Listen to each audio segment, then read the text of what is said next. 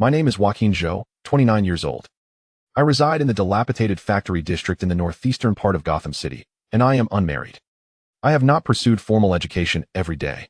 I must engage in a scuffle with Black Canary to escape Arkham before I can return home.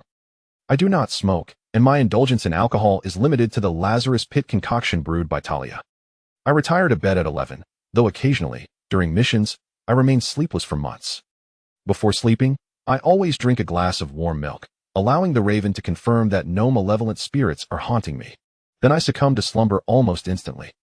I sleep soundly until dawn, resolutely refusing to carry fatigue and stress into the next day. Doctors have assured me of my normalcy, despite one of them being named Harley Quinn. I desire nothing more than to live a life of serene tranquility. If it comes to a confrontation, I am confident that I shall not be outmatched. Before the throne of Apokolips, Jacqueline Zhou declared, stepping upon Darkseid. Has this experiment also failed? Upon hearing this voice, Joaquin strained to open his eyes, yet his eyelids felt as heavy as if laden with lead, rendering him barely able to discern a silhouette. More so than the others, I estimate, he won't survive 10 minutes outside the incubation tank. Ultimately, creating a clone of the Joker seems implausible. That individual harbors too many peculiar secrets. Joaquin became aware that he was submerged in a frigid liquid, yet inexplicably, he did not feel asphyxiated. His throat, however, burned with dryness, preventing him from uttering a word. Then dispose of him, as well leave no evidence. It appears that Bat has already arrived. Do not worry, I had already anticipated this. I have lured Harley Quinn here. That madwoman is conducting perilous experiments to resurrect the Joker. This narrative will not raise any suspicions. As the footsteps faded into silence, an oppressive stillness enveloped the surroundings once more. Joaquin felt his consciousness growing increasingly heavy, as if he were slipping into an eternal slumber. Sufficient intake of extraordinary factors detected. Would you like to activate hero abilities? In a state of semi-consciousness, Joaquin sensed that this was his singular opportunity for revival. Yes, in his mind, a vibrant card seemed to materialize, and upon his consciousness touching it, he felt enveloped in a warm current. Where exactly am I? Joaquin's faculties abruptly regained clarity, and he quickly assessed his situation. He appeared to be submerged in a cylindrical glass tank, the view beyond obscured by a murky yellow liquid. Joaquin forcefully struck the glass exterior, yet it yielded no result.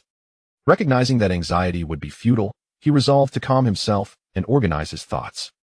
Memory. Fortunately, it seemed intact. His name was Joaquin. While it may sound foreign at first glance, his full name was Zhou Joaquin, a name reminiscent of a popular singer's relative, unmistakably an Eastern individual. His life flashed before him like a carousel, ultimately pausing at a tragic accident on his commute home. Had he been reduced to an experimental subject by certain individuals? As this speculation crossed his mind, he suddenly discovered a vividly realistic interface within his consciousness. It resembled the character skill panel from a MOBA game he had frequently played, with remarkably accurate skill slots, 3 out of 4 of which bore a plus sign. Was this not the character skill panel from League of Legends? And it appeared to be that of the Demon Jester, no sign skill panel? Could it be that?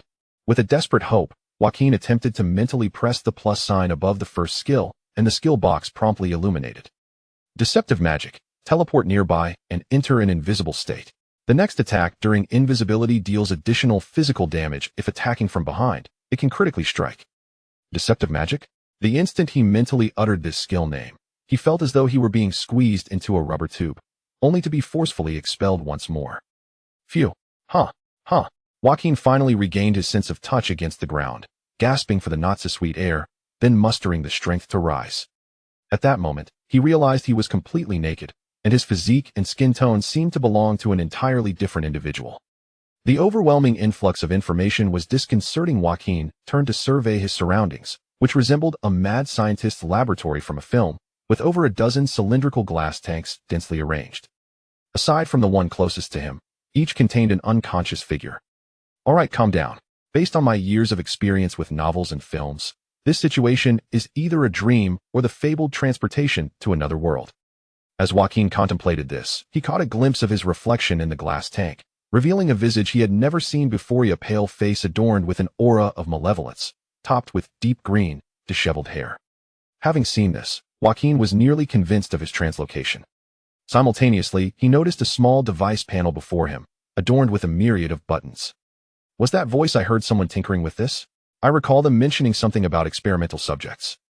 Curiosity piqued, Joaquin pressed a button that resembled a switch, hoping to glean information about his location. Ding. Program confirmation complete, initiating data destruction sequence. Huh? Upon hearing this, Joaquin sensed something amiss. Simultaneously, the liquid in the dozen or so glass tanks began to fill with a black, murky substance, and the previously dormant figures awakened, their faces contorting in silent screams as their bodies rapidly disintegrated and merged into the liquid. Gasp! Joaquin inhaled sharply. This could not be blamed on him who would place such a perilous button in such a conspicuous position without a confirmation step. Was this not an invitation to crime? Wait, calm down, perhaps they were never truly alive, and he was not guilty of murder. Gained 200 experience points. Personal level upgraded to level 2, gained new skill points. Well, although this mysterious system had intervened in a timely manner, Joaquin felt no psychological trauma. After all, based on what he overheard in the glass tank, it seemed these individuals had little chance of survival regardless of his actions. What was more pressing now was to examine the benefits of his upgrade, for in this unfamiliar environment, it was his only reliance.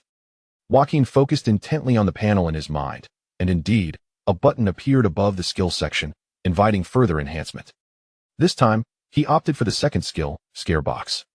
Scare Box. Create a scare box that springs forth when enemies approach, inducing a brief state of fear and inflicting slight poison damage. With a soft popping sound akin to a bubble bursting, a petite and exquisite box manifested on the ground before Joaquin, swiftly becoming invisible within seconds, yet he could still sense its presence, awaiting the opportune moment to activate. What exactly is the principle behind this? Optical refraction? Moreover, its sudden appearance seems to defy the law of conservation of mass. Just as Jacqueline contemplated the mechanics of this skill, he suddenly felt a chill run down his spine, as if he were being watched by some ferocious beast. Upon turning his head, Jacqueline was met with a shadowy entity descending from the dim ceiling, an abyssal presence that appeared capable of consuming light itself. With a thud, Jacqueline found himself forcefully pressed to the ground, the opposing force compelling him into an intimate embrace with the cold surface beneath him. Don't move, unless you wish to be harmed. How could it be you? You're still alive. Chapter 2, A Dangerous Game. Feeling as though his bones were being crushed by this brutal force, Jacqueline quickly realized he could not afford to remain passive. With a snap, Jacqueline employed the trickery of his magic skill once more, and akin to the effects within the game, he vanished from his original position, reappearing ahead in an instant. Vanished? What sort of sorcery is this? Hearing the deep, resonant voice and recognizing the classic attire of the man before him, Jacqueline's heart nearly skipped a beat. Clad in a form-fitting black suit that enveloped his muscular frame, a deep, dark cloak billowed behind him. The most distinctive feature was the black pointed cowl adorning his head, coupled with the prominent bat emblem on his chest.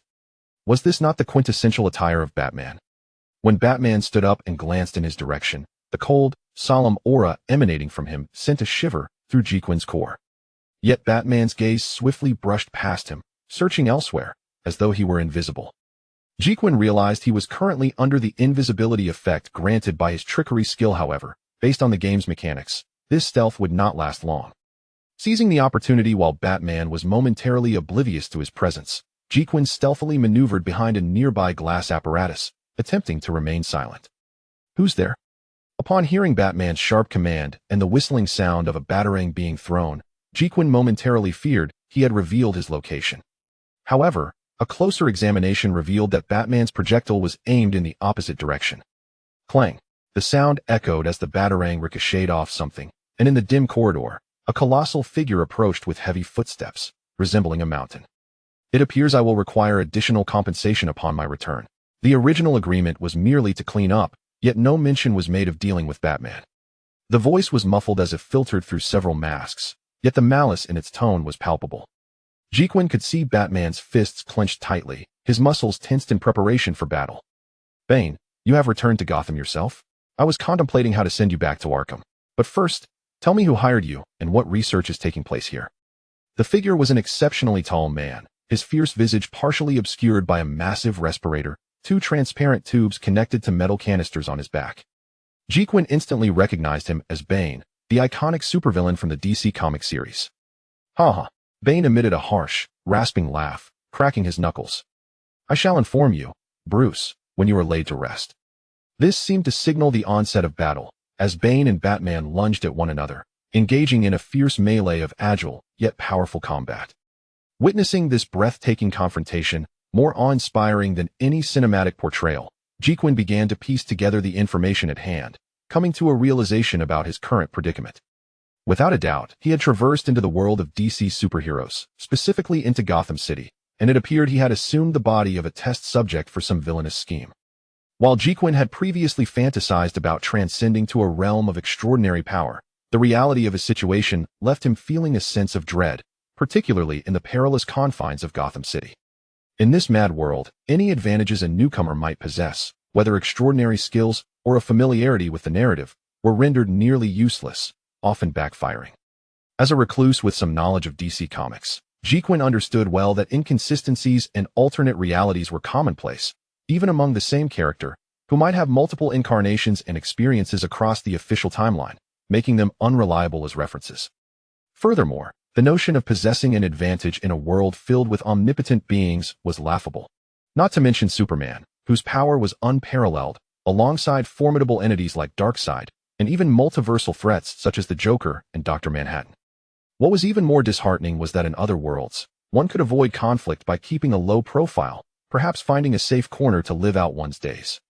Yet in this universe, escaping Gotham would not shield one from earthly invasions, and fleeing Earth would still leave one vulnerable to extraterrestrial legions. If one day the Flash decided to reset the universe, there would be no refuge, even at the cosmos' edge. Crack! The sharp sound of a brake jolted Jacqueline from his musings. Contemplating these matters was premature, as simply escaping from the two individuals before him was already a daunting challenge.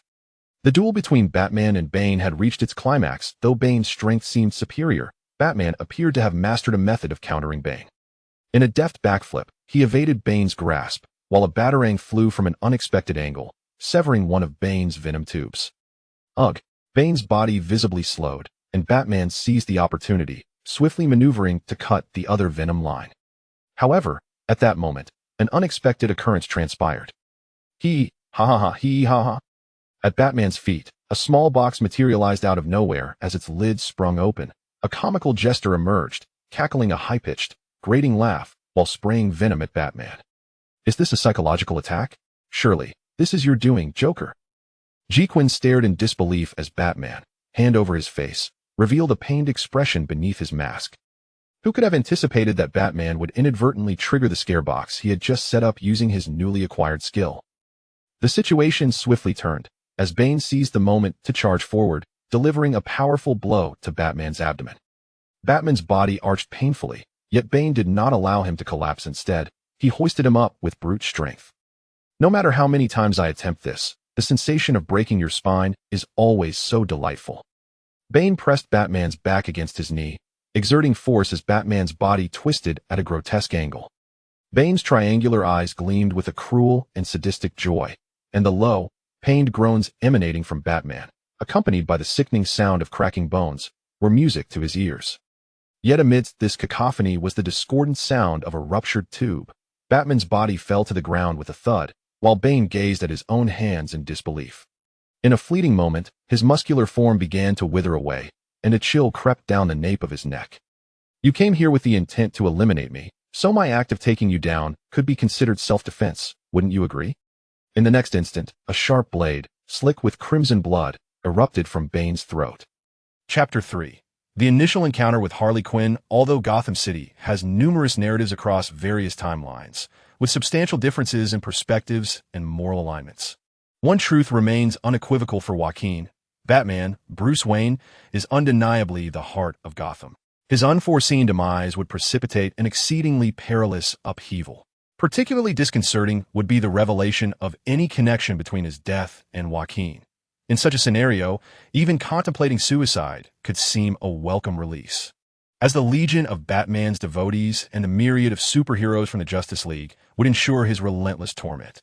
Thus, at the very moment Bane was poised to execute Batman, Joaquin made a swift resolution. He must prevent Batman's death at all costs. However, unarmed and defenseless, the thought of confronting a formidable fighter like Bane with bare hands was utterly preposterous. Just as the notion of possessing a weapon flickered through his mind, Joaquin felt a sudden chill in his palm. Glancing down, he was astonished to discover a sharp, serrated dagger had materialized in his grasp. A thrill of realization surged within him. This might be one of the abilities bestowed by his system. Time was of the essence. With a deep breath, he set his plan into motion. Utilizing his illusionary magic, Joaquin leaped to Bane's side.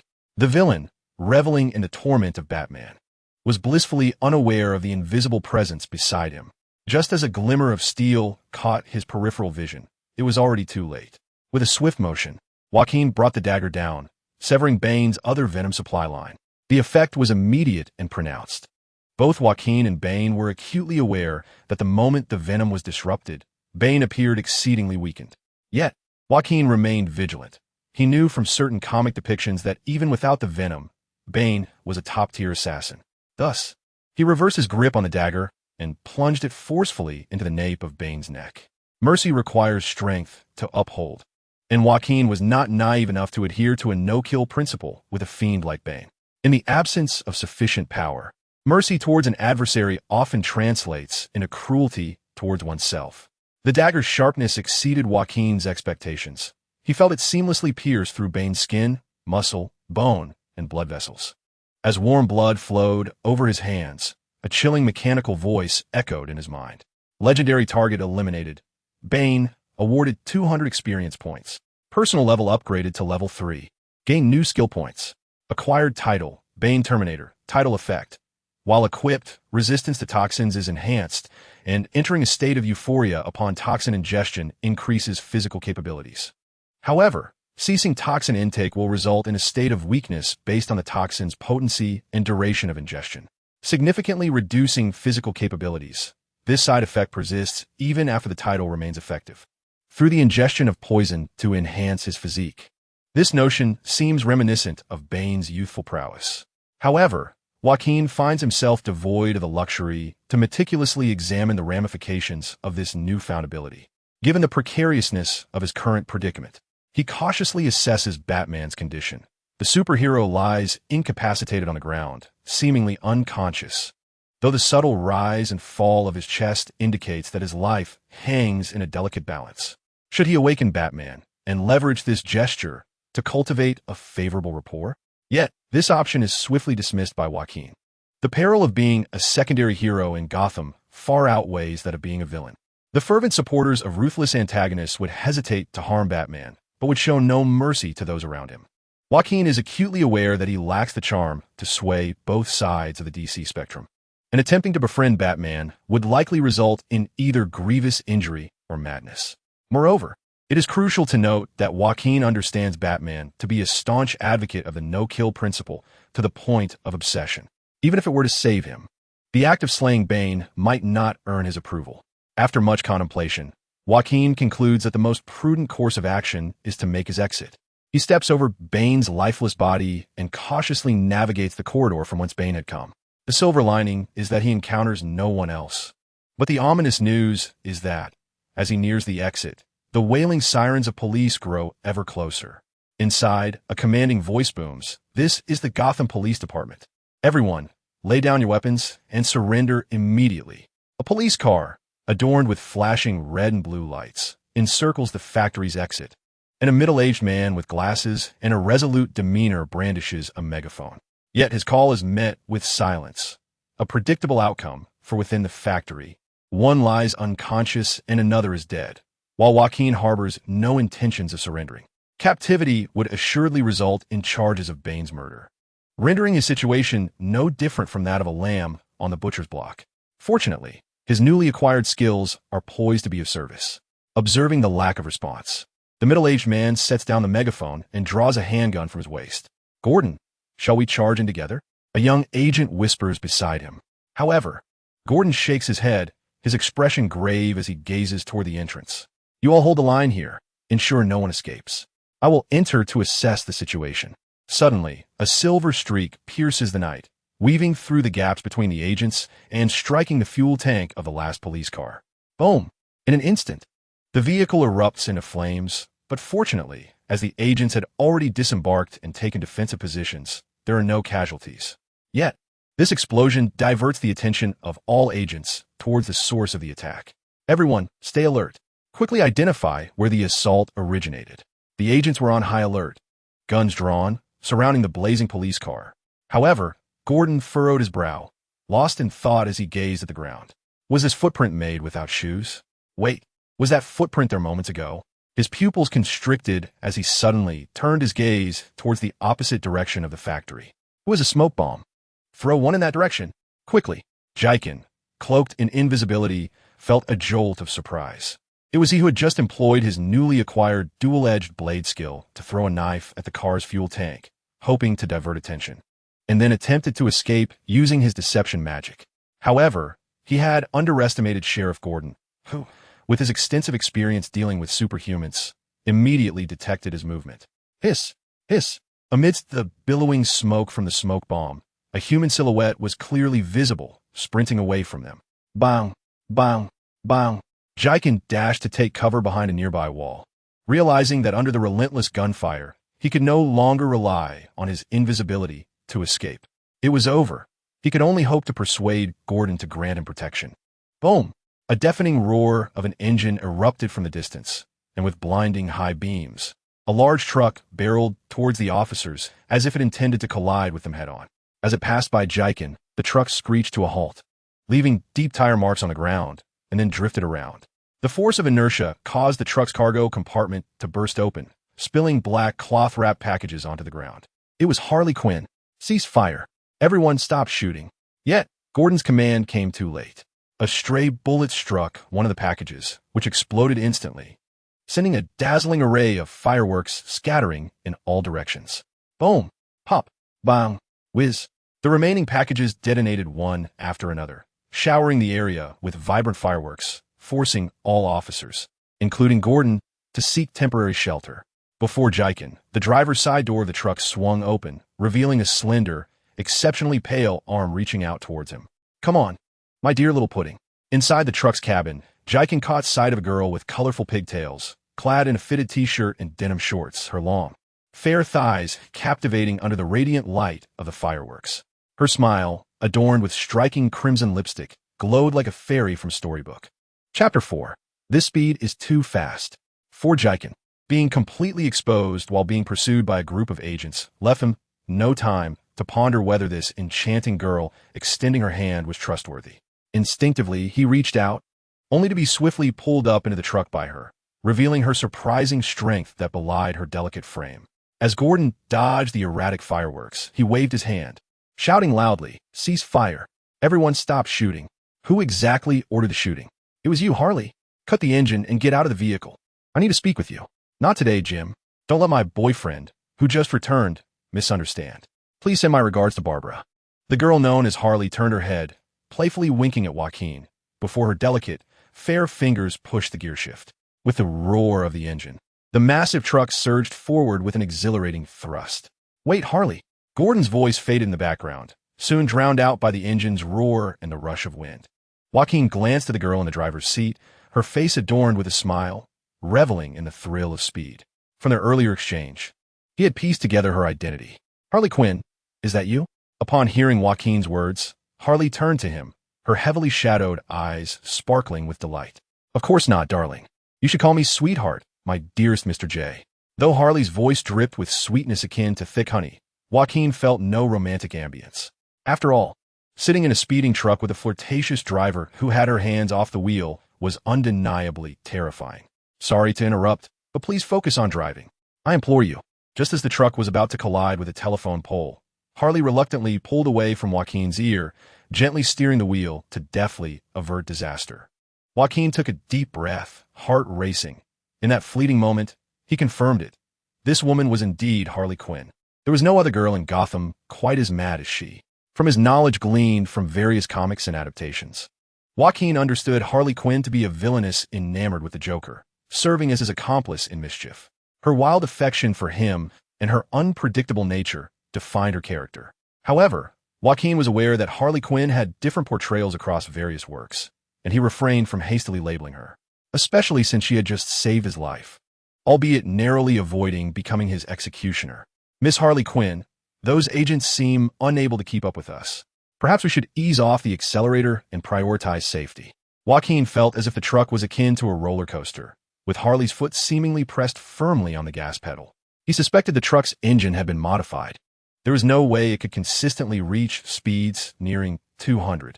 Harley pouted, her brows knitting together as she looked at Joaquin. The good news was she was finally gripping the steering wheel. Really now, little pudding, do you not trust my driving skills? Seeing you without your seatbelt. I thought you had faith in me. Seatbelt? Joaquin felt an immediate chill down his spine, realizing he was ensnared in a perilous situation. If Harley were to suddenly brake or swerve, it would spell disaster. Wait, Miss Harley, could you please slow down? No, maintain the speed for now. Let me fasten my seatbelt. Yet, it appeared to be too late. As the truck crested a hill, an abandoned warehouse loomed into view. Welcome back, my dearest pudding. This is our love nest, your stronghold. Bang! Harley's subsequent words were drowned out as Joaquin's forehead collided uncontrollably with the windshield due to her abrupt stop. Indeed, Harley Quinn was an exceedingly dangerous woman. This was Joaquin's final thought before succumbing to unconsciousness. Sheriff Gordon, should we pursue Harley Quinn? Upon hearing his subordinate's question, Gordon, whose clothes were riddled with holes from fireworks, shook his head solemnly. No, I will devise a plan for her later. Let us first address the matter at hand. With a heavy sigh, Gordon turned his gaze towards the old factory surrounded by agents, which had fallen silent. You all stay alert outside. Only enter upon my command. After issuing orders to his subordinates, Gordon ventured alone through the entrance, traversing the dim corridor, cautiously brandishing his pistol as he delved deeper. Upon entering a room further within, his heart tightened at the sight of two lifeless bodies sprawled on the floor, prompting him to rush forward. Breathe! Wake up, Batman, are you all right? At the sound of Gordon's voice, Batman slowly opened his eyes, struggling to rise, but the slightest movement elicited a low groan of pain. Noticing the concern etched on Gordon's face, Batman waved his hand dismissively, his voice low and gravelly. Do not worry. It's merely a slight fracture of the spine and muscle strain, nothing as debilitating as last time. Despite Batman's reassurance, Gordon remained grave, aware that such injuries required prolonged rest for recovery, a luxury that this man could scarcely afford. Do not mind me for now, Bane. Have you seen Bane? Gordon silently pointed to the side. Following his gesture, Batman's gaze fell upon Bane's lifeless body in a pool of blood, his expression sharpening beneath the cowl. Though it seems unlikely, it couldn't possibly be you. Not me, Batman replied decisively. Sighing with relief, Gordon assisted Batman to his feet. But if it wasn't you, then who could have done this? The one capable of killing Bane is no ordinary foe. Batman pressed his lips together, seemingly deep in thought before murmuring softly. Before my confrontation with Bane, I encountered someone who should not have been here. Yet, there are too many inconsistencies. First, he appeared to lack superpowers. Yet he clearly used extraordinary abilities to evade me. Secondly, if it were him, he would not have so nonchalantly abandoned me. He lifted his head, his gaze brimming with a tapestry of emotions. More importantly, he was undeniably deceased, a fact that both you and I have confirmed, Gordon. Without a shadow of a doubt. He had perished 3 years ago, and it was my own hands that dealt the fatal blow. Gordon's eyes widened in disbelief as he turned to Batman. Are you suggesting that this man has been resurrected? Such a phenomenon is inconceivable. Batman hesitated for a moment before gently shaking his head. It remains uncertain for now. But we must prepare ourselves, Gordon. The nights in Gotham may soon become tumultuous once again. Chapter 5. Awakening on Harley's sofa as Joaquin reopened his eyes. He was met with the sight of an unfamiliar, low ceiling. Where exactly was he? Still somewhat dazed from slumber, Joaquin instinctively touched his abdomen, relieved to find that his kidneys were intact. However, a dull ache lingered in another area, and as his hand brushed against the bandage adhered to his forehead, memories of his injuries surged back to him. Startled, Joaquin sat upright and surveyed his surroundings. It appeared to be a cramped, low-ceilinged room, with little more than a few doors and the weathered, mottled walls devoid of any windows. A rudimentary, high-wattage light bulb hung from the ceiling, alongside a conspicuous section nailed together with wooden planks. The vibrant sofa he had previously occupied was now beneath him, and as he rose, a thin blanket slipped from his body, leaving him entirely unclothed. At that moment, Joaquin heard the sound of water cascading from a shower beyond one of the doors, accompanied by the faint melody of a soft hum.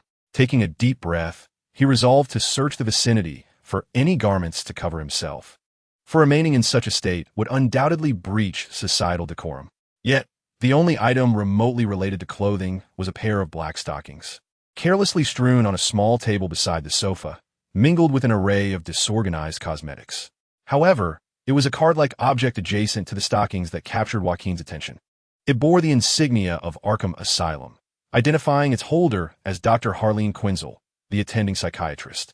Upon seeing this identification, Joaquin was struck with a realization. The one who had rescued him from the clutches of the Gotham agents was none other than Harley Quinn, and this was likely her abode. "Darling, could you pass me those stockings?" A sweet, enchanting voice suddenly chimed from behind him. Joaquin swiftly turned, momentarily rendered speechless by the sight before him.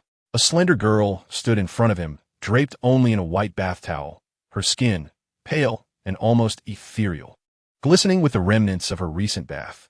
Beneath a cascade of damp, golden hair, freshly washed and cascading freely, lay a visage both delicate and exquisite. In contrast to the heavily made-up appearance Joaquin had previously encountered, this countenance possessed a softer allure, infused with an enchanting charm. "What troubles you, little pudding? Still reeling from the collision?" Harley Quinn beamed brightly, reaching for the stockings from Joaquin's grasp. As her slender, porcelain-like arm extended towards him, he caught a whiff of a subtle, fragrant aroma. "Apologies, Miss Harley. I merely have a few inquiries to—" "Oh, forgive me." Joaquin's words faltered as he observed Harley nonchalantly release her grip on the towel, allowing it to cascade down like a waterfall. He quickly turned his head away. Is this a bit too provocative? Is the culture in this lighthouse nation, or Gotham City, so audacious?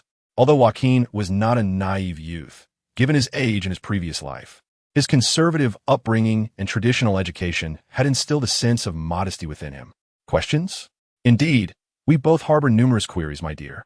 I'm also curious about where you have hidden for the past 3 years, and I'm certain you wish to inquire why. Harley's voice trailed off, growing somber, yet she refrained from elaborating, plunging the atmosphere into an awkward silence, punctuated only by the rustling of fabric. This, however, piqued Joaquin as curiosity. "Sister, are you the Joker's girl or the Riddler? Why speak only in fragments?" Upon hearing the silence behind him, Joaquin turned, eager to pursue his questioning further, but was momentarily struck dumb by Harley's new attire. She donned a simple yet casual ensemble, a gracefully understated long skirt that brushed her calves, with her golden locks elegantly styled into a bun at the nape of her neck. She appeared as an ordinary passerby, a stark contrast to her previously flamboyant jester persona. Noticing Joaquin's astonished expression, Harley playfully winked and retrieved a pair of glasses and a leather handbag from the cluttered table. Upon donning the spectacles, she became almost unrecognizable, a far cry from the whimsical jester he had known. "I apologize, darling. Although I yearn for a heartfelt reunion and to share our tales, it is time for me to commence my work. Be it inquiries or sweet nothings, may we continue this conversation upon my return tonight?" "Work? Tonight? So, it is indeed daytime?" Harley removed a leather handbag from a hook on the wall, blowing a reluctant kiss to the still baffled Joaquin as she headed toward the steel door. "Wait, Miss Harley, grant me a moment." Joaquin was determined not to let Harley Quinn slip away so effortlessly. He had an abundance of questions awaiting answers. Hastily, he wrapped a sheet around his waist to shield his modesty and pursued her. Woof woof. Just as Harley opened the door, 2 resounding barks erupted, startling Joaquin. Behind the iron gate, a robust and ferocious creature, specifically a hyena, bared its teeth and glared at him with eyes brimming with savagery. "Be good, bud. Do not cause a ruckus. He is not breakfast, but rather your master's boyfriend." Harley gently caressed the hyena's back, akin to soothing a small feline, and then cast a playful smile towards Joaquin. It seemed that Bud, having not seen him for some time, barely recognized him. "So, my dear, please refrain from opening the door carelessly, especially in your current state of undress." At this point, Harley's gaze peculiarly darted towards the area concealed by the blanket surrounding Joaquin. Bud has a penchant for devouring eggs and sausages. A chill ran down Joaquin's spine, and before he could fully grasp the situation, with a resounding bang, Harley forcefully shut the iron door, accompanied by the unmistakable sound of the locking mechanism. Was he now being subjected to unlawful confinement? Joaquin sighed. It appeared that any questions would have to await Harley Quinn's return, not to mention the securely locked iron gate and the fierce hyena behind it. His current appearance would certainly preclude him from wandering streets. A low rumble emanated from Joaquin's stomach, and it suddenly dawned on him that since his arrival in this world, He had not consumed a morsel of food. He should have at least requested something to eat from Harley Quinn. Driven by hunger, Joaquin began to scour the room for sustenance. Fortunately, in a corner of the table, he discovered a partially opened bag of chips, which, judging by its softness, had not been there for long. Beside it lay a thick notebook. Is this a scrapbook? He wondered as he munched on the chips and flipped open the notebook. Inside, it appeared to contain a collection of clippings from various newspaper articles, interspersed with elegant handwritten notes. On the first page, a sensational headline caught his attention. Revealed: the truth behind the death of the crime prince, the Joker. At the hands of Batman, the true hero is none other than Harley Quinn. Chapter 6. What in the world is this altered timeline? The date on the newspaper was 3 years prior to that displayed on the wall calendar. 3 years ago, the conflict between Batman and the Joker had escalated dramatically. Although Batman had repeatedly apprehended the Joker and confined him to Arkham Asylum, the Joker always managed to escape and return with renewed vigor. It seemed that the Joker was no longer content with their cyclical game. He began to broaden the scope of his warfare, ensnaring other Gotham City villains while also targeting more innocent civilians and those close to Batman. Ultimately, after a series of exceedingly heinous events, something occurred that surpassed Batman's threshold of tolerance. First, Commissioner Gordon's daughter was kidnapped and, upon her recovery, found to be paralyzed. Then, within an abandoned factory that had experienced a violent explosion, a body was discovered, brutally murdered, which, based on size and attire, seemed to belong to Batman's aide, Robin. The Joker appears to have finally provoked Batman's deepest ire, culminating in an event where Batman discovers the Joker's lair and ultimately delivers the Joker's lifeless body to the Gotham City Police Department. Although the world was taken aback by Batman's unprecedented breach of his no-kill rule, few dared to condemn him, for they understood that this was the solitary means to safeguard countless lives from the Joker's malevolence. This incident has left an indelible mark on Gotham City. During the fierce confrontation between the Joker and Batman, many of Gotham's nefarious characters were apprehended, leading to the dissolution of their criminal enterprises. More significantly, this event instilled a sense of dread in those villains who previously believed Batman would never resort to murder, nurturing a false sense of security. They have come to realize that Batman is indeed fallible, and should he be genuinely provoked, dire consequences could ensue. In summary, following this incident, Gotham has experienced a notable tranquility, with a remarkable absence of heinous crimes over the past 3 years, even earning a place on a list celebrating the wholesome cities of the Lighthouse Nation, a silver lining amidst the chaos. Yet, this merely encapsulates the preliminary details reported. The more critical aspect lies in the subsequent internal intelligence. It is alleged that the location of the Joker was uncovered due to his aide, Harley Quinn, abandoning the shadows to cooperate with Commissioner Gordon and disclose vital information.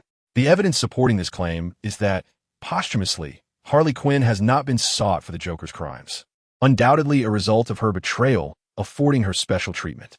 Upon reading this, Joaquin inhaled deeply, deciding to collect his thoughts. What a bizarrely altered timeline this is. While some events align with the comic narratives he has previously encountered, such as the demise of the second Robin and Barbara's injury, the most pivotal divergence is that this world's Batman has forsaken his no-kill principle, targeting none other than the Joker. However, from what he has observed about Batman's current state, the hero's psyche seems relatively intact, mercifully not having succumbed to the madness of the Laughing Bat timeline. Even more astonishing to Joaquin is the fact that, following the Joker's demise, other villains have inexplicably vanished as well. Gotham City, with its newfound simplicity, is far more absurd than a Batman who has relinquished his moral code. Regarding the latter half of the report, which discusses Harley Quinn's betrayal of the Joker, Joaquin furrowed his brow and scrutinized it once more. To be frank, he had no intention of fully believing the contents of this clipping, as the credibility of Lighthouse Nation's media is notoriously questionable. However, the segment concerning Harley seems to bear an authenticity not concocted by a journalist's imagination. The evidence lies in a hastily scribbled note adjacent to this portion of the clipping. "I'm sorry, I had no choice." It is easy to surmise who inscribed these words, and with the individual's personal verification, this segment carries a degree of credibility. Joaquin casually flipped through the clippings at the back of his notebook, most of which reported on the suspected reemergence of the Joker, swiftly apprehended by the Gotham police or Batman, and confirmed to be an imposter. After closing the notebook, Joaquin began to weave together all the intelligence and information he had gathered since his arrival here. 3 years prior, following Harley Quinn's betrayal and the Joker's demise at the hands of Batman, Gotham enjoyed a rare tranquility. Now, 3 years later, someone was conducting perilous experiments in an abandoned factory, seemingly related to the creation of Joker clones. The experiments were deemed failures. At least, that was the belief of those involved.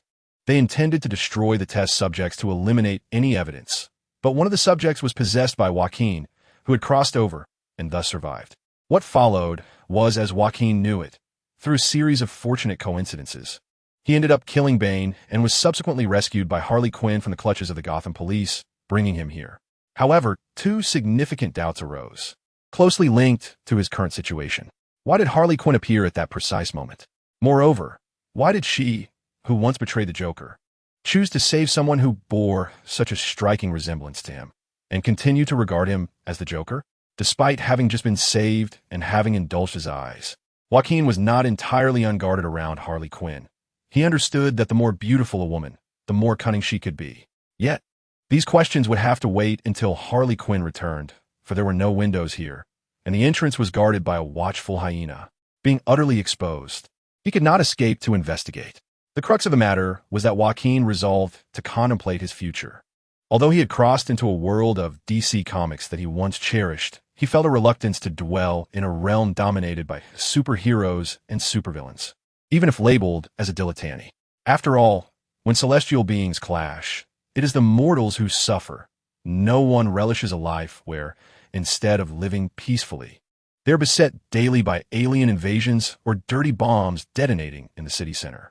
Of course, strictly speaking, he was no longer a mere mortal, possessing the abilities of the character known as the Joker from League of Legends. It was a modest advantage. However, truth be told, compared to other superheroes, it was rather insufficient. While he could easily intimidate petty thugs, facing true superheroes or villains left him hoping for a chance, like against a weakened Bane. Most importantly, Joaquin had always been a slothful creature in his previous life, content with clocking in and out of work and dabbling in games. Had he possessed the drive and determination to become a supervillain or superhero, he would have already made a name for himself or secured a government position in his past life. Crossing over and gaining a small advantage would not magically alter his character. The notion of an underachiever awakening to seize greatness seemed implausible. Given that Gotham was currently basking in peace, as the media proclaimed, Joaquin's intentions became clear, although he bore a resemblance to a villain. In a world where donning glasses could facilitate perfect disguise, this hardly posed a significant obstacle. I, Joaquin, yearned for a tranquil existence as an ordinary individual in Gotham City. Chapter 7. Misunderstandings are perennially difficult to resolve. How splendidly fitting. Indeed, your size remains precisely as I recalled, remarked Harley Quinn upon her return, presenting Joaquin with a new ensemble. For the first time since his arrival in this realm, Joaquin was finally attired properly, which brought him a sense of tranquility. The garments, surprisingly well-fitted, bore a resemblance to a comedian's attire, yet he found little to critique. Emerging from the restroom, clad in his new attire, he discovered that Harley had reverted to the style she donned when they first met, vibrantly colored tank top and hot pants, while she stood before a small mirror, applying her makeup with fervor. I brought you pizza, and I shall venture out again shortly. Upon my return, we can indulge in some intimacy, my little pudding. Sensing Harley's unwavering intent to keep him close, Joaquin felt a heaviness in his heart. Thus, he resolved to be forthright. Miss Harley Quinn, I shall speak plainly. I am Joaquin, not the clown you believe me to be. While I'm grateful for your rescue last night, I must take my leave. Harley paused, pouting as she gazed at Joaquin, her expression tinged with discontent. Joaquin, my dear, how can you utter such heartless words? I have never forgotten your visage. The moment I laid eyes upon you, I knew you had returned. I have seen your scrapbook, which clearly states that the clown has been slain by Batman, and that you are involved. Miss Harley, you must be aware that I'm not the clown, Joaquin interjected, raising the scrapbook in his hand. Harley's expression shifted dramatically as she lunged forward, snatching the scrapbook from him and clutching it tightly to her chest, her eyes glistening with tears, revealing a pitiful demeanor. So you still have not forgiven me, my dear? 3 years ago, I too was deceived by Gordon and that wicked bat. But I knew they could fool me once. They could deceive me again. Indeed, their claim of your demise was a lie, evidenced by your very presence here today. Her sorrowful countenance appeared genuine, as if she truly viewed herself as the resurrected clown.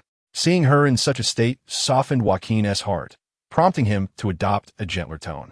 The resemblance I bear to the clown is likely due to other circumstances, but I can assure you, I am not the clown. I apologize for any disappointment. Miss Harley Quinn. Upon hearing his words, Harley bowed her head, rubbing her eyes as if deep in contemplation. I understand now, Mr. Joaquin. You are not the clown, merely a clone that bears his exact likeness. Am I correct? Joaquin's face brightened, and he nodded eagerly.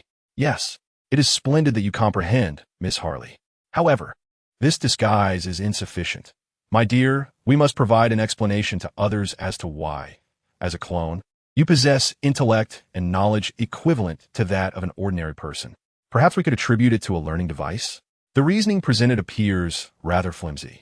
Could it be that the explanation is simply that you have been possessed by a spirit from another realm? Yet, this notion seems overly fantastical. Upon seeing Harley mischievously wink at him, Joaquin found himself momentarily speechless. I comprehend your intent. You desire to return to Gotham under an entirely new identity, just as you previously adopted the aliases of Jack Napier and Arthur Fleck. Tossing aside her scrapbook, Harley swiftly approached Joaquin, grasping his hand and gazing up at him with sparkling eyes. Regardless of whether your new persona is the Joker or Joaquin, one truth remains. You will forever be the one I cherish most. So please, do not leave me again, my dear. Joaquin finally grasped that this woman had irrevocably equated him with the Joker, rendering any explanations futile. With a soft sigh, he gently withdrew his hand from hers and made for the door. Never mind. How you perceive it is your concern, Harley. However, I must leave this place now. I yearn for a tranquil life, free from entanglements with perilous affairs. Suddenly, Joaquin felt delicate fingers gripping the nape of his neck, and before he could react, he was forcefully yanked back onto the sofa. Coughing, he exclaimed, "What on earth?" Before he could fully comprehend the situation, he felt a heavy weight pressing down on him, accompanied by an intoxicating fragrance. No, my dear, you absolutely cannot leave this place, not even a step. I will acquiesce to any request you have, but you must remain here for now. Harley Quinn's commanding tone starkly contrasted with the softness of her body atop Joaquin. Her gaze, filled with undeniable determination and a hint of pleading, ensnared him. Just then, a loud knocking echoed from the door, accompanied by the sound of growling hyenas. Hey, don't bite me. At least don't bite the head honcho. Everyone's nearly here. The gathering can commence. A voice called from outside. Harley quickly covered Joaquin's mouth with her soft palm to muffle any noise, maintaining her position atop him while responding loudly. Okay, I'll be right out. Dana seems to be at the nearby dessert shop. Could you fetch her for me? Once the person outside appeared to have departed, Harley released her grip from Joaquin's mouth and looked at him apologetically. I'm sorry, my dear. I cannot allow anyone to know you are here for the time being. But soon, once I eliminate that scoundrel, you will be free. Murder? Joaquin frowned, about to inquire further when a sudden clang rang out, and he felt the cold touch of metal against his wrist. Turning his head, he realized that Harley had secured his hand with metal handcuffs to the leg of the table. Rising from atop him, Harley swayed gracefully towards the door, casually picking up the baseball bat leaning against the wall. Wait, Harley, what do you mean by murder? Release me first, Harley. Yet Harley Quinn offered no further reply to Joaquin. Instead, she blew him a kiss before exiting the room, the sound of the iron door locking echoing behind her. Joaquin reclined on the sofa, exhaling a heavy sigh. He had anticipated that many of his questions would find resolution upon Harley's return, but to his dismay, the situation had only grown more convoluted.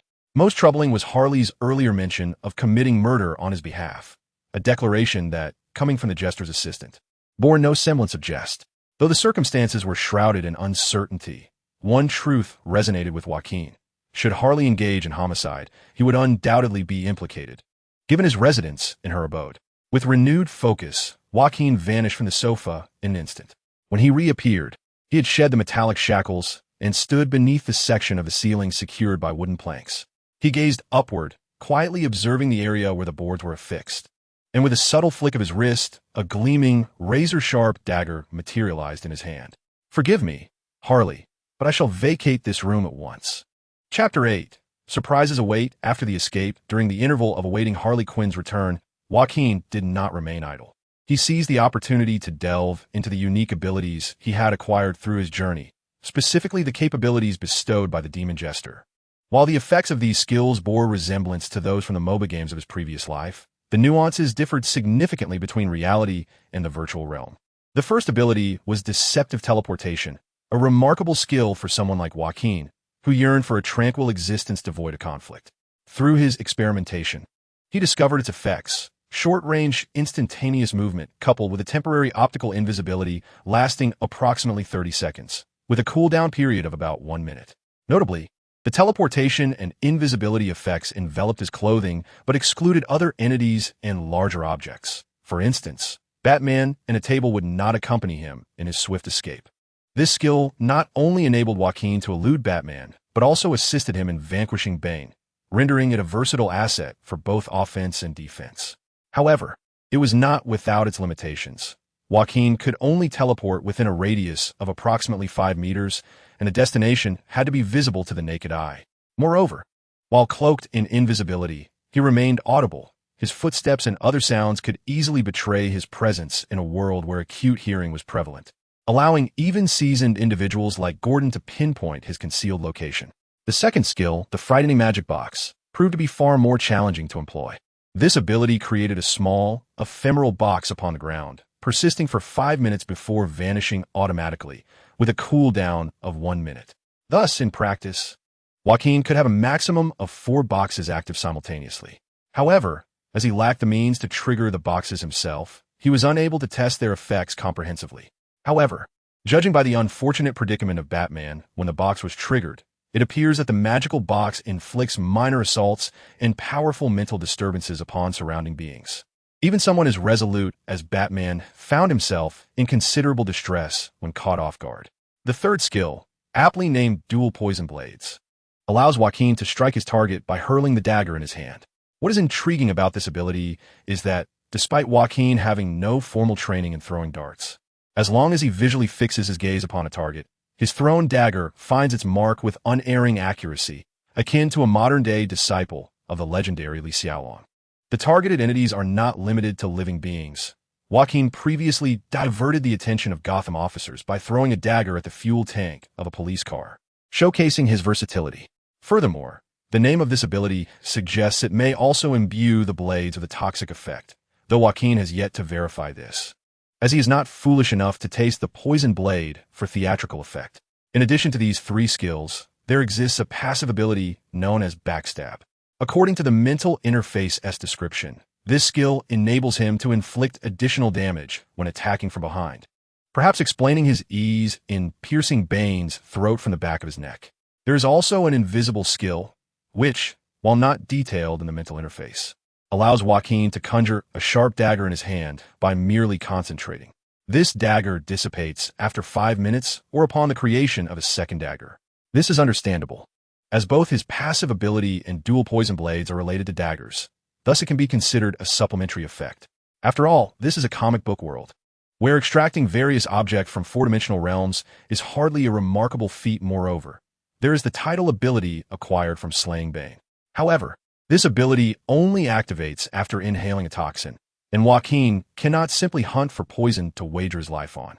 In summary, these are all the special abilities currently possessed by Joaquin. To be honest, while these skills are indeed remarkable, they pale in comparison to the celestial beings of the DC universe who engage in battles that span the cosmos. Nevertheless, for Joaquin, who merely wishes to live a life of tranquility as an ordinary person, these abilities are more than sufficient to enable his escape from Harley Quinn's unlawful confinement. With a resolute demeanor, Joaquin stood upon a stool and forcefully pried open the nails securing the peculiar wooden panels in the ceiling with a dagger in hand. Once the panels were removed, he glimpsed the reflection of glass behind them. Upon this revelation, Joaquin's heart leaped with joy. He realized his suspicions were indeed correct. A standard dwelling could not possibly lack windows entirely. The only plausible explanation was that this place was, in fact, a basement. Given the presence of a restroom, it seemed this basement was originally designed for habitation. Consequently, for such a basement, one essential feature must be present: a light well. After all, no architect would prioritize concealment over comfort when designing a home. For habitable underground chambers, a light well, akin to a skylight, is indispensable. Perhaps Harley Quinn sealed the skylight for the sake of privacy. Crash! The glass shattered under Joaquin's strike, yet the far side of the light well remained shrouded in darkness. Obscured by some unknown object, Joaquin twirled a small knife in his hand, took a deep breath, and forcefully hurled the dagger upwards. Whoosh! Clatter! The knife seemed to pierce through the glass at the base of the light well as the wooden board sealing it. With unwavering focus, another knife manifested in his hand, while the previous one vanished. A sliver of frosty moonlight streamed through the hole created by the knife, casting a coin-sized patch of illumination on the floor. Joaquin knew he had succeeded. Under normal circumstances, escaping through a minuscule hole located several meters high would be impossible. However, for Joaquin, it posed no challenge. He donned a cap he had found in Harley's wardrobe and climbed onto a stool to gauge the distance to the small opening at the top of the light well. A fraudulent magic trick, that peculiar sensation of being squeezed through a rubber tube and then forcefully ejected resurfaced, and in the next instant, Joaquin found himself sprawled on the earthy grass, inhaling the fresh air that was starkly different from that of the basement. Farewell, prison. Farewell, Harley Quinn. I shall seek a tranquil life, far removed from superheroes and supervillains. Just as Joaquin momentarily reveled in the joy of escape and prepared to rise, an overwhelming force suddenly slammed his head back to the ground.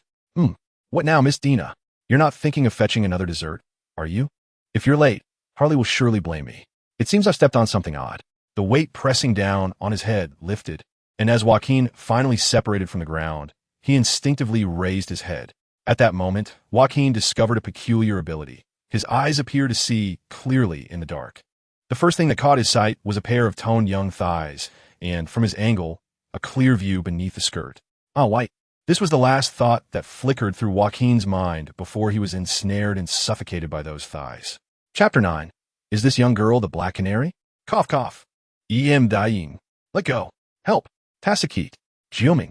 Joaquin felt as though his neck was ensnared by an enormous iron clamp, choking him into a haze of consciousness, to the point where even his native language slipped out amidst the struggle for breath. He had relinquished the dagger, unable to steady it, let alone retaliate. Originally thinking he had stepped in dog excrement, he now realized he was merely a pervert caught peeping beneath a girl's skirt. Though, truth be told, there was little difference between the two. Given such perverse behavior, there seems little cause for complaint when one's neck is severed. Although the voice that resonates is crisp and ethereal, reminiscent of a skilled voice actor, it now bears no distinction for Joaquin from the whispers of death. Wait. If Lady Diana continues on this path, he is truly on the brink of demise. It is utterly unreasonable to commit murder over a peeping pervert. Upon hearing the man's voice, tears welled in Joaquin's eyes, which were already dizzy with stars. How rare it was to finally encounter a semblance of normalcy after traversing into this world. For the sake of this lady, it is imperative that this scoundrel be dealt with. Such a rogue ought to be thrown to the hyenas of Harley's domain to ensure his disappearance. Well, I apologize. It appears that I, the only sane individual, am at odds with this world. Farewell to this DC universe. I shall seek solace in another realm. Although Joaquin had prepared himself for a second traversal, the persuasion of another seemed to have an effect, and he felt the constricting grip around his neck finally loosen. However, before he could savor the fresh air for long, he felt his hands forcefully bound behind him, rendering him immobile. It seemed that, although his life had been spared, his departure was not permitted. Wait, could this demeanor signify? A chill surged up Joaquin's spine, as the latter half of the earlier remarks about feeding him to dogs intensified his trepidation. He recognized that the voice belonged to the man who had knocked at the door moments ago. If he were indeed Harley's right-hand man, a high-ranking member of the Joker's gang, he would undoubtedly recognize Joaquin's striking resemblance to the Joker himself. Thus, any plans of escape Joaquin had would be dashed. Silent, Joaquin anxiously calculated the cool-down time for his deceptive trick, lamenting that he had just employed it, and it would require some time before he could use it again. Was it possible that this typically clownish attire indicated he was a former member of the Joker-esque gang, summoned by Harley? Upon hearing this thought, Joaquin mustered the courage to raise his gaze towards the man and woman before him. The man, who was currently restraining him with a joint lock, appeared to be in his 30s and possessed a certain handsomeness as he scrutinized Joaquin with keen interest. The other, likely the girl who had nearly strangled him moments ago, was statuesque, clad in a black leather jacket and a short skirt. Her long, white legs, sculpted like a work of art, served as weapons. Yet this blonde girl, seemingly around 15 or 16, displayed unabashed disdain for Joaquin on her exquisite features. Is this the caliber of ruffians that the Joker's gang recruits? To be honest, shouldn't Harley be a bit more discerning? Well, we are hardly a formal organization. Although we refrain from such actions now, we were once notorious for our violent deeds, the young man remarked, releasing Joaquin from his restraints and amiably brushing off the dust from his shoulder. It is much easier to handle when it involves someone from our own circle. I understand now. It was all a misunderstanding. The young man wore a look of sudden realization and flashed a knowing smile at Joaquin, who awkwardly returned the grin, still feeling utterly perplexed. No, my friend, what do you understand? I'm still quite bewildered myself. The young man, displaying a sense of familiarity, casually placed his hand on Joaquin's shoulder, leaning in conspiratorially to whisper in a lowered voice. Brother, you've heard about Sister Harley's plan and thought it was too far-fetched. Wanted to sneak away, right? That's entirely understandable. I felt the same when I first heard it. Thought she was contemplating something drastic. Ah, yes, precisely. I didn't expect you to uncover that. Faced with the disapproving gaze of the blonde girl beside him, Joaquin, though still in a fog, resolved to embrace the role and showcase his acting prowess for the sake of his own safety. But fear not. You surely didn't anticipate whom Sister Harley enlisted for assistance. With this individual's help, this operation is bound to succeed. The young man patted Joaquin's shoulder before gesturing towards the blonde girl before them. Allow me to introduce this young lady. Her name is Dinah Lance, the renowned Black Canary. I've already told you, Walker, not to speak of my affairs so casually. The girl named Dinah interjected, her brow furrowed in dissatisfaction. Joaquin's pupils dilated in disbelief as he gazed at the blonde girl, instinctively exclaiming, Dinah, the Black Canary? Are you the one associated with Green Arrow? Upon hearing Joaquin's words, Dinah's expression shifted dramatically. She swiftly approached him, gripping his collar tightly, her serious demeanor piercing through as she interrogated, Do you know Green Arrow? Well, to clarify, I know of him. Doesn't he know me? Dinah then relaxed her grip, as if reassured. That makes sense. He is indeed a notable figure, and it would be odd if one were unaware of him. Meanwhile, Joaquin's mind raced, recalling everything he knew of the Black Canary from his previous life, connecting the dots to the blonde girl before him. According to his understanding of the comics, the Black Canary is a prominent female superhero. While there are 2 generations of Black Canaries, both named Dinah, the more frequently appearing one is the second generation, known for her unique identity as the superheroine, Green Arrow's wife. From the comics, Black Canary possesses abilities that include a supersonic attack, known as the Canary Cry, alongside a combat style that excels in leg techniques. Her petite frame nearly managed to strangle him moments ago, aligning perfectly with his characterization. However, what astonished Joaquin was the apparent connection between the Black Canary and Green Arrow in this world, particularly the fact that her name was Dinah Lance. It is well known that Green Arrow's true identity is Oliver Queen, and it is common in Western culture for women to adopt their husband's surname after marriage. Before me stands a golden-haired girl, clad in attire that is somewhat audacious and mature, yet her appearance suggests she is merely a girl of 15 or 16. Viewed from this perspective, the wealthy gentleman, adorned with a green hat and skilled in archery, seems rather pitiable in this world. Chapter 10. Harley Quinn's passionate speech. Dana, my little darling, you have taken so long to return that I was genuinely concerned something unfortunate had befallen you. What is there to worry about, Harley? Are you not aware of my capabilities? In Gotham, there are but a handful who could match me in an arm wrestling contest. Dana embraced Harley Quinn affectionately, while Joaquin, forcibly brought along by Dana and a man named Walker, attempted to lower his cap and stealthily edge towards the exit. Alas, how unfortunate! After a brief circuit, I find myself once again beside Harley Quinn. This appears to be an expansive, dilapidated warehouse situated above the basement from which Joaquin recently escaped. Under the harsh glare of overhead lights, the space is as bright as day, with dozens of peculiar, eccentrically dressed individuals resembling clowns scattered before Harley Quinn. Now that everyone is present, let us not squander any more time. Harley cleared her throat, standing atop a large metal barrel, brandishing a megaphone to amplify her voice throughout the aging warehouse. First and foremost, after such a long interval since the last gathering of the Joker's gang, I am astonished to see so many comrades responding to my call.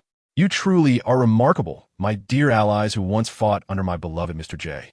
The clownish figures erupted into raucous cheer, their sounds a strange blend of shrieks and applause, punctuated by shouts of "Long live Gotham's Prince of Crime. I love you." Harley Quinn. Observing this scene, Harley, satisfied, gestured for silence, and the cacophony gradually subsided. I can already feel the fervor among you all. Tonight, I have summoned you here because some rather bothersome occurrences have transpired within our territory. Originally, this old industrial area was a place where we thrived together in joy. But recently, a few rascals, nay, old scoundrels, have begun to encroach upon our domain, unlawfully seizing our territory while pilfering Mr. J's magnificent inventions for their own gain, tarnishing our reputation. Mr. J has merely stepped away for a time, but what if upon his return he discovers our territory in such disarray? He would undoubtedly be heartbroken and disillusioned. Can we allow such a fate to befall us? Thus, we must take action. Let us band together to eliminate these audacious interlopers and restore the sanctity of our domain. Tonight, we shall storm the lair of Black Mask and capture this wretched scoundrel along with his lackeys. Black Mask? Joaquin furrowed his brow. This name was indeed notorious in the original comics as a formidable villain. Although he possessed no extraordinary superpowers, he wielded immense wealth and underground influence to commit heinous acts, coupled with considerable physical prowess. If Joaquin recalled correctly, he had seen in Harley's clippings that Black Mask's forces had been vanquished by Batman and subsequently imprisoned in Blackgate Penitentiary. It seemed he had once again leveraged his financial resources to escape captivity. Could it be that the individual Harley had mentioned needing to eliminate was Black Mask? However, from Harley's recent rallying speech, it appeared to be merely a matter of personal vendetta. Regardless, Joaquin had no desire to become embroiled in the territorial disputes of such nefarious factions. Throughout his previous life and this one, he had always prided himself on being a law-abiding citizen. As he approached the door, a sharp bark startled him. "Easy, easy, bud. He is not an enemy." He heard the young man named Walker, whom he had encountered earlier, say as he struggled to restrain a hyena that had lunged at Joaquin. Upon noticing Joaquin, Walker's eyes brightened. "Ah, it's you. You came here seeking solace from those fanatical Joker enthusiasts, didn't you? I can't blame you. Those folks can be quite unhinged. I understand now why Harley hasn't rallied them since the Joker's demise. Harley hasn't summoned them since the Joker died," Joaquin thought, recalling her earlier assertion that this area was their territory. Perhaps sensing Joaquin's confusion, Walker smoothed the hyena's fur to calm it and leaned closer to Joaquin, lowering his voice. "That's merely Harley's perspective. In truth, the so-called Joker gang has long since ceased to exist after his death.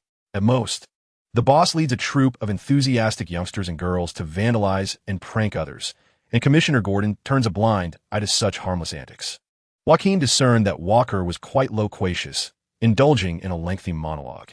In fact, not just the Joker gang, but nearly all underground factions in Gotham have been eradicated by Batman and Gordon over the past 3 years. It's only the recently released Black Mask who has begun to stir trouble again. However, having crossed paths with Harley and Dinah, his days of revelry are likely numbered. Joaquin absently responded to Walker, his mind preoccupied with finding a way to escape this place. Yet, rushing out in front of Walker was out of the question, and employing deceptive magic would likely lead to detection by the keen-nosed hyena. Time was of the essence. Harley Quinn's mobilization speech was nearing its conclusion. However, Joaquin keenly observed something peculiar. The longer he stayed, the more former Joker gang members seemed to glance towards the door, perhaps feeling a reluctance to confront Black Mask directly. A sentiment that was entirely understandable. Though they could still succeed in their endeavors without them, it was prudent to prevent them from leaving freely to avoid any leaks. This was the rationale behind my and Bard's vigilance at the door. A heavy weight settled in Joaquin's heart. Something felt amiss. As the one contemplating a clandestine escape, he keenly perceived that the gazes of the former members of the Joker's gang were not directed towards departure, but rather seemed to be anticipating something. At this thought, Joaquin inadvertently glanced through the crack of the door and, amidst the inky darkness of the night, discerned a bright light approaching at an alarming speed. "This is bad, danger!" As the roar of an engine reached his ears, Joaquin instinctively yanked Walker away, moving them both from the doorway. A thunderous crash resounded as the iron gate was violently forced open, revealing a massive truck hurtling into the warehouse. The impact sent Joaquin, who had stumbled to the ground. Reeling, the truck struck him as oddly familiar. The screeching of brakes pierced the air, yet miraculously, the truck halted without colliding with anyone. Moments later. From the open cabin of the truck descended a tall, robust man clad in a sharply tailored black and white striped suit. Most strikingly, he wore a black skull-like mask. "I hear you're looking to cause me trouble, Harley Quinn?" Conveniently, I too wish to address the matter of your debts. Chapter 11. Reasoning through numbers and fists. It seems quite lively here, Harley. Do you recall this truck? I lent it to you and even provided ample funds for your fireworks. More importantly, I supplied you with vital intelligence regarding his return. Enough. Black Mask. Harley interjected loudly. Her expression darkened as she brandished a baseball bat, approaching him. "We intended to seek you out, but it appears you have come to us, which is quite fortuitous." A harsh, grating cackle erupted from Black Mask, a sound Joaquin had thought only existed in fiction. "This truly pains me, Miss Harley Quinn. As a businessman, integrity is paramount. We had an agreement that regardless of what you retrieved, you would report back to me and settle your debt. Yet, to my dismay, you have brazenly defaulted, leaving me no choice but to demand a hefty penalty." Harley furrowed her brow and scoffed. "You provided me with false information. I found nothing at that location. Besides, you have now damaged the entrance to our base, a grievance I have yet to address with you." At this juncture, Harley surveyed her surroundings. Noting the menacing figures clad in clown attire encircling them, and a confident, radiant smile spread across her face. "We live in a democratic society, Mr. Roman Sionis. I believe that the determination of right and wrong should rest with the side that possesses greater numbers. This should pose no issue.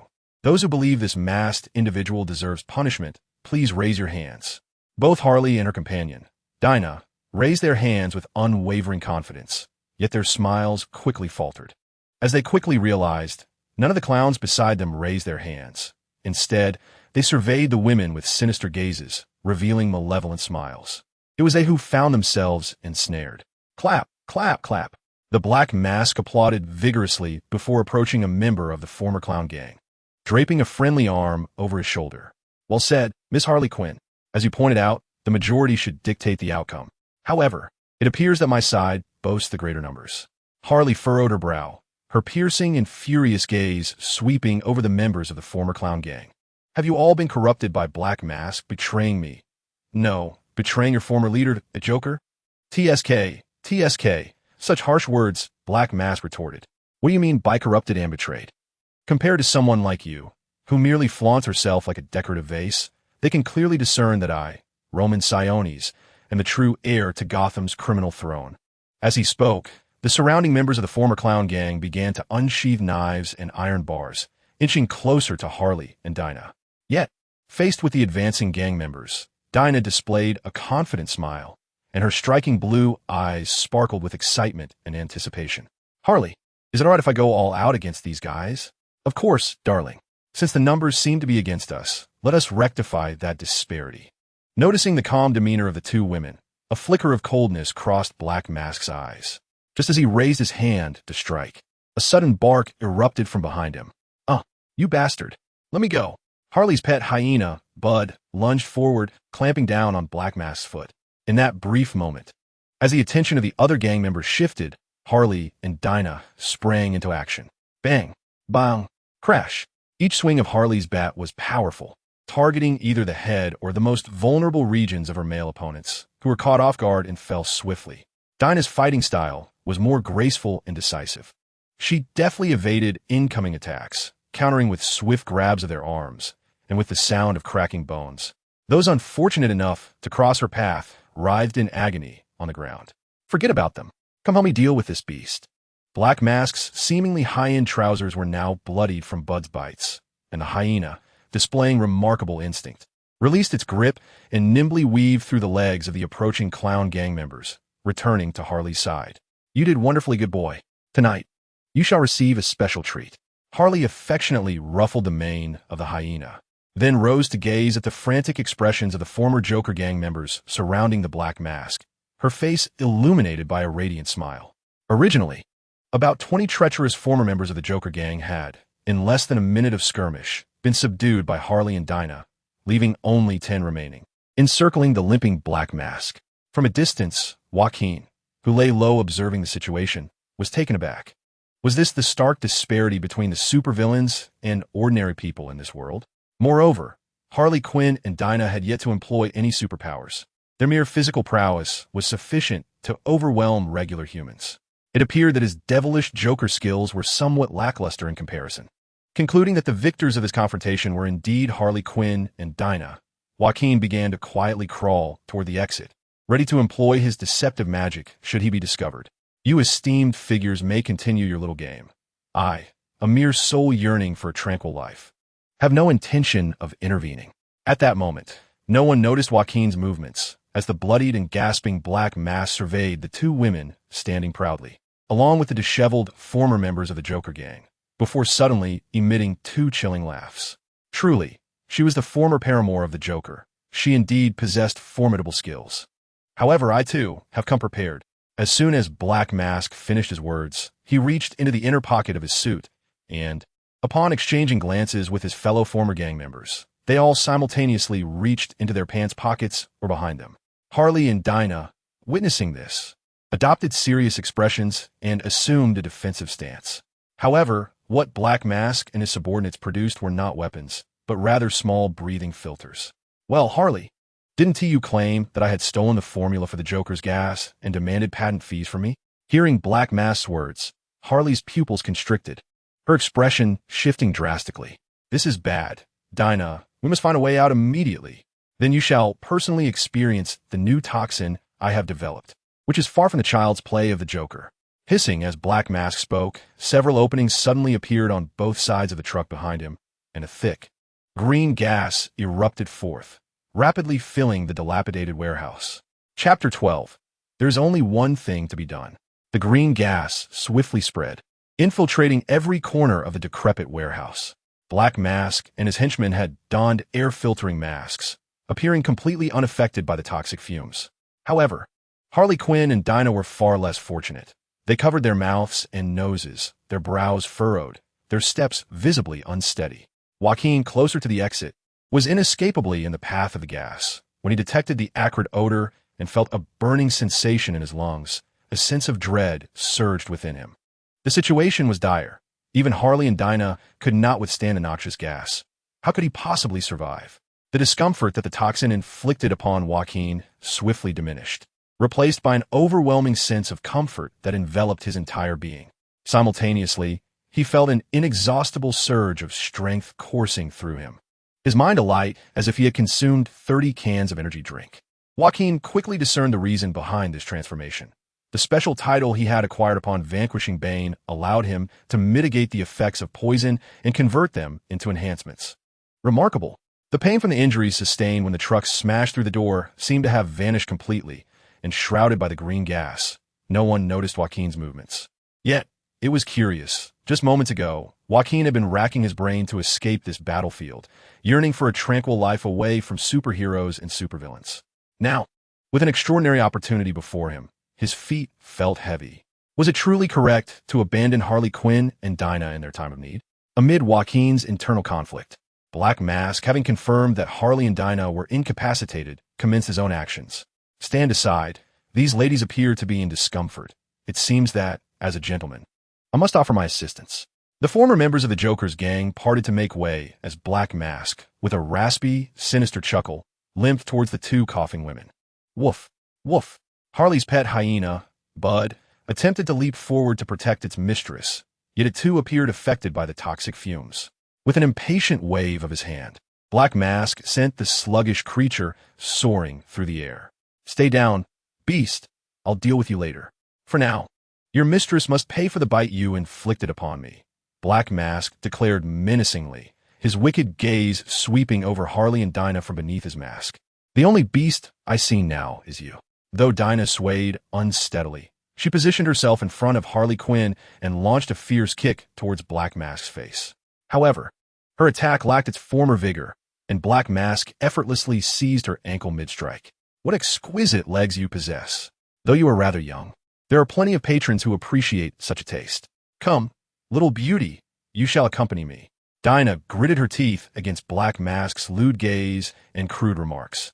But despite summoning all her strength, she could not break free. Cough, cough. If that is the case, I have no choice but to resort to that move, Dinah suddenly proclaimed, seemingly prepared to unleash a secret weapon.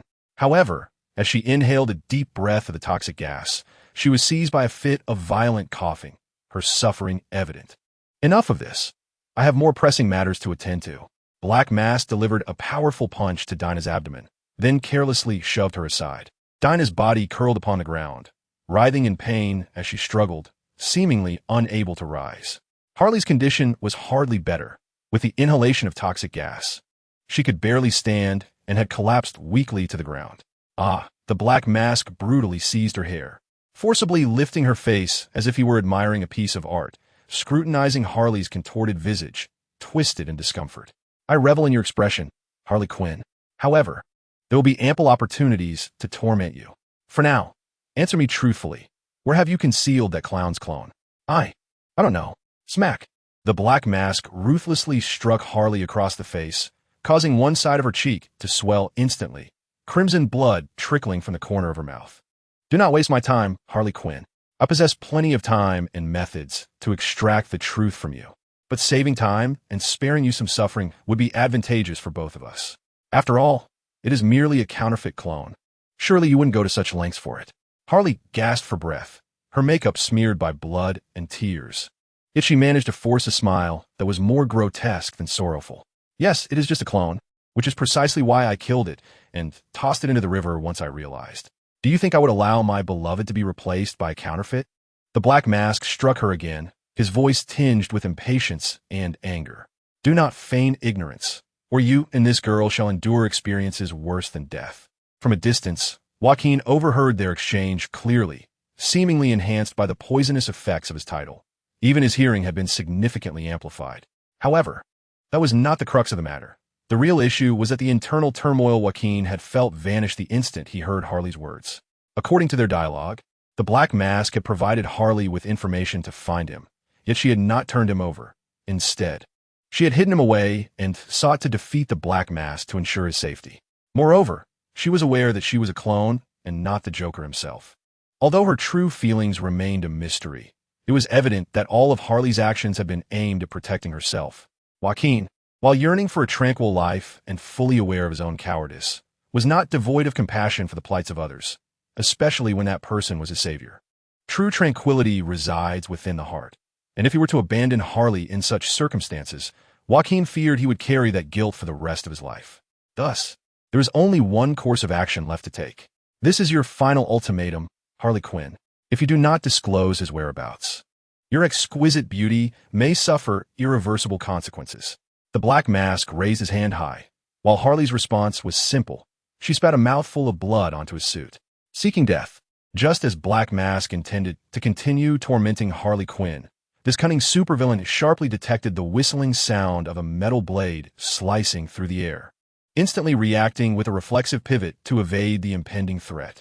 With a sickening thud, a sharp dagger plunged deep into Black Mask's right shoulder, forcing him to release his grip on Harley Quinn's hair, while he glared furiously in the direction for which the dagger had come. Emerging from the swirling green mist was a figure adorned in a devilish grin and a clownish guise.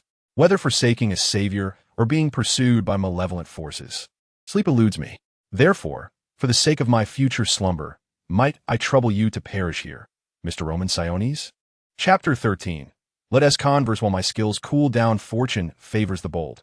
Having found you here unbidden is indeed a stroke of luck. True to his affluent lineage, Black Mask, despite being the overlord of the underworld, wielded the wisdom of Eastern proverbs with ease. With a mere flick of his wrist, his henchmen closed in on Joaquin, encircling him menacingly. Joaquin cast a glance at the hostile former members of the Joker's gang surrounding him, a hint of an inscrutable smile gracing his lips, seemingly unfazed, at least. That is how it appeared. What a blunder. What now? Calm down, calm down. Just play it cool to buy some time for my skills to recharge. Yet, beneath this facade, Joaquin's mind was a tempest of confusion. He knew he was no cold-blooded assassin or super soldier, though he yearned to rescue others. As an ordinary man in his previous life, he never envisioned himself confronting this band of ruthless lunatics. His simple plan was to employ deception to close the distance and find the right angle, then dispatch Black Mask with a swift throw of his dual-edged dagger. escaping amidst the chaos that would ensue when Black Mask's minions panicked upon their leader's demise. However, reality taught this unfortunate soul, once a mere recluse, a harsh lesson. One must never underestimate their adversary. Black Mask, relying solely on his instincts and the sound of the dagger slicing through the air, had managed to defend himself, evading a fatal blow, a revelation that caught Joaquin off guard. His throwing knives, though precise, seemed only effective against stationary targets. He recalled that while Black Mask was ostensibly a mere mortal, he was also a formidable fighter capable of holding his own against Batman, Nightwing, and Robin. It was naive to assume that a stealthy attack would guarantee victory. Despite this, Joaquin forced himself to maintain an air of calmness, jesting, "I may not excel in combat, but I have mastered the art of pretense from years of navigating the grind of corporate life." Regardless, the priority remained to stall the cooldown of his two skills. To mobilize such a grand display, just to capture me, Black Mask, don't you fear attracting the attention of Batman and Commissioner Gordon? Joaquin remarked leisurely, all the while silently counting down the cooldown of his skills. The Black Mask emitted a raucous laugh, then cast a curious glance at Joaquin. "I have finally discerned why that individual insisted on my retrieval of you, as well as why Harley Quinn sought to keep you concealed. You are indeed unlike the other clones. The other failures appear as imbeciles, incapable of coherent speech. Encountering someone like you, who articulates so fluently, nearly led me to believe that the Joker had truly returned. That individual? So, the Black Mask is connected to the one who created this body of mine?" Despite the multitude of questions swirling in his mind, Joaquin maintained a mysterious smile and remained silent.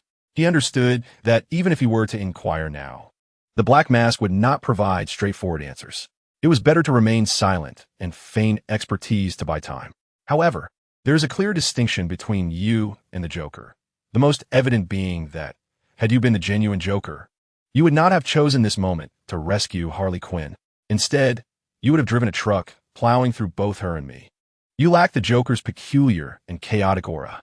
As Joaquin met the piercing gaze of the Black Mask, he furrowed his brow momentarily, but quickly relaxed, appearing composed.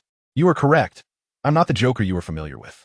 Yet, I am quite eager to understand the differences between us. And I do not intend to play the role of a counterfeit, for it is possible to surpass the original. Wouldn't you agree, Mr. Roman Siones?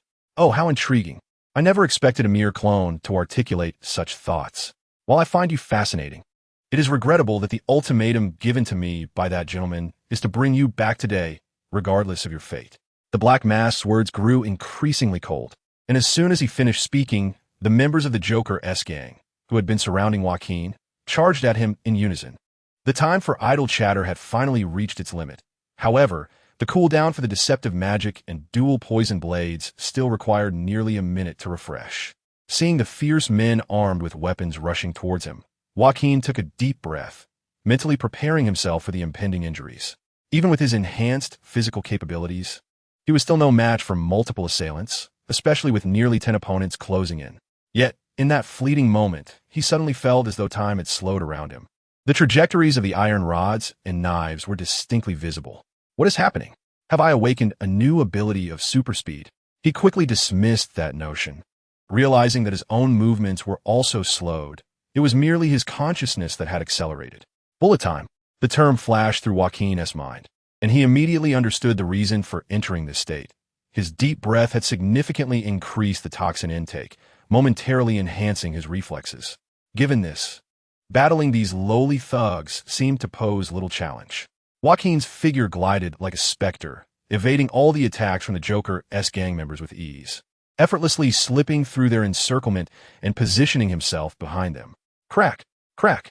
Joaquin emulated scenes from films he had previously watched, executing swift strikes with his hand edge to the necks of two former members of the clown gang.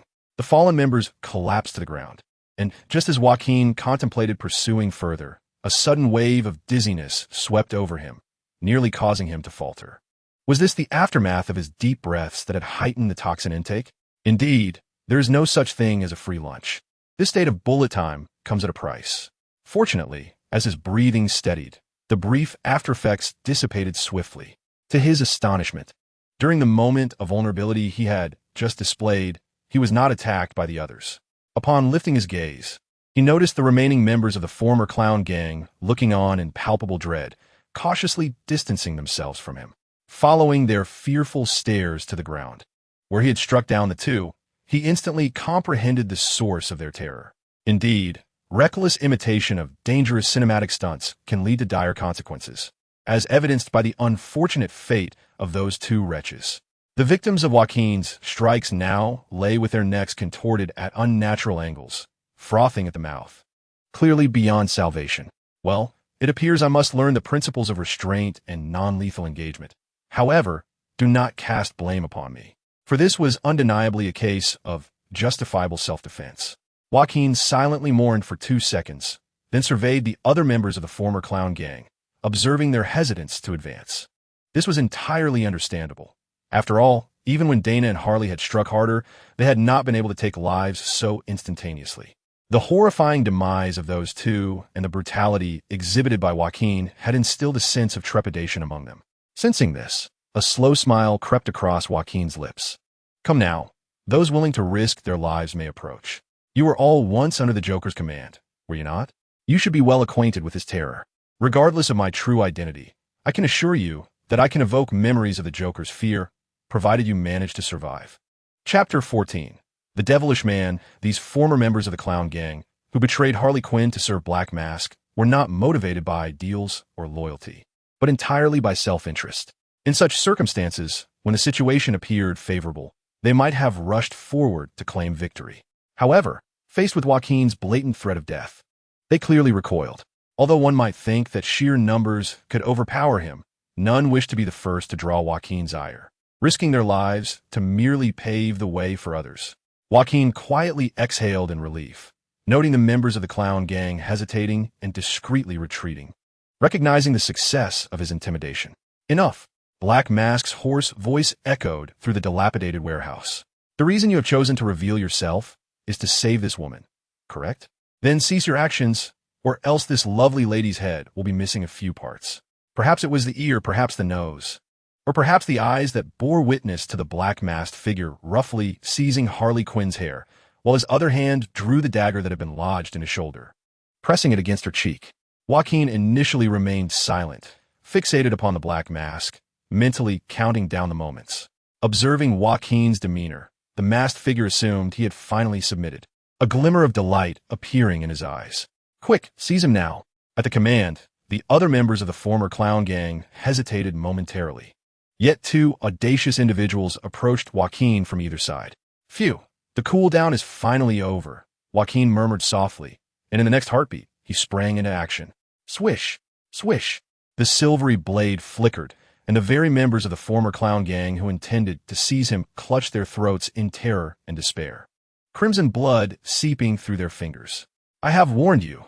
Blame your own insatiable greed, Joaquin declared, flicking the blood from his dagger before taking a deep breath and charging towards the black mask with all his might. What? You aren't afraid of this woman's knife? The masked figure stood dumbfounded, gazing incredulously at his now empty palm, unable to fathom how the dagger that had momentarily been in his possession had vanished without a trace. Suddenly, he lifted his head, a chill coursing through him, for Joaquin, who had been charging towards him mere moments ago, had also inexplicably disappeared. Such elusive prowess. Was he truly a clone of the Joker, rather than merely a specter? This thought flickered through the masked figure's mind. A faint sound of footsteps seemed to emerge from behind him, and in that instant, instinct propelled him to react. He released Harley Quinn and swiftly turned to defend himself. Clang! The dagger that Joaquin had aimed at the masked figure's neck was deflected by his arm just in time, the blade striking the mask on his face, producing a sharp metallic sound. Ah! The masked figure emitted a piercing scream. Though he had narrowly avoided a fatal blow to his throat, the dagger had embedded itself halfway into the mask, piercing his left eye. Joaquin gritted his teeth, summoning every ounce of strength to push the dagger deeper, knowing he could not afford to allow the masked figure a moment's respite. Otherwise, he had no confidence in defeating this master of combat in close quarters. Bang! However, the sound of a gunshot shattered Joaquin's plans. What a joke. Why only draw the gun now? Are you mad? Joaquin clutched his abdomen where the bullet had struck, collapsing weakly to one knee, utterly unprepared for the masked figure to wield such a deadly weapon at this moment. He has only now come to realize the absurdity of those cinematic sequences where individuals, riddled with bullets, engage in fierce battles. The impact and agony of a bullet striking flesh are so overwhelming that they render one dizzy, leaving no room for further action. Coupled with the aftereffects of inhaling toxic mist to temporarily heighten his combat prowess, Joaquin now finds himself utterly defenseless. Meanwhile, the Black Mask, having narrowly escaped death, gasps for breath, his wrist trembling slightly as he clutches his handgun, filled with a sense of dread. The Black Mask had always kept a firearm at his side for emergencies. However, he refrained from drawing it earlier, believing his numbers would ensure victory and wishing to avoid attracting the attention of the Gotham police. After all, a street brawl is one thing, but a gun-related incident carries a different weight altogether. Yet his carelessness nearly cost him his life, leaving him with a missing eye, with his remaining eye filled with resentment. The Black Mask glared at Joaquin, aiming the gun at his forehead, his fingers slowly resting on the trigger. At last, it seemed to come to an end, regardless of whether one is a clone, a specter, or a demon. Suddenly, a cacophonous, piercing laughter erupted near the Black Mask's feet as a peculiar box materialized and opened, releasing a bizarre clown doll that sprayed him with a low-grade corrosive venom. What on earth is this? Ah, my head. The Black Mask frantically covered his face, his gun-wielding hand flailing wildly as if trying to ward off an unseen menace.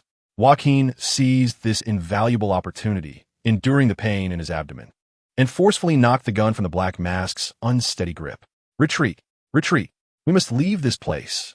The Black Mask had completely abandoned any intention of reclaiming his weapon to continue the fight.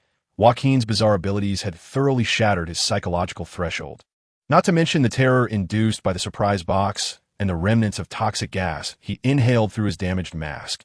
Under the dual influence of these factors, the Black Mask's sole desire now was to escape from this enigmatic man. Supported by the few remaining members of the Joker gang, the Black Mask returned to the truck, not daring to cast another glance at Joaquin. They were unaware of the cool-down period for Joaquin's skills, fearing he might suddenly reappear and claim their lives. The engine roared to life, and the truck, trailing a continuous stream of toxic gas, vanished at a swift pace into the inky darkness. At last it was over. Joaquin exhaled deeply, clutching his gunshot wound, and shakily stood up. With the rescue accomplished, it was time to leave this place and find a safe haven. However, Joaquin's consciousness began to blur. The dual effects of excessive blood loss and the diminishing concentration of toxic gas overwhelmed him. After taking just 2 steps, his legs buckled, and he fell backward. Yet, Joaquin did not collide with the unforgiving ground. Instead, he felt something soft and warm catch him from behind. Indeed, I was not mistaken. You are he, or rather, I should say, you have the potential to become him. A gentle and sweet voice resonated in my ears. Yet Joaquin had begun to lose his ability to think, gradually slipping into unconsciousness. I shall not relinquish my efforts, regardless of the time it may demand. Just as he transformed me from Harley Quinn into Harley Quinn, I shall reshape you into my envisioned jester, my ideal hero. It seemed as though something moist and soft was pressed against my lips. This was the final sensation Joaquin registered before succumbing to darkness. Chapter 15. Midnight Communication in the Batcave. Alfred, what is the status of my spine? In a spacious underground chamber, Bruce Wayne, Gotham City's affluent heir and the man known as Batman, reclined on a bed surrounded by an array of advanced medical equipment.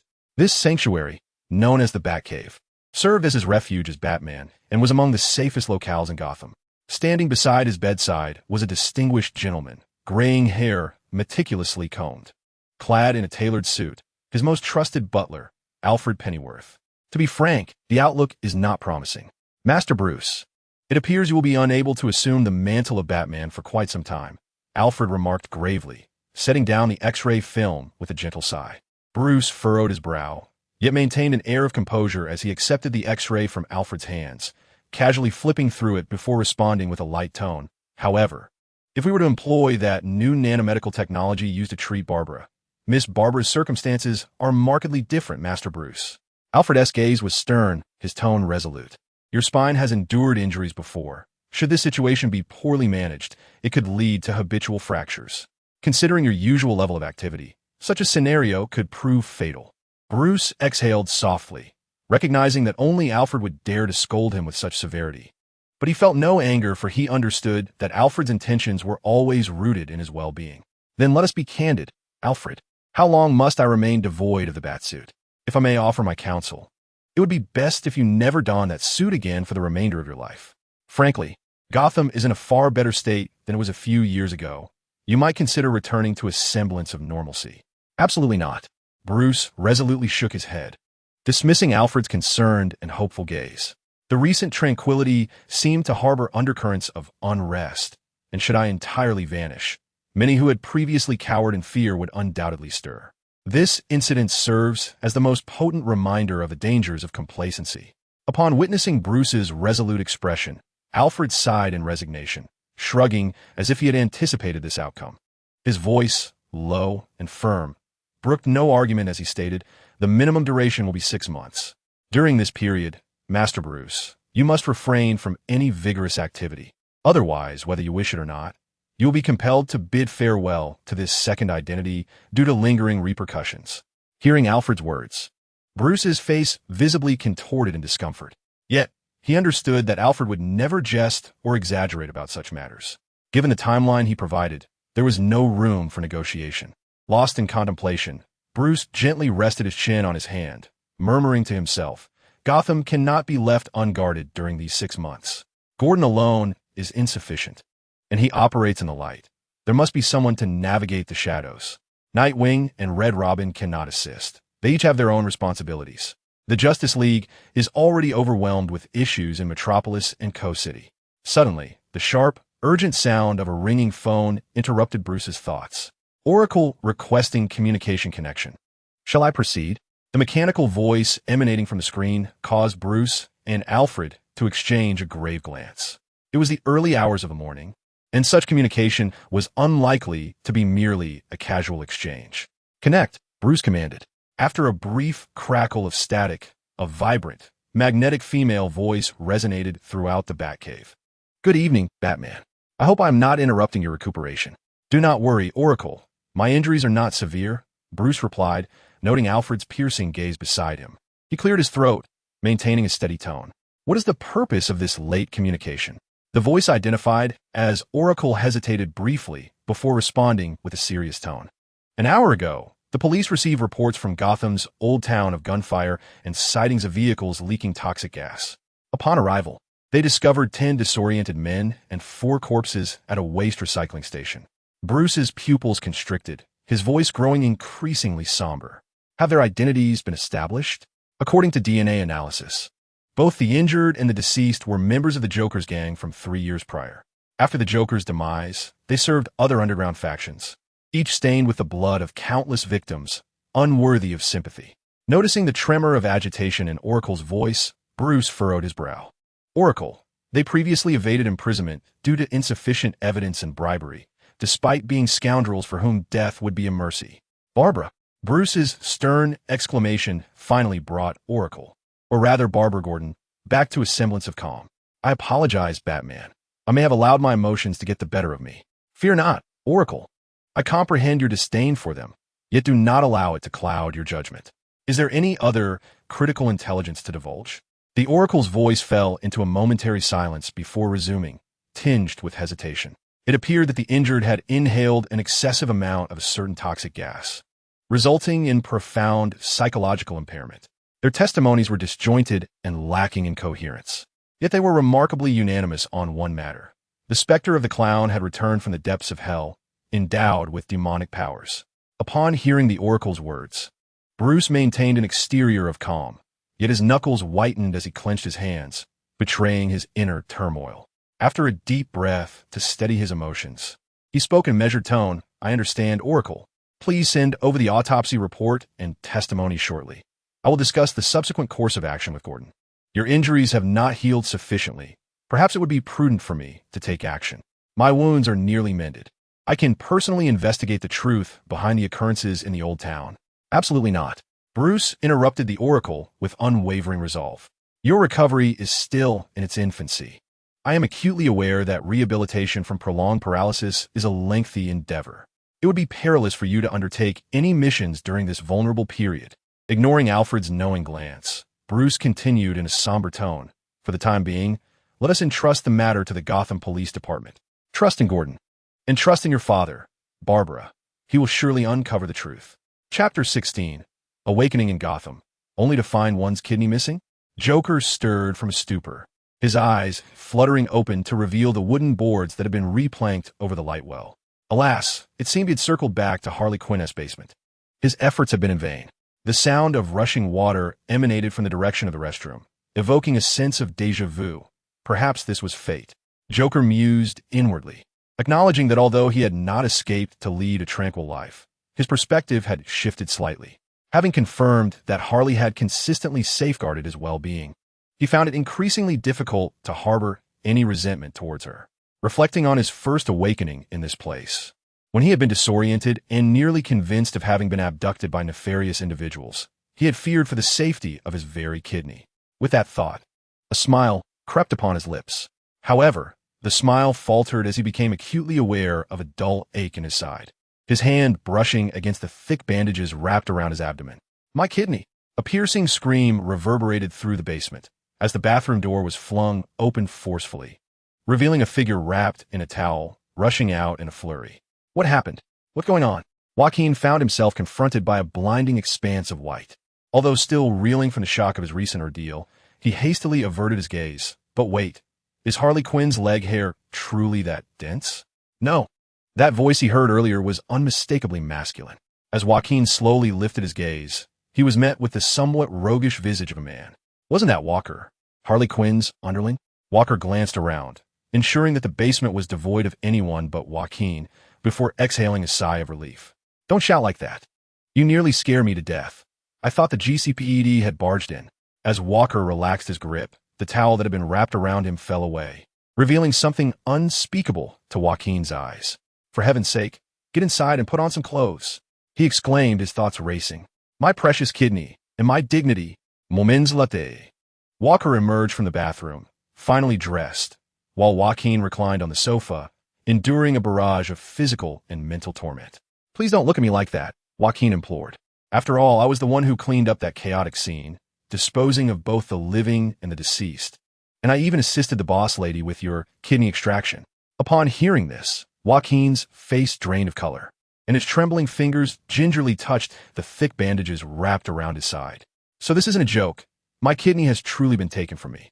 Walker shrugged nonchalantly as he opened a can of beer from the table. What's there to joke about? You haven't lost your memory, have you? The close-range gunfire from Black Mask shattered your right kidney, and if the damaged organ isn't removed promptly, your life could be at risk. Fortunately, you're somewhat lucky. After all, you still have one kidney left. If it had been any other internal organ, I doubt I could have saved you. Joaquin felt utterly despondent. In novels, films, comics, and games, characters often sustain multiple gunshot wounds only to emerge a few days later bandaged, yet lively. Why was it that he, upon being shot, inexplicably lost a vital part of himself? Despite his despair, Joaquin took a deep breath and quickly came to terms with this grim reality. He recalled vividly how perilous the situation had been. His reckless challenge against Black Mask had indeed been foolish. As one of the classic antagonists from the original comics, Joaquin knew that he would not have triumphed had Black Mask not underestimated him due to unfamiliarity with his abilities. Yet if given the chance to relive that moment, Joaquin would likely act the same way again. He could not bear to witness his savior, Harley, being tormented by Black Mask without intervening. With this thought, he turned his gaze to Walker, who was sipping his beer, his eyes narrowing slightly. By the way, where were you when Black Mask drove the truck into the scene? Even Hyena Bud charged at Black Mask. I thought you had been knocked out by the truck. Upon hearing Joaquin's words, Walker appeared somewhat embarrassed, scratching his head. At that moment, when I saw the truck arriving, I sensed trouble brewing. The arrival of the masked figure indicated a premeditated plan. Thus, I made a swift decision to slip out the door. Oh, by the way, I nearly forgot to thank you for lending me a hand back then. You slipped away? Goodness, you managed to escape faster than I did. Joaquin regarded Walker with a hint of disdain, to which Walker responded with a wry smile and a dismissive wave of his hand. Please, don't look at me like that. Even if I had attempted a barehanded ambush, I doubt I could have overpowered the masked figure. Isn't it foolish to act bravely in such circumstances? Fine, y confess. I am indeed somewhat offended by that. Walker failed to notice Joaquin's expression stiffening, and continued to speak freely. Moreover, I wasn't fleeing. I intended to return home, don my combat attire, and then come back to assist. Though, given the years of indulgence, adjusting my suit took a bit of time. When I finally soared back, I happened to witness the masked figure's truck making its escape, while the warehouse lay in utter disarray. However, donning my battle suit was not without merit. I managed to hurl that gang of miscreants into a refuse area 2 kilometers away, thus ensuring the GCPD could not trace us. Wait, battlesuit. You can fly? Joaquin interrupted Walker, astonished as he regarded this roguish middle-aged man. Could it be that you are not merely an ordinary thug? Walker's lips curled into a cryptic smile, his entire demeanor shifting dramatically. It seems you have taken notice. In that case, I shall not conceal my past. 3 years ago, in a fit of youthful arrogance, I squandered my vast fortune to craft my own equipment to combat Batman, only to suffer a devastating defeat. Upon hearing this, you should have an inkling of my identity. Joaquin's expression turned serious. Gotham truly is teeming with talent. Who would have thought that even a casual acquaintance could be a supervillain? If we are to consider such criteria, you must be the infamous Silence, correct? Walker's smile faltered, and the atmosphere grew awkward. From his expression, Joaquin quickly realized he had misjudged. A night owl? That's much better. At least it can fly. But wait. Scarecrow? Riddler? Roman? Firefly? Killer Croc? Brother, are you just listing names? This is veering completely off course. The last one bears some resemblance, but fine. I'll be straightforward. My former codename was Mothman. Now you must remember. Mothman? Joaquin vaguely recalled such a character. Just how many tiers of villains are there? Yet, considering his own emotional intelligence, Joaquin decided it best not to press further for Walker's sake. Simultaneously, Joaquin's brow furrowed slightly as he regarded Walker with a curious gaze. Mothman, right, I recall now. But even if this is a matter of the past, is it truly wise to disclose your secret identity to me? As far as I understand, this is a significant secret. It is indeed a moth of death. Am I truly so obscure? As for your inquiry, it is of little consequence, for Sister Harley has already confided in me. Walker, grinning broadly, leaned closer to Joaquin and patted his shoulder amicably. From this day forth, you shall be the voice of our Joker's gang. What harm is there in sharing such a trivial secret? I'll look forward to your guidance, boss. Chapter 17. Harley Quinn could not possibly be so gentle and considerate. Have you returned, Miss Harley and Miss Dinah? It appears you have successfully sent the GCPD agents on their way. Upon hearing the crisp sound of the iron door unlocking, Joaquin, who had been reclining on the sofa, immediately straightened up, clearing his throat to assume a demeanor of calm composure. When Harley Quinn entered and caught sight of Joaquin, she paused momentarily, her face then lighting up with joy as she rushed towards him. Darling, you have finally awakened. I was so worried about you. However, as she reached out to embrace Joaquin, he swiftly seized her hand, turning slightly to regard her with a cold, piercing gaze. Miss Harley, there is no need for pretense. I have already inquired with Walker, and you have long been aware that I am not the Joker, but merely a clone of him.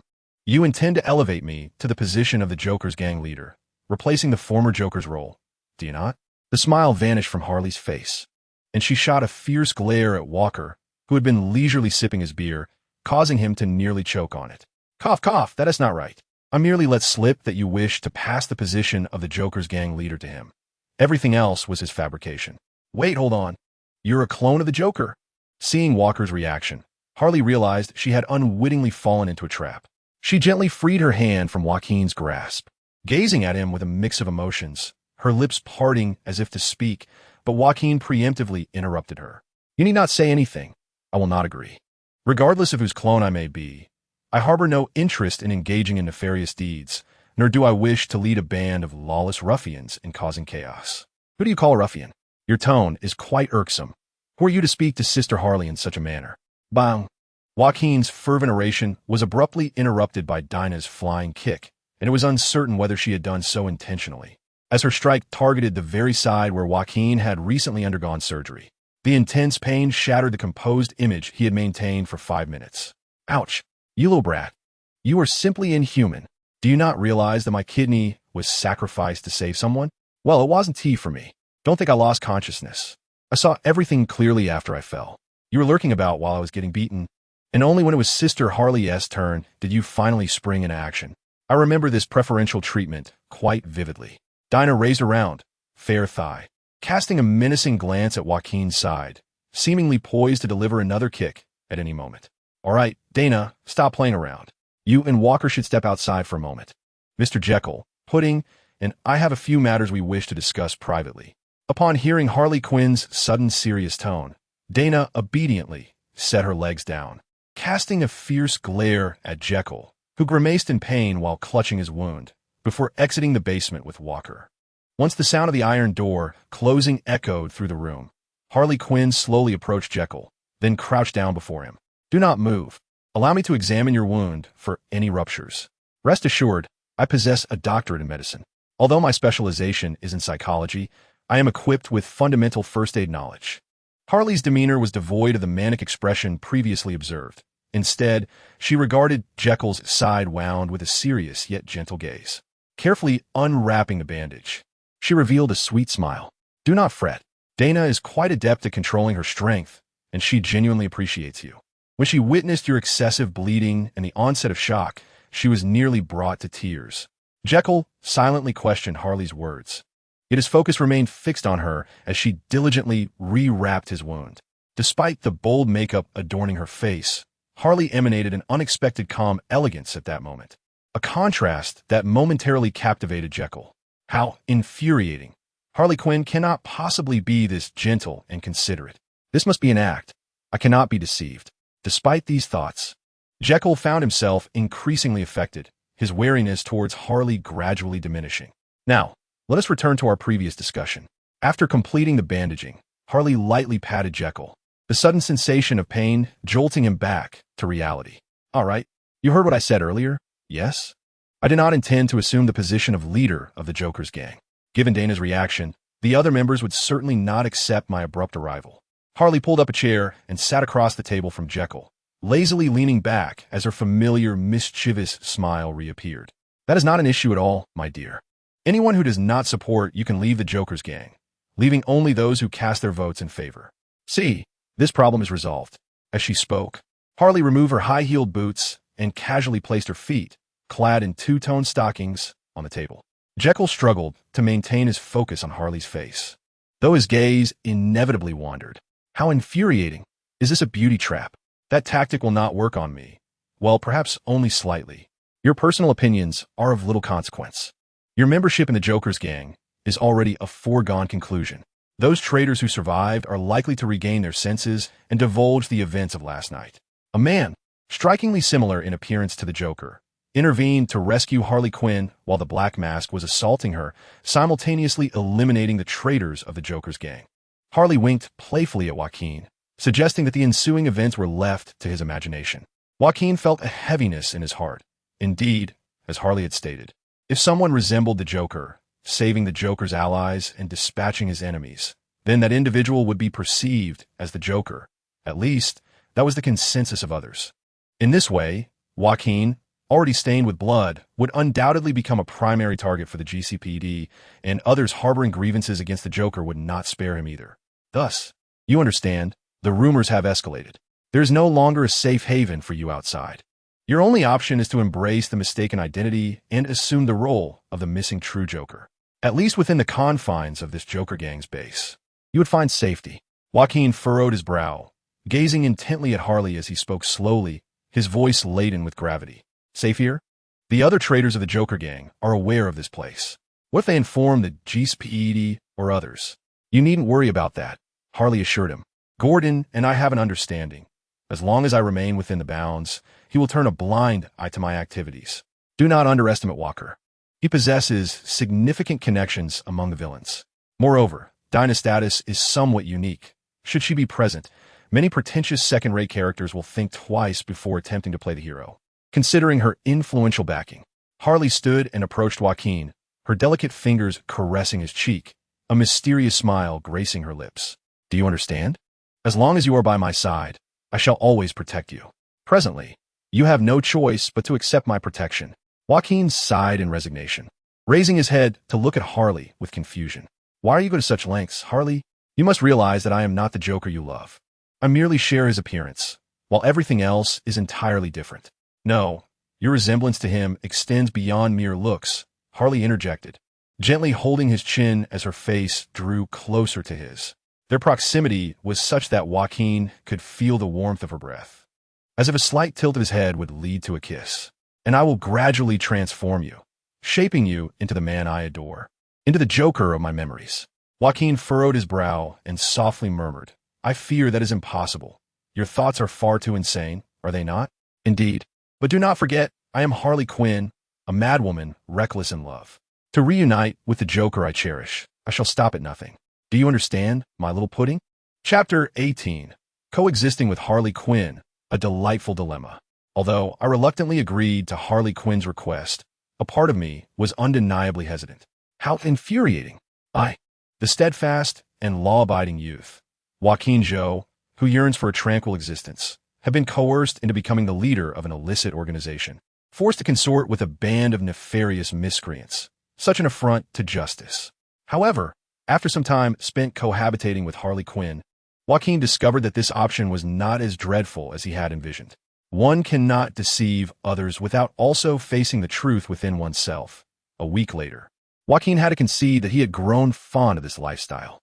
Initially, Joaquin's greatest concern was the issue of the Joker gang and their rowdy associates, which, surprisingly, was resolved the very next day. He received a list of current members, all mere youths. Consequently, prior assignments did not include them, and many former members were unreachable, with most having fallen to the treachery he had previously vanquished. Harley Quinn handed Joaquin a gaudy notebook, which he disdainfully tossed back to her without a glance. If you seek my opinion, my sole desire is to incinerate this nonsense and send them all back to their respective homes. Very well, my little pudding, Harley responded sweetly, grabbing a lighter from the table and, with unflinching composure, igniting the list. Joaquin watched in astonishment as flames nearly consumed the notebook. As the fire approached her hand, Harley carelessly tossed it behind her, turning to Joaquin with an enigmatic smile. What is the matter, darling? Wasn't he at your command? I've already informed you that you're the unequivocal leader of the Joker gang. I will execute any orders you give, and shortly I shall notify the other members of their expulsion, leaving only Dinah and Walker. Joaquin steadied himself, initially believing he would be a mere puppet for Harley Quinn, but it appeared she genuinely relinquished all control of the Joker gang to him. So, if I were to command that everyone cease their destructive antics, perform daily acts of kindness, such as assisting the elderly across the street or helping children find their lost kittens, even renaming ourselves the Gotham City Justice League, or ordering the dissolution of the Joker gang, would you abide by such directives? Harley leaned forward, resting her arms on the table, gazing at Joaquin with those clear eyes. Yet, he found it challenging to concentrate on her face, as her cleavage was prominently displayed from this angle, accentuated by the embrace of her arms. Renaming or performing good deeds matters not. You may assign any unreasonable tasks to the other members. Should they refuse, expel them. However, Dinah Walker, and the dissolution of the Joker gang are exceptions. I have previously stated this is the boundary we uphold to protect you. Although in the aftermath, a minor fire erupted in Harley Quinn's basement, ignited by the very object she had carelessly tossed aside, which had set a trash can ablaze. However, Joaquin's mood had significantly brightened. Since he was in charge, the Joker gang had become virtually defunct, and his sole responsibility as the leader was to indulge in a life of leisure, eating and sleeping in Harley Quinn's basement, cohabiting with a delightful young woman who was completely unguarded and often inadvertently generous was a dream come true. With no work obligations, he was pampered by Harley, enjoying meals without a care in the world. Although he had grown somewhat weary of the pizza and fast food for someone like Joaquin, who shamelessly reveled in the comforts of life, contentment was paramount. Goodness, was this not the ultimate dream of a laid-back existence he had always yearned for? The only slight drawback was that, being wanted by the GCPD, he was confined here, akin to house arrest. This rendered Joaquin's entertainment somewhat monotonous, while the beauty was captivating. Familiarity dulled the allure. He did not have the audacity to ask Harley for gadgets like phones or computers to enhance his leisure. Nevertheless, Harley had promised that once the commotion subsided, she would assist him in disguising himself for discreet excursions. Joaquin felt that enduring this for a while was not an unbearable sacrifice for a reclusive fellow like him. This life was extraordinarily tranquil and pleasurable, leading him to question whether he was indeed living in a dream. After sleeping a solid 12 hours each day, The line between dreams and reality had begun to blur. In summary, after a week of languid living at Harley Quinn's abode, Joaquin concluded that it was simply delightful, akin to the fragrance of Harley herself. Yet, he sensed something amiss. As he groggily opened his eyes, he discovered that the enticing aroma was indeed real. At some point, Harley's stockings had been draped over his head. Alas, this girl must have forgotten that he was sleeping on the couch and had carelessly tossed her discarded garments over him. He resolved to address this with her upon her return. Otherwise, the risk of a pulmonary fungal infection would become troublesome. Joaquin casually removed the stockings, adjusted his sleeping position to alleviate the discomfort from his side wound, and drifted back into slumber. His wound had nearly healed. As long as he did not exert pressure, the pain was almost non-existent. However, a sudden, excruciating pain jolted him awake, and he let out a piercing scream as he sprang from the couch. "It hurts." "Who did this, Dana? Are you trying to take my life?" Tears welled in his eyes from the pain as he glared at the blonde girl beside the couch, clearly the source of his torment. "What are you doing? You've already lost a kidney, so what's left is merely flesh wounds. Seeing you, this twisted individual, drooling over Harley's stockings, a kick seems like a mild response." Joaquin then realized he was still clutching Harley's stockings and hastily tossed them aside, adopting a serious demeanor as he addressed Dana.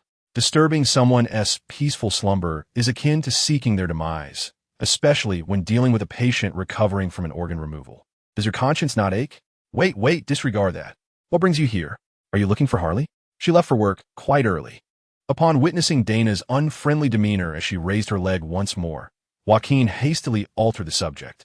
You are aware that Sister Harley has to work, yet you shamelessly indulge in a lazy slumber. Truly, never mind. I came here to find you. Hasn't Sister Harley mentioned that your training commences today? Joaquin recalled that Harley had indeed mentioned something along those lines when she returned last night, indicating that since his injuries had nearly healed, it was time for him to engage in some physical activity and acquire a modicum of self-defense skills. There seemed to be some truth in that, but she had not divulged the specifics of the training regimen, nor did he comprehend the connection to her presence.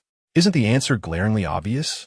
Dana replied with a smug expression, hands on her hips, her physique slightly overshadowed by Harley Quinn's, yet still remarkably well-proportioned. Get up, Joaquin. The free combat class led by Teacher Dana is about to commence. Chapter 19. The stakes are, let me play for a day. After several days, Joaquin returned to the dilapidated warehouse, this time without the necessity of entering through a skylight, but rather boldly emerging from the basement door. To his surprise, the entrance to the basement was located here, explaining why GCPD agents had failed to uncover it. The staircase leading to the basement was obscured by a massive graffiti of a clown's face, rendering the door nearly invisible to the untrained eye. The warehouse now bore little trace of the fierce battle that had transpired days prior, save for a dark stain in the spot where Joaquin remembered being shot, which was not easily noticeable. Hurry up, don't block the way. Teacher Dana's class time is precious. Just as Joaquin was relishing the fresh air outside the basement, someone gave his backside a forceful kick, causing him to stumble several steps. By the way, is it truly safe for me to be out here? What if some uniformed fellow suddenly bursts through the door and grabs me by the neck? Rubbing his sore backside, Joaquin cast a worried glance toward the warehouse entrance, where the door, battered by the black mass truck, remained deformed and ajar, unable to close fully. You needn't fret about that. A few days ago, there were indeed undercover agents lurking about, but they have since been recalled by Gordon, especially since Batman hasn't made an appearance for several days. The law enforcement in Gotham is becoming increasingly strained. A chill ran through Joaquin as he recalled that Batman had sustained severe injuries to his back from Bane. He wondered how grave the consequences of such an injury might be, realizing that the repercussions of this incident would soon manifest. Now, stop dawdling. Let me see the training agenda. First, we begin with warm-ups.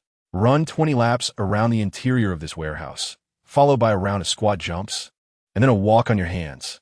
Dana retrieved a smartphone from her pocket, seemingly perusing something on it, her expression radiating with enthusiasm for training Joaquin. Joaquin had no intention of complying with her absurd training regimen. Instead, he wore a mysterious smile, raised a finger, and gently shook his head. I apologize, Miss Diana. To be candid, my combat style does not necessitate such training. While I appreciate the goodwill of both you and Harley, I intend to undertake my secret training to hone my hidden abilities. Diana gazed at Joaquin with a look of bemusement, her arms crossed over her chest. revealing a playful smile. Allow me to surmise. Your exceptional abilities likely encompass short-range teleportation coupled with optical invisibility. The placement of a box that emits sound waves capable of mental assault, the conjuring of daggers seemingly out of thin air, and indeed, the capacity to enhance your physique through the inhalation of toxic gas. Am I correct in this assessment? Joaquin stood agape, feeling as though he were completely exposed before Diana. Aside from his dual-edged, throwing knife prowess, she had nearly uncovered all his secrets. Moreover, the precision of his throwing knives could only be deemed rudimentary among these superhumans, hardly qualifying as a unique ability. Do not feign surprise. Did I not mention that I observed your combat from beginning to end? Diana continued, her tone dismissive. Once one has witnessed such a performance, it is rather easy to analyze. It is merely fundamental skill. However, Joaquin quickly regained his composure, clearing his throat and donning a confident smile. Since you are aware, that simplifies matters. You witnessed my prowess when I dominated the field, albeit rather recklessly as I stepped in to save you. Yet, if my sole intention were to escape, I should have no difficulty safeguarding myself with such abilities. Diana let out a light scoff, regarding Joaquin with a look of disdain. Ah, it appears your intellect is even less sharp than I had anticipated. Let us engage in a little game. She turned, pointing towards the entrance of the basement from which they had just emerged, approximately 5 meters away from Joaquin. Do you not believe you can protect yourself with those abilities? Then attempt to reach that door. You need not even enter. Simply touching the door will signify your victory. At this juncture, Diana paused, narrowing her eyes and sporting a mischievous grin. However, without stakes, it would lack excitement. Should you lose, you must not only comply with my training regimen, but also undertake it with utmost diligence. Does that sound agreeable? Joaquin calculated the distance to the door, and after a moment, a slight smile crept across his lips. Very well, that is acceptable. However, it seems rather unreasonable to impose a punishment without a reward. If I emerge victorious, he extended his hand, confidently pointing towards Diana's chest. May I borrow this for a day of amusement? Diana's cheeks instantly flushed a vivid crimson, her hands anxiously covering her chest as she stammered. W, are you saying, you pervert? There is no way I would grant you that. There's no need to be so stingy. It's merely a request to borrow a phone for a bit of fun. Rest assured, I shall only use it to browse the internet, not to pry into your private exchanges with your husband. Joaquin's desire was undoubtedly the smartphone that Diana had just produced. To be frank, as a recluse, not having engaged with a phone for such a long time left him feeling quite restless, as if ants were crawling over him. Diana's complexion swiftly transformed from crimson to pallid, and then to a deep shade of black, as she coldly stowed the phone back into her pocket. Do I appear to be of an age suitable for marriage? She queried, a hint of incredulity in her voice. Perhaps I should assist you in examining whether it is your mind or your eyesight that is amiss. Oh, have a black canary and green arrow not yet tied the knot in this world? Joaquin realized he had erred in judgment. Yet this black canary had boldly claimed the surname Quinn. Very well, the wager is set. If you emerge victorious, I shall bestow the phone upon you. However, should you falter, it seems our training will extend until the early hours. A chill coursed through Joaquin, reminding him that this was not a moment for distractions. This girl wielded her strength with reckless abandon, and a moment's carelessness could lead to genuine harm. Nevertheless, a smile graced Joaquin's lips as, in the blink of an eye, he vanished from Diana's sight. Did you not anticipate this? My deception magic has a maximum range of 5 meters, just enough to reach the entrance. A mere extension of my hand would suffice. Yet, just as Joaquin perceived that his hand was less than a centimeter away from the door, he suddenly felt his neck ensnared by delicate fingers, and in the next instant, the world spun violently as he was hurled backward. All spatial teleportation abilities require a slight gap between the destination and any surrounding obstacles or surfaces. Otherwise, one risks becoming embedded within another material, leading to perilous consequences.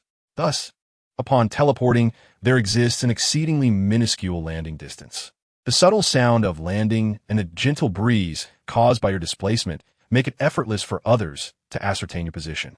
Diana, who had just sent Joaquin sprawling with her extraordinary strength, brushed her hands together and regarded him with an enigmatic smile, observing the disheveled state in which he now lay. This is a trick I learned from Sister Zatanna, a strategy for dealing with teleporters and those who are invisible.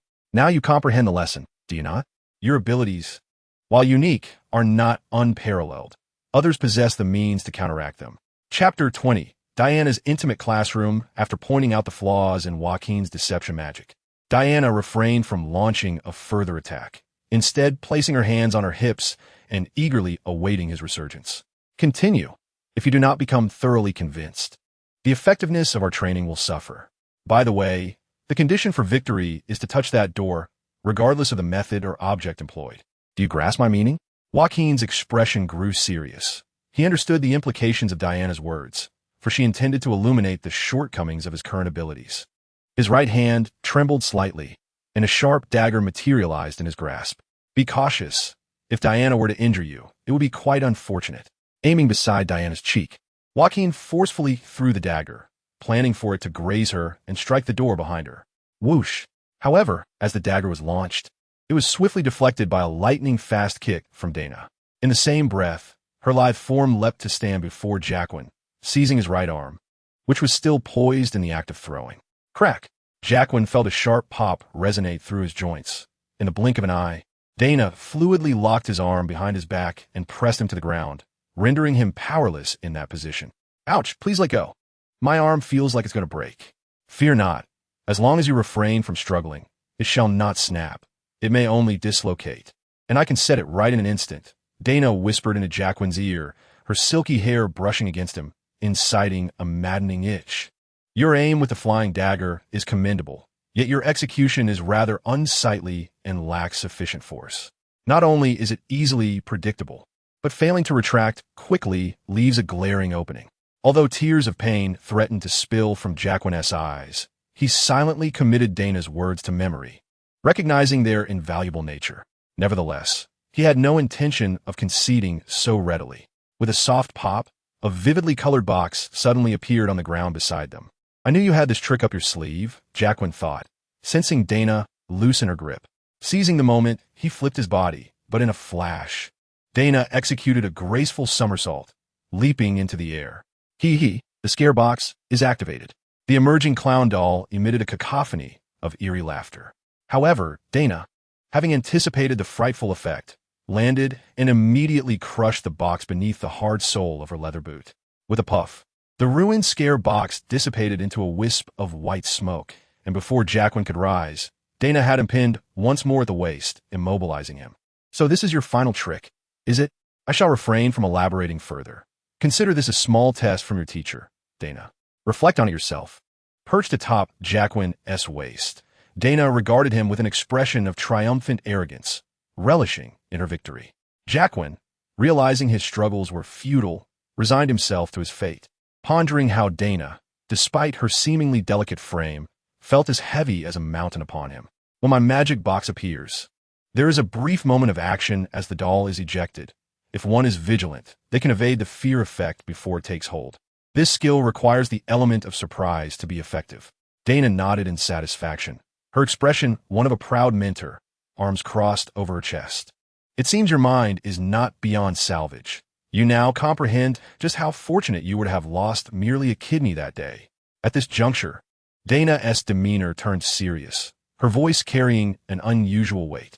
At that moment, Black Mask had initially been bitten on the foot by Bard, and due to your ambush, he sustained a shoulder wound.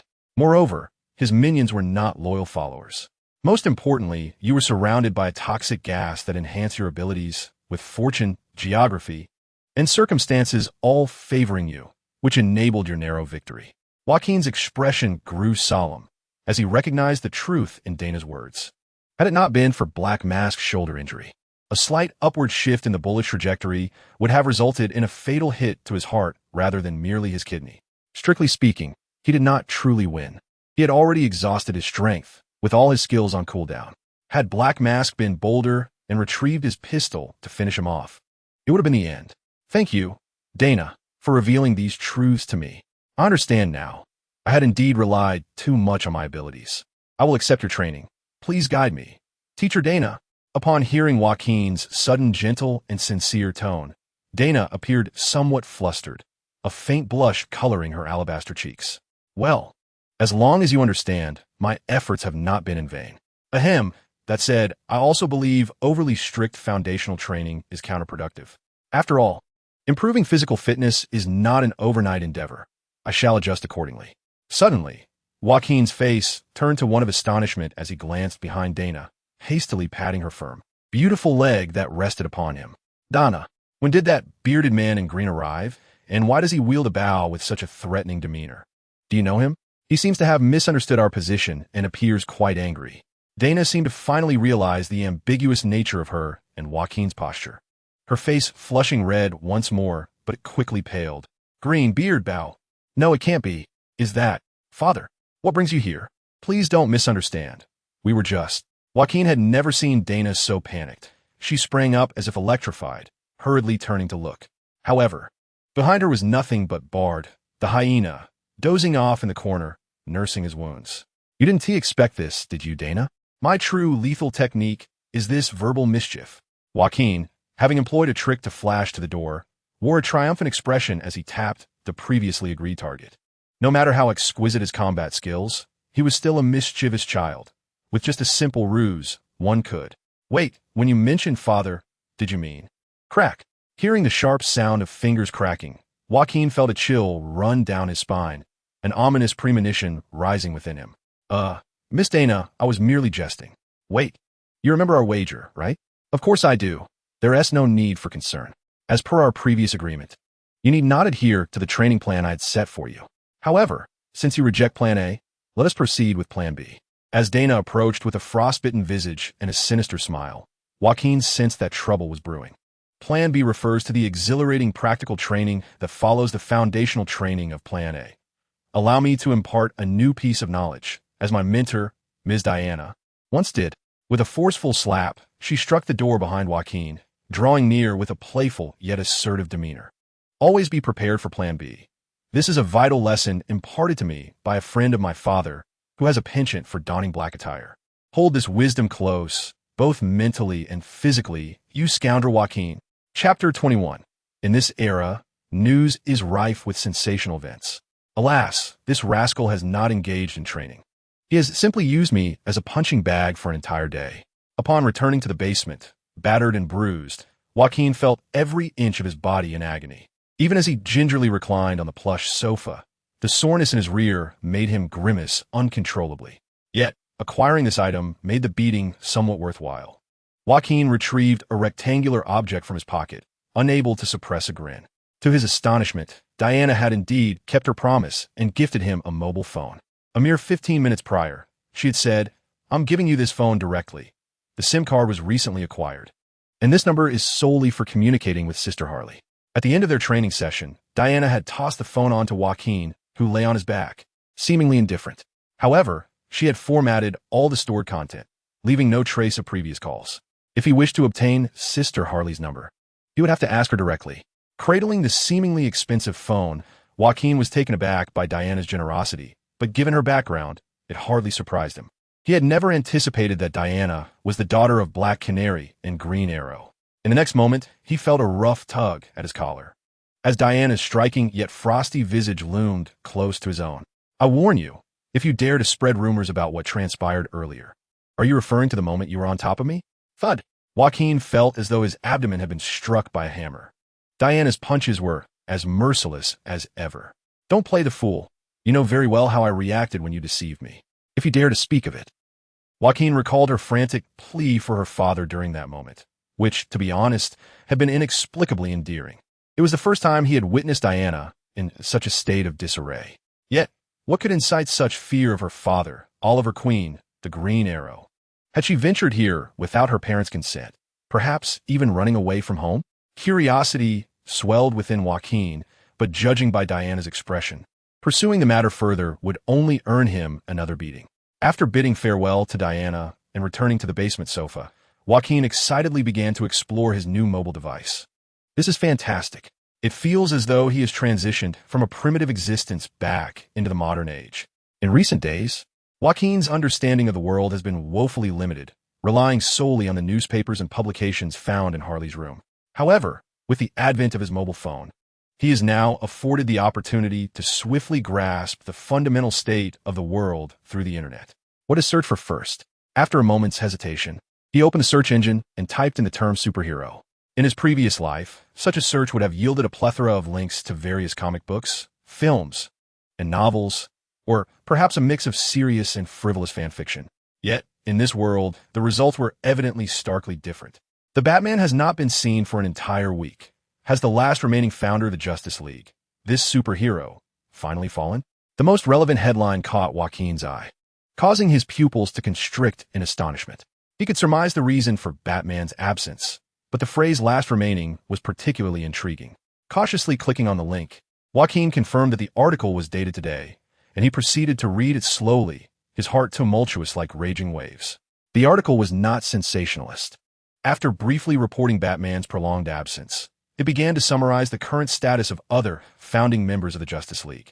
Superman, the steel-bodied deity from Krypton, had once been the core of the Justice League and a moral beacon in the eyes of the public, a symbol of hope. However, 3 years prior, during a climactic battle against the supervillain Doomsday in Metropolis, everyone had believed Superman would once again overcome adversity and triumph over his formidable foe. Tragically, he found himself in a dire struggle, ultimately succumbing before the Justice League could provide aid, falling before the gaze of countless witnesses. Wonder Woman, the Amazonian princess from Themyscira, briefly ascended to the role of leader of the Justice League after Superman's fall, actively promoting dialogue between her island and the world of mortals.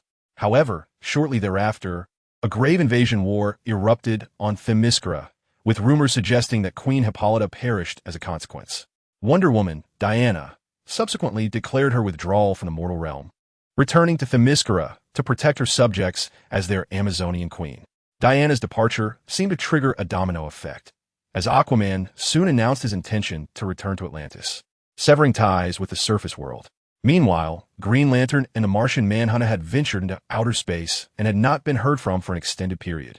The Flash mysteriously vanished soon after, with no one knowing the circumstances surrounding his disappearance, leading to the disbandment of the Rogues without their arch-nemesis. We must concede that the days of being safeguarded by the 7 great superheroes of the Justice League are irrevocably behind us. Although new superheroes have emerged to maintain some semblance of order, we must contemplate whether, in the absence of these protectors, the government and law enforcement agencies are fulfilling their essential roles, rather than placing all our hopes on the assistance of vigilantes. Upon reaching the final paragraph, Joaquin noted the article's byline, Special Correspondent for the Planet Daily, Louis Lane. Joaquin took a deep breath. If this journalist's report is accurate, then it appears that most of the information within is indeed correct. It is madness, utter madness. What on earth has transpired in this world? Joaquin continued to surf the internet for a while, and whether in grand forums or minor reports, he found corroboration for the article detailing the once mighty superheroes he was most familiar with. Many of them had either perished, gone missing, or retreated into obscurity. It seemed the world was now in a post-superhero era. Only then did Joaquin recall the description he had seen in a clipping from Harley Quinn, which noted Gotham as a bastion of wholesome charm. From this perspective, it no longer seemed ironic. While renowned superheroes from other cities faded away, Gotham, overshadowed by Batman, appeared to be the least desirable locale for supervillains to congregate. Yet, even in such circumstances, change was imminent. No, it was already unfolding. Joaquin scrolled down to an entertainment section that reported Gotham's wealthy magnate, Bruce Wayne, the notorious playboy, had sustained injuries from a horse-riding accident and was now attending social functions from a wheelchair. After a soft sigh, Joaquin brushed past this news, when a sensational entertainment headline caught his eye. Image crumbles. Is there more to Sheriff Gordon's divorce? A mysterious woman frequenting his residence. Is the so-called upright detective secretly keeping a mistress? As Joaquin gazed at the accompanying image, his eyes widened in disbelief. Although it appeared to be a poorly taken paparazzi photo, he immediately recognized the woman depicted. Wasn't that Harley Quinn, albeit disguised? Chapter 22. Joaquin and Walker's gentleman's gathering drawing a knife to cut water only makes the water flow more freely. Raising a glass to dispel sorrow only deepens it. Perched atop an old iron barrel, Joaquin, embodying the essence of a poetic youth, drained his beer in one gulp, then exhaled deeply. Of course, he was not drinking alone. His drinking companion, who claimed to have once been the supervillain Moth, Drury Walker, sat beside him on another barrel, wearing a wry smile. So, you sought Harley for my number and rushed me to bring over a few dozen beers just to share this? Joaquin remarked. Surely, you don't actually believe the nonsensical drivel from that third-rate online media and feel jealous, do you, Joaquin? Jealous? What a jest. What have I to be jealous of? Joaquin nearly spewed his beer through his nose, then cleared his throat and replied earnestly, "Firstly, I am not Harley's boyfriend. I merely bear a passing resemblance to her former partner. Whom Harley Quinn chooses to form attachments with is utterly inconsequential to me. However, my sole concern is whether Harley might be deceived by someone, especially since her former lover, the Joker, passed away 3 years ago.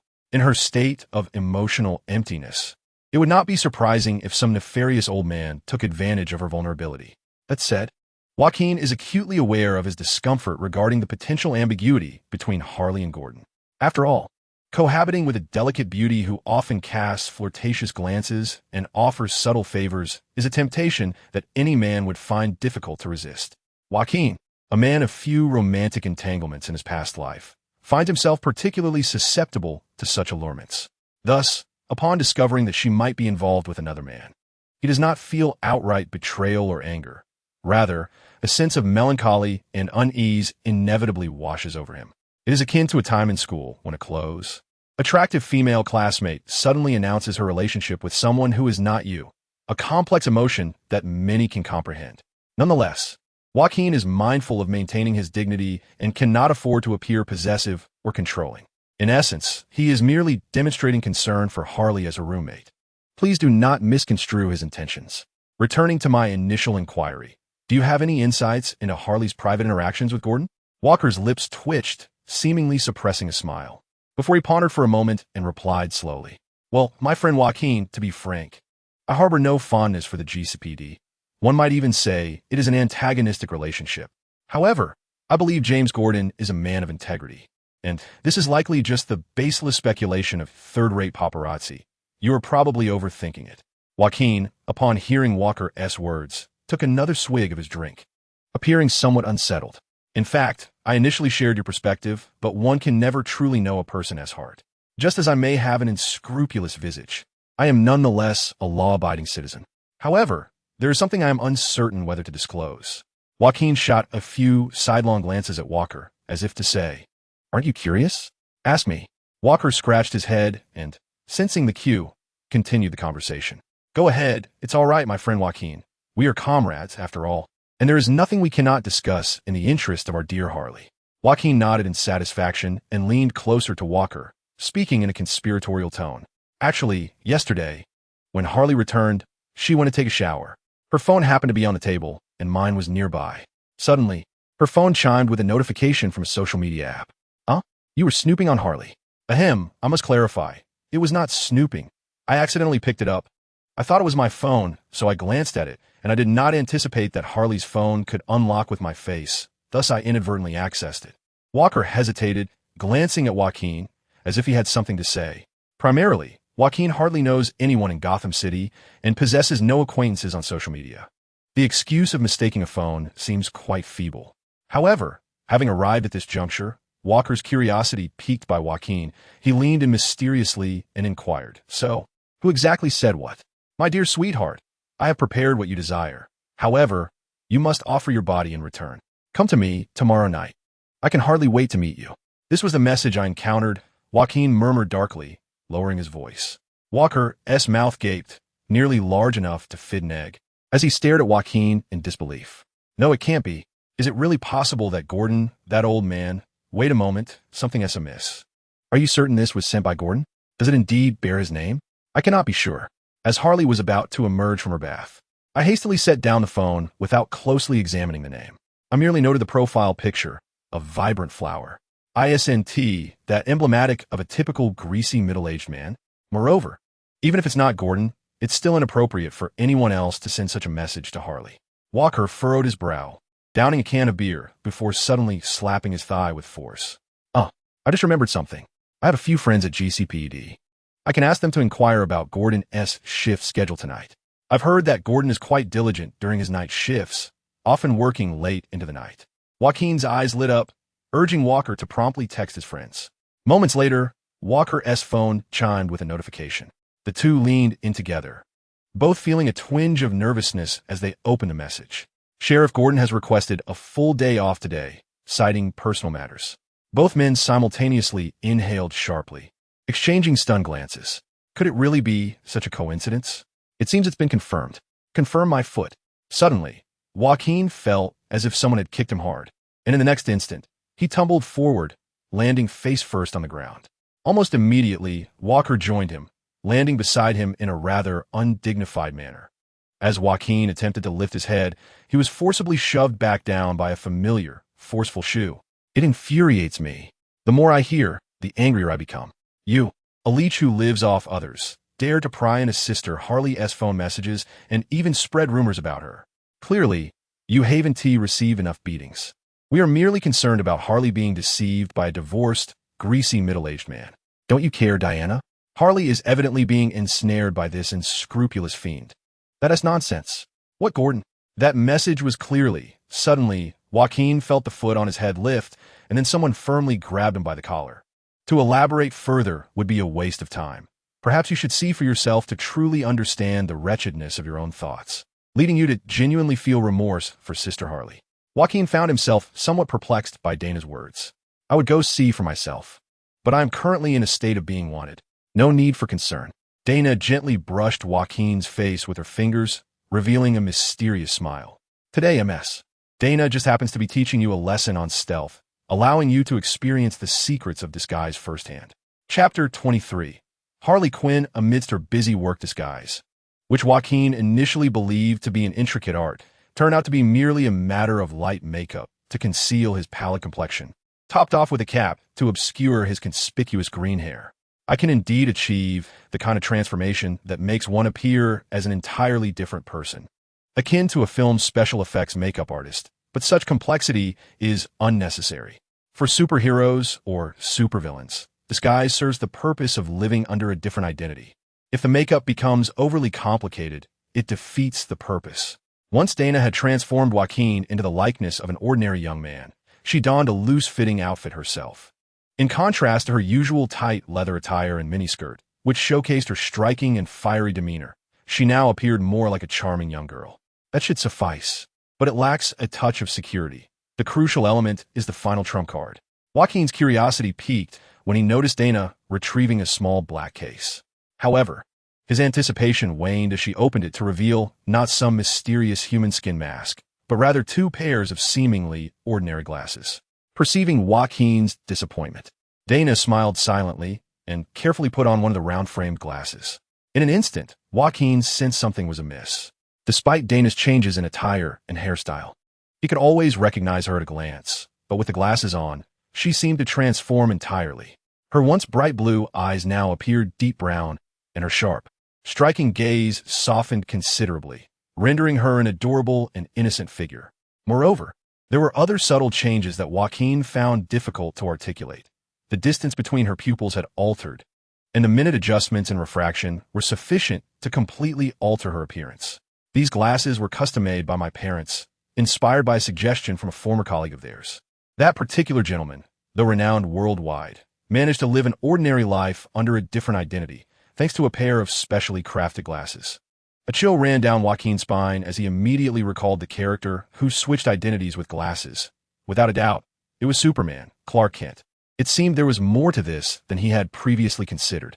He had once scoffed at the citizens of Metropolis for being unable to recognize Superman simply because he donned a pair of spectacles. But now he realized he had underestimated the complexity of the matter. All right, let us set forth. Extend your arm. Upon hearing Dinah's peculiar request, Joaquin, bewildered, extended his arm to her. In the next moment, Dinah affectionately wrapped her arms around his, and even through the loose fabric, he could feel her soft touch. Let us proceed, my dear. It is a rare occasion to visit Gotham. We must explore as much as we can. Dinah, my dear, Joaquin hesitated.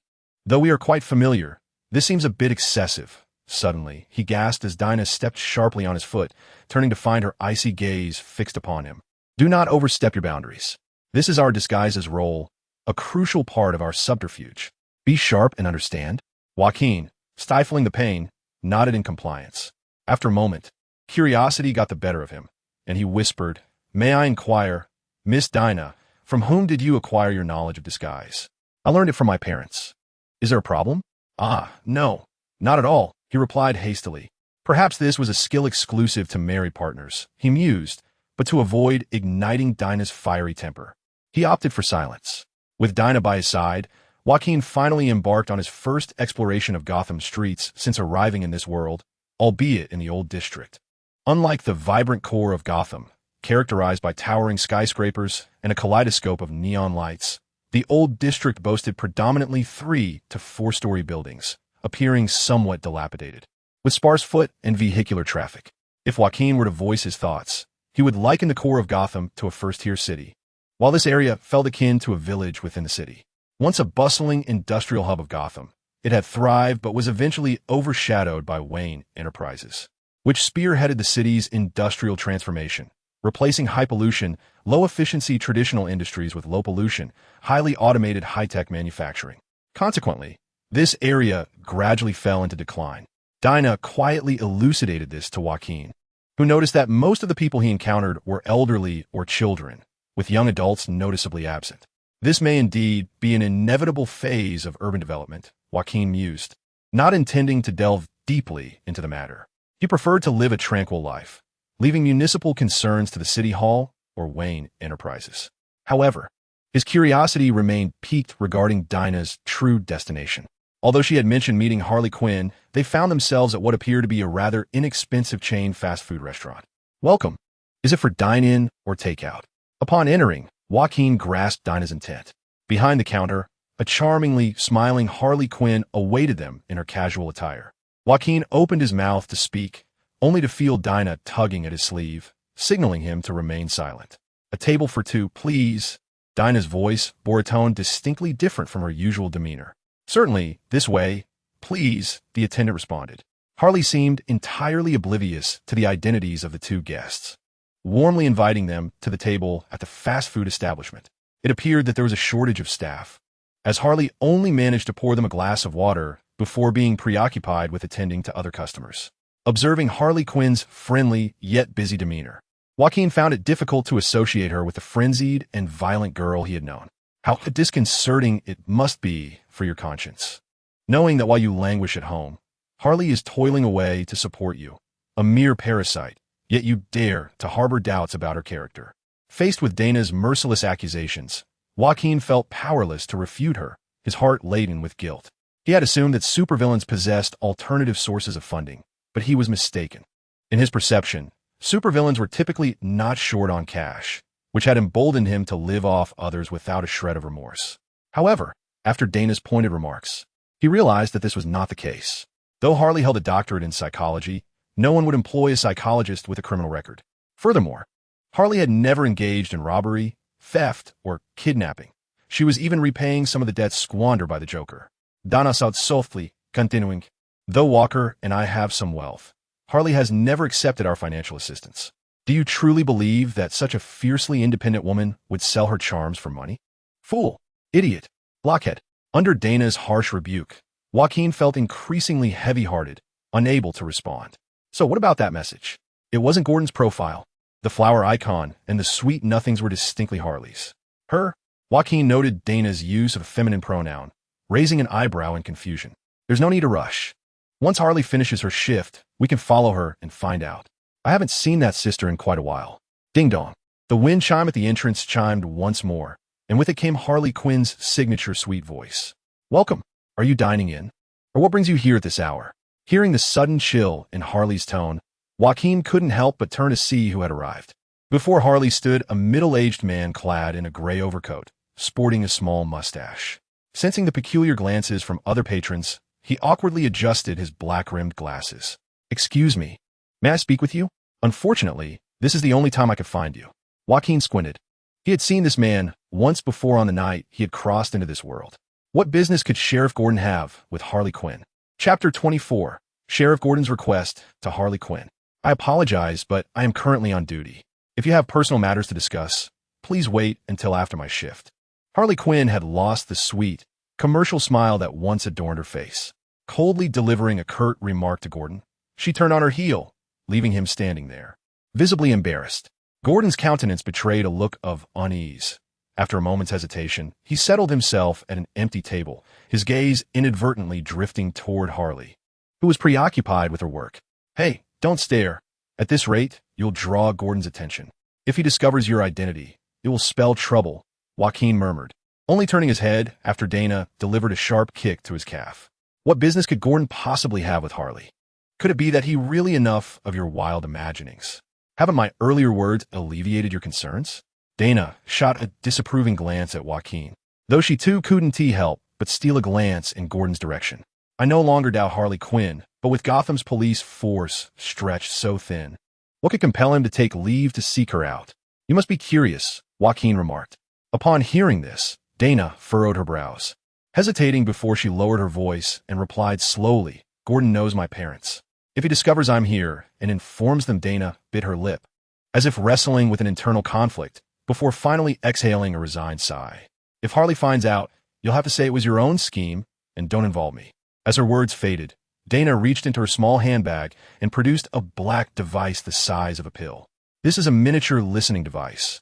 Just peel off the back to attach it. And remember, you must retrieve it afterward. Before Dana could finish, Joaquin eagerly snatched the listening device and rose, heading towards the restroom. At that moment, Harley Quinn seemed to realize that her continued avoidance of Gordon would only draw more attention. Reluctantly, she carried a cup of water toward his table. Sir, if you're not dining, I must insist we speak. Harley, you've been dodging me. I couldn't find you any other way. Upon hearing her name called, Harley's expression shifted. She glanced around to confirm that no one was watching before fixing Gordon with a fierce glare. This job is hard to come by. If you cause me to lose it, I assure you, I will not forgive you. Whatever you need to say, do so after my shift. Do not approach me during work hours. With that, Harley placed the cup of water forcefully before the speechless Gordon, turning to leave. Suddenly, she let out a small gasp, quickly covering her backside and spinning around to glare at Gordon. Embarrassment and anger etched on her face. Please have some decorum. Control your hands, will you, guest? Gordon, who had just taken a sip of water, nearly choked, bewildered as he looked at the furious Harley Quinn, utterly confused by the unexpected turn of events. Harley paid him no mind, letting out a cold huff before donning her sweet, professional smile to attend to other customers. Moments later, Joaquin returned from the restroom, contemplatively glancing at his right hand. Is it truly as firm and bouncy as it seems? He was abruptly jolted by a sharp kick from Diana on his calf, her expression dark and her glare sharp as a knife. I told you to place the listening device. What were you doing just now? I was following your instructions, intending to attach the device to my side, but then Harley suddenly turned around, and my hand... Oh, stop kicking me. If you keep this up, I might lose a leg. Time flowed slowly as patrons moved in and out of the establishment, with only Gordon and Joaquin's tables remaining undisturbed. However, the distinction lay in the fact that Gordon had merely ordered a glass of lemonade, appearing particularly awkward and suspicious, whereas Joaquin and his companions indulged in an endless array of desserts, with Diana's appetite seeming boundless, leading onlookers to perceive them merely as an ordinary couple.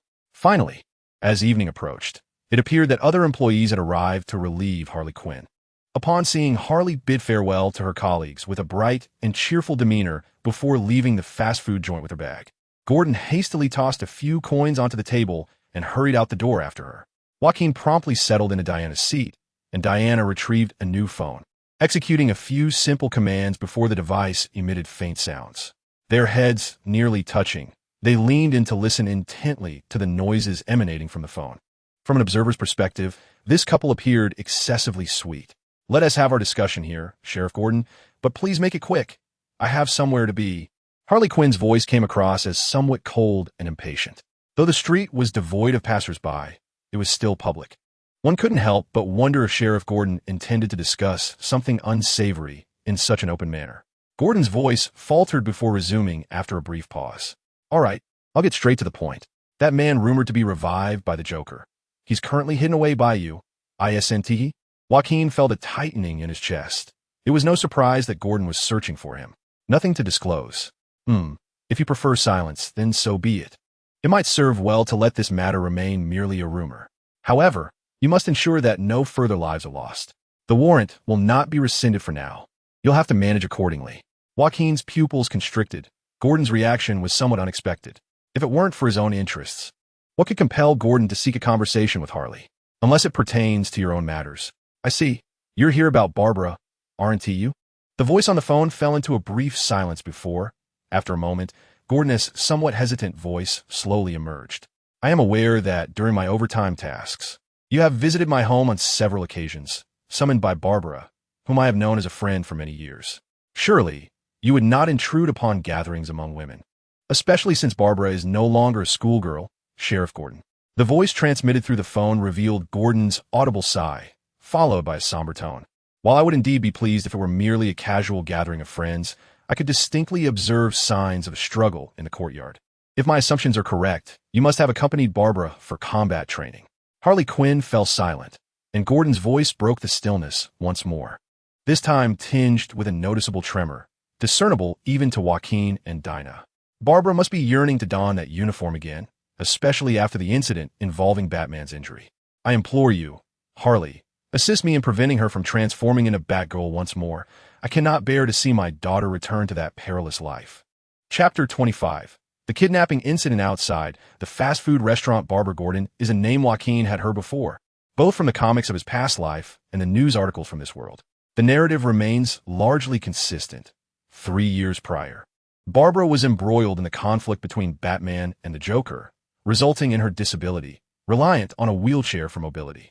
In the original comics, the former Batgirl, who fought alongside Batman, was compelled to retreat and took on the mantle of Oracle to provide support to him. However, from the dialogue between Harley and Gordon, it appears this world's Barbara possesses unique traits, such as her friendship with Harley Quinn and indications that she has nearly recovered from her injuries. Please understand my feelings as a father, Harley. The last time I knew Barbara donned a masked uniform to serve as a vigilante, I chose to remain silent, allowing her to embark on her adventures. When you returned her to me, barely clinging to life, you cannot fathom the depth of my regret. I have often pondered whether, had I intervened sooner, perhaps none of this would have transpired. Gordon's voice resonated with a profound weariness. Even through the listening device, Joaquin could sense his helplessness. Fortunately, you saved Barbara in time, granting her an opportunity for recovery, and with Batman providing the most advanced medical technology, I found a flicker of hope reignited within me. I began to believe that achieving this outcome had exhausted my fortunes across several lifetimes. My sole hope for Barbara is her swift return to health, so she may build a happy life with the one she loves. To realize this aspiration, I vow to eradicate all malevolent forces in Gotham. At this juncture, Gordon's voice paused before growing increasingly grave and solemn. However, this stroke of fortune shall not grace Barbara a second time. Having been away from the fray for far too long, her return to the front lines now poses an even greater peril than it did 3 years ago. Thus, I implore you, Harley, assist me. Gordon's words came to an abrupt halt, and after a moment's pause, Harley's gentle voice resonated. Such sentiments should not be directed at me, Sheriff Gordon. They ought to be shared with Batman or directly conveyed to Barbara herself. I am merely a felon with a checkered past. How could I possibly? Our discussions are futile. I trust Batman has already endeavored to counsel her as well. But you are different. Harley, you are her savior and her closest companion. If it were you, I understand. I shall attempt to persuade Barbara. She is one of my dearest friends, and if possible, I wish for her to remain unharmed. However, you must remember one thing, Sheriff Gordon. Barbara is a fiercely independent young woman. The decision regarding Batgirl's potential resurgence rests solely with her, or more precisely, depends on Gotham's needs. Gordon remained silent for a time before he spoke again, his tone now one of acceptance. I understand. I will ensure she has no reason to act. Regardless, thank you, Harley, both for the events of 3 years past and for now. Upon hearing this, Joaquin and Dinah raised their heads, exchanging glances that revealed their shared thoughts. It appears that Gordon sought out Harley merely for this purpose. Indeed, I have overthought the matter. Naturally, I had this notion from the beginning. It is your fault that I have become an eavesdropper. In any case, let us deactivate the listening device first, and I shall devise a way to retrieve it later. Dinah nodded, and just as she prepared to operate her phone, Gordon's voice unexpectedly resounded once more. Oh, by the way, there's one more thing I nearly forgot. Harley, has that little canary returned to your care? Joaquin gasped, not out of shock from Gordon's words, but rather due to Dinah's sudden grip on his arm, accompanied by the sensation of something soft pressing firmly against the same side of his upper arm. Experiencing a juxtaposition of heaven and hell, Joaquin turned to Dinah, who appeared pale, seemingly unaware of her actions, utterly engrossed in the conversation on her phone. Why the sudden inquiry, Sheriff Gordon? Oh, nothing of consequence. Batman merely requested I relay a message. Her parents are aware that she has clandestinely ventured into Gotham, but they are presently occupied. Thus, she is to remain here for a while longer. Batman entrusted you with her care. Ensure she does not cause trouble, at the very least, not significant trouble. I am quite capable of managing that. You parents are all so reckless, never considering the desires of the children. Truly, I do not believe the environment I am in is conducive to a child's healthy development. At last, Joaquin felt his arm released, suspecting it might bear a bruise. Dinah, having realized her earlier actions, cleared her throat to mask her embarrassment and quietly murmured, "It seems that this time it has truly come to an end. We may as well turn it off. Oh, there's one more thing I almost forgot." Both Joaquin and Dinah wore expressions of exasperation. "Sheriff Gordon, what is the matter with you? Can't you articulate your thoughts in one breath?" It was not only the eavesdroppers who felt this way. Harley appeared to share the sentiment. Her tone tinged with irritation as she remarked, "Sheriff Gordon, as a former psychiatrist, I feel compelled to remind you that memory decline is a precursor to dementia. I suggest early detection and treatment. I apologize.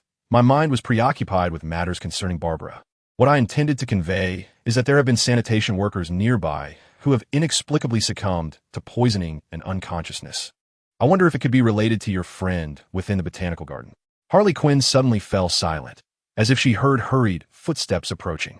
"Forgive me, Sheriff Gordon. I seem to have pressing matters to attend to." "Hey, Harley, wait. Don't run off or avoid my gaze. This can't possibly be connected to you, can it?" "Ugh. Don't pull at me like that. It would be quite unfortunate if others discovered us, wouldn't it? Look behind you, Gordon. Don't employ such childish tricks. Speak to me plainly about the botanical garden." "No, I mean it. Is it your person getting out of that van behind us?" "What are you talking about?" "I came alone. Who are you and what do you want?" The sounds of chaos erupted. "A taser? Who are you?" Upon hearing the mysterious crackling of electricity and the consecutive screams from Gordon and Harley, Joaquin and Dinah sprang to their feet simultaneously, exchanging a brief glance before instinctively dashing towards the exit. "Hey, you two guests, you haven't settled your bill." Meanwhile, as they rushed out, the voices emanating from their phones persisted. "The target has been secured. What about that old man next to Harley Quinn? Take him as well, don't forget. The boss said if Harley Quinn has a man beside her, he must be captured too." Within mere seconds, Dinah and Joaquin had burst out of the fast food establishment. And a short distance away, a van hastily shut its doors and sped away with remarkable swiftness. "Stop! Let go of Aunt Harley!" Dinah shouted, attempting to pursue the van, only to be swiftly restrained by Joaquin. "Calm down, Dinah. Even if it were the genuine flying Black Canary, she wouldn't be able to catch up with them. They should be fine for now. Otherwise, they wouldn't solely be using tasers." Joaquin's brow furrowed deeply as all the information he had just overheard rapidly coalesced in his mind, fixating on a singular objective: to rescue the abducted Harley Quinn. Let us return to the base. "Dinah, does your listening device have a signal tracking feature?" Chapter 26. The Black Mask feels quite unpleasant today, Roman Sionis. The man known as Black Mask currently found himself in a state of profound agitation and discontent. It is not solely due to the wound on his left leg, bitten by that frenzied wild dog, which has repeatedly become infected and remains unhealed, nor is it merely because of the removal of his left eye, which causes a dull ache in his skull whenever he experiences strong emotions. The primary concern lies within the open compartment of the van before him, where two bodies lie unconscious from electric shock. To be precise, the woman among them is indeed his intended target. It is the male figure who is the source of his distress. I recall my orders were quite explicit: to ambush Harley Quinn as she left the fast food establishment, to incapacitate her and bring her back. The voice of the Black Mask was remarkably calm, devoid of any emotional fluctuation. Had it been 3 years prior, with his loyal subordinates before his incarceration, they would have recognized this as a harbinger of his extreme rage, the calm before the storm. However, these thugs, recently recruited by Black Mask, appear utterly lacking in acuity. "Yes, I remember you saying, boss, that if Harley Quinn were accompanied by a man, he should be taken as well. It seems we are indeed fortunate this time, having captured both targets in one fell swoop." Click bang, drawing the gun, chambering around, disengaging the safety, and firing. Despite the unhealed knife wound on his right shoulder, the master of firearms, Black Mask, executed the motions with remarkable fluidity and precision. With a resounding crack, the previously jovial thug now lay lifeless in a pool of blood, a gaping hole in his forehead. The other thugs, who had believed they were fulfilling their mission and were on the cusp of receiving a reward, turned pale, their faces awash with terror as they gazed at Black Mask. TSK, unable to restrain myself, Black Mask sighed softly, reholstering his weapon, then cast a cold, piercing gaze through the solitary eye of his mask over the remaining henchmen. I have heard you sought refuge here in Gotham after committing crimes in Metropolis, hoping to join my ranks. But I had assumed you would at least make some basic preparations before arriving. However, it seems I have overestimated you, or more accurately, overestimated the intellect of criminals from outside Gotham. Black Mask extended a finger, poking the unconscious middle-aged man with graying hair. Do you know whom you have captured? The other thugs exchanged bewildered glances, none daring to utter a word. Allow me to enlighten you. The individual you have apprehended is none other than the commissioner of the GCPD, Mr. James Gordon. Black Mask felt an overwhelming urge to execute these fools before him, even though they were the only recruits he could muster at present. This is no ordinary policeman. This is Gordon, the beacon of justice in Gotham. Apart from Batman, he is the second most feared man among criminals in the city. Even 3 years ago, amidst the chaos and turmoil that engulfed Gotham, no fool dared to lay a hand on him. The Joker was the sole exception, but it is well known that he is mad, and he has paid dearly for it. Even during the zenith of Black Mask's reign, when he nearly commanded the entire underworld of Gotham, he never contemplated the foolish act of abducting Gordon. Firstly, it was unnecessary. Secondly, he was acutely aware of the ramifications should anything happen to Gordon. The relentless pursuit of the Gotham police, coupled with Batman's inevitable retribution, leaving him with no avenue of escape, not to mention the ceaseless assaults from other superheroes aligned with Batman, made such an endeavor seem utterly imprudent. Therefore, upon witnessing Gordon's presence in the van, a singular thought consumed Black Mask. His meticulously crafted plan to resurrect his dominion over Gotham's underbelly had been irrevocably dashed. As I pondered whether Mr. Siones' furious outburst stemmed from his mission's failure, it became evident that the beautiful princess we had so eagerly awaited for our prince to rescue was indeed within our grasp. Suddenly, a languid voice emerged from behind Black Mask, and, as he turned, his furious wrath evaporated without a trace. It was a woman clad in form-fitting leather attire, her lithe figure captivating and her hair cascading in soft, slightly curled waves down to her waist. Her exquisitely delicate features were nothing short of enchanting, causing even the thugs who had only moments ago trembled at Black Mask's deadly threats to swallow hard in awe. However, Black Mask's sudden calm was not a result of being entranced by her beauty. Rather, he was gripped by fear. He understood all too well the perilous nature of this woman, especially when considering the organization she represented and the demonic man behind it. Miss Talia, while capturing Harley Quinn was one matter, but they had inadvertently acquired a veritable hot potato, or perhaps more accurately, a ticking time bomb. His voice, tinged with a hint of reverence, reflected his awareness that he must tread lightly in the presence of this formidable woman. Do not be anxious, Mr. Siones. An ancient Eastern proverb states, a blessing in disguise, much like how, despite your confinement in Blackgate Prison, you have now gained an opportunity to engage with us. What may appear as an unfortunate twist of fate can indeed be transformed into a powerful advantage. The woman referred to as Talia swayed her way toward the van, unconcerned as she stepped over the lifeless body of a subordinate that Black Mask had just executed, her sleek black high-heeled boots remaining pristine, untouched by a single drop of blood. She approached Harley Quinn, bending gracefully to caress her slumbering visage as if it were an exquisite work of art. The crux of the matter now lay in how to manipulate this seemingly helpless sleeping beauty to draw forth the counterfeit prince we had so painstakingly crafted. Talia's slender fingers glided gently from Harley's cheek to her alabaster neck, then to her voluptuous bosom, slender waist, and finally to her taut posterior, delicately extracting a small black object.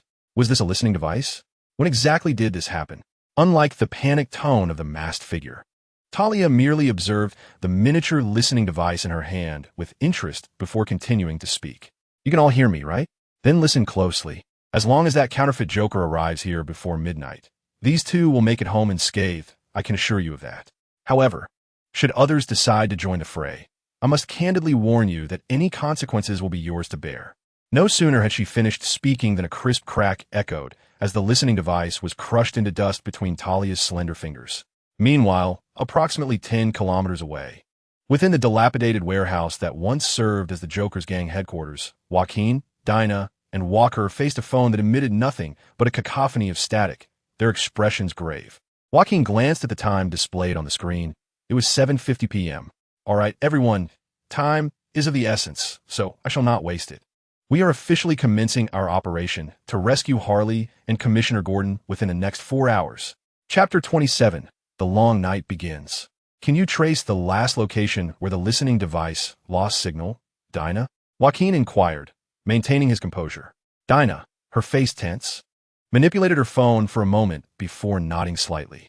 The signal cut off 12 kilometers from here at the site of an abandoned, bankrupt power plant, she replied. As soon as she spoke, Dinah abruptly stood, her face etched with anxiety.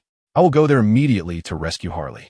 Walker, you change into your combat gear and come back me up. Dinah, please calm down, Joaquin urged. You stay here for now. If we don't return, disguise yourself and head to Wayne Enterprises in Gotham. Dinah. Joaquin firmly grasped Dinah's slender arm, compelling her to turn and meet his gaze. Noticing the tears glistening at the corners of her eyes, Joaquin inwardly sighed. Despite her rigorous training and exceptional combat skills, she was still, at heart, a young girl. Listen, Dinah, no one desires to save Harley Quinn more than I do. You know that well. If I were afraid of death, I wouldn't have acted here. The guilt of surviving when my heart is heavy with remorse is far more unbearable than death itself. Dinah fell silent, surprisingly obedient as she listened to Joaquin's words, her reddened nose wrinkling slightly as she stifled a quiet sob. Yet, charging recklessly forward would only play into the enemy's hands, a foolish endeavor. Especially now, the adversaries we face are not merely the masked figure, but potentially far more perilous entities. Therefore, every step we take must be meticulously considered. After calming Dinah, Joaquin too sank into deep contemplation, rapidly analyzing the intelligence gleaned from the listening device in his mind. What weighs most heavily on his mind is undoubtedly the enigmatic woman referred to as Talia by the Black Mask. Drawing from his past life's knowledge of the DC original comics, the name Talia immediately conjures a specific character, Talia al Ghul, the daughter of the notorious assassin Ra's al Ghul and the heir to the League of Assassins. Not only has she had a complicated romantic history with Batman, but she also bears the mark of a femme fatale with a son. What concerns Jacqueline even more is the powerful faction that Talia represents, the League of Assassins. Reflecting on his various experiences since his arrival in this world, the notion of the League as the shadowy puppeteer begins to illuminate many previously perplexing mysteries. As a recently released inmate from Blackgate Prison, it would be illogical for Black Mask to possess the arcane technology necessary for human cloning. However, with the League's assistance, such a notion becomes plausible. It is widely known that the leader of the League, the ninja master Ra's al Ghul, possesses a legendary artifact known as the Pool of Lazarus, rumored to have the power to resurrect the dead, thus making the creation of clones a conceivable endeavor. Yet, this is not the time for meticulous contemplation. The crucial point is that if Talia is indeed involved, it clearly indicates a perilous trap from which there is no escape. At his disposal, he has but a youthful Black Canary, a once-renowned villain now in retirement, and himself, Jacqueline, who is scarcely stronger than an average individual. Engaging in direct confrontation would be tantamount to courting death. After taking a deep breath to gather his thoughts, Jacqueline resolved upon a singular course of action. He would heed their counsel and venture alone into the derelict power plant to rescue Harley and Gordon. Diana and Walker exchanged alarmed glances, particularly Diana, who rushed towards Jacqueline, seizing him by the collar with flushed cheeks, her excitement palpable. Have you lost your mind? Are you really going to follow their instructions? Do you think those fiends will honor their word? Calm down, Diana. I haven't finished speaking yet. Jacqueline offered a wry smile as he gently patted her hand, signaling her to release him. Of course, Jacqueline would not naively walk into a trap. For striking a deal with supervillains is akin to courting disaster, a truth he was acutely aware of. Though I will enter alone, I ask that you remain on standby nearby, ready to assist, but refrain from any impulsive actions unless I signal otherwise. Should I gather my former allies and those youths who once joined the Joker's gang? They're all fans of Harley. If they learn she is in peril, Walker, with a serious demeanor, met Jacqueline's gaze. Let us not rush to gather forces. We shall assess the situation first. If I am not mistaken, the adversary will likely anticipate this move. Before we head to the power plant, I have another destination to visit. As he spoke, Joaquin raised his head to look at Diana, stating earnestly, Do you know the address of the botanical garden where Harley intended to meet that individual? Diana released her grip on Joaquin's collar and murmured in confusion, I do know, but why inquire about it now? More importantly, isn't it crucial to consider what Harley seeks from her? Preparation is key, and I can't surmise what Harley aims to acquire for my sake. It is likely to become our ultimate trump card. Joaquin squinted, realizing without a doubt that it would be a long night ahead. My beloved little pudding has returned from the brink. I believe you are all already aware of this news. To provide clarity, my dear, and I had initially planned to eliminate a few traitors for entertainment. However, to my surprise, our small display of force against the traitors did not seem to capture your attention. Thus, I have resolved to present something extraordinary. Tajda, who is this, you ask? Oh, the answer is the slumbering Sheriff Gordon.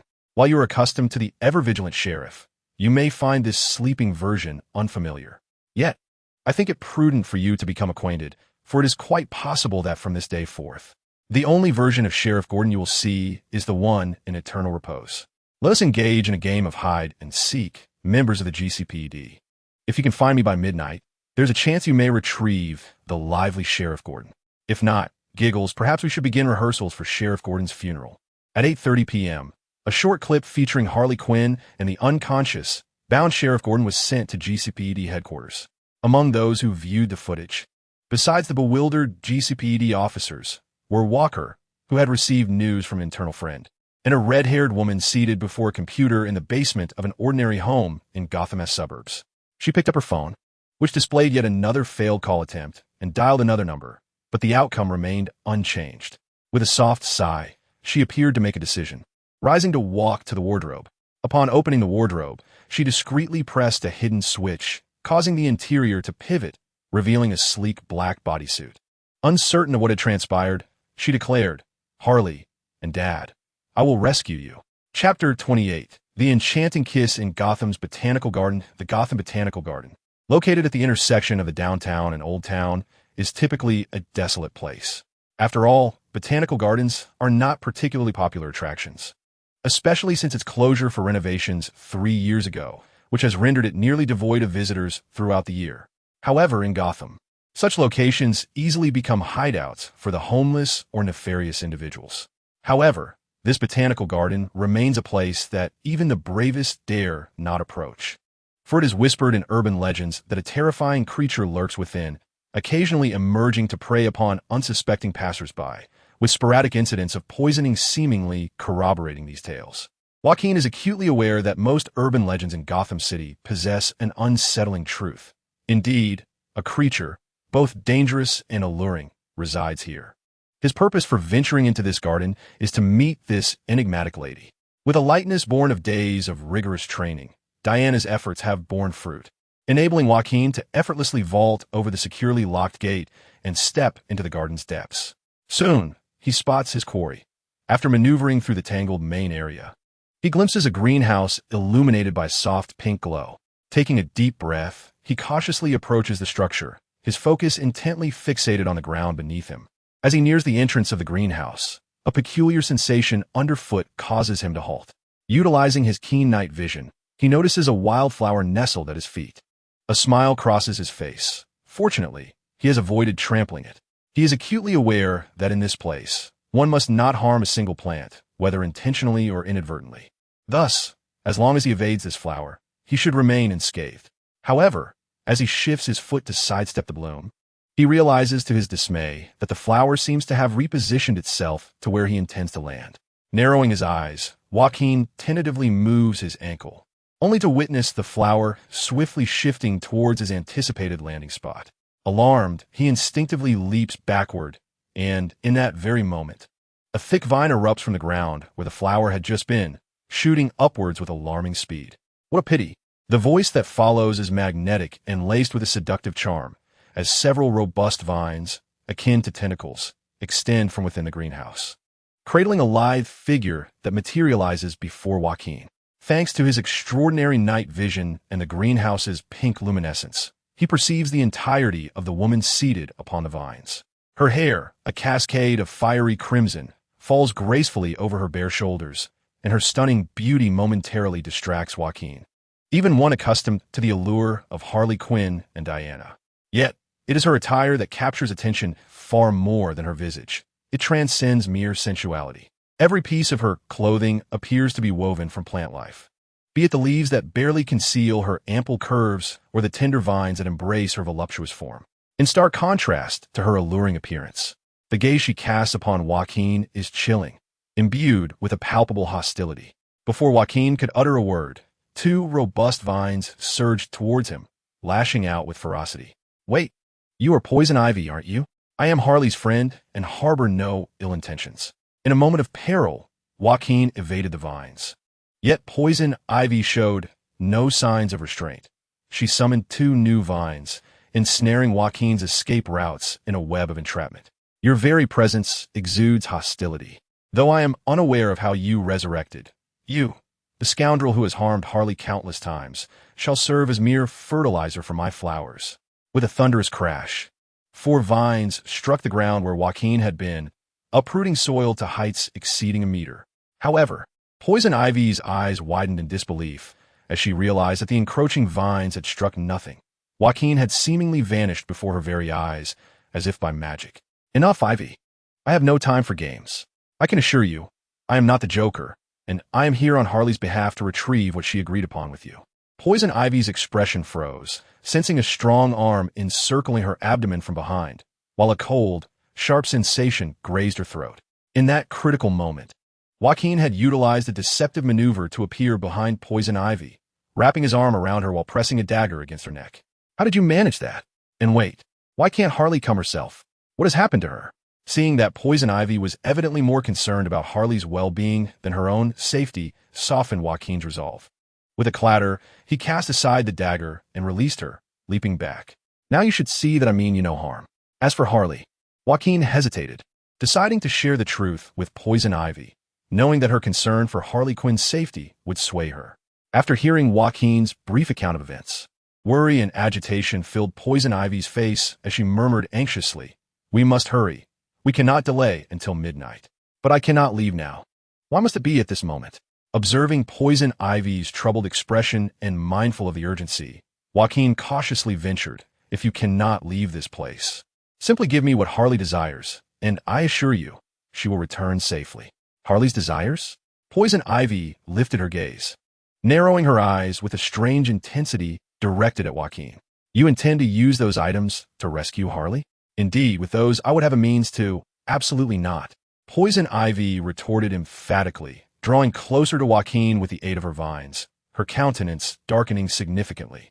"That is an exceedingly potent and lethally toxic substance. Should it be wielded as a weapon, it would undoubtedly impact Harley." At this revelation, Joaquin felt a surge of elation, as he had finally confirmed his suspicions. Harley was aware that inhaling the toxin would temporarily enhance her physical capabilities, which is why she had enlisted the assistance of Poison Ivy to concoct the poison, intending to hand it over to Joaquin as a precaution. However, it was evident that Poison Ivy had misinterpreted the intended use of the toxin. Just as Joaquin was about to elucidate further to her, he suddenly sensed something cold entwining around his ankles. "Indeed, I have conceived a far safer alternative.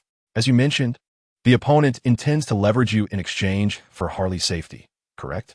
A sense of foreboding weighed heavily upon Joaquin's heart.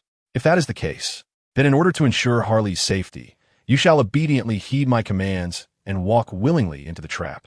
Before Joaquin could fully comprehend the situation, Poison Ivy abruptly drew near, her lithe and supple arms encircling the back of his neck. In the next instant, Joaquin's lips were met with a cool, soft, and slightly moist sensation. Chapter 29, Poison Ivy's Greenhouse and Secret Weapon. Is Gotham's atmosphere truly so liberated?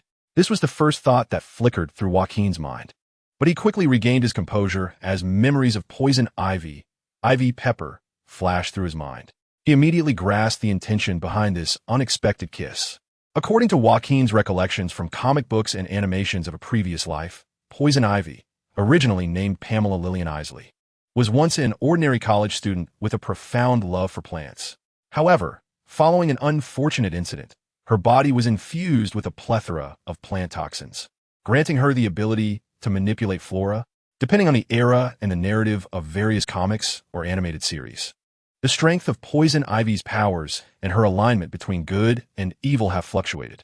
Yet, regardless of the version, Poison Ivy has always possessed her signature skill, the kiss of Poison Ivy. By secreting toxins through her lips, she can administer lethal poison to her target via a kiss or induce hallucinatory effects to manipulate their consciousness. It is a power that is both enchanting and terrifying. However, for Joaquin, who had become immune to toxins after acquiring the title of Bane, this ability was rendered merely enchanting. As their lips gradually parted, Poison Ivy gazed at Joaquin with unshakable confidence. Yet the moment she caught sight of his somewhat awkward expression, her charming smile faltered. "My dear Ivy, I neglected to mention that." Before Joaquin could finish his sentence, Poison Ivy's delicate brows furrowed, and before he could utter another word, her grip around his neck tightened once more, compelling him to endure another kiss. The embellishment was not merely cosmetic. During the kiss, Joaquin could indeed detect a subtle, floral fragrance. This kiss lingered longer than the last, and just as Joaquin felt something soft attempting to part his lips, he finally could no longer restrain himself and forcefully pushed Poison Ivy away. Joking aside, the true struggle lies not in the toxins but in the natural physiological reactions of men. At this moment, both Harley and Gordon find themselves in peril. They cannot afford to indulge in a reverie of tenderness amidst such urgency. Enough! Poison Ivy, hear me. Your toxins are of no use to me. Rather, I can absorb them and utilize them to enhance my own strength. This is precisely why I sought your venom. With your poison, I will be more assured in my quest to rescue Harley. Joaquin, fearing a third kiss from Poison Ivy, forcefully pushed her away while rapidly explaining his stance. Poison Ivy bit her lip, her expression tinged with embarrassment. After all, without her toxins, her previous actions could be perceived as nothing more than a one-sided display of twisted affection. Yet, she quickly composed herself, recognizing that Harley's predicament was of utmost importance. "All right, I understand. Can you please release your grip?" Joaquin finally realized that when he had pushed Poison Ivy away, his hands had settled in an inappropriate place. He hastily withdrew, noting the leaves' remarkably soft texture. Poison Ivy hesitated for a moment, then reached behind her, revealing 3 small glass vials containing a luminescent green liquid, each the size of a bullet. "Wait, where on earth did you hide those?" Joaquin couldn't help but glance at the leaves adorning her waist. There appeared to be no pockets for storage. However, after a moment's contemplation, he decided to regard this as a manifestation of a fourth-dimensional space and not to delve further into it. Joaquin took the 3 vials from Poison Ivy, his brow furrowing slightly. This is far too little. 3 vials is insufficient to save Harley Quinn. Seemingly sensing his concern, Poison Ivy shrugged and spoke. Harley specifically requested that the dosage be minimal, yet of the utmost purity. I even alter my blooming cycle to produce these 3 vials of the highest purity toxin. Blooming cycle? Production? Although these terms seemed peculiar, Joaquin chose not to investigate further. He could surmise the reasons behind Harley's request to Poison Ivy. These toxins were never intended for Joaquin to rampage through the enemy's stronghold. Rather, they were meant to ensure his escape, regardless of how formidable the adversary might be. Thus, quality outweighed quantity. However, possessing only 3 chances against potential foes like Talia, Black Mask, and their minions within the power plant seemed rather precarious. Poison Ivy clearly recognized this, and after a moment of contemplation, she whispered softly, "If you seek a means to obtain a continuous supply of toxins, I do possess an item that I could offer you, though using it may pose a risk to your life. Are you prepared for that?" Joaquin, his expression grave, nodded in affirmation. When facing a character like Talia, being overly prepared was never a disadvantage. With a gentle gesture, Poison Ivy summoned forth countless vines, which immediately extended to lift him. "I shall be away for a brief moment. Please remain here and refrain from disturbing the plants. Do you understand?" Observing Poison Ivy as she gracefully moved towards the main building of the botanical garden with the aid of her vines, Joaquin found himself growing increasingly anxious after a few minutes of waiting. To distract himself, he glanced around. At that moment, a greenhouse emanating a soft pink light caught his attention. It occurred to him that Poison Ivy had seemingly emerged from that very greenhouse, where she had originally arranged to meet Harley. Joaquin quietly approached the entrance, careful not to step on any plants, and curiously peeked inside through the partially open door. Inside the greenhouse, he beheld a grand bed woven from vines, adorned with countless snow-white feather-like objects, a few of which seemed to have been brought to the entrance by Poison Ivy. Picking one up, he examined it closely realizing it resembled a petal from a white lily.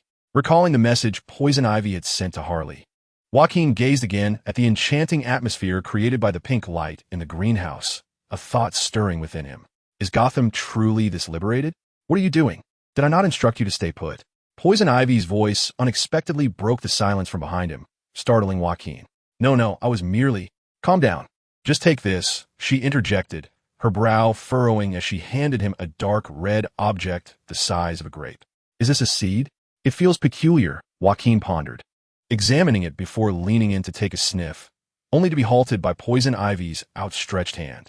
Do not smell it. Just consider it a special seed. When the time comes, create a small wound and insert it. As for whether you survive, that will be left to fate. With a sigh, Poison Ivy raised her gaze to the moon, now at a considerable height. It is getting late. Hurry and rescue Harley. Remember, you must bring her back. If anything were to happen to her, I would not hesitate to unleash my vines upon Gotham itself, and you would not escape unscathed. Chapter 30. The perfect stealth technique even beginners can master due to this video.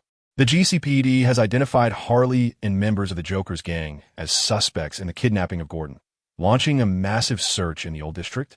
As they drove towards the power plant in a car piloted by Walker, Joaquin learned from Dinah about the information the GCPD had received regarding the video, and he couldn't help but silently lament the cunning nature of Talia's plan. Undoubtedly, the figure of Harley Quinn in the video is a clear disguise of Talia. The motives behind this ruse are easily discernible. On one hand, it serves to exploit the resources of the GCPD in their pursuit of the Joker's gang, thus leaving Joaquin and his cohorts without assistance. On the other hand, it effectively cuts off their escape routes. Should anything befall Gordon tonight, Joaquin and his companions would find it impossible to exonerate themselves. Furthermore, the video harbors a more insidious consequence, with a countdown to murder already initiated. If Batman fails to intervene and rescue Gordon, his symbolic representation of justice would suffer a grave blow, for the public remains oblivious to Batman's injuries. The simultaneous destruction of both Gordon and Batman, the twin totems of Gotham's justice, would likely inflict a severe setback on the already fragile order in Gotham. Nevertheless, Joaquin resolves to momentarily cast these thoughts aside. His primary objective remains unchanged. Rescuing Harley and Gordon is paramount.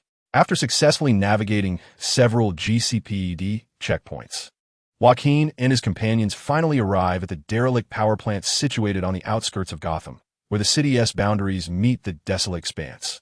Let us commence our operation. Proceed as planned. Walker, take me to the skies. During Joaquin's dealings with Poison Ivy at the Gotham Botanical Garden, Walker and Dinah were not idly waiting. Walker procured a detailed map of the power station from a mutual acquaintance, while Dinah meticulously analyzed the layout, hypothesizing the location of Harley and Gordon's confinement. If it were up to me, I would confine them in the boiler room. The space is quite constricted, devoid of complex mechanical obstructions, making it nearly impossible for anyone to infiltrate without immediate detection. With the destination determined, Joaquin then contemplated the route of entry. Although he intended to face the confrontation alone, he was not foolish enough to march brazenly through the front door. At that moment, Walker's moth armor proved invaluable. With a hum, for translucent mechanical wings fluttered, lifting Walker, resembling a colossal moth, into the night sky alongside Joaquin. Their descent aimed at the apex of one of the power plant's towering cooling towers. Do you truly not require my assistance within? Walker inquired, his voice tinged with concern beneath his insect-like mask. Let's forego that. I was contemplating retreat should I find myself overmatched. If you accompany me, I would lose that opportunity. You and Dinah merely need to create a diversion at the entrance to draw attention, Joaquin replied, half jokingly, though a twinge of apprehension lingered in his heart. Walker hesitated for a moment before nodding in agreement. Just as he prepared to take flight, a sudden thought struck him, and he slapped his forehead. I almost forgot. I have a little gadget to lend you. It may prove useful. He rummaged through his belt and carefully handed a circular, flat object to Joaquin, who felt a small button on its surface. Be cautious not to press it accidentally. Once activated, it emits a special electromagnetic wave that can disable all electronic devices within a 50-meter radius. If you trigger it now, I might just have to take you down on the spot. Joaquin felt a chill run down his spine. Whoa, what on earth is this? Is this a mini EMP weapon? Seriously, brother, why didn't you mention you had such a treasure earlier? Moreover, Carrying something that could potentially backfire while relying on electronic equipment for flight is rather reckless, don't you think? Walker awkwardly diverted his gaze and cleared his throat. Well, this isn't actually mine. It's a loan from a friend of mine when you want to find Ivy. A friend? Joaquin lowered his head to inspect the object closely. Although the environment was nearly pitch dark, his night vision allowed him to discern a bat emblem on its surface. A bat emblem? Wait, what? Brother, do your eyes possess the same cat-like quality as hers? You can see in this darkness? It's getting late. I'll take my leave now. You stay safe. Walker suddenly hurried his speech, not giving Joaquin a chance to inquire further before he flapped his wings and ascended into the air. Joaquin pondered for a moment before tucking the gadget into his pocket and began to climb down the rusty iron ladder at a leisurely pace. Upon entering the cooling tower, he found himself in an environment where visibility was entirely compromised. A typical person would likely misstep and fall, but with his night vision ability, Joaquin navigated this route with confidence. This was also why he believed he would not be easily ambushed. After a while, Joaquin finally caught sight of the bottom of the cooling tower, as well as a faint glow seeping through the gap of the maintenance passage leading into the power plant. Stealthily, he approached the iron door and peered through the crack to assess the situation outside. I heard there's an intruder at the entrance, a stunning blonde, someone whispered. Just one? I want to see for myself. If I can capture that beauty, perhaps I could have some fun first. Don't be foolish. The boss has issued strict orders to keep watch here. But don't worry. There's another voluptuous figure in the boiler room below, right? The boss said we could treat her as a reward when the time comes. I've been drooling over her too. And what about that brunette who was with the boss earlier? Hey, be careful. That woman is a mystery. Even the boss holds her in high regard. Don't step on any landmines. Joaquin furrowed his brow. From their conversation, it was evident that Diana had already initiated a feigned attack to lure the enemy. However, the Black Mask had anticipated this move long ago, stationing guards here, indicating that the strategy of diversion was not unfolding as smoothly as intended. Fortunately, Joaquin still possessed a plan B, a contingency that Diana had taught him, emphasizing that every plan should have provisions for potential failure. Yet, such contingencies often carry greater risks, and the costs can be somewhat substantial. Who ultimately bears the burden of those costs is another matter entirely. Through the crack of the door, Joaquin observed and listened to the footsteps outside, estimating that there were approximately 3 to 5 individuals present. Under these circumstances, relying on invisibility for a flawless stealthy escape seemed rather implausible. Nevertheless, Joaquin understood that there existed another method to achieve perfect stealth. As long as no living soul detected him, his stealth would indeed be flawless. Was this not common knowledge? Chapter 31. The arrival of the final boss seems premature in the narrow corridor outside the iron gate of the cooling tower. 5 burly men with unsavory expressions were engaged in jovial banter, each sporting a handgun at their waists, which contributed to their unwarranted sense of security. In a place where the likelihood of passage was nearly non-existent, 5 armed men stood guard. Was there a simpler task than this? Of course, if these were local Gotham criminals, they might have harbored some trepidation towards any object lurking in the shadows. Alas, these were mere miscreants recruited by the Black Mask from Metropolis, completely devoid of such vigilance. Thus, while they continued to exchange vulgar fantasies about Harley Quinn and Diana, they remained blissfully unaware that death had crept silently beside them. Listen to me. If that woman named Harley Quinn is ruined by the time it's my turn, I'll gouge out her eyeballs and use her sockets. Ha-ha, that's enough. You're already disgusting enough. As the other 4 erupted into crude laughter at this perverse remark, they suddenly noticed that something was amiss. It seemed to resonate with the speaker's own words as one of his eyeballs inexplicably popped out. Swish! The remaining 4 stared in shock at the man, still grinning with malevolence, from whose bloodied eye socket emerged the glint of a sharp, blood-soaked dagger. Danger! One among them reacted slightly faster than the others, attempting to shout, but this haste resulted in his quicker demise, for in the next instant, a sharp dagger pierced his throat, silencing him forever. In mere seconds, the 5-man team had dwindled to 3. However, the remaining trio, still vicious and desperate, immediately drew their handguns upon realizing the gravity of their situation. Hey, ha! At that moment, a piercing and unpleasant laughter erupted from one of the assailants, triggered by a box that released a clown doll, causing him to clutch his face in agony and crouch down. The distraction momentarily diverted the attention of the other 2. Such fleeting moments often prove fatal. Joaquin seized the opportunity to hurl the corpse of the assailant he had just slain towards the nearest enemy. With a sickening thud, the body hurtled towards him, forcing the remaining assailant to instinctively raise his hands to push it away. However, as he did, he found himself face to face with Joaquin, and there was no time left for defense. A flash of steel cut through the air, blood sprayed forth, and yet another assailant fell, clutching his throat in despair as he collapsed to the ground. By this point, only one assailant remained standing. Witnessing the swift demise of his comrades and seeing another writhing in agony, his face contorted in sheer terror. A monster! A monster! There's a monster here! Requesting backup. Hurry! He pressed desperately on his earpiece for reinforcements, only to be met with the unsettling crackle of static. Don't come near me, he shouted in panic, retreating as he fired wildly in Joaquin's direction, disregarding the possibility of striking his own ally. What unfolded next was beyond his comprehension. This man, akin to a demon, nimbly danced through the hail of bullets, effortlessly closing the distance. Had your fun? Now it's my turn. With a swift thrust, the blade plunged into the assailant's throat.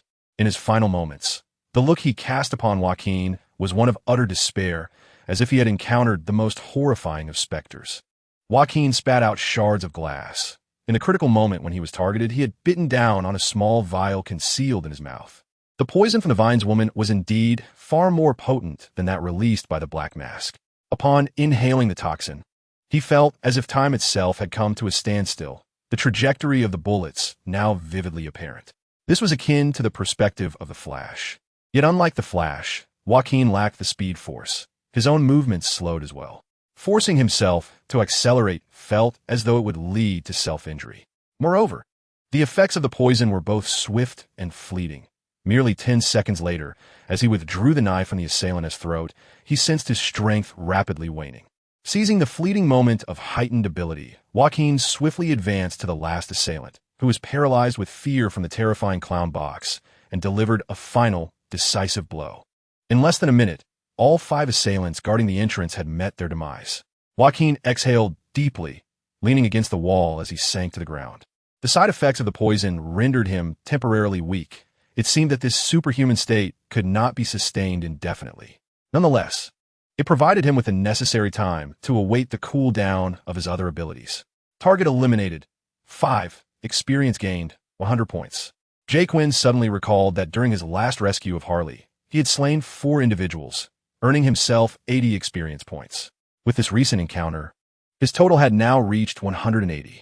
Based on his previous experiences with leveling up, it appeared that every 200 points allowed for an advancement in rank. Thus, it seemed that dispatching just one more foe would suffice. He pondered what transformations might occur in his skills post-level up, yet time was of the essence, and he could not afford to linger on such thoughts. After resting for approximately 5 minutes, Jacqueline felt himself recuperating from the aftereffects, took a deep breath, and stood up, ready to depart. According to the map provided by Walker, the route was straightforward. Exiting this area and descending directly down the corridor stairs would lead him to the boiler room without complication. This was not surprising, considering the original design of the place was that of an ordinary power plant. It was rather unusual for locations in games to resemble intricate mazes. Suddenly, Jacqueline felt a vibration emanating from his pocket, where he had stowed the small device adorned with a bat motif given to him by Walker. Wait, did this gadget possess such functionality? In that instant, an ominous premonition surged through him. Without hesitation, Jacqueline instinctively employed his illusionary magic, vanishing from his original position. His decision proved wise, as a moment later, a brilliant flash of a blade swept past where he had just stood. You sense me. You truly are more unpredictable than I anticipated, clone. Beads of cold sweat trickled down Jacqueline's brow as he maintained his invisible state. Had it not been for the inexplicable vibration of the gadget, he would have been caught completely off guard, unable to even ingest the poison that would enhance his prowess. From the shadows of the entrance emerged a tall, graceful woman, clad in a form-fitting black leather outfit that accentuated her alluring figure. Her long, slightly curled brown hair cascaded down her back. However, in stark contrast to her alluring appearance, her eyes radiated a chilling intent to kill, evoking a sense of dread. In that moment, Jacqueline immediately recognized her, eliciting a bitter smile within. Sister, should you not be the final boss of this instance? How is it that you appear after merely 2 minions have been defeated? There was no doubt. She was the most formidable and perilous adversary here, Talia al Ghul. Chapter 32. The fierce combat with the assassin Talia. Talia wielded a weapon reminiscent of a Japanese katana, its razor-sharp blade gleaming menacingly. Jacqueline had no doubt that should this lethal edge find its mark, he would be severed from his very flesh in an instant. Talia's murderous gaze roamed the corridor, seemingly hunting for Jacqueline's whereabouts. Remaining motionless in his concealed state, he understood that for a being of Talia's caliber, even the faintest sound of footsteps could reveal his precise location. With a firm grip on his dagger, Jacqueline remained ever vigilant, his eyes fixed on Talia, while cautiously extending his hand toward his pocket. It was clear that now was not the time to conserve his supply of poison. Unable to locate the position of the Joker, Talia furrowed her brow and slowly advanced down the corridor, the blade in her hand naturally pointing towards the ground. Her strikes were indeed ruthless, seemingly inheriting the characteristics of your original Joker. Yet, I am quite curious about the origins of your other abilities and knowledge. While I wouldn't mind dissecting you to uncover the truth, I suppose it would be a wise choice to spare your life for observation, should you choose to surrender. Though Talia's whispers were remarkably gentle, the Joker was not naive enough to trust the words of this female assassin. He awaited Talia's approach, planning to catch her off guard the moment their distance shortened.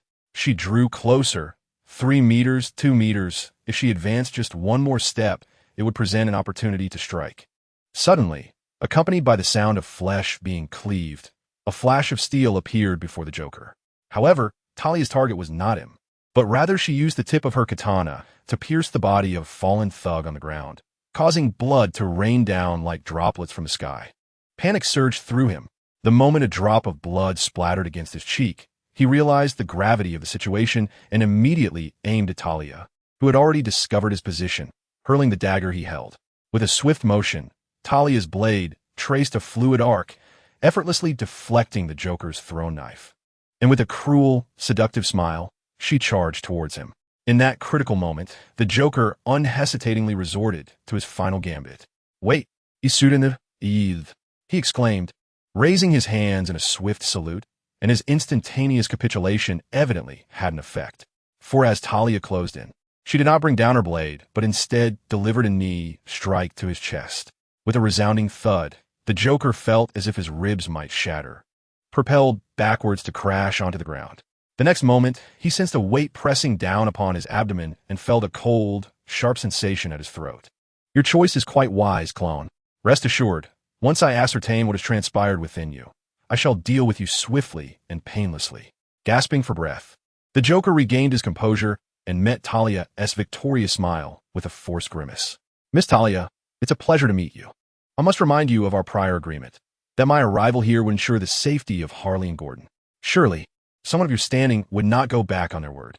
"Huh, you are quite audacious, thinking you can negotiate after having already taken 5 lives.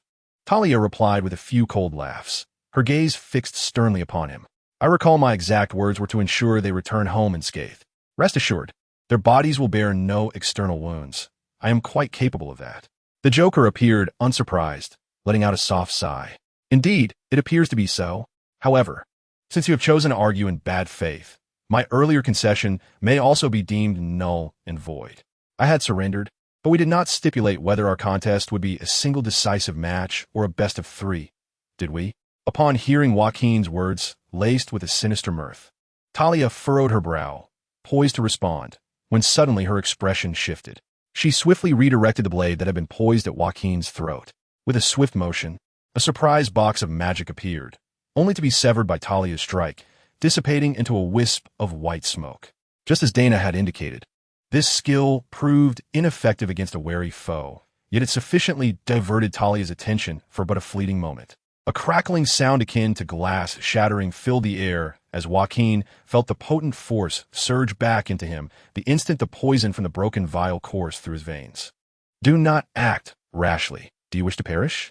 Talia's demeanor turned frosty as she prepared to execute Joaquin with her katana. Yet, she was taken aback as Joaquin's visage expanded before her at an unnatural speed.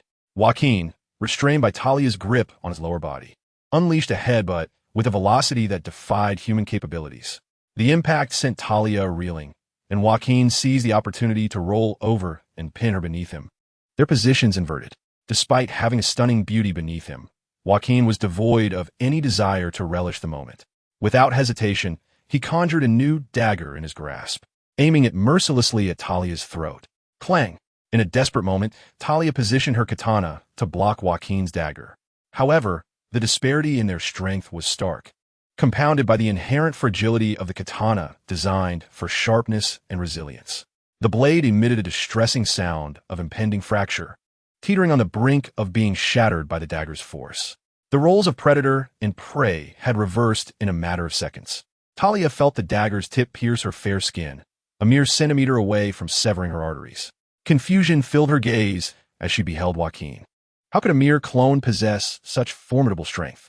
Regret for her oversight mingled with a multitude of complex emotions, and even this seasoned assassin could not suppress a fleeting glimmer of despair.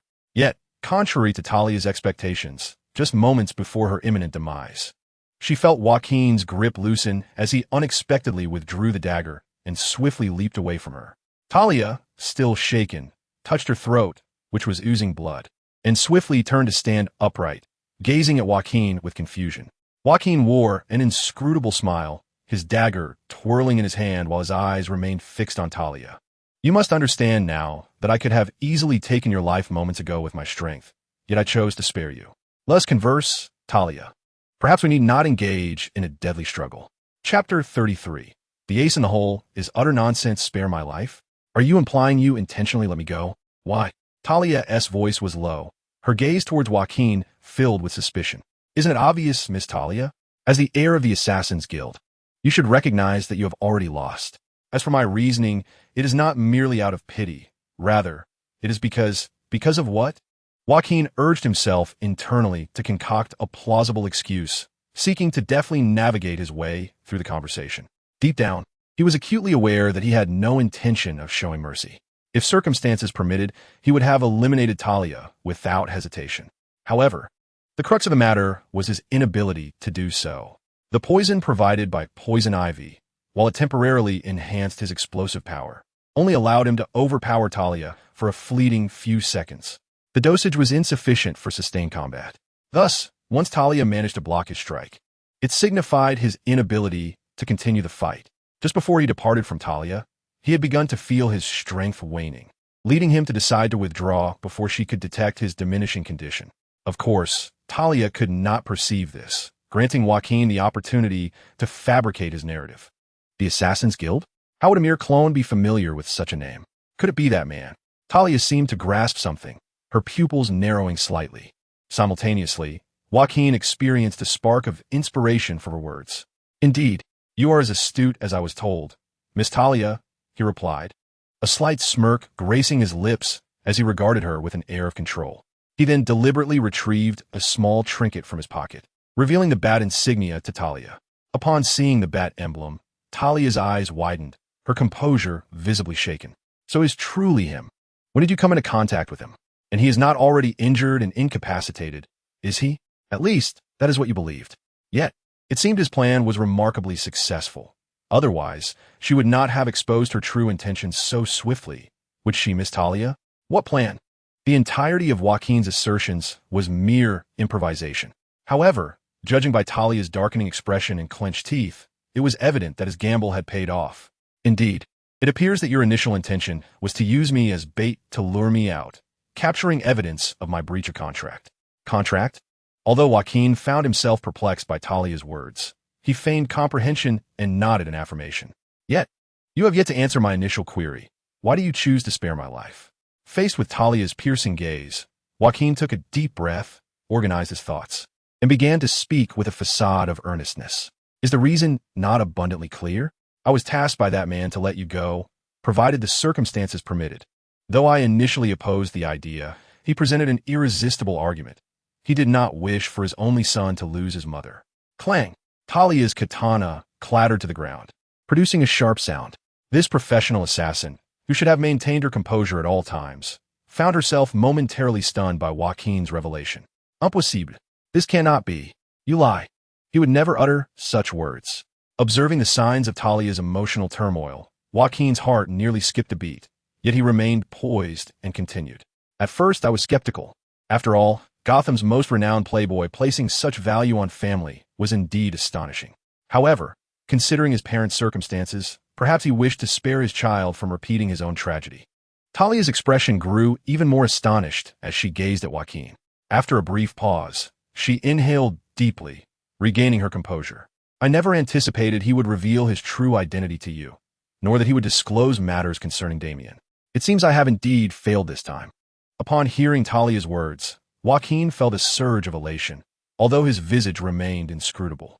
Your choice is wise, Miss Talia. Therefore, hasten to surrender Harley Quinn and Gordon, and then depart. That man awaits outside, prepared to act at a moment's notice, yet he prefers not to confront you directly, still maintaining that demeanor. Despite having made arrangements behind the scenes, he dares not face me? What a coward. Talia suddenly displayed a vexed and clenched expression, prompting Joaquin to wisely fall silent. The relationship between Batman and Talia in this world remains as complex as ever. Convey to that bat that this entire affair was orchestrated by Black Mask and his subordinates. The League of Assassins did not formally intervene, thus not violating our agreement. Hence, I shall not return Damien to him. Remember this. Joaquin continued to wear his enigmatic smile and nodded, yet he had no intentions of conveying any message. What a jest. Batman, or rather, a portion of his success, can be attributed to me. Does this imposter seek a beating? As for the two hostages, they're located in the boiler room on the lower level. However, my relationship with Black Mask is merely one of collaboration. I cannot command him regarding future actions. You will have to devise your own means. Joaquin felt a weight in his heart. However, he still possessed the last vial of poison and the mysterious seeds given to him by the poison ivy. Even when confronted by the masked man, he was confident in his chances. I almost forgot to mention that the guard below is not merely the masked man. I had prepared a small surprise for you, but it seems it will go unused now. Given your strength, dealing with him should be exceedingly easy. Surprise? Joaquin furrowed his brow, intending to inquire further of Talia, only to realize that she had vanished without a trace right before his eyes. Indeed, Dana's words rang true. For true masters, concealing one's presence requires no extraordinary abilities. Until we meet again, clone. By the way, I heard you've given yourself a name. Share it with me. With your prowess, it won't be long before you gain renown.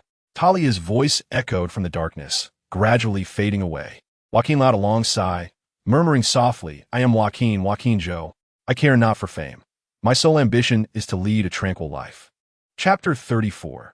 The bat that appeared tonight is a graceful maiden. Where could that woman have gone? It's taking far too long. The masked man, Romanciennes, felt an inexplicable restlessness within.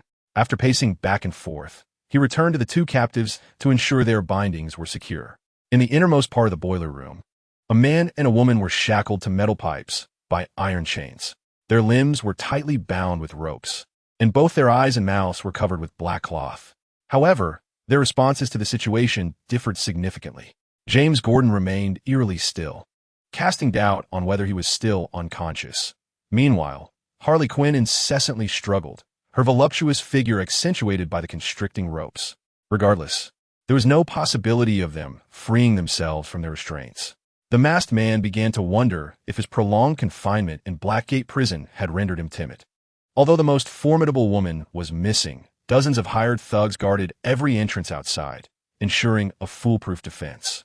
Moreover, the sole entrance to the boiler room was monitored by 3 individuals. Any intruder would be detected immediately. 5 individuals? The masked man scrutinized the patrolling figures in the corridor and, after counting carefully, confirmed that there were indeed only 4. Hey, where'd the 5th one go? His sharp command sent the remaining 4 glancing about in alarm. How curious. They were clearly present just moments ago. I didn't notice anyone missing, one replied. The masked man felt a chill run down his spine. If even his comrades failed to notice, one of their own had silently vanished. He was all too familiar with the implications. But it cannot be. Didn't Talia say he could not possibly appear? Swish! At that moment, one among the 4 outside suddenly soared upwards as if ensnared by an unseen force. The figure in the black mask finally discerned the unfolding events. A slender silhouette had ensnared his neck with her legs in an astonishingly brief interval, propelling him towards the ceiling. Above, up there, bring her down quickly. Upon hearing the urgent warning from the masked figure, the others snapped back to reality, aiming their firearms toward the overhead. Whoosh! However, before their eyes could register the dim figure on the ceiling, a rushing wind accompanied by a piercing sound sent their weapons flying from their grasp. Was that a bat-shaped shuriken? Has Batman arrived? One sharp-eyed individual noticed the metallic dart embedded at his feet, although he was not a native of Gotham. He had heard whispers of Batman's legend and let out a terrified shout. "Shut up, you fool. Don't panic. Can't you see she is a woman? Everyone calm down." The masked figure bellowed in anger, but it was too late. The remaining three had descended into chaos, while their opponent clearly had no intention of relinquishing the opportunity. A lithe figure clad in a black bodysuit descended from above, her pure black cape unfurling like bat wings. Bang! Bang! Crash! Her movements were graceful and decisive, reminiscent of a gymnast dancing among the trio of henchmen. Yet, the three assailants could hardly appreciate her form, for within mere seconds. One was rendered unconscious by an uppercut to the chin, another crumpled to the ground, howling in agony after a strike to the groin, and the last found his joints dislocated, rolling helplessly on the floor. Whether male or female was inconsequential. What mattered was the reminder that in the darkness, a bat would always be watching, ready to deliver justice. A lithe figure glided into the boiler room, her silhouette captivating against the backdrop of the black bat-shaped mask. Fiery red waves cascading over her shoulders. Prominently displayed on her exquisitely formed torso was a striking golden bat emblem. "Batgirl, I thought you had perished long ago. But it matters not. I shall swiftly return you to your coffin." Bang! Bang! Bang! The masked figure raised his firearm, aiming unhesitatingly at Batgirl, unleashing a flurry of shots. Yet she merely crouched, shielding herself with her cape, the bullets striking the fabric and producing a sound akin to metal clashing, ricocheting away. For me, the specifications for bulletproofing are of the utmost importance. I have learned my lessons well. Whoosh! From behind the cape, two shurikens flew forth at extraordinary speed, slicing through the air in an arc toward the masked figure. But he was equally nimble, with both shurikens merely grazing his arm before embedding themselves into the ground at his feet. Such aimless blind fire could never boom. Yet before he could finish his sentence, the shuriken at his feet erupted in a miniature explosion, a dense white mist billowing upward and obscuring his vision. This is bad. In that fleeting moment, Black Mask discerned the gravity of the situation. Batgirl's darts were merely a feint, designed to obscure his vision. The true assault came in the form of a yellow, thigh-high boot that aimed to kick at his face. In a split second, Black Mask barely managed to raise his arm to block the strike. But Batgirl deftly stepped on his foot, leveraging the force to vault over his head and land behind him. This time, Black Mask, may you languish in Blackgate Penitentiary until the end of your days. Black Mask felt a slender arm constrict around his neck from behind, causing his mind to spiral towards unconsciousness due to oxygen deprivation. "Ah, do you think you triumphed? He will deal with you all," he thought, as, within mere seconds, the pressure on his carotid arteries rendered him senseless. However, in that instant, a small object slipped from his grasp, clattering to the floor with a sharp sound. Batgirl's heart skipped a beat. She hastily discarded the unconscious Black Mask and crouched down to scrutinize the fallen item. Is this a remote control? But from where? Batgirl mentally chastised herself for her oversight, realizing she had failed to notice Black Mask's subtle maneuver, a consequence of too long without practical engagement in 3 years. Yet, there was no time for reflection. Batgirl sprinted to the side of the two hostages, swiftly unbinding the cloth that sealed their mouths and eyes. "Batgirl, what brings you here?" Gordon's expression was a complex tapestry of emotions as he regarded her, while she averted her gaze, choosing instead to focus on Harley Quinn beside him. "Are you all right, Harley?" "Of course, sweetie. I've grown accustomed to this locked-up feeling back at Arkham. But I didn't expect you to be the one to rescue me. Did you see anyone else while entering? Your two companions seem to have stirred up a ruckus at the main entrance. Thankfully, they drew most of the attention, allowing me to infiltrate with ease." Upon hearing Barbara's words, a flicker of melancholy crossed Harley's eyes. "Only two, so he truly is. Let's not dwell on that for now. I'll help you with these bindings. The locks on these chains are rather troublesome." Suddenly, a thunderous noise erupted overhead, shaking dust from the ceiling. Batgirl's heart raced as she recalled the remote control Black Mask had possessed. "Is it a bomb?" "No. It feels like it's coming from a ceiling." With a resounding crash, the ceiling of the boiler room erupted in a multitude of cracks, followed by another deafening boom, culminating in a massive hole as the ceiling collapsed. Concurrently, an exceedingly tall and imposing figure descended from above, landing with a seismic thud that reverberated through the ground. Batgirl turned her gaze, her eyes widening with shock and alertness beneath her mask. How could Solomon Grundy appear here? Chapter 35. Solomon Grundy in the power plant amidst the swirling dust, a towering figure, exceeding 25 meters in height and resembling a small mountain, loomed before Batgirl. Beneath his tattered garments, one could discern the ashen skin and the grotesquely swollen muscles that marked his form. Batgirl recognized him instantly, within Batman's clandestine files. His threat level consistently ranked among the highest.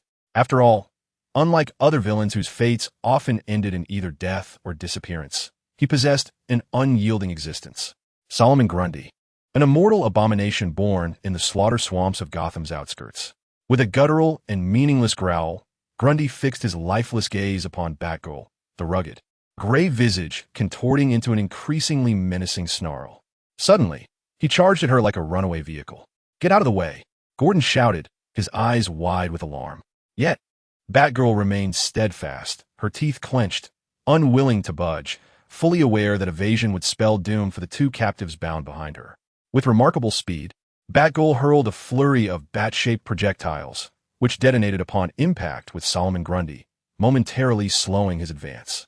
However, the colossal undead seemed unfazed.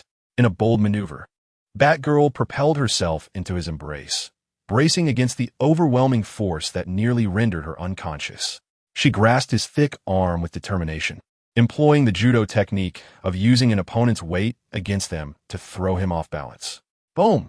Solomon Grundy was sent tumbling several feet away, yet he quickly roared in defiance and rose once more. Seizing the opportunity, Batgirl leaped gracefully onto his head, her long legs ensnaring his neck. With both hands gripping his enormous cranium, one at the forehead and the other at the nape, she summoned all her strength to twist. Having studied the files of all of Batman's adversaries, she was well aware of Grundy's vulnerabilities. Despite his rugged exterior and regenerative capabilities, much like any undead foe, severing the cervical spine would effectively incapacitate him. Batman had done so on numerous occasions. However, Batgirl soon confronted a formidable dilemma. She could not achieve the necessary twist. Was it due to her physical disparity as a woman compared to Batman? Or perhaps her combat skills had dulled from years of inactivity? It could also be that the impact she sustained from Grundy's charge had sapped her strength. Alternatively, it was possible that Grundy had grown even more formidable since his last encounter with Batman. Regardless, as Batgirl exerted her utmost effort in the twist, Grundy's head rotated a full 90 degrees, a grave injury by ordinary standards. But the monstrous figure continued to emit an enraged roar, swiftly preparing to retaliate against Batgirl. Solomon Grundy reached out, seizing Batgirl by the shoulder, and with a force unimaginable to humanity, he hurled her against the adjacent wall with a tremendous crash. "Barbara!" Both Harley and Gordon exclaimed in unison, no longer able to conceal Batgirl's identity. The concrete wall cracked under the impact, and, after a pained scream, Batgirl slid down to the ground. She struggled to rise, but her efforts were in vain. Although her instinctive judo roll had mitigated much of the impact, the residual force, even at a mere 10%, was insurmountable for her. The silver lining was that she could still feel her legs, indicating that her recently healed spine had not been re-injured. However, the downside was the acute pain radiating from her misaligned bones, suggesting a severe fracture.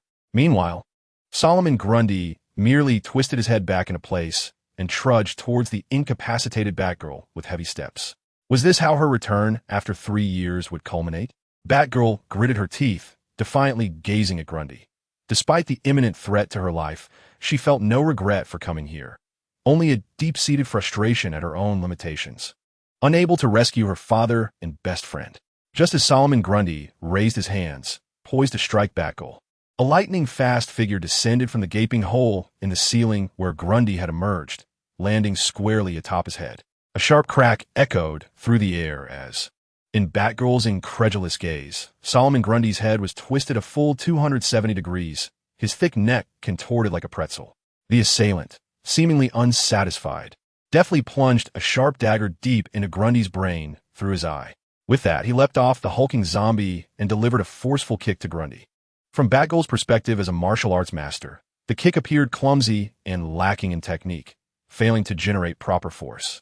Yet astonishingly, this unrefined strike sent the several hundred-kilogram Solomon Grundy flying like a cannonball, crashing into the concrete wall with a deafening roar. That was terrifying. I thought it was Doomsday at first. The figure that landed let out a sigh of relief, then turned to Batgirl, extending a friendly hand. "Are you all right?" It seems I arrived just in time. Upon catching a glimpse of her rescuer's face, Batgirl let out a piercing scream, a reaction far more frantic than when her life had been hanging in the balance. In the next moment, her batarang had already been launched from her hand. Clang! Joaquin, with a furrowed brow, deftly deflected the batarang with his dagger, astonished that he had nearly been slain by the very person he had just rescued.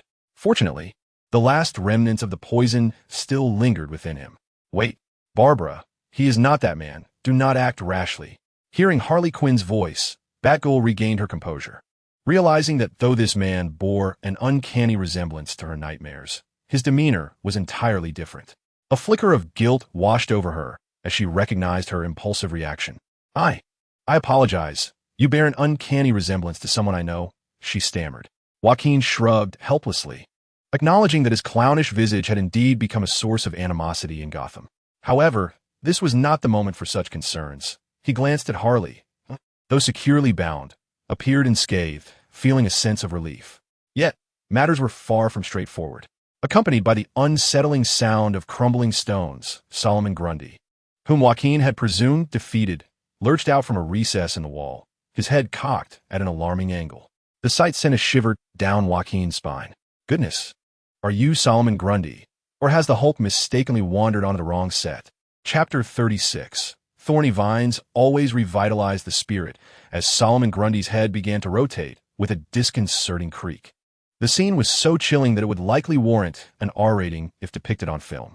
Harley and Gordon were shackled by iron chains, undoubtedly unable to escape before Grundy regained his strength.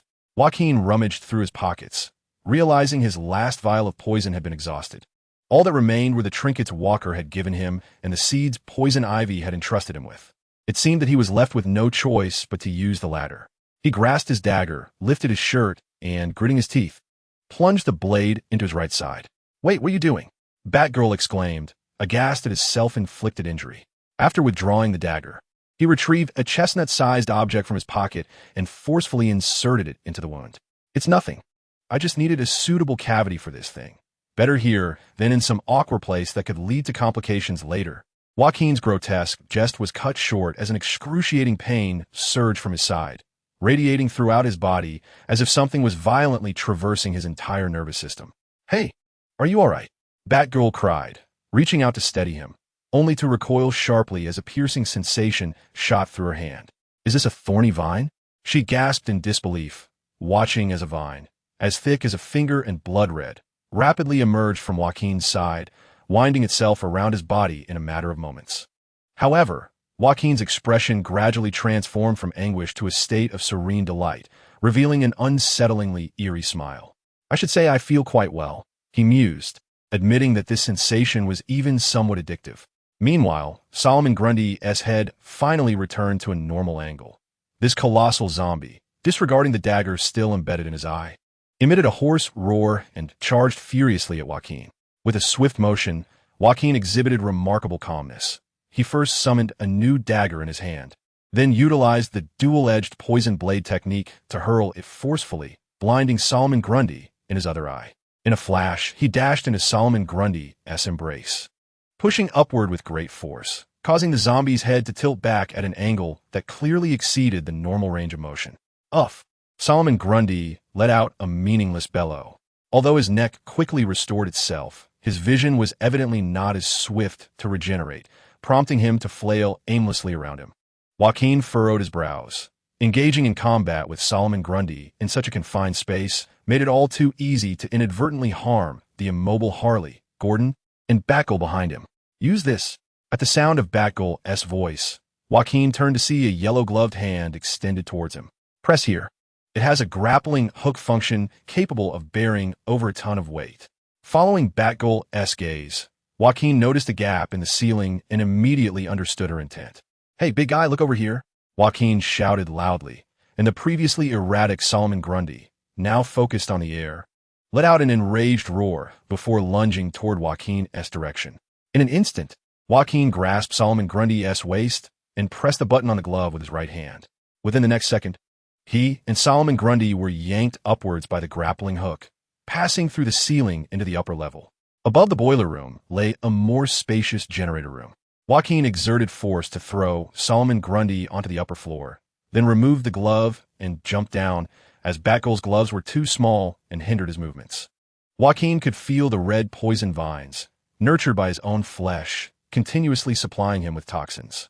Though not as potent as the 3 vials of poison, they were sufficient to deal with Solomon Grundy.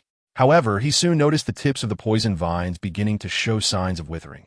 Evidently, this state could not be sustained indefinitely, and he needed to devise a swift solution for Solomon Grundy. Surveying the room, he spotted a massive turbine generator measuring several meters in height and extending over 10 meters in length at the far end, and a plan quickly formed in his mind. "Hey, you big oaf, come catch me." Joaquin sprinted toward the generator, taunting Solomon Grundy loudly. At this moment, the colossal zombie's vision seemed to have returned, and upon spotting Joaquin, the one who had inflicted severe injuries upon him multiple times, it charged recklessly towards him.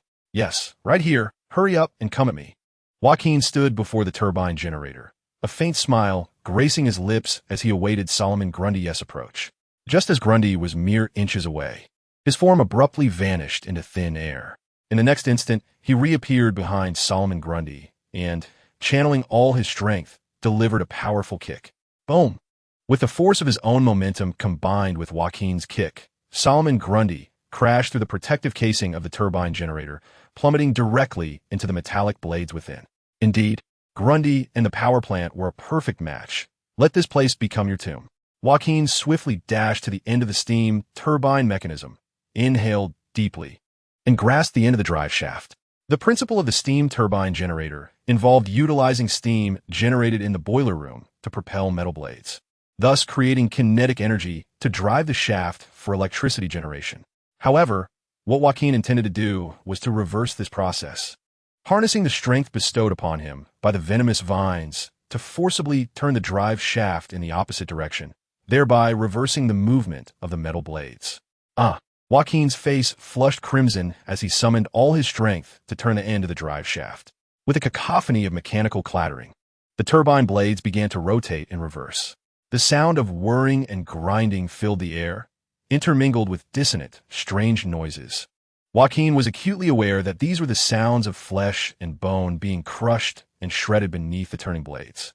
Nevertheless, he dared not cease, for he was uncertain of the extent of Solomon Grundy's regenerative abilities.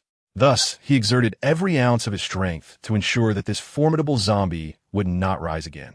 At long last, after what felt like an eternity, a long-awaited chime resonated in Joaquin's mind. Legendary target eliminated, Solomon Grundy, awarded 200 experience points. Personal level has been upgraded to level 4, new skill points acquired. Title acquired, Solomon Grundy Terminator. Joaquin finally halted his relentless motion of the drive shaft, collapsing onto the ground, breathless.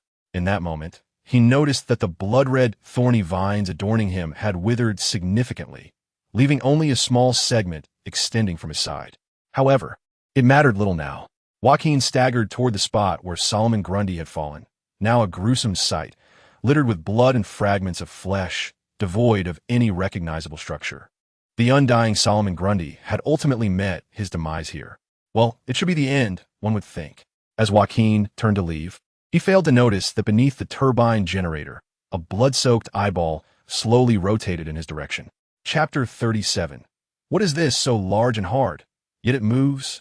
Setting aside the question of whether Solomon Grundy may yet rise again, the fact remains that the pulverized remnants of his being pose no further threat to Joaquin today. Thus, when Joaquin, dragging his weary body back to the boiler room, believed he could finally escort Harley home for a restful slumber to conclude this protracted night, he was met with the harsh reality that matters are seldom so straightforward. Now, raise your hands above your head and approach slowly, without any sudden movements. The sight of Black Mask, one hand tightly gripping Batgirl's slender neck while the other pressed a pistol to her temple, elicited a resigned sigh from Joaquin, who then raised his hands in a mock salute. "Release her, you scoundrel. I shall not forgive you." Gordon, having completely lost his previous composure, struggled fiercely against the chains binding him, his eyes glaring at Black Mask with a fury that seemed ready to ignite. "Silence. Otherwise, this little dame will be the first to suffer the consequences. I have more than enough hostages to choose from," Black Mask growled hoarsely, his gaze shifting to Joaquin, his finger resting ominously on the trigger. "Do not even think about employing your peculiar abilities. The moment you vanish from my sight, her head will explode. You can wager my reaction time on that." Batgirl, her neck firmly ensnared, displayed a resolute expression, forcing out her words through gritted teeth. "Don't mind me."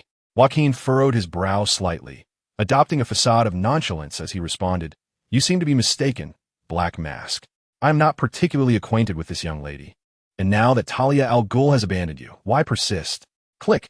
The safety of Black Mask's firearm disengaged, and upon hearing that distinct sound, Joaquin promptly fell silent to avoid further provoking him. "Even if I were to surrender, a return to Blackgate Prison would still result in a life sentence. Killing a few more would make little difference. The distinction lies in the fact that if I eliminate all of you now and escape, I shall have the chance to reclaim my former glory. Thus, you shall be the first to perish." Bang! As Joaquin approached within 3 meters of Black Mask, the latter swiftly extended his arm and pulled the trigger. Truly, he was Gotham's finest marksman. His rapid-fire shot found its mark in Joaquin's brow with unerring precision. At such close range, Joaquin had no opportunity to evade or even react. As the muzzle flash illuminated the darkness, blood erupted from the back of his head, the bullet piercing through his skull. "No!" Harley's anguished scream pierced the air, while Joaquin's lifeless form slumped forward like a discarded sack. "Ha ha ha ha ha!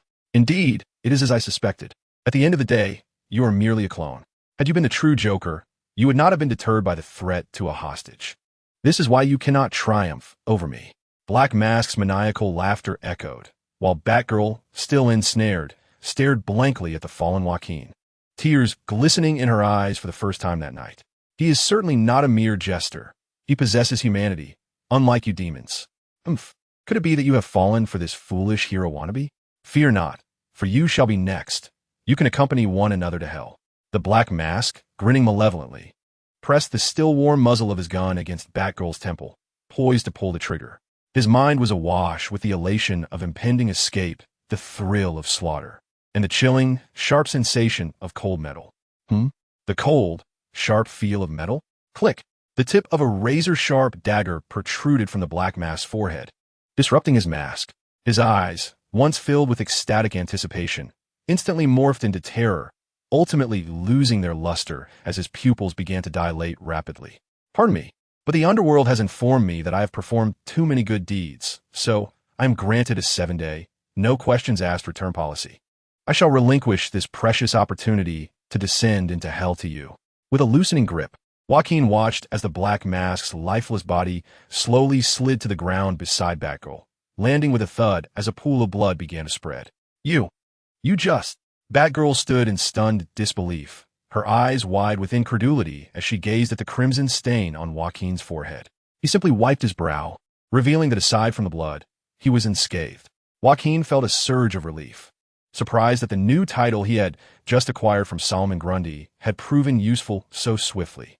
Title: Solomon Grundy Terminator. Title effect: while equipped, this title slightly enhances wound recovery speed and damage resistance. Upon receiving fatal damage, it grants one complete resurrection opportunity, with a cooldown period of 7 days. Solomon Grundy. Born on a Monday, christened on a Tuesday, wed on a Wednesday, afflicted on a Thursday, gravely ill on a Friday, deceased on a Saturday, buried on a Sunday. Solomon Grundy. Living life to the end. This British folk horror nursery rhyme serves as the origin of Solomon Grundy's name. Joaquin began to comprehend the principle behind this title system. It appeared to be a miniature, youthful version of the most prominent traits of a certain supervillain's abilities. Simultaneously, a new notification echoed in his mind. Legendary target eliminated. Black Mask Roman Siones, awarded 200 experience points. Personal level has been upgraded to level 5. New skill points acquired. Title obtained. Black Mask Terminator. Title effect: while equipped, this title slightly enhances training speed for firearm weapons. Passive aura effect slightly boosts financial fortune and leadership skills. Aura effect is active when unequipped, but only the highest value of the same bonus applies. What is this? Joaquin felt a bit bewildered. Just as he thought he had a grasp on things, the system contradicted him. He could somewhat understand the first half of the Black Mass title effect, yet the latter half left him puzzled. What on earth were these vague notions of financial fortune and leadership? A gentle and delicate call from Batgirl interrupted Joaquin's reverie. In an instant, her injured feet faltered, and she appeared on the verge of collapsing. Instinctively, Joaquin reached out to catch her. The fragrant scent enveloped him as Batgirl's strong yet slender form fell into his embrace. "I'm so sorry, I'll be right up," she stammered, flustered and shy, attempting to rise. However, the intense pain in her feet caused her to stumble once more, bringing her body even closer to Joaquin. "What's this? Isn't that an adorable sound?" To be honest, Joaquin's initial reaction was purely instinctive, but holding her for an extended period carried an implication of taking advantage. Yet, witnessing Batgirl's shy demeanor, avoiding his gaze, diminished his earlier irritation stemming from her near-fatal mistake. Ahem. The two bound hostages simultaneously cleared their throats, and Joaquin sensed a chill in the boiler room, prompting him to compose himself and refrain from teasing Batgirl any further. "Wait, what is that hard thing beneath you?" "It's quite large," Batgirl remarked, feeling the piercing, icy stares from the two hostages. Joaquin shot Batgirl a bewildered glance. "Goodness, I didn't expect my playful antics to provoke such a response from you." Moreover, it felt like a tarnishing of his reputation. Regardless of the circumstances, Joaquin was not one to stoop so low. However, as he followed Batgirl's line of sight, he found himself utterly dumbfounded. What on earth? It's truly that large, and why is it still moving? What in the world is happening? In Joaquin's panicked gaze, he noticed his side bulging, as if something had taken root there, gently undulating. Chapter 38. You're awake? It's a girl, and the child is very healthy. Upon regaining consciousness for the first time, Joaquin discovered he had transformed into a clown, finding himself in a comic book world. When he awoke a second time, he encountered a playful beauty who clung to him affectionately. The third time, he realized he had lost his kidney and had become the leader of an underground syndicate. Joaquin had believed his fragile psyche had been sufficiently tested, especially today, having faced the poisonous vines of the plant woman, the ruthless and cunning assassin, and the indestructible zombie monster. What could possibly shock him further? The answer was yes, and it was a nightmarish scenario he could never have imagined. One that even the most outrageous writers would hesitate to employ. You're awake? Don't worry, it's a girl, and the child is very healthy. Under the blinding lights of the operating table, Batman spoke slowly to Joaquin in his deep, resonant voice. Joaquin had envisioned countless horrors, bizarre occurrences, and unimaginable events he might encounter in Gotham, but he had never anticipated this day would arrive. Is this a nightmare? So this is the meaning behind Batman being the harbinger of Gotham's nightmares? My mind momentarily shut down as I lay on the operating table, my gaze fixed and vacant, while memories from mere hours ago flashed through my mind like a carousel. It seems the position of my kidney has undergone some pathological change. We must act swiftly to excise it. Batgirl examined the unusual bulge in my side with a serious demeanor, then turned her attention to Harley Quinn, who had just been released from her chains. Harley nervously grasped my hand, her brow furrowing in confusion. "No, that's not right, darling. I already removed that kidney. It's sitting in my kitchen fridge." "What? That's my kidney? Wait, why would you put my kidney in the fridge?" Upon hearing Harley's words, I felt a wave of irritation wash over me, incredulous at the horror of this revelation at such a critical moment. "This is a token of my affection, a symbol of the sacrifice I made to save you. I wanted to keep it as a memento," she replied. "Just the other day, I almost considered frying it up." The excitement in my voice caused a sharp pain to shoot through my side, making me gasp. "Let's not dwell on that now. Your condition is perilous. If it continues to swell, your organs will be compressed," Batgirl said calmly, her eyes filled with concern. At that moment, hurried footsteps approached. Gordon handed me my phone and regarded us gravely. "My GCPD agents have arrived at the power plant entrance. I will clarify the situation regarding Harley and manage things here shortly. But for now, you must leave quickly. I intentionally left a back door in the perimeter for your escape." With Harley supporting me and Gordon aiding Batgirl, we made our way towards the back exit of the power plant. To our surprise, it was the very two who came to our rescue who were now being assisted out by their hostages. "Harley, and you, Joaquin, are you both all right?" At the back door, The van I had arrived and was already waiting. Upon seeing Harley and me, Dinah's expression transformed into one of relief as she rushed to embrace us. "Oh no, Joaquin, what happened to your abdomen?" Dinah exclaimed, covering her mouth in shock as she looked at the bulge in my side. Compared to earlier, it had grown significantly and was now approaching the size of a pregnant belly. "It's merely a case of having eaten something wrong," I grimaced in response, as the pressure from this foreign mass made it increasingly difficult to breathe. As for the cause, I had my suspicions. It was evidently linked to the seed that Poison Ivy had given me. Indeed, wielding such formidable power capable of contending with Solomon Grundy comes at a price. The dilemma was that seeking out Poison Ivy for a remedy might be futile, considering her evident hostility towards me. Previously, she had let me go due to Harley's urgent situation, but presenting myself to her now could spell disaster. He urgently needed to be taken to the hospital for treatment, and so did Batgirl. Gordon cast a serious glance at Joaquin and Batgirl, his gaze softening and brimming with concern upon meeting Batgirl's eyes. They were not in a suitable state to go to the hospital. Sheriff Gordon entrusted them to me, assuring that I would transport them to a safe location where they would receive proper care. A melodious and magnetic female voice resonated, and Joaquin then noticed a sleek black sedan lurking behind the small van. Its deep, obsidian exterior rendered it nearly invisible in the darkness. Yet the silver statuette adorning the front of the car indicated its considerable value. Harley nervously positioned herself protectively in front of Joaquin, her brows furrowing as she spoke with a sharp tone. "Don't even think about taking him away. I won't allow it." "Calm down, Harley. It's me. Do you not trust my words?"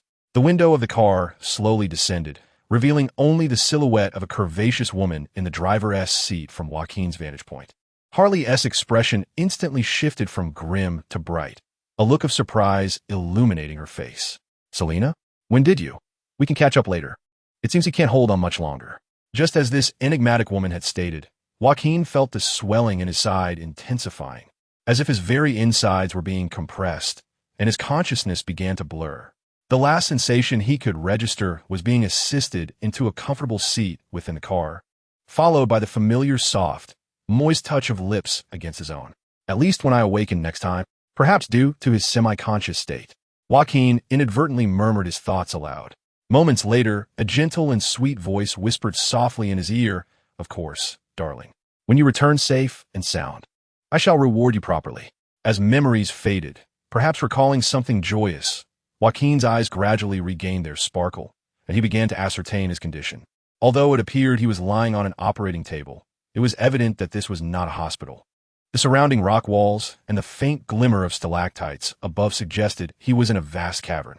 However, despite its cavernous nature, it was evidently not a natural wilderness, as it was filled with numerous technological artifacts, peculiar glass display cases, enormous electronic screens, and an array of seemingly perilous metal weaponry. Joaquin touched his side. The swelling had vanished, leaving only thick bandages and gauze, as if he had returned to a week prior. By the side of the operating table sat a tall man dressed in a black bodysuit, observing him with an intense gaze. Joaquin recognized him immediately, having encountered him before. "Batman, I didn't expect to see you here again. Let me first ask, what you mentioned about the child, was that merely a jest?" "The matter concerning the child is indeed genuine. I am not one for jokes, Joaquin." Batman's somber voice instantly shattered the remnants of hope lingering in Joaquin's heart. Yet, he soon recognized something was amiss. How could Batman possibly know his name? That matter could wait. She was receiving excellent care now, and there was no need for concern. "Do you remember what you said to Talia? I wish to transform your lies into reality, Joaquin. I desire for you to watch over the dark nights of Gotham in my stead." Chapter 39. To guard Gotham's nights, one must offer compensation. The child's predicament was indeed a jest, merely a jest. Joaquin reassured himself, then began to ponder Batman's subsequent words, recalling the scene from that moment. He quickly grasped why Batman knew his name and the content of his conversation with Talia. Joaquin reached into his pocket, only to find it empty. In the next instant, Batman raised a small object in his hand, precisely the item Joaquin had been searching for. "You seek this, do you not? Though you should have realized it earlier, as I could not resist warning you of the impending danger." The object in Batman's grasp was the compact EMP device that Walker had entrusted to Joaquin. In truth, the moment Joaquin noticed the bat emblem upon it, an inkling of this outcome had already formed in his mind. Joaquin sighed, as if surrendering something, and looked at Batman, speaking with resignation. So, what do you intend to do with me? If you still harbor resentment over my causing your injury, I can sincerely apologize. Should you plan to send me to Arkham Asylum, I would prefer a solitary room. Do not feign ignorance, Joaquin. You are an intelligent man and should understand the implications of my earlier words. I wish to collaborate with you to address the current issues plaguing Gotham City. Batman's voice resonated with depth and magnetism, exuding an aura of authority without anger. His profound gaze seemed to pierce through all of Joaquin's thoughts. After a moment of hesitation, Joaquin exhaled softly. This sounds enticing. The most renowned superhero in Gotham invites me to collaborate with him, an honor that many would covet. However, I must decline. What foolishness! To collaborate with Batman meant facing his legion of ardent admirers. Although the leader of that fanbase had perished 3 years ago, the others remained formidable. Joaquin had no desire to invite trouble upon himself. As for heroes, let those who wish to don spandex roam about. Such inclinations were not for him. Yet upon hearing Joaquin's resolute refusal, Batman appeared unfazed and continued in his deep, steady tone. I will be unable to take direct action for at least 6 months. Yet incidents like tonight will persist, and Gotham's knights cannot be left to their own devices just yet. Hence, I desire someone to act in my stead during this period. Wait, I believe I've already mentioned that while Batgirl possesses considerable experience, she has recently recovered from a severe illness and faces numerous adversaries that challenge her constitution. The others are presently occupied with their own tasks. I cannot compel them to abandon their responsibilities merely due to a 6-month absence and the lack of a clear enemy. I reiterate, I refuse your proposal. At last, Batman ceased his monologue, directing a piercing gaze toward Joker, who began to comprehend why some assert that the coldest thing in the DC universe is the disapproving glare of Batman. No, such matters should not be approached so hastily. You see, you do not truly know me. You have yet to grasp my intent, Joker. What I just articulated was not a proposal, but rather a notification that you lack the right to refuse, as you bear responsibility for my injuries. Therefore, it is your obligation to mitigate this impact during this period. Feeling the chilling aura emanating from Batman, Joker realized he had miscalculated. Although Batman adheres to a strict no-kill principle, it also implies that apart from this fundamental tenet, he is indifferent to other moral and legal standards. But why must it be me, Batman? Regardless, I'm a clone of Gotham's most dangerous criminal and have never adhered to your no-kill principle. From any angle, I am not a suitable candidate. Upon hearing Joker's words, Batman pondered for a moment, then abruptly raised his hand and removed his cowl. Wait, you are revealing your identity before me. Why are you so anxious? During your conversation with Talia, you already demonstrated knowledge of my identity.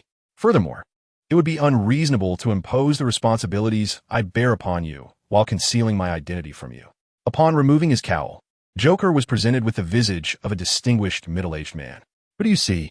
Bruce Wayne, the playboy heir of the Gotham Corporation. From any perspective, I am not a fitting choice to masquerade as a crime fighter. However, I underwent training and donned a mask to transform myself, thereby achieving this. You too, Joker, are a person of remarkable purity, both in character and experience. I believe that with training, you too can effectuate a transformation. At this juncture, Batman, or rather, Bruce Wayne, extended the bat cowl toward Joker, yet the latter refrained from accepting it. But I do not wish to change, Mr. Wayne. Even if you impose this responsibility upon me, actively combating crime is not in my nature. To be candid, I merely wish to lead a tranquil life in Gotham. I have no interest in the constant anxiety of such nights. Do you possess the wealth to seek a peaceful life in Gotham, Joker? Huh, wait, were we not discussing heroes, ideals, and life moments ago? How do we so abruptly shift to such a pragmatic topic?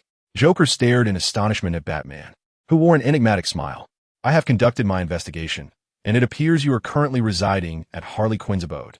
Your sole source of income is her employment at a fast food establishment, a position that may not endure, as the restaurant is on the verge of downsizing due to rising rent and escalating raw material costs. Wait, let me pause for a moment. Suddenly, I possess wealth, Joker. Substantial wealth. If you work for me for just 6 months, I can provide you with a considerable sum. Let me ponder $300 million. Would that suffice? This would enable both you and Harley to become modestly affluent, allowing you to live comfortably for the remainder of your lives. You could seek refuge in a country with commendable safety, perhaps a prominent nation in the East, or even purchase an island where you could enjoy the tranquil life you desire. Joker inhaled sharply, initially believing Batman to be the most powerful figure in Gotham, only to realize that Bruce Wayne, unmasked, was truly omnipotent. Money may not resolve every issue, yet it can alleviate most, rendering the remaining challenges more manageable. To be candid, discussing finances is rather pedestrian, but Joker was unwilling to deceive himself. It was difficult not to feel tempted. Just 6 months could lead to an early retirement filled with leisure. Could any ordinary person resist such a lure?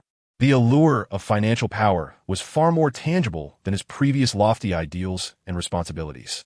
Nonetheless, Joker hesitated to commit immediately. After all, working for Batman in Gotham was a perilous occupation, second only to that of an Arkham guard, a night security officer, or a chemical plant worker. What if he earned a fortune but had nowhere to spend it? You could assemble a team to accomplish this task, as long as you fulfill my requirements. It matters not whether you engage directly. You may command from the safety of the rear. This is your prerogative. Upon hearing Bruce's seemingly telepathic insights, Joker sighed inwardly, recognizing Batman as a master of psychology while simultaneously making his choice. Being a hero in Gotham was an exceedingly treacherous endeavor, necessitating unwavering resolve and dauntless spirit. All for a price. It must be said, as a capitalist, Bruce Wayne might be more terrifying than the elusive Batman. Seeing Joker acquiesce, a subtle yet discernible smile graced Bruce Wayne's face. Excellent.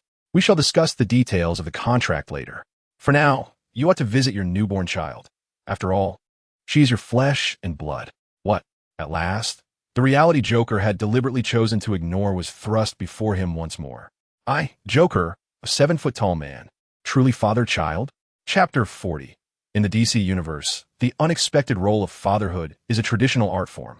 In the corridors of Wayne Manor, witnessing a toddler, barely half a meter tall and unsteady on their feet, calling out for daddy in a babbling voice, left Joker momentarily dazed. I have become a father? I did not expect you to rise so swiftly, Master Joaquin. The young lady appears quite spirited, yet she seems disinclined to consume anything, having only sipped a bit of water.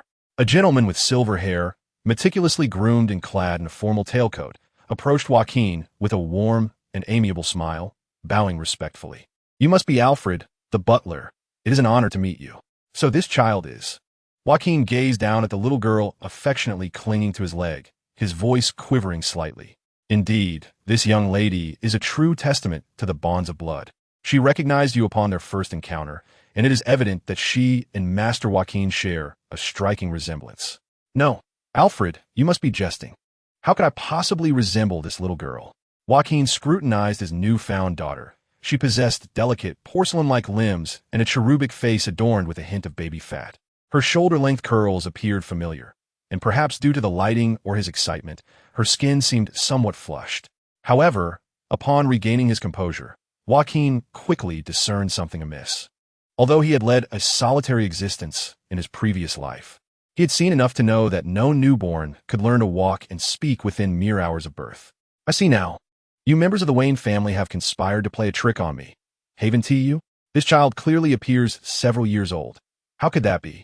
Just then, Joaquin felt a tug at the hem of his trousers, and when he looked down, he met the gaze of a pair of clear, sparkling, and endearing eyes. Daddy, don't you want me anymore? Joaquin felt a sudden tightening in his chest. It remained difficult for him to accept this. She is indeed your child, Joaquin. I witnessed Alfred perform the surgery to extract her from your abdomen. Having been born not long ago, she has rapidly matured to this state, capable of uttering basic words. While this may sound preposterous, it is an undeniable truth I have witnessed firsthand. A gentle, melodious voice chimed in, and Joaquin turned to see a girl in a wheelchair, adorned with rectangular glasses, drawing closer. Upon noticing the cast on her foot and her flowing, fiery red hair, Joaquin immediately recognized her. Mother? Mother! The little girl's eyes sparkled with excitement as she broke away from Joaquin's leg and rushed toward the wheelchair. Be careful not to bump into anything. I have told you, I'm not your mother. I am Sister Barbara. Barbara, mother? Seeing Barbara Gordon's bemused, helpless expression, Joaquin momentarily stifled a laugh. However, he quickly recalled that he might indeed be this child's father, and his amusement faded. Mr. Alfred, this absurdity cannot possibly be true. How can you remain so composed? This is clearly unreasonable from any perspective. I'm a bona fide man. How could this be? Alfred gently patted Joaquin's shoulder, signaling him to calm down, his expression still bearing an unruffled smile. This is indeed quite illogical. To be candid, during my years serving as the Wayne family steward, I have encountered individuals whose appearances could shift dramatically, such as a mud-faced figure, a reptilian man with the head of a crocodile, and even hosted a superhero capable of lifting a plane, alongside a heroine untouched by the chaos of gunfire. Thus, I can only regard Master Joaquin's situation as mildly astonishing. Moreover, the experience of unexpectedly discovering the presence of a child is one that Master Wayne has also endured, rendering me less surprised. Joaquin appeared momentarily taken aback by Alfred's words. From this perspective, the notion seemed more palatable. Indeed, within the DC universe, it is not uncommon for many to realize, amidst the tumult of battle, that they have a child to care for, leaving them to juggle the roles of both father and mother without any extraordinary implications. Let us retreat to the sitting room for a warm cup of tea, Master Joaquin. Calming oneself is of utmost importance. Alfred's advice proved to be quite effective. As Joaquin settled into the plush, luxurious sofa, sipping the perfectly brewed tea prepared by Alfred, his mind began to clear. Daddy, daddy, hug. The little girl's words became markedly clearer compared to her earlier utterances. She affectionately climbed onto Joaquin's lap, nuzzling against his chest like a small creature, seemingly inhaling his scent. Joaquin did not forcibly push her away. Instead, he naturally caressed the girl's soft, red curls, lost in thought. Undoubtedly, the girl's crimson hair was not inherited from Joaquin, nor did it bear any relation to Barbara Gordon. The explanation, therefore, lay clearly within the red seed given to him by poison ivy. Recalling the moment the seed was embedded within him, it initially merely took root, drawing sustenance from his flesh to grow into a scarlet thorny vine that aided him in battle, only to wither almost entirely by the time the fight concluded.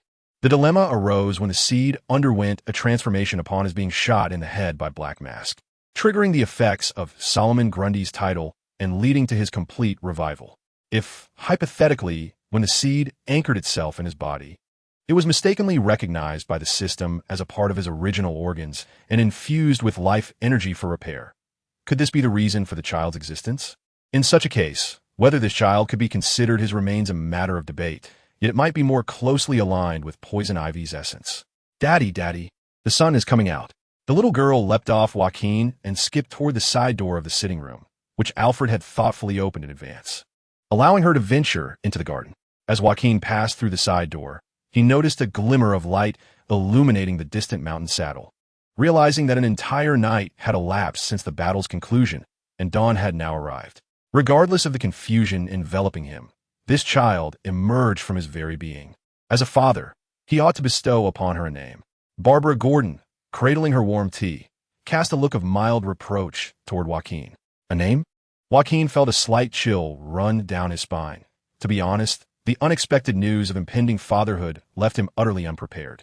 The dilemma lay in the fact that, as an Eastern individual, he had no understanding of how to choose a Western name.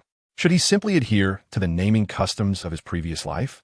If his surname were Zhou, what names would be suitable for a girl? Sun? Bichong? Given her lineage is connected to poison ivy, perhaps he could name her Treeman? Master Joaquin, Miss Barbara, come quickly. Upon hearing Alfred's urgent call, Joaquin and Barbara exchanged a glance and hastily made their way to the courtyard. When they beheld the scene before them, they were instantly taken aback. The courtyard was now overrun with blood-red, thorny vines, and towering above them were several massive crimson flower buds. At the center, in the largest blooming flower, a little girl lay blissfully within the petals, basking in the sunlight. In that fleeting moment, Joaquin began to grasp certain truths. Although the child bore many of poison ivy's characteristics, she had also inherited some of his more intrinsic traits. Without a doubt, she was his daughter. In that instant, he had already decided on her name.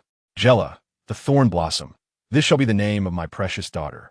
Chapter 41. The unchanging truth of heroes and beautiful women. The specifics of the contract signing and detailed work agreements will be discussed later by my associates. For now, I suggest you prepare yourself for some preliminary tasks. Upon hearing Bruce's words, Joaquin's first thought was of Deanna's hellish training regimen, sending a shiver down his spine. However, Bruce seemed to sense his apprehension and gently shook his head. You have learned the basics of combat from that girl, correct? Yet her training methods are not sufficiently efficient. I will assign other instructors to guide your training. But the preparations I speak of do not pertain to that. First and foremost, you must establish a name for your organization and your operational codename. If you continue to operate under the monikers of the Joker clone or the Joker gang, it will undoubtedly lead to unnecessary complications. Joaquin's heart sank, and he nodded slightly. Naming had never been his forte. Otherwise, he would not have traversed to this world, still bearing the name from his former life. Secondly, you should take this time to cultivate a father-daughter relationship with Jella. While I am acutely aware of my shortcomings as a father, I also recognize the importance of companionship in a child's development, which will also assist her in mastering her abilities. Bruce turned his gaze toward Jella, who was playfully frolicking in the courtyard, and his expression softened considerably. The girl waved her hand lightly, causing countless crimson thorns to dance around her. Witnessing Jella's command over plans caused Joaquin a measure of distress, not due to any trivial fear of her formidable power, but rather concerning how he might explain her evident abilities and her connection to Poison Ivy, to Harley, and the others. More importantly, he was apprehensive about Poison Ivy's possible attitude towards Jella. After all, Jella was an unexpected outcome from their emotionless first encounter. Joaquin felt a twinge of concern regarding the sudden addition of a daughter, and he wondered how the irate Poison Ivy might react. As for matters concerning Ivy, I shall leave them in your capable hands. Ivy is indeed a good woman, though I must confess that I am not particularly adept in certain aspects of her character. Hearing Bruce's somewhat resigned words, Joaquin realized that he could not rely on his assistance. He would have to fend for himself. Moments later, Joaquin cradled Jella as they settled into the back seat of a luxurious black sedan he had seen the previous night. This time, however, the driver was not the woman from before, but rather Alfred, the butler. I apologize, Mr. Alfred, for leaving your estate in such disarray, Joaquin said. It is of no consequence, Master Joaquin, Alfred replied. Compared to the chaos left by Master Dick and Master Jason, this is merely trifling. Not to mention the escapades of Master Damien. Nevertheless, hearing the laughter of children at Wayne Manor is a joy I have not experienced in quite some time. As Alfred spoke with heartfelt nostalgia, the sleek black car glided smoothly away from Wayne Manor, while on the second-floor balcony, Bruce Wayne observed them with a contemplative gaze. Meanwhile, a graceful figure approached him from behind.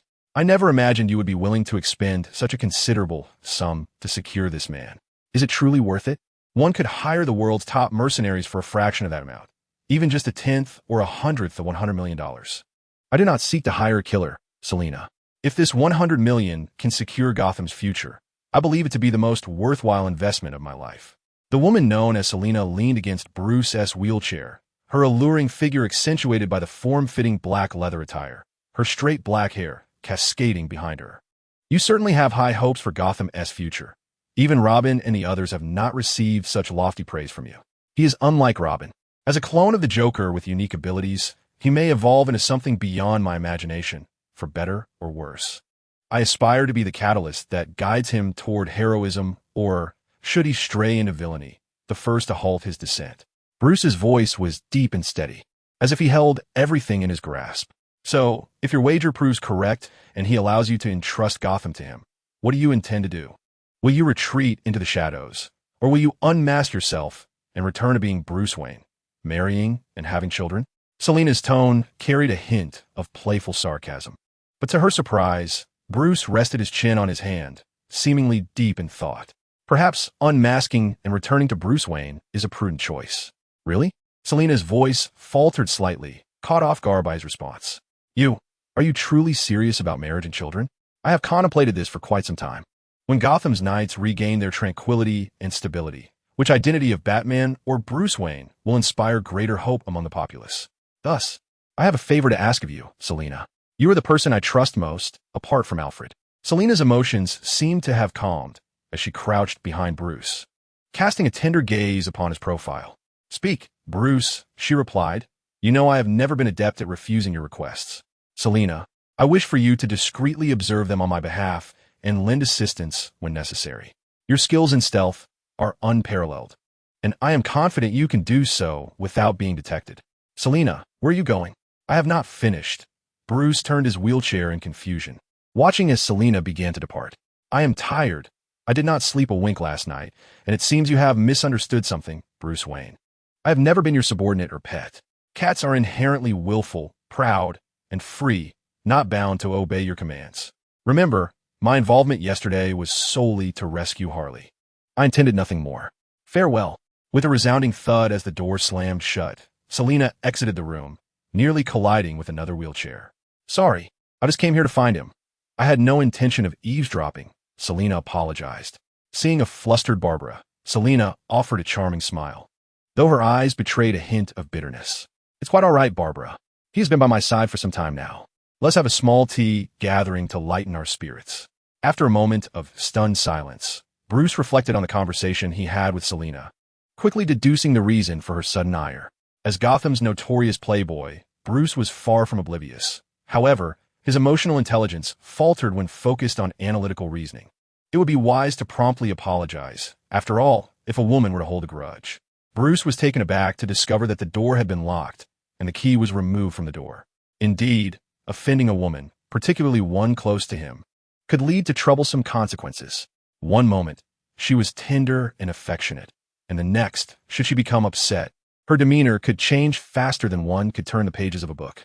This sentiment was also keenly felt by Joaquin, who had just returned to the dilapidated warehouse. All right, Joaquin, could you please clarify once more who this child you are holding is? Harley Quinn inquired, gripping a baseball bat in one hand while caressing the snarling, scruffy hyena Bud with the other. Her expression was dark and rigidly smiling as she gazed at Joaquin. This is not the reward I anticipated. Whereas the gentle Harley Quinn who kissed me goodbye gone. Chapter 42. Harley Quinn's unconventional vendetta. After Alfred delivered Joaquin to the abandoned warehouse, he promptly departed. However, as Joaquin carried Jella into the dilapidated warehouse, confronted by the astonished gazes of Harley and the others, he realized he should have summoned Alfred to assist in elucidating the situation. Although Joaquin had fervently attempted to explain Jella's origins and even displayed the surgical scars on his side, the truth remained that Jella's background was exceedingly bizarre, leaving the others in a state of skepticism. Nonetheless, when Jella demonstrated her ability to manipulate the crimson thorny plants before them, they at least accepted that she was indeed a manifestation of the poison ivy seed. How pitiable Ivy is, having unknowingly borne a child with such a man. That's enough. Dinah, cease with the remarks that might lead to misunderstandings.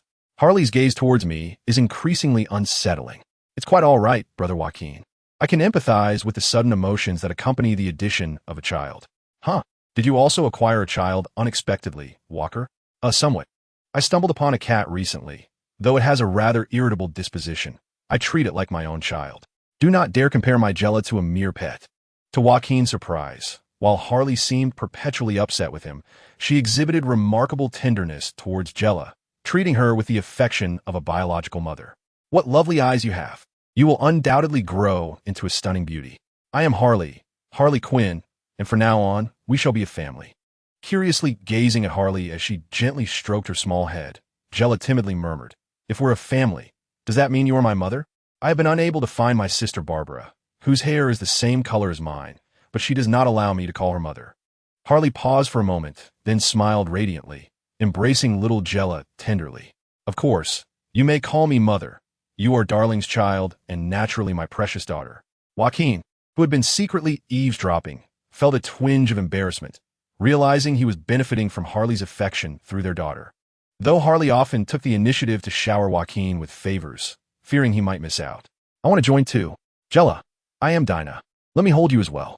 Dinah, who eagerly seized Jella into her arms, was met with Jella's curious big eyes. Dinah? Can I call you Mama Dinah? Dinah's cheeks flushed a deep crimson as she stammered, Mama? What mother? I am merely, but if you wish, it is not forbidden. Hey, you little rascal, do not instruct my daughter in such things. Dinah squinted her eyes and shot a fierce glare at Joaquin. What? Harley can have a daughter. But I cannot. I merely wish to be Jella's godmother. Even as a godmother, you are still too young, just a little brat. Perhaps wait a few years until you've matured. Please do not quarrel in front of the child. In conclusion, Joaquin had anticipated a triumphant welcome. But the outcome was that everyone else had gravitated around Jella, while he, the supposed protagonist, found himself rather neglected. As Harley and Dinah vied for Jella's attention, Joaquin felt a gentle tap on his shoulder. Turning around, he found Walker signaling for him to step outside. "Joaquin, could you refrain from mentioning what I gave you last night to Harley?" Upon hearing Walker's words, Joaquin narrowed his eyes and slowly responded, "So, you're indeed Batman's covert operative positioned alongside Harley? This explains why you seem so aware of my every move during this time." Walker scratched his head, appearing somewhat sheepish. "Calling me an operative sounds rather harsh. To be honest, I'm not reduced to being Batman's subordinate. We merely have mutual interests and exchange information. Harley has done me a kindness. I simply deduced that this would be best for her." Joaquin furrowed his brow, glancing at Harley and Jella, who were engrossed in their merriment and oblivious to their conversation. He then lowered his voice. "By the way, I have long wished to inquire.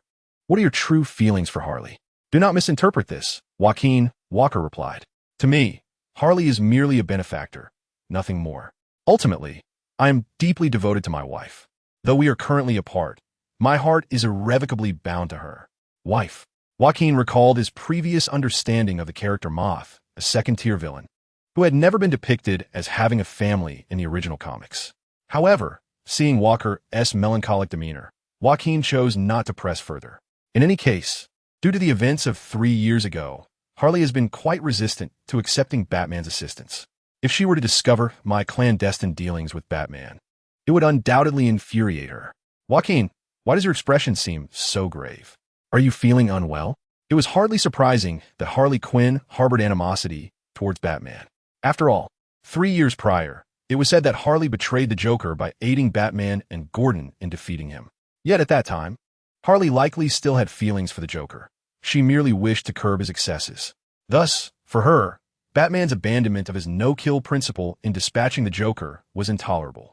The dilemma was that if Harley were to discover that he had accepted money from Batman and had been working for him for half a year, her wrath would be monumental. Consequently, throughout the evening, Joaquin wrestled with whether to divulge his dealings with Batman to Harley, but he could not summon the words. It was not until after Harley had finished her bath that she approached him. "Darling, I had intended to reward you tonight for your brave endeavor to rescue me.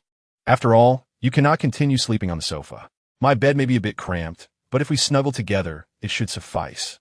As the freshly bathed Harley, fragrant with her body wash, leaned close to Joaquin's ear and whispered in a soft, alluring tone, it was challenging for him, as a normal man, not to be stirred by the moment. However, with Jella present, he felt compelled to keep her company for the night. "What a pity, darling. Please don't tease me with such words. Damn it, this little enchantress seems intent on tormenting me, a pure-hearted young man. However, I've just lulled Jella to sleep. If we keep our voices down after shutting the door, perhaps." Harley perched herself upon Joaquin's lap, gently exhaling a breath into his ear. Just as Joaquin's breath began to quicken, Harley suddenly withdrew from him. "But not now. Is this some novel form of torture?" Poor Joaquin toyed with at Harley's whim. Observing the playful glint in Harley's eyes, he was certain this was her subtle act of revenge. "After all, my dear, if you have something to hide, do share. What precisely are you in that bat plotting?" Chapter 43. The moment has arrived. I cannot agree. Harley Quinn sat sulkily at the table before Joaquin, her arms crossed defiantly over her chest, her long, elegant legs crossed. Joaquin sighed, rubbing his forehead in resignation, realizing that Harley's reaction was precisely as he had anticipated. Nevertheless, persuading Harley Quinn was imperative. Otherwise, Joaquin would be left to handle everything on his own. "My dear, in all other matters, I shall be utterly compliant. But this proposal from that wicked bat is something I cannot condone. It is for your own good. I am well aware that those who have placed their trust in that villainous bat seldom meet a favorable fate." Harley sighed lightly, her expression tinged with concern as she regarded Joaquin. "If you need examples, I could cite Harvey Dent, Barbara, and Jason Todd until dawn. Trust me, dear, being allies with that malicious bat is a perilous endeavor, one that could cost more lives than you possess." Harley's words sent a shiver through Joaquin. While he had been swayed by Bruce's forceful presence and rhetoric at Wayne Manor, her reminder of Batman's solitary destiny was not lost on him. "My dear, I recall you expressing a desire for a tranquil life. Thus, we ought to distance ourselves from that wicked bat. With our capabilities, we need not be bound by him. We could live freely and joyfully. Does that not sound preferable?" Joaquin hesitated momentarily, then mumbled softly, "I was just thinking about how it feels to see you working at a fast food joint. It seems rather demeaning. Although my dream is to live leisurely off someone else. Truthfully, I cannot bear the thought of being supported in such a manner. Harley paused, her face momentarily stunned, then broke into a radiant smile. She gracefully descended from the table to sit upon Joaquin's lap, the scent of her presence enveloping him, causing a rush of blood to his cheeks once more. Harley, please refrain from teasing me further. We need to discuss serious matters. My dear, does that imply you intend to support me in the future? Joaquin's face flushed as he averted his gaze from Harley. I merely suggested that if I reside with you, I ought to contribute something towards rent. If you wish to pay rent, there are other means, Harley said, her delicate arm draping over Joaquin's shoulder, her gaze enchanting as she peered into his eyes, leaving his mind momentarily blank. If one seeks to earn money, Gotham is perpetually rife with smuggling and the illicit drug trade. Borrowing a bit of cash from those engaged in such nefarious industries would attract no scrutiny, a far better alternative than falling prey to that malevolent bat, would it not? Engaging in a black market operation? It may seem to tread the fine line of moral ambiguity, a perilous endeavor. Yet upon reflection, many of the anti-heroic figures within the DC universe seem to thrive quite well, don't they? You are correct. Even if Harley were to receive a staggering salary of $100 million from Batman, what good is it if she has no life left to spend it? 100 million, Harley exclaimed, tightening her embrace around Joaquin, whose face was instantly buried in her bosom. Ugh, cough, cough. Harley, I can scarcely breathe. Despite this, Harley's formidable strength was no jest. Joaquin had to pat her arm several times before she came to her senses and released him. 100 million. Why didn't you mention it sooner? Darling, do you grasp the magnitude of $100 million? Joaquin, still savoring the recent warmth, looked quite bewildered. To be honest, for someone like Joaquin, who had been merely a struggling worker in his previous life, his perception of $100 million was solely associated with the fines incurred by a few celebrities for tax evasion. Was this an exaggerated figure? Observing Joaquin's expression, Harley sighed softly, playfully flicking his forehead. Let me put it this way. Bruce Wayne's total net worth is only around $90 billion. 100 million in cash is enough to drive the world's deadliest assassins into a frenzy. It dawned on Joaquin then that this world differed significantly from his previous one, and the concept of money could not be generalized. In his former life, the world's richest individual, a flamboyant billionaire boasting plans to colonize Mars, had a net worth exceeding $200 billion. In contrast, Bruce Wayne, with his extensive influence across much of Gotham and the ability to construct private space stations, clearly wielded far greater power. The thought of Batman entrusting him with 1% of that wealth made Joaquin truly appreciate the value of such a windfall. Darling, upon further contemplation, it seems that earning 100 million in 6 months isn't so bad after all. Gotham today is not what it once was. The law enforcement has improved considerably. Witnessing the sparkle in Harley's eyes, Joaquin couldn't help but chuckle softly. Indeed, in the face of such a fortune, even Harley was unable to remain indifferent. Had he known it would be this easy, he wouldn't have exerted himself so much. I think the same, Harley. After all, Barbara is your dear friend, right? With her character, even if she were the only one, she would bravely confront Gotham as criminals. We are merely here to lend her a hand. Batman's salary is a trivial matter in comparison. Hearing Joaquin's deliberate attempt to ease her burden, Harley's smile brightened even further. You truly understand me best. My little pudding. Indeed, that aligns perfectly with my thoughts. Joaquin realized that the distance between him and Harley, both emotionally and physically, had narrowed considerably. Perhaps the moment had arrived for the inevitable to unfold. Harley, Joaquin whispered her name, then wrapped his arms around her, leaning in closer to her face. It seemed that Harley sensed Joaquin's thoughts as a rosy hue blossomed upon her delicate face, and she gradually closed her eyes. Wait. Suddenly, Harley broke free from Joaquin's embrace and distanced herself from him. Not again. This was the third time at such a moment. Just as Joaquin was on the brink of despair, Harley stealthily approached the door, ensuring that Jella was soundly asleep before gently closing and locking the door. As she turned around, her robe slipped from her smooth shoulders.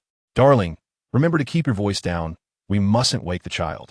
Accompanied by the soft rustle of fabric falling to the ground, Harley Quinn, a woman of ethereal beauty, once again drew near to Joaquin, with only the buttons of his shirt being the barrier between them. Joaquin caressed the alabaster skin of Harley, and the flicker of worry in his heart vanished without a trace. Harley's delicate tongue licked her ruby lips, her clear, and lively eyes burning with an intense flame. This could pose a problem. I am not adept at exercising patience, my dear. In the dim light of the basement, Chapter 44, A Night of Restlessness. The long night stretched on, devoid of any desire for sleep. Joaquin regretted having sent Harley to her room too early. Though he had assumed the demeanor of a sage devoid of earthly desires, gently laying the somewhat weary Harley beside the slumbering Jella. However, after lying on the sofa for nearly an hour, he found himself utterly devoid of sleepiness. Oddly enough, despite having barely slept the previous night outside of a few hours of unconsciousness, after his passionate encounter with Harley, he felt invigorated. Regardless, after tossing and turning for quite some time, Joaquin still felt no fatigue. Rather, the faint lingering fragrance of their earlier entanglement ignited a subtle heat within him. Forget it. I won't sleep. I'll step outside for some fresh air. Joaquin exited the basement, carefully stepping over the peacefully snoring hyena, Bud, and made his way through the spacious, quiet, dilapidated warehouse, intending to enjoy the refreshing night breeze at the entrance. Upon reaching the doorway of the abandoned warehouse, he heard a faint snoring sound. It seemed to be Harley's pet. But wait, wasn't Bud at the basement door? Using his night vision, Joaquin clearly saw a petite figure curled up in the corner of the wall, head lowered, obscuring their face. Crack! Joaquin stepped on something, producing a soft noise. Instantly, the curled-up figure sprang up like a startled cat. Who is it? The lights of the warehouse flickered on, revealing a somewhat dazed Dana, nervously glancing around. Her mouth still glistening with drool that she had not yet wiped away. Joaquin, what are you doing here? That question should be posed by me.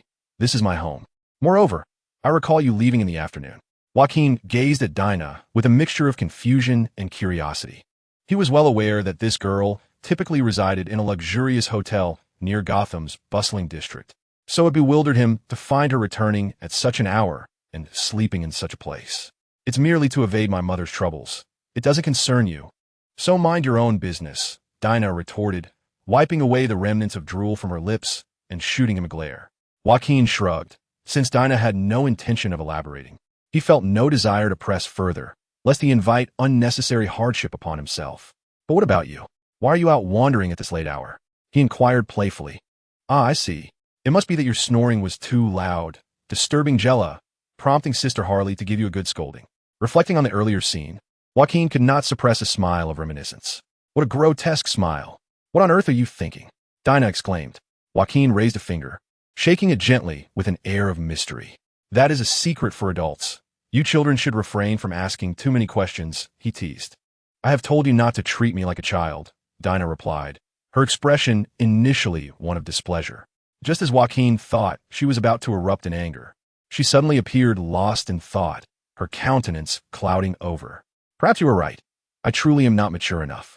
Dinah's unexpected vulnerability took Joaquin aback. Until now, he had always perceived her as headstrong, impulsive, and brimming with confidence, never having witnessed such a fragile side. When I left home, I believed I was ready to stand on my own. Yet when Sister Harley was taken away, not yesterday but the day before, I found myself utterly powerless. You were the one who took charge and successfully rescued her. You were a significant help, drawing fire alongside Walker, he replied. But as for luring the enemy, Walker could have managed that alone, perhaps even more effectively. I could see that flying solo would afford him greater freedom, unburdened by the need to protect me. I have undergone more systematic training than either of you. Yet I ended up being the one who held everyone back. I can't accept that. Joaquin found himself at a loss for words to comfort Dinah, as he could easily imagine the disparity in performance, being outshone by the seemingly unremarkable Walker and his own apprentice self. But you're still young, Dinah. Your abilities are already sufficient. Given the right opportunities for growth, you will undoubtedly evolve. There is no need for such undue self-deprecation. Can I truly continue to grow? Dinah murmured, her hand resting on her chest as she pondered. Yes, I believe so, although reaching Harley's level may be quite a challenge, Joaquin remarked, unwittingly recalling the recent battle with Harley and casting a fleeting glance at certain aspects of Dinah's physique. Indeed, there is still a notable difference compared to Harley Quinn's voluptuous figure. Sister Harley? What are you looking at?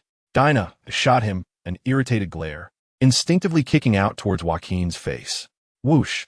Unexpectedly, both Dana and Joaquin were taken aback when, at the very moment Dana's swift kick was about to connect with Joaquin's face, He instinctively extended his hand and effortlessly seized her ankle. When did his reflexes become so acutely responsive? Reflecting on his remarkable stamina, Joaquin began to realize that his body felt somewhat different since the battle last night. Whether this was a lingering effect of poison ivy seeds or some other reason remained to be explored, but it was evident that his overall capabilities had significantly improved. Furthermore, Joaquin still had 2 unused skill points. However, as he could not unlock new skills, he decided to wait until the heat of battle to contemplate which skills would warrant enhancement, deeming this the most prudent course of action. "Hey, have you had enough? Let go, you scoundrel." Hearing Dana's indignant and flustered exclamation, Joaquin recalled to release her ankle. Even Dana, with her powerful legs, was unable to break free, indicating that not only had his reflexes sharpened, but his strength had also been augmented. "You seem to be getting a bit bold, don't you? You don't think you're stronger than me and can just walk away, do you?" Dana narrowed her eyes, moving her ankle that had just been gripped, glaring at Joaquin with a menacing expression. At that moment, Joaquin remembered Batman's words about sending someone to oversee his training. "Well, it appears I won't require your guidance for training anymore, Dana. It may be entrusted to someone else." "Thank you for your efforts," he replied, feeling a sudden chill run down his spine as he noticed Dana's darkened expression, adorned with a cold, mocking smile. "How truly underestimated you are, Joaquin. I cannot tolerate the humiliation of losing my disciple to someone else." Joaquin inhaled sharply, a foreboding sensation creeping into his heart. Well, it's getting late. I should return and get some sleep." "Stop right there." Dana blocked Joaquin's path, her slender fingers producing crackling sounds as she advanced towards him with a derisive smile. "Wait, what are you planning? Don't come any closer. Shout all you want. No one will hear you. Tonight, I will make it abundantly clear that you are far from ready to leave, and only Teacher Dana is the most suitable mentor for you." Chapter 45. Today's Black Canaries are a bit different, Daddy. Daddy, wake up. The sun is shining on your backside. Joaquin groggily opened his eyes, his vision immediately falling upon Jella's adorably vibrant face, akin to the morning sun. Stretching his stiff joints, he rose and arched his back, eliciting a series of soft pops. Goodness, Dana truly did not hold back. I was merely trying to console her. As he recalled the events of the previous night, a bitter smile crept across his face. If the earlier part of the night spent battling Harley Quinn felt like being in paradise, then the latter half, training with Dana, was akin to descending into hell. Fortunately, after receiving the title of Solomon Grundy, I enhanced my injury resistance and recovery abilities. However, it should be noted that Dana's excitement grew upon realizing that Joaquin had become more resilient than before, and she had no intention of holding back. This revelation made Joaquin aware that, despite an apparent increase in his physical prowess, he remained utterly defenseless against a true master of combat in a full-scale confrontation. "Father, why are you sleeping here? You might catch a cold." Upon seeing Jella's innocent, wide eyes, Joaquin affectionately ruffled her tousled hair and shrugged helplessly. "You should ask your sister Dana about that." Jella tilted her head in confusion, her eyes sparkling with curiosity, and then, beaming with a radiant smile, she scampered outside. "Mommy Dana, did you and Daddy play a game last night? Why does Daddy look so tired?" As if summoned by the mention of his name, Joaquin realized it was time to address Jella's habit of calling out for her mother at every turn. Supporting his waist, he turned toward the doorway, where the morning sunlight illuminated Dana's iconic golden locks, casting a dazzling glow. "You still seem so energetic. I almost had my back broken by you last night." Joaquin suddenly sensed something peculiar. Dana, emerging from outside, appeared somewhat different from the night before. Although she wore her usual t-shirt, leather pants, and jacket, there was an indefinable change. "Little sister, if you call me Mommy, where is your daddy?" Dana bent down, gently stroking Jella's hair, and, at that moment, Joaquin realized what was amiss. As she leaned, his gaze was involuntarily drawn to her. Wait a minute. How could she look more voluptuous than last night, when she seemed less so than Harley? "Joaquin, if you don't come down for breakfast, I'll eat your pea sandwich too." When Joaquin spotted another Dana emerging from the basement, he was momentarily stunned to see 2 of her. No, upon closer inspection, the one coming from the basement was the familiar version he knew. This meant that the one who just entered was Dana instantly mirrored Joaquin's expression. Her mouth stuffed with sandwich, her eyes wide with disbelief as she looked toward him. Just then, Joaquin felt a hand rest on his shoulder from behind, sending a chill coursing down his spine. "You must be Joaquin, right? I am the Black Canary, an emissary of the Justice League, sent by Batman to assist you. However, before we proceed, I have some questions for you. As this arm began to withdraw from his shoulder, it circled around his neck, an all-too-familiar chokehold he had previously experienced. What have you done to my precious daughter? Truly, the suffocating sensation felt eerily similar between mother and daughter, the only distinction being an added softness behind him. This was the final thought that flickered through Joaquin's mind before he succumbed to unconsciousness. Moments later, he slowly regained awareness on the sofa in the basement, as Harley gently removed the warm, damp cloth from his forehead. At that moment, two Dianas sat across from him at the table. Their side-by-side presence made it easy to distinguish between them. Not only were their physical features markedly different in certain aspects, but their demeanors also set them apart. One woman elegantly crossed her long, beautiful legs, exuding an aura of quiet authority, while the other kept her hands resting on her neatly aligned legs. Her head bowed like a docile kitten. As Joaquin recalled the events that had just transpired, a realization struck him. "Miss Diana," he began. "Huh? What?" The two beauties responded in unison, and Joaquin immediately understood that this form of address could lead to confusion. "Then, Andy? Pardon? Could you repeat that? I didn't catch it." Joaquin felt the icy glances directed at him, as if they could pierce through his very being, prompting him to swiftly amend his address. Miss Diana," he stammered, sensing the disapproving gaze from the other Diana. Goodness, this mother-daughter duo was exponentially more challenging to navigate. A soft chuckle escaped from the elder Diana as she covered her mouth, unable to contain her amusement at Joaquin's awkwardness. "All right, the jesting ends here. In truth, I have already learned about little Jella's background for Batman. I was merely teasing. Teasing someone into unconsciousness truly befits your biological mother, Diana," Joaquin thought wryly. "However, regarding the specifics you mentioned about staying up all night with Diana, I would appreciate a detailed explanation." A shiver ran down Joaquin's spine as he sensed the formidable aura not only emanating from across the table, but also directed at him from the side. "My dear, you truly are full of energy. I didn't expect you to manage two girls all night." Harley's voice, sweet and gentle, sent chills down Joaquin's spine. It seemed that failing to clarify matters soon could lead to a scenario far more perilous than facing Solomon Grundy. "Let's set that aside for now, Harley. We have pressing matters to discuss. First, allow me to introduce myself formally. I am Dinah Laurel Lance, codenamed Black Canary. To avoid confusion with my daughter, you may call me Laurel."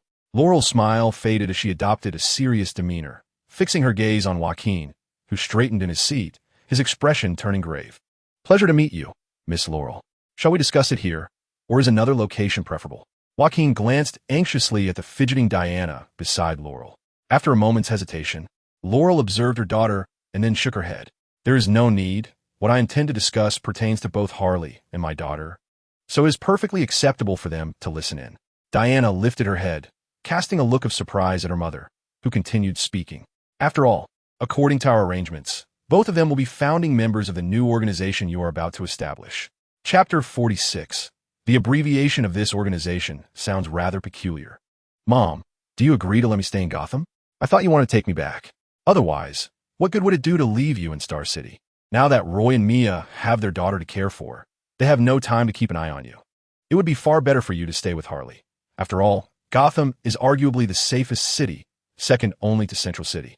Laurel affectionately stroked Dinah's hair, causing a faint blush to spread across Dinah's delicate face. "Please don't treat me like a child in front of others." Although Joaquin had long known that this world was a drastically altered version of the original comic world, he still found it surreal whenever he heard someone claim that Gotham was safe. Furthermore, witnessing the sisterly resemblance between Laurel and little Dinah piqued Joaquin's curiosity. After all, in the main comic universe, the second-generation Black Canary and Green Arrow were not known to have a daughter. Such a character only existed in the Injustice game universe. This suggested that little Dinah was indeed a product of the altered timeline. What on earth had transpired in this world to create such a significant divergence from the original comic universe? "In a couple of days, I will finalize your transfer paperwork, and you can attend school here temporarily. However, I will suspend your credit card. We cannot allow you to develop extravagant spending habits. You will have to rely on your salary from the new organization for your pocket money." Hearing her mother's words, Dinah appeared somewhat flustered. "But what about my hotel expenses? Even for you, a girl living alone in a hotel is far too dangerous. Once this place is transformed into the new organization's headquarters, You will reside here, making it easier for Harley to look after you. Wait. Realizing something was amiss, Joaquin swiftly interrupted Laurel. I wasn't aware this place was going to be converted into a headquarters, and besides, this is my home with Harley. Do not worry. The expenses for the renovations will not fall upon you, and the property is owned by Harley, so your opinion is irrelevant. What do you say, Harley? Can Sarah stay with you? Joaquin was momentarily confused about who Sarah was, but quickly realized it was little Dinah's middle name, just like Laurel's. Of course. That's not a problem. Laurel, Sarah is like my sister. Rest assured, I will take good care of her. Honestly, Harley, doesn't that make me sound ancient? Yet Joaquin felt a twinge of frustration. His relationship with Harley had been progressing rapidly, transitioning into a cozy family life with little Jella. However, with Dinah moving in, it seemed increasingly difficult for him and Harley to find moments of intimacy. Speaking of which, let me outline the basic structure of the new organization. This new superhero organization is to be established as the Gotham branch of the Justice League, with Batman as the guarantor. As per tradition, the guarantor nominates the inaugural leader of the organization, and that leader is you, Jacqueline Zhou. Joaquin nodded solemnly, confirming what Bruce Wayne had previously conveyed to him. As for personnel, you may recruit at your discretion. Additionally, the League has provided you with a list of potential partners for your initial endeavors. Laurel retrieved her phone, opened a page, and presented it to Joaquin. Black Canary, Oracle, and Batgirl. Upon seeing this list, Joaquin felt utterly perplexed, while Dinah cast a surprised glance at her mother. Mother, are you implying that this title was also inherited from your grandmother, Dinah Drake Lance? My primary responsibility now lies in managing the League's daily operations, leaving me with little opportunity to combat crime directly. It's time for me to step back and pass this mantle on to others. Upon hearing her mother's words, Dinah's cheeks flushed with excitement. However, Joaquin's attention was drawn not to this, but rather to the last two titles on the list, Oracle and Batgirl. He was not surprised to see Barbara Gordon join this organization.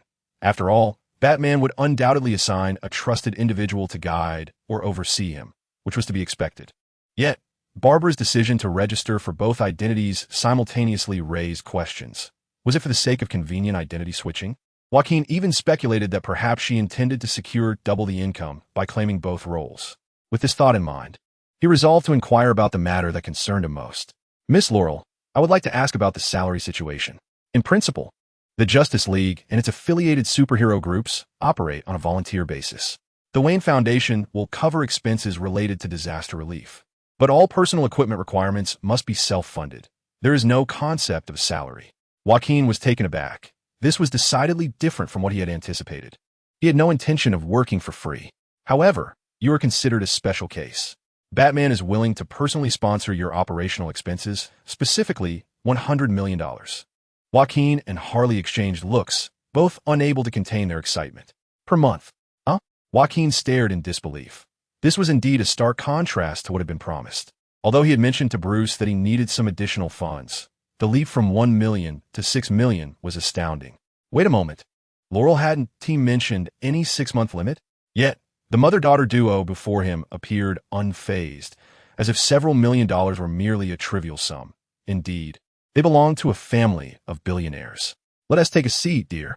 Ultimately, we are not doing this for the money. We are here to assist Barbara in safeguarding Gotham. Harley calmly grasped Joaquin's hand, gently encouraging him to sit down. However, as he did, he noticed her slender fingers trembling slightly. Look at Harley's composure. Do not behave so pathetically. It's quite embarrassing. How can you still call yourself my boss?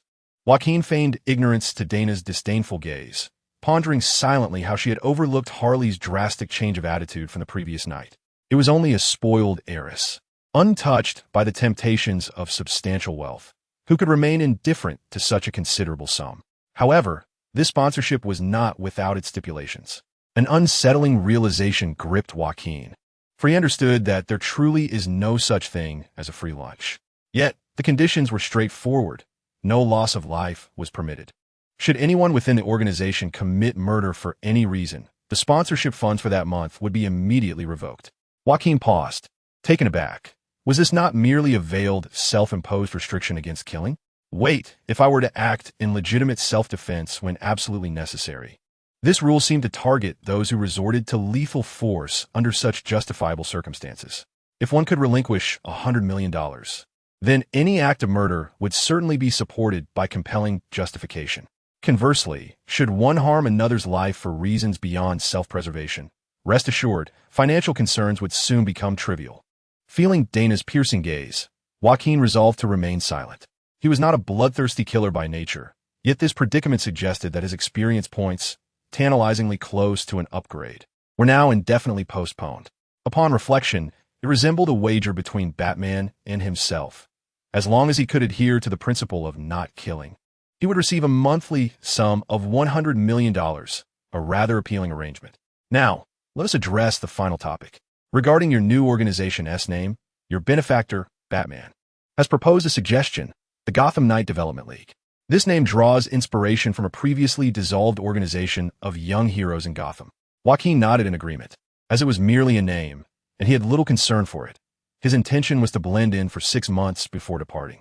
Laurel smiled warmly and leaned forward, extending her hand to Joaquin in a friendly gesture. Then it is settled.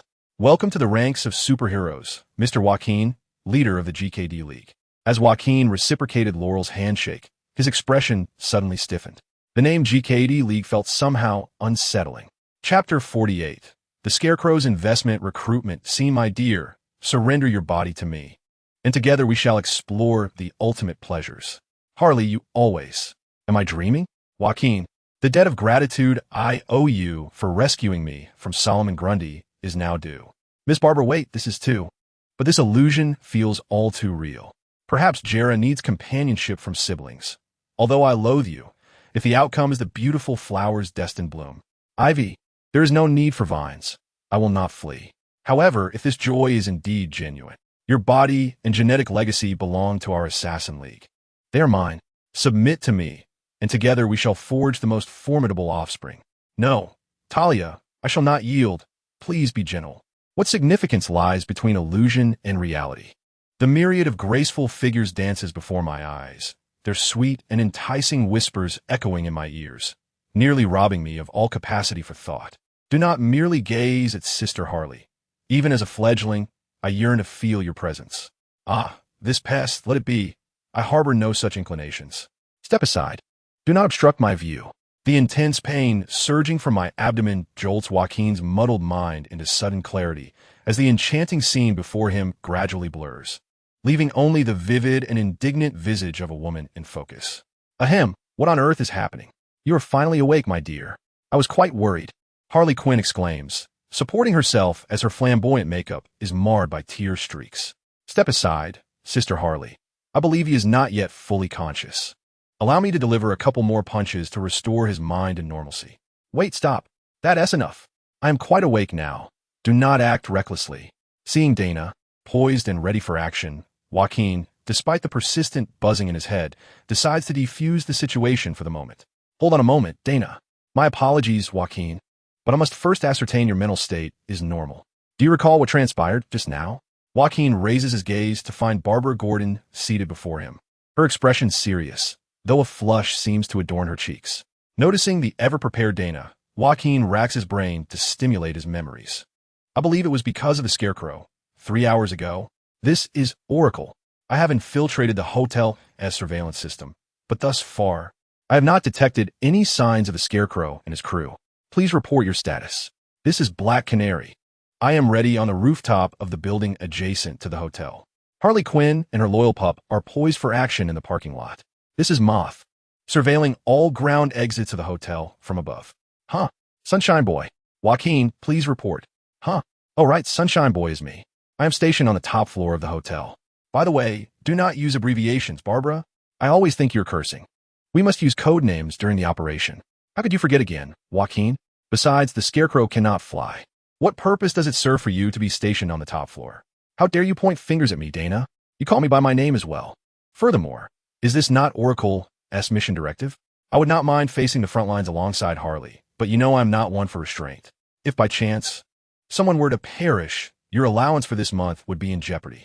Stop, both of you. Cease your quarreling, or I shall silence you. Before a large screen, Barbara, donning headphones, supports her forehead with an expression of exasperation. What an extraordinary assembly of companions I find myself amidst. Among the 4 teammates, 2 were once infamous villains. Yet it is Harley Quinn and Killer Moth who exhibit the utmost professionalism and reliability. The remaining two novices are utterly unpredictable in their antics. However, perhaps this is precisely why Batman summoned me for assistance, at least to lead them with my richer experience. Wouldn't you agree? Suddenly, Barbara furrowed her brow as she discerned something amiss within one of the surveillance feeds. Though the image remained clear, a closer inspection revealed glaring inconsistencies. Retrieving footage from a minute prior for comparison revealed a troubling truth. It was a still frame. Barbara's expression shifted to one of grave concern as her slender fingers pressed against her earpiece, urgently issuing commands. Harley, Dinah, don your gas masks. The surveillance feed from the central air conditioning control room has been compromised. Scarecrow has begun his operations. Meanwhile, in the banquet hall on the first floor of the hotel, a soiree for the elite was in full swing. As glasses clinked and laughter filled the air, a well-dressed elder ascended the stage. Ladies and gentlemen, thank you for attending this gala. Let us extend a warm round of applause to our guest of honor, the brilliant professor from Gotham University, the inventor of the groundbreaking cure for deafness, and my esteemed son-in-law, Dr. Kirk Langston. Accompanied by thunderous applause, a distinguished middle-aged man stepped onto the stage, his pallid complexion marked by a scholarly demeanor. You flatter me, dear father-in-law. My accomplishments rest upon the trust and investment you have bestowed upon me, as well as the unwavering support from your daughter, my beloved Frances. Kirk glanced into the audience, sharing a knowing smile with a graceful and poised woman of striking beauty. What a humble young man. Yet today, you may stand tall with pride, for the gentlemen present are discerning investors who believe your invention is truly revolutionary. Suddenly, a sharp clang of chains resonated, followed by a spray of crimson. An old man, mid-sentence, was seized by a rusted hook, yanked from the stage with a harrowing scream. I find your judgment lacking. My fear toxin is undoubtedly the more groundbreaking invention. Yet, you prefer to invest in this childish endeavor of mixing human and animal genes. From the shadows emerged a tall, gaunt figure, his head shrouded in a tattered sack that left only a triangular pair of eyes visible. Dragging the chain that ensnared the elder, he appeared as though he were a living scarecrow. The audience erupted in panic, cries of terror filling the air as they frantically pushed towards the exit. Yet, at the entrance, two imposing figures donned in similar burlap masks had already barred the way. Oh, the sweet symphony of fear and despair is a most exquisite melody. How delightful it would be with just a touch more intensity. The scarecrow emitted a discordant, rasping laugh before raising his hand to produce a sharp, crisp snap of his fingers. At that moment, a strange, pale green gas began to billow from the central air conditioning vent in the ceiling. Allow you to personally experience my greatest invention. For soon you shall all be my investors, despite your lack of choice. Ha ha ha ha ha. Chapter 49. The fearful poisonous mist is spreading farther. Wait, Francine. As she anxiously rushed onto the stage towards the elderly man lying in a pool of blood, Kirk attempted to stop her, but it was already too late. You are quite brave, Mrs. Langston, but perhaps your courage stems from not having encountered true terror yet. Allow me to assist you. The scarecrow raised his hand, and a noxious gas, far more potent than that from the air vent, erupted from his sleeve, striking Francine directly in the face. She staggered back, clutching her throat in agony. Don't come near, Bat. No, father, don't let them eat me, monster. Francine's face twisted in sheer terror. Her voice hoarse from her screams as she clawed at her own face and neck, leaving ghastly trails of blood upon her fair skin. Yet she was not the only victim suffering from the fear toxin. The vast banquet hall had transformed into a nightmarish hellscape, filled with incessant cries and wails. Help! There are spiders crawling on me. Get them off. No, please don't kill me. I'm innocent. Don't kill me. A centipede is coming out of my stomach. Save me, I don't want to die. Watching helplessly as he plummeted from the pinnacle of his life into the depths of despair. Kirk's eyes were bloodshot with rage as he lunged at the scarecrow. However, his fury was futile. With a mere flick of his wrist, the scarecrow effortlessly sent the frail Kirk sprawling across the floor. After a few desperate struggles, he too succumbed to the madness induced by the toxic gas. All right, my little ones, it's time to get to work. At the scarecrow's command, a dozen figures clad in burlap masks filed in through a side door. Search them thoroughly for anything of value, jewelry, watches, and the like. If there are any young women, strip them and take some photographs. Perhaps we can solicit further sponsorship from them later. Crash. Suddenly, with the sound of shattering glass, a petite, lithe figure burst through the window like a bird. "This ends here, Scarecrow." Diana, adorned with a half-mask and a respiratory filter covering the lower half of her face, exuded an aura of rage.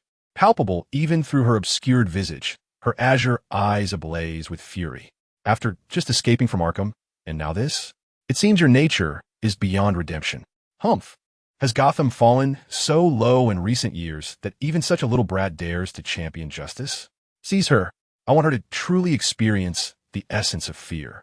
Upon receiving the Scarecrow's command, the minions hastily abandoned their backpacks, which were laden with plundered treasures, and brandished their knives and clubs as they encircled Dana. "Though I may lack maturity, I possess ample prowess to deal with you wretched scoundrels." Dana's form was as agile as a feline, her kicks and jabs remarkably fierce, rendering the minions utterly incapable of landing a single blow on her. One by one, they fell to the ground in pain, entirely defenseless. "TSK." The Scarecrow clicked his tongue, showing no intent to assist his beleaguered henchmen, and swiftly turned to flee through a side door. "Stop! You shall not escape!" Dana exclaimed, executing a somersault, landing atop one minion's head and leaping out of the encirclement in pursuit of the Scarecrow. Hisses! Without looking back, the Scarecrow raised his hand, and a thick, dark green gas gushed forth from his sleeves. Although Dana donned a respiratory filter, the noxious mist obscured her vision, forcing her to halt momentarily. "Black Canary, do not pursue too deeply. First, neutralize the enemies here, then deactivate the air conditioning and open the windows to disperse the gas. Prolonged exposure to the toxin poses a grave risk to the civilians." Barbara's voice crackled through the communicator, compelling Dana to turn back and confront the advancing minions. Meanwhile, Barbara connected with the other team members. "Guard the exits vigilantly. Do not let the Scarecrow escape. This is Mothman. I observe no one exiting the ground level. Yet GCPD vehicles are en route from 2 blocks away. This is Harley Quinn. We've hit the jackpot at the parking lot." Spotting a tall, slender figure rushing from the elevator, Harley Quinn grinned, brandishing her baseball bat as she leaped from the van. "Hold him down. Do not let him flee." "Woof!" The hyena, Bard, barked excitedly, racing towards the tall figure like a bolt of lightning. "Stay away, you beast!" The Scarecrow raised his hand, releasing another cloud of toxic mist. However, Bard cleverly evaded it, swiftly approaching the Scarecrow from behind. Let go of me." The Scarecrow fell to the ground, his calf firmly clamped in Bard's powerful jaws. He attempted to disperse the gas to deter Bard, but the astute hyena released his grip as the Scarecrow toppled, understanding that his mission was merely to delay the enemy. Just as the Scarecrow attempted to rise, he was met with a flurry of motion as Harley Quinn executed a gymnastic kick straight at him. Bam!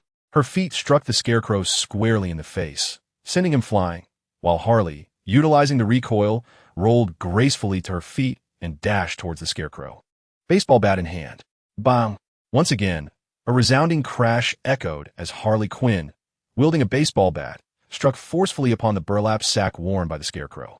The latter emitted a muffled groan before collapsing to the ground, rendered unconscious and devoid of strength. It is rather unfortunate that we have no time for a proper reunion, although our only encounter was at Arkham, lacking any cherished memories. Nevertheless, you shall soon return to Arkham and reunite with your companions. Harley grasped the Scarecrow by his collar, hoisting him up and forcefully yanked off his burlap hood. "Have you apprehended the Scarecrow, Harley? The GCPD is nearly at the hotel entrance. Soon, you shall hand him over for their handling." This seems rather precarious, Barbara. Upon hearing Harley Quinn's sudden shift to seriousness, Barbara, who was commanding from the base, felt a tightening in her chest, unable to chastise Harley for neglecting to use her codename. "What transpired, Harley? You haven't inadvertently harmed him, have you?" "Of course not. I maintain a measured approach. The issue lies in the fact that I do not recognize this individual. I once served as the Scarecrow's psychotherapist. Though his visage has altered, I am certain he is not Jonathan Crane. This is merely a decoy." Barbara quickly comprehended the implication. If the Scarecrow had not escaped from the first floor of the parking lot, then there remained but one avenue of escape. "Sunshine Boy, immediately report that the Scarecrow is fleeing to the upper levels." "Sunshine Boy, Joaquin, hurry and provide an update." Chapter 50. The woman pursued by the Scarecrow. To be frank, Joaquin had no desire to engage in combat with the Scarecrow, possessing not even a modicum of interest in returning him to Arkham. According to the information provided by Barbara, the Scarecrow, originally named Jonathan Crane, had once been a university psychology professor and exhibited considerable talent in the field of chemistry. Due to being bullied in his youth, the Scarecrow developed a warped obsession with spreading fear, ultimately concocting a fear toxin that allowed individuals to perceive their deepest terrors. He then adopted the identity of the Scarecrow to commit heinous acts, both to satiate his perverse inclinations and to amass wealth for his ongoing research. Joaquin deemed it utterly futile to confine such a morally bankrupt individual within Arkham Asylum, as it would only squander taxpayer money. Given the effectiveness of his fear toxin in criminal endeavors, there were always accomplices aiding his escape, perpetuating a cycle of capture and flight that Batman may find intriguing. Yet Joaquin had no interest in. Moreover, the Scarecrow posed little threat to Joaquin, who possessed immunity to toxins and thus had no apprehension regarding the fear gas. The Scarecrow's attempts to target Gotham's affluent capitalists were, in fact, quite agreeable to Joaquin. Therefore, upon receiving the assignment, his immediate inclination was to devise a means of evasion. After all, if he were to engage seriously, he would find himself restrained, as capturing the Scarecrow would merely lead to his inevitable escape. However, should he inadvertently inflict severe harm upon the Scarecrow, the consequences would be dire. However, plans cannot keep pace with changes. Joaquin never anticipated that the more he sought to distance himself from trouble, the more trouble would inevitably come knocking at his door. Here was Harley Quinn in the parking lot. It seemed they had struck gold. Hearing Harley's voice emanate from the communicator, Joaquin felt a wave of relief wash over him. As it appeared that Scarecrow had already been located by her, Joaquin felt no need for concern regarding Harley's confrontation with Scarecrow. Well then, it was time to step out, meander about, and feign innocence. He could not allow Barbara to discover that he had been idling in the restroom, engrossed in his phone. However, just as Joaquin stepped out of the restroom, his vision blurred momentarily, followed by an intoxicating fragrance, and in the next instant, he collided with something soft. Ouch! Joaquin fell to the ground, his communicator tumbling away from him. Was it due to sitting too long in the restroom that his legs had gone numb? With his reflexes and physical prowess, he should not have been toppled by anyone. Though puzzled, Joaquin instinctively sprang back to his feet, warily gazing at the mysterious individual who had just collided with him. "I'm so sorry, I didn't mean to." Joaquin was momentarily taken aback, for the language that reached his ears was not English, but a familiar and comforting tongue, Chinese. Before him sat a quintessential Eastern woman with a softly contoured oval face, cascading black hair reminiscent of a waterfall, delicate features, and a slender, graceful figure resembling an enchanting beauty from a fantasy game, even with his discerning taste shaped by Harley. Talia, Barbara, and Dinah, Joaquin found himself momentarily entranced upon seeing her. "It's all right. Are you okay?" Joaquin instinctively responded in Chinese, extending his hand to help her up. "Em fine. You speak Chinese?" The Eastern beauty rose with Joaquin's assistance, gazing at him in surprise. "Well, I've learned a little." Joaquin shyly scratched his head. Though he had found himself in a Caucasian body, his soul still identified as distinctly Eastern, a typical white exterior, yellow heart. As the saying goes, when fellow villagers meet, tears fill their eyes. Joaquin felt an innate sense of kinship towards this woman of Eastern grace. Clang! The sharp sound of chains scraping across the ground jolted Joaquin back to reality, and he turned to the direction from which the Eastern beauty had just come, his pupils narrowing in alarm. In the narrow corridor, a figure with abnormally elongated limbs and a tattered burlap sack atop its head was striding towards them. Why was Scarecrow here? Wasn't he supposed to be apprehended in the parking lot? However, Joaquin's communicator had just been knocked away, leaving him no opportunity to confirm the situation with Barbara. The Eastern woman immediately displayed a look of terror, shrinking back behind Joaquin. "Please, I beg you, save me. He wants to kill me." Joaquin furrowed his brow, positioning himself protectively behind the Eastern woman, his expression turning grave. "Madam, what is your name?" I am Wu Shan. "Miss Wu, I have matters to discuss with you shortly. For now, seek refuge in a safe place. I shall handle this." Joaquin stepped forward to confront the Scarecrow, subtly brandishing a sharp knife in his hand. Upon recognizing Joaquin's figure, the Scarecrow's eyes brimmed with unmistakable fury, visible through the ragged hole in his burlap sack. "Clown, you're still alive. I Haven T settled the score from 3 years ago when you took advantage of me. You seem to have mistaken me, Mr. Crane. If you've been following the news lately, you would know I am the newly emerged superhero in Gotham, Sunshine Boy. Spare me the pleasantries. I recognize your face even in ashes. I see. You've been waiting for me all along, Haven to you? Another of your sinister plots. Seeking to exploit me once more? Wait, I merely wish to converse. But the Scarecrow deprived Joaquin of the opportunity to speak. The moment he raised his hand, a thick cloud of toxic gas erupted from his sleeve towards Joaquin. So, no discussion then? My advice is to remain still, or else I might not have the precision needed to control the potency of your own poison, and that would be detrimental for us both. Joaquin's voice resonated from behind the Scarecrow. In a moment of surprise, the Scarecrow had no time to react as Joaquin seized him by the back of the neck and forcefully slammed him to the ground. Thud! The Scarecrow's face met the earth with a jarring impact, dark stains spreading across the burlap. This ends now, Jonathan Crane. Joaquin yanked off the Scarecrow's burlap hood, revealing the visage of a middle-aged man, his skin shriveled, smeared with blood, and wearing a breathing mask. Don't think this is over. Suddenly, a torrent of toxic mist erupted from the Scarecrow's breathing mask. Joaquin, confident in his resistance to toxins, did not evade, yet the dense fog clouded his vision. Abruptly, Joaquin felt a sharp sting in his side. Glancing down, he saw the Scarecrow injecting a vial of eerie, green glowing liquid into him. Although Joaquin swiftly knocked the syringe away, a small portion of the liquid had already entered his system. I know the ordinary fear toxin has no effect on you, but this is a concentrated version, designed specifically for your retribution. Joaquin felt a wave of dizziness wash over him. His surroundings blurred, and he found himself on a sunlit beach, leisurely sipping juice and enjoying the sea breeze. No, this is an illusion. Wake up, Joaquin shouted internally, desperately plunging his dagger into his thigh. The pain jolted him back to reality. Ha ha ha. You've glimpsed the illusion. Haven to you? This is your greatest fear. Face your inner terrors and perish. Fear, however, the scene was far from terrifying. Instead, Joaquin immediately realized that the source of his hallucination was not the poison of the Scarecrow. On the contrary, it was the counteractive effect of the toxin.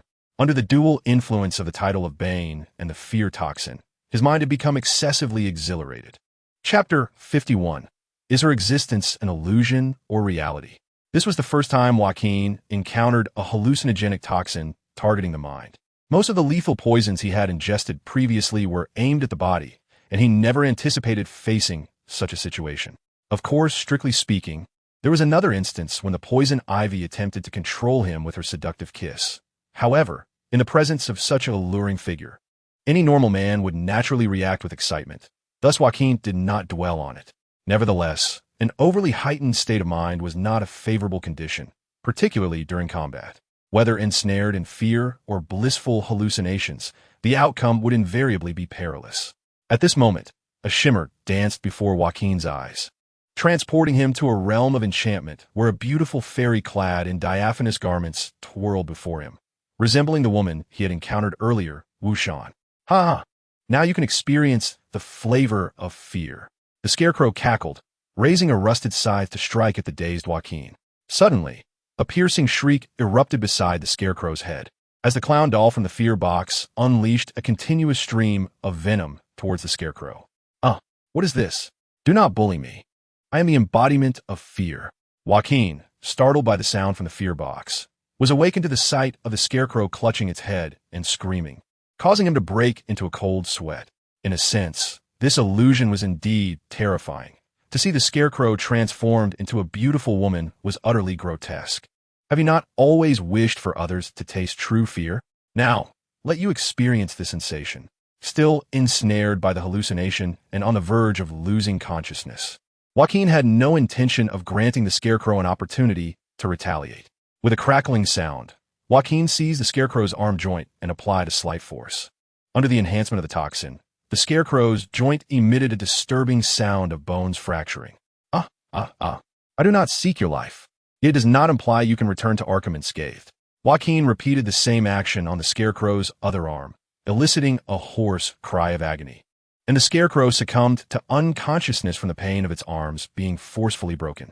Once he confirmed that the Scarecrow had lost consciousness, Joaquin took a deep breath, swaying as he stood and leaned against the corridor wall. Are you all right? You look quite unwell, A gentle and sweet voice came from beside him, as if someone was supporting him. It was then that Joaquin remembered the woman named Wu Shan was still present. Thank you, Miss Wu. I am fine. Speaking of which, why is the Scarecrow pursuing you? I do not know. Perhaps she is being manipulated by him. I apologize. Although I am grateful for your rescue, I must leave now. Wait, who is she? Let's clarify that first. Although Joaquin's head was buzzing, he immediately grasped Wu Shan's hand tightly, realizing that this woman's identity might be quite significant. I am sorry. Joaquin felt a slight sting in his arm and, upon closer inspection, discovered that Wu Shan had, at some point, picked up the syringe that the Scarecrow had used to inject him with poison and had now plunged it into her own forearm. This is bad. Joaquin sensed his consciousness beginning to fade rapidly, and he was compelled to release her hand as more intense hallucinations seized his mind. A soft, sweet sensation emanated from his lips, and in his dazed state, he vaguely heard a voice tinged with sadness and remorse. I will repay your kindness when the opportunity arises, but I truly cannot linger here any longer. Joaquin struggled to lift his heavy eyelids, but all he could see was a blurred silhouette before he completely succumbed to the haze of hallucination. Wu Shan, have you seen her? Joaquin concluded his reverie and returned to reality, anxiously inquiring of Harley Quinn and Dinah. They exchanged glances, both shaking their heads in confusion. Wu Shan, an odd name. But regardless of who she is, when we arrived, the top floor was occupied only by the Scarecrow and Darling, who was rambling incoherently. Could it be that he has not yet escaped his hallucination, conjuring this character from his imagination? I noticed that Joaquin's browsing history included tags like Eastern, Asian, and beauties. This is no illusion. It is real. She is a woman from an Eastern country with long black hair. Wait, Dinah. When did you sneak a peek at my browsing history? See, I told you, this man's mind is filled with peculiar thoughts. It seems I must assist you in awakening from this delusion. Although I sense the peril of social embarrassment, the earlier hallucination should have been sufficient for that. Yet now, Joaquin was far more concerned about the true identity of the woman named Wu Shan. Thus, he turned to Barbara, who discerned that Joaquin was not jesting and grew serious, gently shaking her head in response. I have been monitoring the surveillance cameras on the top floor, but the location where you fought the Scarecrow was outside the restroom, precisely in the blind spot of the surveillance equipment. However, from the other camera footage, I did not see the Eastern woman you mentioned. Joaquin furrowed his brow, lost in contemplation. The Eastern beauty he encountered, Wu Shan, seemed ethereal and elusive. Could it be, as Dinah suggested, merely a figment of his imagination? Impossible. Joaquin swiftly dismissed that notion. Outside the restroom, the sensation of their collision was undeniably real, as was the kiss he experienced just before losing consciousness. My dear, could you share what transpired?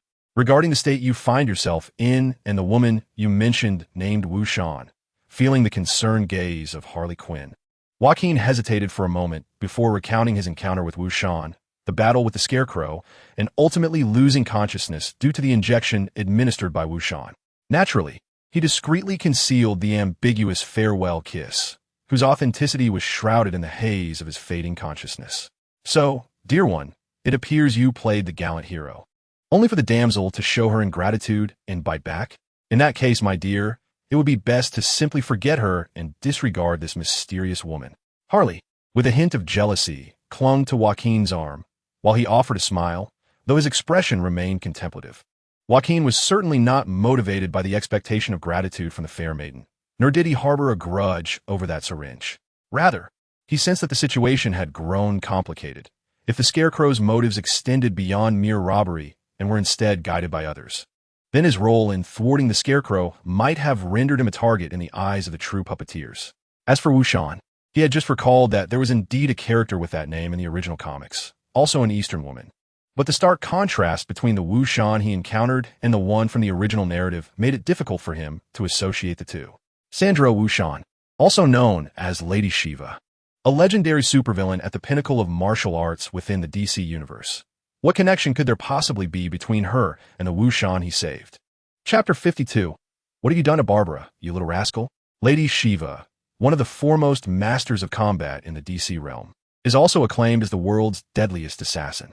In the original comics, her fighting prowess eclipses even that of Batman, representing the zenith of human capability. Joaquin recalled Wu Shan's image and found it utterly incongruous with that of Lady Shiva, no matter how he pondered. Lady Shiva was not the type of delicate woman pursued by the Scarecrow, let alone one who would seek help from him, an act that seemed too far removed from her profound sense of honor.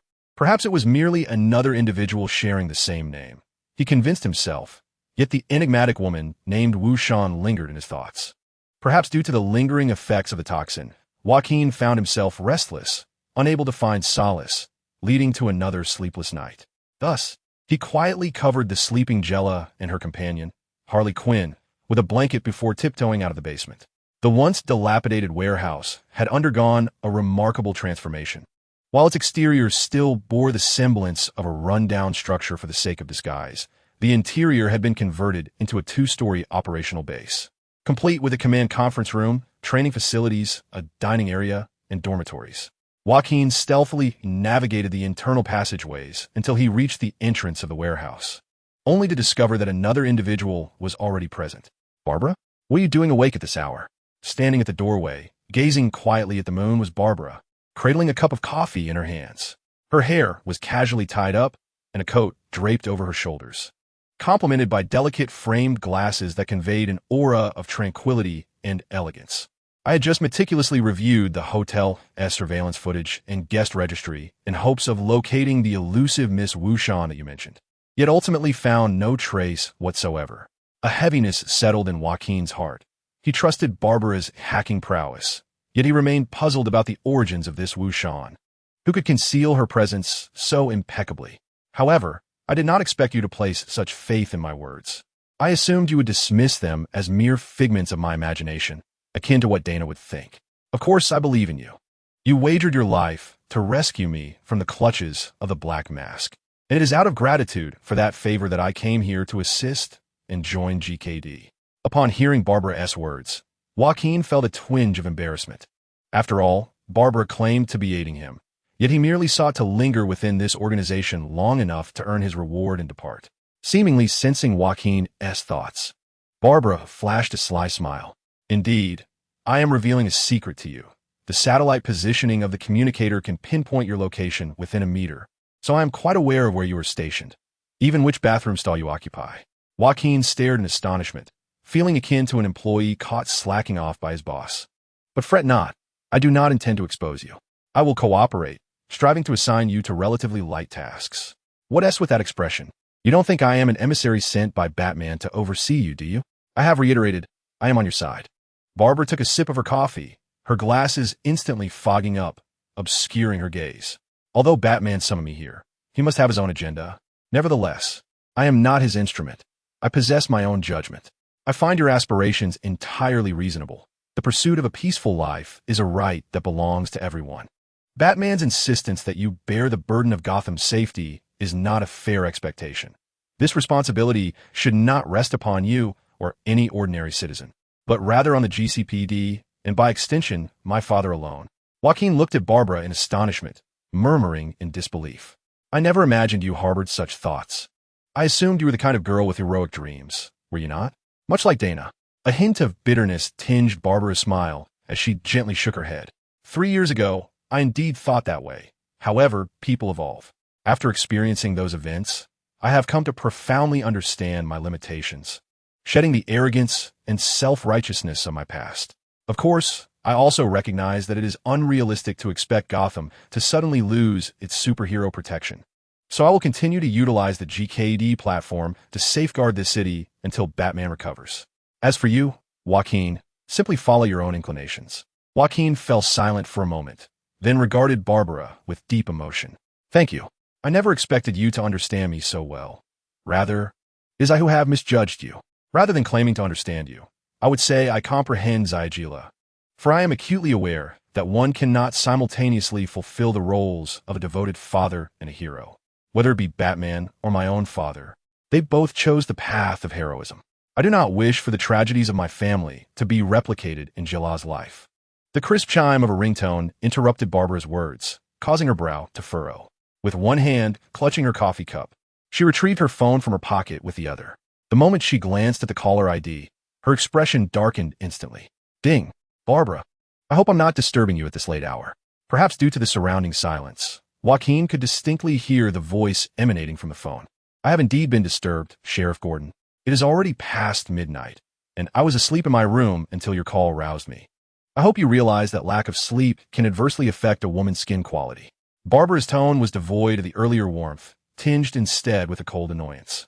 I'm sorry I didn't notice the time, but I need a favor, Barbara. Could you provide me with the contact information for that Sunshine Boy, the one who defeated the Scarecrow? I have something of great importance to discuss with him. Please. Joaquin's heart skipped a beat at the mention of Gordon needing to find him. Surely he wasn't about to confront him regarding his crippling of the Scarecrow? His daughter had moved out for half a month, and Gordon hadn't made a single inquiry, not even a phone call. Then, out of the blue, he calls in the dead of night, asking his daughter to assist in finding another man. Truly, Sheriff Gordon, you are quite the exemplary father. It seemed the relationship between Gordon and his daughter remained as strained as ever. Joaquin quietly eavesdropped on their conversation, pondering why, despite their willingness to sacrifice their lives for one another, they could not be more candid with each other in everyday matters. Barbara, sorry. But could you? A flicker of anger flashed in Barbara's eyes as she glanced at Joaquin, suddenly sporting an odd smile. Joaquin, catching her gaze, was seized by an unsettling premonition. I understand, Dad. He is right here beside me. I'll hand the phone to him. You can speak directly with him. Thank you. Barbara, wait. Hold on. Barbara, didn't you just say you were asleep in your room? Barbara passed the phone to Joaquin, her face radiating a sense of relief and satisfaction, while the receiver seemed to echo the sound of shattering glass. Caught off guard and stunned, Joaquin instinctively took the phone from Barbara, only to be met with a furious roar from the other end. You little brat, what have you done to my precious daughter? Chapter 53. The Fate of the Scarecrow and the Empty Syringe. Sheriff Gordon, didn't I explain to you that Barbara was merely joking? We were just outside, enjoying the night breeze and chatting. What? You were outside? You young people truly are something else. If anyone catches wind of this, remember, I'll have a word with you personally. Observing Barbara stifling her laughter, Joaquin let out a resigned sigh. Please don't drag me, a mere bystander, into your father-daughter quarrels. Look at him, so obstinate and utterly lacking in empathy, refusing to heed anyone's words. How fortunate it is that I need not endure living with this eccentric old man. No, your reckless abandon is something you both share, Joaquin mused inwardly. At last, it seemed that Gordon had grown somewhat weary, pausing to catch his breath as if gathering his thoughts. Seizing the opportunity, Joaquin interjected. Sheriff Gordon, didn't you have something urgent to discuss with me? Please, do hurry. Otherwise, I shall need to retire for the night. What? You plan to sleep alongside Barbara? Joaquin's patience waned. If they did not address the matter at hand, he would terminate the call. Hearing the irritation in Joaquin's voice, Gordon paused momentarily, then appeared to regain his composure, his tone now subdued. Regarding the Scarecrow incident at the hotel's top floor, you subdued Jonathan Crane, correct? Joaquin's heart tightened.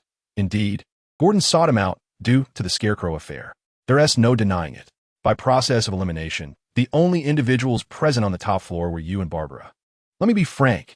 Your actions were excessive. Joaquin remained silent, acknowledging the truth of having broken the Scarecrow's arms. Gordon's tone seemed more like a complaint than an accusation.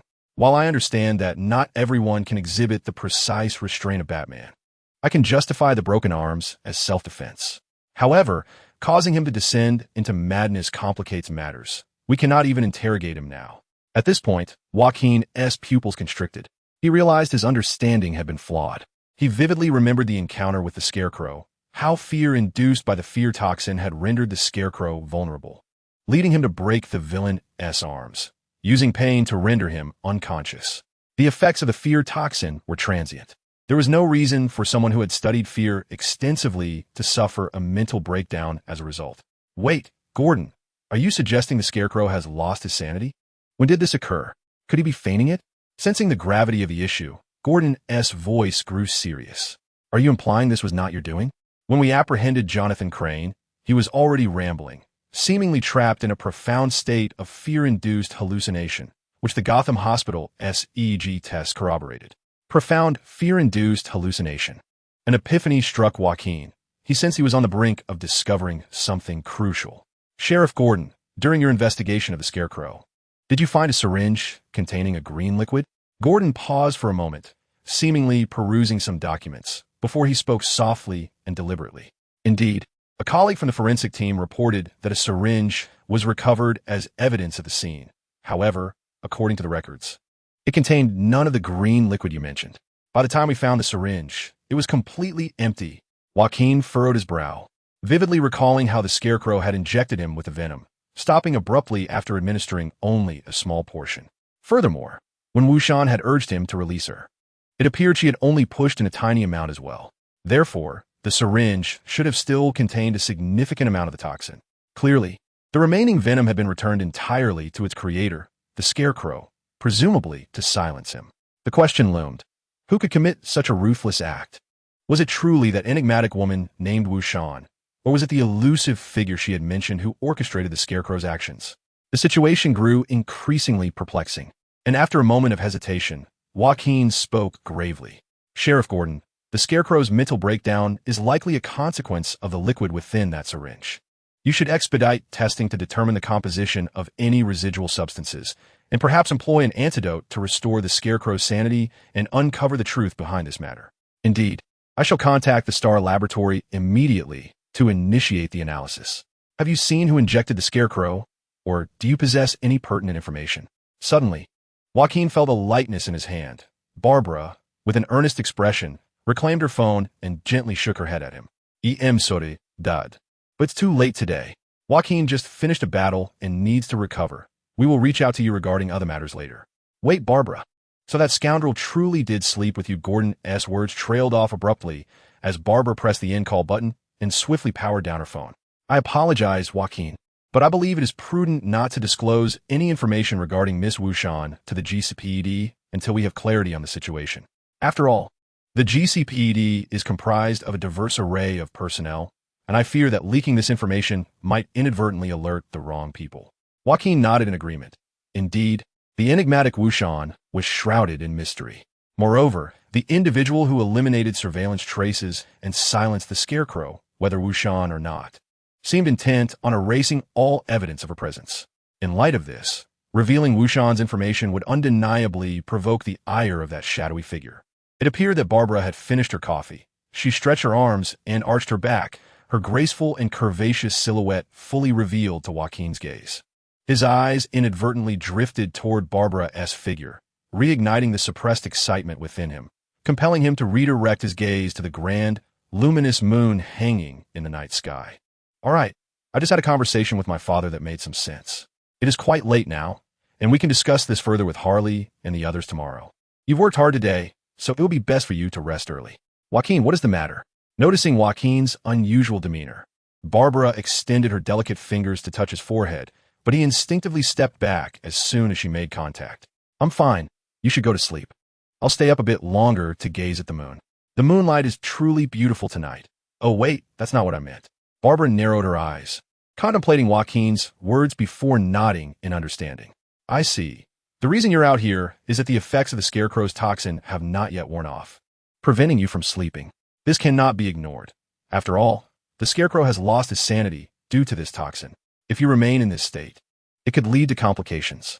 Suddenly, Joaquin was enveloped by a fragrant breeze as Barbara took a step closer to him. The absurd and alluring visions from before flooded his mind, prompting him to retreat, yet Barbara grasped his hand firmly. Wait, Barbara, please let go. You're too close. Don't be anxious, Joaquin. Didn't I mention? I want to help you. It seems the toxin from the Scarecrow is persistent. If that's the case, we need to expedite its release. Release? What do you mean? Follow me, Joaquin. Let's work up a good sweat together. Chapter 54. The sweaty training session, Miss Barbara. Is it just me, or is it a bit stifling in this training room? Shouldn't we turn on the air conditioning? In the base's training room, Joaquin felt an overwhelming dryness in his throat, unsure whether it was due to the oppressive heat or the sight of Barbara, clad in her form-fitting Batgirl suit, preparing for warm-up exercises. This training room was constructed during the base's renovations and appeared to be a regular training spot for Barbara, Dinah, Harley Quinn, and others.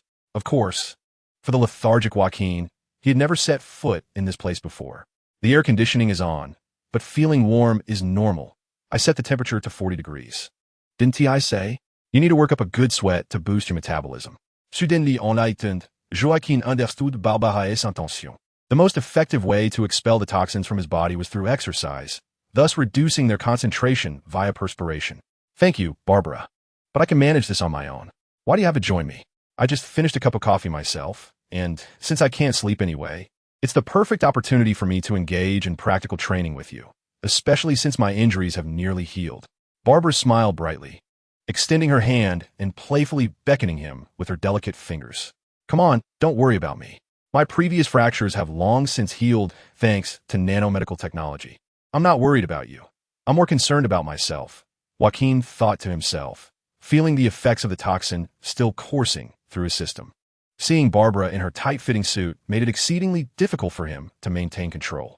He was apprehensive about inadvertently succumbing to hallucinations once more, potentially utilizing his toxin-enhanced physical prowess to intimidate Barbara. Should he commit an irreparable act, and if it were witnessed by Harley Quinn and Dinah the following day, it was likely that Jayla would soon find herself bereft of a father. However, he soon realized that his concerns were entirely unfounded. Bang!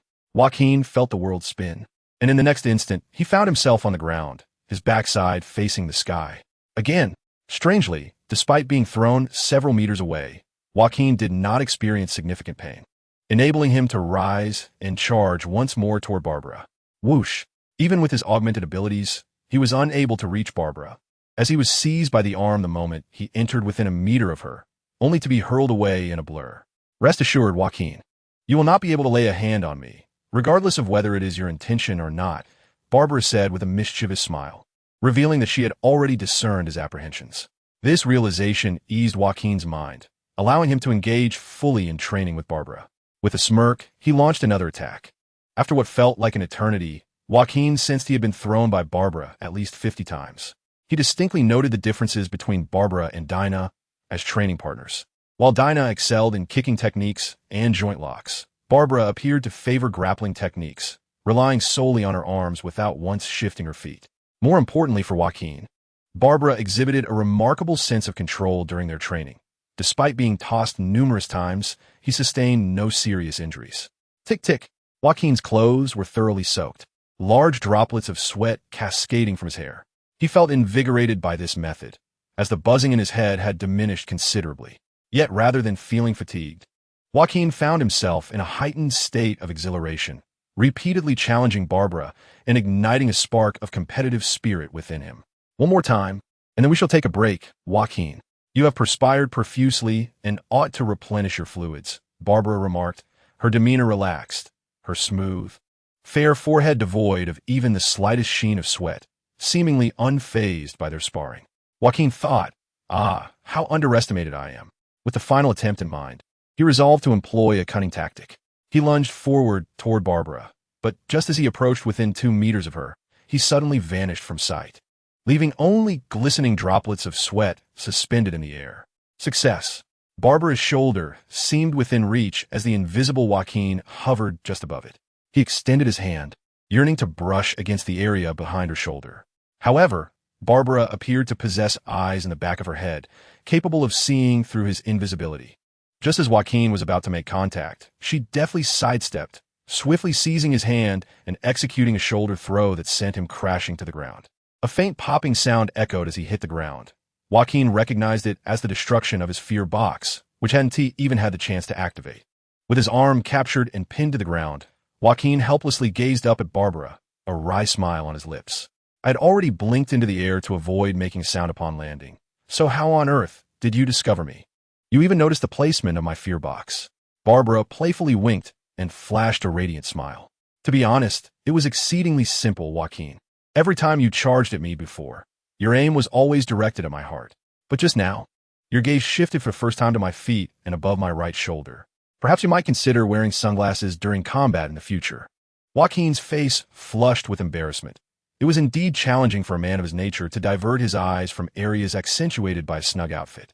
However, Barbara, your training surpasses Diana's by leaps and bounds. If I may say, that little imp merely enjoys taking advantage of me. Joaquin cleared his throat, intentionally diverting the conversation while seeking an opportunity for a counterattack. Well, it's not entirely accurate to say that. Diana's training has its merits. Your ability to remain unscathed is attributable not only to my restraint, but also to your growing proficiency in falling safely. Despite his words, Barbara held back a smile. seemingly envisioning the image of Joaquin being mercilessly beaten by Diana. Nevertheless, she maintained her grip on him without loosening her hold. Joaquin felt a surge of frustration. Perhaps enduring beatings had indeed honed his skills. Do not worry, when your official instructor arrives, you will commence training in practical combat techniques. She should be arriving from HK in just a few days. Suddenly, Joaquin felt the pressure holding him down ease slightly, and a glimmer of hope sparked within him. Seizing the opportunity, he grasped Barbara's hand, pulling her forcefully and flipping her onto the ground. How about that, Barbara? You let your guard down, didn't you? Never underestimate. Joaquin, what's wrong? His brow furrowed as he perceived something amiss with Barbara. Her gaze had become unfocused and flickered with a hint of fear. Chapter 55, Batgirl vs. Batgirl Mom. Brother. No. Joaquin's heart raced with alarm as he realized the source of the issue. High concentrations of fear toxin were being excreted through his sweat, evaporating in a steam that Barbara was inadvertently inhaling. It is evident that both Barbara and he have underestimated the impact of the toxins on an ordinary individual. Although this high concentration of poison merely plunges Joaquin into a state of hallucination, its vaporization possesses a potency akin to the fear-inducing gas of a scarecrow. Hold on, Barbara. I will seek assistance immediately. Joaquin promptly released Barbara, attempting to rise, but in the next moment he felt a pair of long, firm thighs entwined around his waist, and Barbara's hands gripped his shoulders tightly, preventing his escape. What on earth is happening? It seemed that Barbara wished to embrace him. Her slightly parted cherry lips whispering something as she breathed heavily, exhaling warm air. Do not leave me, mother, do not abandon me. Joaquin, hands pressing firmly against Barbara's shoulders, gritted his teeth, resisting her embrace. This scene was already sufficiently stimulating given his not yet fully subsided state of arousal. Any further physical contact would test his self-control beyond its limits. However, Barbara, ensnared in the haze of the toxin, exhibited a strength far beyond his expectations, and the distance between them began to diminish. Tick-tock. At that moment, a bead of sweat slipped from Joaquin's brow, landing squarely upon Barbara's slightly parted red lips. In the next instant, her beautiful eyes widened in disbelief, reflecting an array of emotions as they locked onto Joaquin's face. It's you. How can it be you? What do you intend to do to me? For a brief moment, Joaquin mistakenly believed Barbara had regained her consciousness and hurriedly tried to clarify. Do not misunderstand. You inadvertently inhaled the toxin. I merely wished to assist you. Yet he swiftly realized something was amiss. The expression on Barbara's face contorted in sheer terror. Let me go. You clown. You cannot destroy me. I will not allow you to use me to harm my loved ones. With a powerful kick, Barbara sent Joaquin sprawling backward, feeling as though his abdomen had been struck by a heavy hammer. Before he could recover from the agony coursing through his midsection, he witnessed Barbara leap into the air, launching herself at him with a flying knee strike. Just as Joaquin prepared to evade, a chilling voice echoed from an unknown source. Do not evade. If she collides with the ground in this state, her knees will shatter. Joaquin recalled having heard somewhere that to harm a person requires ample motive. Yet to save someone often demands only instinct, leaving no room for contemplation. With urgency, he crossed his arms over his chest to shield himself from Barbara's oncoming knee strike. Thud! Despite having assumed a defensive posture in time, he could not fully withstand the force of Barbara's impact. The power of her knee crashed through his arms and struck his chest, nearly rendering him unconscious. However, Barbara had been right. During the rigorous training with Dana, Joaquin's body had instinctively learned how to mitigate impact and reduce harm. Thus, although his arms throbbed with excruciating pain, it appeared that no bones were broken. Nevertheless, after landing, Barbara seemed unwilling to relent in her pursuit of Joaquin. Her eyes were bloodshot, and she clenched her fists, striking towards Joaquin's face. Whoosh! Joaquin had braced himself for the impending blow, but as a gust of wind swept past him, he caught a fleeting glimpse of something dark descending between him and Barbara. With pointed ears and a pure black cloak, Joaquin's first instinct was to think it was Batman. However, he quickly realized that compared to Batman, this figure was far too slender, even more so than Barbara, resembling more closely the youthful Dana. Apologies, Barbara. I never anticipated our reunion would unfold in this manner. Upon hearing the ethereal voice, reminiscent of a clear mountain spring, Joaquin immediately recognized it to be that of a female, or perhaps a girl. Another Batgirl? Stunned, Joaquin observed as this newly emerged Batgirl engaged in combat with Barbara, who was also clad in Batgirl attire. With bloodshot eyes, Barbara launched a fierce attack. Yet this enigmatic newcomer moved with ghostly swiftness, evading all of Barbara's strikes, rendering her efforts futile as if she were battling against thin air. Suddenly, the shadow vanished from before Barbara, and for a brief moment, Joaquin wondered if she possessed the same ability to become invisible. However, upon closer inspection, he realized she simply crouched low with remarkable speed, slipping through Barbara's legs just as she attempted to kick. "Get some rest, Barbara. I shall catch up with you later." Reappearing behind Barbara, the mysterious Batgirl revealed her face for the first time. Her mask differed from Barbara's and Batman's, completely concealing her features except for her piercing, sharp eyes. Swiftly, she extended her delicate fingers to press against Barbara's neck, and with the arterial blood flow obstructed, Barbara lost consciousness within seconds, her body growing limp as the Batgirl caught her. Faced with this formidable and mysterious Batgirl, Joaquin found himself at a loss for words, hesitant to approach her, fearing that the toxins from his perspiration might trigger her wrath. Nonetheless, after gently placing Barbara on the ground, the enigmatic Batgirl stood and approached Joaquin. "Wait, if you come closer now, it might."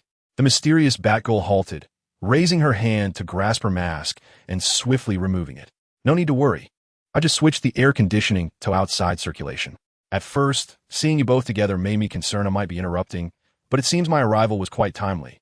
As the mask was removed, Joaquin was greeted by the sight of her sleek black, shoulder-length hair. To his astonishment, the identity of this mysterious Batgirl was revealed to be a girl with distinctly Eastern features. She appeared to be merely 15 or 16 years old, her exquisite features still bearing a hint of youthful innocence. Yet, within her delicate features lies a maturity and an aura of icy composure that belies her youthful appearance. Her exquisite visage, akin to that of a doll, betrays no emotion. Coupled with her bat-themed combat attire, Joaquin swiftly conjured from the recesses of his mind a character from the DC Comics that matched this description. "Nice to meet you, Mr. Joaquin. My name is Cassandra, introduced by Batman to join the Gotham Knights Development Alliance and serve as your martial arts instructor." Chapter 56, Cassandra's Acumen and Clumsiness. "Open your mouth, Joaquin." "Ah, no, Barbara. I've already told you that it is unnecessary. I can manage to eat my porridge myself." In the dining area adjacent to the training room, Joaquin attempted to grasp a spoon with his bandaged hands.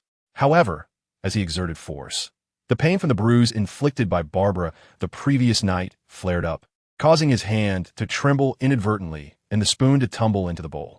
Witnessing this, Barbara, seated beside Joaquin, wore a look of guilt. She carefully retrieved the spoon, cleaned it, and gently scooped a spoonful of porridge, offering it to Joaquin's lips. "Do not be stubborn. Allow me to feed you. After all, it is my responsibility to rectify such a trivial mistake, especially since it has resulted in your injury." Noticing Barbara's resolute gaze, which suggested she would persist in holding the spoon aloft until he complied, Joaquin reluctantly opened his mouth, conceding to her care. "I ought to be the one apologizing, Barbara. You have kindly supported my training, yet I nearly caused you to lose consciousness. This merely indicates my lapse in focus. Logically, even the Scarecrow's fear toxin should have been surmountable by my willpower 3 years ago. This incident serves as a reminder that my mental and emotional state has yet to return to its optimal condition." Barbara sighed softly and continued to feed Joaquin with tenderness. At that moment, a cold, emotionally detached voice resonated from across the table. "Do not worry. I will assist Barbara in regaining her proficiency through meditation training."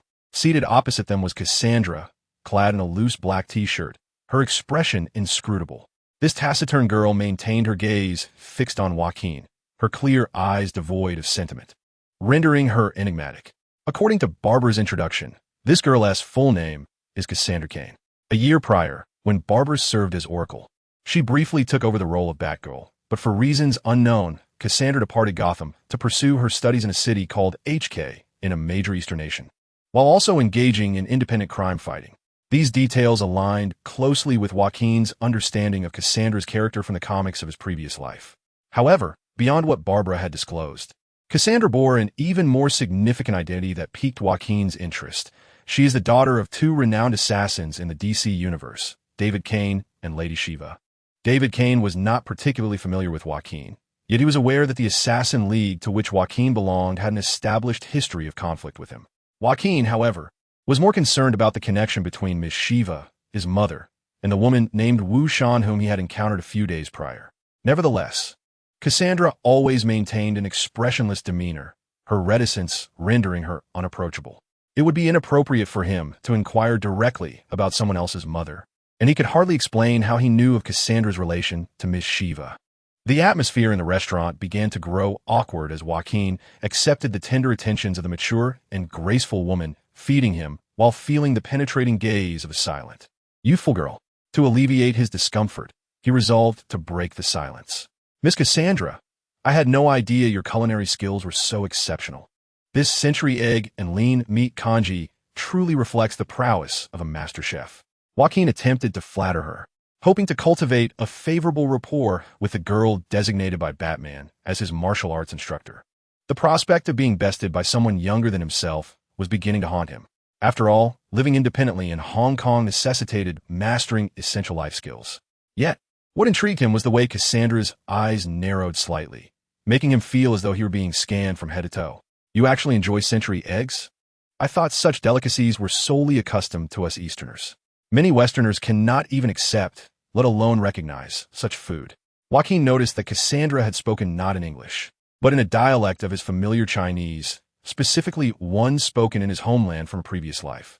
He glanced at Barbara, who regarded him and Cassandra with a puzzled expression.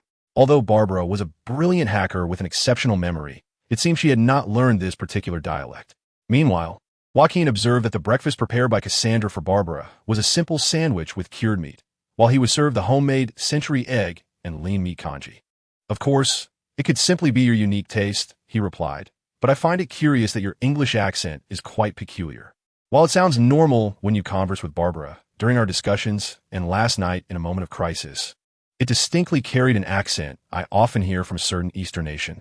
Joaquin felt a sudden chill of sweat on his forehead, as he had never disclosed to anyone, not even to his closest confidant, Harley Quinn, that he had soulfully traversed into this body.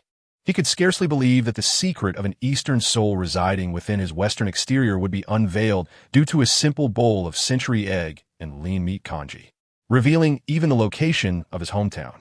In truth, Cassandra had likely discerned this peculiarity shortly after their first encounter. For Joaquin's instinctive response in his mother tongue during a moment of crisis was almost a reflex. Cassandra merely employed this breakfast as a means of probing him. However, this incident illuminated the alarming acuity of the girl's observational skills. Though not a crucial secret that demanded confidentiality, it had simply been unnecessary to disclose until now. As Joaquin contemplated how to explain this to Barbara, Cassandra interjected. I apologize. It appears I have spoken out of turn. I had no intention of prying into your secrets. This is your private matter. I merely wish to foster a closer relationship with you, my prospective apprentice. Well, I should say my student. I assumed this would endear us to one another, but it seems I was mistaken. If I have caused you any discomfort, I sincerely apologize and vow to keep your secret safe. You need not worry. Joaquin gazed at Cassandra in astonishment. The girl maintained an impassive demeanor, akin to a doll devoid of any emotional expression. Yet, he could perceive the sincerity in her clear brown eyes, along with a fleeting glimmer of regret. So, her intense scrutiny of him was merely an attempt to cultivate rapport? The revelation of his concealed secret was simply a means to initiate conversation, essentially a bid for camaraderie? Joaquin found himself in a state of bemusement. It appeared that this girl, named Cassandra, was not devoid of emotion or standoffish, but rather her manner of expressing feelings was somewhat clumsy. Chapter 57. Two contrasting girls, what are you discussing? Cassandra seemed to be speaking in Cantonese. Joaquin, do you understand Cantonese? Curiosity sparkled behind Barbara's glasses. I enjoy watching HK films, and it seems Cassandra picked up on that. So, she was just toying with some Cantonese references. Oh, is that so? Barbara regarded Cassandra with a hint of skepticism. After a moment's hesitation, Cassandra exchanged a glance with Joaquin and gently nodded. Well, it's good that your relationship is improving, Barbara remarked, seemingly abandoning her probing inquiries. With a radiant smile, she cast a gentle gaze towards Cassandra and, as she fed Joaquin, leaned closer to whisper softly into his ear. Although Cassandra appears aloof at first glance, this demeanor is merely a remnant of her upbringing.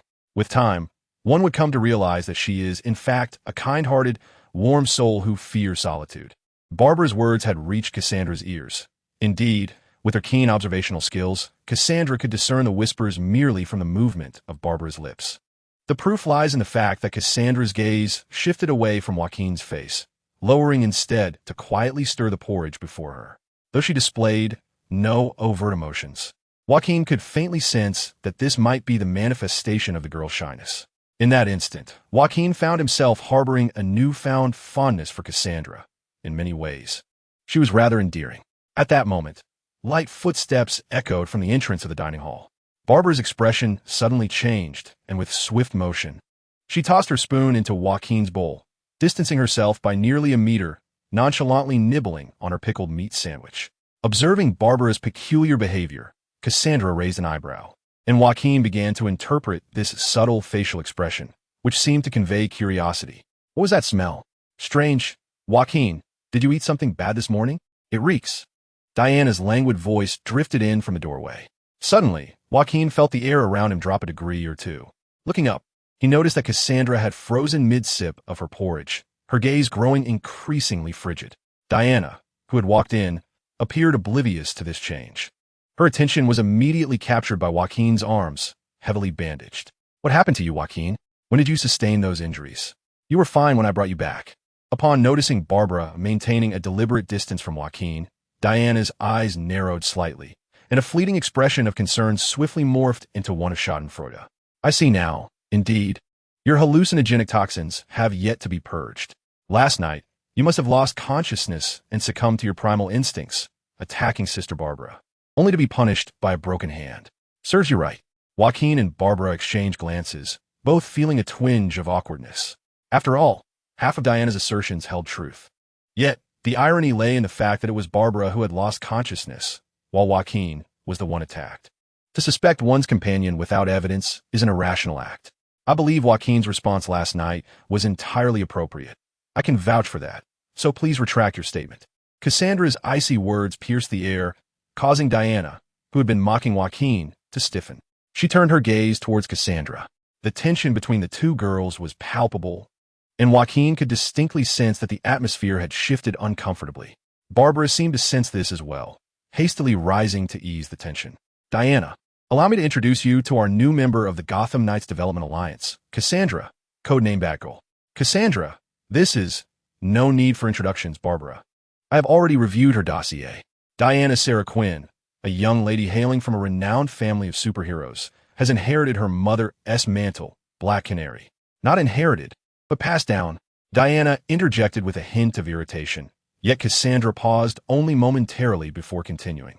Moreover, prior to my arrival, I was the one training Joaquin in his combat skills, correct? Now that I am here, I shall take over Joaquin's subsequent combat training. In any case, I appreciate your efforts. Although Cassandra's voice remained as ethereal and aloof as ever, Joaquin could sense an undercurrent of tension, which was further evidenced by Diana's slightly flushed cheeks. This was no mere figment of his imagination. Ah, I see. You are the new instructor Batman has assigned to guide Joaquin in combat. I initially presumed you to be a superhero of some renown, only to discover you are merely an underage girl. My dear lady, are you not also yet to reach adulthood? Though Joaquin harbored such thoughts, he wisely chose not to provoke the situation further. Miss Diana seems somewhat displeased with my assumption of Joaquin's training responsibilities. If you have any objections, feel free to express them directly. It's merely that I sometimes ponder the fact that Joaquin is our leader. His enhancement in combat prowess is crucial to the organization as a whole.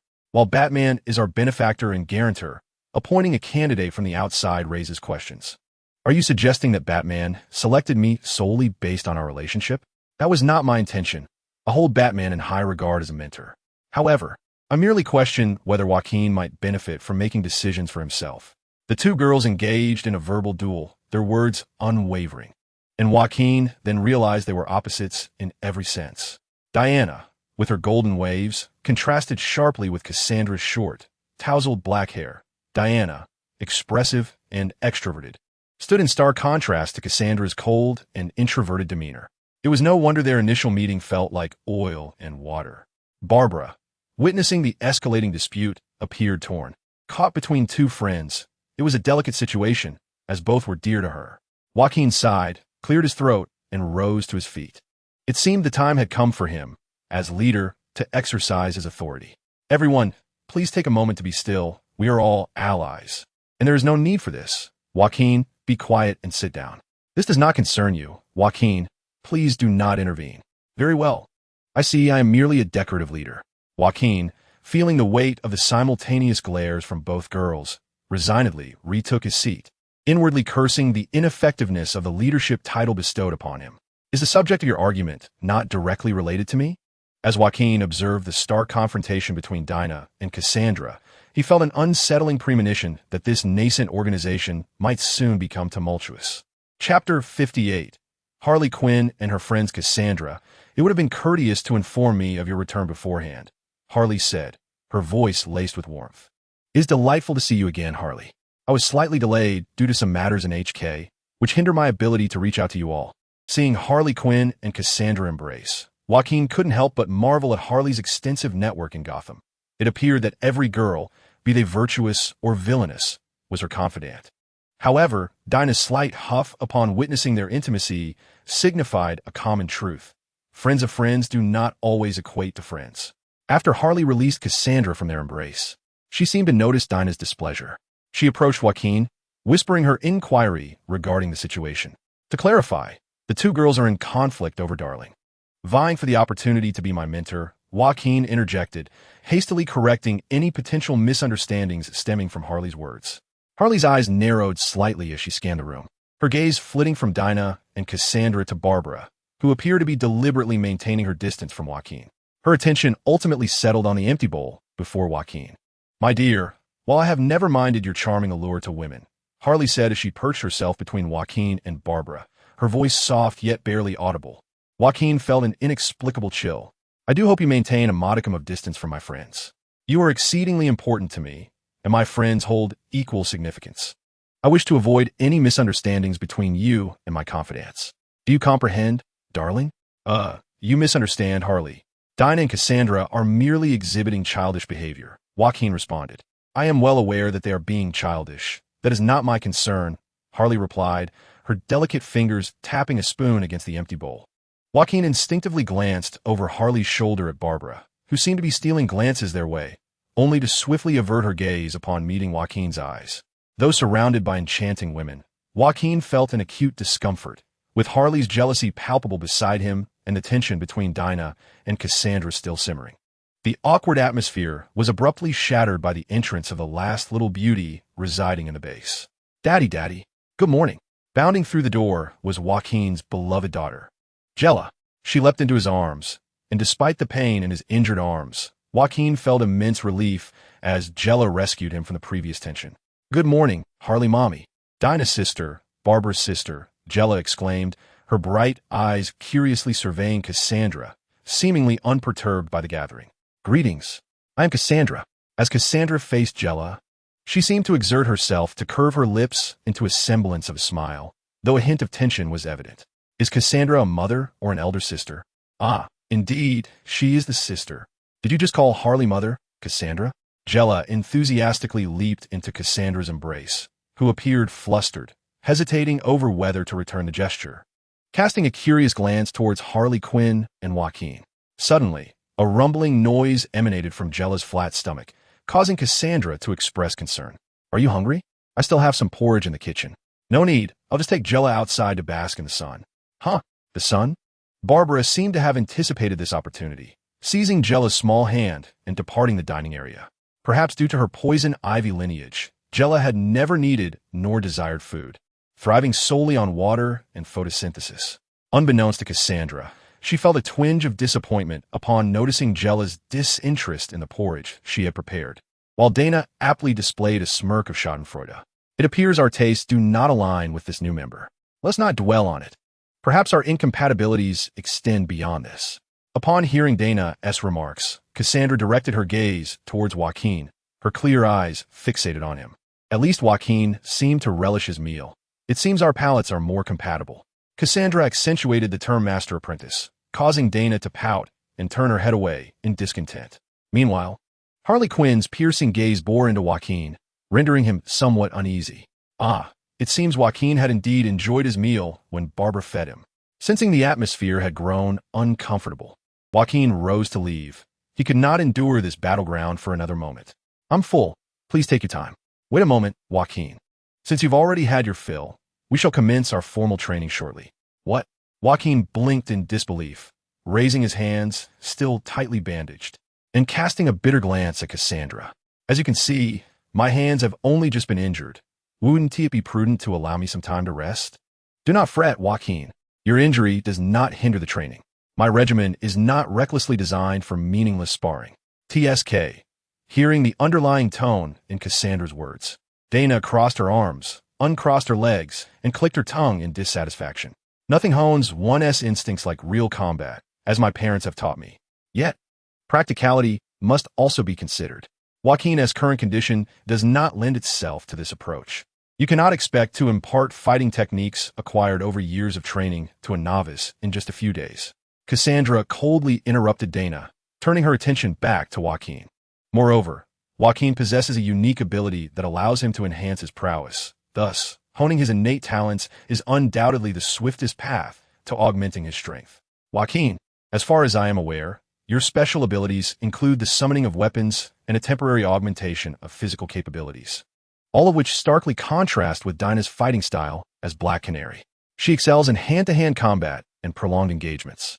Joaquin's expression grew serious as he silently concurred with Cassandra's assessment.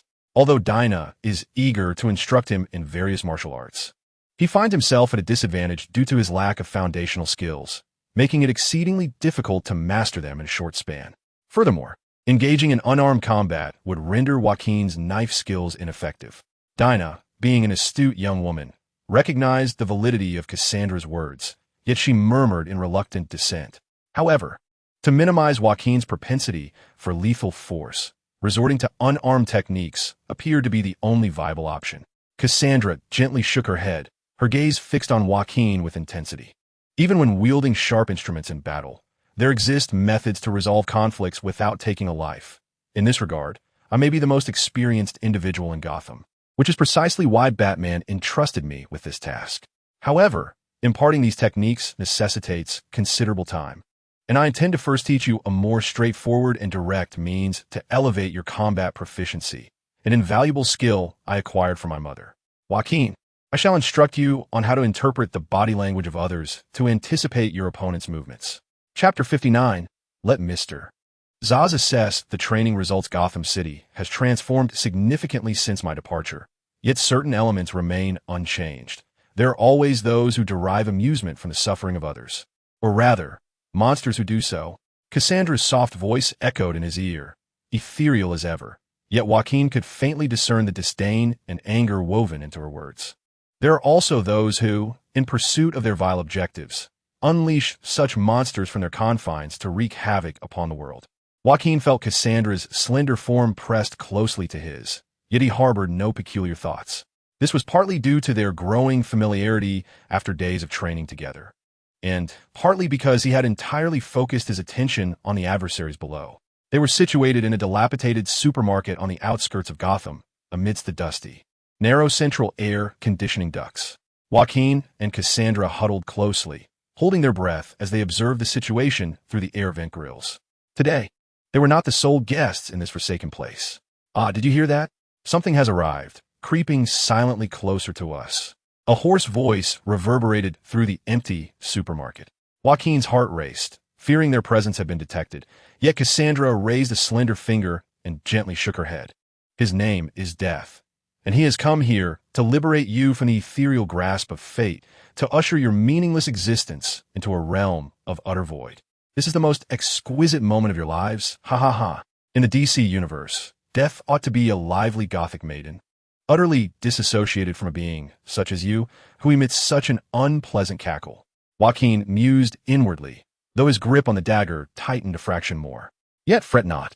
While both life and death may lack significance, my body shall become a temple honoring the moment of your demise, and I shall etch your deaths upon my flesh, preserving them for eternity.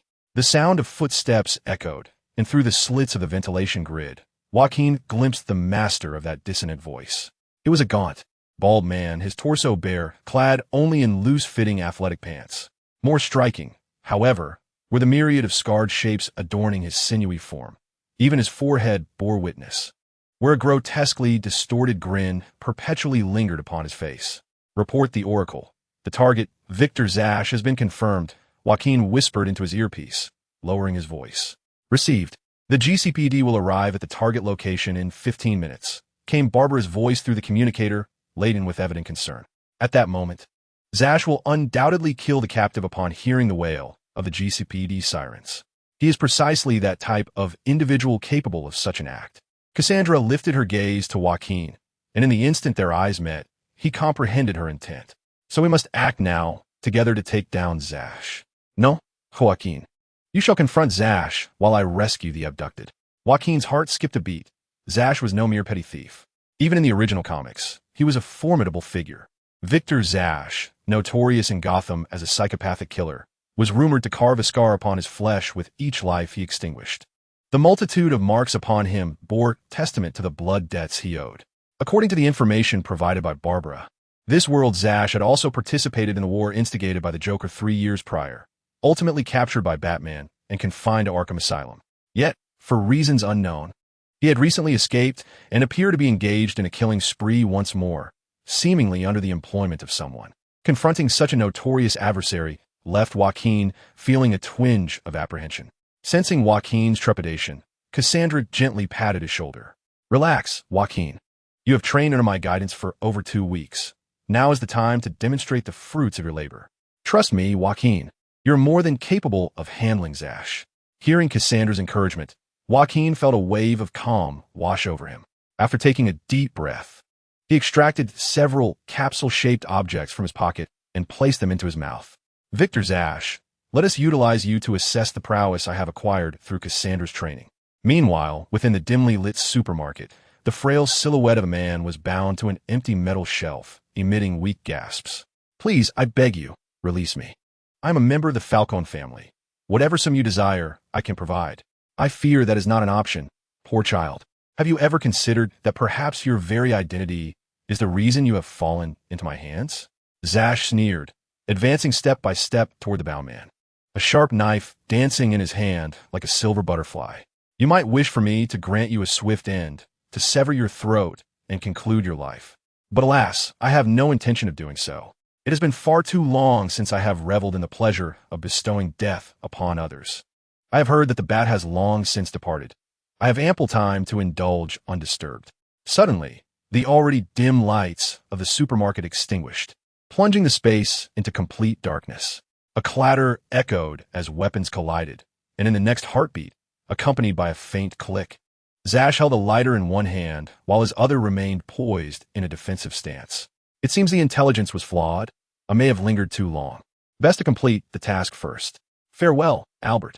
Zash pivoted, swinging the dagger in his hand, but his expression froze, swiftly morphing into rage as he discerned, through the faint glow of the lighter, that his strike had met with emptiness, and the man once bound to the metal shelf had vanished. How delightful it is to snatch another's prey. Such actions surely invite retribution.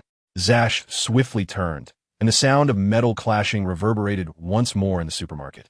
This time, through the flickering light, he caught a glimpse of Joaquin's fleeting visage. Ah, it is you, clown. You can scarcely fathom how many times I have envisioned the taste of cutting your throat over these 3 years. Your existence has robbed me of 3 years of the exquisite pleasure of killing, and I intend to reclaim that joy through you. Another antagonist harboring a grudge against the clown. Has the Batman fanbase transformed into a legion of clown devotees in this world?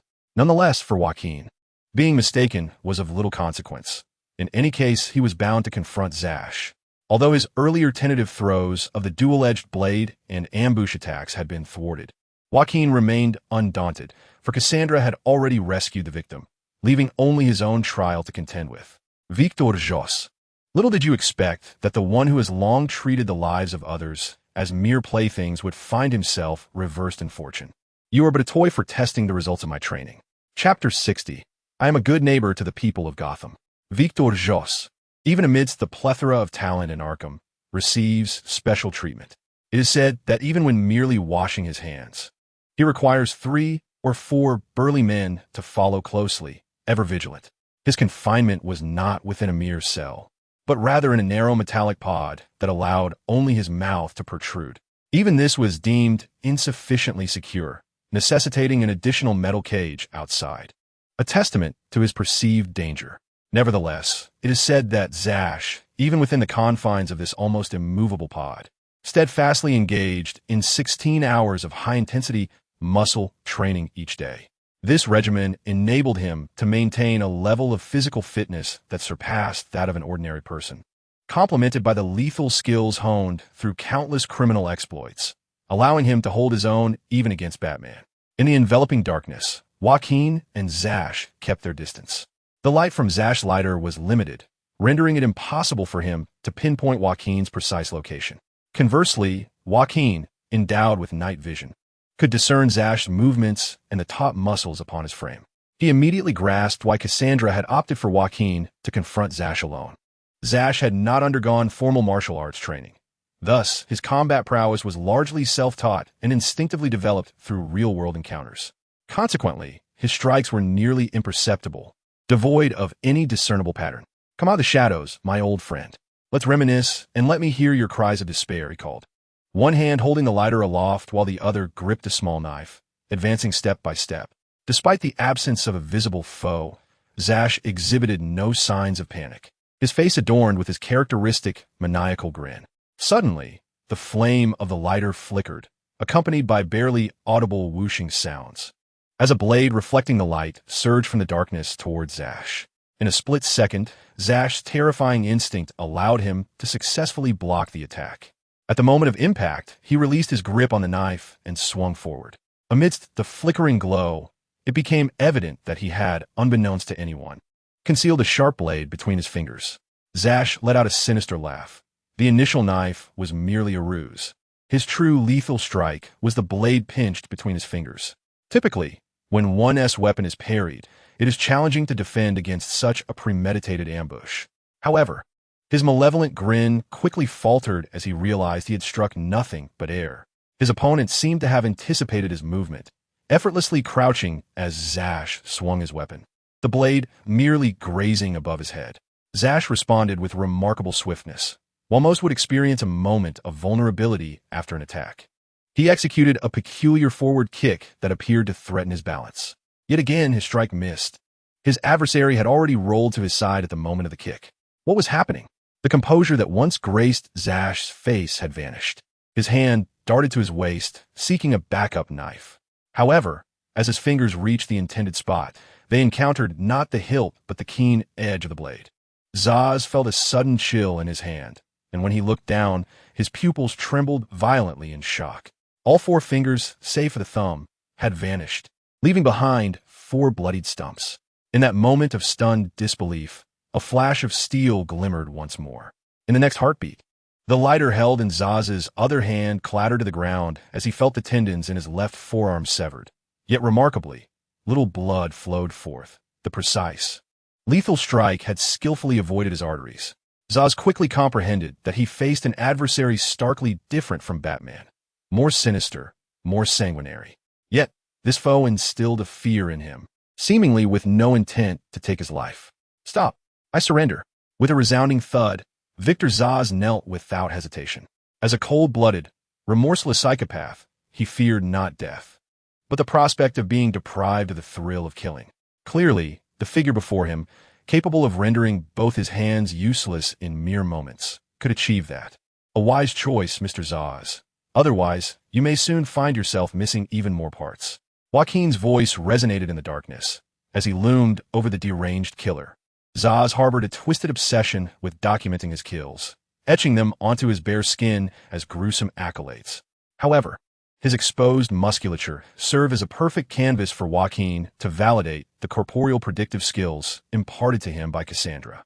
According to Cassandra's account, she possessed the ability to intuitively read the body language of others, thus anticipating their movements. Although this skill appeared unremarkable, when mastered to the level of Cassandra and her mother, Lady Shiva, it bordered on a premonition of the future, rendering them nearly invincible in combat. However, Such an ability was not easily acquired.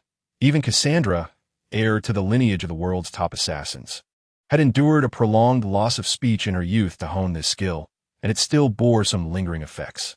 For an ordinary individual, the capacity to swiftly observe an opponent's actions and analyze them was nearly impossible, while beings like Superman and the Flash, who could perform such feats, had no need for this skill. Yet Joaquin was an exception. Under the influence of the Bane moniker, he could momentarily enter a state of heightened reflexivity, allowing him to meticulously scrutinize his opponent's movements, analyzing subtle cues from their gaze, breath, and muscle contractions to foresee their actions. In Joaquin's own words, it resembled a power from certain manga he had once perused, known as observation haki. If wielded effectively, it was an unparalleled skill for both offense and evasion. However, having trained for only 2 weeks, Joaquin's proficiency in this technique remained far from refined. However, in the context of confronting a savage adversary like Zash, whose muscular physique leaves no room for concealment, the training proves to be more than sufficient. Cassandra imparts more than mere combat techniques to Jacqueline. She openly acknowledges her past as an assassin and elucidates the intricacies of human anatomy and various vital points, not to encourage Jacqueline to take lives, but rather to instruct him on how to avoid critical areas, thereby employing his blade to incapacitate foes. Despite just 2 weeks of training, Jacqueline perceives a remarkable transformation in his combat prowess. He is no longer merely relying on his extraordinary abilities to exploit informational gaps, but has cultivated a capacity for direct confrontation. Who are you? You're not Batman. That hypocrite would never indiscriminately leave someone crippled. Nor are you the Joker. He would certainly show no mercy in his assault. It seems your information is outdated, Mr. Zash. I am Gotham's beloved neighbor, the sunshine boy who is adored by all. It is best for you to return to Arkham. For at least for the next 6 months, Gotham shall be under my protection. Chapter 61. Cassandra's mysterious request. As soon as the words escaped his lips, Jacqueline felt a twinge of regret. In a moment of favorable atmosphere, he had inadvertently indulged in a display of bravado. Upon reflection, incurring the wrath of a maniac like Zash was hardly prudent. Of course, you need not remember that moniker. Just know that I am the one sent by Batman to deal with you. I doubt our paths will cross again. Zash lowered his head, his voice a raspy growl. Indeed, I share that sentiment. I do not intend to encounter you once more. Suddenly, with a forceful push of his feet, Zash propelled himself into the air with lightning speed. As he ascended, his eyes were ablaze with a frenzied, murderous intent, and his yellow teeth were clenched tightly around a razor-sharp knife. Bang! Yet, Zash's final ambush did not escape Jacqueline's foresight. He effortlessly tilted his head to evade the attack, countering it with a powerful right hook that struck Zash's cheek. Though Zash fell to the ground, bloodied, he swiftly performed a nimble recovery, kicking up the knife with his foot, intending to seize it in his mouth and launch another assault. As a top-tier killer, even with his hands incapacitated, every part of Zash's body remained a potential weapon. However, Jacqueline had no intention of prolonging their skirmish, the reason being that the effects of the poison he had ingested were nearing their peak. All right, Mr. Zash, there is no longer a market for twisted murderers in Gotham. My advice is, if you're looking for a bite, you might as well gnaw on a lighter. Like this. With a swift motion, Jacqueline replaced the knife in mid-air with an object from the ground. Zash, seeking to bite the knife, instead encountered the texture of a plastic object, which shattered upon contact. Bang! A flash of fire erupted, and a small explosion of fireworks detonated upon Zaz's face. As the acrid smoke dissipated, it revealed his mouth charred and bloodied, while his once fierce, triangular eyes gradually lost their luster. With a thud, Zaz's emaciated body crumpled to the ground, the only sign of life being the faint rise and fall of his chest. Meanwhile, a lithe and delicate figure descended gracefully, landing beside Joaquin. Your previous movements were executed with admirable precision, and you displayed no flaws in your training, Joaquin. Although Cassandra's voice remained as emotionless as ever, Joaquin felt a swell of pride at her words. However, before he could respond, a sudden wave of weakness washed over him, clouding his mind. As he stumbled slightly, he felt Cassandra's slender yet firm arm gently steady him. However, the dosage of the drug you administered was rather excessive. Although it was due to your initial use of this method and a precautionary increase in dosage, you must gradually regulate the intake of the toxin. After all, Experiencing side effects can be exceedingly perilous. Joaquin nodded, taking a deep breath which rejuvenated his body. Turning his gaze, he noticed a gaunt man curled up against the wall, trembling as he watched them. Is he Zaz's target? I believe so. His name is Alberto Falcone, the heir of the Falcone family. Joaquin furrowed his brow. The Falcone family was notorious in Gotham for their criminal enterprises, having once wielded control over the city through nefarious means. However, based on his understanding, the fate of the Falcone family in this world mirrored that of its depiction in comic lore. After Gotham fell under the dominion of more dangerous and terrifying supervillains, such traditional criminal syndicates waned and disintegrated. Suddenly, the shrill wail of police sirens pierced the air, interrupting Joaquin's thoughts. He glanced at Cassandra, who nodded in acknowledgement. It was evidently time to depart. Moments later, the entrance of the abandoned supermarket was forcefully breached as heavily armed GCPD officers streamed inside, led by the gravely serious Commissioner Gordon. Cuff him and bring him to the ambulance. Remember, the sedative must not be interrupted, and restraints should be applied to his limbs and neck. Gordon cast a glance at Zaz before calmly issuing orders, then strode over to Alberto's side. Mr. Falcone, are you all right? What on earth? Commissioner Gordon, how could such a madman escape from Arkham? Why would he target me? The Falcone family has long since ceased those activities. Gordon firmly patted the somewhat hysterical Alberto on the shoulder, signaling for him to regain his composure. Do not worry. We will swiftly ascertain who instigated Zash. However, you must accompany us for a while, as I have some inquiries to make. Meanwhile, on the rooftop of the building opposite the abandoned supermarket, Joaquin and Cassandra stood side by side, observing the GCPD escorting Zash and Alberto away. The news of Batman's disappearance had begun to spread, and some restless factions in Gotham were starting to stir. Hearing Cassandra's words, Joaquin felt a weight in his heart. The reputation of their Gotham Knights Development Alliance was not prominent, making it difficult to suppress the resurfacing forces. It appeared that the 6-month grace period promised by Batman was not as manageable as they had anticipated. At that moment, Joaquin's communicator crackled to life with Barbara's voice. Great work, you two. It's nearly time for a shift change. You may return now. The patrolling will be handled by Harley and Dinah from here on. Joaquin glanced at his phone and confirmed that it was indeed midnight. He felt a sense of relief that he hadn't squandered too much time with Zash. Working overtime would have been quite unpleasant. Their organization currently operated with 2 rotating shifts, covering the hours from 6 to midnight and from midnight to 6. Aside from Barbara, who remained at the base for remote support, the other 5 members alternated between rest and patrols, pairing off in teams of 2 for missions.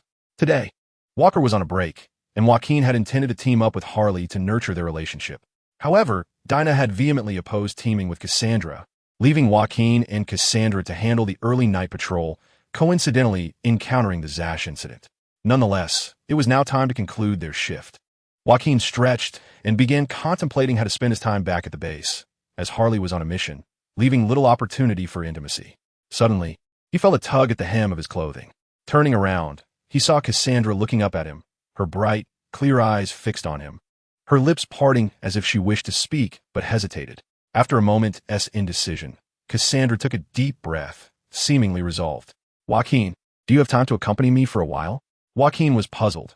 Cassandra was usually quite forthright, so her sudden demeanor was unexpected. I do have time, but what exactly do you? I want to go to a place only adults can visit. Chapter 62. Welcome to the Iceberg Club. The Iceberg Club is a microcosm of Gotham, masquerading as an upscale gentleman's club, while serving as a playground brimming with indulgence and desire. Although its proprietor, Oswald Chesterfield Cobblepot, known as the Penguin, has been incarcerated multiple times for suspected organized crime and money laundering, the establishment maintains connections with numerous influential figures in Gotham, rendering it impervious to thorough investigation by the GCPD. It is now the early hours of the morning, and the vibrant lights filtering through the glass ceiling reveal that the boss's recent arrest has scarcely impacted the business here. Dressed impeccably in a tailcoat, Joaquin feels the delicate embrace of Cassandra's slender frame around his arm. After a brief exchange of glances with Cassandra, who is adorned in a black gown and a top hat, he inhales deeply, then strides alongside the young lady toward the entrance of the Iceberg Club. Please hold on. Sir, this is a private club, and you appear to be a newcomer. May I inquire if you possess an invitation or have previously contacted a member? A burly, well-dressed security guard steps in front of Joaquin and Cassandra, while two other imposing figures, clad in sunglasses, watch them closely near the grand entrance of the Iceberg Club. However, Joaquin is prepared. He calmly retrieves a black card from his pocket and presents it. It has been quite a while since my last visit, so it is understandable that you may not recognize me. The guard's expression shifts upon seeing the black card. He takes a glance at the inscription and promptly returns it to Joaquin with both hands, bowing respectfully. My apologies, Mr. Alberto Falcone. Welcome back to the Iceberg Club. Might I ask who this is? Cassandra lowers her head, attempting to conceal her face with her hat, but her petite stature betrays her youth. She is my companion. I wish to introduce her to this place and broaden her horizons. The guard nods, seemingly accustomed to such situations, and gestures for the two other security personnel at the door, who immediately open it with deference. Please enter, Mr. Falcone. I wish you and the young lady a splendid evening. As Joaquin steps through the threshold with Cassandra, he exhales in relief, only to be startled by a sudden, urgent call from behind. Wait, Mr. Falcone. Hearing the approaching footsteps of a security guard, Joaquin's muscles tense, and he senses Cassandra tighten her grip on his arm. Mr. Falcone, you must have forgotten to wear this after such a long absence. We have prepared these for our guests. Please don these before entering the ballroom. The guard presents two black half-masks to Joaquin and Cassandra, one resembling Batman and the other Catwoman. Once Joaquin and Cassandra don the masks, the guard bows elegantly and retreats, closing the door behind him. With the heavy sound of the door shutting, Joaquin finally relaxes. It seems that utilizing the membership card borrowed from Alberto to gain entry into the Iceberg Club was far simpler than he had anticipated. Those who possess such a card are typically prominent figures in Gotham, the club's most esteemed clientele, and thus are seldom subjected to extensive scrutiny. After all, even if you're not the card holder, acquiring such a card from them signifies that you are not an ordinary individual. Perhaps sensing Joaquin's thoughts, the masked Cassandra leaned closely beside him, whispering in a low voice to clarify. It is indeed true that Alberto Falcone has not graced the Iceberg Club for over 3 years. His typically discreet demeanor makes it entirely plausible that the security here does not recognize him. As they conversed, they traversed the long corridor and arrived at the club's grand hall, illuminated by dazzling, enchanting lights of the ballroom. The dance floor was alive with men and women twisting their bodies in fervor, while the tables nearby were adorned with the clinking of glasses among the elite, all of whom concealed their faces behind masks. Scattered throughout the ballroom were alluringly dressed women in seductive bunny costumes, their graceful figures gliding through the crowd as they carried trays laden with drinks. Their half-masked faces added an extra layer of mystery and allure. This was the facade of the Iceberg Club, a lavish masquerade venue.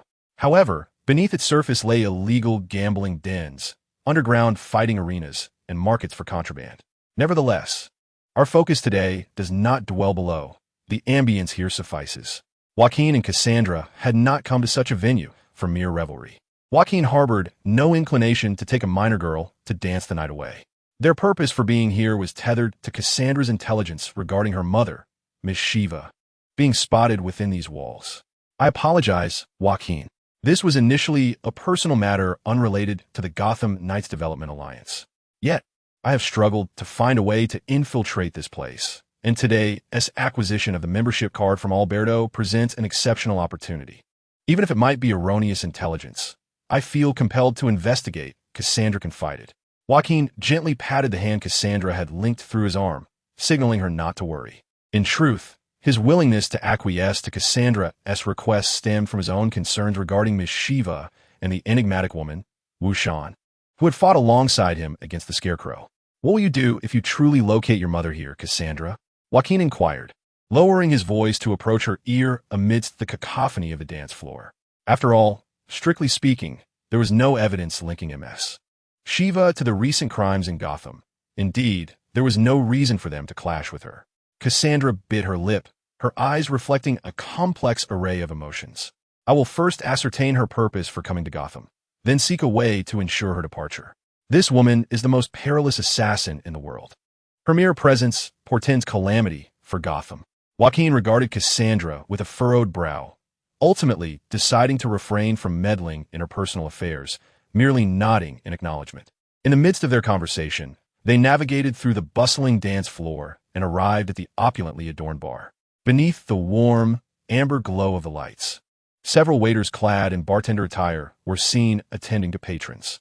After settling down at the bar, Cassandra leaned in close to Joaquin, her gaze flitting incessantly across the dance floor. I have an informant here, and according to the intelligence he provided, a woman of East Asian descent had applied for a waitress position at the Iceberg Club a week ago. He had previously encountered my mother in passing while gathering information for me, and thus immediately recognized the Oriental woman, whose appearance bore an uncanny resemblance to my mother, Mrs. Shiva. Chapter 63. Remember this sensation well? It will be on the test later. Mrs. Shiva came to apply as a waitress.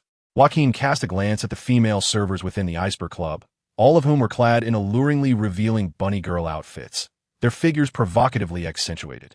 It was astonishing to think that a renowned top assassin in the DC world would seek employment in such a role. Sensing Joaquin's disbelief, Cassandra let out a soft sigh. I understand how implausible this sounds, and even with my knowledge of her character, it seems incredible. However, my informant has seen her here multiple times. Regardless, we must investigate further to ascertain the truth. Joaquin nodded, recognizing that a mere resemblance does not guarantee identity. He himself was a testament to that. Yet, it was undeniable that a similar appearance must correlate to a certain degree with the individual in question. The real challenge lies in how to locate her. After all, like the patrons, the bunny girls were all adorned with intricately crafted half-masks, making it difficult to discern their ethnicities in the dim lighting of the ballroom. I have already contemplated this matter. My informant and I discovered that the Iceberg Club offers special privileges for high-ranking members within the private booths. Elite members can summon bunny girls they fancy for exclusive services. Cassandra's voice dwindled to a whisper, almost inaudible, yet Joaquin quickly grasped the implications of these special services. In essence, as long as we can invite her in and unveil the mask for you to take a look, we would identify the woman who resembled Mrs. Shiva. No, it is you who must find her. Surely, it would be too suspicious to bring a companion along for such an endeavor. Huh? Joaquin stared at Cassandra, dumbfounded.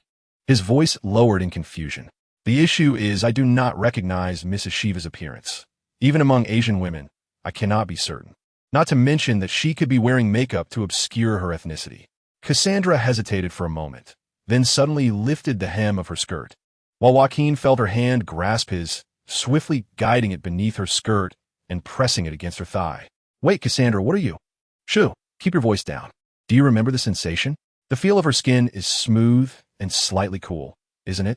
Cassandra, are you wearing leather beneath your skirt?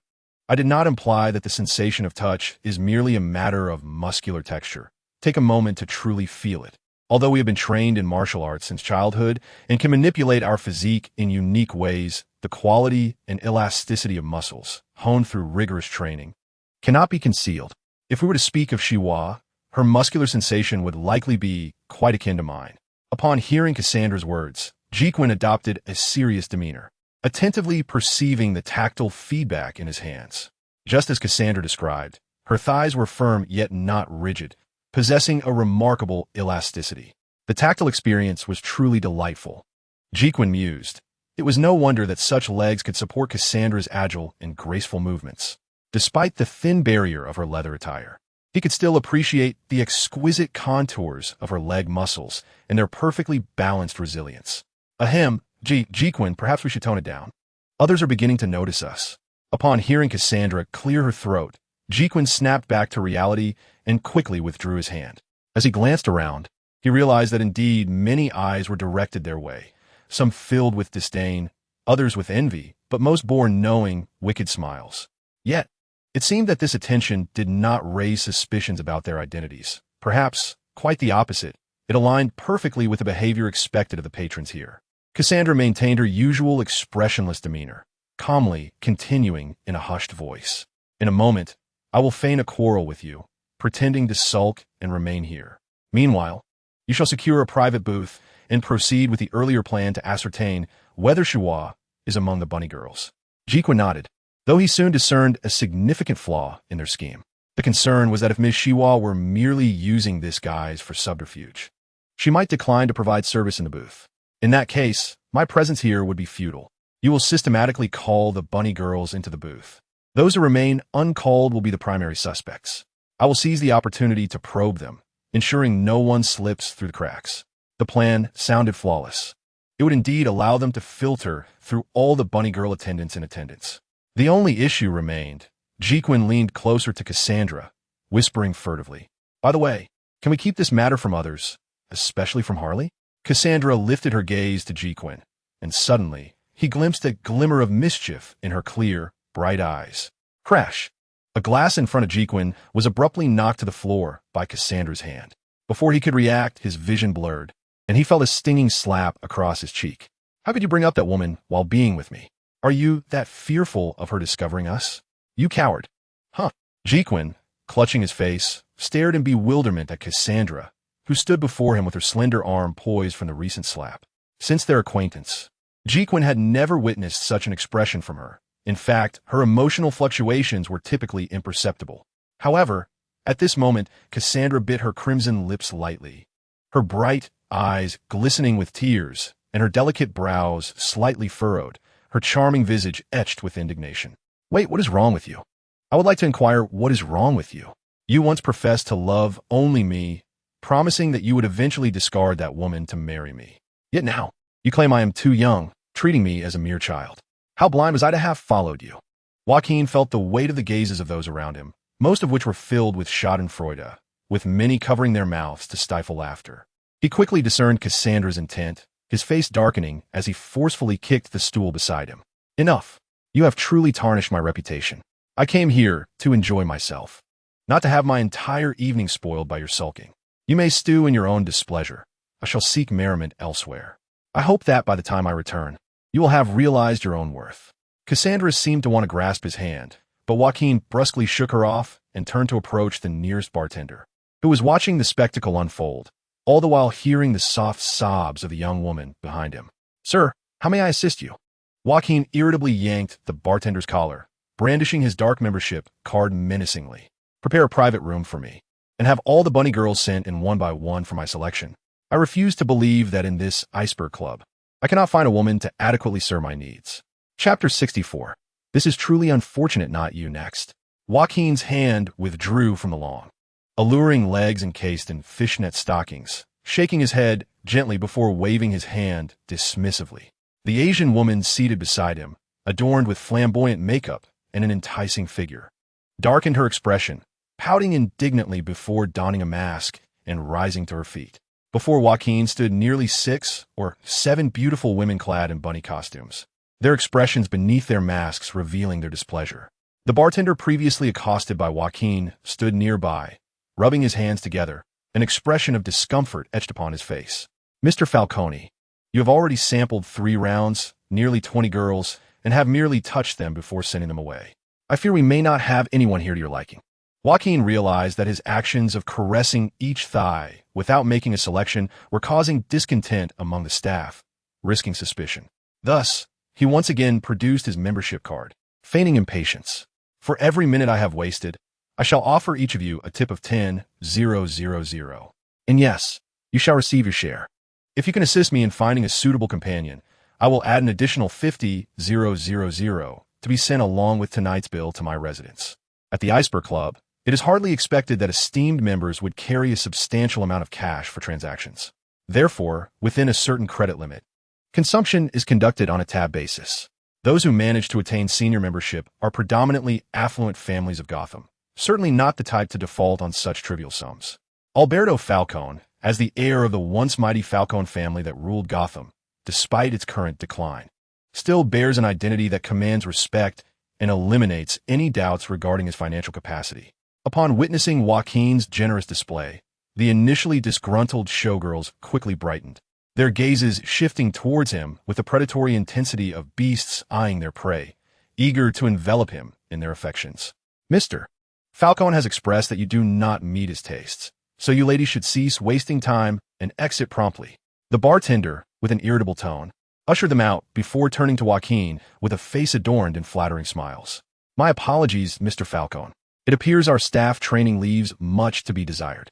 Could you kindly share your preferences so that I may assist you in selecting from our employees?" Indeed, wealth wields immense power, particularly in a place like Gotham, where money serves as the greatest superpower. Joaquin mused inwardly, then lazily reclined on the sofa, feigning deep contemplation. "Well, let me think. I believe a touch of Eastern charm would be quite delightful today. But I would prefer to avoid anyone who has undergone excessive cosmetic enhancements. I fear I might inadvertently damage their components and then suffer sleepless nights plagued by psychological trauma. Oh, I understand, Mr. Falcone. We happen to have several new Asian employees who would surely meet your preferences. Then why are you still dawdling? Hurry and fetch them before I succumb to slumber. As the bartender scurried away, Joaquin sipped a glass of water, attempting to soothe his heated mind. This was decidedly troubling. As a normal man, Joaquin found himself ensnared in a sweet, enchanting hell. To be frank, the Penguin's choices were indeed superb. Each of the showgirl servers he had summoned boasted supermodel physiques and visages rivaling those of Hollywood's brightest stars. The experience of indulging in the sensation of over 20 exquisite legs was an ultimate test of his fortitude. Were it not for the presence of Cassandra outside, Joaquin would have long since lost his composure. It seemed that upon returning home, he would need to concoct a reason to see who might take little Jella out, while he and Harley would otherwise be left in a state of unbearable tension. Clack! Mr. Falcone, please take a look at these ladies.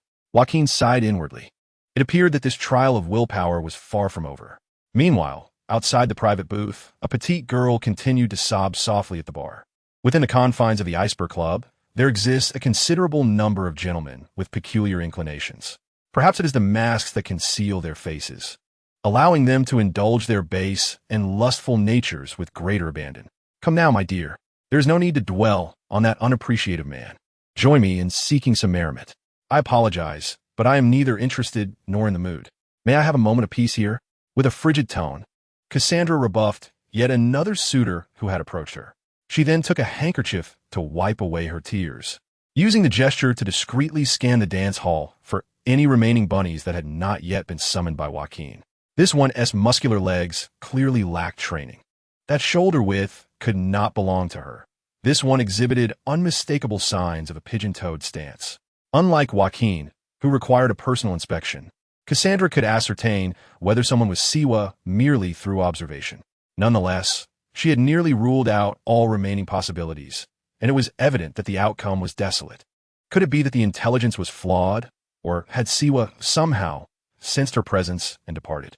Cassandra hesitated, contemplating whether to seek out Joaquin and abandon her pursuit. Just then, she felt someone place a drink before her. I have already stated that I do not consume alcohol. How about a cup of hot tea, dear? This is our traditional pu'er from the East. It may help you relax and alleviate your fatigue. Upon hearing that voice, Cassandra's pupils constricted, and she involuntarily raised her gaze, a word escaping her lips almost unconsciously. Mother? When she looked up, she beheld a woman clad in a bartenderess attire, though her face was similarly masked. Her sleek black hair, gathered in a ponytail at the back of her head, and the inquisitive gaze in her dark eyes unmistakably revealed her Eastern heritage. Ah, I see. You must be quite distraught, dear. You have mistaken me for your mother. The mysterious woman offered a gentle smile, placing her fair hand delicately on Cassandra's slender shoulder. Do not be alarmed. I harbor no ill intentions. I merely ponder the strangeness of this city. A child like you, at your age, ought to be at home, indulging in the affection of your parents, rather than weeping alone in such a den of revelry. Yet Cassandra scarcely absorbed the words spoken to her. Instead, she fixated on the bartender's face, whispering softly, "What is your name?" The bartender hesitated, momentarily taken aback, before responding in a tender, melodious voice, "Caroline. Though I cannot be entirely certain, this should be my name." Chapter 65. Caroline Wushan. Wait, not yet. Let go of me. Just allow me to touch your thigh, no? Not up there. I merely wish to feel your thigh. That is not my intention. Don't shove your foot in my mouth. The male bartender quietly closed the door as he stepped outside the private room. Hearing the clamor within, a knowing smile spread across his face. This time, he had learned from experience. After ushering the bunny girl into the room, he promptly exited, allowing the beauties to express themselves freely. His seasoned intuition had already revealed that Joaquin was intrigued. Although uncertain as to why he had only dared to touch a thigh before retreating, it was evident that a little more provocation would push him beyond his limits of restraint. He amused in himself that he could not let this affluent patron slip away so easily. Otherwise, the principal would surely be furious upon discovering his lack of hospitality. At that moment, the sound of quick, light footsteps echoed, and the bartender turned to see a petite girl in a sleek black gown striding purposefully, tugging along another individual clad in a bartender-esque uniform. He recognized her immediately as the companion of Mr. Falcone from within, and his heart sank. "Excuse me, miss. Please step aside."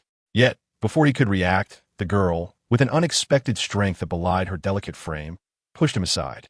Before he could regain his composure, the door to the private room was forcefully kicked open. Caroline, who had been dragged in by Cassandra, gasped at the scene before her. There was Joaquin, disheveled on the sofa, surrounded by 3 or 4 nearly unclad Asian beauties. All eyes widened in astonishment as they noticed Cassandra's abrupt entrance. However, Cassandra remained unfazed, coldly kicking the discarded garments towards the Asian beauties. "All of you out." Immediately, seizing the opportunity, Joaquin extricated himself from the embrace of the beauties, inadvertently brushing against them in the process. Although the Asian beauties appeared reluctant to leave, they pouted and hurriedly gathered their clothes under Cassandra's stern gaze. The male bartender, initially hoping to sneak a glance from the doorway, found Cassandra swiftly shutting the door, nearly crushing his nose in the process. What bad luck! He never anticipated being caught in the act, and it seemed she had brought along another bartender, presumably the newcomer from a while back. He thought to himself that it was simply a lavish lifestyle for the wealthy. Despite his expression of regret, he urged the bunny girls to hasten in dressing and depart. Inside the room, Joaquin hurriedly adjusted his clothing, redoing the buttons that had been forcibly undone moments before. "Do not misunderstand. They were the ones who forced me." It was her. Upon hearing Cassandra's stern voice, Joaquin's expression immediately turned serious. Locking eyes with Cassandra, he quickly understood what she was implying. "Alas, can you allow me to return? I still have work to do." Before Cassandra, the barmaid who had just introduced herself as Caroline, sensed the tense atmosphere in the private room and displayed evident unease in her gaze. She struggled against Cassandra's grip, yet Cassandra's slender fingers remained immovable, like iron clamps. "Come here," Cassandra commanded, forcefully pulling Caroline to the sofa and pushing her down. Joaquin promptly understood and firmly held her shoulders to prevent her escape. "Wait, I do not provide that kind of service. If you require assistance, I can step outside and call for someone." Caroline screamed as she realized Cassandra was unceremoniously reaching for the mask on her face and yanked it off with great force. The moment Joaquin and Cassandra beheld Caroline's true visage, their eyes widened in astonishment. "It truly is you," they exclaimed almost in unison, while Caroline gazed at them in confusion. Do you know me? You must be mistaken." Joaquin furrowed his brow and raised his hand to remove his own mask. "Do you still recognize me? Miss Wushan, we should have met before." Caroline looked at Joaquin's face, her lips parting slightly in surprise, and she instantly ceased her struggles, her body relaxing. "So it is you. Of course, I remember. You saved me that day, but I am truly sorry. I'm so sorry." Upon witnessing Caroline's reaction, Joaquin swiftly confirmed she was indeed the mysterious woman he had rescued from the scarecrow. "And what about me, Shiva? Do you recall me?" Cassandra also removed her mask, her expression dark as she regarded Caroline. The latter, however, displayed a look of bewilderment, gently shaking her head. "I apologize, but I truly do not remember you, or rather, there is no recollection of this in my memory." Cassandra pressed her lips together, exchanging a knowing glance with Joaquin, and they simultaneously reached for the sides of Caroline's thighs. "What do you intend to do? I may owe you a debt of gratitude, but at present—" Caroline's cheeks flushed a deep crimson as she bashfully attempted to push Cassandra and Joaquin away. However, after a brief kneading of her thighs, both lifted their heads, their expressions now grave. "Cassandra, it is evident she is an ordinary person who is not trained in martial arts. That is certain. But her appearance and voice are indistinguishable from that woman, even her skeletal structure." Cassandra released her grip and gazed intently at Caroline's face, lost in thought, while Joaquin resolved to address his own lingering questions. "All right, I wish to ask you a question first, Wushan, or Caroline. What is your true name? Or are both names equally valid?" Upon hearing Joaquin's inquiry, Caroline, though still somewhat fearful, hesitated before softly responding, "Both should be my true names. Caroline Wushan. At least that is what the woman who threatened my life told me." Joaquin's pupils constricted slightly as he pressed on with his questioning. "Who is that woman? And why does she seek to take your life?" "I do not know. How could I possibly not know? Surely there must be a reason." Joaquin's words seemed to trigger something within Caroline, igniting a sudden surge of emotion. A sorrowful light danced in her clear, bright eyes, and tears cascaded down her lovely cheeks. I genuinely do not know. Truly, I am utterly in the dark. Even my name was disclosed to me by her. Who was I before my amnesia? Why have I found myself in this place? Why is there someone intent on my demise? Why can I not even lead a peaceful life? I too long for someone to provide me with answers. Joaquin was taken aback, feeling an inexplicable familiarity with Caroline's distress. Cassandra grasped Caroline's hand, seemingly attempting to soothe her. Her gaze intensely focused on Caroline. Caroline, calm yourself. We wish to assist you. Tell me, from where does your remaining memory commence? Chapter 66. A sudden attack. Joaquin pondered what his reaction would be if he were not endowed with memories of a past life, but rather existed as a clone, created in solitude and devoid of knowledge regarding his circumstances. Observing Caroline, who appeared so helpless and bewildered, he felt an overwhelming sense of gratitude for being a time traveler.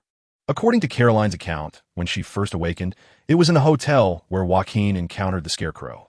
Although she possessed memories of language and common sense, she could not recall her identity or past experiences. As she grappled with her confusion and despair, the hotel phone suddenly rang. She had thought it might be her lifeline to understanding her identity. However, the chilling voice that emerged from the receiver delivered a death threat instead. She instructed me to remain in that room, forbidding me from venturing out. If I did, she would kill me. Initially, fear compelled me to stay in the room for several days, until one night, disturbed by a commotion outside, I ventured out only to encounter that scarecrow-like figure. And you. Caroline sniffled and cast a complex look at Joaquin, who scratched his head in resignation. So, when I inquired about your situation, why did you not seek my help? Instead, I am truly sorry. You saved me, yet I repaid kindness with ingratitude. I feel utterly wretched. At that moment, my sole thought was to escape and return to my room, and your gaze was simply too terrifying.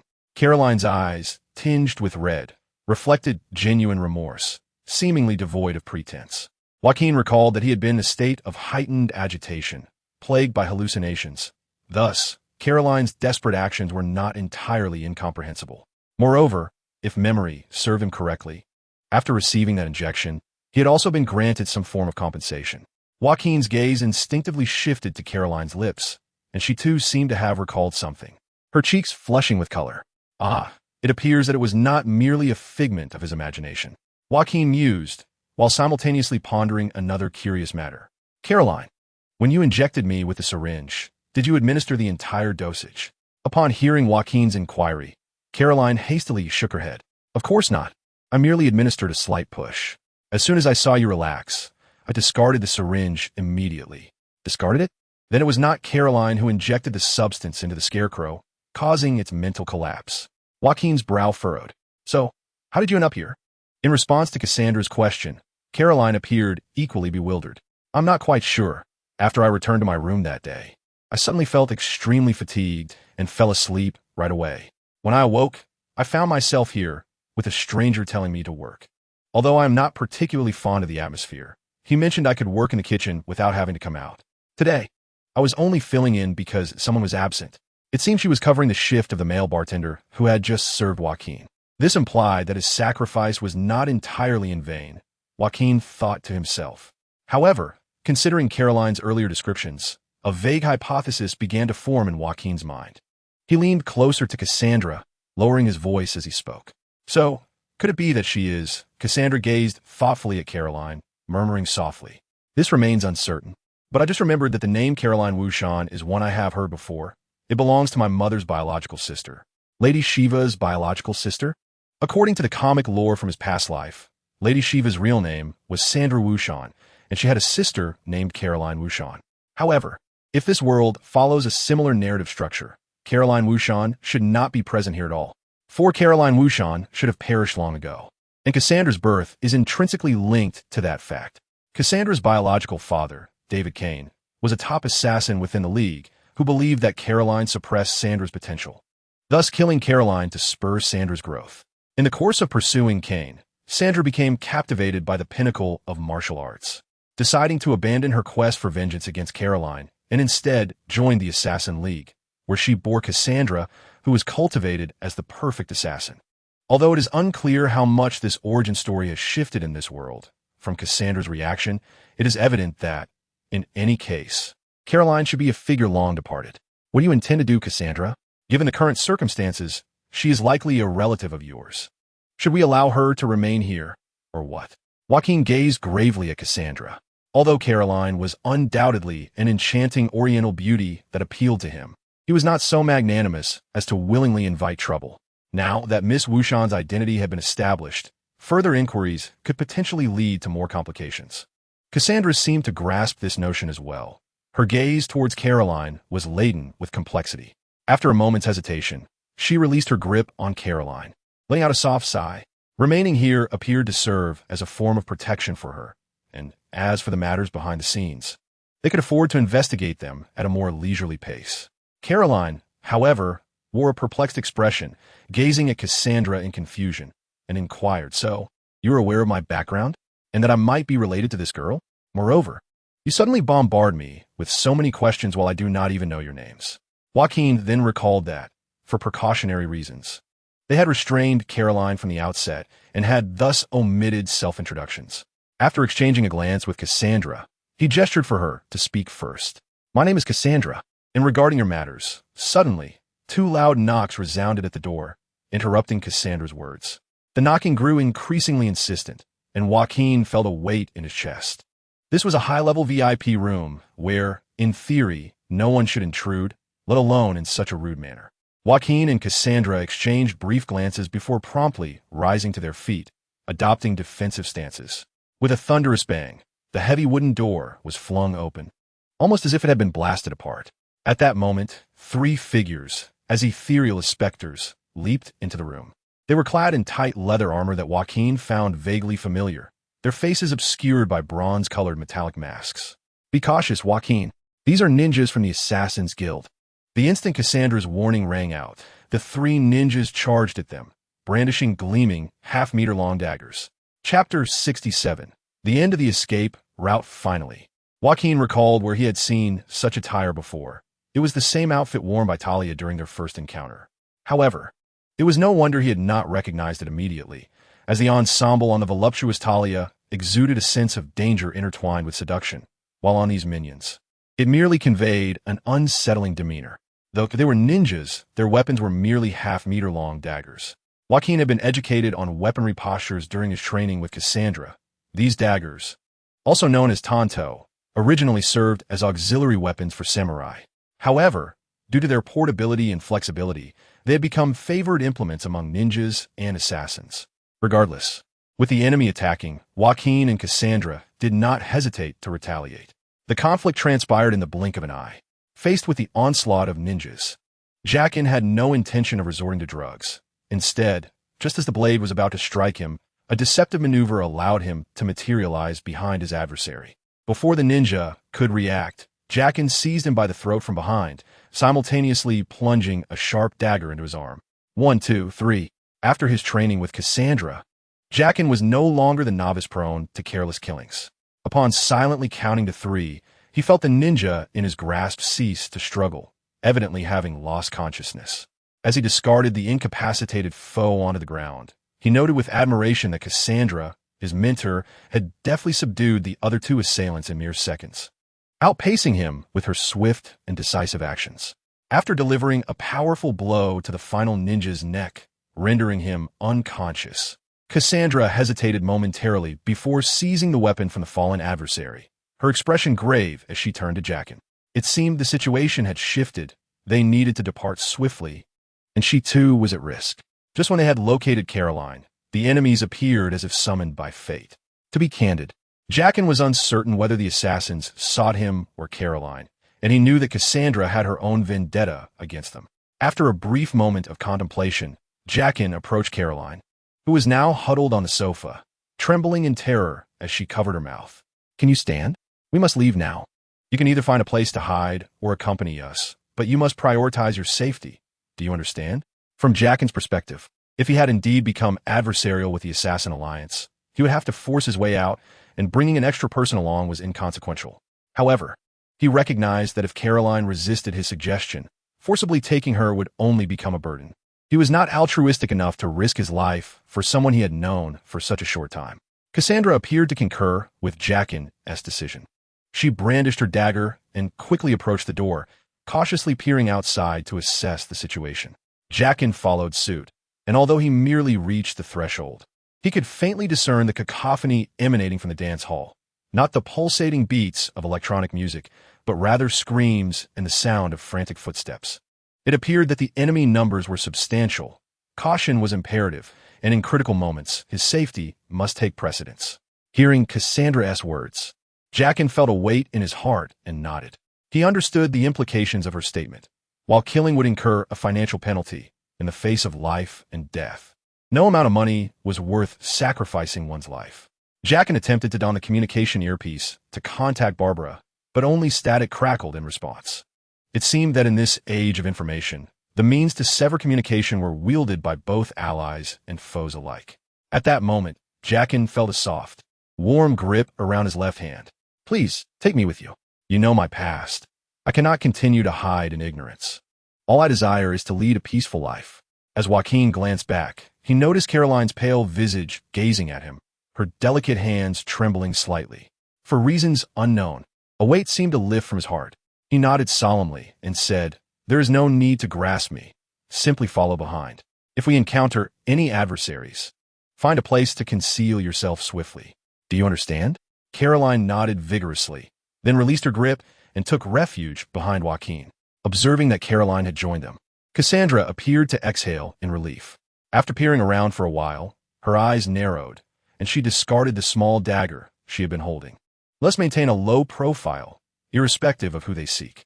Joaquin quickly grasped Cassandra's meaning, for in the corridor, many were already fleeing in a state of panic, all donning masks that obscured their identities. In such circumstances, blending in and escaping was the optimal strategy. Once the trio donned their masks, they crouched low and merged with the chaos of the panicked elites who had heard the commotion and were frantically fleeing. Most of them were disheveled, with many women revealing more than intended. Joaquin and Caroline, having been slightly disarrayed by earlier events, found their attire served as excellent cover. During their escape, Joaquin spotted several assassins from the Alliance. It appeared that the earlier assault had not been specifically aimed at their private box. These ninjas were methodically entering each box to drive out the patrons within. They seemed intent on expelling everyone. Were they planning to verify identities in specific areas? From the fleeing elite's trajectory, it was evident that to exit the Iceberg Club, one had to pass through the ballroom. Joaquin considered the situation. If he were part of the Assassin Alliance, the best course of action would be to corner everyone in the ballroom and require them to remove their masks for identification.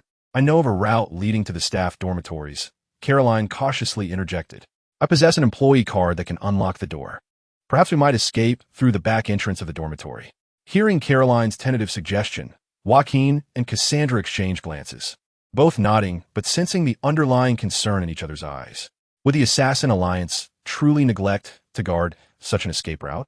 Nevertheless, it was undoubtedly preferable to brazenly storm into the clutches of the Alliance.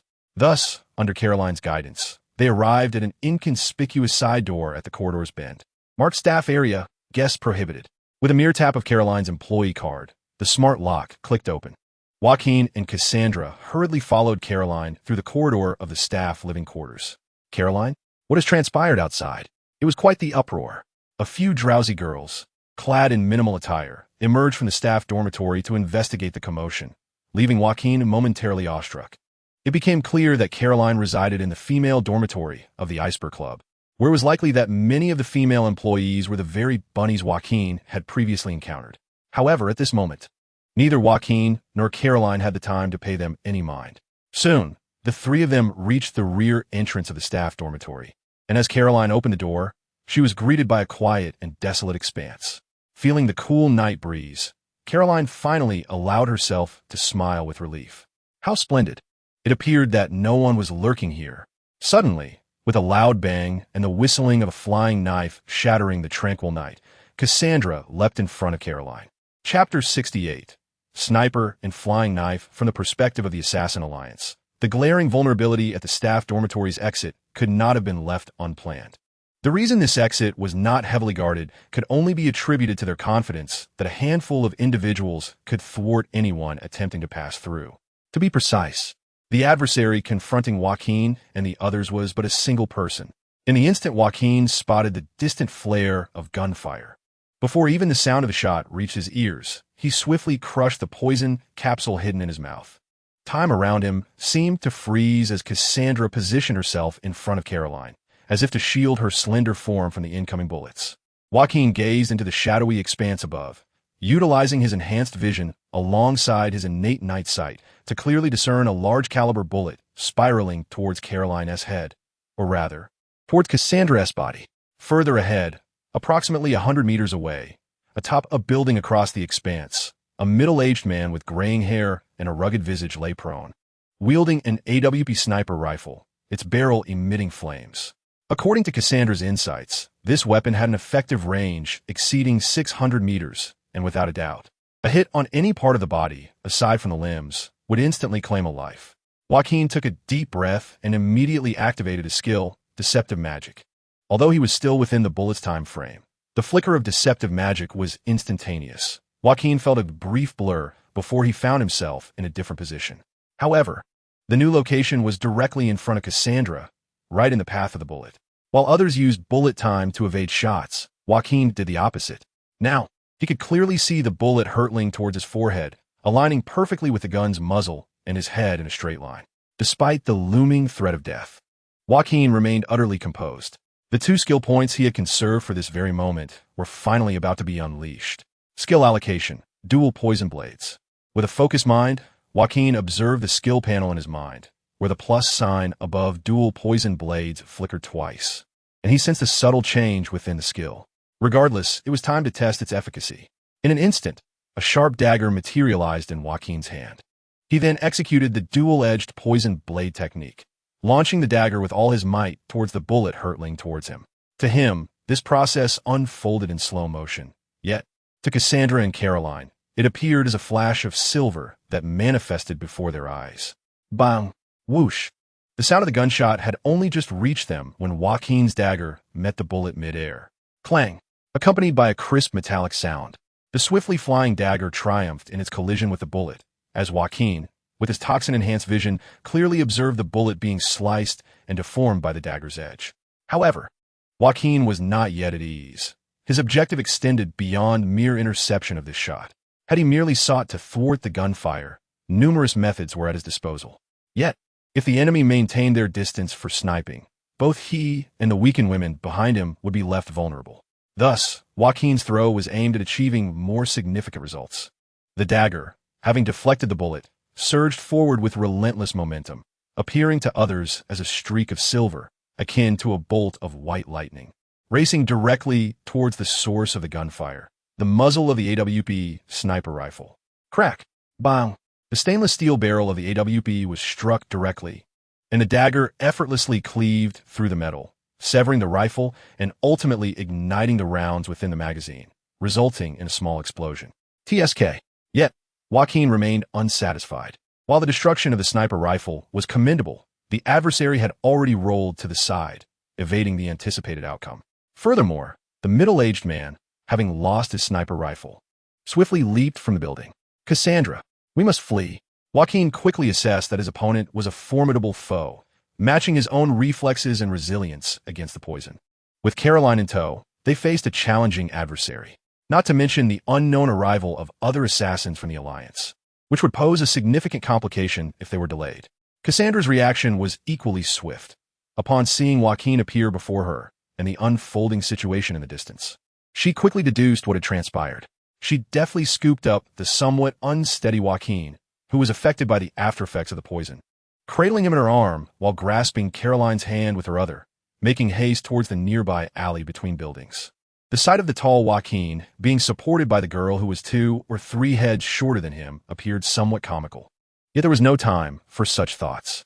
Joaquin noted that Caroline, pale and being forcibly pulled by Cassandra, was still managing to keep pace. Whether due to fear igniting her latent potential or some other reason remained unclear. However, at that moment, Joaquin could hear the hurried footsteps approaching from behind. The mysterious middle-aged assassin was pursuing them with a speed comparable to that of an Olympic sprinter. Simultaneously, he drew 2 black firearms from his waist, aiming them at them. Cassandra, it's an Uzi. Joaquin's expression shifted, and he immediately shouted a warning to Cassandra. Do you see the rope on my waist? Cut it. Upon hearing Cassandra's words, Joaquin swiftly conjured a new dagger and sliced through the thin cord that she had mentioned. Whoosh! With the sound of fabric unfurling, Cassandra's black gown transformed before Joaquin's eyes. He realized that the black dress she had been wearing was merely a disguise for her bat combat cloak. Once the cloak shed its disguise, it expanded behind her, forming a pair of enormous bat-like wings, enveloping Caroline beside her as well. Bang! Bang! Bang! The fierce gunfire erupted as the enemy's Uzi continued its onslaught. Yet, it was evident that Cassandra's bat cloak was crafted from special materials. It had been as soft as silk moments ago, but now it stood like an impenetrable fortress behind them. The lightweight and portable Uzi, while effective, was not sufficient to breach the cloak's formidable defense. The adversary seemed to recognize this as well, and soon the sound of the submachine gun ceased. In an instant, they burst forth from the alleyway, revealing a relatively wide street before them. Due to the Iceberg Club's remote location on the outskirts of Gotham City, traffic was sparse. Click! Just then, Joaquin heard an ominous metallic sound from behind, indicating a mechanism in motion. Catch Caroline for me, Joaquin. Huh? Before Joaquin could fully comprehend, he felt his body being forcefully propelled forward, along with Caroline, who Cassandra had thrown ahead. Although the side effects of the drug had not yet fully dissipated, Joaquin quickly adjusted his stance, relying on his honed instincts, and managed to catch Caroline in a princess carry. At that moment, through the gap in Cassandra's unfurled cloak, he glimpsed the movements of their pursuer and understood why Cassandra had thrown them out. The mysterious middle-aged man had discarded his Uzi, now wielding a new weapon that resembled a shotgun, albeit with an unusually thick barrel. Joaquin instantly recognized it as an M79 grenade launcher. Boom! A massive grenade erupted from the barrel, and while Cassandra's bat cloak could withstand the bullets of conventional weaponry, it was evidently not designed to counter such a devastating instrument. Cassandra! A fireball detonated upon the cloak behind the girl, and the sheer force of the explosion sent Cassandra tumbling, rolling several times before landing at Joaquin's feet. Meanwhile, a formidable figure emerged slowly from the dimly lit alley, the muzzle of his M79 grenade launcher still emitting wisps of smoke. You have grown weak, Cassandra. At the age of 7, you should have been able to evade such an attack. Was it to protect these two? A deep, resonant voice resounded. The expression of this middle-aged man as cold and unyielding as ancient ice. Yet, it stirred an inexplicable sense of déjà vu within Joaquin. The source of this feeling became apparent as Cassandra struggled to lift herself off the ground, her body battered by the explosion's force.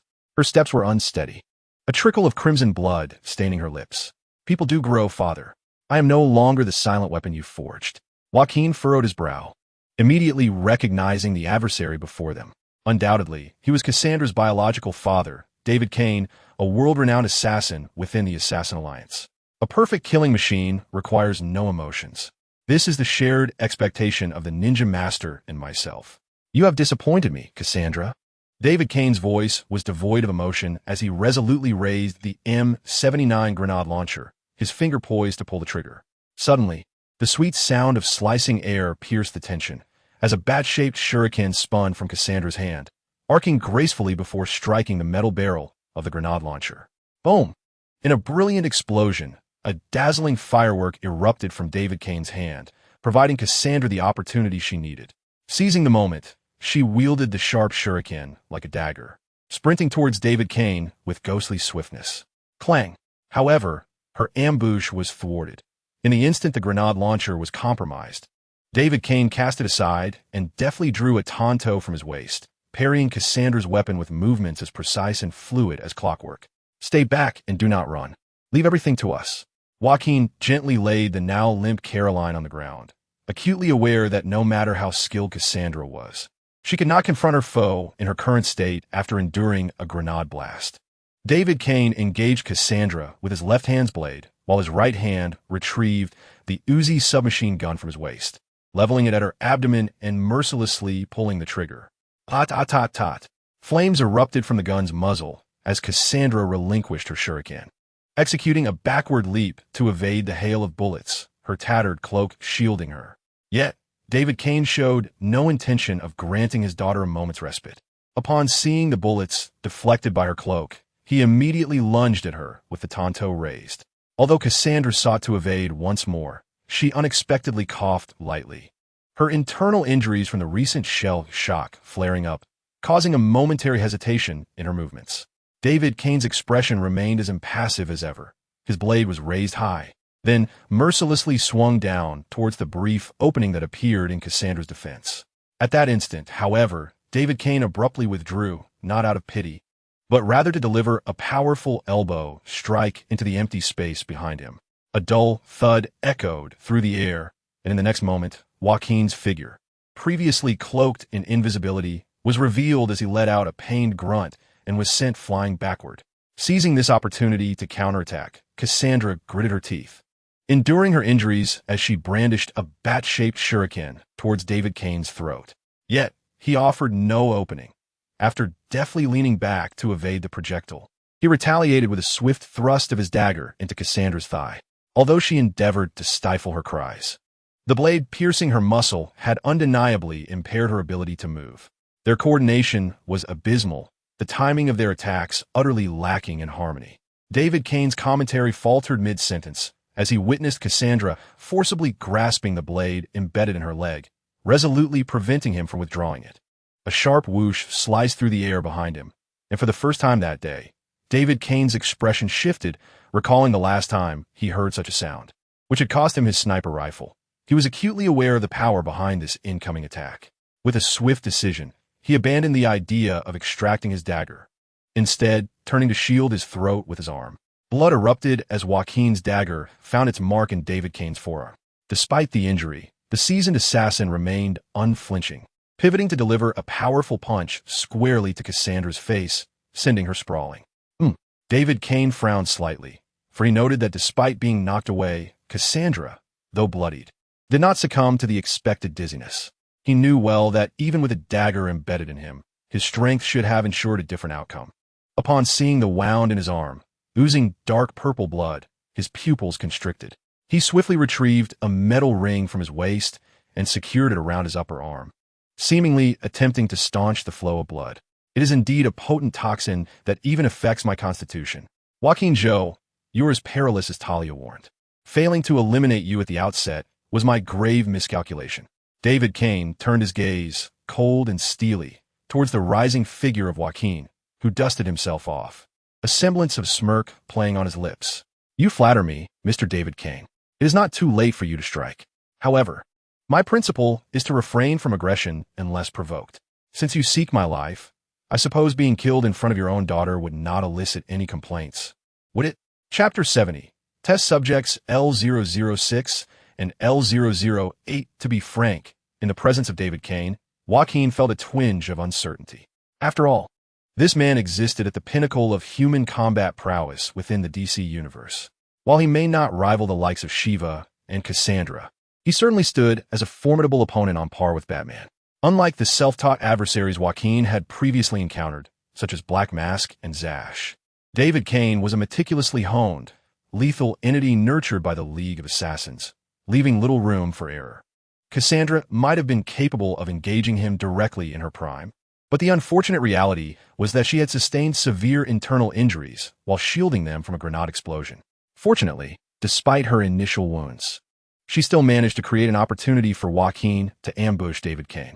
Joaquin's toxins served not only to enhance his own abilities. Although he typically refrained from deploying them on weapons to avoid lethal outcomes, the gravity of the situation left him no choice. However, David Kane's resilience to toxins exceeded Joaquin's expectations.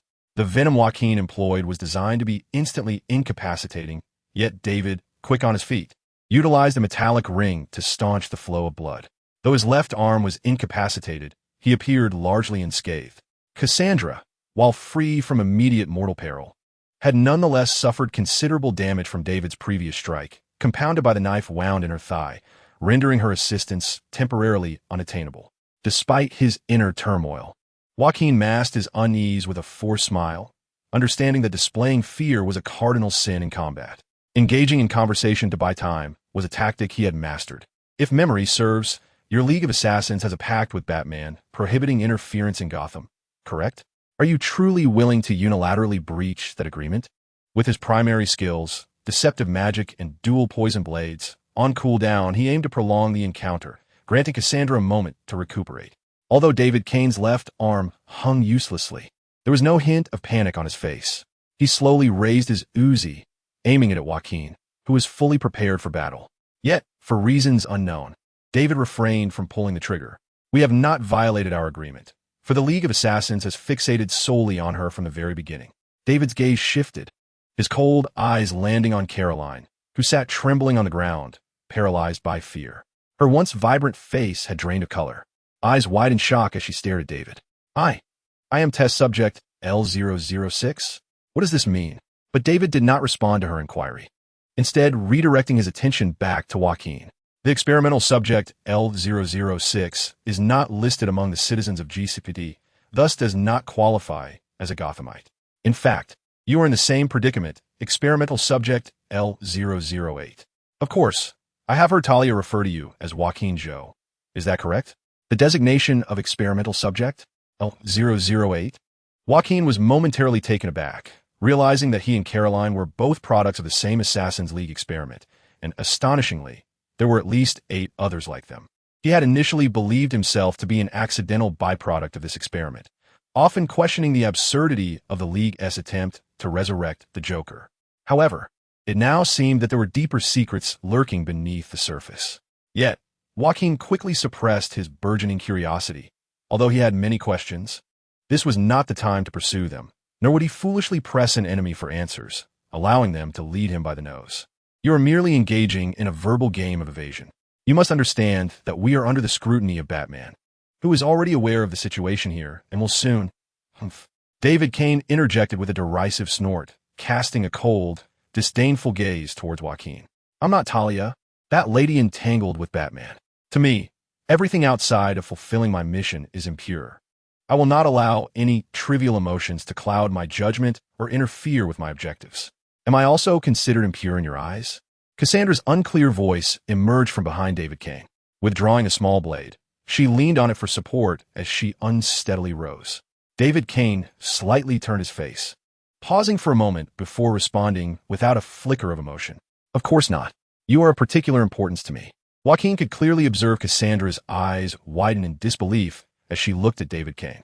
An instrument, David Kane's voice was as frigid as his gaze, devoid of any warmth. We have traced the whereabouts of experimental subject L006 to the Iceberg Lounge, yet have been unable to ascertain her identity. But I know you can locate her. Even a masked visage cannot deceive you. Therefore, I merely need to deliberately leak information to you, and you will obediently track the target like a loyal hound. In that moment, Joaquin comprehended why the Assassin's League had delayed their action, choosing instead to strike when he and Cassandra sought Caroline. Ultimately, they had unwittingly become pawns of the League. However, Joaquin realized that David Kane's words would inflict the most harm on the girl. Cassandra gritted her teeth, her normally impassive demeanor darkening as fury blazed in her almond-shaped eyes. Indeed, you will only regard me as a tool, David Kane. So prepare yourself for the eventual bite of the hound. Though her body appeared battered, Cassandra summoned her strength, propelling herself with her uninjured leg, her hands gripping the blade as she struck out like a flash of lightning towards David Kane's back. Upon witnessing Cassandra spring into action, despite her skills still being on cooldown, Jacqueline gritted his teeth and joined forces to flank David Kane. The pet dog, stripped of its fangs by Batman, posed little threat. David Kane, as if possessing eyes in the back of his head, spun around and delivered a lightning-fast kick, which struck the injured Cassandra, sending her flying. Simultaneously, David Kane squeezed the trigger of his submachine gun, unleashing a rapid barrage of bullets. However, Jacqueline's figure suddenly moved with spectral swiftness, gliding through the hail of bullets with an uncanny grace that allowed him to navigate through nearly impossible gaps, each bullet merely grazing past him. This was feasible, simultaneously biting through 2 poison capsules to amplify his reflexes to their zenith. Jacqueline found the precise openings in the onslaught of bullets, advancing towards David Kane along a path that seemed unattainable for ordinary men. Yet, it soon became evident that Jacqueline had underestimated this elite assassin. Upon realizing the ineffectiveness of the submachine gun against Jacqueline, David Kane displayed no signs of panic, but rather, without hesitation, redirected his aim towards the seated Caroline on the ground. This is bad. A diversion tactic? No. Perhaps David Kane merely prioritized the completion of his mission above his own life. Jacqueline quickly recognized the dilemma he faced. He could seize the opportunity to eliminate David Kane. Yet this would undoubtedly mean Caroline's demise at the hands of the gunfire. Conversely, saving Caroline would entail the very real risk of his own life. In a fleeting moment, Jacqueline made his decision. Caroline, frozen in shock, barely perceived the blur before her, as a figure emerged to shield her from the torrential barrage of bullets. Jacqueline had seen the impressive scenes in comics where the Flash caught bullets, but he soon realized that without the aid of any extraordinary speed, such feats were utterly impossible. Even if he could catch a bullet, the impact would shatter his fingers. The sound of bullets striking flesh echoed, and unlike before, Jacqueline did not evade a single shot. Instead, he intentionally used his body as a shield. Click! At last, the magazine of the submachine gun was expended. David Kane discarded the Uzi and stepped forward, seizing Jacqueline by the throat. Jacqueline's body was riddled with blood holes, resembling a sieve, appearing on the brink of death, utterly powerless to retaliate. Foolish, he thought. Moments ago, you could have chosen to sacrifice one and save two. Yet now, all three of you shall perish. Just as David Kane's words fell from his lips, he heard hurried footsteps behind him. Cassandra, her face a mask of fury, lunged forward, brandishing her sharp dagger with all her might, aiming for David Kane's heart. Unable to even conceal your movements, you have indeed become a mere shadow of your former self, ensnared by the tedium of emotions. Without hesitation, David Kane turned his back on Joaquin, using him as a shield, while Cassandra seemed unable to halt her momentum, her blade piercing through Joaquin's back. With a swift motion, the dagger emerged from Joaquin's chest. However, due to its modest length, it inflicted no harm upon David Kane. Joaquin's eyes widened in shock as he expelled a copious amount of blood, his pupils gradually dilating. No!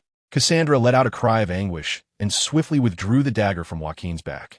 This tragic outcome, killing a comrade in a fit of rage, followed by the burden of guilt for having slain an ally, illustrates the fate of those who betray the Assassin's Guild, joining forces with uncoordinated outsiders. Suddenly, a series of delicate chimes resonated, as if a metallic object had fallen to the ground. At that moment, Joaquin, whom David Kane believed to be on the brink of death, abruptly opened his eyes wide and bared a bloodied grin. Even David Kane, seasoned by countless battles and convinced that he had vanquished fear, felt a chill surge through him at the sight of this nightmarish tableau. I must remind you, your previous statements appear to contain two significant errors. With a gasp, David Kane's pupils contracted as he looked down at his chest in disbelief. This time, a true sense of dread enveloped him. For a sharp dagger had been thrust into his heart by Joaquin with a swiftness that defied the limits of a dying man's capabilities. First, you asserted that I had made an erroneous choice between two options, yet I had actually selected a third, your demise, allowing the three of us to survive. He attempted to tighten his grip around Joaquin's neck, but soon realized that such an action was impossible, as the lethal poison from the dagger had already permeated his bloodstream. In the next moment, he found himself involuntarily releasing his grasp, his legs giving way beneath him as he collapsed to the ground. Furthermore, Joaquin stood resolutely before him, entirely unfazed by the gunfire he had endured moments earlier, appearing more vigorous than ever. You claimed that Cassandra and I lacked synergy and that she had grown weaker. However, our collaboration this time proved remarkably effective. Upon perceiving my gaze, Cassandra instinctively adapted to the performance, becoming the key to your defeat. Hearing Joaquin's words, David Kane, whose complexion had turned ashen, slowly turned his head to regard Cassandra. The young woman leaned on her dagger for support, limping toward her father. Yet the fury that had once consumed her was now absent from her face. Instead, her clear and beautiful eyes reflected a trace of sorrow. It appears that Cassandra, you truly are exceptional at performing. David Kane's lips twitched, seemingly attempting to form a smile, but the rigidity of his facial muscles rendered such an expression impossible. Cassandra inhaled deeply, raising the sharp dagger in her hand high, her gaze resolutely steadfast. Wait, Cassandra, no. Jacqueline's expression shifted dramatically as he hurriedly positioned himself before her, grasping her delicate wrist with fervor. Release me, Jacqueline, it must be me. No, Jacqueline interjected. He is already dead. His words were not without foundation, for he had heard the system notification resonating within his mind, more precise than any coroner's report. Legendary target eliminated. David Kane, awarded 200 experience points. Personal level has risen to level 6, new skill points acquired. Achievement unlocked, David Kane's Terminator, title effect. When equipped, this title significantly enhances the accuracy of firearms. Passive aura effect slightly heightens danger intuition. The aura effect is active when unequipped, but only the highest bonus applies. Seeing David Kane's lifeless eyes, pupils dilated. Cassandra exhaled a long breath, allowing the blade in her hand to drop. Her petite frame swayed slightly before she leaned against Jacqueline. Thank you, Jacqueline. It should have been I who executed the deed, yet you consider my feelings. Jacqueline held Cassandra tenderly, silent and contemplative.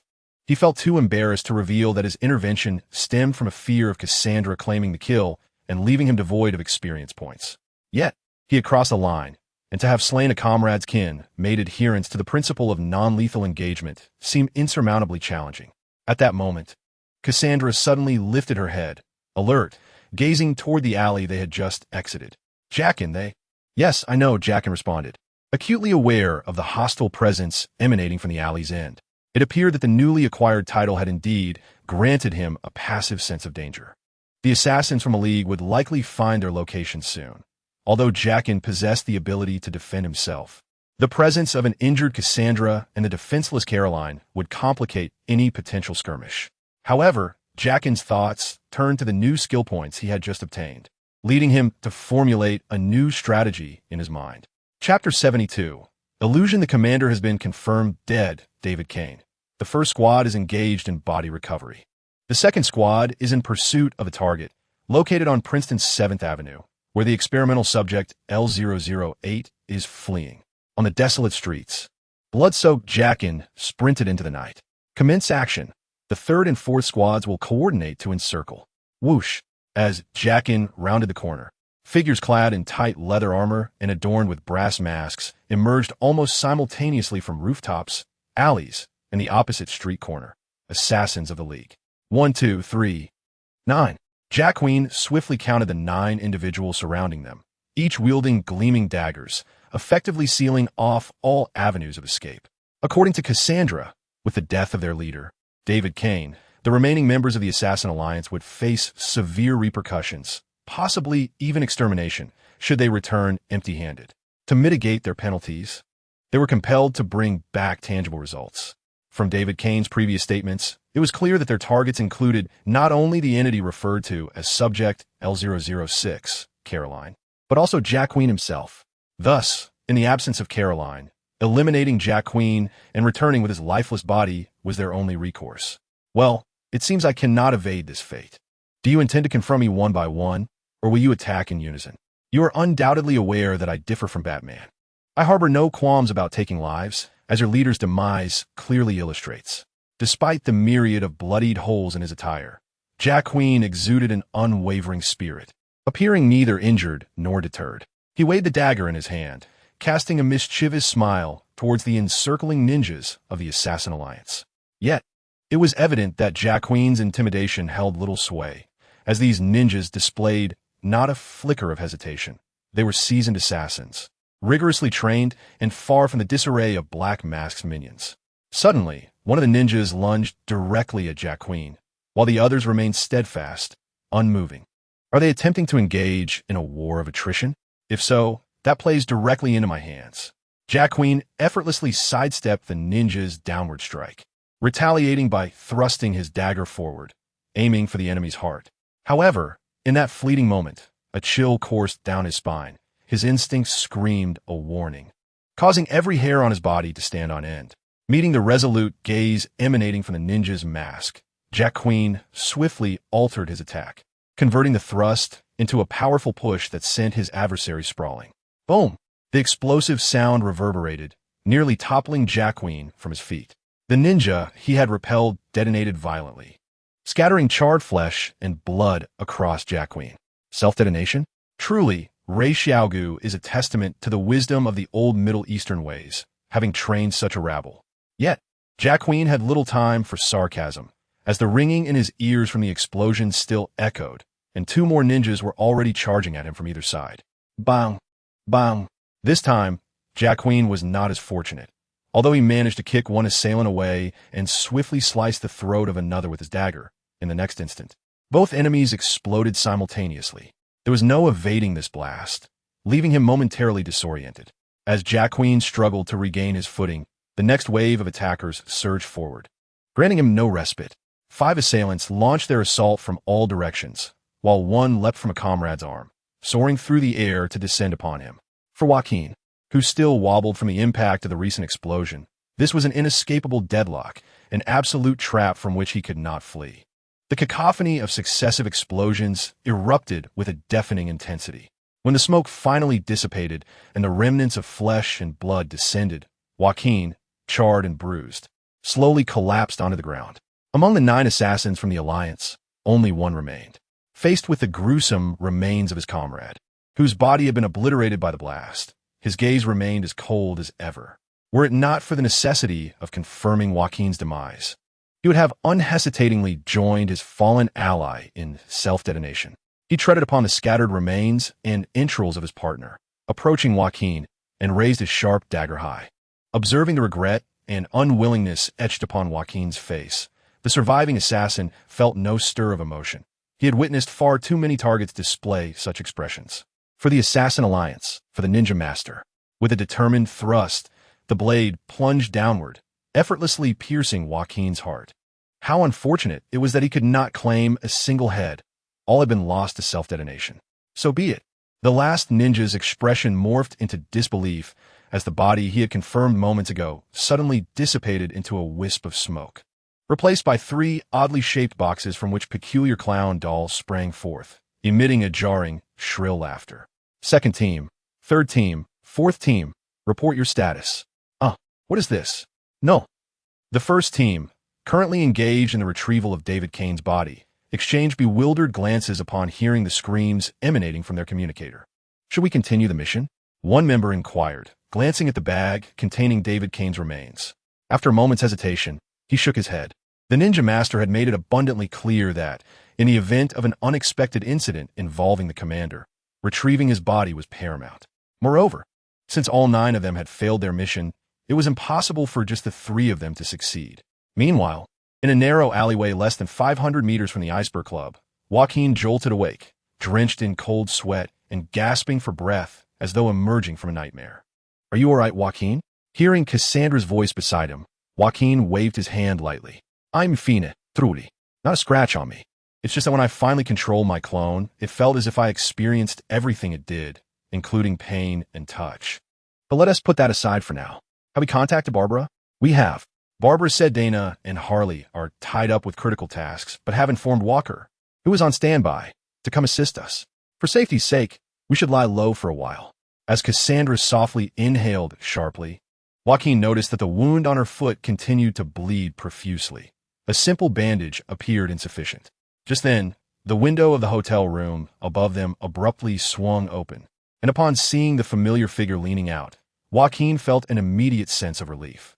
It seemed that Caroline had successfully made it to the room. Let us ascend and recuperate. Your injury cannot be neglected any longer. Chapter 73. An uninvited guest beneath the soft yellow glow of the hotel lights. Cassandra's form-fitting combat attire had slipped to her slender ankles, revealing her pale, elongated thighs. The young woman lay prone on the bed, her hands tightly gripping the sheets, as if awaiting something. Cassandra, this may be somewhat painful. Are you all right? Do not worry. I can, Oh, I apologize. Did I hurt you? I'm still inexperienced. So it might be. No, it's fine. Please continue. Despite Cassandra's effort to stifle her sounds of discomfort, the way her fingers whitened from gripping the sheets suggested she was not entirely at ease. There we go, Cassandra. The wound is now sutured. Joaquin let out a long sigh of relief as he stepped away from the site of her injury. Although lacking formal medical knowledge, he had learned fundamental first aid from Cassandra, and thus, in this critical moment, it fell upon him to stitch the penetrating wound on the back of her thigh, as she could not tend to the unseen location of her injury. Allow me to assist you with the bandaging. At least this is within my capabilities. Though Caroline's complexion remained somewhat pale, she summoned her courage to address them. Joaquin and Cassandra exchanged a glance, hesitating momentarily before nodding in agreement. To be honest, Although Joaquin harbored no particular feelings towards Cassandra in this situation, it felt inappropriate to maintain close proximity with her in such a vulnerable state. "Thank you, Caroline. I shall take a shower now." Caroline's gaze fell upon Joaquin, who was stained with blood and bore numerous bullet holes in his clothing, her eyes reflecting a hint of concern. "Is your wound all right? You shielded me earlier." As Caroline's gaze lingered on his chest, Joaquin offered a slight smile and tore away the tattered fabric. Caroline gasped in astonishment, her hand covering her mouth in disbelief as she beheld his blood-soaked yet unscathed torso. "Rest assured, I am not a self-sacrificing hero. Had I not been completely confident, I would not have taken the bullet for you." Joaquin gently patted Caroline's shoulder before making his way towards the bathroom. Despite the rejuvenating powers granted by his Solomon Grundy title, which allowed him to recover instantly, he felt utterly uncomfortable with his body coated in his own blood, even having remnants of his brain matter tangled in his hair. As he turned on a shower, warm water cascaded over his body, washing away the remnants of blood, granting Joaquin a moment of solitude to gather his thoughts. What he initially perceived as a simple reconnaissance mission with Cassandra had unexpectedly escalated into a considerable upheaval, likely to stir considerable unrest in Gotham City come morning. Not to mention, the revelation of the identities of the elite members of the Iceberg Club, once their masks were removed, would undoubtedly trigger significant turmoil. Yet, these matters were of little concern to Joaquin. What preoccupied him more were the implications of David Kane's assertions regarding his identity as experimental subject L008 and Caroline as L006. Joaquin had long harbored doubts about his origins, questioning why the League of Assassins would expend such effort to resurrect someone who ostensibly possessed no extraordinary abilities, merely a deranged sociopath. Moreover, the outcome of this resurrection had not yielded the Joker, but rather an incarnation from an alternate dimension. However, Kane's words suggested that this scheme extended beyond merely the Joker. It evidently intertwined with Caroline, who had a clear connection to Lady Shiva. This raised the unsettling possibility that there might be others like him, existing as experimental subjects. Recalling the brothers who had perished due to the obliteration protocol when he first traversed this realm, Joaquin sensed that a far more profound mystery lay beneath the surface. Perhaps it was time to consult with Batman when the opportunity arose. Despite his current paralysis, he still bore the title of the world's greatest detective. After splashing his face with warm water, Joaquin temporarily set aside this troubling quandary and turned his attention to a more immediate concern, his newly acquired skill, illusion. The user temporarily vanishes and creates an illusion of themselves. The illusion can last up to 15 minutes and explodes upon death, inflicting damage on nearby enemies and generating 3 instantly triggered mini fright boxes. The effects of this skill were strikingly akin to those in the game, albeit tailored to suit the realities of actual combat. To be frank, the practical application of this skill had pleasantly surprised Joaquin. Though referred to as an illusion, what was conjured was a tangible doppelganger capable of sustaining damage and executing attacks akin to the original, albeit without access to the skills. Joaquin could issue simple commands for mechanical actions, or, by concentrating, gain complete control over the illusion's every move, sharing its sight and touch for intricate maneuvers indistinguishable from his own. For someone like Joaquin, who cherished his life and yearned for a tranquil existence, this was nothing short of a divine gift. With this skill, he could employ tactics like the one he had just executed to escape, even luring his adversaries into revealing their trump cards. For instance, had he been the original facing a suicide attack from an assassin of the League, he would have surely been caught off guard. Yet, with this illusion skill, such desperate attempts by his enemies became nothing more than a farce. The sole flaw lies in the seemingly prolonged cooldown of this skill. It has been nearly half an hour, and it has yet to recharge, rendering it unusable once more. Another issue is that, in order to acquire this ability, I violated my pact with Batman, and once again, I found myself compelled to take a life, specifically, that of Cassandra's biological father. Joaquin sighed, not feeling regret per se, for he was acutely aware that there was no room for mercy at that moment. Yet, he hoped Batman remained oblivious to this matter, though that seemed implausible, as it had been previously stated that concealing anything from the world's foremost detective was overly idealistic. Joaquin turned off the shower and dried his body, now cleansed of blood. Lacking a change of clothes, he could only don the bathrobe provided by the hotel. He needed to communicate with Barbara shortly, requesting that Walker bring along some spare attire when he came to assist us. As Joaquin emerged from the bathroom, feeling refreshed. His expression suddenly shifted to one of gravity. Inside the room, Cassandra lay peacefully on the bed, seemingly tucked under the covers. While seated at the bedside was an enchanting oriental beauty, tenderly caressing her cheek. "Is she asleep?" Joaquin inquired softly, remaining motionless at the bathroom door. "Yes, perhaps due to the considerable blood loss earlier. She appears somewhat fatigued." Her voice remained gentle as she lifted her gaze, a radiant smile illuminating her beautiful face. "May we converse, Jacqueline Zhou?" "Certainly, but may I first inquire about something?" Joaquin's countenance darkened, and a sharp dagger materialized in his hand as he assumed a defensive stance. "Where have you hidden Caroline, Miss Shiva?" Chapter 75. Miss Shiva. The smile on Caroline's face turned frosty and alarming speed.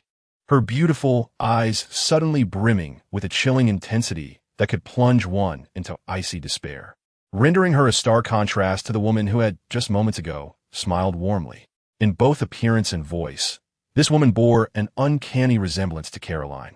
Yet Joaquin discerned at once that she was an unwelcome intruder. The reason was clear upon entering the room. He had immediately set up a terrifying magic box on the windowsill to guard against a potential ambush from the League of Assassins. But upon emerging from a bath, he discovered the box had been dismantled. In light of this, the identity of the woman before him was all but revealed. Had he inadvertently stepped upon some unseen foreign object upon entering, thus exposing himself? Yet this was not surprising. He had never excelled at disguise, as there had been no prior need for such skills. The smile on Shiva's face grew increasingly cold as her delicate, onion-like fingers glided from Cassandra's cheek down to her neck, before suddenly transforming into a claw that gripped with force. In an instant, Joaquin unhesitatingly activated his dual-edged poison blade skill, sending the sharp dagger flying like a flash of white lightning. However, while it can precisely destroy a sniper's throwing knife from hundreds of meters away, it failed to hit Ziva. In a moment, the knife appeared before Ziva. It was effortlessly caught between two fingers. A sense of dread enveloped Jacqueline. This was also an ambush, yet David Kane could only block it with his arm, while Ziva captured it as if plucking a fruit from a tree. The disparity in their strengths was glaringly evident. Whoosh! In the next instant, Jacqueline felt a chill run down his spine, accompanied by the shrill sound of slicing air as a white flash darted before him. Ziva casually threw the dagger, which hurtled back towards Jacqueline with such speed that it surpassed even his own abilities. Ziva's brow arched slightly, her expression tinged with intrigue as she regarded Jacqueline. The dagger failed to strike him. For the moment it was launched, Jacqueline had conjured a new dagger in his hand, forcibly erasing the old one. Nevertheless, he felt a lingering unease. Given the speed of Ziva's throw, even with the enhancement of poison and deceptive magic, he might not have had time to react. Had it not been for the singular nature of the dagger, his head would likely bear another wound. The prowess of Ms. Ziva, a pinnacle of mortality in the DC universe, was indeed terrifying.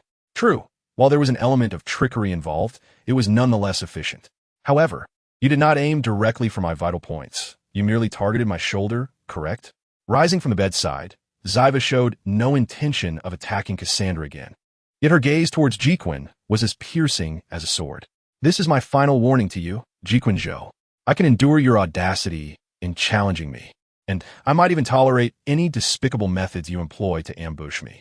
But if you show leniency towards me again, I will not spare you. That would be the utmost affront to me. Do you understand?" Ziva stepped away from the bedside, and only then did Jacqueline notice Caroline, clad solely in her undergarments, unconscious and leaning against the wall beside the nightstand that Ziva had previously obscured. "Do not worry, they are merely asleep.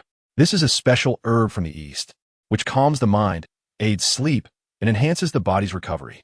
Upon hearing Ziva's words, Jacqueline, though still in a combat stance, felt a considerable relaxation within.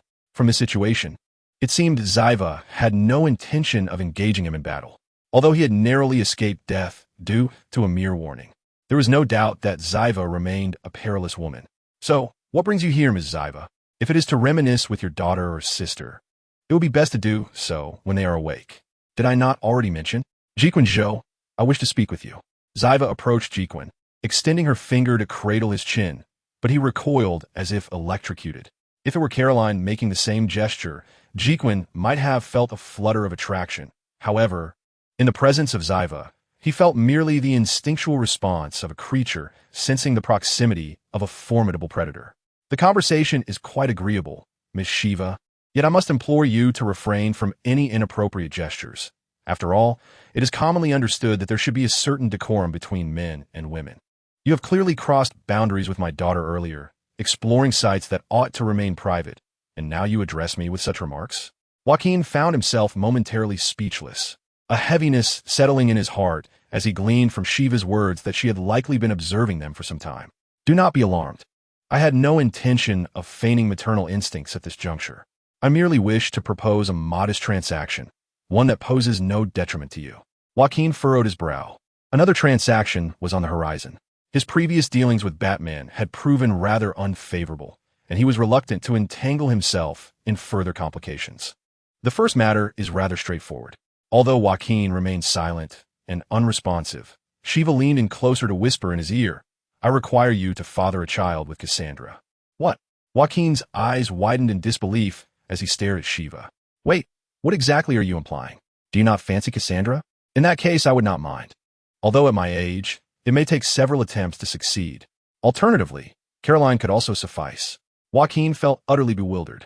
He did not consider himself to be particularly handsome. So how had he suddenly found himself at the center of such an outrageous proposition? Wait a moment, Miss Shiva. I fail to comprehend your intentions. What benefits do you derive from this? Benefits? A smile crept across Shiva's lips, her eyes gleaming with anticipation and fervor.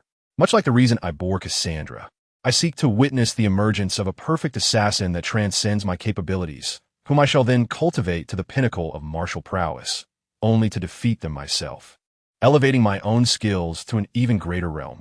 Her gaze swept over Joaquin from head to toe, leaving him feeling as though he were prey under the watchful eye of a leopard. You have vanquished David Kane. Without a doubt, your lineage harbors tremendous potential. Moreover, considering the unique circumstances surrounding your plant-based superpowered daughter, it appears your physique conceals even more secrets, making you a singular entity within the Lazarus Project. Joaquin's pupils constricted. From Shiva's discourse, it was evident that she possessed intimate knowledge of him, even regarding little jealous situation. However, what unsettled him more was her mention of the Lazarus Project. Seemingly attuned to his thoughts, Shiva offered a mysterious smile. As part of the compensation, I will provide you with information regarding the Lazarus Project, this audacious initiative. Chapter 76. The Lazarus Project in the dimly lit Batcave. The cacophony of flapping wings sounded unusually raucous.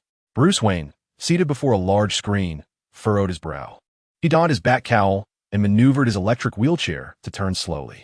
You ought to have awaited my arrival, Shiva. I do not recall extending an invitation for you to be here. A slender figure clad in a tight, leather suit approached with measured steps through the darkness. It would be a shame not to seize the opportunity to broaden my horizons upon receiving your rare invitation. Moreover, your covert operations are not particularly stringent. I detected your intrusion from the very beginning. However, I chose to disable all defensive mechanisms, as we are now in a cooperative relationship, united by common adversary. Upon hearing the deep, resonant voice of Batman, Shiva raised an eyebrow slightly and let out a soft huff. Very well. It seems futile to contest with you in your current state. I shall wait until you regain your strength, at which point I will compel your utmost respect through sheer prowess. Batman fell silent for a moment, seemingly reflecting on something, before slowly inquiring, How are Joker and the others faring? Much better than I anticipated, she replied, although Cassandra's injury is somewhat disappointing. The subject known as Joker exhibited remarkable composure after eliminating David Kane, emerging unscathed. His calm demeanor upon learning about the Lazarus Project piqued my interest. Batman's gaze sharpened as he raised his head to look at Shiva, his voice low and serious. Have you divulged all the details of the Lazarus Project to him? Shiva narrowed her eyes, a half-smile gracing her lips. It is unnecessary to report what I have shared with him to you. Do not forget, in my eyes, you and he are indistinguishable, merely temporary collaborators. Moreover, as the principal party involved, he ought to be aware of the Lazarus Project's implications. At this juncture, Shiva turned her attention to the large electronic screen displaying a dense array of images and textual data, her tone growing somber. However, the issue lies in the fact that, concerning this project, we possess only fragmented information. How has your analysis of the data on the hard drive progressed? The progress has not been particularly smooth, Batman replied. The hard drive has been encrypted at an exceptionally high level and suffered significant damage. Shiva, could you recount for me once more how you came across the hard drive? I just explained it to Joker a moment ago. I should have recorded it for you, she remarked, her expression revealing a hint of displeasure. Yet after a sigh, she found a chair, crossed her long legs, and began recounting her tale. Upon receiving word that someone was attempting to create a clone using my DNA, I navigated through a series of complex events and located a research facility established by the League of Assassins on Devil's Island. However, it seemed I was not the first visitor. Upon my arrival, the facility had already been breached by others, resulting in a fierce confrontation. Aside from the corpses, there were nearly no survivors.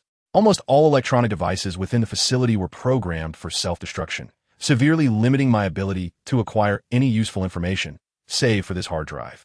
It appeared that due to the damage inflicted by the other intruders, the components connecting to the self-destruct mechanism were compromised, allowing it to remain intact.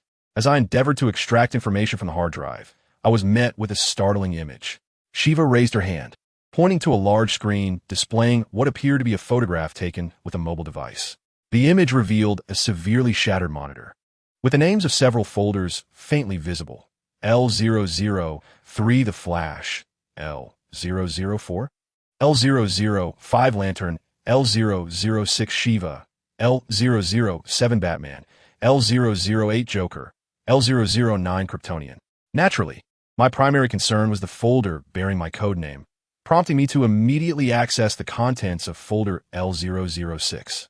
To my astonishment, I discovered that this initiative entailed far more than merely cloning a human body.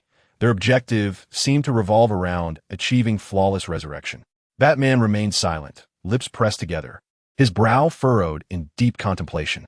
He understood that the possibility of resurrecting humanity existed within this world, yet it invariably came with exorbitant costs and constraints. For instance, the Lazarus Pit, controlled by the League of Assassins, could indeed revive the recently deceased, but often led to irrevocable mental distortions. In pursuit of this ambition, a series of experiments have been conducted for research purposes. The subject, designated as L006, was tasked with the verification of soul recall. Shiva continued, her voice increasingly imbued with an ominous chill. The subjects of their experiments were not me, but rather my long-deceased sister, Caroline Wuchan. Moreover, it appeared that their plan had been successful. Deep within the research facility, I discovered Caroline suspended in a petri dish. Although she had lost most of her memories, there was no doubt in my mind that she was an exact replica of my sister, a fact I could affirm with certainty. Wait, Batman interjected, abruptly halting Shiva's narrative, then pressed her with a serious inquiry. Aside from Caroline Wuchan, did you find any other test subjects on site? No, Shiva responded decisively without hesitation. When I found Caroline, there were indeed several petri dishes nearby, but they had all been shattered. Perhaps they were taken by intruders who came before me. When I returned to the computer with Caroline, hoping to examine the information contained in the other folders, I found that all the data had been automatically locked and sealed by a protective mechanism. Thus, I had no choice but to bring both Caroline and the hard drive here. Upon hearing Shiva's account, Batman rested his chin in his hand, contemplating for a time. He then maneuvered his electronic wheelchair closer to the computer, and after a series of operations, a small window appeared on the screen, revealing the folder panel that Shiva had previously photographed. Have you successfully extracted the data within? No, each of his folders is separately encrypted, and deciphering each one takes an inordinate amount of time. I can only select which data to prioritize based on the urgency of the situation. Batman shook his head, his mouse pausing momentarily over the L007 folder before swiftly moving to the last folder, L009. This folder bore the inscription Kryptonian. Upon opening the file, even Shiva, who usually maintained an expression of calm composure, could not help but have her pupils constrict and lips part slightly. They were exceedingly audacious to even attempt such a thing. Shiva, I have something to... No, I refuse, Shiva interjected decisively, without a hint of hesitation. I am solely responsible for your rehabilitation training, Batman, and my only concern is ensuring Caroline's safety. Beyond that, do not expect me to assist you in any other capacity. You need not assist me in anything else. I merely wish to change the location of the rehabilitation training to Metropolis. Chapter 77. Gaining more than losing upon hearing Batman's words. Shiva furrowed her brow. You are playing word games, Batman. Do not think I am unaware. You intend to use me as a free bodyguard? Batman remained silent, fully aware that Shiva held a profound sense of honor. She typically would not renege on a promise. As anticipated, after a moment of hesitation, Shiva sighed and finally spoke. Very well, but you must agree to 2 conditions. First, once you are fully recovered, I demand a vigorous battle with you. Life and death, understood? Batman nodded gently, well aware that Shiva's notion of life and death was not to be taken lightly. A misstep could indeed prove fatal. However, he was prepared to take the risk of incurring Shiva's ire by making this request. Secondly, I have already stated that I will not serve as a free bodyguard. The remuneration you previously mentioned must be tripled. That is absolutely agreeable. Will be cash as before? Batman was somewhat taken aback, as he had always perceived Shiva as a formidable assassin, yet somewhat indifferent to wealth. Previously, when Batman had enlisted her assistance for rehabilitation, he had offered only a token sum. Ultimately, had it not been for her desire to engage in combat with him post-recovery, no amount of money could have persuaded her to help. No, the increased remuneration should be transferred. Shiva's lips curled into a cryptic smile, adding an alluring touch to her previously stern visage. I had a minor transaction with someone, and I suppose this could serve as a little savings for the baby yet to be born.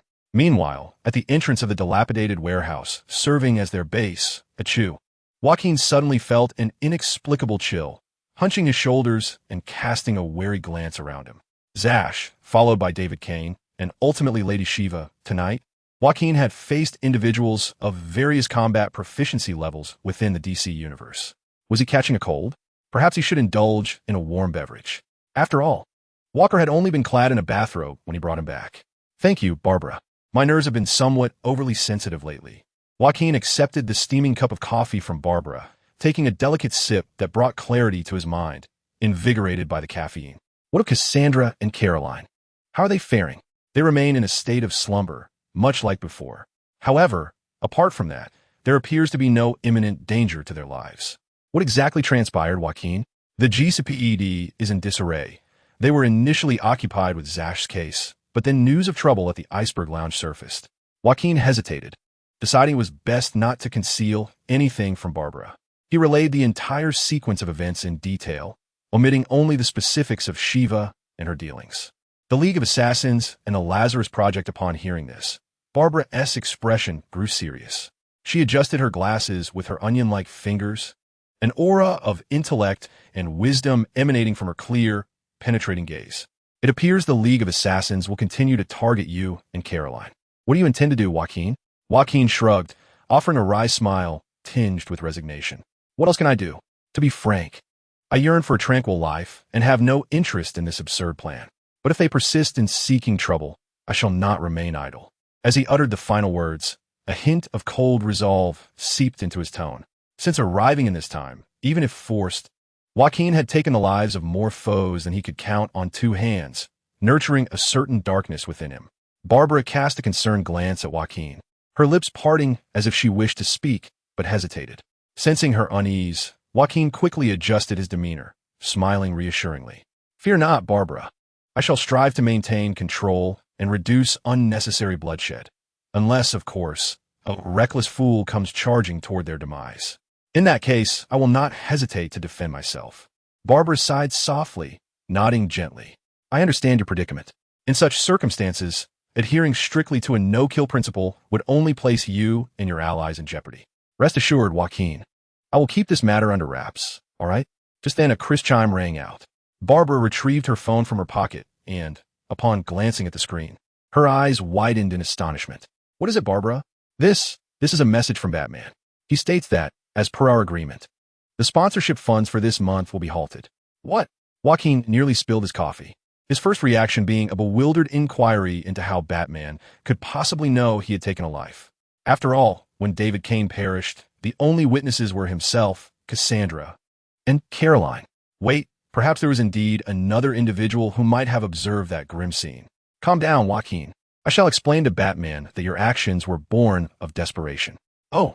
Upon hearing Barbara exclaim once more, Joaquin's heart leapt into his throat. What now? Surely Batman isn't attributing the self-destructing assassins of the League to him.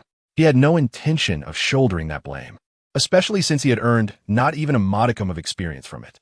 No, Joaquin, just now our organization received a transfer of exactly $200 million. Moreover, the transaction note stated it was for the deposit of a deal, along with funds for child support. Do you have any insight into this? Joaquin was rendered speechless, immediately realizing why Batman was aware of his involvement in David Kane's demise. Memories of a conversation from an hour prior in the hotel flooded his mind. I only know so much about the Lazarus Project, and I have already shared all of it with you. So our deal is officially concluded. Wait, Miss Shiva. I have yet to agree to your so-called deal. Besides, Cassandra is still quite young, and I have only recently met Caroline. How could I possibly? It's a no consequence. Cassandra is already 16. After her birthday, she will be 17, which poses no issues in many countries. As for Caroline, relationships can be nurtured over time, and her impression of you is not unfavorable. I'm not referring to that matter. Suddenly, Joaquin felt a chill run down his spine. Before he could react, Shiva's hand had already found its way to his throat, a cold, murderous intent coursing through him, rendering him speechless. You had better understand, Jacqueline Zhou, that I am not soliciting your opinion, nor do I intend to afford you the opportunity to refuse.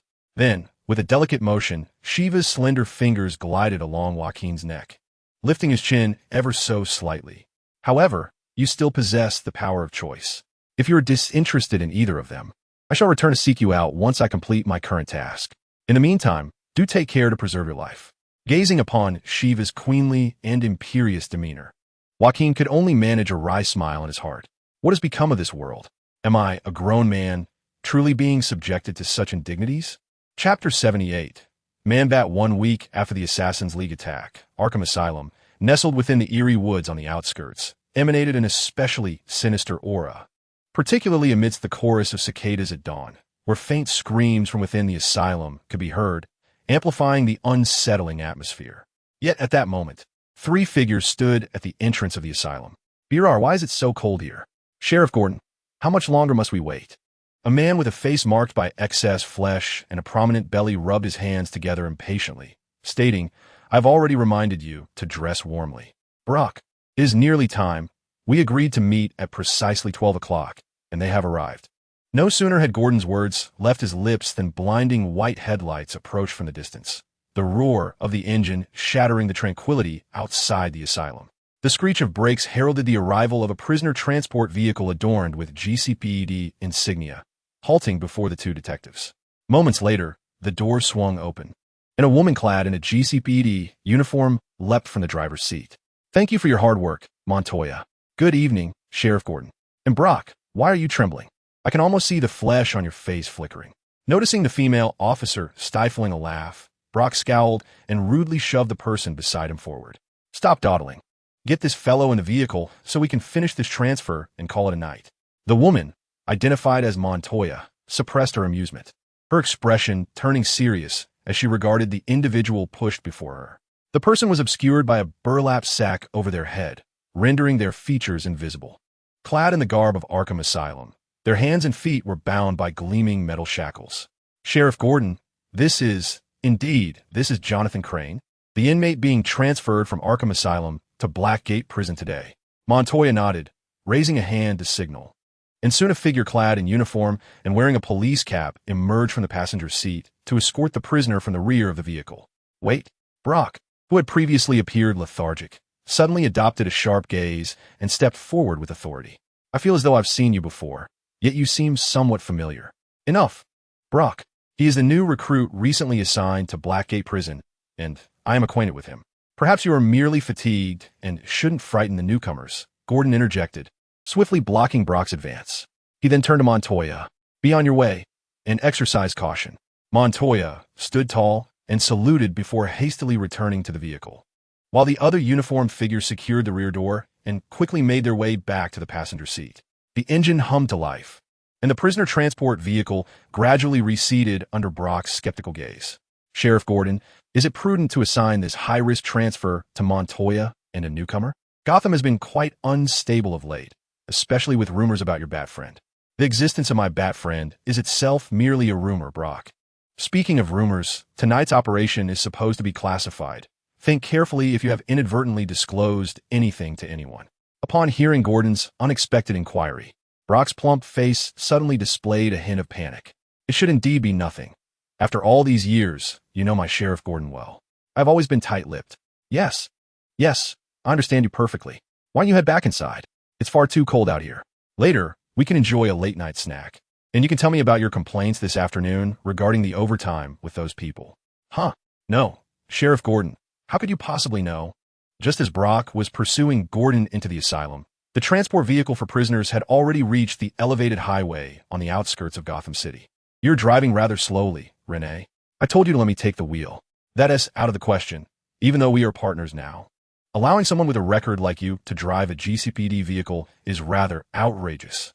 If word got out, Sheriff Gordon would certainly find himself in a predicament. Besides, our destination isn't truly Blackgate Prison. Sensing the tension from her companion, Renee Montoya offered a wry smile and switched on the car radio, now broadcasting the evening news update. In the early hours yesterday, Gotham University's chemistry lab was once again the site of an attack. According to eyewitnesses, the night security guard revealed to our reporter that the assailant resembled a monstrous figure akin to a bat, insisting that the attacker refer to himself as Batman. Coupled with the incident at the Gotham orphanage 2 days prior, this marks the 7th occurrence this week of alleged Batman attacks on the populace.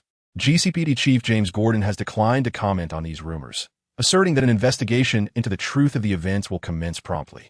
Suddenly, a thunderous crash reverberated above them, as if a heavy object had fallen onto the roof of the vehicle. Montoya instantly felt the car slipping from her control, something forcing it to veer off course. As the vehicle threatened to collide with the guardrail, she gritted her teeth, swiftly pressing the brake and yanking the steering wheel back. Harley, grab onto anything nearby. Bang! The prisoner transport vehicle managed to drift, narrowly avoiding a plunge off the elevated road, but it inevitably tipped onto its side. Cough, cough. Harley, are you all right? Thanks to her seatbelt and her own training, Montoya sustained only minor jolts and impacts. However, as she kicked open the car door and crawled out from the front, her pupils widened in shock.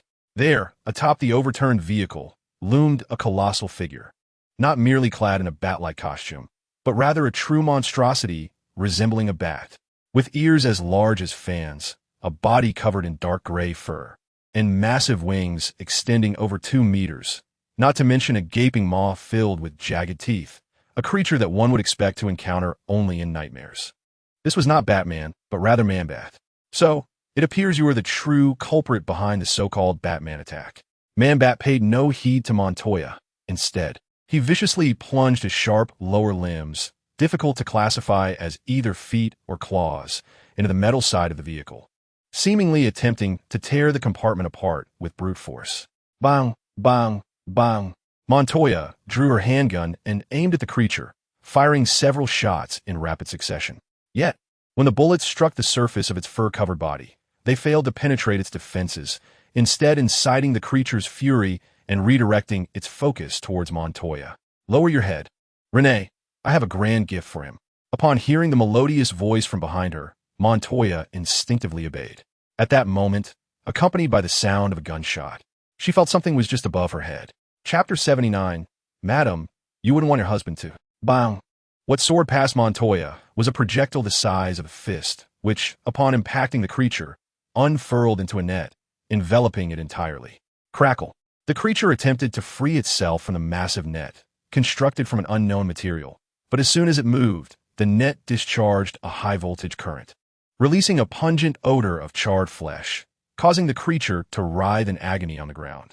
As Montoya raised her head, she noticed a GCPD uniform tossed beside her, accompanied by an exceptionally fair and delicate hand reaching toward her.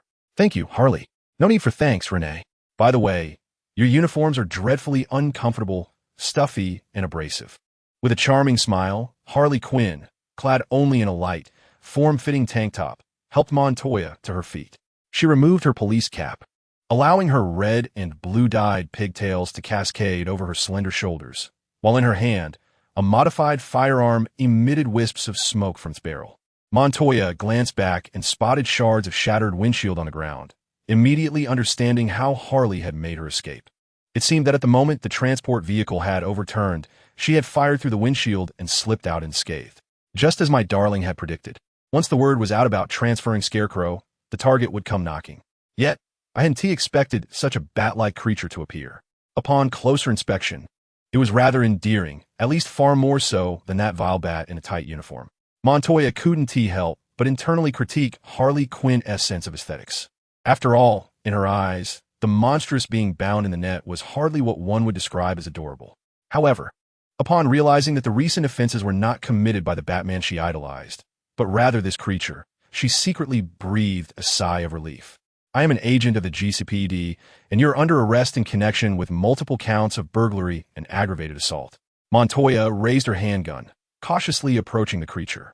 However, upon witnessing its irrationally furious and grotesque visage, along with its monstrous physique, she found herself at a loss.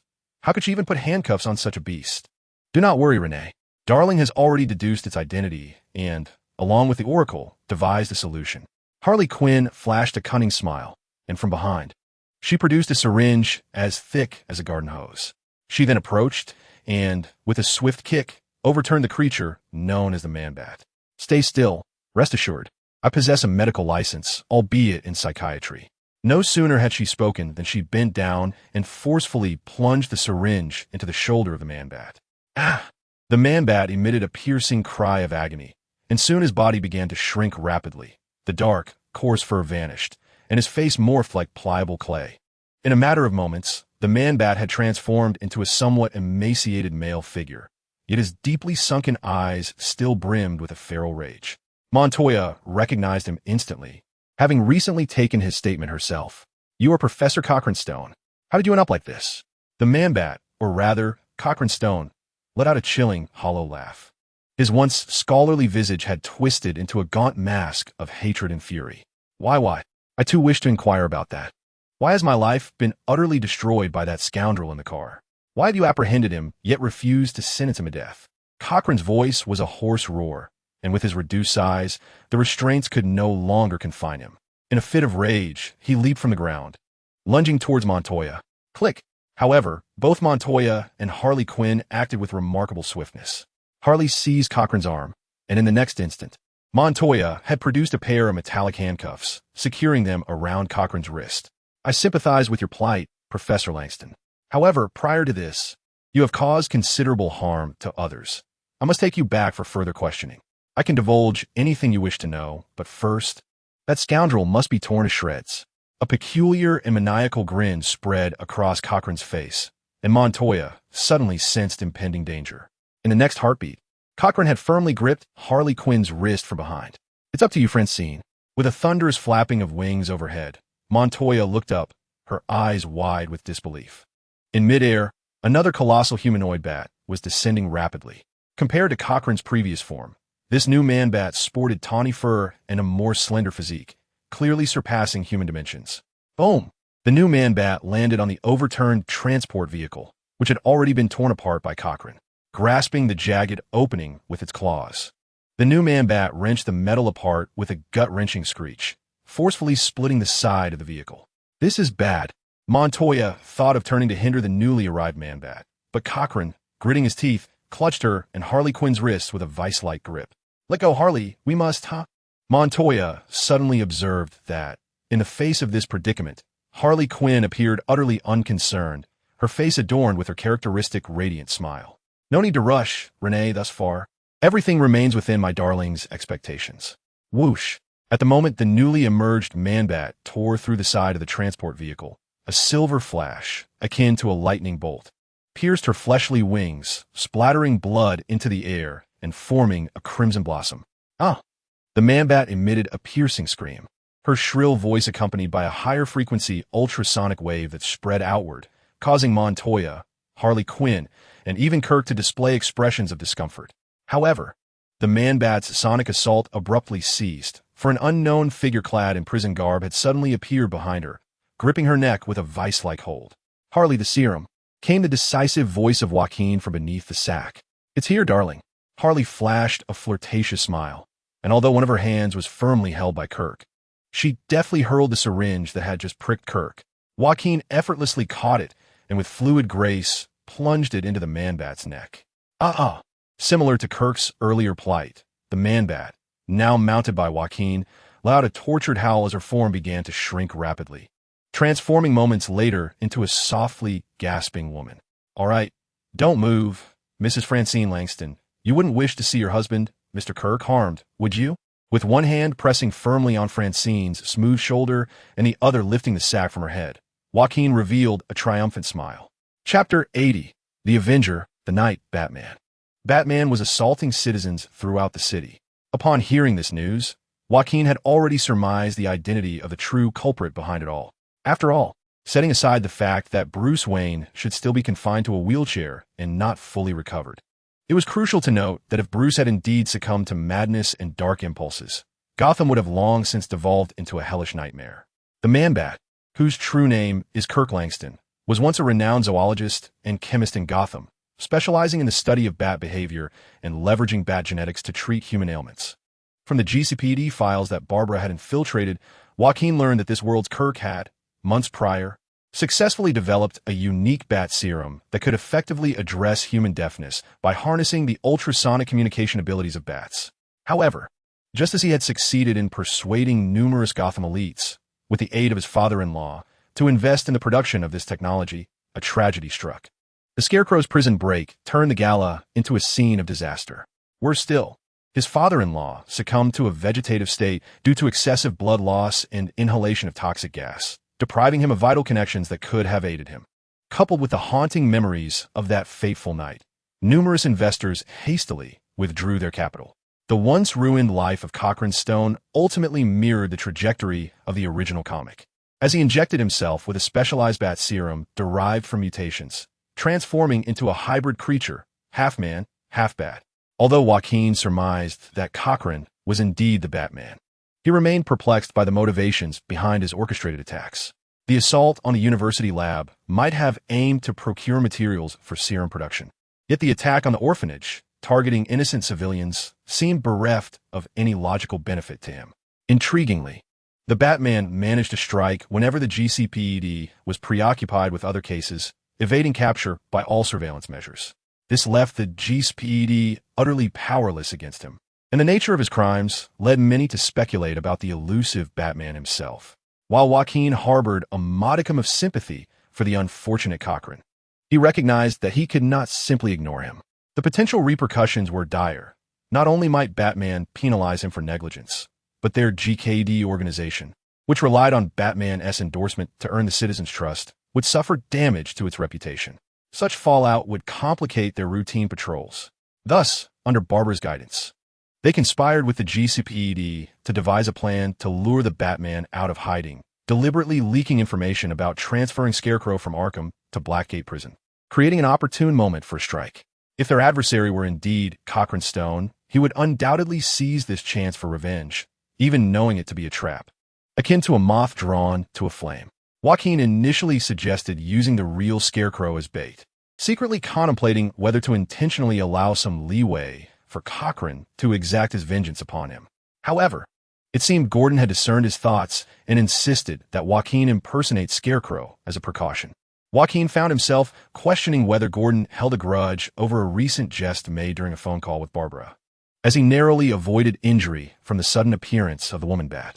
Regardless, the outcome illustrated the success of their scheme. Cochrane and Francine, the ill-fated couple, were both apprehended. "Forgive me, Francine," he lamented, gazing at his wife, similarly shackled, with sorrowful yet tender eyes. Francine leaned against Cochrane's shoulder in a daze, uttering nonsensical murmurs. This unfortunate woman bore visible scars from where she had clawed at her own skin, draped only in the GSPD jacket recently shed by Harley. Since she was subjected to that scoundrel's fear-inducing gas, she is transformed into this state. Only when I administer the bat serum does she regain a semblance of her former self during the transformation period. Cork, in agony, intertwined his fingers and gazed at Montoya with a pleading look. "My wife is innocent. All of this is my doing, so I beseech you to release her. I regret to inform you, Professor Langston, that your wife could become a perilous monster at any moment, and thus we cannot. She is no monster. If only you would grant me enough time and resources, I could devise a method to counteract the serum side effects, and then I could truly save her. As for the real monster, it is that wretch who seeks to spread fear, along with those who shelter him. Witnessing Cork's almost frenzied outcry, Joaquin found it increasingly unbearable. Alas, I am merely a worker, and I cannot endure such tragedies of humanity. Agent Montoya, since the mission is accomplished, I shall take my leave with Harley. It would be ill-advised for us to remain should your team arrive and find us here. Very well. Sheriff Gordon has informed me he is en route and should arrive within 5 minutes. In any case, I extend my gratitude to both of you for your assistance. Joaquin retrieved a motorcycle that had been prepared from the overturned transport vehicle. After giving Montoya a playful farewell kiss, Harley climbed onto the motorcycle's rear, clutching Joaquin's waist tightly. As the motorcycle roared to life, Joaquin caught a glimpse of Renee Montoya waving them goodbye, and with his enhanced night vision, he noticed a hint of a blush upon the female agent's cheeks. "Are you blushing like a teapot?" Joaquin suddenly felt a twinge of unease. It was evident that Officer Montoya had a special inclination in the original narrative. Her blush was clearly not directed at him, but rather, "My dear, are you feeling jealous?" Harley Quinn's playful and alluring whisper echoed in his ears. Joaquin quickly cleared his throat, feigning nonchalance. "Ahem, jealous? What are you imagining? However, I was unaware of your familiarity with Agent Montoya. Hee, I have many familiar girls like Little Red, Little Ivy, and Cassandra. Who knows? One day, I might unexpectedly bring home a beautiful stranger." It was evident that this little sprite was deliberately retaliating for his bringing Caroline back and introducing her to the organization. Joaquin could not help but chuckle inwardly. Moments ago, he had overheard the overly flirtatious tone in Montoya and Harley's conversation. "I thought I had already clarified my situation with Caroline, and I see you two getting along quite well. Caroline is a good girl. I would never bully her. What concerns me is that she might be bullied by Darling. It seems I must take precautions, such as preemptively." "Huh? Preemptively what?" "Harley, do not leave your words unfinished." The motorcycle raced through the Gotham roads in the early hours, but the intimate exchange between Joaquin and Harley Quinn dispelled any sense of monotony as they journeyed homeward. Meanwhile, at the site of the recent confrontation with the Bat, beside the overturned transport vehicle, Montoya, bloodied and weary, struggled to raise her firearm. Disbelief etched across her face as she beheld the figure that had abruptly emerged from the shadows, having freed the Langston couple from their shackles. Before her stood a towering man, adorned with pointed ears atop his hood, his form enveloped in sleek black armor, a dark cape billowing behind him. Most telling of all was the unmistakable Bat emblem emblazoned upon his chest. Then a deep, resonant voice echoed, "I am vengeance. I am the night. I am Batman." Chapter 81. The familiar yet alien dark night. By the time Joaquin learned of Montoya's ambush and the rescue of the Bat couple, they were nearing their base. Agent Renee Montoya had been attacked less than 3 minutes after their departure. It seemed the assailants had deliberately seized this opportunity, employing a signal jammer to obstruct communications. By the time Gordon and his team arrived, Montoya lay unconscious from a concussion and multiple fractures, though fortunately, her life was not in peril. Barbara's expression turned grave as she glanced at Joaquin and Harley Quinn, both exchanging incredulous looks.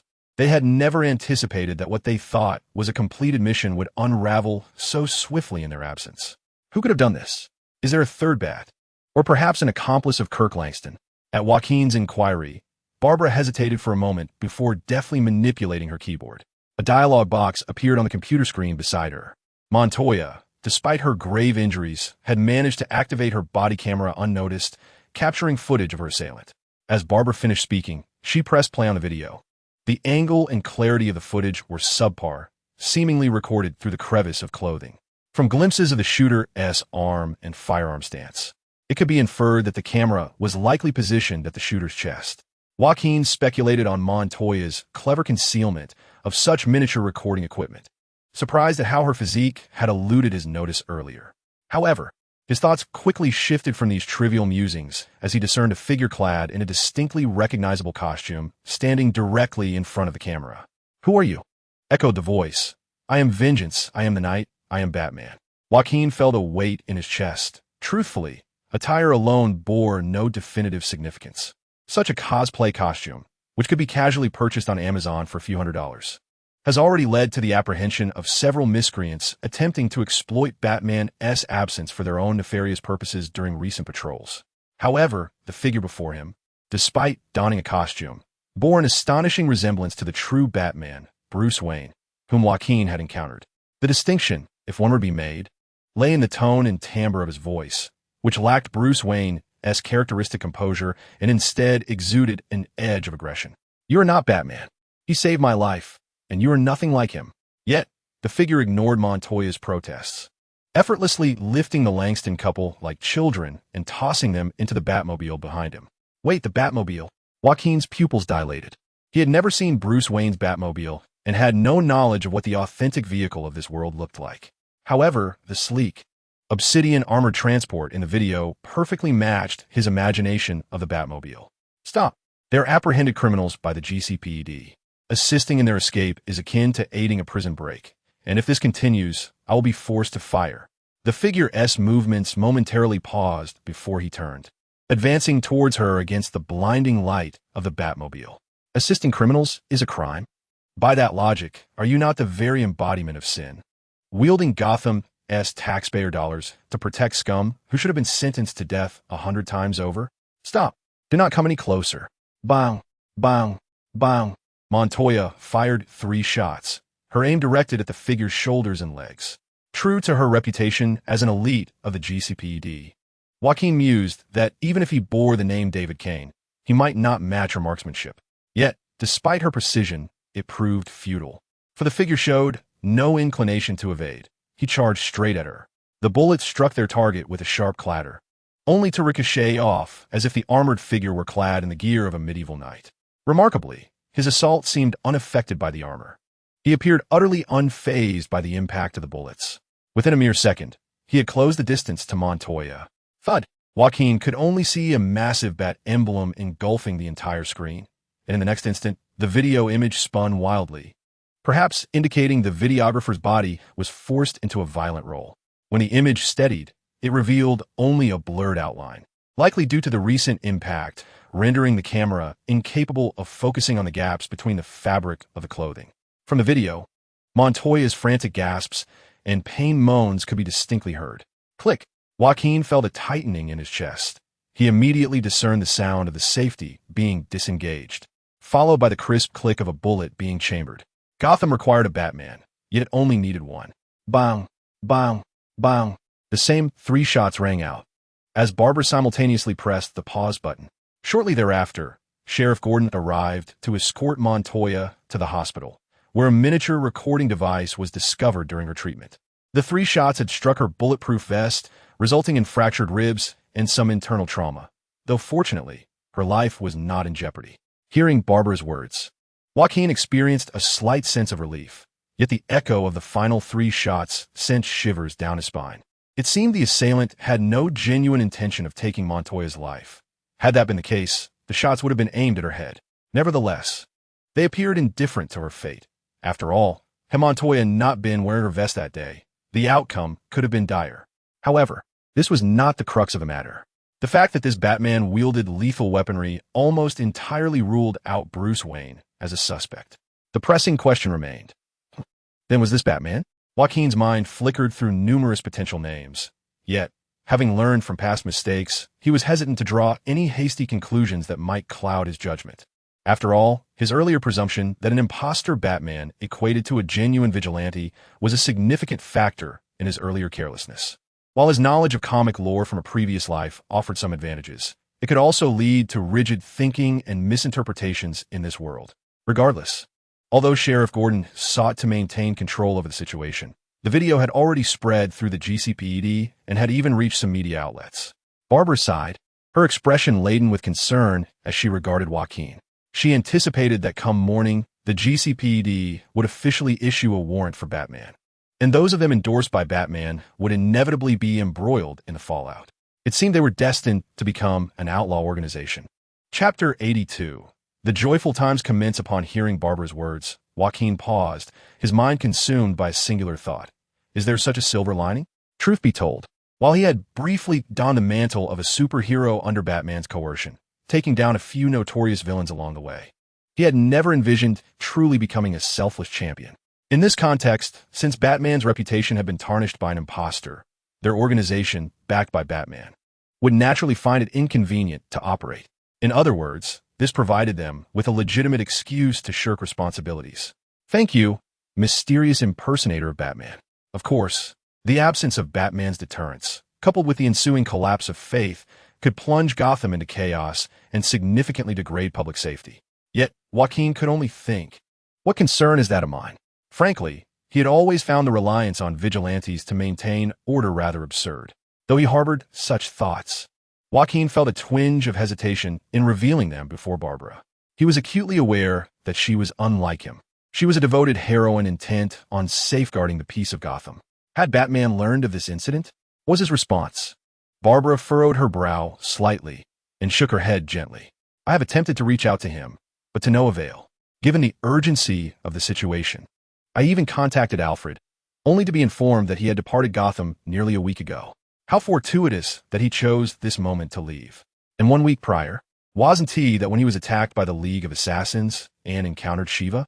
Considering Shiva's mention of the Lazarus plan, Joaquin began to suspect that Batman's departure was intricately linked to these events. There was even a possibility that the adversaries were aware of Bruce Wayne's absence from Gotham and sought to take advantage of this opportunity, masquerading as Batman. Nevertheless, by tomorrow, the incident involving Batman assaulting the police would likely dominate the headlines, and wherever Bruce Wayne might be, he would soon learn of this news. How he would handle this mess remained uncertain. In light of this, Barbara, we must wait for his return before making further plans. After all, continuing our patrols under such circumstances could potentially exacerbate conflicts. You understand that, don't you? I comprehend. In that case, our organization must suspend field operations until this matter is clarified. Joaquin, wearing a troubled expression, spoke gently to Barbara, yet internally he was overjoyed. How splendid! For someone like Joaquin, who relished the idea of leisure, what could be more exhilarating than a holiday? The following day, in his capacity as the organization's nominal leader, Joaquin informed everyone about the incident and the temporary leave granted to all members. Aside from Dinah, no one else seemed particularly affected by the announcement. Couldn't the Justice League headquarters clarify our position? Perhaps have my mother come to explain that the Batman in question is an imposter and that we are a benign superhero organization? Regrettably, that is not feasible, Dinah. The Justice League does not endorse or take responsibility for the actions of its members, and speaking out prematurely, while the facts remain unclear, would only invite further public scrutiny. After hearing Barbara's explanation, Dinah begrudgingly sat back down, casting an irked glance at Joaquin. Why are you glaring at me, Missy? It's not my fault. Joaquin understood that Dinah had long harbored dreams of heroism, striving to prove herself worthy of her mother's title of Black Canary, and thus could not bear the thought of being branded as a member of an illicit organization, as anticipated by Joaquin and the others. The morning news the next day reported that a female detective from the GCPD had been injured by an alleged Batman, who also apprehended 2 criminal suspects. Simultaneously, under public pressure, the GCPD reaffirmed the warrant for Batman. After all, Batman has never been officially acknowledged by the GCPD, though previously they turned a blind eye. The Gotham Knights Development League, GKD, often perceived by the citizens as a mere substitute for Robin and an extension of Batman, has similarly faced repercussions, being implicated as suspects in criminal activities. However, at Gordon's insistence, the GKD will not be actively pursued, meaning that as long as Joaquin and his associates refrain from making their presence known, the GCPD will not expend significant resources in searching for them. Yet, Joaquin remains indifferent to these matters. For him, the joyous holiday season has commenced. Meanwhile, in a dimly lit basement in Gotham, Corcoran slowly opens his eyes, only to wince at the harsh light hanging from the ceiling. Due to the aftereffects of the bat serum, he has become overly sensitive to illumination. You're awake? It appears the serum has enhanced your resistance to anesthetics. Ordinarily, the dosage I administered should have kept you unconscious for 5 hours. Corcoran squints against the light, vaguely discerning the imposing silhouette of someone with pointed ears. Did you save us? Are you Batman? Before Corcoran can finish his thought, a powerful hand grips his throat, forcefully slamming him against the wall, nearly suffocating him. Whether I am Batman is inconsequential. Moreover, you are mistaken. I did not save you. I have pressing questions for you, and should your answers fail to satisfy me, you will regret not being taken into custody by the GCPD. Struggling to breathe, Corcoran locks eyes with the figure before him, whose gaze is filled with hostility and rage. For a fleeting moment, he even believes he is facing a creature capable of transforming into a beast like himself. Tell me, to whom did you sell the bat serum's formula? And which version was it? What consequences arise from its injection into a human body?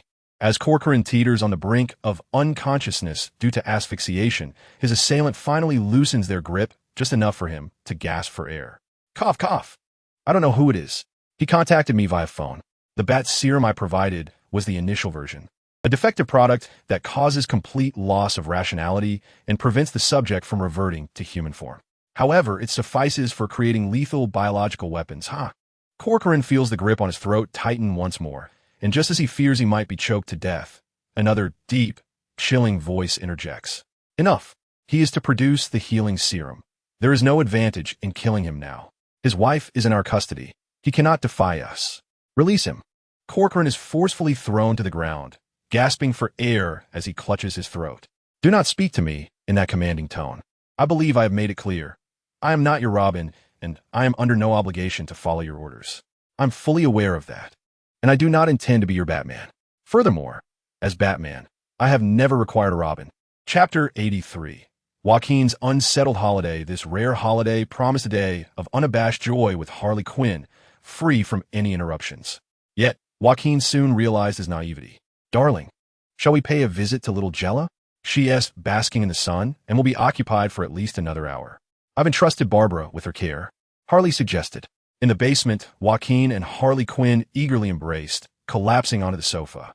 As he gently caressed Harley's enchanting face, Joaquin felt a passionate fire igniting within him. Their recent nights had been consumed by the demands of patrolling, often leading to missed opportunities for intimacy. Yesterday had appeared promising, as they were paired for a mission, but their return was promptly interrupted by Barbara's summons. Finally, they had seized a moment. Wait, my love, let us retreat to the bedroom. Worry not. We have ample time today, and no unforeseen events will intrude. Suddenly, a cacophony of chimes interrupted the tender atmosphere. Joaquin's expression stiffened as the series of notifications indicated a flurry of incoming messages. The rare romantic ambience was shattered, and he leaned down to plant a comforting kiss on Harley's slightly disappointed face before retrieving his phone. Good heavens, this was no mere interruption. It seemed as though a group had conspired to bombard him with messages at this very moment. Mr. Joaquin, I hope I'm not disturbing your rest, but do you have time to discuss something with me? It was unmistakably Carolyn's message. Training had begun early today, relocated to the rooftop, succinct and to the point. It bore all the hallmarks of Cassandra's style. Could you make it to the training room? I believe I've made a new discovery. Miss Barbara remained as diligent as ever. The problem lay with Joaquin's desire to indulge in leisure.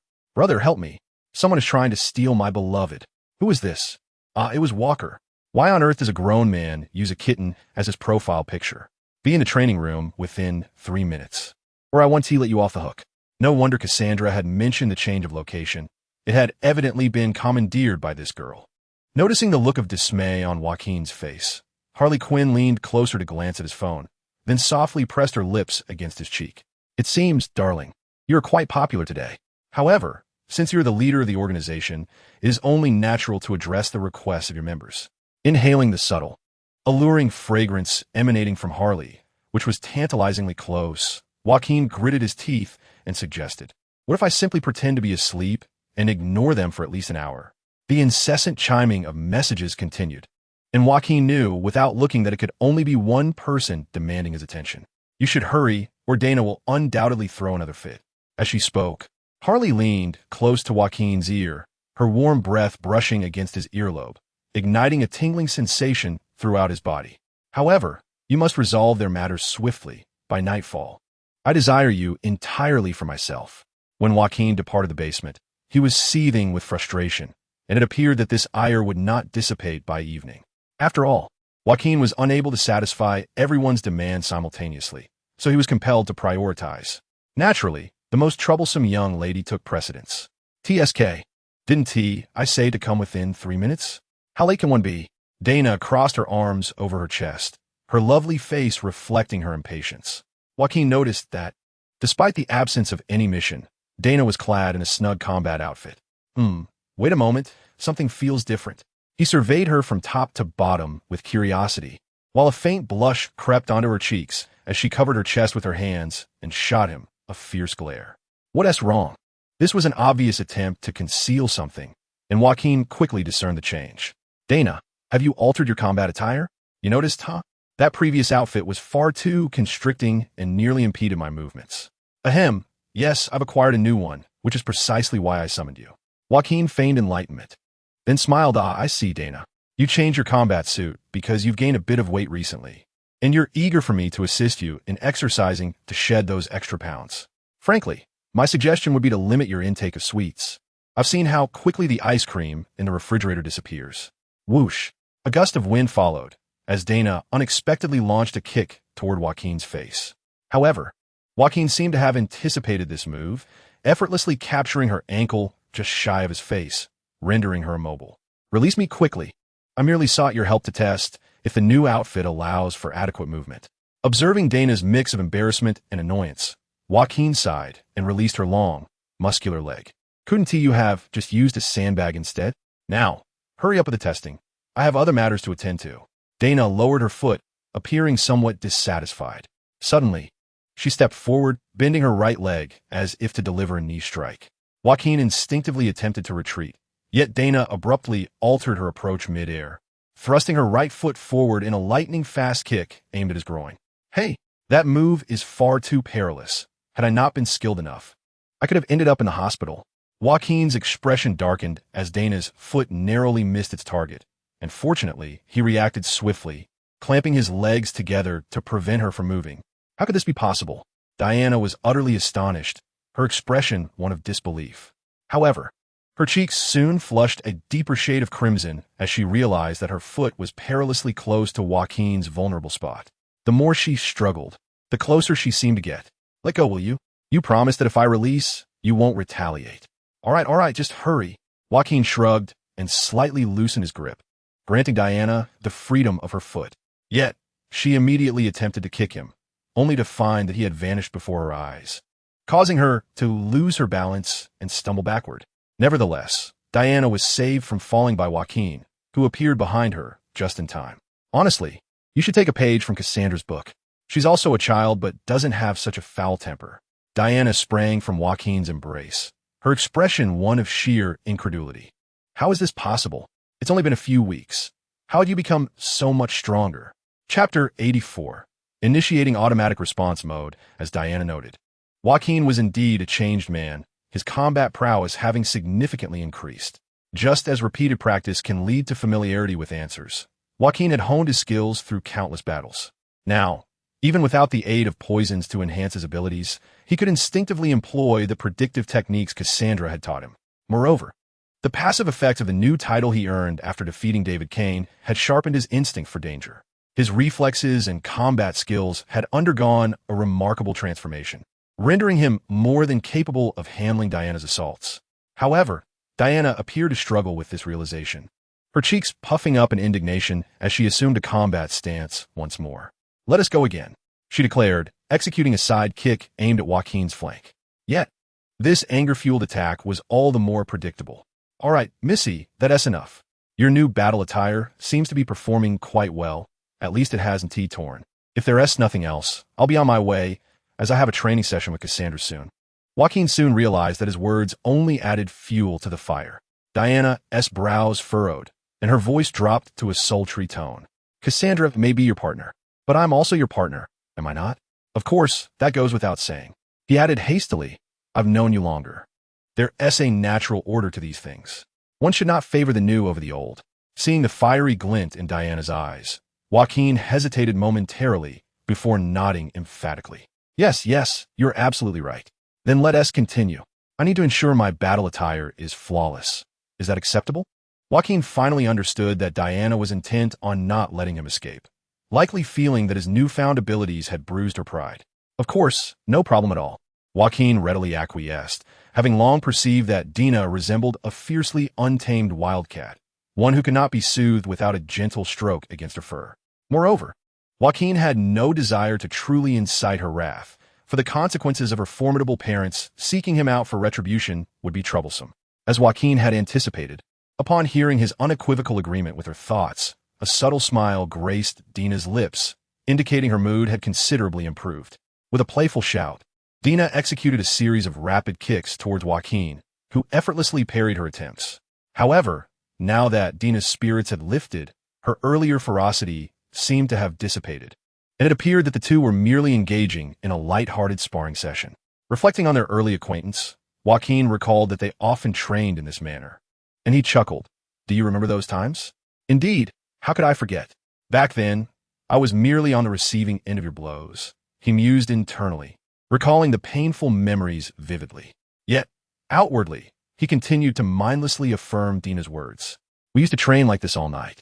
It feels as if that period was just yesterday. True enough, Dina agreed. In actuality, that time had not passed long ago, merely about a month. Observing Dina's nostalgic demeanor, Joaquin sensed impending trouble. It seemed she intended to tether him here for an entire day of play. The dilemma was that Joaquin was unwilling to comply, as he had several other appointments to honor. If he did not expedite his dealings with others, his delightful evening with Harley Quinn would be further curtailed. Suddenly, an idea struck Joaquin. "Ah, Ms. Laurel, what brings you here?" he exclaimed, looking over Dina's shoulder. Dina's expression shifted, and she abruptly halted, turning to glance behind her, only to find the space devoid of anyone. "Ah, I must have misjudged. I mistook your reflection for your mother," Joaquin quickly clarified. Dina turned back, regarding him with a skeptical gaze. "Surely, you are not already fatigued? Can you continue?" "Of course, no problem at all." Dina's face brightened with a smile, and she resumed sparring with Joaquin, a mischievous grin dancing on her lips. "I must say, you seem to prefer training with me over that perpetually frowning girl, don't you?" "Indeed," he admitted. "In that case, if I assist you in finding an excuse to escape that class, might you feel a twinge of gratitude towards me?" "Absolutely, you are entirely correct." Just as the buoyant exchange continued, Dina remained oblivious to the door of the training room, slowly creaking open and then closing again. Finally liberated, Joaquin stretched his limbs outside the training room, closing his eyes to assess the state of the other Joaquin within. Satisfied, he nodded approvingly. Just moments ago, he had employed his illusionary abilities. By issuing simple commands to the illusion, he could allow this projection, which lasted only 15 minutes, to rely solely on instinct and engage in combat with Dana, while also responding to her inquiries with basic phrases. The instructions given by Jacqueline were quite straightforward. Defend without causing harm to Dana, obey her commands, and respond to all her words with standardized replies. As for the 15-minute limit, he could simply re-establish remote control of the projection and find an excuse, such as claiming a need to use the restroom or make a phone call, to exit the training room, thereby dispelling the illusion without a trace, making it difficult for Dana to locate him again. Jacqueline stealthily left the training room and ventured into the corridor. Upon reaching the staircase, he nearly collided with a petite figure, as the other's dark, light-absorbing attire rendered her nearly invisible in the dimly lit stairwell. "Jacqueline? Perfect timing. I was just about to head to the rooftop. Would you care to join me?" Cassandra, clad in her Batgirl costume, nodded upon spotting Jacqueline and proceeded up the stairs toward the rooftop. Jacqueline sighed. It seemed today's agenda was somewhat packed. Nevertheless, this was within his original plans, so he swiftly followed Cassandra's lead. Meanwhile, in the training room, Dana and Jacqueline were engaged in a spirited exchange of blows. Unaware that she was merely facing a projection, Dana remained oblivious to Jacqueline's newfound skill. Driven by a persistent desire to best him, she exerted herself fully. Yet, Jacqueline appeared tireless, adeptly countering each of her moves with precision. Before long, after approximately 10 minutes, Dana was drenched in sweat, panting heavily. "Perhaps we should take a break?" "I'm fine, but you seem quite exhausted." "Yes, indeed." Upon hearing Jacqueline concur with her suggestion, Dana exhaled a sigh of relief and gracefully made her way to the bench against the wall where the water bottles were placed, taking a seat to rest, while Jacqueline remained standing in place. "Why are you just standing there? Come sit down." Dana wiped the beads of sweat from her forehead and gestured to the space beside her. Chapter 85. I come to be your wings upon seeing her gesture. Jacqueline hesitated for a moment before slowly approaching her side and promptly sitting down in the spot she had indicated. What are you doing?" "You are sitting on my hand. And don't sit so close." Jacqueline had nearly pressed against Dana, and the proximity allowed him to catch a whiff of her perspiration, causing the young woman's cheeks to flush as she shifted slightly away. "Ahem. It seems there might be a slight issue with the ventilation and sweat-absorbing features of this new suit. Wouldn't you agree?" Yes, indeed. Jacqueline's unhesitating response only deepened the color in Dana's cheeks. In an effort to mask her embarrassment, Dana seized the water bottle beside her and took a large gulp. Seeing Joaquin silently seated beside her, she hesitated momentarily before offering him the water bottle, whispering, "Would you like to have some water?" "Of course, no problem," Joaquin replied. Following his instructions, the obedient doppelganger of Dana swiftly accepted the water bottle and unscrewed the cap, preparing to drink as directed. However, at that moment, Dana noticed the glimmering reflection of the light-colored lip gloss on the bottle's opening, suddenly realizing something. With a quick gasp, she snatched the bottle back from Joaquin's grasp. I'm still a bit thirsty." As soon as she finished speaking, Dana gulped down the remaining half of the bottle, wiping her mouth with a triumphant expression. "Oh, I'm sorry. I accidentally drank it all. You'll have to get your own, right?" With wide, astonished eyes, Dana was caught off guard as Joaquin seized her lips in an instant. What just happened? Joaquin timed his move perfectly, reasserting control over the doppelganger just as the 14 minutes were nearly up. However, what met his gaze was Dana's eyes, now impossibly wide and filled with disbelief, while the faint sweetness lingering in his mouth momentarily stunned his mind. Orange flavor? No, what was happening? In the next instant, Joaquin was forcefully pushed away, more appropriately, kicked away. "Ah!" A piercing scream echoed throughout the training room, and Joaquin worried that the shock might rupture his eardrums, surpassing the threshold of harm to disrupt the doppelganger. Wait, calm down. Can someone tell me what just happened?" Joaquin looked at Dana, utterly confused. By all accounts, the doppelganger would strictly adhere to his commands and not act arbitrarily.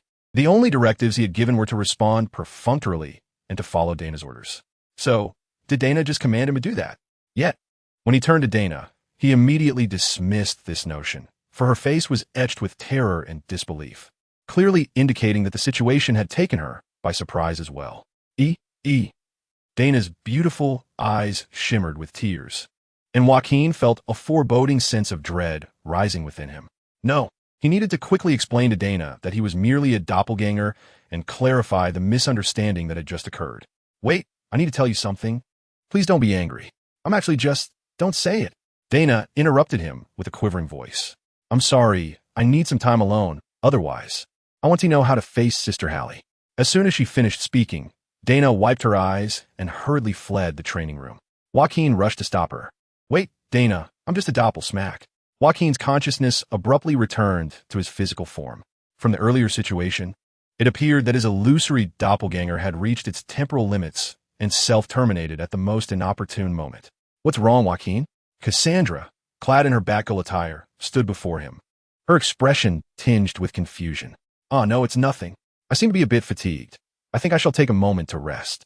Joaquin desired to swiftly find Dinah to elucidate the earlier events, but as he turned, he felt Cassandra's small hand grasp his arm firmly, rendering him immobile. "Wait, we haven't even begun our training. I understand that your initial trepidation may be daunting, but we must confront this challenge regardless." "Huh? What challenge?" Joaquin gazed at Cassandra in bewilderment, having shifted his consciousness to his doppelganger so soon after arriving that he seemed to have missed some crucial dialogue. Cassandra scrutinized Joaquin for a moment, confirming that his confusion was genuine rather than feigned, before letting out a soft sigh. "Very well, I shall reiterate. Today we will be undertaking a flying course, aimed at enhancing your aerial combat proficiency." Flying course? Upon hearing this term, Joaquin's mind immediately conjured images of broomsticks from Harry Potter, deeming it rather fantastical.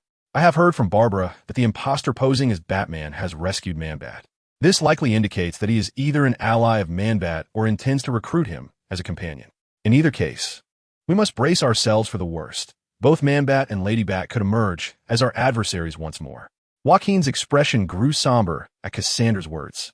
While he harbored no personal animosity towards Man-Bat, he had previously apprehended the Langstons and even injured Lady Bat, Francine. It would not be surprising if they sought vengeance against him. The last time he had easily apprehended Man-Bat and Lady Bat was primarily due to Scarecrow being used as bait, luring them into ground combat. However, next time they would likely be more cautious, making victory far from assured. The disparity in combat between aerial and terrestrial units was stark, and Joaquin's only means of inflicting aerial damage lay with his dual-edged poison blades, which would require a cool-down period after use. During that interval, he would be utterly defenseless against airborne foes. The pressing question was how he could take to the skies. Did he need to don a cape akin to hers? Joaquin gestured towards the black cloak draped behind Batgirl, aware that this extraordinary garment was bolstered by Wayne Enterprises' advanced, nay, perhaps one should say, cutting-edge technology. Not only was it versatile and bulletproof, but it could also transform into a bat-wing suit to facilitate gliding flight. Cassandra gently shook her head. Not quite. To master the art of flight with this cloak requires extensive training and adaptation. Presently, our movements are restricted, making it exceedingly difficult to practice within the confines of the city. Moreover, the aerial realm differs vastly from the ground, should one succumb to the debilitating effects of poison. Even for a fleeting second, the consequences could be dire. At this juncture, Cassandra raised her gaze, her crystalline eyes meeting Joaquin's. Thus, my proposition is for us to soar together.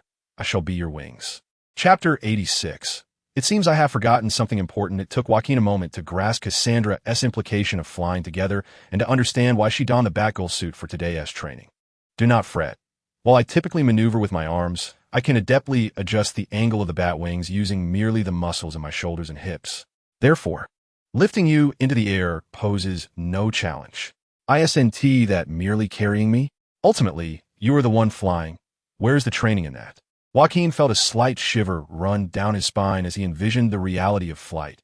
Him, a grown man, being lifted by the petite figure of Cassandra.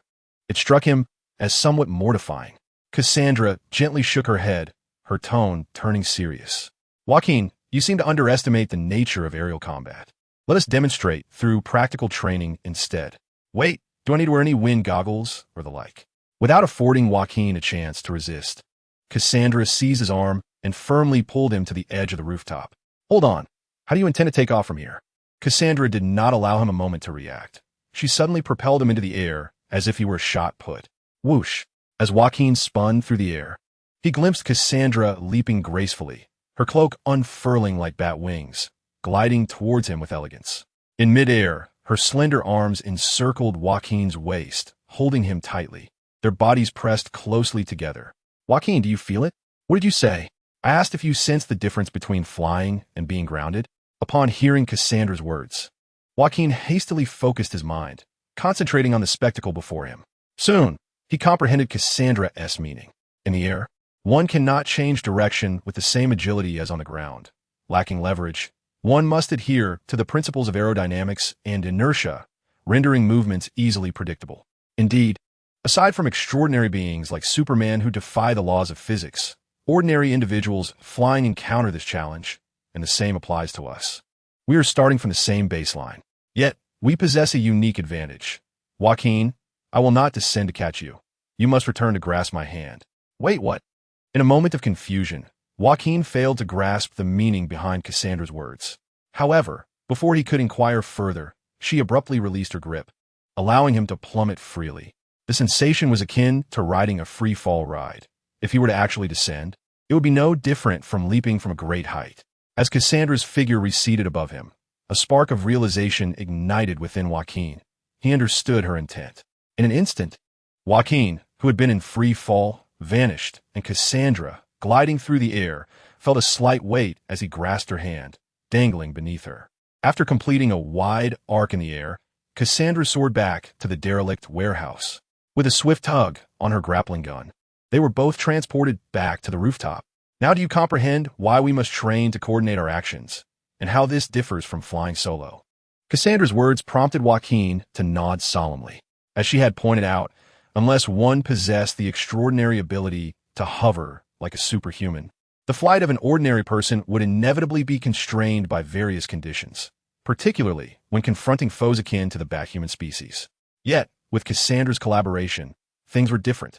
She would elevate him into the air near the enemy, allowing Joaquin to utilize his deceptive magic's blink ability to surge directly into the fray, or to employ his dual-edged poison blades for precise strikes. In essence, Cassandra served as his launching pad in the skies, enabling him to unleash his full potential aloft. Very well, Joaquin, since you now understand, let us proceed. The aerial relay process leaves no room for error. We must cultivate an absolute synergy between us. Joaquin nodded, determined not to allow a minor misstep in battle to result in a fatal fall. Yet, He realized he had seemingly forgotten something of great importance. Never mind, he thought. For now, he would concentrate on completing his training with Cassandra. Meanwhile, in the bathroom of Dana's room, the young girl immersed herself in a tub filled with frothy hot water, her face slightly flushed amidst the rising steam. This simply wouldn't he do. She had been tormenting him all along. Logically, he should harbor disdain for her. Feeling a wave of dizziness, Dana sighed and rose from the bathtub, approaching the mirror, now obscured by condensation. She wiped away the mist, locking eyes with the reflection of the girl within. What are you thinking, Dana? You know the truth. His heart has always belonged to Sister Harley. Even on that day, when he came to my rescue, it was merely a matter of convenience. The reason he tolerates my whims must be due to his inherent nature. The fact that he has acquiesced to my numerous requests surely stems from his regard for Sister Harley. But what, then, did his recent actions towards me truly signify? Diana dried herself off and then flung herself onto the bed, burying her head into the pillow in a desperate attempt to escape reality. Ugh, what a wretched villain. How am I ever to face Sister Harley or confront this rogue? How can I reconcile my own feelings? Today, the young woman was destined to languish in fruitless daydreams devoid of resolution.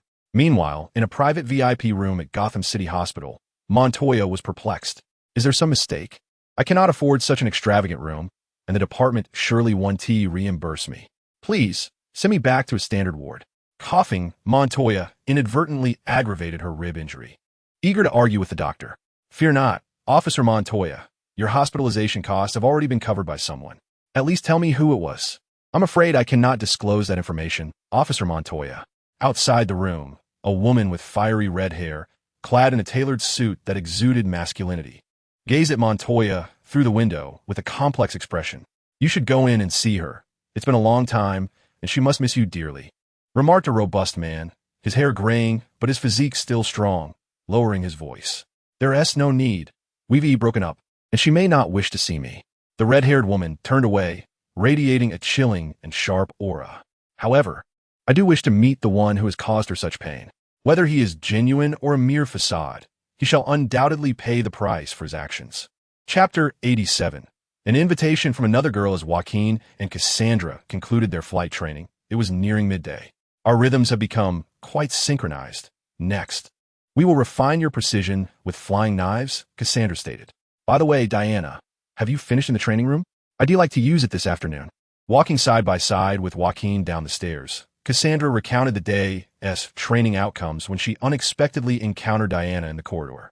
Upon seeing Cassandra and Joaquin, Diana immediately lowered her head, hastily avoiding Cassandra's inquiry and scurrying away. Cassandra shrugged, letting out a sigh. It seems she still harbors a poor impression of me.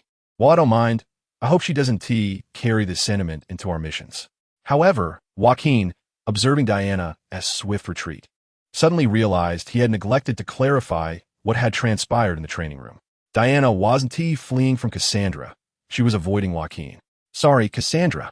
We could discuss this later, Joaquin exclaimed, hastening after Diana.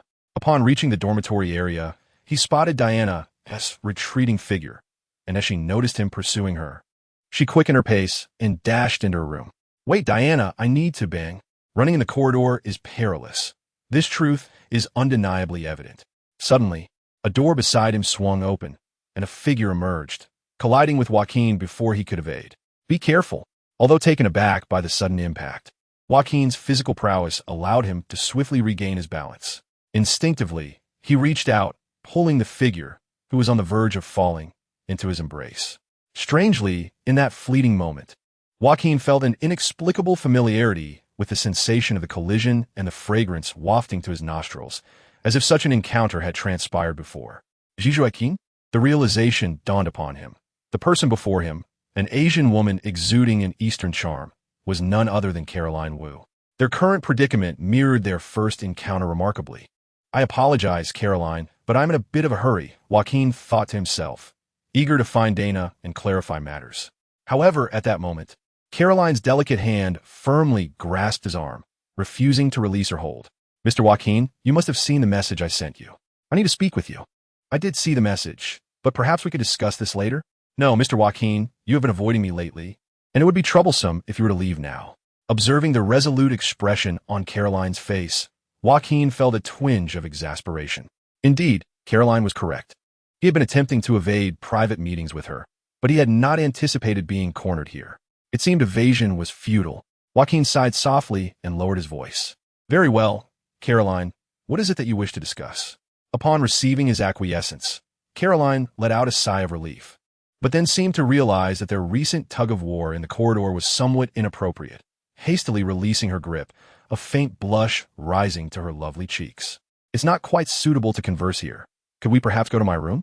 Although Joaquin had been cohabiting with Harley Quinn, he felt a twinge of discomfort upon entering Caroline's room, where he was greeted by a subtle fragrance distinct from Harley's home. I apologize. I've only just moved in, so I've yet to unpack everything. Please have some tea. Caroline's room was relatively spacious, featuring an ensuite bathroom, though sparsely furnished. It boasted a wooden round table and a beautifully carved tea set. Miss Barbara gifted this to me after I casually mentioned my fondness for brewing and savoring tea, along with a selection of exquisite teas. It truly took me by surprise.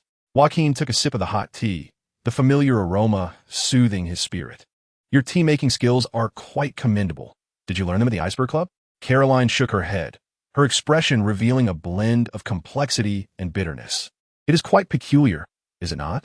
Despite the bewildering fact that I can scarcely recall my own name. The characteristics and brewing methods of each type of tea effortlessly spring to mind whenever I encounter the leaves. Joaquin fell silent, his gaze lowered as he savored every sip of tea. To be candid, his recent avoidance of Caroline stemmed primarily from the sensitive and challenging nature of her memories and identity. If one were to delve deeper, Joaquin and Caroline could be seen as kindred spirits, both products of the Assassin Alliance's experiments.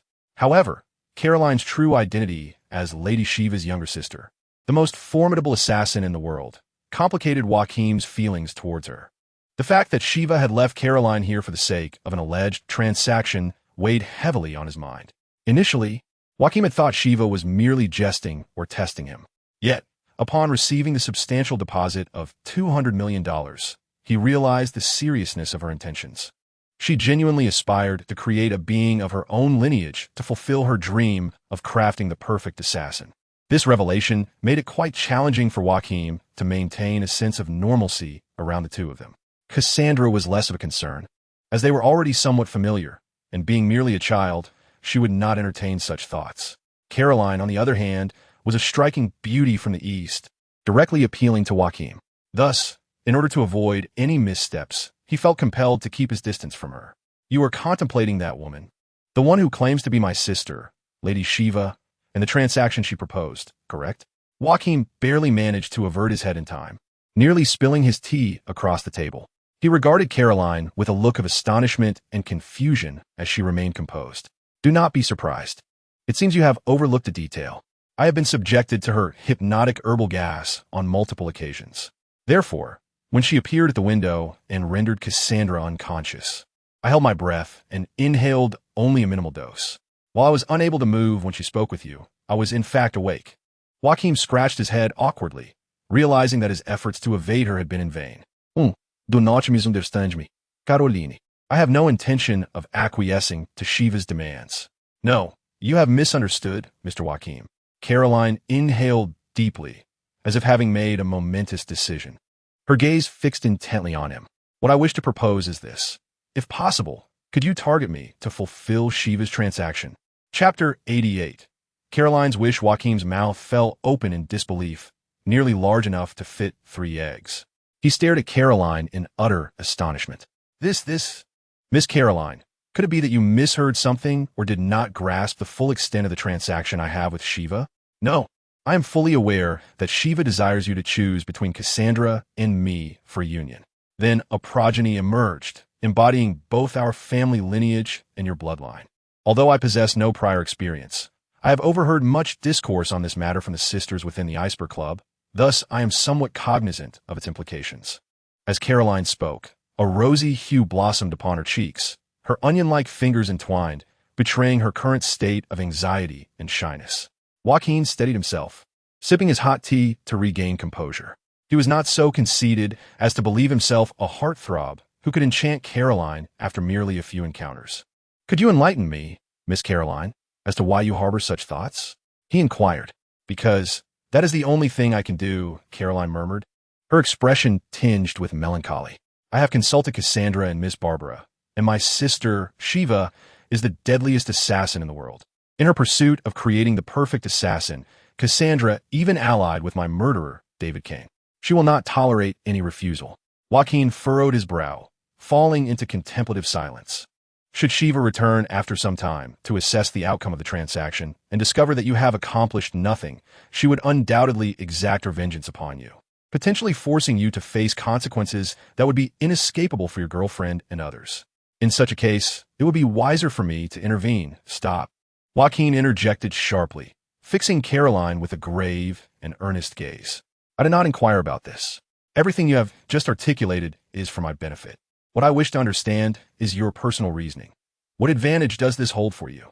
Caroline hesitated, lowering her gaze before softly responding, I desire a secure place to belong, yet I contribute nothing here. The only thing I can offer is this. Joaquin said, setting down his teacup and gently shaking his head.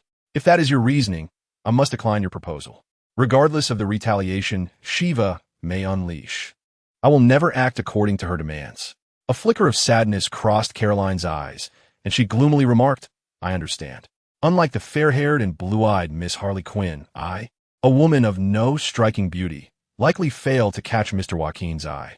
But I will strive to learn the art of makeup and, as I have heard from the sisters at the Iceberg Club, perhaps even explore the realm of cosplay outfits, which might— Stop. That is not my intention, Joaquin exclaimed, a sheen of cold sweat forming on his forehead. You are indeed charming, Miss Caroline. I can assure you of that. The thought of Caroline actually ordering such attire online, only to be seen by others, was a notion Joaquin could hardly bear. However, Joaquin soon grasped the peculiar rationale behind Caroline's thoughts. Having been extracted from the laboratory by Shiva, Caroline had lost all recollection of her identity and experiences, spending an extended period working within the confines of the Iceberg Club. Although Shiva may have deliberately arranged for Caroline to avoid undertaking perilous duties, the influence of women in the unique sphere of the Iceberg Club has inevitably altered her previously innocent values, akin to a blank canvas. Furthermore, Caroline's fervent desire for a tranquil life, coupled with her realization that she resides here without the opportunity to engage in any work, has led her to feel like a drifting reed, prompting peculiar thoughts. Upon reflection, as the nominal leader of this organization, it is indeed my responsibility to consider Caroline's well-being, especially since I have brought her back yet neglected her needs. However, Caroline is ill-suited to serve as a combatant on patrol, and she lacks the exceptional hacking skills of the prodigious Barbara, making it challenging to find her a fitting role within the organization. After a moment of contemplation, Joaquin conceived a brilliant idea. Caroline, have you ever considered that you might be quite suited to the role of a housekeeper? A housekeeper? Caroline stammered, seemingly perplexed by Joaquin's unexpected suggestion. Do not underestimate the position of a housekeeper. It requires a diverse array of comprehensive skills. However, judging by your team-making abilities, I believe you possess the necessary talent. Joaquin smiled gently, gesturing towards the tea set on the table. Caroline's cheeks flushed, yet a hint of concern clouded her expression. Please, don't jest, Mr. Joaquin. I possess only this singular skill. That is something that can be cultivated. No one is born all-knowing. Fortunately, I happen to know an exceptionally talented housekeeper, perhaps the finest in the world. If you were to exchange your tea-making prowess, he would likely be eager to offer you lessons, especially since he is probably quite idle at the moment. At this point, Joaquin regarded Caroline with a serious demeanor. Miss Caroline, you are well aware that my circumstances mirror your own, and thus, I empathize with your feelings. However, this is not a justification for self-deprecation or blind devotion. If your actions towards me stem solely from a transactional perspective, it would be unfortunate for both of us. My hope is for you to discover your true purpose in life. Upon hearing Joaquin's words, Caroline parted her lips slightly, her clear, beautiful eyes reflecting deep contemplation. A purpose in life, being a housekeeper, serving others does seem quite fulfilling. Joaquin chuckled lightly, half-jokingly adding, moreover, you need not worry about unemployment after mastering the craft. Once I complete my current job, I shall be quite wealthy and ready to indulge in the decadent lifestyle of a capitalist. At that point, I could build a grand mansion and invite you to be the housekeeper, perhaps even hiring a dozen maids to assist you. Suddenly, a hint of shyness graced Caroline's charming face as she lowered her head and murmured softly, So, if I truly cannot find another purpose in life, could you support me for a lifetime? Huh? Wait a moment, Joaquin began, but his thoughts were interrupted by the sudden ringing of his phone. Hello, Barbara. I saw the message, but I'm quite occupied at the moment with some crucial intelligence. All right, I'll be there shortly. After ending the call, Joaquin offered a sheepish smile to Caroline. I apologize, he said. It's quite all right. I've retracted my earlier thoughts. Please, attend to your matters. As he hurriedly departed, Caroline cast her gaze towards the teacup Joaquin had just used, her eyes reflecting a complex array of emotions. Is it truly a misfortune for us to lack feelings for one another? Yet, what would it signify if I did harbor feelings for you? Chapter 89. The Wayne-named orphanage Joaquin had initially believed that once he resolved Caroline's issues, he would have some leisure time to indulge in tender moments with Harley Quinn. However, it was evident that his assumptions were overly naive. Upon entering the operations meeting room, he was greeted not only by Barbara, but also by Harley, which instilled in him an ominous premonition. I'm sorry, Joaquin, though it may seem abrupt, you and Harley are required to step out for a brief assignment. Noticing Barbara S.'s apologetic gaze and Harley S.'s resigned shrug, Joaquin understood that this rare respite had concluded after merely half a day. Have new intelligence come to light? After all, undertaking a mission at this juncture could easily arouse the suspicions of the GCPD.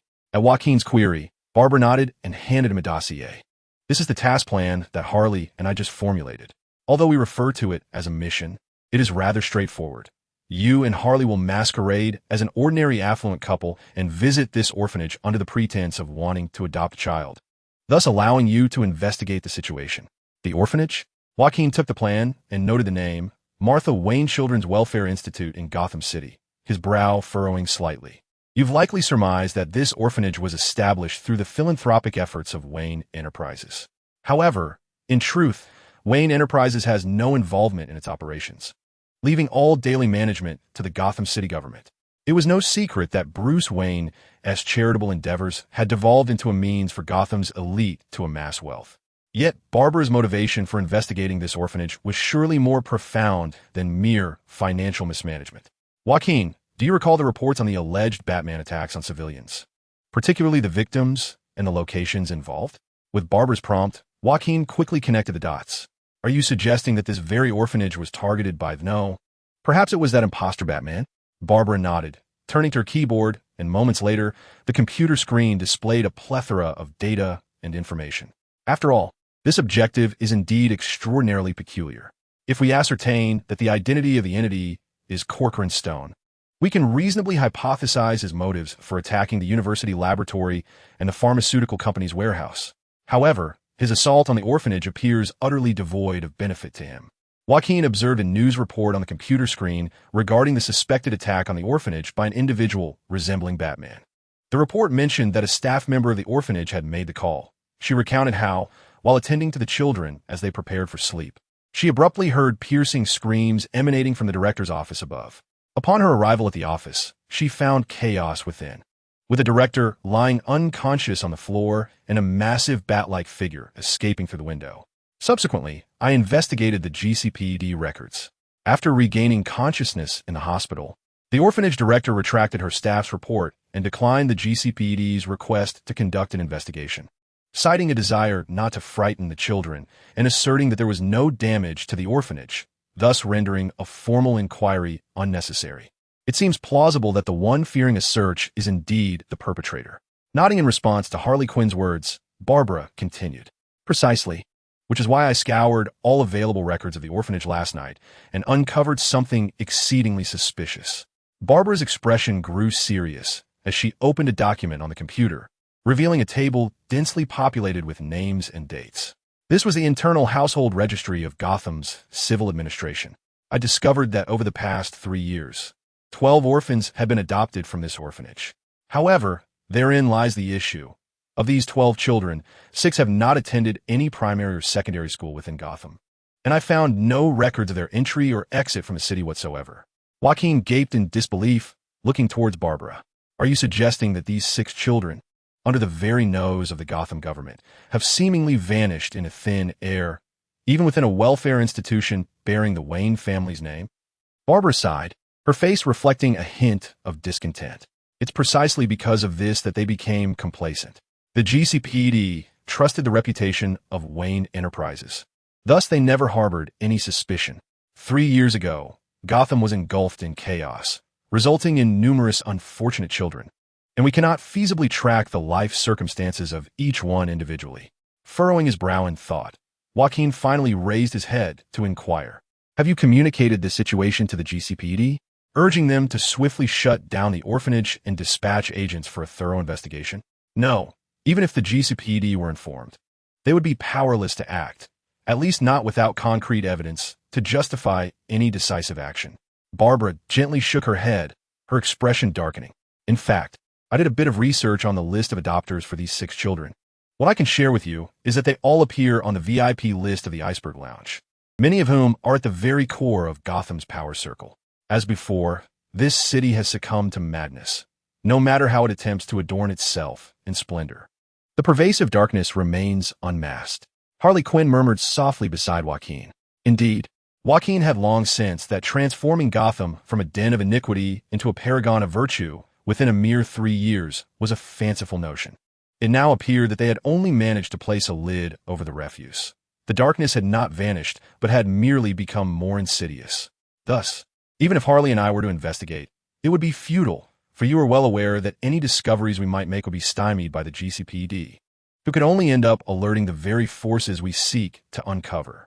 Yes, your objective this time is to tread lightly, but the target extends beyond merely the powers lurking behind the orphanage. Upon perceiving Barbara's gaze, Joaquin swiftly grasped the implication. Are you suggesting that since this imposter Batman is also probing into the orphanage, we might leverage this opportunity to draw him out and secure a chance for negotiation? Joaquin found merit in this proposition. He was indifferent as to whether Batman was authentic or counterfeit, as long as no conflict arose between them. Given that both parties were investigating the orphanage, it was likely their goals aligned, negating the need for hostility. The rationale for involving Joaquin and Harley was straightforward. Cassandra and Dinah were far too young and clearly unsuitable for the task of adopting children, while Barbara, being the daughter of Commissioner Gordon, was ill-fitted to be in the spotlight under such circumstances. In summary, I implore you, Joaquin and Harley, to uncover the secrets residing within that orphanage and to draw out the newly emerged figure cloaked in black within Gotham. Chapter 90. Is the happiness within sight truly real? Welcome. You must be Mr. and Mrs. Piero. We are immensely grateful for your generous donation to our welfare institution and your willingness to adopt one of our children. We hope that tonight a suitable child will become part of your family. Outside the Martha Wayne Children's Welfare Institute in Gotham City, a seemingly gentle and serene woman greeted Joaquin and Harley Quinn warmly, who were currently disguised as Jack Piero and Harleen Piero. Good evening, and I apologize for arriving so late. Our work tends to keep us quite occupied. May I ask how to address you? I'm terribly sorry. I nearly forgot to introduce myself. My name is Joan Mullen, the director of this Children's Welfare Institute. It is a pleasure to meet both of you. Joaquin scrutinized the young woman before him, astonished to find that the director of the orphanage was indeed a youthful lady. With glasses adorning her delicate features and a light touch of makeup enhancing her beauty, her neatly arranged golden hair formed a graceful bun, and her modest attire emphasized her poised demeanor. In summary, she exuded an air of tranquility and grace, making it difficult to fathom any connection to the nefarious trade of child trafficking. Moreover, the other party appeared utterly unsuspecting of their intentions. Joaquin initially believed that disguising themselves as a couple seeking to adopt would require considerable effort to gain trust. However, he was surprised to find that, after merely donating 500,000 online, they were approached with expressions of gratitude. Upon learning of their desire to adopt, an invitation to visit the orphanage was promptly extended. The unfolding of events was so seamless that Joaquin and his companion harbored doubts, fearing it might be a trap. Upon their arrival at the orphanage, they were greeted by a stunningly youthful director who awaited them with palpable anticipation. Please come in. The children have just finished dinner and are currently engaged in their evening study session. They will be delighted to meet you, said Mioan, her smile radiant as she ushered Joaquin and Harley Quinn into the facility. After exchanging cautious glances, Joaquin and Harley followed Mioan's lead, fully prepared for any eventuality. Speaking of which, I recently saw on television that something peculiar transpired here a few days ago. Joaquin casually broached the subject while discreetly observing Mioan's countenance for any subtle shifts in expression. He noticed a fleeting look of discomfort cross her face before she sighed softly. I had always aspired to elevate the orphanage's visibility, to raise awareness of the children's plight, but I never imagined it would be through such a sensationalized portrayal on television. It is exceedingly shameful, she lamented. Joaquin, detecting no hint of deception in her demeanor, cautiously probed further. Ms. Mioan, if you don't mind my curiosity, is it true that what was reported on television is simply fabrication? Those journalists will weave any tale for ratings without considering the repercussions for our orphanage and the children. Mioan asserted vehemently, her delicate cheeks flushed with indignation, her chest rising and falling with emotion. Many of the children in our care have endured tragic pasts, and superstitious individuals often regard them as omens of misfortune. This is a prevalent concern for families considering adoption. If rumors of a visit from Batman circulate, it will only complicate our efforts to find loving homes for these children.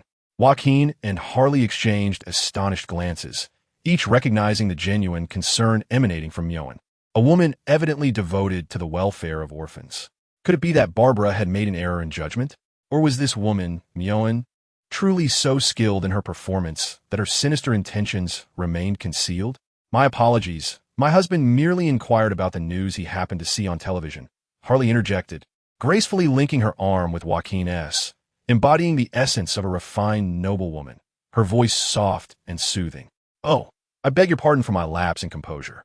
Nonetheless, since this unforeseen event has drawn the attention of two kind-hearted individuals to our welfare institution, it can be considered a blessing in disguise. After taking a deep breath to quell her indignation, Mioan gently caressed her chest, seemingly regaining her composure, and then glanced apologetically at Joaquin and Harley. An accident? Indeed, merely an ordinary mishap. That evening, I was in my office organizing the curriculum and budget plans for the children when I was suddenly startled by a peculiar sound at the window. Mioan tilted her head, as if earnestly recalling the scene. As soon as I opened the window, a large bat swooped in, causing me to scream in fright. When my colleague arrived, we worked together to shoo the bat away, leaving the office in disarray. Joaquin furrowed his brow slightly, yet maintained a composed demeanor as he continued to inquire. However, your colleague later called the police, and there was an alternate version of events. Yes, I'm unsure of her motives. Perhaps she sought fame or was compensated by unscrupulous reporters, concocting a sensational tale of a Batman threatening me and rummaging through the office. While that bat was indeed sizable, I can certainly distinguish between humans and animals, having traveled extensively during my archaeological work. In that instant, Joaquin instinctively sensed something amiss.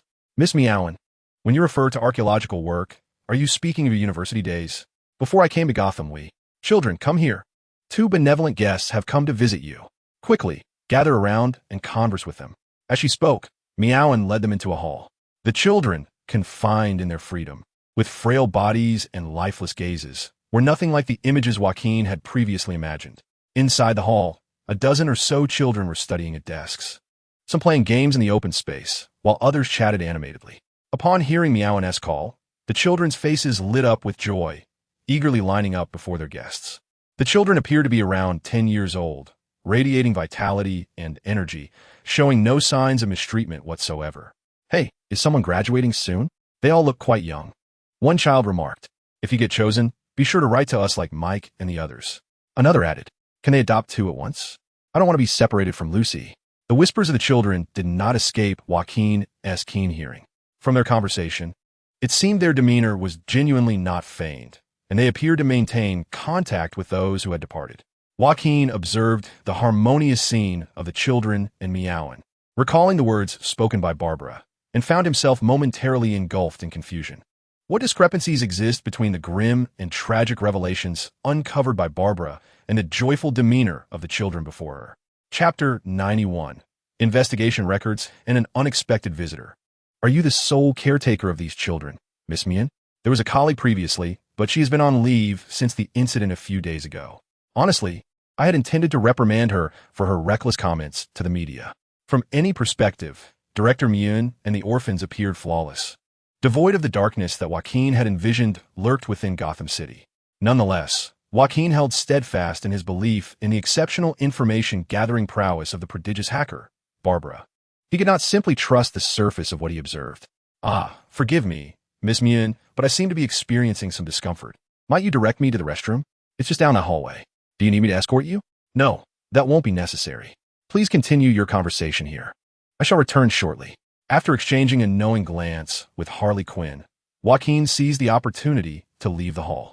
Before departing, he noticed Muen enthusiastically introducing the children to Harley, as if genuinely wishing for them to be adopted. Upon reaching the hallway, Joaquin confirmed he was not being followed and stealthily ascended the staircase to the upper floor. Previous news reports indicated that the incident involving Batman had occurred in the director's office on the third floor, a fact corroborated by Muen's earlier remarks. Before long, Joaquin arrived at the door of the director's office. The wooden door was firmly shut, and he cautiously grasped the doorknob, gently twisting it. Click! As anticipated, the door was locked, something Joaquin had foreseen, as he had already formulated a plan. Suddenly, he detected a faint sound emanating from within the room, akin to a mouse colliding with a table corner. Despite its subtlety, it heightened his alertness. However, the room remained silent thereafter, as if the previous noise had been a mere figment of his imagination. After a moment's hesitation, Joaquin crouched down, nearly flattening himself against the ground, peering through the narrow gap beneath the door to observe the floor of the room inside. Pop! With a soft sound, Joaquin vanished from the threshold and instantaneously materialized within the director's office. Upon completing the teleportation, he immediately scanned his surroundings, yet the office was devoid of anyone but himself, so quiet that the fall of a pin would resonate. This was a rather ordinary-looking office, with a neatly arranged bookshelf filled with various documents and files, while the immaculate desk held nothing but a small lamp. Joaquin noticed that the window was ajar, precisely half open, as if it had been subjected to some impact, causing the frame to warp slightly. The glass had been removed and merely sealed with tape. Was the sound he heard moments ago caused by the wind brushing against the window? He temporarily set this puzzlement aside. His immediate priority was to complete the task assigned to him by Barbara. Although the office was enveloped in darkness, Joaquin, relying on his night vision, quickly located his objective amidst the shelves brimming with files. He had found the records of home visits for adopted children. According to Barbara, since this orphanage was initially funded by Wayne Enterprises, though they did not directly manage it, a series of protective measures for orphans' rights had been established in accordance with Bruce Wayne's ideals. The records of home visits for adopted children were included in this, due to the past occurrence in Gotham, where criminal organizations had adopted children from orphanages to groom them as future criminals. Bruce Wayne mandated that all welfare establishments funded by him conduct annual follow-ups on the living conditions of adopted children and keep records for reference. While Bruce's intentions were noble, his dual life as a playboy by day and crime fighter by night left him little time to scrutinize these files. Consequently, this requirement often relied solely on the honesty of those involved. Barbara's premise was that if this orphanage indeed had issues, it would be impossible to maintain reliable follow-up records, which would then provide Wayne Enterprises with grounds to demand a thorough investigation of the orphanage's management. Joaquin carefully extracted the document and opened it, but the content within the records left him astounded. Inside the folder lay a thick stack of paper, densely filled with meticulous handwriting detailing extensive records, some accompanied by photographs. On a certain date, I visited the Trelawney household and met the lovely Senna, who remained as polite and gentle as ever. From the outset, she had a knack for caring for others. On another date, the Marilyns invited me to dinner with Mike. His temper could indeed be fiery, but his boisterous and carefree nature was part of his charm. Yet another entry noted that at the Lister estate, I encountered little Ed, who still stood just over a meter tall and had not developed a taste for vegetables, remaining unchanged after 3 years. From the handwritten notes, Joaquin could sense the profound emotions embedded within. If these were forgeries, they were alarmingly authentic. Could it be that they had misjudged the situation? Miss Muen and this orphanage might not be problematic after all. Wait. Joaquin furrowed his brow. He suddenly discerned apparent discrepancies within these records. The records of Muen detailing each visit to the homes of adopted children are imbued with emotion and warm memories. However, a significant issue persists. Those children seem perpetually frozen in Muen's recollections, their personalities, appearances, and even physiques unchanged from the past. For children around the age of 10, who are in a critical growth phase, is this phenomenon truly commonplace? Suddenly, a series of pronounced footsteps echoed in the hallway, startling Joaquin. In a flash, he deftly closed the folder and returned it to its original place. The crisp sound of a lock turning at the door sent a jolt of panic through him. His deception magic was still on cooldown, preventing him from vanishing immediately. Escaping through the window was out of the question, especially since there was no safe landing outside. In his moment of desperation, he scanned the room for a hiding place. Yet, as previously noted, the office was quite austere, devoid of superfluous furniture. Aside from the shelves filled with documents, there was little else. As the door creaked open, Joaquin swiftly darted behind the desk, crouching down to conceal himself beneath it. However, upon squeezing into that darkened space, he froze in shock, realizing he was not the first uninvited guest to think of this hiding spot. There, in the shadows beneath the desk, curled up was a figure, a woman cloaked in darkness. Beneath a mane of fiery red, voluminous hair, and behind a black bat-shaped mask, a pair of icy, piercing eyes regarded him, seemingly warning him to remain silent and not betray her presence. In an instant, Joaquin recognized her. Yet, this revelation birthed another question. What was Batwoman doing in such a place? Chapter 92. The Enchantress. A few moments prior. Mrs. Piero, come and see the painting I made. Mrs. Piero, these are the cookies I baked with Ms. Mioen. Would you like to try one? Mrs. Piero, may I sing for you? In the hall, the orphans enthusiastically surrounded Harley Quinn, disguised as a refined lady, engaged with them warmly, all the while contemplating ways to buy Joaquin more time. Mrs. Piero, it appears you have a fondness for children. How wonderful it would be if one of them were fortunate enough to become part of your family. Hearing Mioen's hopeful words, Harley maintained her gentle smile, ready to deliver her rehearsed response. Indeed, my husband and I adore children. Unfortunately, due to past incidents, we have been unable to. This was part of their carefully crafted facade, for it was the most common excuse for a young couple seeking to adopt orphans. I apologize for my abruptness, but one must admit, two former supervillains who have caused immense suffering to countless innocents certainly lack the right to have children of their own. Upon hearing the final whisper that brushed against her ear like the faintest of gossamer threads, Harley's expression shifted dramatically as she sprang to her feet, spinning around. Yet, beside her stood only Dean Mione, gazing at her with a look of utter bewilderment. What is it, Mrs. Piero? Are you feeling unwell? What do your words signify? Harley Quinn regarded Mione with a grave countenance, while the latter, clearly flustered, stammered in confusion. Did I say something? I merely mentioned who is fortunate enough to become part of your family. Not that line. You all heard it, right? Harley turned to the orphans, who, filled with trepidation, averted their gazes from her and gently shook their heads. Can we take a moment to sit down, Mrs. Piero? The children seem rather frightened. Mione urged in a hushed tone. Observing Mione's innocent demeanor, Harley relented, albeit reluctantly, and seated herself, her eyes fixed intently upon Mione's face. Children, why don't you return to your rooms? It seems Mrs. Piero is a bit weary today. At Mione's suggestion, the orphans politely bid farewell to Harley before exiting the hall, leaving only Harley Quinn and Mione behind. Allow me to pour you a cup of hot tea, Mrs. Piero. I hope your husband is all right. He has been in the restroom for quite some time. Mione began to rise, but Harley seized her arm firmly, scrutinizing her with an intense gaze. Miss Mione, may I inquire if you have encountered me before? Under Harley's piercing scrutiny, Mione appeared somewhat flustered, stammering. How could that be? I am but a commoner. How could I possibly know someone of your stature? Sensing no hint of deceit in Mione's eyes, Harley hesitated for a moment before releasing her grip. Was it possible that she had merely imagined the earlier words? Such a pity, Harley Quinn. I can perceive the authentic self you suppress within. Living behind a facade must be quite arduous, correct?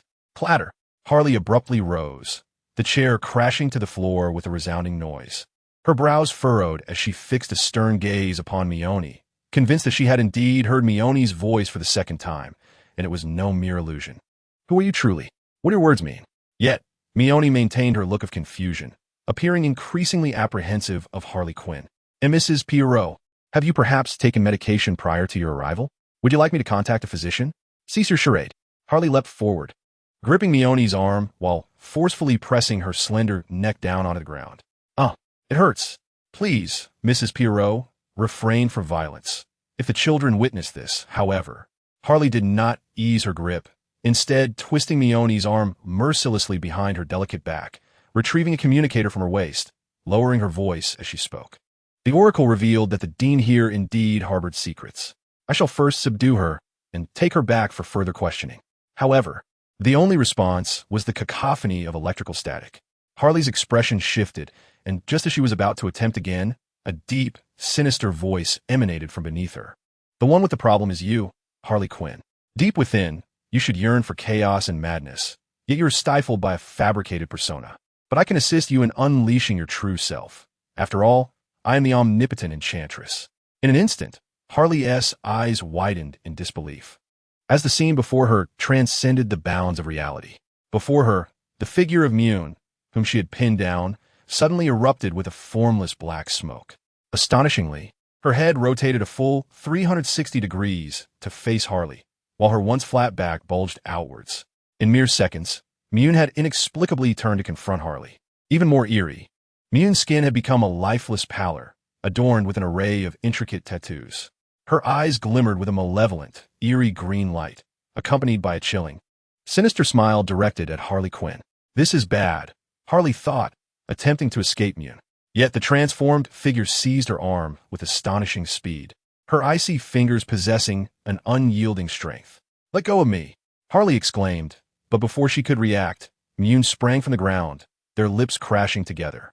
A hum reverberated in Harley's mind, as if some cold, dark entity had invaded her consciousness, rendering her awareness hazy and the surroundings increasingly dim.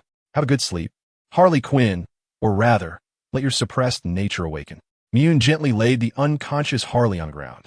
Her attire had transformed entirely.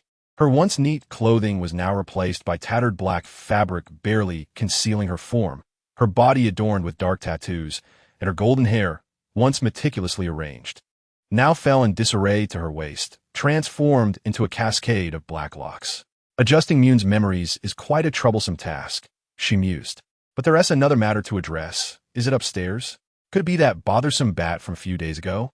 Mune lifted her head, revealing a cruel and icy smile, laced with a hint of seduction. Playing hide and seek. It is my favorite game. After all, the one who is caught has the right to turn the other into a ghost. What a whimsical idea. Chapter 93. An intimate encounter with Batgirl. When Joaquin spotted Batgirl hiding beneath the desk, he was momentarily taken aback. However, she offered him no chance to remain stunned. Instead, she suddenly pulled him under the desk, not with her hands, but with her long, shapely legs clad in black spandex, wrapping around his waist and forcefully yanking him closer. Ugh! Jacqueline felt as though he had plunged into a soft yet firm embrace, his face colliding with a certain part of the body. Just as he contemplated lifting his head, he sensed a cold, delicate hand pressing forcefully against the back of his skull, silencing him before he could utter a sound. What is happening? How could I, a seasoned investigator, find myself in such an inappropriate predicament? Although still dazed, upon hearing the sound of a door opening at the entrance, he instinctively resolved to remain still and silent, a sentiment that he presumed was shared with Batwoman. "Mr. Piero, are you here?" The gentle and refined voice of Mion resonated, accompanied by the crisp sound of high heels clicking against the floor. What has happened to Harley Quinn? Shouldn't she be below, executing the plan to delay the orphanage's director? Moreover, there had been no communication alerting him of any changes. Despite his growing concern for Harley, Jacqueline recognized that the immediate priority was to prevent Mion from discovering their presence. Otherwise, the Gotham Knights organization, already teetering on the brink of disgrace, would be in even greater jeopardy if they were accused of theft. The footsteps drew ever closer, and Jacqueline felt the slender legs encircling his waist tighten their grip, while the hand pressing against the back of his head made it increasingly difficult for him to breathe. In an effort to avoid the ignominious fate of suffocating beneath Batwoman, he slowly turned his head. His gaze fell upon a pair of elegant feet clad in high heels, their long, shapely legs adorned with intricate black tattoos. Wait, are those Mion's feet? Was she dressed so provocatively just now? And as an orphanage director, are her tattoos not a touch too extravagant? As these questions flickered through his mind, Mion's voice echoed once more. What was I thinking? The office was just locked. Mr. Piero certainly cannot be here. The footsteps gradually retreated, followed by the sound of a wooden door closing and the click of a key turning in the lock. Jacqueline sensed the pressure constraining his body ease, and without a moment's hesitation to linger on the sensations he had just experienced. His first instinct was to retrieve his phone from his waist to contact Harley Quinn. However, in the next instant, a pair of gloved, icy hands gripped his neck with a vice-like strength. In a swift motion, they rolled out from beneath the desk, with Jacqueline pinned beneath the weight of someone with cold, yet luminous eyes gazing down at him. "Who are you, and why are you here?" Batwoman's voice was deep and magnetic, imbued with a queenly maturity. I'm the Gotham Knights Development Alliance, codenamed Sunshine Boy. I'm not your enemy, Batwoman." Upon hearing Jacqueline's words, Batwoman did not loosen her grip on his neck, her eyes reflecting a mixture of skepticism and intrigue. "I have heard of you. You are the new team that has taken over the crime-fighting duties from Batman, correct?" "Yes, that's right. So, could you please release me? We're not foes." "That remains to be seen." Batwoman drew closer to Joaquin, her crimson locks brushing against his ear, while her sensuous lips uttered words of icy disdain. "At this moment, I hold no faith in Batman or the organization he endorses, especially not one that bears the visage of the Joker." Suddenly, Joaquin, who had been pinned beneath Batwoman, vanished in an instant, causing her pupils to constrict in disbelief. Before she could comprehend the situation, she felt the weight of another pressing down upon her, accompanied by the chilling sensation of cold metal against her throat. "I lack the luxury of time to explain thoroughly," he stated. "In summary, I harbor no hostility towards you. Otherwise, your lovely carotid artery would have been severed by now." He withdrew the dagger from her neck, yet remained seated upon her taut form to thwart any retaliatory move. His caution proved wise, for in the next moment, Batwoman endeavored to reach for her utility belt, only to find her movement obstructed by Joaquin's thigh. "Or perhaps it would be easier for you to remain calm if I mention that I seek the same culprit responsible for injuring Officer Montoya." Upon hearing his words, Batwoman ceased her struggles beneath him. "Get off me. I despise being pinned down by a man." Sensing her animosity dissipate, Joaquin exhaled in relief and released her from his hold. Reflecting on their earlier encounter, Joaquin realized he had thoroughly examined the alluring physique of Batwoman. Yet he understood that such indulgences were futile. This formidable woman would harbor no romantic inclinations towards him, or any man for that matter. Kate Kane, the heir of the Kane family within Gotham's elite circles. According to the original comic lore, she was once a student at West Point, expelled due to certain circumstances, which led her to return to Gotham and, with her father's support and her family's wealth, don the mantle of Batwoman to combat crime. The reason for her expulsion was rather straightforward: her politically correct sexual orientation. Judging by her reaction upon hearing Joaquin mention Officer Montoya, it appeared that this version of Batwoman remained unchanged in that regard. It was not difficult to deduce her purpose for being there. Montoya had been severely injured by someone impersonating Batman, and as either a lover or perhaps an ex-girlfriend, Kate Kane undoubtedly sought vengeance. This orphanage represented the sole entry point, aligning with Barbara's thoughts. Regardless, Joaquin's primary concern remained the fate of Harley Quinn. He picked up his phone and dialed her number. Beep, beep, beep. "Hello." Joaquin's heart sank, for the voice emanating from the phone was unmistakably not Harley's. "Is this Miss Munn?" "Ah, it is indeed Mr. Piero. I was quite worried about you. Having been in the restroom for so long, one could only wonder if something unfortunate had transpired." The voice unmistakably belonged to Director Muen of the Welfare Institution. Yet Joaquin sensed an inexplicable eeriness in its otherwise gentle and melodious tone. "Could you please have my wife take this call? There are matters I wish to discuss with her." "Oh, of course, not a problem." Suddenly, Joaquin and Batwoman exchanged alarmed glances, for the voice they heard was not merely emanating from the mobile device, but resonated from the very center of the room. A figure with long, flowing black hair emerged effortlessly through the floor, taking form in the middle of the room. "Once you become my slaves, you shall have ample time to converse at your leisure." Chapter 94. The first encounter with a magical adversary standing before Joaquin and Batwoman in this supernatural manner was none other than the director of the Welfare Institution, Joan Muen, or rather, a being strikingly similar in appearance to Muen, just as Joaquin had glimpsed her feet beneath the desk moments ago. Her exposed skin was adorned with a multitude of intricate black tattoos. Her slender frame was draped in tattered fabric that barely concealed her modesty, and her waist-length hair had turned a ravenous black. Her eyes glimmered with a malevolent green light, casting a chilling gaze upon Joaquin and Batwoman. "Be careful." Though the room remained shrouded in darkness, Joaquin, utilizing his night vision and the predictive skills imparted by Cassandra, detected Myun's impending assault with greater swiftness than Batwoman. As soon as he uttered his warning, both sprang aside. Myun gently raised a hand, and a colossal yellow monster's palm emerged from sudden green rift behind her, crashing down toward their previous positions.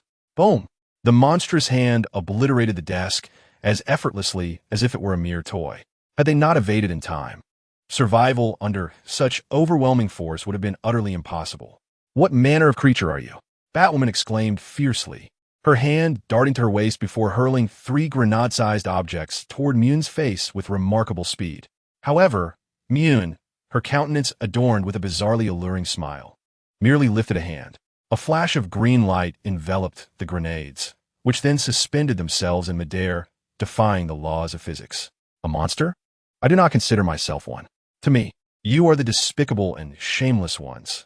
Yet her words were abruptly cut short as a silver flash streaked through the room like lightning. "Ah!" Myun let out a piercing shriek, attempting to replicate her previous tactic to block the white light that surged toward her chest. However, the radiant beam effortlessly pierced through the green barrier she had conjured, striking her squarely in the chest. Bang! The fleeting flash had been none other than a throwing knife propelled by Joaquin's dual-edged poison blade skill. Indeed, it is no surprise that this is the enhanced version to which Joaquin has allocated 3 skill points. The flying dagger struck with an unstoppable force, embedding itself in Myun's chest, while the residual momentum sent Myun's frail body hurtling backward, pinning him against the wooden door with a resounding crash. However, Joaquin's expression bore no trace of triumph at having landed a successful strike, for he was acutely aware that the familiar chime of experience points had not graced his ears. Despite the dagger piercing through him, not a single drop of blood oozed from Myun's chest. What manner of human is this? At that moment, the 3 grenade-like objects that Batwoman had just thrown finally landed. Upon contact with the ground, they swiftly released a dense cloud of white gas. Myun, upon inhaling this gas, erupted into violent coughs, his face contorting in distress. Is this a tear gas? Joaquin quickly realized that lingering in the room would endanger even himself. As he glanced toward the window, he caught a glimpse of a flame-colored cape billowing and the voluptuous form of Batwoman disappearing from view. Does she possess no sense of teamwork whatsoever? Though he mentally chastised her, Joaquin promptly dashed to the window and leapt out, for through the thick white gas, he could faintly discern Myun attempting to extract the dagger embedded in his chest. They were on the 3rd floor, while not a fatal height. A direct fall could easily result in fractures or severe injuries. Joaquin, lacking the ability to fly, was fortunate to see Batwoman deploying her cape to slow her descent as he exited the window. What are you doing?" Joaquin did not anticipate that the aerial relay techniques he had just practiced with Cassandra in the morning would be put to use so swiftly.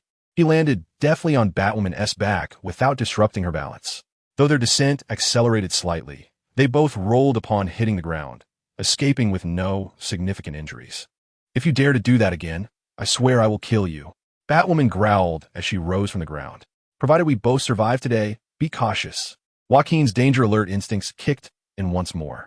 At the moment he shouted a warning, both of them swiftly evaded as a gigantic foot descended from above, accompanied by a deafening roar that struck the very spot they had just occupied. The yellow foot dissipated into green motes, and Joaquin, heart racing, clicked his tongue at the colossal footprint left on the ground, then turned his serious gaze toward the 3rd floor window. A slender, willowy figure emerged from the smoke-filled window, floating in a manner that defied the laws of physics, and began to descend slowly. Though he knew that upon traversing into the DC universe, he would inevitably encounter these illogical, magical entities, Joaquin had not expected this day to arrive so soon and so abruptly. Moreover, he had begun to piece together the identity of this figure, and in hindsight, he regretted not having immediately recalled the name of the orphanage director upon hearing it. The Enchantress, also known as the Bewitching Witch, is the true identity of the figure before us, or rather, the title of the malevolent spirit that governs this body. There are numerous tales regarding her origins, yet they converge on the notion that upon uttering the incantation of Enchantress, she transforms into a sorceress imbued with formidable magical powers, accompanied by sinister thoughts. Regardless, the Joker possesses no means to contend with such a magical entity. One wonders why a being of her caliber would manifest in Gotham, and even more so, become entangled in the abhorrent trade of child trafficking. To encounter the legendary enchantress here is indeed unexpected and astonishingly. One learns that even the illustrious among us has an interest in tending to children. The Joker lifted his gaze towards the slowly descending enchantress. His demeanor composed as he declared, "Oh, I had no idea my reputation had spread so widely. I assumed few were aware of my true identity." The enchantress smirked, her eyes gleaming with a captivating green light that was more soul-snatching than alluring. "However, caring for children? To me, that is more akin to your kind nurturing livestock and cultivating crops. Are you suggesting that the children in this orphanage are your sustenance?" The voice of Batwoman, icy and sharp, conveyed the fury simmering beneath. "Rather than sustenance, they are closer to commodities, though explaining this to you would be rather tedious." Dark mist began to swirl around the enchantress, and her smile morphed into one of cruel malevolence. "Once you join their ranks, you shall personally experience the grim fate that awaits these little souls." Chapter 95. How can saving lives be considered taking advantage? With electrified nets, tear gas grenades, flashbangs, and anesthetic darts, it is a mystery where Batwoman conceals such a plethora of non-lethal weaponry, launching them ceaselessly at the enchantress. Yet, they proved futile. With a mere wave of her hand, an invisible barrier appeared before her, deflecting all of Batwoman's projectiles, which were enveloped by the black mist and vanished without a trace.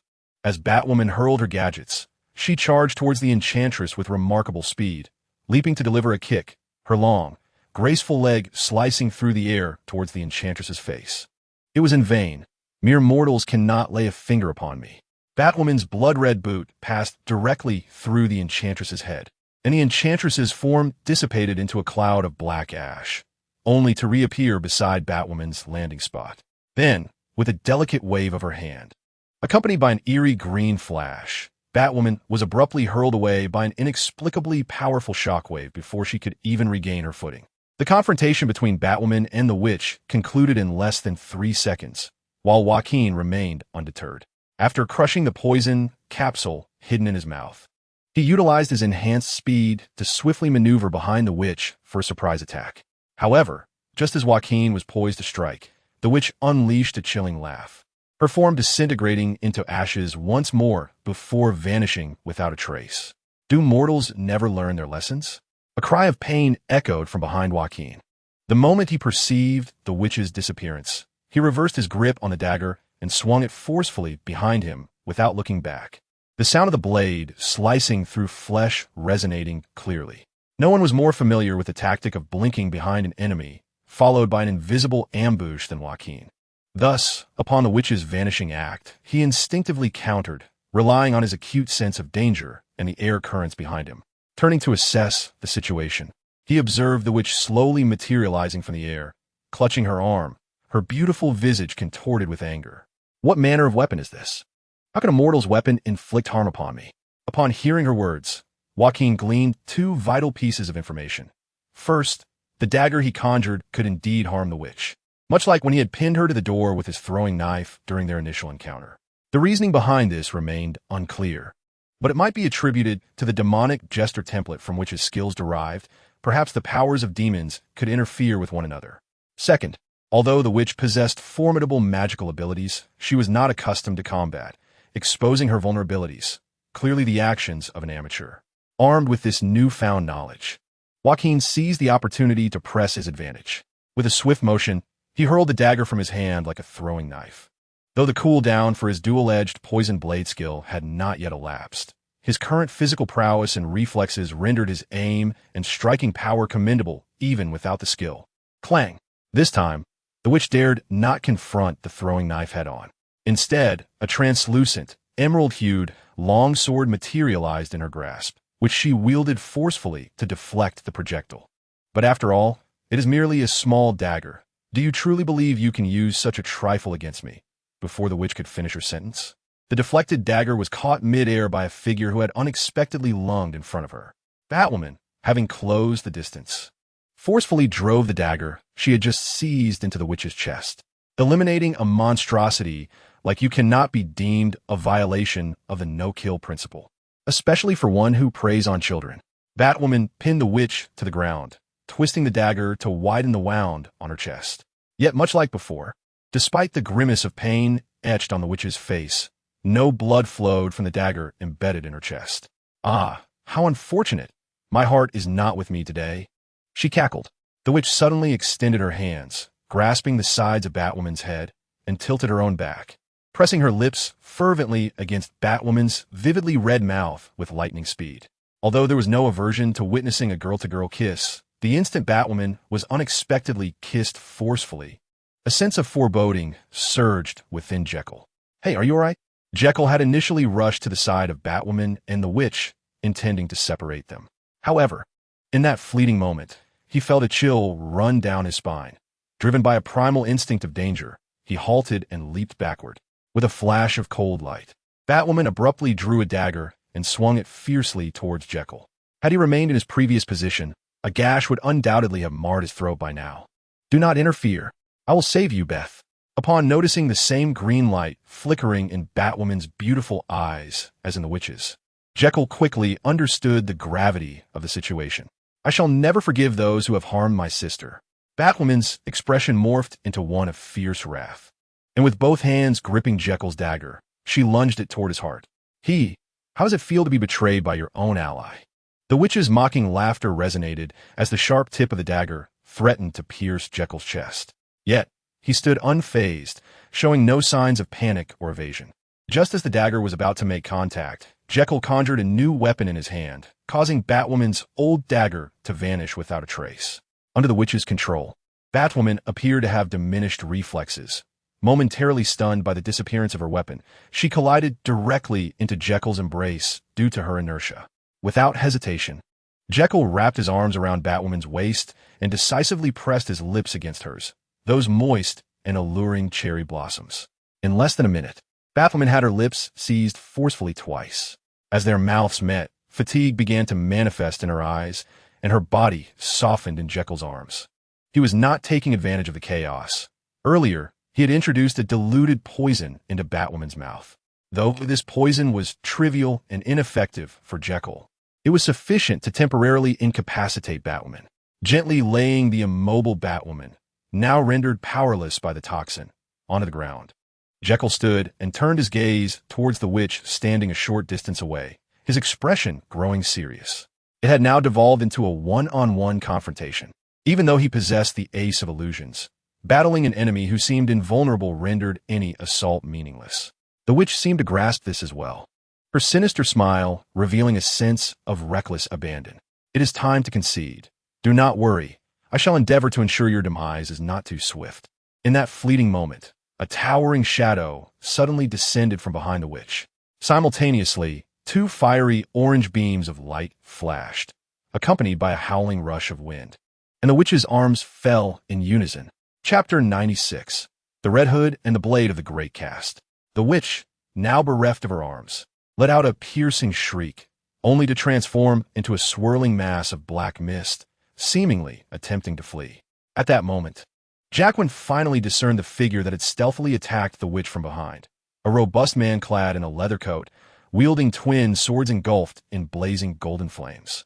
Adorning his head was a crimson metallic hood, from which pale light emanated at the eye sockets. "Do not even think of escaping." Jacqueline promptly reacted, hurling a throwing knife skyward with all his might.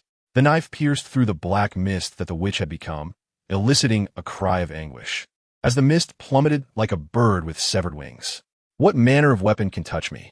The witch reformed on the ground, casting an incredulous glance at the enigmatic man. "This is the blade of the Great Cast, which emerges only when faced with pure evil. It appears I have finally found the right adversary. Stay away from me."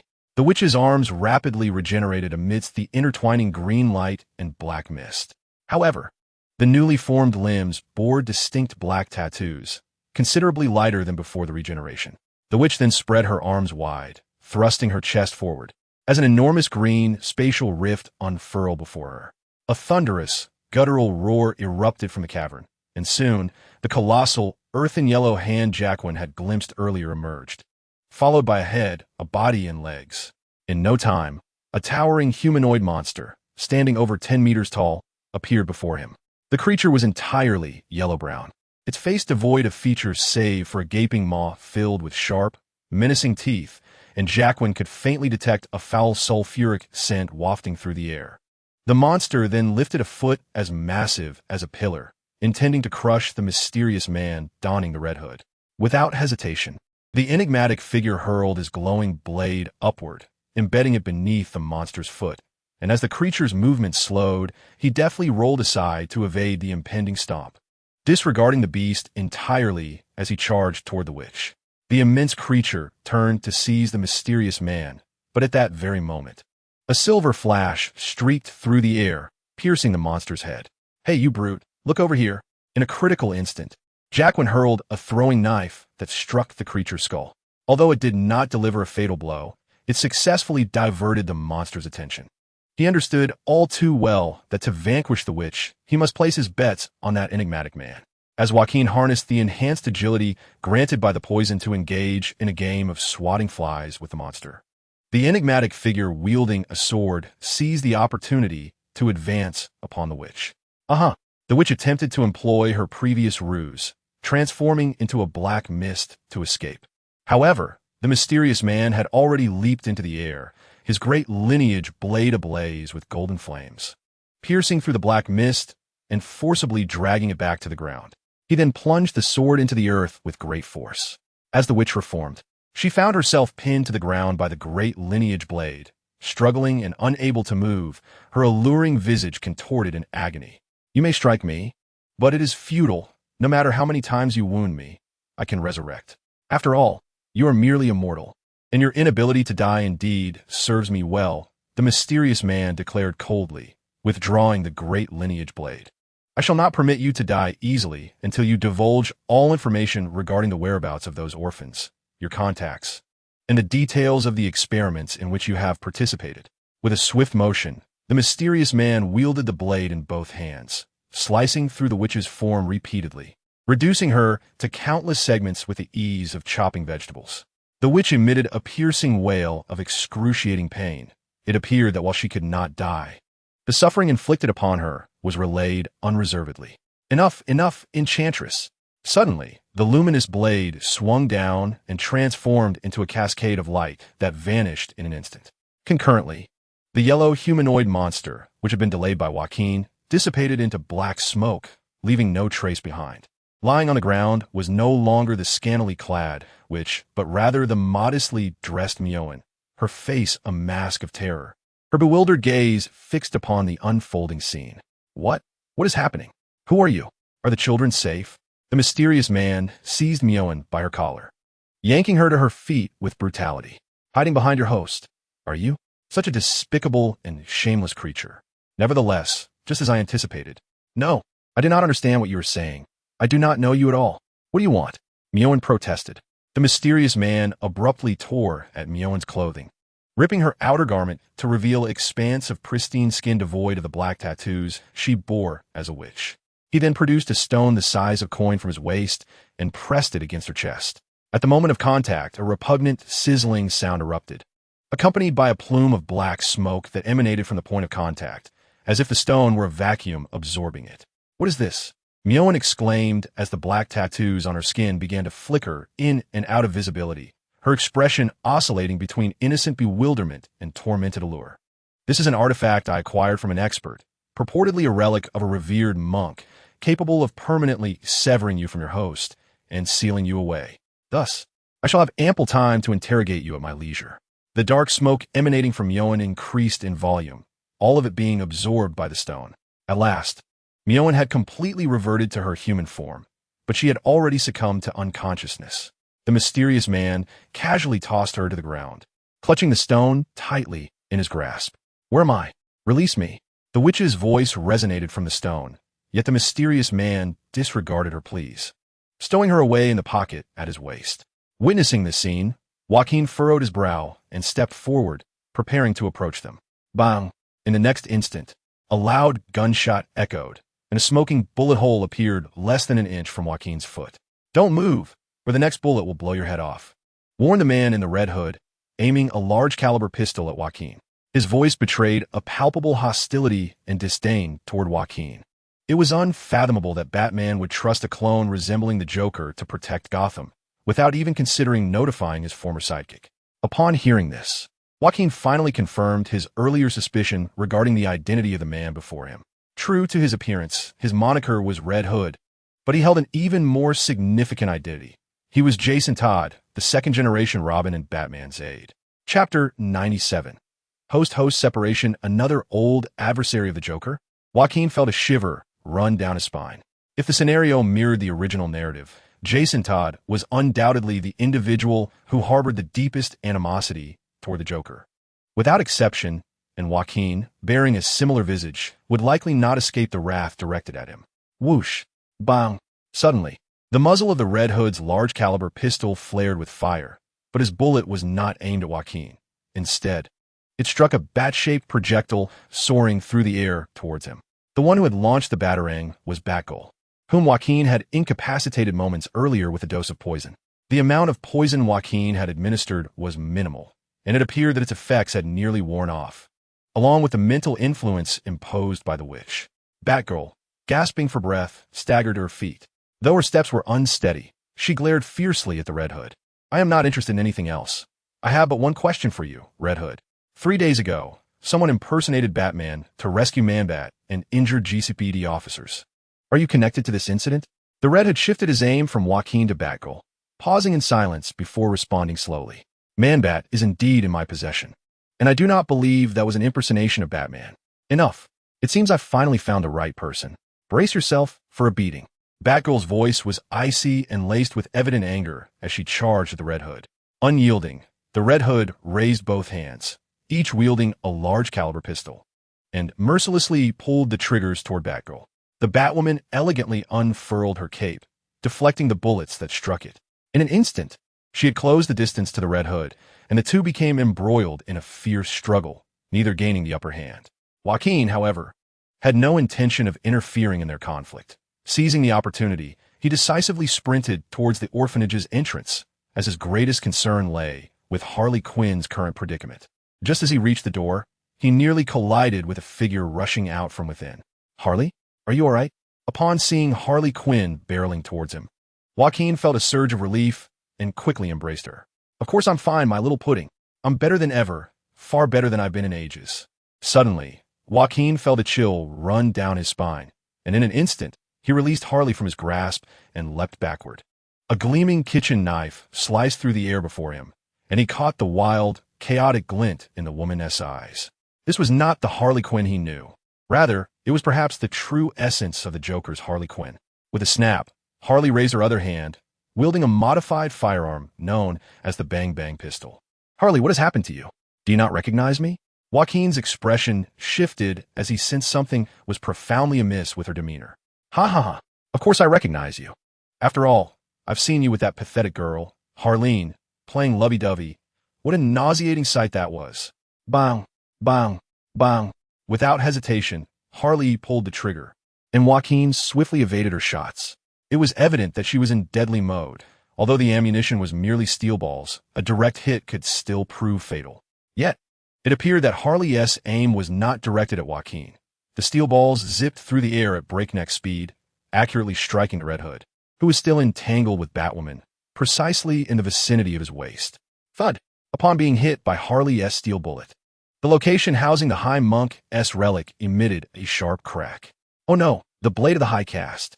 The Red Hood seemed intent on summoning the blade once more, but a mass of black, viscous substance surged from his waist pocket, ensnaring his arms and body, rendering him immobile. The ominous sound of snapping bones echoed, and at that moment, a spectral woman adorned with an elaborate and peculiar headdress, draped in a sheer robe, materialized behind him. My dear, we meet again. The pain you inflicted upon me shall be repaid tenfold.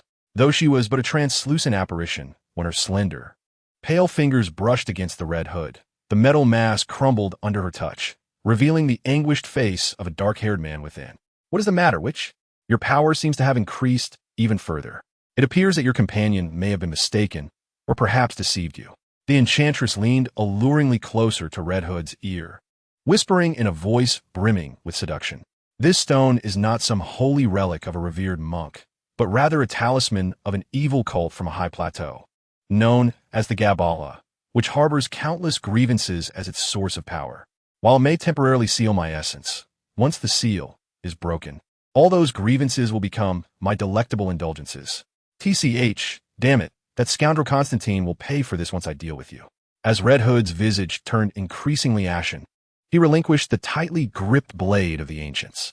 Ha ha, it seems you no longer possess the strength to wield that weapon, do you? In an astonishing display of agility, Batwoman snatched the blade from midair. Though the flames had dimmed, the golden fire continued to blaze fiercely. With a vigorous swing of the blade, Batwoman severed the dark tendrils ensnaring Red Hood, leaving his form unscathed. Accompanied by a sharp cry of pain, both the witch and the dark, viscous substance that had ensnared Jason swiftly retreated, revealing her trepidation towards the weapon. You owe me, and rest assured, I shall settle the score with you alongside Montoya. Let me ask you beforehand, you are aware that the blade of the ancients inflicts no harm upon ordinary mortals, hence your reckless strike, are you not? Be careful. Red Hood, whose body bore multiple fractures inflicted by the witch, half knelt helplessly on the ground, exclaiming in alarm as Batwoman positioned herself protectively in front of him, wielding the blade to intercept the witch's dark offensive. I recall that you bestowed upon me numerous gifts earlier. Now, it is time for their full return. As soon as the witch finished her words, several circular voids materialized before her, for which electric nets, tear gas grenades, flashbangs, and tranquilizer darts, items that Batwoman had previously hurled, were ejected. Standing before the immobile Red Hood, Batwoman forcefully lifted her cape, effectively shielding him from the barrage of projectiles. Yet, Red Hood seemed to have had a sudden realization, his expression shifting as he urgently called out, "Don't worry about me. Quickly stop her. She aims to return to her host." Upon hearing Red Hood's warning, Batwoman decisively tore off the cape covering him, brandishing the blade of the ancients as she sprinted towards the direction where Mjolnir lay. However, she soon recognized her error in judgment, for the witch was not heading towards Mjolnir. Instead, her trajectory was aimed at the positions of Jacqueline and Harley Quinn. Chapter 98. The soul exits the body. TCH. Is she manipulating their minds? Jacqueline executed a deceptive magic trick, appearing behind Harley Quinn in an attempt to subdue her. Yet, she promptly retaliated with an elbow strike, clearly recalling Jacqueline's abilities and combat style. You fail to comprehend my words, do you? The liberated and unrestrained Harley before you is the true Harley Quinn. The one you encountered before was merely the pitiable and self-deceiving Harleen Quinzel. A seductive and cruel smile graced Harley's face as she turned, mercilessly delivering a fierce kick to the groin of Joker. Whether it be Harley or Harleen, I remain indifferent. Joker effortlessly evaded Harley's strike and seized her long, graceful leg, forcefully bringing her down to the ground. All I desire is that girl who has always cherished me, and whom I, in turn, cherish. Harley yearned to retaliate, yet her thigh was ensnared upon Joker's shoulder, her hands firmly grasped by him, rendering her immobile. After a futile struggle, she emitted a cold laugh. Cherish? You are merely a substitute. Do you truly believe you can replace the genuine Mr. J? Upon hearing Harley's words, Joker paused momentarily, just as he was alerted by Batgirl's urgent voice from behind. Watch out, she has coming your way. Startled, Joker instinctively turned and swung his dagger, striking the witch's phantom that lunged at him. However, this action meant releasing his hold on Harley Quinn. Well, I have grown weary of this imposter. It is time to seek new thrills or reminisce about past joys. As Joker prepared to turn in response to the voices behind him, he was suddenly struck in the nose by a headbutt, leaving him momentarily disoriented. Soon after, he felt a powerful hand seize him, hurling him toward a soft yet solid figure. It appeared that the witch had summoned the demon's hand to cast him towards the approaching Batgirl. After entangling and rolling on the ground for a couple of circles, Joker swiftly kicked Batgirl away and rose to his feet. Before him, the witch transformed into a swirling mass of darkness, infiltrating Harley Quinn's very being through her features. Keep away from her. Joker invoked an illusion spell, causing his transparent form and summoned Doppelganger to charge towards Harley, intent on thwarting the witch's possession. Batgirl, disregarding the earlier incident, brandished her blade and rushed towards Harley Quinn as well. Yet, it seemed they were a step too late. Enchantress. Suddenly, Joker realized his senses had become peculiar. Specifically, he could hardly perceive the weight of his own body. When he looked ahead, it was as though he were playing a third-person game. Witnessing his own body standing before Harley Quinn, motionless, Joaquin swiftly realized that he was not alone in this peculiar situation. Before him stood Batgirl, motionless before Harley Quinn, while beside him floated a translucent woman with crimson hair, completely bare, gazing at the unfolding scene with disbelief. He quickly grasped the gravity of the situation. Though astonishing, both he and Batgirl had experienced an out-of-body experience. What a wondrous ability. He never anticipated that acquiring the powers of a witch could lead to such phenomena. At that moment, Harley Quinn's once golden locks had transformed into an obsidian hue, and her pale skin was adorned with intricate black tattoos, resembling the witch that Mewin had just become. Yet, her tone suggested that she still retained the essence of Harley Quinn, albeit in her more malevolent guise. If I were to crush your souls, your bodies would become perfect Barbie dolls. Wouldn't that be amusing? A cruel and seductive smile graced Harley's lips as she raised her hand and grasped at the air. Joaquin felt as though he were being forcefully compressed, his body on the verge of being pulverized. I must stop Harley, otherwise I will truly perish here. Bang! Just as this thought crossed Joaquin's mind, his doppelganger seemed to receive a command and suddenly sprang into action, delivering a powerful punch to Harley Quinn's face. Although she quickly reacted, countering with her bang-bang pistol aimed at the doppelganger's head, the doppelganger's fist still landed squarely on Harley's cheek. She cried out in pain, hurtling backward several meters before crashing to the ground, while Joaquin felt his body relax, as if something had released its grip on him, and he rapidly descended, once again experiencing the weight of his corporeal form. Wait, is my body this light? As this question emerged in Joaquin's mind, he noticed Harley Quinn slowly rising to her feet, prompting him to refocus on the battle before him. He observed the swelling on Harley's cheek dissipating rapidly. Evidently, the doppelganger's punch had not inflicted significant damage. Nevertheless, she appeared visibly irritated, muttering to herself, "Have you figured it out? No, I shall not relinquish my body to you. I have already provided you, a homeless soul, with a place. It is only fitting that you pay me with your power as rent." After taking a deep breath, she turned to Joaquin and Batgirl with a radiant smile. "Let us call it a day. It seems I must have a word with a new tenant in my body." With a snap of her fingers, a green rift materialized behind her. "Wait, Harley." Joaquin began to speak, only to discover that the voice escaping his lips was a higher-pitched, melodious feminine tone. However, there was no time to ponder these matters now. Joaquin desired to pursue and prevent Harley from departing. Yet as he took a step forward, he felt his body lose balance and fell to the ground. "Farewell, counterfeit pudding. Perhaps we shall meet again soon." Harley cast one last flirtatious glance before swaying her body and stepping into the spatial rift, which promptly shrank and vanished in an instant. It seemed that Harley, possessed by the witch, had truly escaped. Yet this was not the gravest concern. Joaquin soon realized that the seductive glance she had thrown was not directed at him, but rather at the space beside him. Upon turning his head, he was met with an unforgettable sight. Another version of himself stood before him, staring incredulously at its own hands, panic etched across its face. He knew full well that this was not his doppelganger, for it had just been obliterated by Harley's counterattack. Thus, only one possibility remained. Joaquin lowered his gaze to his own hands, and as he had anticipated, he beheld a pair of slender, elongated arms adorned with red gloves. Clad in a black bodysuit. Chapter 99. The Batwoman is Me. The reality was that the director of the orphanage, Maureen, had been possessed by a demon claiming to be a witch, running the institution unbeknownst to her. After you exposed the witch's true nature, following a fierce battle, Jason, no, Red Hood, managed to separate the witch from Maureen's body, only for it to inhabit Harley and flee. Is that correct, Joaquin? Hearing Barbara's words, Joaquin was about to respond, but quickly recalled that she was not addressing him. He glanced sideways and noticed the other Joaquin, lost in thought, seemingly unaware that Barbara was speaking. "Joaquin, are you all right?"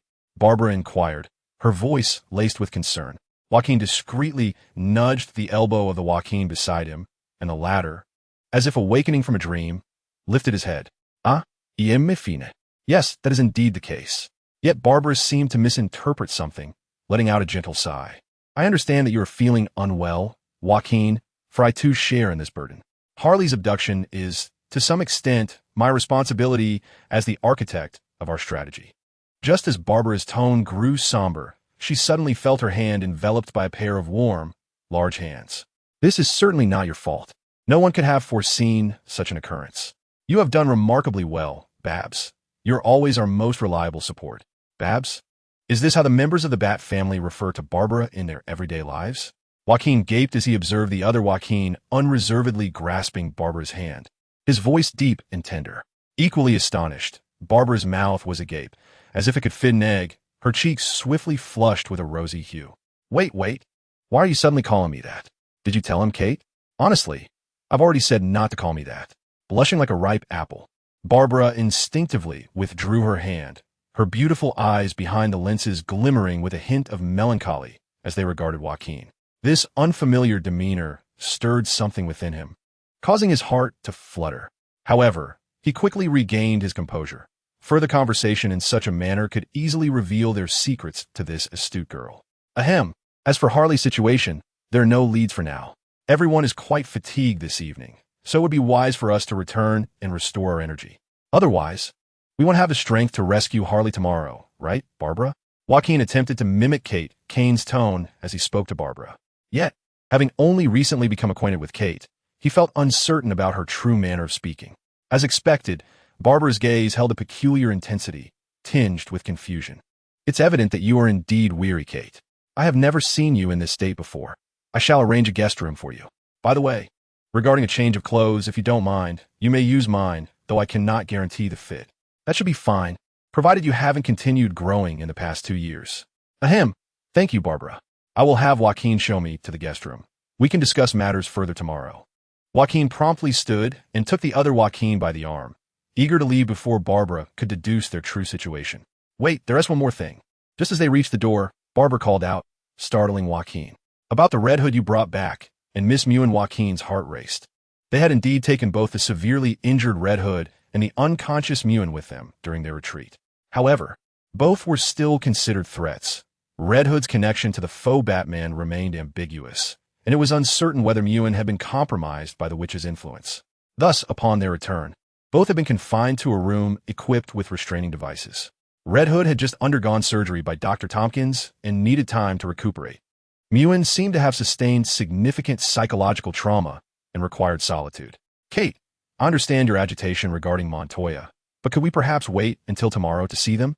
Joaquin cast a glance at the other Joaquin, noting the furrowed brow, but still nodded in agreement. Leading the way, Joaquin entered the guest room and closed the door behind them, finally releasing a long breath as he sprawled across the bed, disregarding appearances. At last, we've managed to keep it under wraps. To be honest, Miss Kane, your acting skills leave much to be desired. It was you who suggested keeping our soul and body exchange a secret from the others. At this rate, we might as well just tell them outright. No, Kate replied sharply, her expression dark and resolute, her determination unmistakable.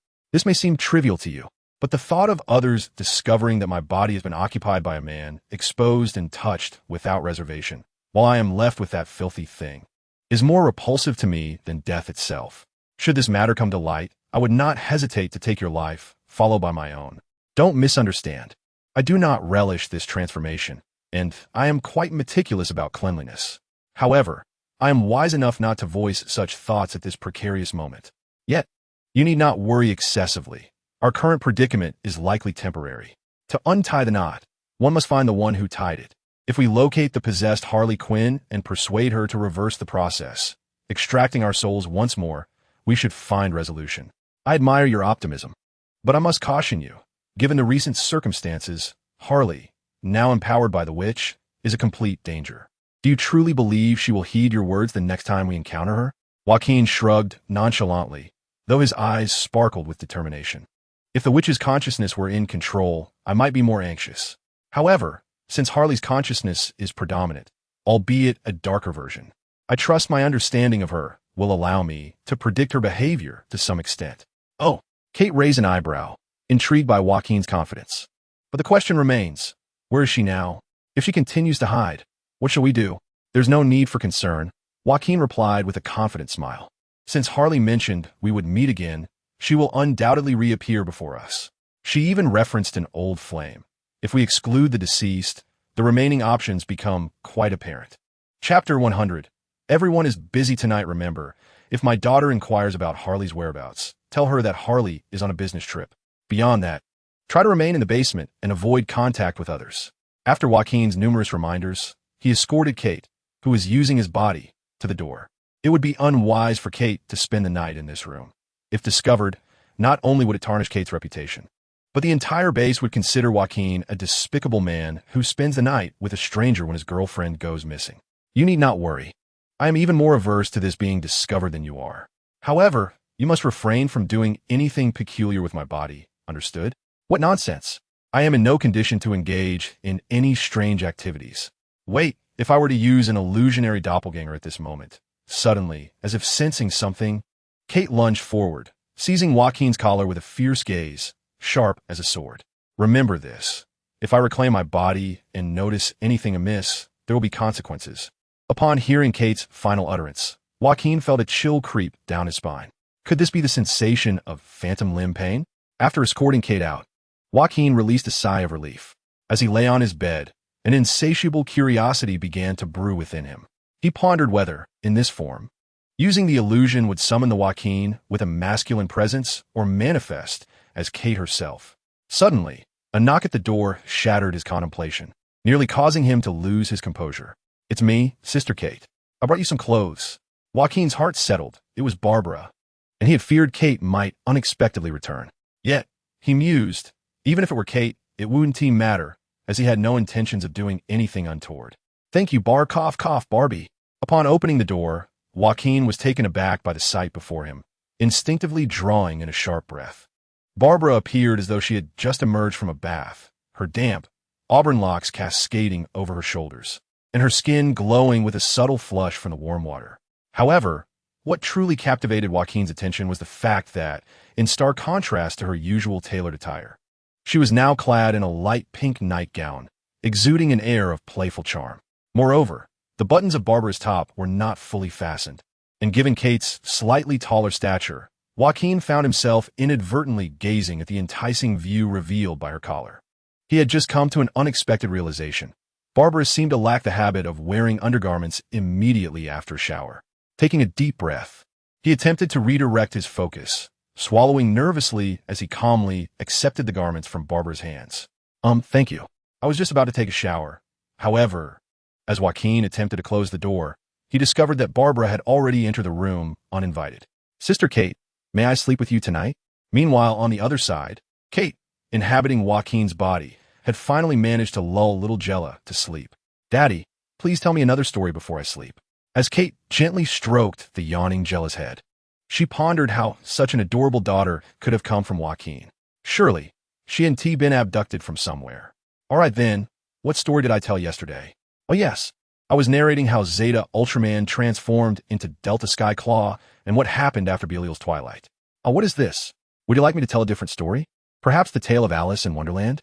At last, little Jella seemed unable to resist the clutches of slumber, yawning repeatedly until her eyelids grew heavy in Kate's embrace. "Tomorrow, can we return to the story of OZU Ultraman? Good night, Mommy." For reasons unknown, just before drifting off, Jella murmured Mommy in a soft, dreamy voice. Kate froze momentarily, then tenderly pulled the blanket over Jella, leaning down to place a gentle kiss on the little girl's forehead. "Good night, my little darling." Upon hearing the gentle rhythm of Ziajila's steady breathing, Kate experienced an extraordinary sensation. Despite having been transferred into a man's body, the innate essence engraved within her soul remained intact. "What am I thinking? It is evident that my kind is destined to be childless." A sense of unease washed over Kate as she murmured to herself, "Yet, what if I were to adopt a child from the welfare home?" Suddenly, a soft knock at the door interrupted her musings. Upon opening the door, Kate was met by a golden-haired girl with her head bowed. Her fingers anxiously intertwined at her chest, betraying her nervous disposition. "I heard that Sister Harley won't be back tonight. I wish to discuss something that happened a few days ago." Kate immediately recognized her, having been introduced earlier to the personnel at the base by Joaquin, to avoid any unintentional encounters that might reveal her true identity. However, the shy girl before her bore little resemblance to the description Joaquin had provided of a girl named Diana, apart from her appearance. Yet, having navigated the complexities of romantic entanglements for years, Kate felt a surge of compassion upon witnessing Diana as youthful and conflicted demeanor. "Come in, but keep your voice down. Ziajila has just fallen asleep. Let me assist you, Joaquin, as a token of gratitude for saving me from the witch's control." Meanwhile, within the Gotham City Botanical Garden, Oh, my dearest friend Ivy, I find myself missing you to the brink of madness. Nay, I am mad. I should say I long for you so intensely that I might revert to normalcy.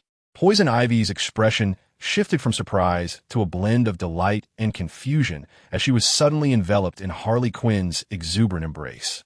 Harley, it has been ages since we last met. Ever since that man appeared. Wait, why have you reverted to this outfit?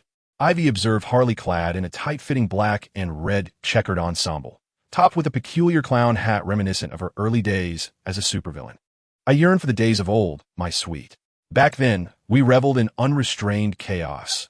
No tedious organizations, no tiresome men to hinder us. Surely, you too miss those splendid times? Harley draped herself against Ivy, her enchanting voice whispering softly in her ear. Of course I miss it, Harley. Our escapades in Gotham, followed by our trials at Arkham. But there is no need to dwell on that, my beloved Ivy. Harley entwined her arm around Ivy's neck, their gazes locking in a moment of shared understanding. With Batman no longer in Gotham, it is time for us to orchestrate a delightful symphony of chaos once more. Chapter 101.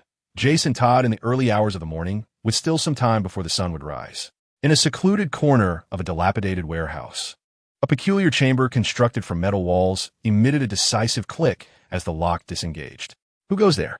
A deep, gravelly voice resonated through the darkness, accompanied by the clanking sound of dragging chains.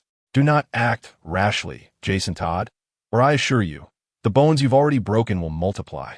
After gently closing the door, Jacqueline, inhabiting the body of Kate Kane, slowly approached the bed nestled in the corner of the room, gazing at the man swathed in bandages, resembling a mummy. So it is you, Kate Kane.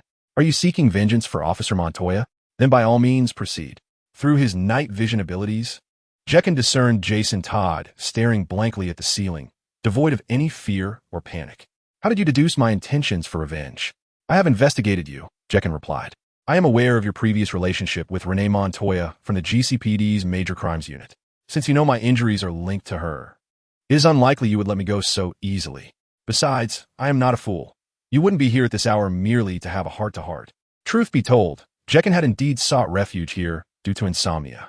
Barbara's sleeping posture was far from ideal. This seemingly demure girl, usually poised and elegant, had unwittingly clung to him like a pillow in the middle of the night. The predicament was that although Jacqueline was currently in Kate Kane's form, his spirit remained that of a robust man. To make matters worse, amidst the heated turmoil stirred by Barbara's proximity, he found himself bereft of any means to relieve his tension. Thus, Jacqueline spent the night wide awake, especially when Barbara turned over, her gentle breaths nearly brushing against his ear, her long, shapely legs resting atop him. Eventually, he could no longer contain himself and executed a clever deception to extricate himself from the covers. With sleep eluding him, he resolved to seize this opportunity to confront his captive from the orphanage, the Red Hood, Jason Todd, certainly not for a heart-to-heart, but rather to clarify numerous pressing questions. After a moment of contemplation, Jacqueline organized his thoughts, striving to adapt his tone to suit Kate Kane's mannerisms. So, let me be forthright, Jason Todd. First, I wish to ascertain whether the impersonator of Batman who attacked Renee Montoya is indeed you. Jason Todd pressed his lips tightly together, remaining silent. Yet Jacqueline could already sense the answer in his demeanor. Then it is not you. It must be someone else. After all, if you intended to usurp Bruce Wayne's mantle, you would not conceal your identity. Not usurp, nor a mere impersonator. Jason Todd's low yet urgent growl interrupted Jacqueline's words. Batman has become an emblem of this city, transcending mere ownership by any individual man. Since he is unable to fulfill his duties as the Dark Knight, another must don the cape for the sake of this city. However, there can only be one Batman. If you willingly relinquish the competition for this mantle, who, then, is the Batman you acknowledge? Jason Todd once again fell silent. His expression suggested that no matter how Joaquin pressed, a response would remain elusive. Observing this, Joaquin sighed. Yet the gravity of his inquiry was not lost on him. He sought Jason Todd for a matter of greater significance. If you choose not to speak, then let this mystery linger. The truth will soon be unveiled. What I wish to inquire about is of paramount importance. Joaquin's voice turned serious, adopting a resolute and icy tone as he inquired, what the object you used to separate the witch from John? At the mention of this, Jason Todd's ire was palpable, his teeth clenched as he replied, "That bastard Constantine deceived me, substituting a cursed item known as Gabala for a sacred relic. If I ever cross paths with him again, he shall deeply regret not descending into hell sooner." Joaquin had heard of Constantine, reputed to be a famed sorcerer within the DC universe, but equally notorious for his penchant for leading allies astray. To his astonishment, he found himself unwittingly ensnared in one of Constantine's traps, despite having had no prior interactions. Yet the most grievous victim was undoubtedly Jason Todd, whose bones, according to Barbara, bore fractures exceeding 60 in number.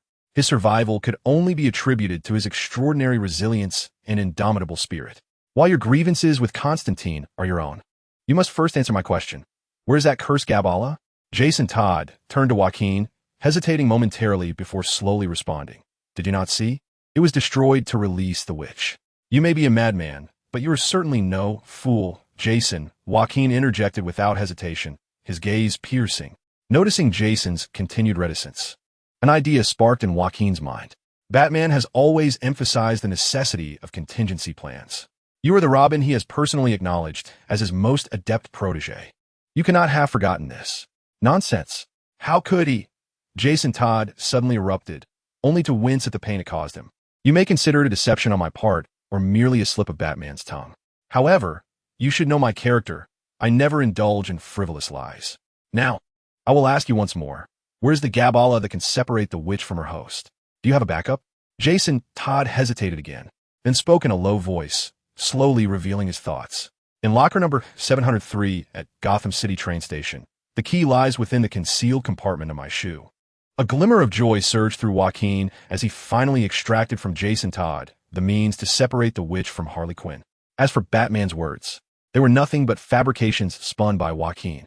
Remember, Kate Kane, Gabera is unlike the High Monk relics. It cannot purify evil, but only absorbs it, temporarily imprisoning it. This means that should you manage to extricate her from Harley Quinn and subsequently release her, she shall emerge even more formidable, Jason Todd stated, while Joaquin had already retrieved the locker key from his shoe's hidden nook. Rest assured, Jason Todd, this is merely a precaution, considering the safety of a former criminal and others. Do you think I would misjudge the gravity of the situation? With that remark, Joaquin exited the specially secured room, a subtle smile gracing his lips. Indeed, Joaquin had long since discerned the answer to the question of whether Harley's safety outweighed the peril of unleashing a dangerous creature. Chapter 102. Gotham overrun by Flora. We interrupt our regular programming to bring you breaking news. A plethora of gigantic plants has emerged in central Gotham, wreaking havoc upon surrounding structures and streets, resulting in casualties. The GCPD urges citizens to limit their outings and seek refuge.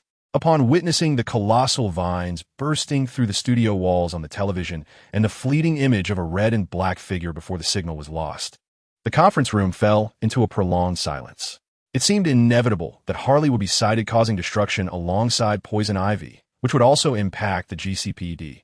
Indeed, the National Guard might even be mobilized, viewing us as adversaries. Barbara's expression grew grave as she turned to Joaquin. Joaquin, you are our leader and Harley's boyfriend. Now is the time for you to make a decision. Joaquin exchanged a glance with Kate Kane.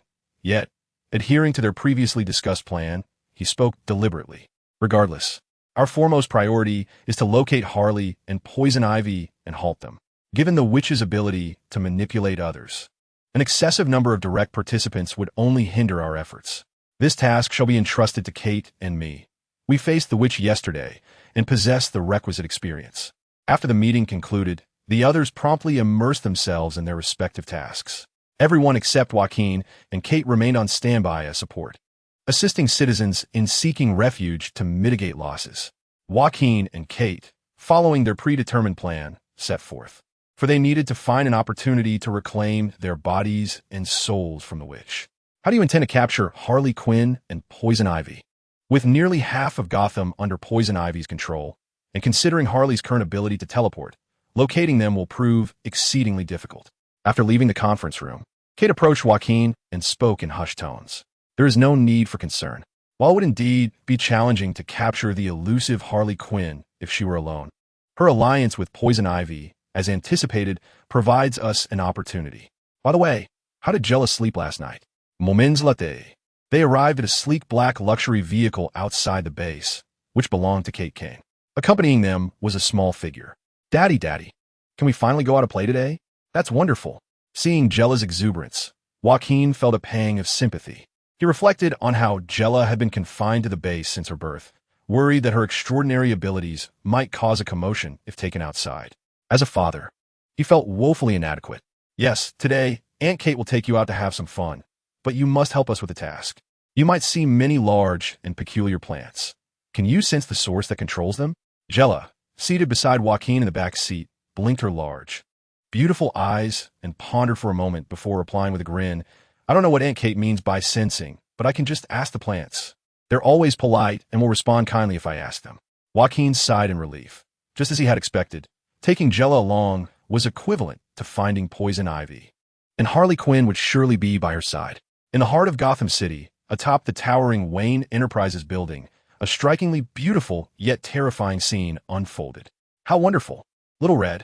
Indeed, I never feel bored when I'm with you, Harley Quinn exclaimed, her wickedly enchanting smile reflecting as she gazed down at the city cloaked in verdant foliage, laughter like silver bells escaping her lips. Yes, finally, we have returned to the days of old. How nostalgic. Poison ivy sat regally upon a throne woven from countless vines and plants, the pent-up green power of nature unleashed after nearly 3 years. As she relished this liberation, her gaze towards Harley was laced with complex emotions. Are you worried about something, Ivy? Suddenly, accompanied by a swirling black smoke, Harley's form appeared ghost-like behind Poison Ivy, her arms affectionately draped over Ivy's shoulders as she leaned in to whisper softly and seductively in her ear. No, Harley. I was merely contemplating the magnitude of this spectacle when a deafening roar interrupted Poison Ivy's words as 3 heavily armed Black Hawk helicopters ascended to the rooftop, their numerous Dargun barrels aimed directly at Poison Ivy, who stood at the center. Target acquired, Poison Ivy and Harley Quinn, requesting command instructions. Engage immediately. Received. We're under attack, from Unit 1. The sound of gunfire erupted, yet unexpectedly, one helicopter turned its fire upon its companion. As the soldier on the 3rd helicopter poised his machine gun, hesitating over whether to take down the rogue aircraft to rescue his comrades, he suddenly sensed a chilling presence creeping up behind him. No! Help! A monster! The 3rd helicopter's gunner promptly responded. What is happening? A crackle of electricity accompanied a sweet yet sinister voice emanating from the intercom. The 3rd gunner can no longer respond. You might try contacting the pilot of the 3rd helicopter. A dull thud echoed, reminiscent of a baseball bat striking a skull, followed by a faint scream that pierced through the intercom. Hurry and make contact. Now he can't respond to you either, you cursed demon. Ha. You have no right to say that. I have seen in the memories shared by the witch that it was you who released her and commanded her to carry out these unspeakable deeds. If I am a demon, what does that make you? The scum that unleashed the demons. Enough. So who exactly are you, Harley Quinn? Or perhaps the witch? Who knows? But you might as well be bold and try it.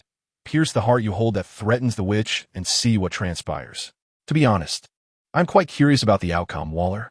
Ha.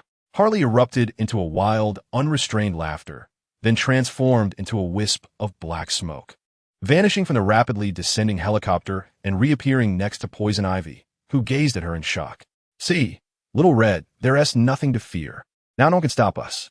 Harley twirled gracefully like a ballet dancer, casually tossing aside the bloodied baseball bat, her arms outstretched as if to embrace the city. This is now our chaotic kingdom, a playground filled with destruction and disorder. Chapter 103.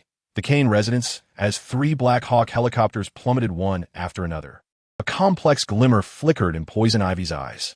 With a mere thought, 3 flytrap-shaped plants sprouted from the vines entwining Wayne Tower, their enormous maws opening beneath the helicopters. However, at that moment, Poison Ivy felt a chill rise along her spine.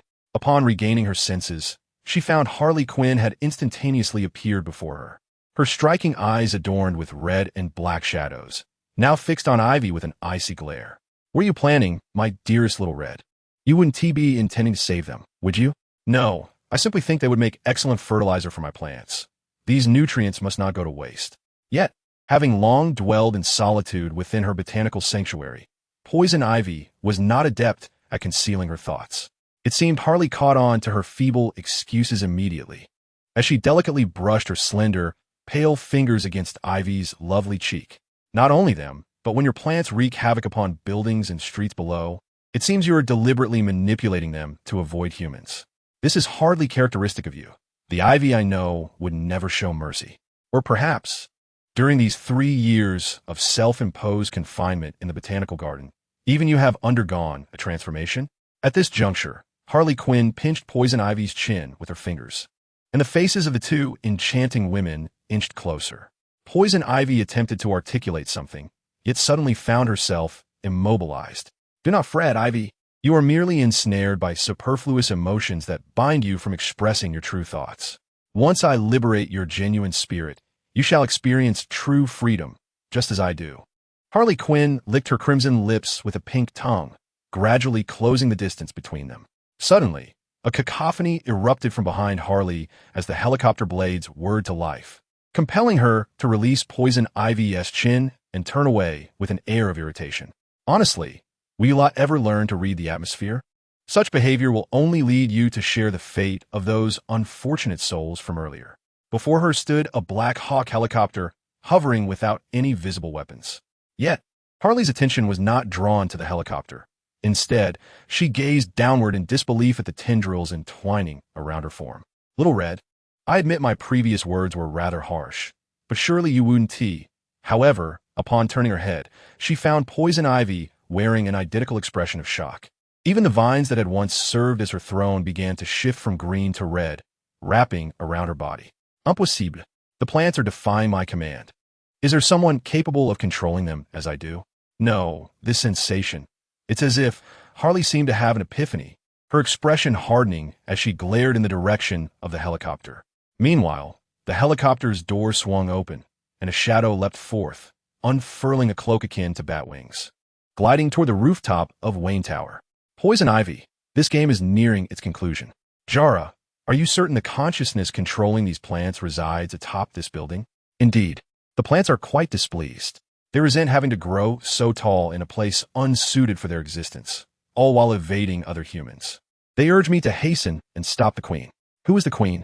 Inside the car, Jara curiously inquired of Kate Kane, who was intently maneuvering through the debris and sprawling vegetation.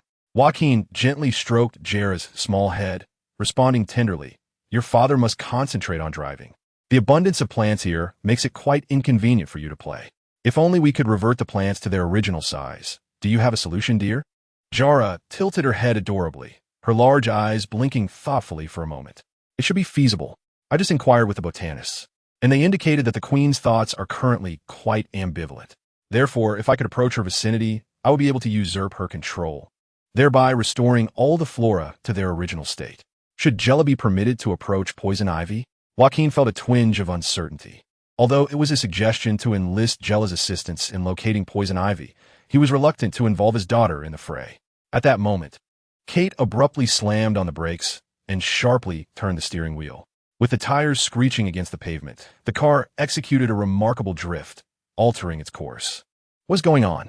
This isn't the route to Wayne Tower. The itinerary has changed. Since we're bringing young Jella along, we cannot go directly there. We must first make a brief stop at my home.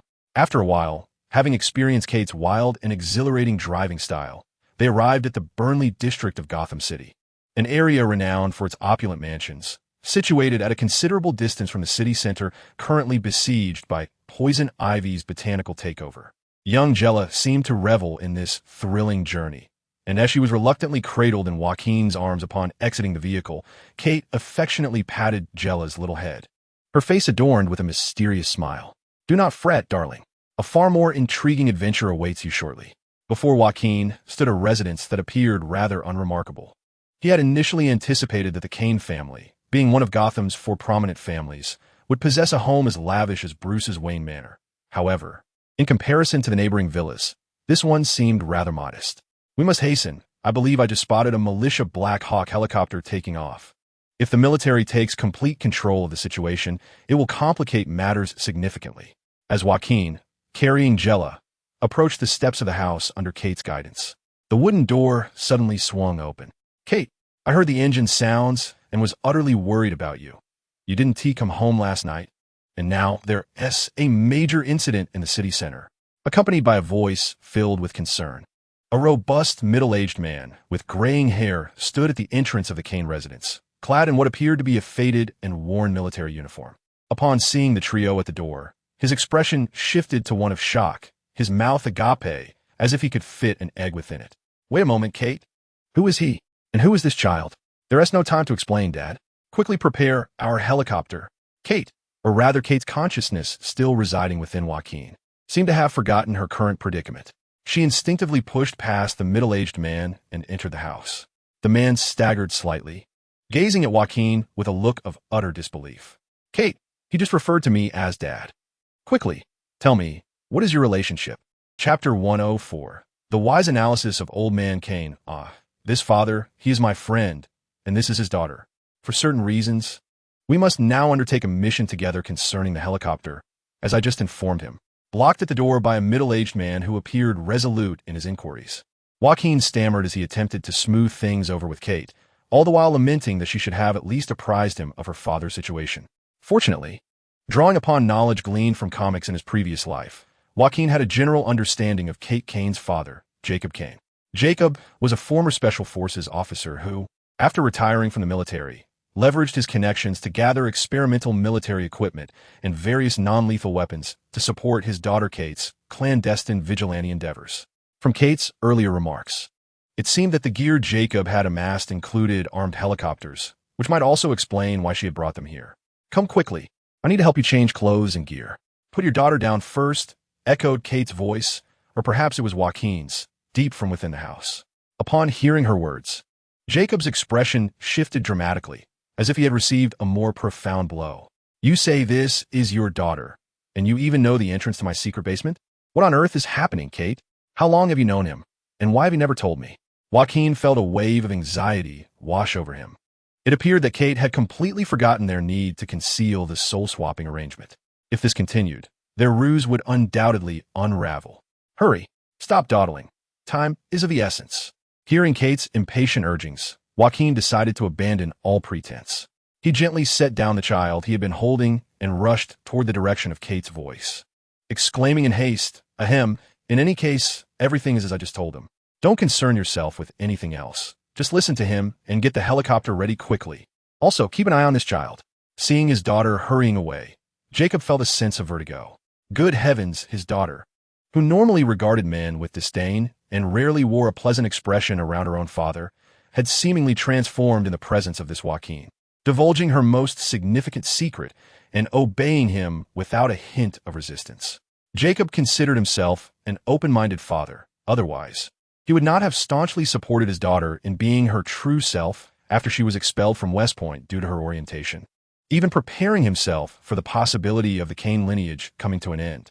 However, truth be told, he had, in his heart, envisioned a day when his daughter might suddenly become like any other ordinary girl. Yet today, as he witnessed his daughter's transformation for the first time, he found himself at a loss.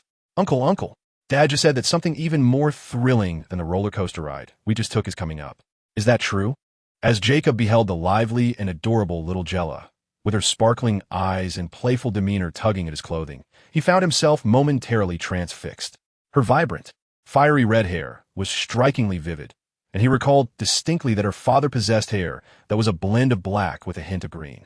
This led him to surmise that the girl's striking hair color must have been inherited from her mother. As a former elite Special Forces officer, Jacob Kane had unwavering confidence in his observational skills. He was certain that when Kate had held the child moments ago, her gaze had been imbued with the tender affection only a parent could possess, and her embrace had exhibited a remarkable proficiency, suggesting she had cradled the child more than once or twice before. Coupled with the girl's conspicuous red hair, Jacob began to unravel the mystery, and his expression softened as he regarded little Jella with newfound warmth. Your name is Jella, is it not? Was that man your father? What is his name? Jella tilted her head slightly and, with a voice as melodious as silver bells, replied, My father's name is Jacqueline Zhou. My name is Jella. Jacob knelt down, gently stroking Jella's silky red locks, and in a tone of casual inquiry, he asked, And what of your mother? Do you remember your biological mother's name? Jella shook her head softly, her cherubic face clouded with a hint of melancholy. I don't know. Daddy never tells me who my mother is. Mommy Harley isn't my real mother. In that instant, Jacob's mind conjured an entire saga of romantic tales, with himself as the protagonist, characterized by his daughter's open yet reticent nature. Overwhelmed with compassion, Jacob abruptly gathered little Jella into his arms. Enough of these unhappy thoughts, my dear. Come, let Uncle know. Grandfather, take you on an unforgettable journey to see something splendid. It's a nearly new treasure that the military has let slip out, something that even princes from Middle Eastern countries would struggle to acquire.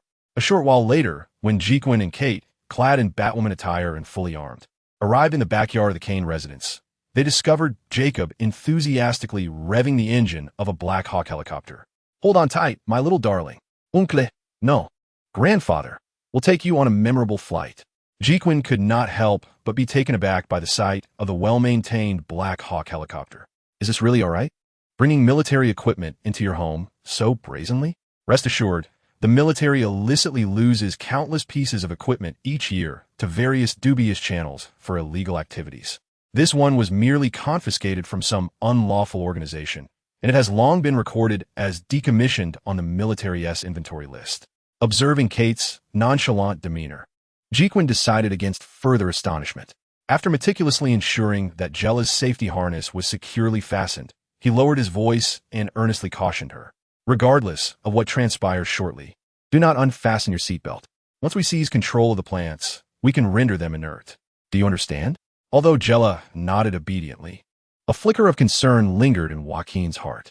He was uncertain whether bringing this child near a battleground where fierce conflict could erupt was prudent, especially considering that her biological mother, the Poison Ivy, remained oblivious to Jella's existence.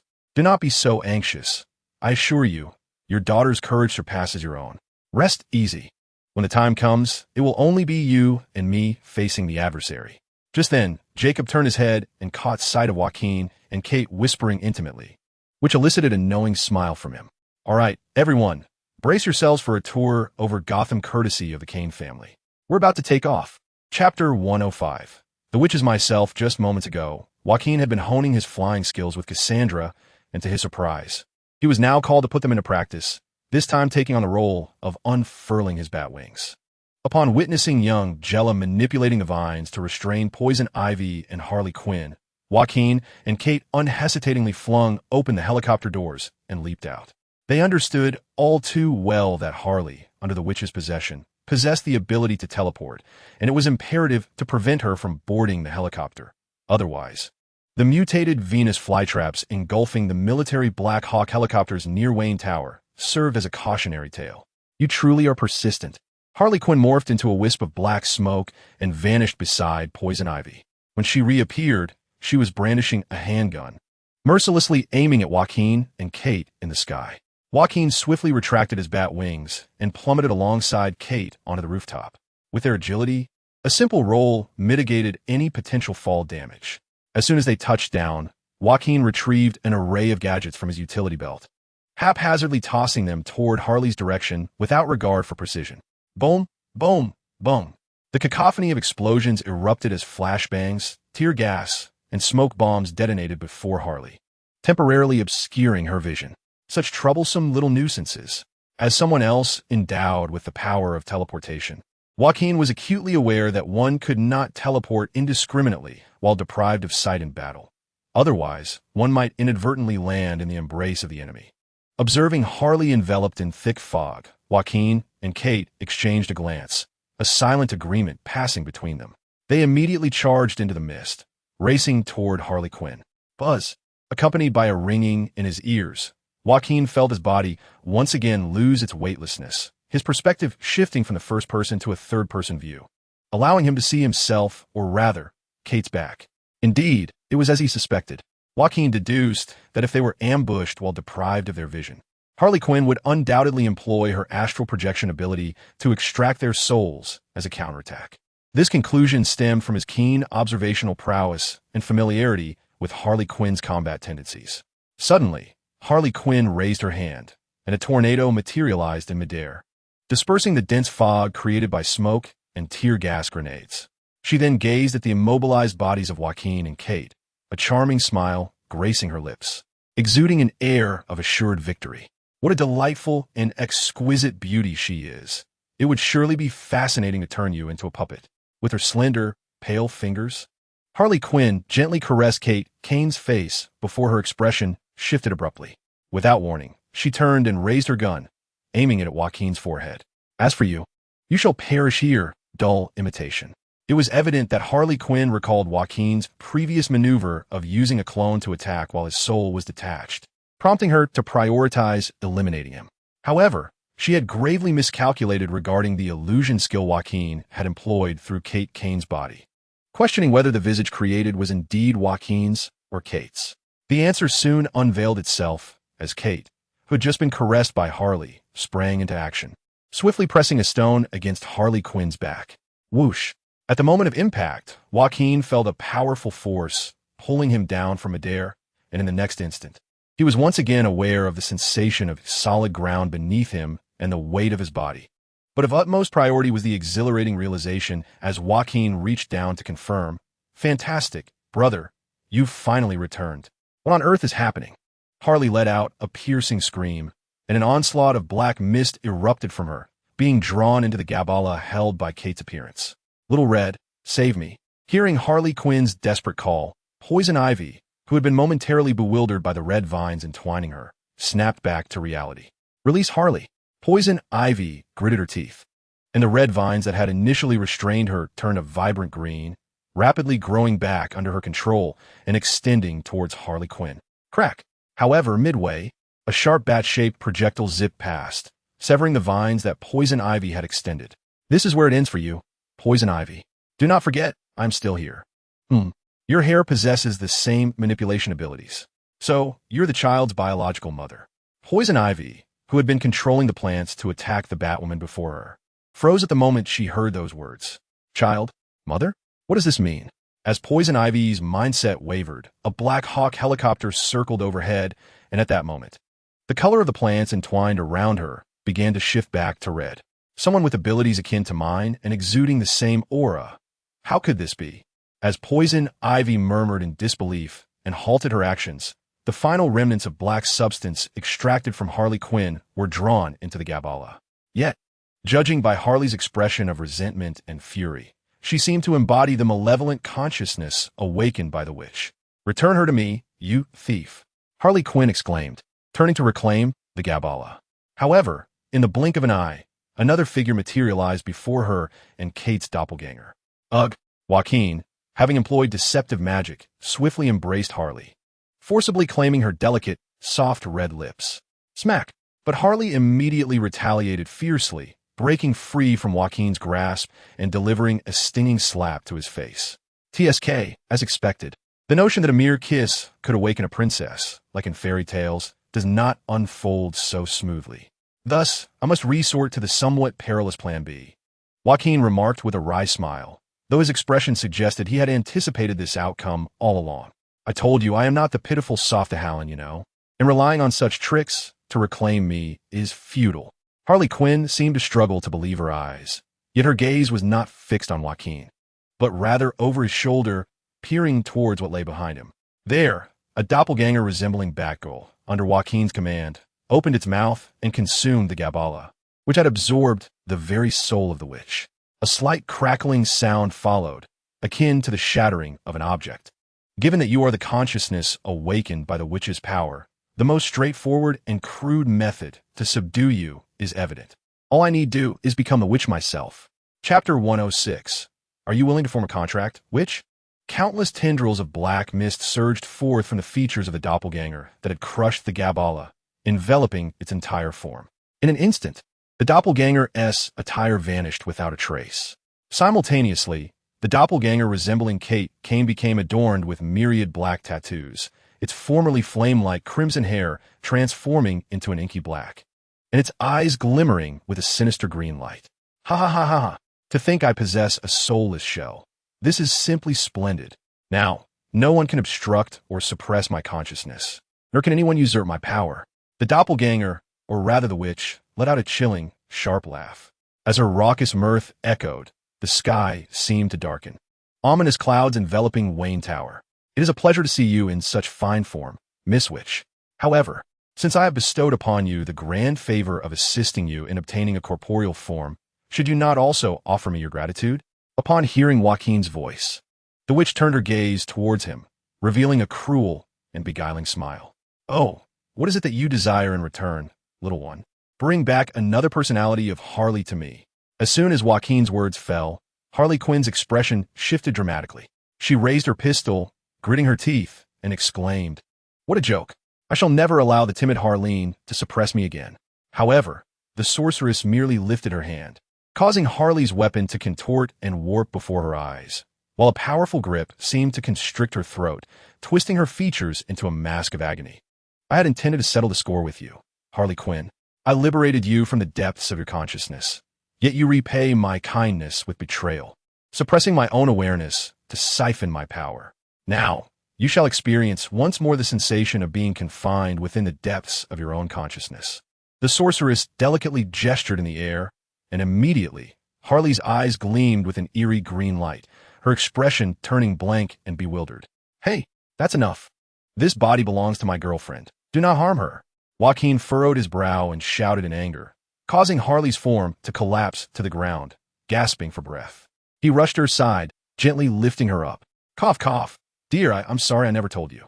Upon witnessing the sorrowful glimmer in Harley's beautiful eyes and the hint of remorse in her voice, Joaquin finally breathed a sigh of relief, his heart unburdened.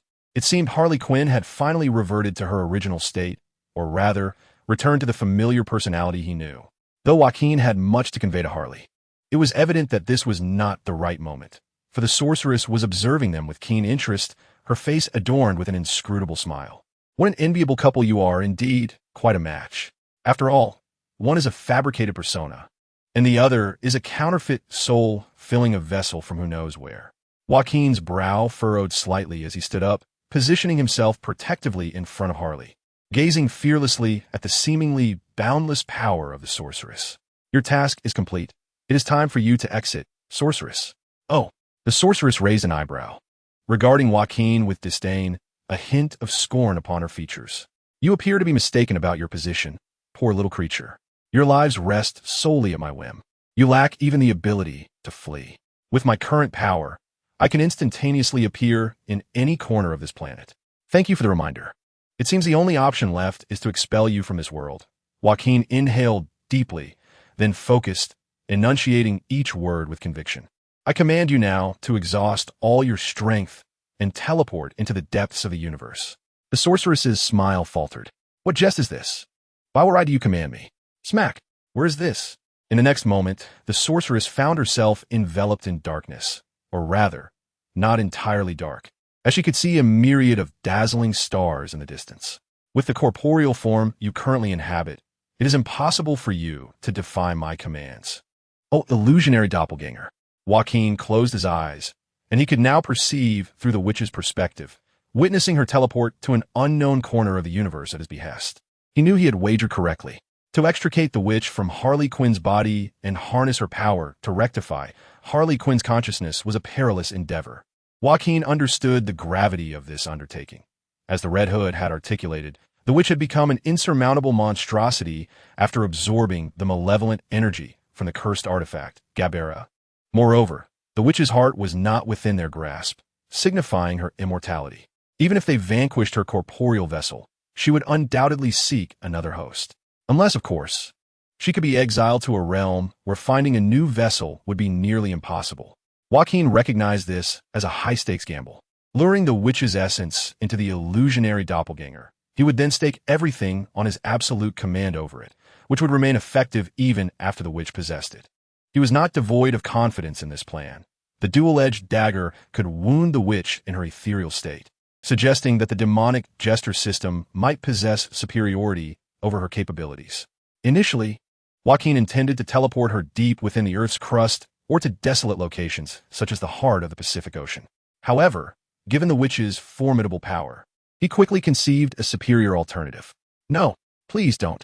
Let me go back." The witch cried out in abject terror and anguish, fully aware that should this body perish, her spectral form, weakened and drained, would stand little chance of finding another host in the vast expanse of the universe. This meant that unless her heart, hidden away by someone, was destroyed, she would eternally endure the torment of solitude in a desolate universe, a fate far more dreadful than any hell. I regret to inform you. It is too late. The duration of the witch's illusionary doppelganger is nearly at an end. Please, I am willing to do anything. I will divulge all that I know. I shall forever obey your commands and serve you. I can offer everything to you. Do not cast me into the depths of the universe. Joaquin felt a shift within himself. He had resolved to eliminate the witch's threat once and for all, yet her pleas stirred a new notion in his mind. Is this a pact, dear witch, or rather, Demon Danzamo? What? I have consulted Joan Myoan and uncovered your true identity as the Demon Danzamo from another dimension. I am aware that for demons in this world, a pact is an unbreakable bond. Time is dwindling. Just mere seconds remain. Danzamo, will you enter into a contract, exchanging your life for adherence to my will, destined to be my eternal servant? Chapter 107. Bargaining with the Devil in the Realm of DC. Demons and angels are not merely the stuff of legends. They exist as fantastical beings, some opposing humanity, others allying with humans against their own kind, while many observe the transformations of the human world for their amusement. Like humans, demons possess distinct personalities. Some are malevolent, others bloodthirsty, some deranged, and there are even those with a morbid obsession. Yet, nearly all demons share a common trait. They uphold their promises and cherish contracts. Although this is the first time Jacqueline has engaged with a demon, he believes that the traits depicted in the original comics hold true in this world, with John Constantine's continued existence serving as the finest testament. Nevertheless, entering into a pact with a demon remains an exceedingly perilous endeavor. However, for Jacqueline at this moment, the stakes are worth the gamble. Time is running out. Miss Danzamo, do not entertain any tricks, especially in the presence of one who knows your name. Jacqueline had gleaned the witch's true name from the comics of his past life. Yet to the witch, Jacqueline appeared as a mysterious figure who had uncovered her true name in a single night. The true names of demons are not easily found with a mere online search, leading her to question the depth of Jacqueline's knowledge regarding magic and demons. Had the witch been granted more time to ponder, she might have discerned the peculiarities or crafted a treacherous contract to bargain with Jacqueline. Yet, time is not on her side. I understand. I swear by the name of Danzamo to forever honor you as my master and obey all your commands. Is that sufficient? Quickly, bring me back. In the final moments, the witch's urgent and restless voice echoed in Jacqueline's mind, and he sensed a faint connection forming between them. However, he remained patient, waiting until the very last second, when the witch's scream of terror and despair pierced the air. At that moment, he focused his thoughts and transferred his consciousness to his doppelganger. Possess my soul swiftly, Jacqueline commanded the witch. If she were to honor her oath, she would obey without hesitation, and indeed, the witch did not deceive him. Jacqueline felt a chilling darkness invade his mind, as countless negative emotions ravaged his psyche, inducing an overwhelming headache. With a sudden snap, the time limit for the doppelganger expired, vanishing in an instant within the cosmos. Meanwhile, on the rooftop of Wayne Tower, Jacqueline clutched his head, a visage of agony etched upon his face, before gritting his teeth and declaring, "Well, I have brought you back. Now, you are forbidden from exerting any influence over my mind. Retreat into the depths of my consciousness and do not emerge without my command. Do you understand?" The green light in Joaquin's eyes gradually diminished, and the discomfort that had plagued his mind swiftly vanished without a trace, leaving only the faint yet defiant voice of a woman echoing in his ears. "Very well. As you wish, my master." Joaquin crouched on the ground, taking several deep breaths. Indeed, making a pact with a demon came with its risks. It seemed imperative to find a way to compel the witch to elaborate on the various details of their contract. However, a smile began to play at the corners of his mouth, for at least the initial step had been successful. By ensnaring the witch, not only would he bolster his combat prowess in the realm of magic, but her myriad memories would also serve as the key to unraveling the mysteries plaguing Gotham City, as well as the intelligence pertaining to the Lazarus Project. "Joaquin, are you all right?" Harley Quinn anxiously enveloped Joaquin in her embrace, and he could distinctly hear the rapid beating of her heart, which calmed his own spirits significantly. Indeed, reclaiming this version of Harley was worth it. "Iem mi fine, Harley."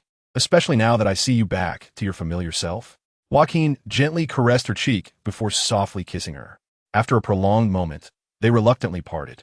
My dear, I should have informed you sooner about the other Harley Quinn residing within me.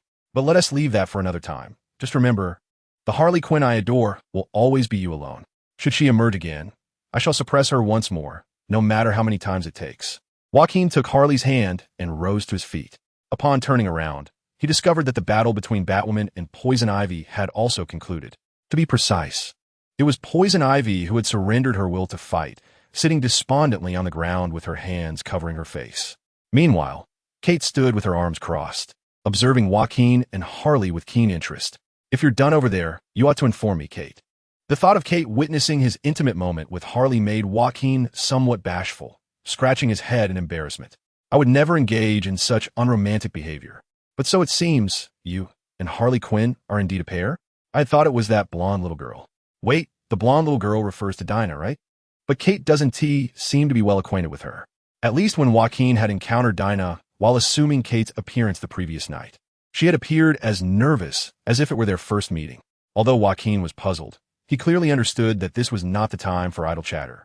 Surveying his surroundings, Joaquin beheld the Wayne Tower ensnared and ravaged by countless plants, as well as the street below, overtaken by colossal vegetation, which caused him a throbbing headache.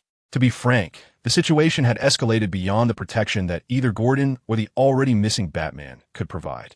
Not to mention, Poison Ivy's semi-house arrest at the Gotham Botanical Garden was undoubtedly coming to an end, and Harley Quinn had been seen by many. Their Gotham Knights Development Alliance would likely fall under scrutiny as well. We should leave this place. We can discuss other matters once we return to the base. Joaquin let out a soft sigh, and Kate nodded in response, speaking briefly into the intercom. The Black Hawk helicopter, which had been circling Wayne Tower, gradually drew nearer. Darling. Ivy heard Harley's worried voice as she gazed at Poison Ivy. Joaquin's heart softened. After a moment of contemplation, he gently uttered, "Let us take her with us. We cannot leave her here." Suddenly, Joaquin felt a chill run down his spine. He abruptly lifted his head to gaze at the sky. Behind the slowly descending Black Hawk, a dark silhouette emerged from the horizon, swiftly approaching and becoming increasingly distinct. Undoubtedly, it was a black fighter jet shaped like a bat. Kate, inform your father that landing is prohibited. Elevate the helicopter immediately, Joaquin shouted urgently, and Kate, noticing the approaching black aircraft, promptly relayed Joaquin's instructions to Jacob via the intercom. The rotor blades of the Black Hawk helicopter accelerated, rapidly lifting off amid the chaotic gusts of wind. Whoosh! Joaquin's expression changed as he spotted a missile shooting forth from the underside of the bat-shaped fighter jet, trailing flames as it sped towards them. Everyone, evacuate the rooftop, Joaquin commanded loudly, simultaneously drawing a sharp knife and sprinting toward the incoming missile. In a flash, he released the knife, which soared through the air like a comet, heading straight for the missile. Boom! The missile was intercepted and detonated mid-air by the flying knife. Just as Joaquin felt a moment of relief, he noticed that the Black Bat fighter continued unabated through the explosion smoke. It seemed the Bat jet intended to crash directly into the rooftop of Wayne Tower. Boom! As Joaquin hurriedly retreated, he was suddenly lifted off his feet by the force of a powerful explosion, his ears ringing from the deafening blast. In his dazed state, he sensed someone grasping him firmly and dragging him away. Joaquin! He struggled to lift his head, seeing Harley Quinn looking anxiously at him, her lips forming the words. Are you all right? I'm fine, he croaked, his voice hoarse and weak. He realized he was being pulled by Batgirl, while Harley was hastily pulling Poison Ivy along behind them.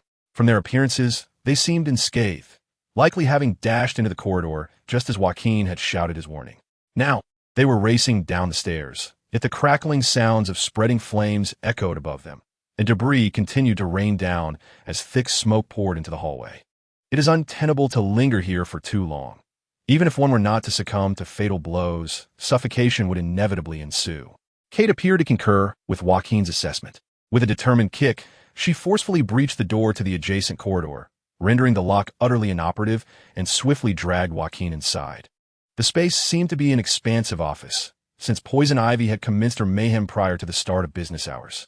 It was only natural that no one was present today. You are gravely injured if you do not seek treatment promptly. Without needing Kate to elaborate, Joaquin could already feel the toll of the recent explosion. his body was in tatters.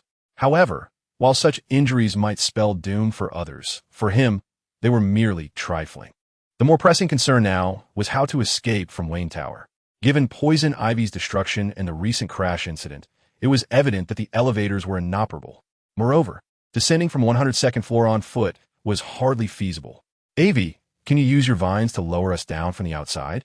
Upon hearing Joaquin's request, Poison Ivy hesitated momentarily before cautiously approaching the glass curtain wall. Raising her hand gently, she summoned robust, colossal vines that appeared outside the glass facade, resembling a ladder crafted from foliage. With a shattering crash, the tempered glass succumbed to the force of the gigantic plants. Poison Ivy then turned, her gaze laden with complexity as she regarded the three of them. I can facilitate your escape, but you must divulge to me the entire truth. Why has Harley suddenly become someone else? And what is the reality concerning my daughter? Why have you concealed this from me? Joaquin and Harley Quinn exchanged glances, both acutely aware of the dilemma reflected in each other's eyes. Indeed, they had intended to keep the truth about Jella from Poison Ivy for various reasons, hoping to wait until she was older to reveal it at an appropriate moment. They had never anticipated that the revelation would occur under such dire circumstances. I assure you, Avy, once we are safe, I will explain everything in its entirety, both about Harley and Jella. Upon hearing Joaquin's words, the emotions swirling in Poison Ivy's eyes grew even more intricate, and she murmured softly, Jella, is that the name of my daughter, the one I have yet to meet? Look out behind you, Ivy. Joaquin's urgent warning jolted Poison Ivy back to reality, but it was too late. A shadow hurtled through the window, striking with lethal speed as it aimed a kick at Poison Ivy, who stood perilously close to the floor-to-ceiling window. With a piercing scream, Poison Ivy soared through the air, arcing towards Joaquin at a dizzying speed. Ugh! Though Joaquin managed to evade the attack, it meant that Poison Ivy would inevitably crash land. In a fleeting moment of hesitation, he opened his arms and braced himself to catch her, and the two of them tumbled together in a heap. Joaquin, my love! Joaquin, disoriented from the impact, heard the simultaneous exclamations of Harley and Batwoman. Though pinned beneath Poison Ivy, he shouted back, I'm fine, don't worry about me. Focus on the enemy. With great effort, he pushed Poison Ivy off him and struggled to elevate his body from the ground. Before him, where Poison Ivy had just stood, a formidable figure approached with alarming force. The attire was strikingly familiar, a black, form-fitting suit, a flowing black cape, and a bat-shaped cowl. However, in his hands, he wielded two large-caliber handguns, and beneath the mask, his eyes gleamed with a chilling coldness and unmasked fury. Bang! Bang! The man clad in Batman-esque garb decisively raised his arms, aiming both firearms at Poison Ivy, who was beside Joaquin, and pulled the triggers. But in that instant, Kate swiftly stepped in front of Joaquin and Poison Ivy, using her bulletproof cloak to deflect the incoming bullets. Batman and Batwoman found themselves in a tense standoff. At last, I found you. You're the imposter who attacked the GSPD and injured Montoya, aren't you? Strip off that disguise. You are unworthy of donning that suit. Batwoman's voice was laced with fury as she confronted Batman. He responded with a low, chilling grunt, keeping his guns trained on her. Unworthy of this suit? I refuse to be associated with criminals. You dismiss my efforts to combat crime as a childish game, Kate Kane. Batwoman was momentarily taken aback. She had not anticipated that he would so readily unveil her identity, seemingly well acquainted with her backstory. Get out of my way, Kate Kane, or you will share the fate of those incompetent GCPD officers. Chapter 109. Batwoman vs. Batman. It was undeniable. This man was powerful, exceedingly so. Joaquin had initially intended to let Batwoman and this Batman exchange a few blows, using the distraction to signal for backup. However, he soon realized how naive that plan was. Batwoman aimed to engage in close combat to neutralize Batman's firearms, advancing swiftly with a punch aimed at his face. Yet, her fierce strike was easily deflected by Batman's arm. She attempted to change tactics with a knee strike, but he seemed to anticipate her every move, redirecting the barrel of his gun downward, causing her knee to collide with the cold metal muzzle. Bang! The bullet struck Batwoman's thigh at point-blank range. Although her suit boasted bulletproof capabilities, the proximity rendered it incapable of cushioning the bullet's impact. Without granting her a moment to recover, Batman followed through, his gun's barrel, still smoking, swung upward and struck Batwoman squarely on her unprotected chin. Regardless of who it may be, a significant blow to the jaw undoubtedly inflicts a momentary concussion and dizziness. Observing Batgirl falter, Harley Quinn promptly raised her bang-bang pistol, eager to assist. However, before she could take aim, she witnessed Batman deliver a kick, sending Batgirl soaring through the air like a mere plaything towards Harley. With a resounding crash, the two girls collided, and in less than 10 seconds, both Batgirl and Harley Quinn were decisively incapacitated. Batman, exhibiting no semblance of mercy, raised his twin firearms, aiming at the two before pulling the trigger. Bang! Bang! Yet, the bullets were intercepted mid-flight by a robust vine. Do not lay a hand on my friends. Poison Ivy, despite appearing significantly injured from the earlier kick, with green blood trickling from the corner of her mouth, gritted her teeth and rose, commanding the ever-growing vines to assault Batman. Unperturbed, Batman retrieved a canister the size of a soda bottle from his waist and casually tossed it to the ground. Hiss! A white mist swiftly enveloped the area, and Batman secured a small breathing mask over his face. The moment the vines made contact with the white mist, they ceased all movement, and Poison Ivy's expression altered dramatically as she emitted a piercing scream of agony. This is 2,3,7,8-tetrachlorothiodioxin and tetrachlorobenzene gas, commonly known as Agent Orange, specifically designed to combat pernicious plants like you. Boom! Before Batman's words could fully resonate, a figure surged toward the canister, releasing the Agent Orange, swiftly kicking it out of the window with remarkable speed. Have you lost your mind? Using Agent Orange in the city, do you comprehend the magnitude of its danger? Although Joaquin had experienced a physical enhancement from inhaling the toxic gas, he was consumed with rage. Harley remained nearby, and Agent Orange, a potent carcinogen, was far more sinister than Joker gas or fear toxin, which bore minimal aftereffects. This was a veritable demonic concoction. Poison Ivy, Pamela Lillian Isley, is an exceptionally dangerous supercriminal. The destruction she has wrought upon Gotham today serves as irrefutable evidence. To eliminate this menace, I would not hesitate to incur a slight cost. Batman's voice, muffled behind the breathing mask, was deep and cold. He then reached for his waist, where Joaquin could discern several more canisters identical to the previous one. It was now evident. Their adversary had come solely to eliminate Poison Ivy, and they were merely collateral damage. Do not attempt to deploy such vile substances here. Joaquin inhaled deeply, drawing as much of the lingering Agent Orange into his lungs as possible, then propelled himself toward Batman with his enhanced legs. Bang! Faced with this development, Batman was compelled to abandon his plan to utilize the canisters of Agent Orange, opting instead to raise his firearm and pull the trigger. Yet, Joaquin's momentum showed no signs of abating. He slightly shifted his body to evade the bullet, then launched a powerful fist towards Batman's face. Batman effortlessly deflected Joaquin's punch, prompting him to pivot and deliver a knee strike. However, Batman anticipated this move, aiming his handgun at Joaquin's knee and pulling the trigger. This scene mirrored the earlier confrontation between Kate and Batman. The difference lay in the fact that Joaquin's thigh was unprotected by ballistic armor, allowing the bullet to effortlessly pierce his flesh, blossoming into a red spray. Nonetheless, unlike Kate, Joaquin, enhanced by the venom, would not allow such a minor setback to interrupt his strike. Bang! Joaquin's knee collided directly with the lower ribs of Batman, launching him dramatically through the shattered glass curtain wall, plummeting downward. Yet, Joaquin's visage bore no trace of victorious delight. He understood that the impact had lacked the gratifying sensation of striking flesh, as if he had merely collided with a foam dummy.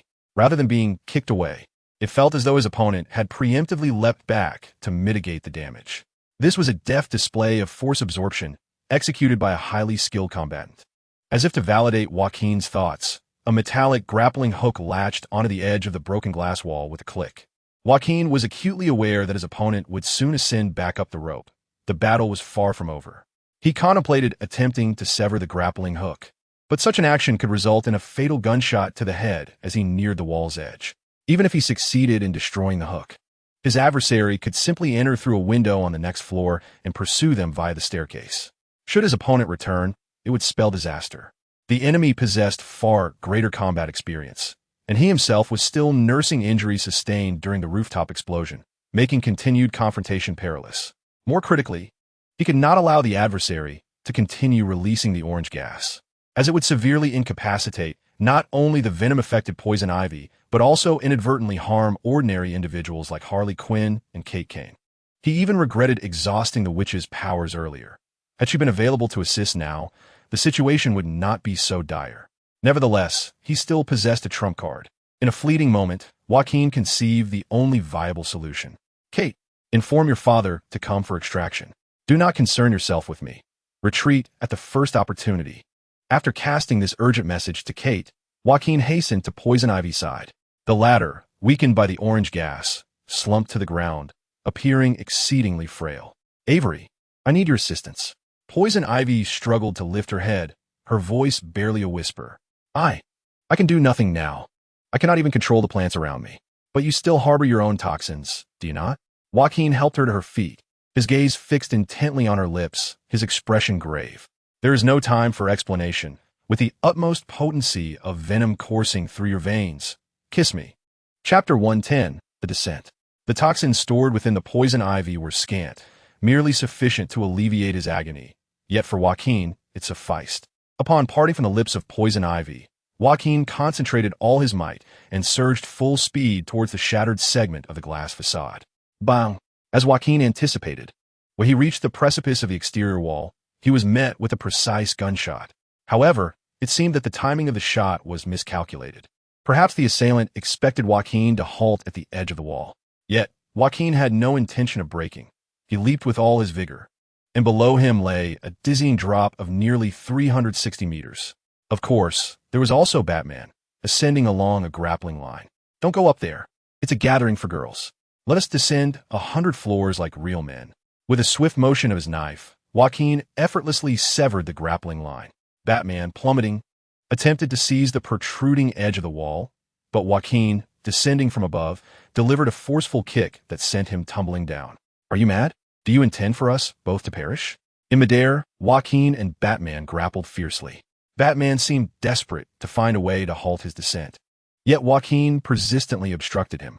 I shall return your earlier words. For someone like you, who poses a threat to those around me, I am not averse to incurring a minor cost to eliminate your menace. After kicking Joaquin away, Batman finally seized the chance to deploy his grappling line again, striking a dripping stone gargoyle on the outer wall, anchoring himself in midair. However, a faint crack echoed as Joaquin, who had been sent downward, suddenly materialized atop the gargoyle. Let us converse. Truth be told, there is no need for us to escalate to this life-and-death struggle. Batman, suspended in midair, glared at Joaquin, gritting his teeth. There is nothing to discuss. I intend to purge every ounce of wickedness from this world of Gotham, leaving none behind. It is as simple as that. Joaquin furrowed his brow, immediately seizing upon the crucial phrase within Batman's words. This world? Batman seemed to realize his slip of tongue, promptly sealing his lips in silence. Nevertheless, even in his silence, Joaquin had a more suitable interlocutor to question. Weech, come fort. Joaquin focused his mind, silently invoking. Moments later, a faint voice echoed in his mind. What is it, my master? Oh, judging by this scene, are you preparing for a fatal plunge? But do not forget, my strength has been depleted. I cannot assist you in this regard. Quite unfortunate. Indeed, the witch's voice bore a palpable malice, and Joaquin understood all too well that, despite her inability to defy his commands due to their pact, she would undoubtedly relish the prospect of his demise, for it would grant her the opportunity to escape her corporeal form and inhabit another. Rest assured, I am fully aware that you are nothing but a wretched being, and I have never held any expectations for you. What I wish to ascertain is whether you recognize the man before you. The witch's voice fell silent, seemingly sulking in response to Joaquin's words. This is an order. Respond my inquiry. However, bound by the constraints of their pact, Joaquin's command was absolute, and soon enough, the witch reluctantly divulged the answer. Ah, he was your predecessor in the experiments. I believe he went by L008. I can't quite recall, really. My task merely involved collaborating with a few other insufferable fellows to harness peculiar magic to summon a soul suited to that body. Upon hearing the witch's words, Joaquin's pupils constricted slightly as he began to piece together the answer. Both he and Barbara, along with Kate Kane and others, had been ensnared in a misconception, believing this man to be an imposter masquerading as Batman. Yet his formidable intelligence gathering and tactical analysis skills, coupled with his ability to subdue Kane's peak human combat prowess with ease and wield the Batwing as a makeshift weapon, suggested otherwise. If a person resembles Batman, possesses the abilities of Batman, and claims to be Batman, then it is highly probable that he is indeed Batman. That said, Joaquin had encountered this world's Batman, Bruce Wayne, and was acutely aware that he would never resort to such brutal and lethal methods against his adversaries. However, it was merely a matter of this world's Batman not doing so. After swiftly analyzing all the information in his mind, Joaquin was nearing a conclusion about the man's identity. Thomas Wayne, so you are the true Batman, albeit not the one from this world. Upon hearing Joaquin's words, a flicker of surprise crossed Batman's eyes, though it swiftly subsided. You indeed recognize my identity, though that is hardly surprising, considering you, like me, have traversed from another realm and are unencumbered by the preconceived notion that Thomas Wayne is merely a good man who perished in Crime Alley. At that moment, Joaquin felt a shadow enveloping them. He looked up to see the Kane family's Black Hawk helicopter approaching the rooftop above him. Joaquin finally breathed a sigh of relief. For at least the women had successfully retreated unharmed, and Batman, or rather Thomas Wayne, could no longer obstruct their departure. Thomas seemed to have grasped this as well. With a snort, he released his grip on the grappling hook. Wait, Thomas Wayne, I have more to discuss with you. There is nothing to discuss. Unlike him from this world, I do not require allies, nor do I seek compromise. From the moment you sheltered the likes of Poison Ivy and Harley Quinn, it was destined that you would become my adversary. The cape of Thomas flared dramatically behind him, gliding through the air like a colossal bat, before alighting on the rooftop of an adjacent building, vanishing into the shadows with an eerie swiftness. As Joaquin beheld the departing figure of Thomas Wayne, this Batman from another realm, a shiver ran down his spine. Bruce Wayne, where have you truly gone? Gotham is in utter chaos, and even your father is alive. Will you not return to oversee it? However, thoughts of Thomas Wayne had to be momentarily set aside, for Joaquin found himself ensnared in a precarious situation. To thwart Thomas Wayne, he had plummeted nearly 50 stories, a descent of over 100 meters. With the towering structures nearby obstructing his path, Kane's Black Hawk helicopter was surely incapable of reaching such heights to rescue him. In the distance, he could discern several dark figures approaching. It appeared Kane's helicopter could not linger either. Below the edifice, a multitude of fully armed armored vehicles slowly advanced, sealing off all avenues of escape. Suddenly, a series of light taps echoed from behind him, the sound of fingers rapping against glass. Hello, it seems you require assistance? Joaquin turned to see a striking blonde in professional attire, gazing at him with curiosity and excitement from beyond the glass curtain wall. Thank you. Thank you for your help. Initially taken aback, Joaquin could hardly fathom that this building, previously overrun by Poison Ivy's flora, still harbored anyone within its confines. To his astonishment, someone remained, fortuitously on the very floor where he had landed, to aid him. Seemingly reading his thoughts, the woman in the tailored suit smiled radiantly, proudly accentuating her ample bosom. I intended to ascend to the top floor, having already climbed around 60 stories, when I fortuitously witnessed you and Batman descend from above. Thus, I dashed down a few more floors to finally catch up with you, and coughed just in time to lend a hand. Run? Joaquin was flabbergasted. As previously mentioned, the elevators of the towering Wayne Enterprises had ceased functioning due to Poison Ivy's destruction. Initially, there had even been rampant vegetation interfering. In such perilous circumstances, this woman must have physically scaled 60 floors. He lowered his gaze, observing her slender legs encased in black stockings, adorned with high heels. How on earth had she achieved that?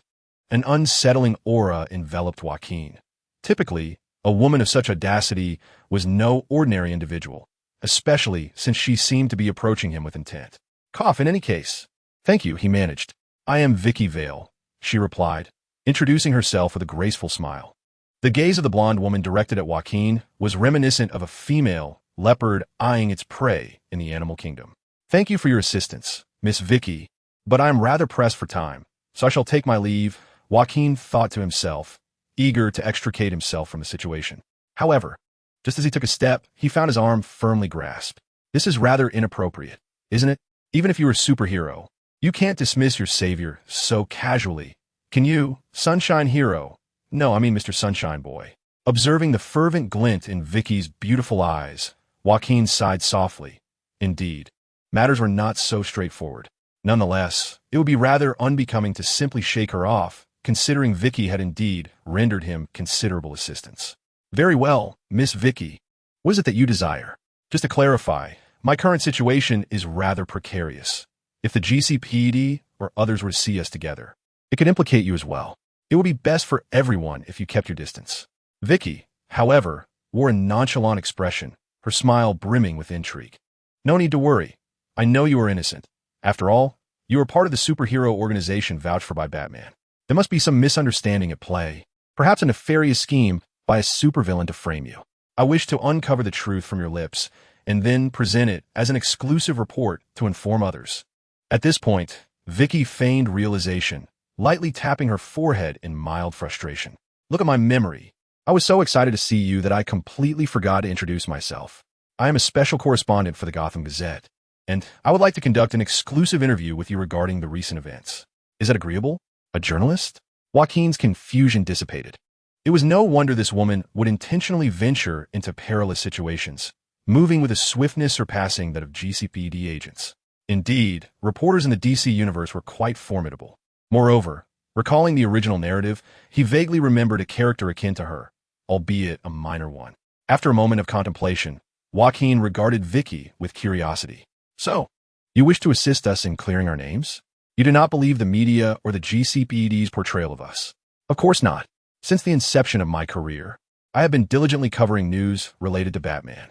I firmly believe that he would never engage in such actions, and the same goes for you, his associates. Especially since I witnessed the Batman who fell alongside you. I am increasingly convinced that it was that imposter who caused the true Batman to bear the brunt of the blame. Vicky spoke rapidly, her voice melodious and clear as a nightingale.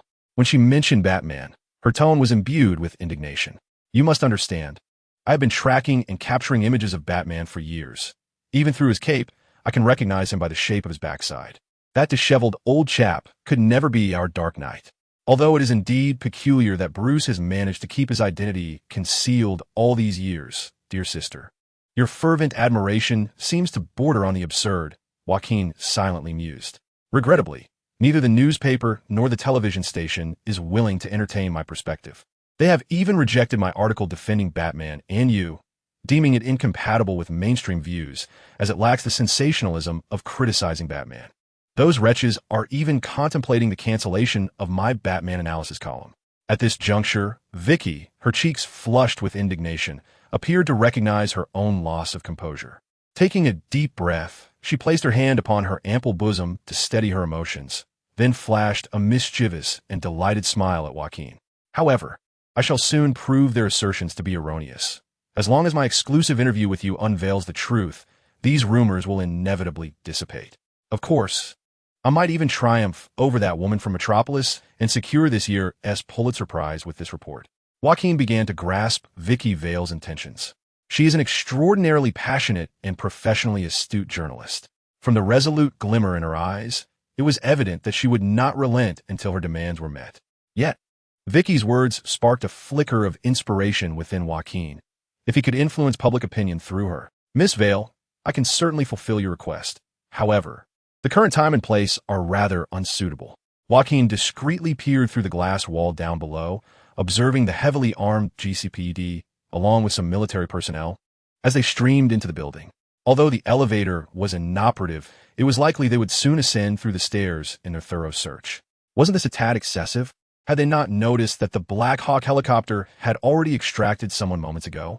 Did they truly believe that deploying such manpower to search for someone who might have long since escaped was warranted? Just as Joaquin pondered how he might extricate himself from this formidable encirclement, Vicky's eyes sparkled with mischief as she leaned closer, her voice a conspiratorial whisper against his ear. A warm breath brushed against Joaquin's skin, causing a slight tingling sensation. Sunshine Boy, I have a plan. Chapter 112. Amanda Waller, ladies and gentlemen. I am currently situated at the epicenter of the plant rampage incident inside Wayne Tower, where numerous military personnel are meticulously searching every private domain on each floor. Holding a microphone, Vicky Vale confronted a squad of fully armed soldiers on the staircase, while behind her, Joaquin, equipped with a camera, donned the attire of a photographer, complete with a cap, closely followed her. Upon spotting Vicky Vale and Joaquin, the leader of the soldiers immediately darkened his expression. "Halt! Where did you enter? And who permitted your entry?" It was Officer Gordon of the GCPD who granted us permission to enter and capture the scene. "Here's my press badge." The commanding officer of the military glanced impatiently at the credentials Vicky presented, then disdainfully pushed them back. "There are other dangers here. You cannot remain for your safety. I insist you leave." "Wait, I must reveal the truth to the citizens of Gotham, and I have already received permission from Officer Gordon." "Miss Reporter, I am not under Gordon's jurisdiction. If you continue to pester me here, I shall not be so courteous." Upon hearing the coarse words of the commanding officer, Vicky's face displayed evident displeasure, and after stomping her foot in frustration, she stormed down the stairs with Joaquin. Joaquin felt a sense of relief. Vicky seemed experienced in such situations, and given her acting prowess and extraordinary beauty, it was indeed a pity she was not pursuing a career in performance. However, just as they had taken a few steps, the commanding officer suddenly bellowed, "Stop right there." Hearing him descend the stairs towards them, Joaquin's muscles tensed, ready to spring into action at any moment. The commanding officer stood beside Joaquin, stroking his chin in a contemplative manner. Just as Joaquin contemplated whether to strike first and subdue them quickly, the commanding officer unexpectedly reached out his hand. Click. "Hey, be careful not to break it. This is our private property, even if you're military. In fact, it can be done. I suspect your camera contains information about the criminals, and the military has the right to seize it. If you have objections, you may address them to our superiors." Without further ado, the commanding officer forcefully pried open the side cover of the camera and extracted the memory card. Vicky, visibly indignant and eager to continue her argument, was silenced as the commanding officer raised 2 fingers in a gesture.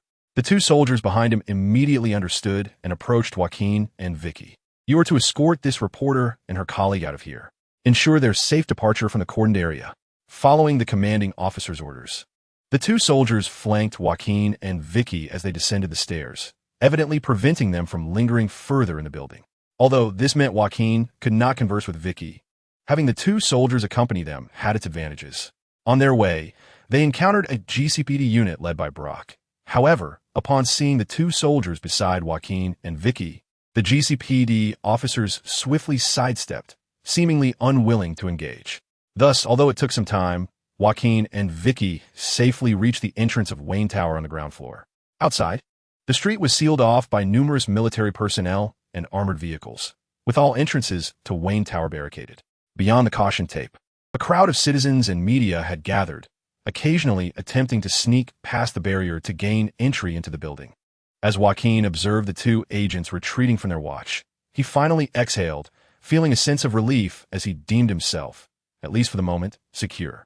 Just then, he noticed a black sedan halting beyond the cordon, and a stout African-American woman, clutching a briefcase, audaciously crossed the line. The agents, rather than halting her, bowed respectfully upon her arrival.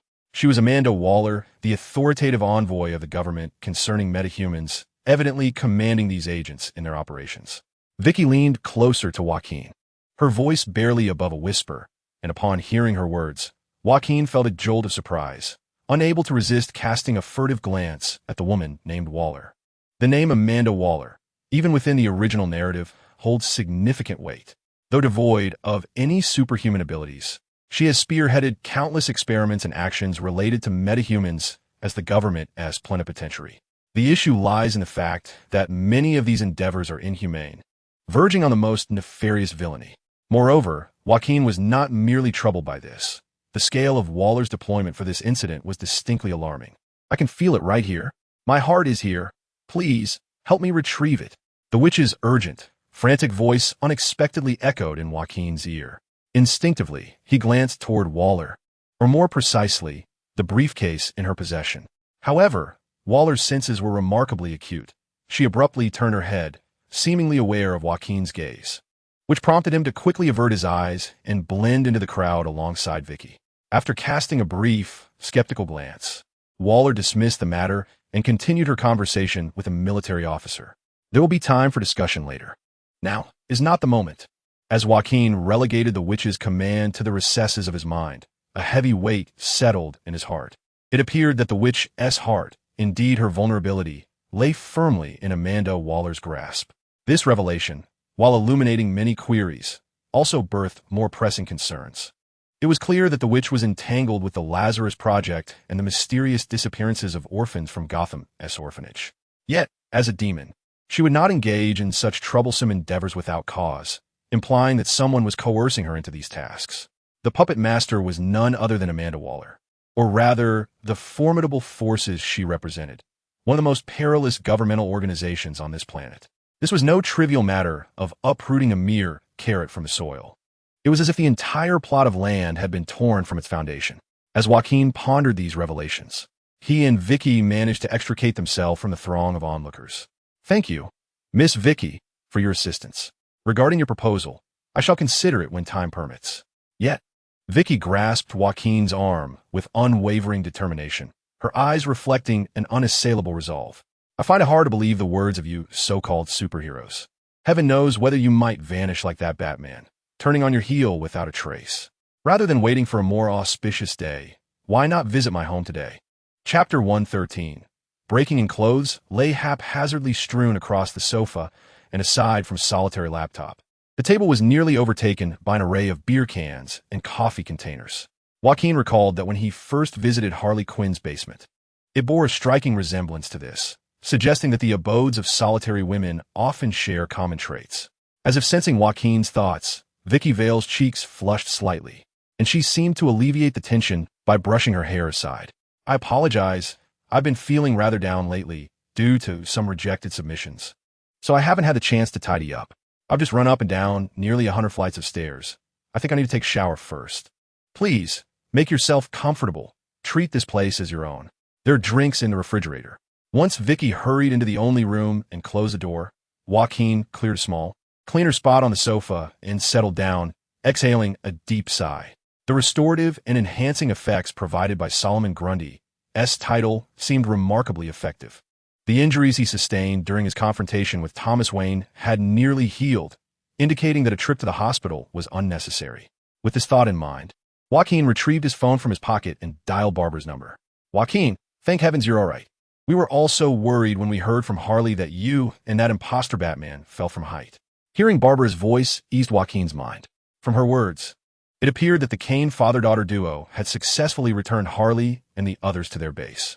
Joaquin briefly explained his situation to Barbara, including his encounter with Vicky and their arrangement for an interview.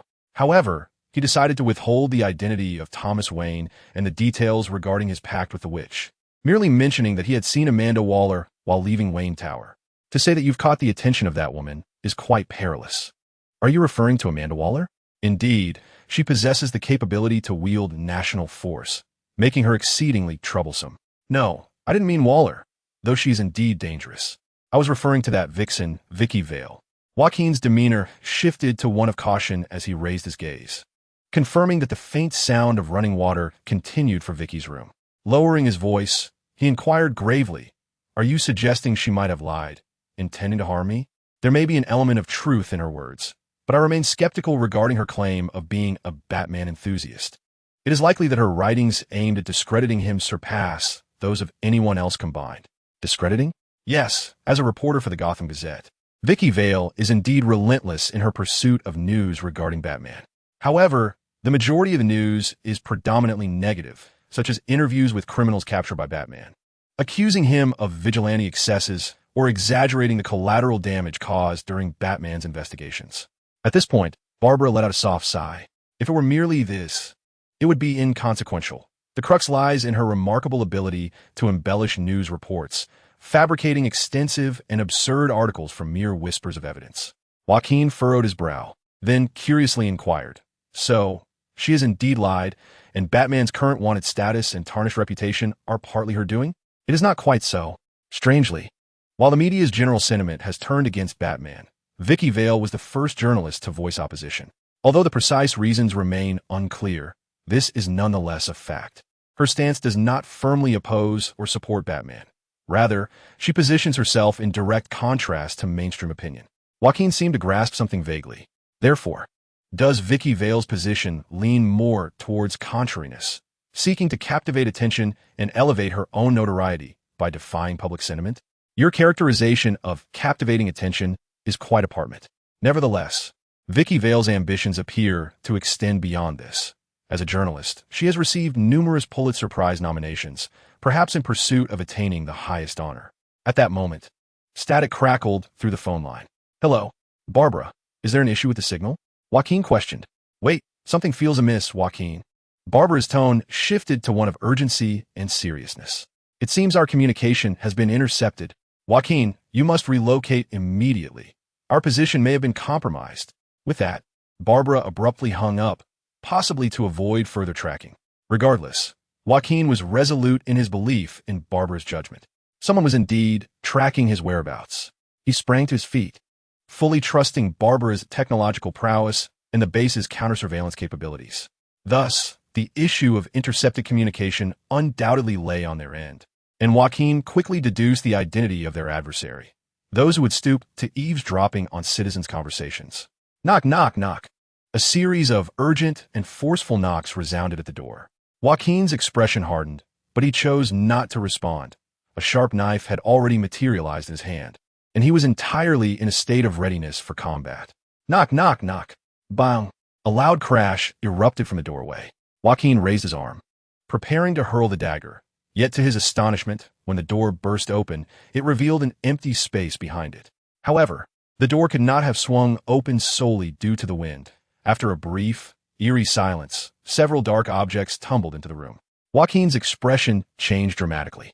He had recently encountered a similar object in Kate Kane's secret basement, but it was unmistakably different from the non-lethal version employed by Kate. Bang! In a flash, Joaquin summoned all his strength to crash through the door of Vicky Vale's room. "Wait, what are you doing? I'm not dressed yet." Vicky, still damp and wrapped only in a towel, gasped in shock at the sight of Joaquin. Before she could scream, he swiftly covered her mouth and tackled her to the ground. Boom! In the next instant, a violent explosion rocked the living room, and Joaquin felt the blast wave sweep over his back as he shielded Vicky. Given the explosion's magnitude, had he remained in the living room, even his enhanced body would have been shattered into pieces. What on earth is happening to my home? Gritting his teeth, Joaquin seized Vicky's arm, her eyes wide with shock, and pulled at her feet. "I'm sorry, Miss Vale. We need to escape now." Chapter 114. Climbing out the window report. No sign of the target's body. Continue the search. Eliminate any targets on sight. In the cramped bathroom, Vicky clutched her towel tightly, her complexion paling upon hearing the voices outside. Observing her distress, Joaquin sighed softly. Leaving her here would be tantamount to signing her death warrant. "We're getting out through the bathroom window." You heard them. Being discovered means certain death. The bathroom window, or more accurately, the vent, was just large enough for one person to squeeze through and was nearly 3 meters off the ground. Joaquin stood beneath the vent and gestured for her to climb out first. Vicky hesitated but approached him. Joaquin crouched down, indicating for her to step onto his back to reach the vent. Just as her delicate, pale foot was about to rest upon his shoulder, she suddenly recoiled, a change of expression flickering across her face. "Wait, I'm not wearing anything. Is this really the time to be concerned about that? It's so dark in here." "You want to see anything?" Joaquin replied tersely, then, without further ado, lifted Vicky's leg and hoisted her up. Realizing the urgency, Vicky refrained from protesting further. With Joaquin's assistance, she reached for the windowsill and struggled to pull herself up. Of course, Joaquin had lied, despite the absence of light. His night vision allowed him to clearly see Vicky ascending the window, the towel revealing more than it concealed. Not dark at all, he thought. Once Vicky reached the windowsill, she awkwardly turned around, leaning down to extend her delicate hand toward Joaquin.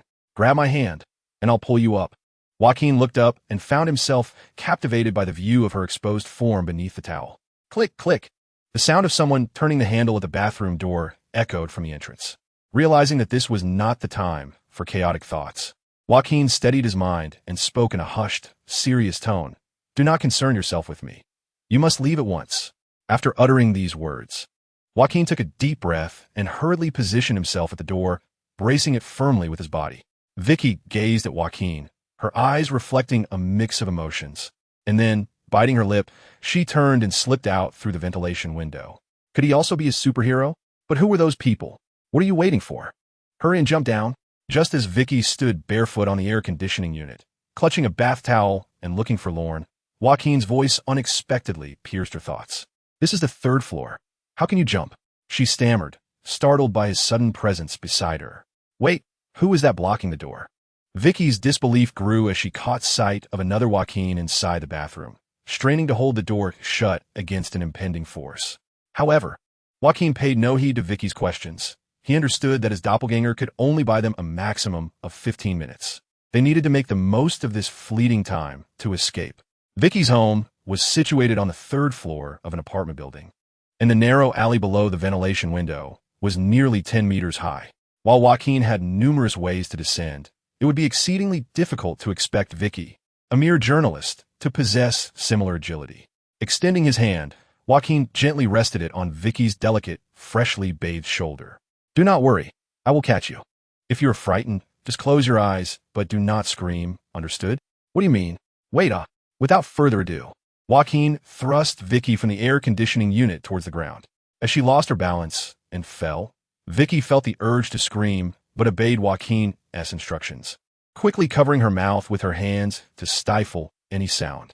With a soft thud, Joaquin caught her in a princess embrace just a meter above the ground. Vicky opened her eyes, still trembling from the sudden drop, though curiosity replaced much of her fear. How did you manage that? I fell first, yet you caught me. Is this some sort of magic trick? Joaquin opened his mouth to respond, but his expression abruptly shifted, and he awkwardly turned his head away. Vicky glanced down, only to realize that her towel had loosened during the jump, her cheeks immediately flushing a vivid red. She quickly sprang from Joaquin's arms, instinctively tightening her towel. Who were those people? Terrorists? Do you have your phone? Should we call the police? Upon hearing Vicky's words, Joaquin shook his head gravely. In this situation, even hiding at Gordon's house would not guarantee their safety. It seemed Amanda Waller was not merely intent on finding him. She appeared desperate to eliminate him. The reason is quite evident. It is undoubtedly related to the witch residing within him. What exactly is Waller afraid of? To the extent that she commands her troops to assault civilian homes without even ascertaining the witch's whereabouts, issuing a ruthless directive to eliminate all? Taking a deep breath, Joaquin temporarily suppressed these questions, recognizing that his immediate priority was to flee from this place.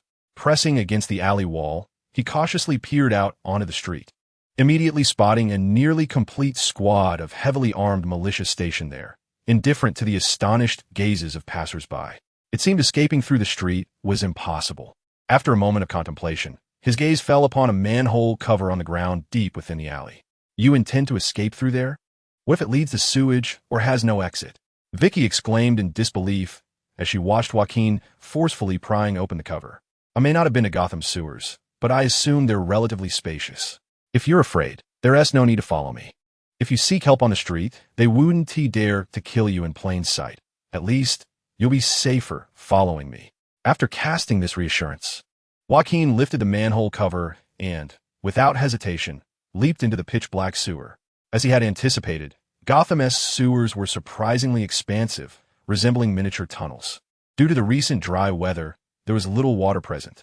The only challenge was the enveloping darkness, though Joaquin's night vision allowed him to discern the path ahead. Just as he was about to step forward in exploration, a heavy thud echoed behind him, followed by a small gasp. It's so dark, I can't see anything. Are you still there, Sunshine Boy? Joaquin sighed softly. Regardless of the circumstances, she had aided him in escaping from Wayne Tower, and he felt reluctant to abandon her. Come here, grasp my hand, and feel free to call me Joaquin directly. Chapter 115. The sewers when discussing Gotham's most colossal and intricate structures. Some might mention the iconic Wayne Tower, others the heavily fortified Arkham Asylum, or even the Planet Laboratory that conducts cutting-edge technological research. Yet none of these hold the true title. Joaquin knew that the real behemoth of Gotham lay beneath the city, constructed from the outset of its development, continuously expanded and renovated over centuries, now a labyrinthine network akin to a fortress, the Gotham sewers. Fortunately, as a sewer system in an international metropolis, it was surprisingly clean, devoid of much filth or foul odors. How long must we traverse this place? I think I just heard something strange. Vicky's voice quivered, revealing that even the boldest of women instinctively succumb to fear in such dark and silent surroundings. Do not be concerned. Perhaps it is merely a mouse. As for the destination, I am entirely in the dark. This place resembles a labyrinth, and it is likely that even the municipal authorities possess no complete map. leaving me to hope that I can discover a suitable exit before succumbing to starvation. Although I voice these thoughts, Joaquin is not particularly anxious about finding an escape. After all, with his deceptive teleportation abilities, as long as he identifies another manhole cover, he can effortlessly flee through the opening. What weighs more heavily on Joaquin's mind are the dilemmas that await him post-escape. Amanda Waller has undoubtedly revealed her fangs towards him, and evading her indefinitely is not a viable solution. To achieve a life of tranquility, the only recourse is to eliminate all interfering obstacles, a realization that Joaquin has gradually come to embrace. With this in mind, Joaquin resolved to seize the opportunity to converse with the new tenant residing within the depths of his consciousness, the very instigator of Waller's relentless pursuit. "Which, come fort. I have inquiries for you." "I'm here. Just a moment. What do you wish to ask me?" she replied, her tone laced with a mixture of excitement and amusement. "Huh, serves them right. All of that woman's subordinates deserve their fate."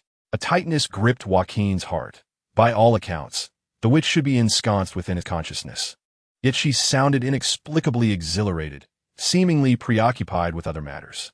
At this moment, Joaquin's intuition sparked a foreboding sense of unease. "Vicky, let us pause for a moment."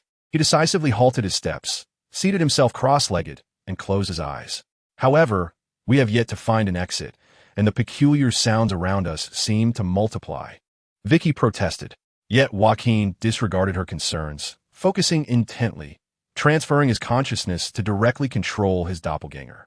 At the instant he assumed command, Joaquin felt a warm, viscous liquid splashed upon his hands. Target eliminated, X1, experience gained, 20 points. Personal level upgraded to 7, new skill points obtained. What?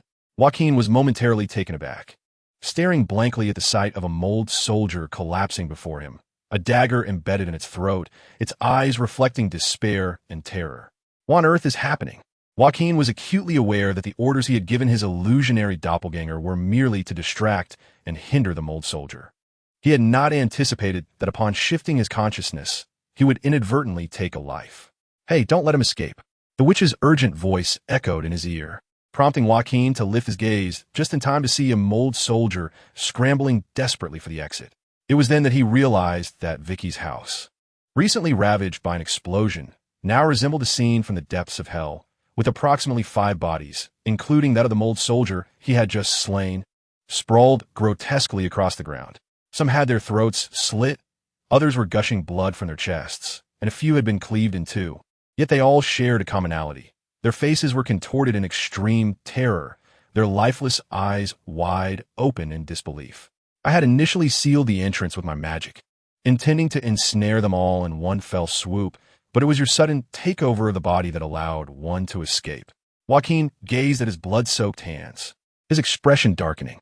"You possess my avatar without my command, and use my vessel to unleash a massacre? Our pact stipulates that you permit me to inhabit your body, and I must obey your commands. However, as long as you do not expressly forbid it, I am not bound by limitations. Moreover, your avatar is indeed part of your body.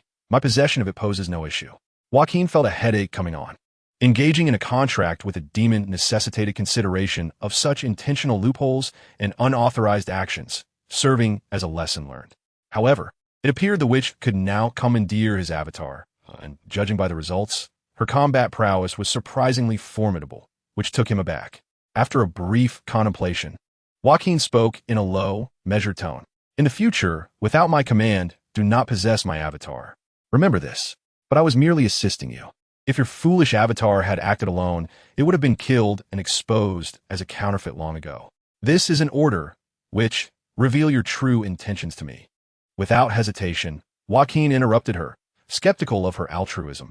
"I seek to collect the souls of those who perish in agony to restore my magical power." "I see," Joaquin mused.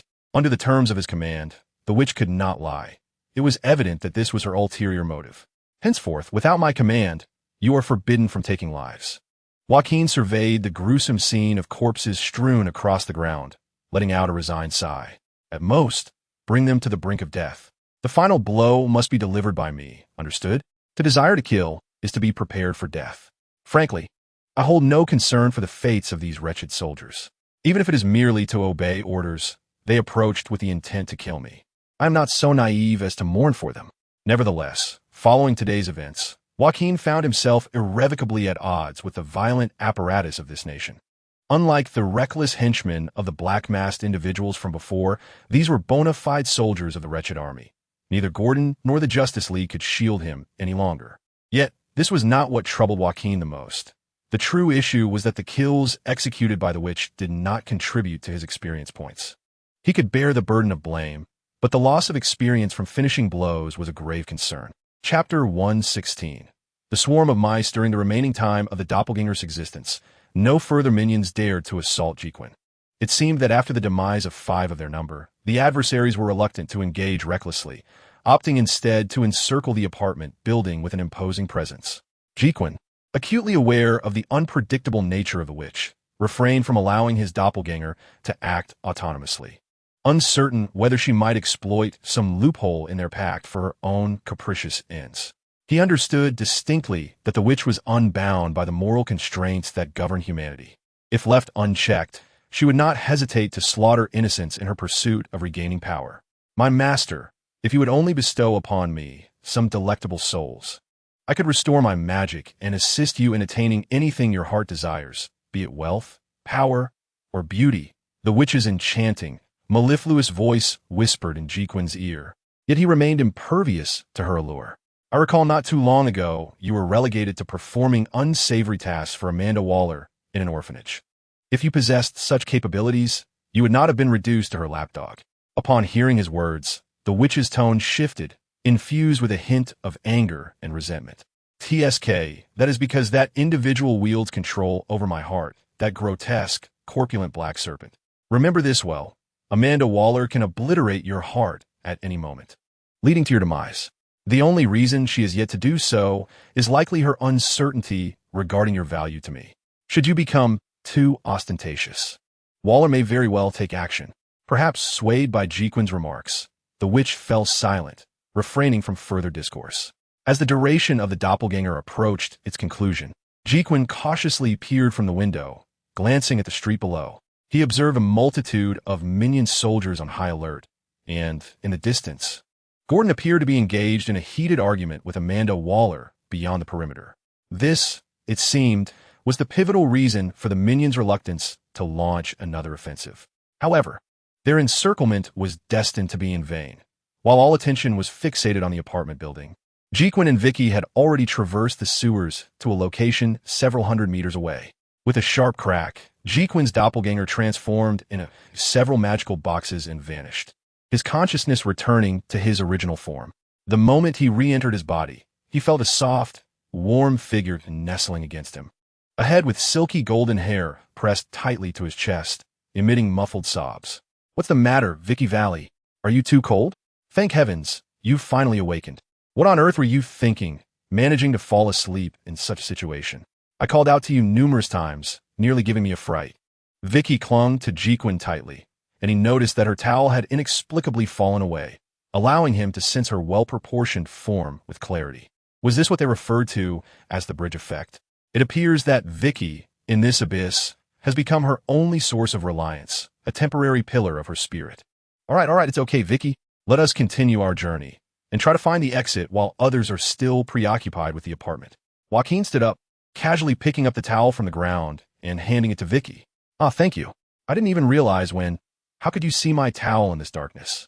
With tear-streaked cheeks, Vicky suddenly squinted, her voice transforming back into that of the astute and slightly intimidating journalist. "Oh no, I inadvertently revealed my night vision abilities." Joaquin awkwardly turned his head away, pondering whether to confess directly or concoct an excuse when he noticed the surrounding situation, his expression instantly turning grave. "Vicky, during the time I was asleep, did you hear any strange sounds?" "Indeed, there were faint rustling noises, but you dismissed them as mere rats." Joaquin took a deep breath, firmly grasping Vicky's hand. In his line of sight, numerous small eyes that could induce terror in those with a phobia of clusters were fixated upon them. Vicky was correct. They were indeed rats. The issue was that even for Gotham's sewers, the number of these rodents was alarmingly excessive. "Vicky, do not let go of my hand, and do not stop until I say so." No sooner had he spoken than Joaquin yanked Vicky and sprinted at full speed into the depths of the sewer. "Oh, I think I stepped on something. What on earth is happening? Vicky shrieked, yet she obeyed Joaquin's command, running with all her might. Their sudden dash allowed them to momentarily bypass the swarm of rats, but the horde, seemingly provoked, surged after them like a tide. The incessant chattering of countless rats echoed throughout the sewer, and Joaquin found himself envying Vicky for her inability to witness this hellish tableau. However, that envy quickly dissipated when he heard a gasp behind him and felt the hand he was holding being pulled back. What happened, Vicky? Joaquin turned to see that, in the midst of their frantic run, Vicky's towel had slipped again, causing her to stumble. Yet the rats were not about to let this opportunity slip by. They did not merely observe but scuttled up her body, following the fall. Something fuzzy is crawling on me. Don't come closer. Help me, Joaquin. As Joaquin gazed at the multitude of rats swiftly ascending upon them, a shiver coursed through him. Faced with such an immense horde, his diminutive dagger seemed utterly ineffective. Suddenly, a thought struck him. Although he lacked a strategy of his own, he was not alone in this battle. Do you possess a means to dispatch them? Let me ponder that. However, therein lies a dilemma. I am unable to wield my magical powers in a non-possessed state, she replied. Joaquin furrowed his brow. Allowing the witch's consciousness to control his body felt perilously risky, yet the dire circumstances left him with scant alternatives. Oh, by the way, I neglected to mention that when utilizing your body, my magical capabilities are significantly impaired due to compatibility issues. You are aware that I am known as a witch, not a warlock, correct? Joaquin swiftly grasped her meaning. After a brief moment of hesitation, he pulled the nearly unconscious Vicky into his embrace. My apologies, Vicky. I shall borrow your body for a moment. No sooner had he spoken than Joaquin leaned down and, before she could fully comprehend, seized Vicky's lips. Chapter 117. The rat extermination. In that fleeting instant of contact between Joaquin and Vicky's lips, her eyes transformed from panic and confusion to a state of dazed oblivion, soon shimmering with a sinister emerald glow. Ah, splendid. The owner of this body has succumbed to fear and turmoil, rendering her spirit weak. I can now seize complete control of this vessel. Though the air I breathe grows increasingly tainted, she mused, as Vicky's golden locks darkened to ebony and a myriad of black tattoos emerged upon her skin, signifying the witch's dominion over her consciousness. The witch let forth a chilling, eerie laugh, then waved her hand lightly. The rats that had been swarming over her and Joaquin were instantly repelled by a burst of green light, falling to the ground. Do not squander time, witch, and as I previously instructed, ensure that there are no lingering repercussions on her body or mind. We must conclude this swiftly. This is an order. Joaquin's terse command elicited a disdainful pout from the witch, who turned to survey the seemingly endless tide of rats encircling them. How dare you address a lady in such a commanding tone, my master? From my perspective, this scene is rather amusing. Witch, very well, poor little creatures. Do not hold it against me. This is merely the master's command. The witch revealed a smile that blended cruelty with an alluring charm, her hands alight with an eerie green radiance. The aura expanded gradually, enveloping the rats eager to pounce upon her. You ought to seek a more suitable target. Look, the perfect source of sustenance lies right beside you. The rats, now bathed in the emerald glow, sparkled with a matching luminescence in their eyes. Suddenly, a frenzy erupted among the swarm of mice before the witch, as they ruthlessly turned upon their companions, tearing flesh and blood without hesitation. The other mice appeared bewildered, helplessly witnessing the carnage while more and more joined the ranks of the green-eyed. The anguished cries of the mice and the sounds of gnawing flesh echoed through the sewers, the stench of blood permeating the air. The witch, who had possessed Vicky, wore a satisfied expression, her eyes closed as if savoring a symphony. Though merely feeble souls, they still served as a source of my magical power. At last, the mice at the back sensed the disturbance ahead and, as if commanded, swiftly turned to flee. The vast horde of mice came and went with equal rapidity, vanishing before Jacqueline like a receding tide. Surrounding Jacqueline and the witch lay a carpet woven from the flesh and blood of the mice, as those controlled by the witch mindlessly devoured their kin, even to the point of bursting their own bellies. Though Jacqueline was no advocate for animal rights, he instinctively felt revulsion at the scene. That's enough, witch. It's time you return the body to its rightful owner. Upon hearing Jacqueline's words, the witch opened her eyes, a slight smile gracing her lips, her beautiful gaze shimmering with a seductive allure. My dear master, do you not think it would be more convenient if I served you in this form? The witch approached Jacqueline, her body moving enticingly close, her soft, elongated arms wrapping around the nape of his neck. With our contract, you can trust me unconditionally, and I cannot defy your commands. This means that every inch of this skin belongs to you, my master, and you may use it as you wish.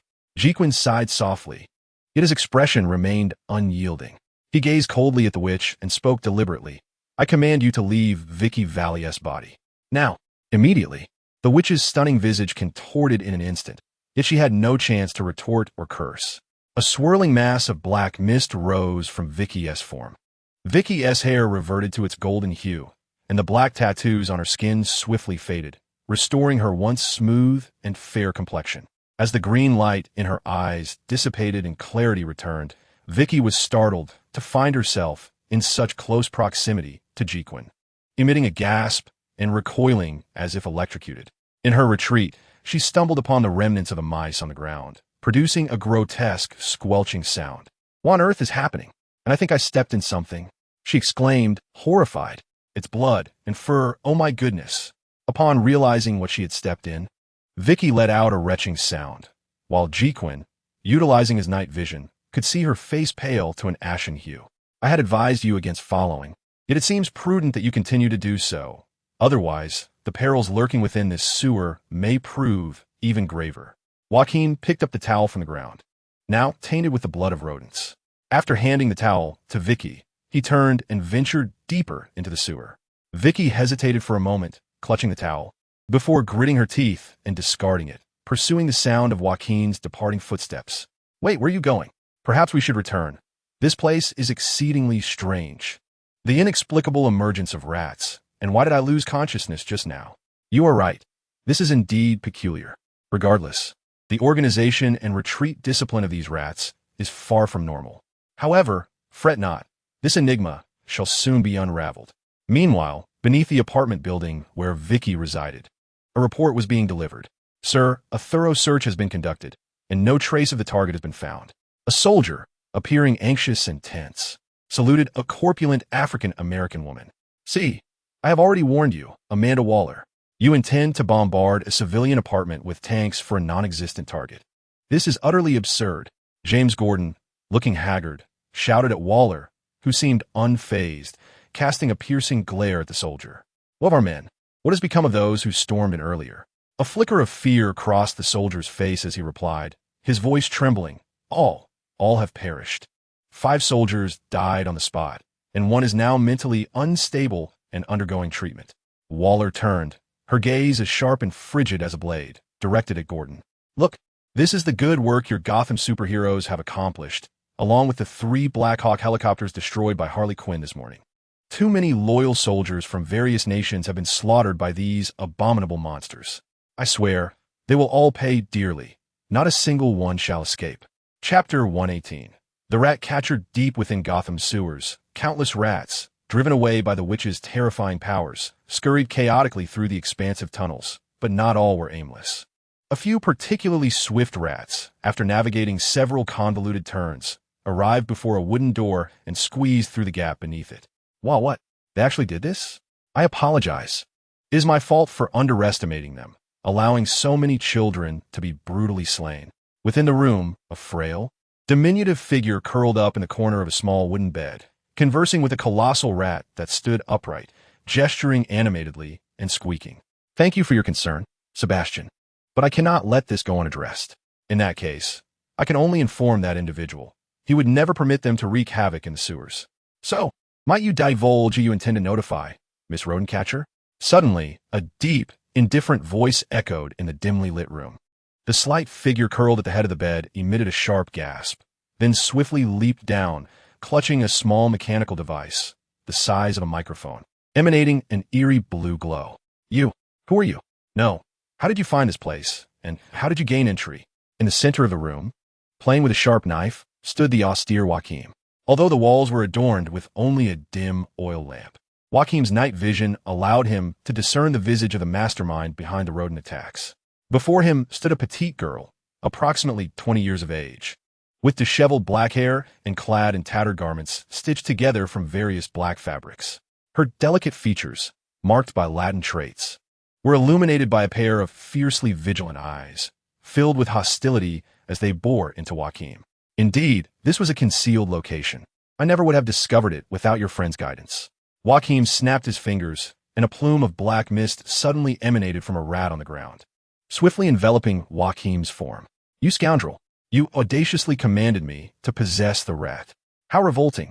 Just moments ago, other rats were even vying for my affection.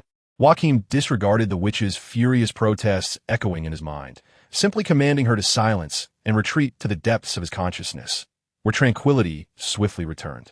In truth, upon witnessing the tide of rats surging forth in an orderly fashion, Joaquin surmised that this was the handiwork of that character, the rodent catcher, a quintessential villain of Gotham.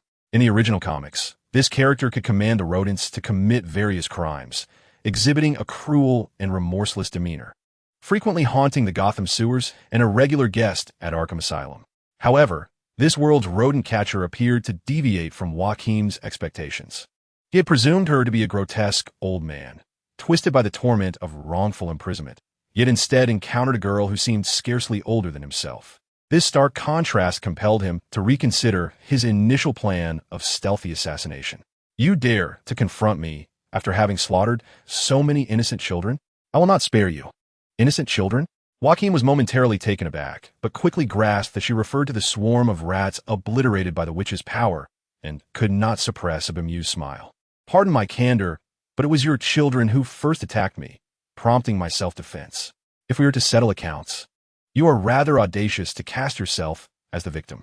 The girl, the rodent catcher, grew increasingly incensed, her large eyes fixed intently upon Joaquin as she spoke through gritted teeth.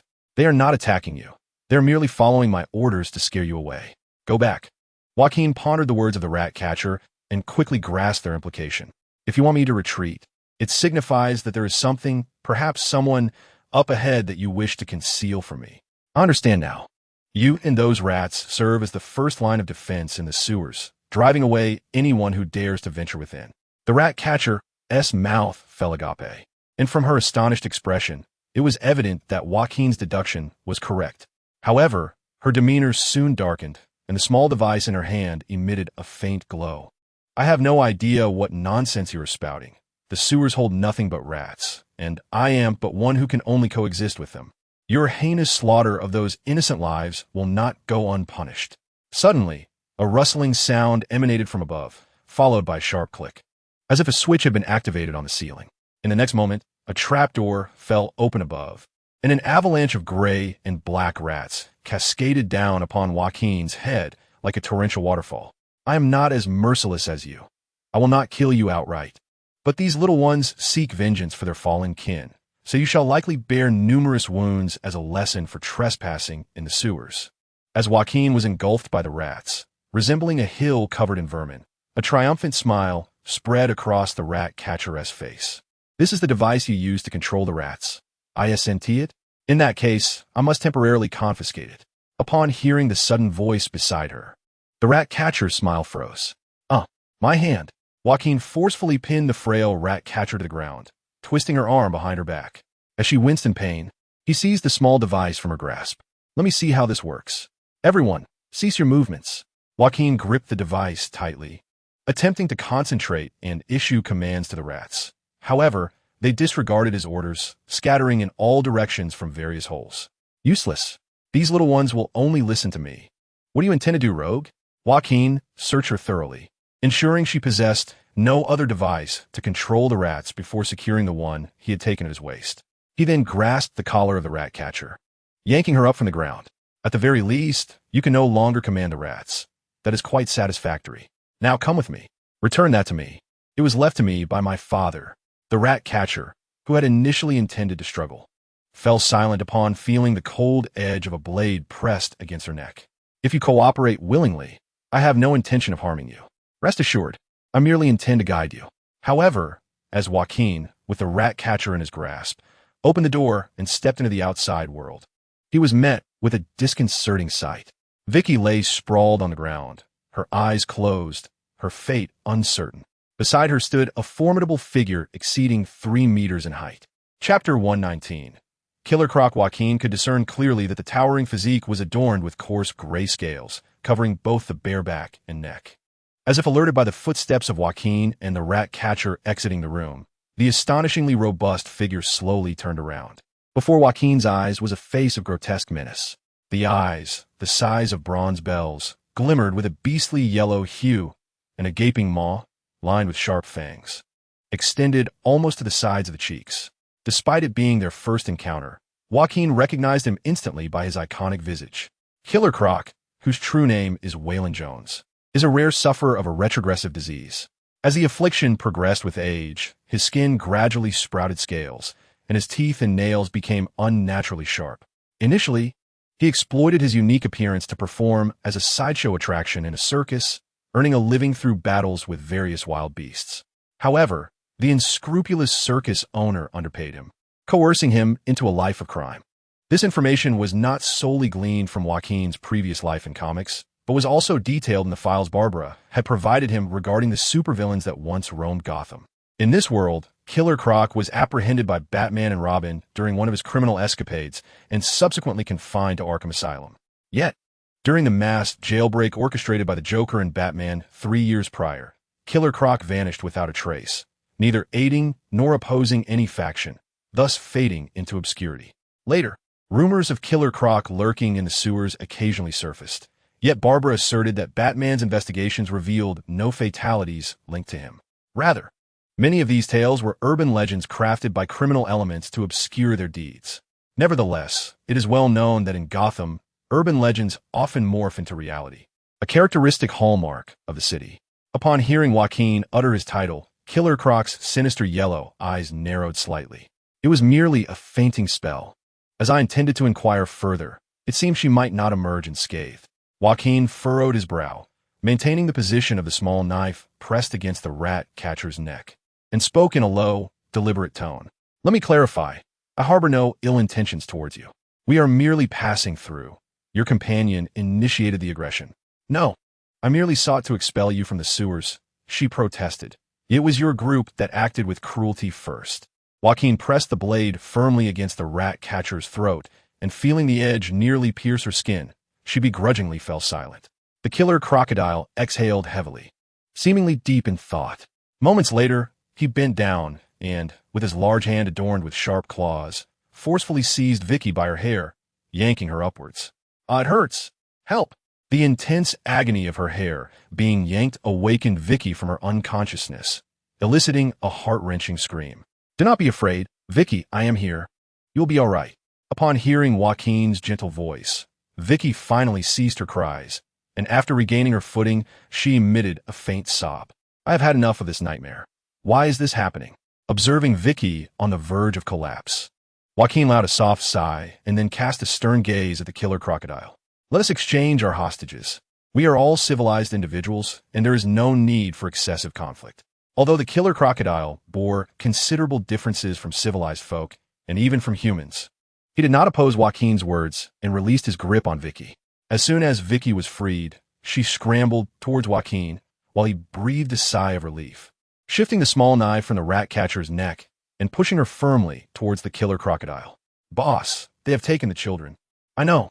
I caught the scent of blood and followed it here. The killer crocodile's voice, though coarse and hoarse, lacked malice, and his beastly yellow eyes regarded Joaquin and Vicky thoughtfully. Joaquin, Vicky nearly collapsed into Joaquin's arms, and he gently caressed her smooth, pale back, feeling her delicate form tremble slightly. Do not fear. I believe there has been a misunderstanding. Mr. Killer Crocodile merely intended to inquire about you. Spare me the pleasantries. Just call me Killer Crocodile. I have embraced this name and renounced my identity as Waylon Jones. The killer crocodile exhaled heavily, then continued in a deep voice. I do not care who you are or what your intentions are here. In any case, Gotham's sewers do not welcome you, nor are they a place for you to be. Leave at once. Joaquin felt relieved. Since the killer crocodile was open to negotiation, it was a favorable turn of events. Do not worry. We do not intend to linger here. As long as you provide us with directions to leave this place. Suddenly, a deep rumbling sound resonated from afar, interrupting Joaquin's words, and he felt the ground tremble violently beneath them. An earthquake? No. This sensation feels like. Joaquin looked up in astonishment at the killer crocodile and the rat catcher, both of whom wore expressions of shock. How can this be? I remember it is not the rainy season, right, boss? The assassin crocodile forcefully shoved aside the visibly frantic rat catcher, charging towards Joaquin with an expression of palpable agitation and ferocity. Startled, Joaquin instinctively raised his hand, clutching a small knife, ready to retaliate. However, he swiftly sensed that his instinct for danger had not been triggered, prompting him to hastily sidestep, cradling Vicky in his arms. As anticipated, the assassin crocodile's focus was not on Joaquin and Vicky. It did not spare them a glance, but surged directly past Joaquin into the rat catcher's small chamber. A loud gasp escaped Joaquin as he observed a massive, rusted valve handle in the corner of the rat catcher's room. The sinewy muscles of the assassin crocodile tensed as it began to turn the valve with an unpleasant metallic screech. A thunderous rumble echoed through the air as Joaquin caught sight of tumultuous waves rushing towards him from the far end of the sewer. Meanwhile, a colossal metal panel began to descend ominously before him, moving in sync with the crocodile's actions. The barrier would not fall rapidly enough. This place was destined to be submerged, dragging them below. Chapter 120. The second level of the sewers, the rat catcher forcefully pulled aside a dilapidated wooden bed, revealing a metal trapdoor beneath. Boss, are we really taking these two down below? She questioned, hesitating as she reached for the handle. Don't dawdle. The water is about to flood in, just as the crocodile had predicted, before the metal barrier could descend. A torrential surge of water had already burst into the rat catcher's room. Without hesitation, the assassin crocodile lunged forward to secure the wooden door, bracing its formidable frame against it. Nevertheless, water relentlessly poured in through the cracks.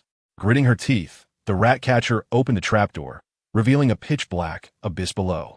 If you wish to survive, jump after me. With that, she leapt into the darkness. Exchanging a glance of understanding, Joaquin and Vicky followed suit, plunging into the void. What Joaquin initially believed to be merely a descent into a basement soon revealed itself to be a much grander affair. Beneath the trapdoor lay an extensive, winding tunnel. As he slid down the passage like a child on a water park slide, he soon glimpsed a faint glimmer of light ahead after what felt like 3 minutes of exhilarating descent. Upon emerging from the tunnel, Joaquin collided with a soft, slender figure before he could regain his footing, only for Vicky to follow right after, landing atop him.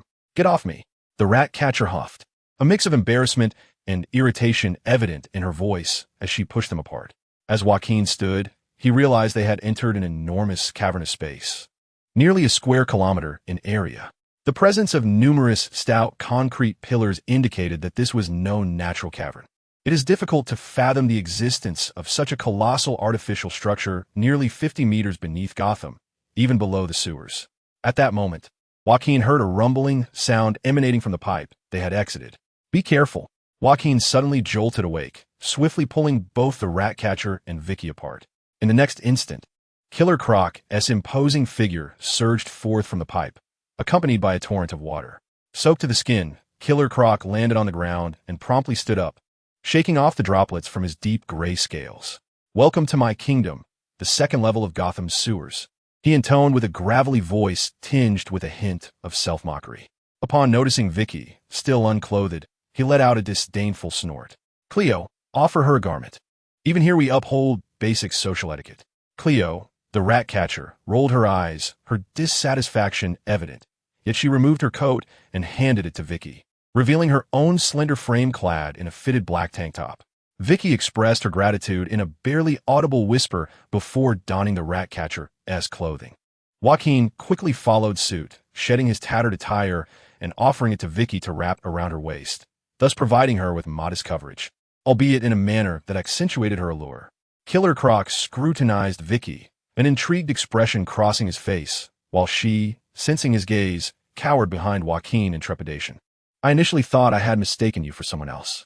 After all, the renowned reporter appearing in the sewers of Gotham in such a state seemed implausible. One would assume it was not merely for sightseeing, Joaquin remarked, raising an eyebrow with curiosity. Mr. Croc, do you also know Vicky? Do not perceive me as a naive recluse. Life in Gotham's sewers necessitates occasional ventures to the surface for supplies and intelligence. One must, for instance, deduce from weather forecasts when the sewers will drain, and this reporter is indeed a notable figure, Killer Croc replied, his beast-like yellow eyes narrowing as he abruptly turned and began striding along the wall. The rat catcher made a face at Joaquin before hastily catching up to walk alongside Killer Croc, while Joaquin, after a moment of hesitation, took Vicky's hand and followed behind. "I want to go home," Vicky murmured. "I wish for you to vacate the sewers as soon as possible as well, but given the current circumstances, that is simply unattainable. The upper sewer system requires at least 24 hours to drain, and during this time, you will likely have to remain here temporarily," Killer Croc stated. Joaquin felt a flicker of hope and tentatively inquired, "So, Mr. Croc, do you agree to assist us?" Do not overthink it.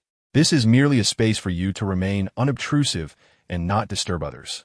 Remember, once the waters above recede, make haste to depart. Soon, Joaquin would comprehend who the others referenced by the Killer Croc truly were. Before him stood a wall adorned with a series of arched chambers, within which huddled a myriad of gaunt, tattered individuals. Upon hearing the footsteps of the Killer Croc, they emerged immediately, greeting him with expressions steeped in reverence. This place was reputed to be an abandoned, old subway station in Gotham, now transformed into a refuge for the wretched souls who had been cast out and persecuted by the surface world for various reasons. The denizens of this underground realm displayed unmistakable warmth and sympathy towards Joaquin and Vicky. They perceived you as new residents salvaged from the upper sewer. I warn you, maintain your distance from them.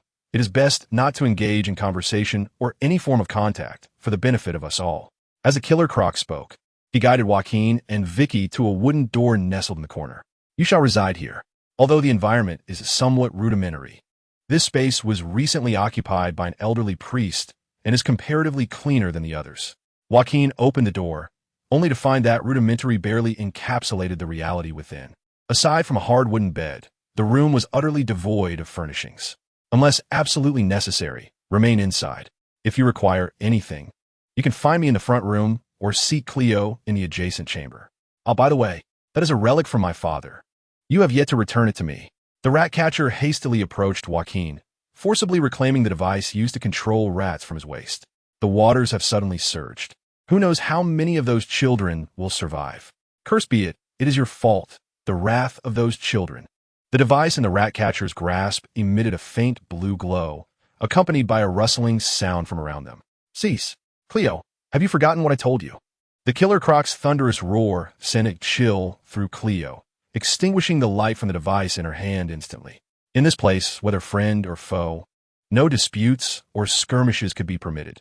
Unity was the sole means of survival for us forsaken souls in this desolate realm. Chapter 121.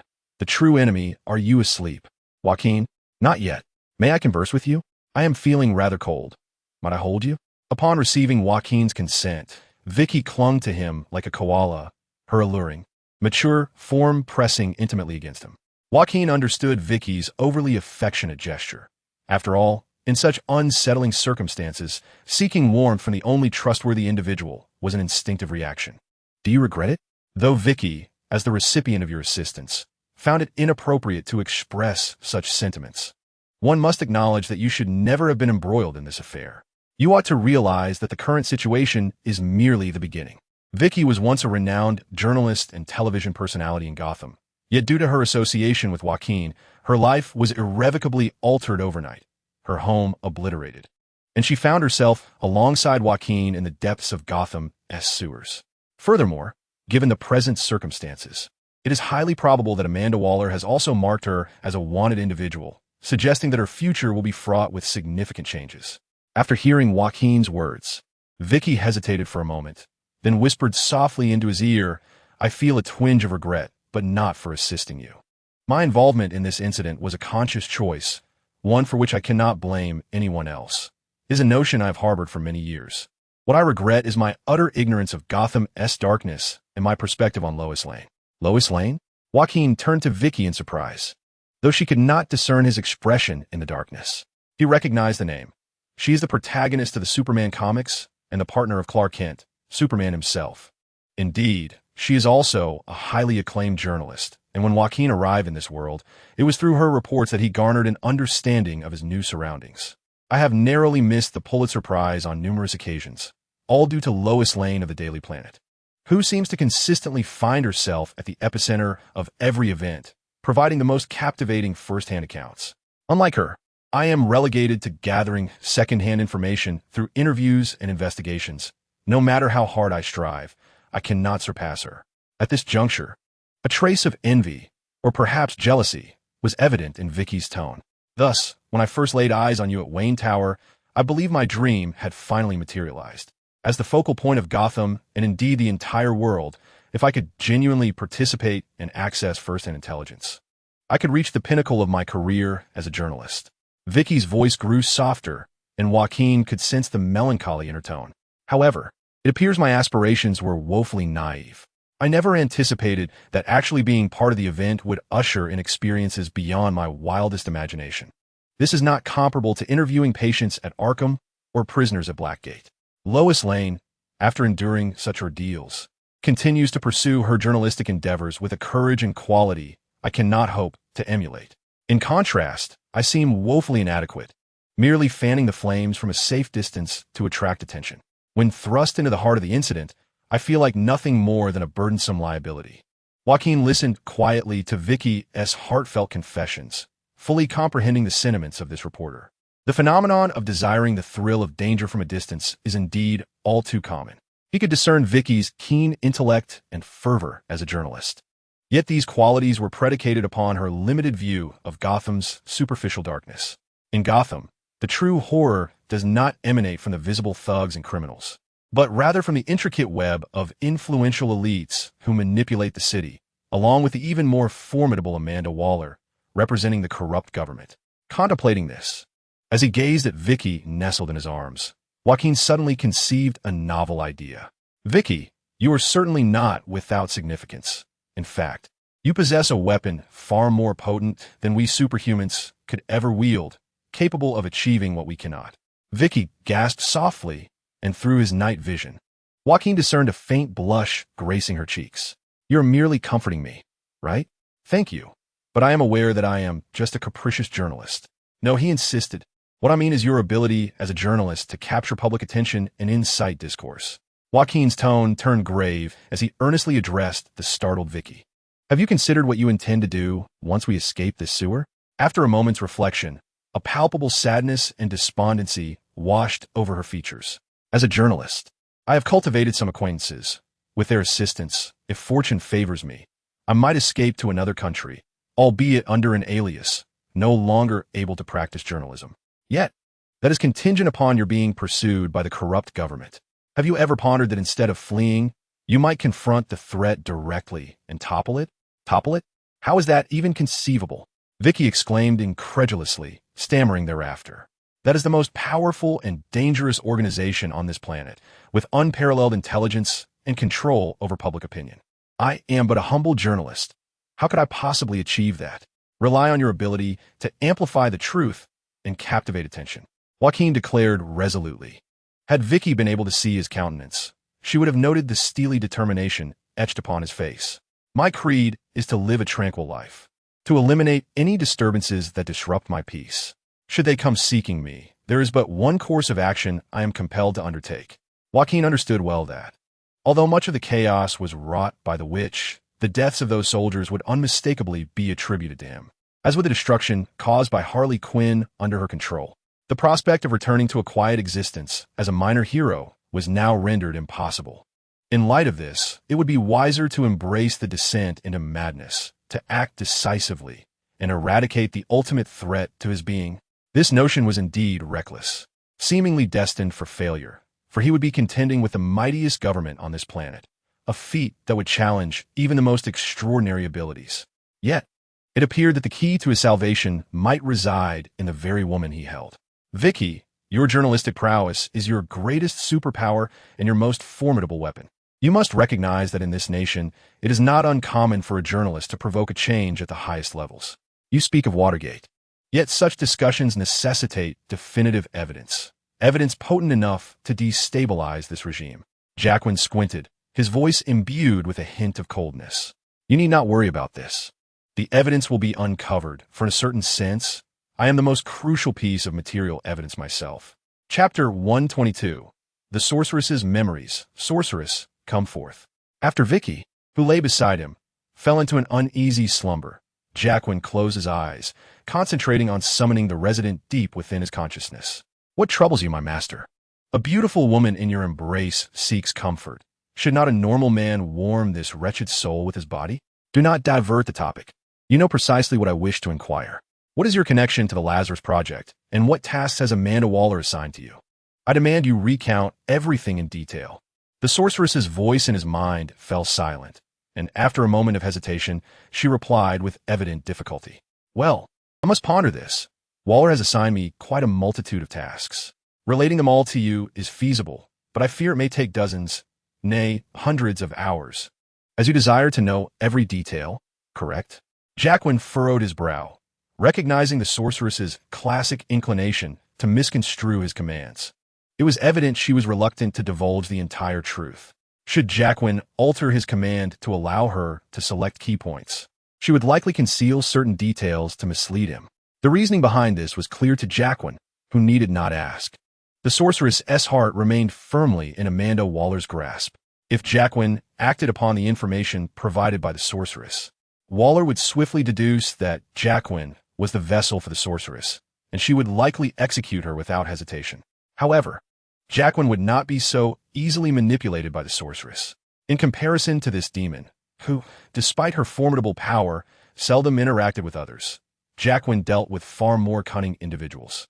Soon, after a brief contemplation, Jacqueline conceived a more direct and effective approach. Sorceress, I am in my command. I require you to share your memories with me directly, allowing me to select the pertinent information. Upon issuing the command in his mind, the sorceress immediately displayed palpable panic and fierce resistance. Wait, no, this is utterly vile. I shall never. Yet the contract binding the sorceress to Jacqueline was absolute, leaving her no room for defiance. In the next instant, a torrent of vast information surged into Jacqueline's mind. Hiss! Jacqueline inhaled sharply, his expression contorted with pain. He stifled the intense agony threatening to rupture his brain and began to organize the memories the sorceress had shared. Skip the portions concerning the demon realm. Fast forward to events in the human world. Within the sorceress's memories lay nearly millennia of experiences predominantly centered around her existence in another dimension, living as a demon. Those scenes were so overwhelming that Joaquin could scarcely bear to confront them. As a mere human, merely witnessing these memories could plunge him into madness.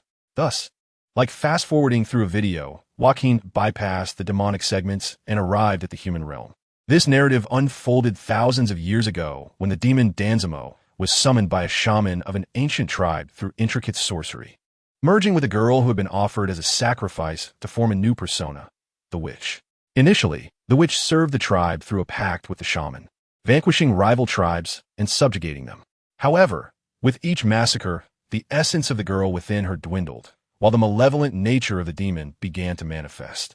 The shaman, recognizing this shift, devised a means to control her. He extracted the witch's heart, aiming to govern her actions. Yet, the witch, unwilling to remain subservient to humanity, sought every possible means to reclaim her heart. At last, as the shaman grew frail and prepared to entrust the heart to a successor, the witch stormed the tribe in a bid to retrieve her heart. In her rampage, she wrought a massacre upon the tribe, nearly obliterating it entirely. However, in his final moments, the shaman outwitted her. He had long concealed the witch's heart in a distant, deeply buried location, a secret that perished with him. Subsequent shamans from other tribes united to vanquish the deranged witch, but they remained oblivious to the whereabouts of her heart, rendering them incapable of utterly annihilating her. They could only seal her away. As millennia passed, the seal weakened, yet her magic was significantly diminished, compelling her to attach herself to others to wield her powers freely. Her requirements for hosts were stringent. Due to her inherent traits, the possessed must be female and of feeble will. If the host were not female, as was the case when she attempted to inhabit Joaquin, her magical capacity was nearly nullified. If the host possessed a strong will, as with Harley Quinn, the witch would find her powers usurped. Eventually, by a stroke of fortune, she was discovered by the archaeologist Zhou Muin, a girl who seemed like the reincarnation of the sacrificial maiden from millennia past, perfectly meeting her criteria. After entering Zhou Muin's body, the witch feigned assistance for a time. And Zhou initially harnessed the witch's power to defeat minor criminals, engaging in what could be deemed superheroic acts.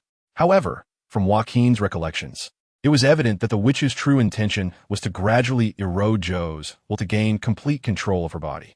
Yet, before she could execute her betrayal, Amanda Waller arrived. As the official representative of the United States Superhuman Affairs, she swiftly uncovered the lore and vulnerabilities surrounding the witch. Through extensive excavations and X-ray detection, Waller successfully located the witch's heart. Under Waller's coercion, the witch was compelled to submit. She altered Cheong Myoen's memories, causing her to forget everything that transpired after her possession, while secretly manipulating her actions. Soon, Cheong Myoen was expelled from university and faced numerous obstacles in her job search. During her most challenging times, she received an offer from the Gotham Welfare Institute. Unbeknownst to her, all of this was meticulously orchestrated by Waller and the sorceress. Myoen quickly acclimated to her role at the Welfare Institute and ascended the ranks, ultimately becoming the director. However, a significant portion of her memories had been modified and fabricated by the sorceress. She was unaware that the sorceress was utilizing her body to serve Waller. The orphans at the Institute were merely part of a transaction. Once the children reached a certain age, they would be adopted, but in reality, they were taken away by the sorceress. Stop. Right here, Joaquin concentrated and delved into the memories shared with him by the sorceress. In that instant, he felt as though he were immersed in a dream, with the surroundings shifting dramatically yet astonishingly vividly. He was the subject of this experiment, was he not? A voice, cold and devoid of emotion like that of a robot, echoed, revealing Amanda Waller standing before Joaquin, her icy gaze fixed upon him, or rather, upon the owner of this memory. The sorceress. Beside the sorceress stood a bewildered child, around 14 or 15 years old, staring at them with confusion. Come with me. The sorceress's ritual is now prepared. Chapter 123. The Court of Owls. The perspective around him shifted rapidly, and in the next moment, Joaquin found himself, or rather, the owner of this memory, alongside Amanda Waller in a secluded villa on the outskirts of Gotham. The villa appeared to have been neglected for a long time, its exterior cloaked in ivy. Strangely, when the sorceress and Waller approached the entrance with the bewildered child, the iron gate opened automatically. Waller seemed unfazed by this, striding confidently into the depths of the villa. Where exactly is this place, Sister Director? Didn't you say someone was coming to adopt me? As the child observed the dilapidated and eerie interior of the villa, an expression of deep unease crossed his face as he edged closer to the sorceress. However, he had chosen the wrong figure to rely upon. Joaquin could hear a sweet, yet chilling voice emerge from his own lips. Do not worry, soon. Someone will come to adopt, or rather, to take over you. No sooner had the words left his mouth than a phantom-like figure descended from the shadows of the ceiling, landing silently before them. Judging by his physique, he was an adult male, clad in finely crafted black leather armor, reminiscent of the Assassin League members Joaquin had encountered before. Yet, unlike the ninja of the Assassin League, he wore not a bronze mask, but a vividly lifelike owl mask that emanated an eerie aura. The unfortunate child emitted a piercing scream of terror, but it quickly subsided into silence. The man adorned with an owl mask swiftly covered the boy's mouth with a hand that seemed to harbor some sort of anesthetic agent. In mere seconds, the child's eyes rolled back, and he lost consciousness. The masked figure released his grip just before the unconscious boy would have collapsed to the ground, effortlessly hoisting him over his shoulder as if he were a sack of rice. Claw, be cautious. If your master discovers any damage during the inspection, I shall not be responsible, admonished the man referred to as Claw, his voice low and raspy from beneath the mask. Do not worry. I have been observing since your arrival at the door, and I have confirmed that this subject is qualified for the ritual. No sooner had he spoken than Claw turned and strode purposefully deeper into the villa, while Waller furrowed his brow and exchanged a knowing glance with the sorceress. The two followed Claw's measured pace. Claw arrived at an ancient-looking fireplace that appeared to have been in use for quite some time. With a firm twist of the lamp fixture on the wall beside the fireplace, a low rumble echoed through the air as the fireplace slowly shifted aside, revealing the iron gate of an old elevator behind it. The sorceress and Waller stepped into the elevator, where Claw removed his gloves and pressed a button beside the door. The elevator emitted a heavy, muffled sound before gradually accelerating downward. The descent felt interminably long. Joaquin estimated it to be nearly 10 minutes. Finally, as the elevator slowed and came to a somewhat jarring halt, the doors opened to reveal an interminable stone corridor. Dim oil lamps flickered along the walls, their fixtures suggesting a long history. More captivating to Joaquin's gaze were the simple murals that adorned the corridor, depicting a bizarre creature that was 7 parts bat and 3 parts dragon. Under Claw's guidance, Waller and the sorceress followed him through the elongated corridor. Along the way, they encountered numerous forks, the labyrinthine structure rendering it nearly impossible to navigate without Claw's lead. After wandering for nearly half an hour, Waller could no longer restrain himself. Have you forgotten the true path? Frankly, it would be more beneficial for you to provide me with specific coordinates. I could have the sorceress teleport us directly there. That would be futile. This place employs special architectural materials that could interfere with the sorceress's teleportation, leaving her trapped within the walls. Forgive our caution. After all, this is one of the few remaining strongholds not destroyed by Batman. The responses came not from Claw, but from the shadows at the end of the corridor, a man's and a woman's voices intertwining in the dim light. Upon hearing the two voices, the clawed figure immediately knelt respectfully upon the ground. Suddenly, from the end of the corridor, the flickering light of candles illuminated the scene, revealing the silhouettes of a man and a woman. Their shadows danced ominously along the corridor, cast by the wavering candlelight. The man, holding a candelabrum, appeared tall and imposing, clad in a well-tailored, exquisite tailcoat. His hair, a mix of gray and black, was meticulously combed back. Yet what drew the eye most was the white mask adorning his face. The woman beside him was draped in an opulent red evening gown, her tall and curvaceous figure accentuated by the luxurious fabric. Her soft, brown hair cascaded casually over her shoulders, and though she too wore a white mask, her impatience was palpable through the eye holes. You are late, Amanda Waller. The time of the other members of the court is exceedingly precious. Keeping them waiting is unacceptable. Waller responded, her brow furrowed, her demeanor decidedly unfriendly. I must find a way to evade all tracking and create an alibi to avoid raising suspicions among others. I trust you do not wish for me to arrive with that man in the bat costume trailing behind. The masked woman seemed poised to retort, but the man raised his hand to silence her and spoke in a deep, resonant voice that will suffice. Ms. Waller's caution is indeed prudent. After all, that Batman has yet to fully lower his guard against us, though he may not suspect our collaboration with the official superhuman agents of the United States. I must clarify once more that my position does not represent the official stance of the United States. Rather, I believe this aligns with the best interests of the country. Waller interjected. The man nodded in acknowledgement. I apologize for my presumption. Indeed, this is a private collaboration between us. Should any issues arise, there will be no complications. Enough. Did you not say that time is of the essence? Why indulge in idle chatter with me? Waller's expression was grave, her tone heavy, yet the masked man appeared unperturbed, directing his gaze toward the child resting upon the shoulder of the clawed figure. Very well, let us proceed to the main venue. The ceremony for the new Claw's creation is ready. Chapter 124. The Claw, after traversing nearly 10 more minutes, the path finally opened up, leading them out of the narrow, labyrinthine corridor. Before Joaquin lay a vast cylindrical chamber, its diameter exceeding 100 meters. The curved walls were adorned with an array of densely packed display screens. As they entered the room, the masked woman handed 2 black masks to Waller and the Enchantress, gesturing for them to don them. On the screens, a myriad of individuals dressed in various attires from around the world appeared, representing a diverse spectrum of ages and ethnicities. Yet they share 2 common characteristics. First, the luxurious appearance of their surroundings and attire. Second, the white circular masks adorning their faces, identical to those worn by the couple present here. I apologize for the delay, esteemed members of the Owl Council from across the globe. The ceremony for the creation of our new claws shall now commence. The masked man, standing at the center of the circular chamber, clapped his hands, and the claw, bearing the unconscious child on its shoulder, slowly approached him. Simultaneously, another figure, adorned with a claw mask, emerged from a distant corner of the room.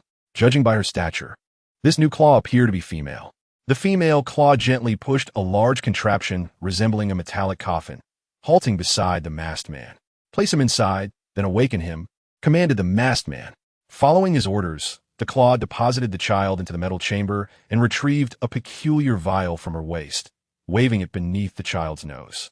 Cough, cough, cough, where am I? The child struggled to escape the confines of the metallic chamber, but both the claw and the female claw firmly restrained his limbs, rendering him immobile. Observing the child's desperate resistance, the masked man nodded in apparent satisfaction, then raised his gaze to the screens adorning the walls. For those attending the council for the first time, allow me to elucidate the fundamentals of the Gotham branch of the Owl Council, known as the Court of Owls. As you may recall, 3 years ago, an egregious misjudgment by the court led to an untimely exposure of the claws to Batman and his kin, resulting in a catastrophic blow to the Gotham branch. During that incident, our most loyal servant and mightiest soldier was ruthlessly exploited by Batman, who took advantage of the claw's sensitivity to low temperatures, obliterating them entirely. A cacophony of various languages erupted from the surrounding screens, with the few that Joaquin could comprehend primarily consisting of curses directed at Batman and other associated superheroes. The masked man raised his hands to quell the noise, and at his behest, silence swiftly enveloped the room. Compared to the destruction of our meticulously maintained hideouts across Gotham, the loss of the claws represents the gravest misfortune for the Court of Owls. After all, the claws are not mere special forces or ninjas. They are immortal elites, meticulously gathered, nurtured, and honed over centuries by the court. While the council can be rebuilt with the aid of members from around the world, replenishing the ranks of the claws will require a protracted passage of time until our new allies offer us their assistance. As the masked man gestured, all eyes turned to Waller and the witch on the screens. "It is your moment to shine, witch."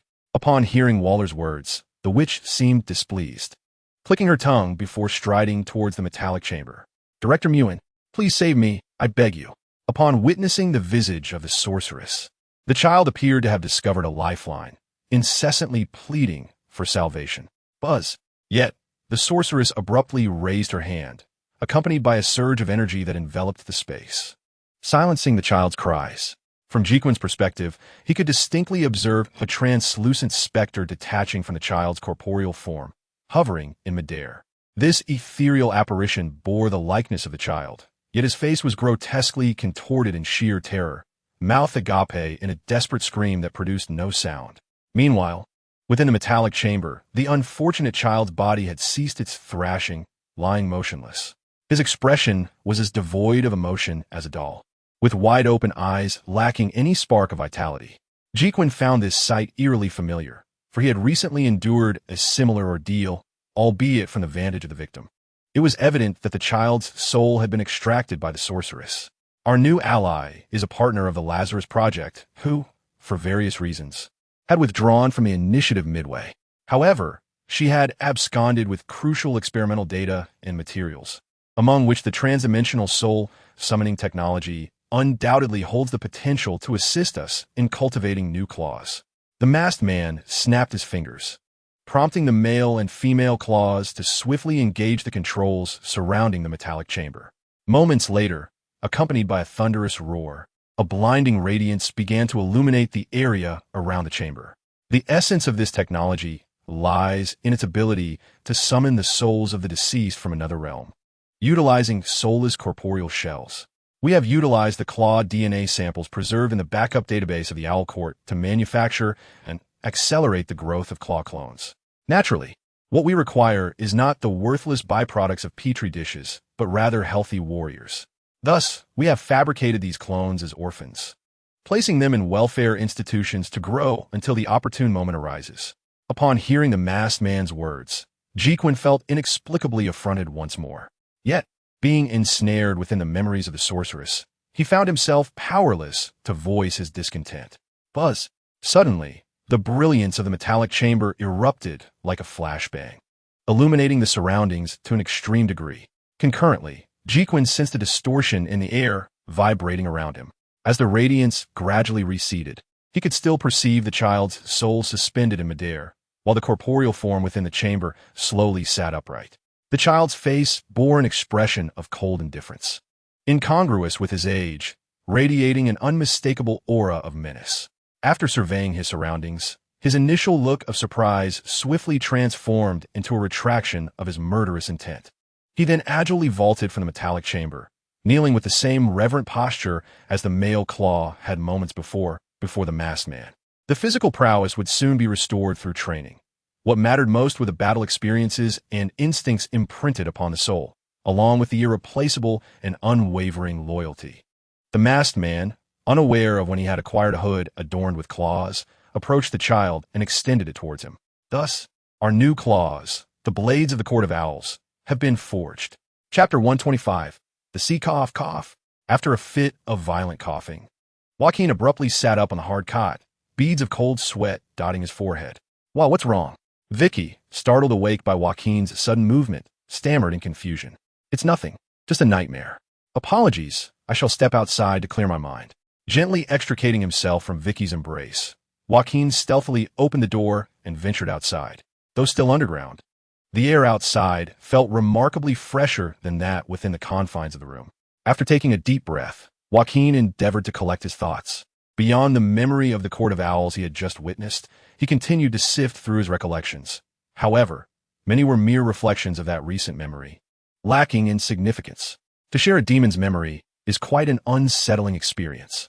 Although Joaquin swiftly dismissed most of it as a fleeting dream, there remained many unsettling fragments, such as the moment in that memory when the witch savagely tore apart and devoured the soul of the unfortunate child, a sensation Joaquin knew would haunt him for a lifetime. Nevertheless, this perilous venture yielded sufficiently valuable intelligence. At the very least, he had uncovered the identity of Waller's accomplice, the shadowy puppeteer behind the orphanage incident, the Court of Owls. Beware the Court of Owls. They watch your every move. Lurking in the shadows of Gotham City, hidden amongst the low walls and attics, they dwell within your home and lie beside you in bed. Never utter their name, lest the claws come seeking you. This is a folk rhyme that circulates in Gotham, depicting a mysterious organization that secretly controls everything within the city. Yet, to most citizens of Gotham, it remains but an urban legend. However, as previously noted, in this city, urban legends often bear a closer resemblance to truth than news reports from television or newspapers. From the memories shared by the witch, Joaquin gleaned both good news and bad news. The good news is that the Court of Owls had seemingly been vanquished long ago by Batman, their minions, the immortal assassin, Talon, having been utterly defeated. The bad news, however, is that the court appears to be rising from the ashes once more, collaborating with Amanda Waller to manufacture new talents. To be frank, Joaquin harbored little concern regarding the court's breeding of clones to create talents. While the orphans were indeed pitiable, Joaquin himself was in no position to act on justice or compassion. Moreover, these newly forged talons were, in terms of strength, hardly formidable. Even possessing the combat experience of their predecessors, they were merely enhanced special operatives. Even if the court were to re-engineer them into the undead to Joaquin, they would be nothing more than wooden stakes. The crux of the matter lies in Amanda Waller's motivations for striking a deal with the court, as well as the origins of the Lazarus Project technology she provided to the Owl Court. To unravel these enigmas, it appears that locating Waller is imperative. However, it is certain that this could serve as a pivotal breakthrough in countering her. Before proceeding, I must caution you, should you directly seek out Waller or venture to the secret lair of the Owl Court, she will undoubtedly discover that I have divulged information and will not hesitate to execute me. With no alternatives left, I am prepared to retaliate against you, even at the cost of breaching our agreement. I assure you of that. The witch's voice, laced with evident anger and discontent, echoed in Joaquin's mind, indicating that his forceful probing of her memories had greatly displeased her. It is Waller who seeks your demise. Yet you intend to take me down as well. Does that seem reasonable? Good individuals deserve to have guns pointed at them, Joaquin mused inwardly. Nevertheless, Joaquin had no intention of directly provoking Waller. While the witch was indeed perilous and cruel, she still held potential utility as a tool. As Joaquin contemplated how to approach Waller for more intelligence, he heard the distant sound of water dripping. Raising his gaze, he beheld the drenched assassin, who was slowly making his way toward him, looking as bedraggled as ever. Logically, after their prolonged stay, the assassin should have dried off by now. Clearly, he had ventured out once more to assess the situation. Did I not warn you against wandering about? The assassin grumbled upon seeing Joaquin, his expression revealing his irritation.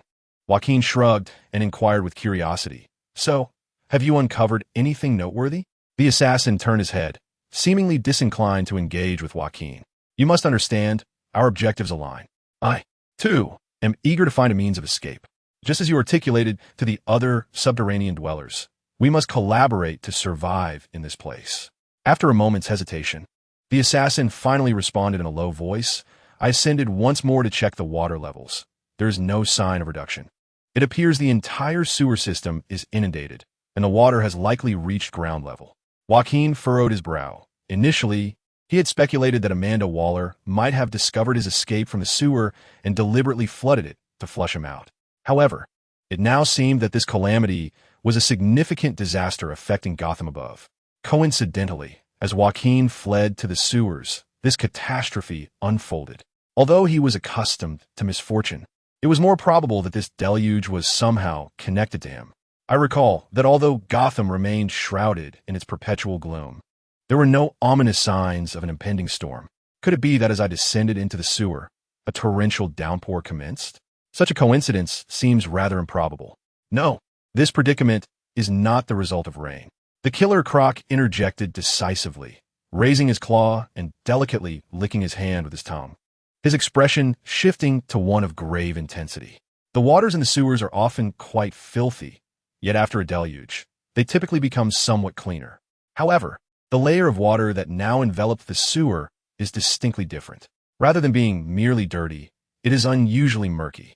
More importantly, I can assure you that the water filling the sewer is entirely composed of seawater. Seawater? Although Gotham is a coastal city, the highly advanced sewer system should render such backflow impossible. A sense of dread crept into Joaquin's heart.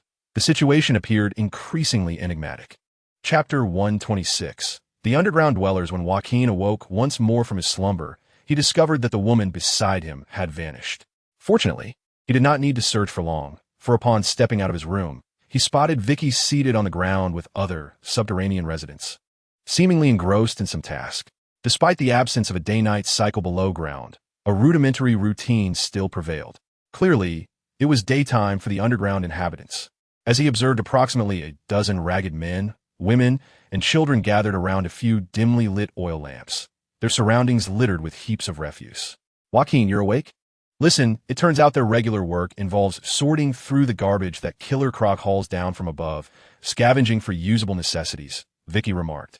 Her enthusiasm rekindled after her rest, resembling the diligent journalist he had first encountered. Spare me. What purpose does your writing serve? To satisfy the morbid curiosity and sense of superiority of those above? A voice tinged with sarcasm emerged from behind Joaquin. He turned to see the rat catcher approaching with a mocking expression, a group of rats laboriously transporting a mountain of refuse beside her. I think if someone were aware of their plight, they might offer assistance, perhaps the Wayne Foundation? Huh, offer assistance? Don't disrupt our existence. Providing us with a place to survive is the greatest help imaginable. You don't truly believe they came here willingly to experience life, do you? Vicky bit her lip in frustration upon hearing the rat catcher's words. But I am a journalist. There must be a way for me to aid them. A journalist? Huh. The rat catcher scoffed, gesturing towards a weary, middle-aged man, his head bowed in a daze as he sorted through the refuse. He was initially a mid-level manager in a company, earning a respectable salary and living a comfortable life with a family. However, his world shattered when he discovered his wife's infidelity, compounded by her false accusations of domestic violence against him. Unscrupulous journalists, seizing on her lies, manufactured sensational stories that forced him to sell his house and compensate his ex-wife, in addition to paying exorbitant monthly alimony. Subsequently, the relentless huntress of the underworld pointed to another victim, a frail girl of about 14 or 15. Her father, having succumbed to gambling debts, met an untimely end due to alcoholism. Desperate, she initially found refuge working in a restaurant's kitchen, only to have her plight exposed by a journalist who condemned the owner for employing child labor. To escape from predatory creditors and avoid selling her body, she was left with no choice but to take refuge in the sewers. Moreover, there was a case of a young man wrongfully accused of assaulting a woman in the subway. Under the journalist's scornful scrutiny, he fell from the status of a university student to that of a homeless individual, ostracized and extorted for protection fees by other vagrants, ultimately leading him to this subterranean refuge. The huntress recounted these misfortunes one by one, and with each revelation, the color drained further from Vicky's face. Allow me to tell you, within these sewers, they yearn for clean water, food that will not poison them, and fuel for light. Yet, the presence of journalists is neither desired nor wanted. Joaquin furrowed his brow, realizing that Vicky might soon become the target of hostility from others. He stepped forward, placing himself protectively in front of her. It was time to cease the bickering. In times of scarcity, energy should not be squandered on conflict. Besides, lashing out at her was futile. These events were not her doing. In truth, some of the incidents she mentioned were familiar to him, as he had even reviewed the press releases about them. Vicky's voice, as soft as a whisper, reached Joaquin's ears, audible only to him. He paused, a rueful smile gracing his lips as he gently ruffled her hair, at a loss for words. "Why don't you return to the room? I will seek out Killer Croc and return shortly." "No, I'd rather stay here and see how I can assist. It is better than sitting idly in a dark room." Looking somewhat dejected, Vicky sat beside the denizens of the underground, gently inquiring how she might help. The others seemed to welcome her presence, responding readily to her questions. It was no surprise, as the huntress had previously mentioned, that most of these underground dwellers were resigned to their fates, possessing a gentle nature that shunned harm to others. Otherwise, faced with such adversity, they would have turned to desperate measures long ago and become residents of Arkham or Blackgate prisons. In Gotham, after enduring a dreadful day, not everyone transforms into a clown. Some simply become inhabitants of the sewers. Joaquin sighed softly, reluctant to dwell on such matters, as he felt powerless to change them. He then turned to the huntress. Curiosity piqued. "Where's Killer Croc gone?" The huntress puffed out her cheeks and turned away, refusing to engage with Joaquin. It appears that she still harbors resentment towards Jacqueline for yesterday's incident, where he decisively eradicated the rodent infestation and seized her mouse-manipulating device. However, having learned to observe the subtle movements of others, Jacqueline discerned the truth from the woman's frequent glances in a particular direction, even though she did not verbally disclose her thoughts. Moments later, as Jacqueline approached the entry pipe he had descended from, he was nearly drenched by a torrent of seawater surging forth from the pipe. After evading the deluge, Jacqueline beheld the formidable figure of Killer Croc emerging from the pipe.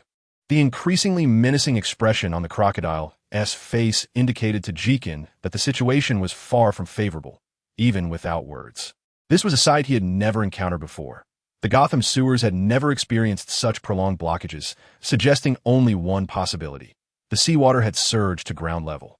Killer Croc's voice was tinged with agitation and unease, and Jacqueline understood the source of his anxiety. All food and essential supplies for everyone down here depended on him secretly transporting them from the surface's refuse. If the flooding continued, even if he could make the journey, the sustenance and necessities for the others would become a grave concern. "Do you know the situation above ground?" Jacqueline inquired, but Killer Croc shook his head and replied in a deep, gravelly voice, "No, I am not a true crocodile. Swimming out in this condition is far too challenging."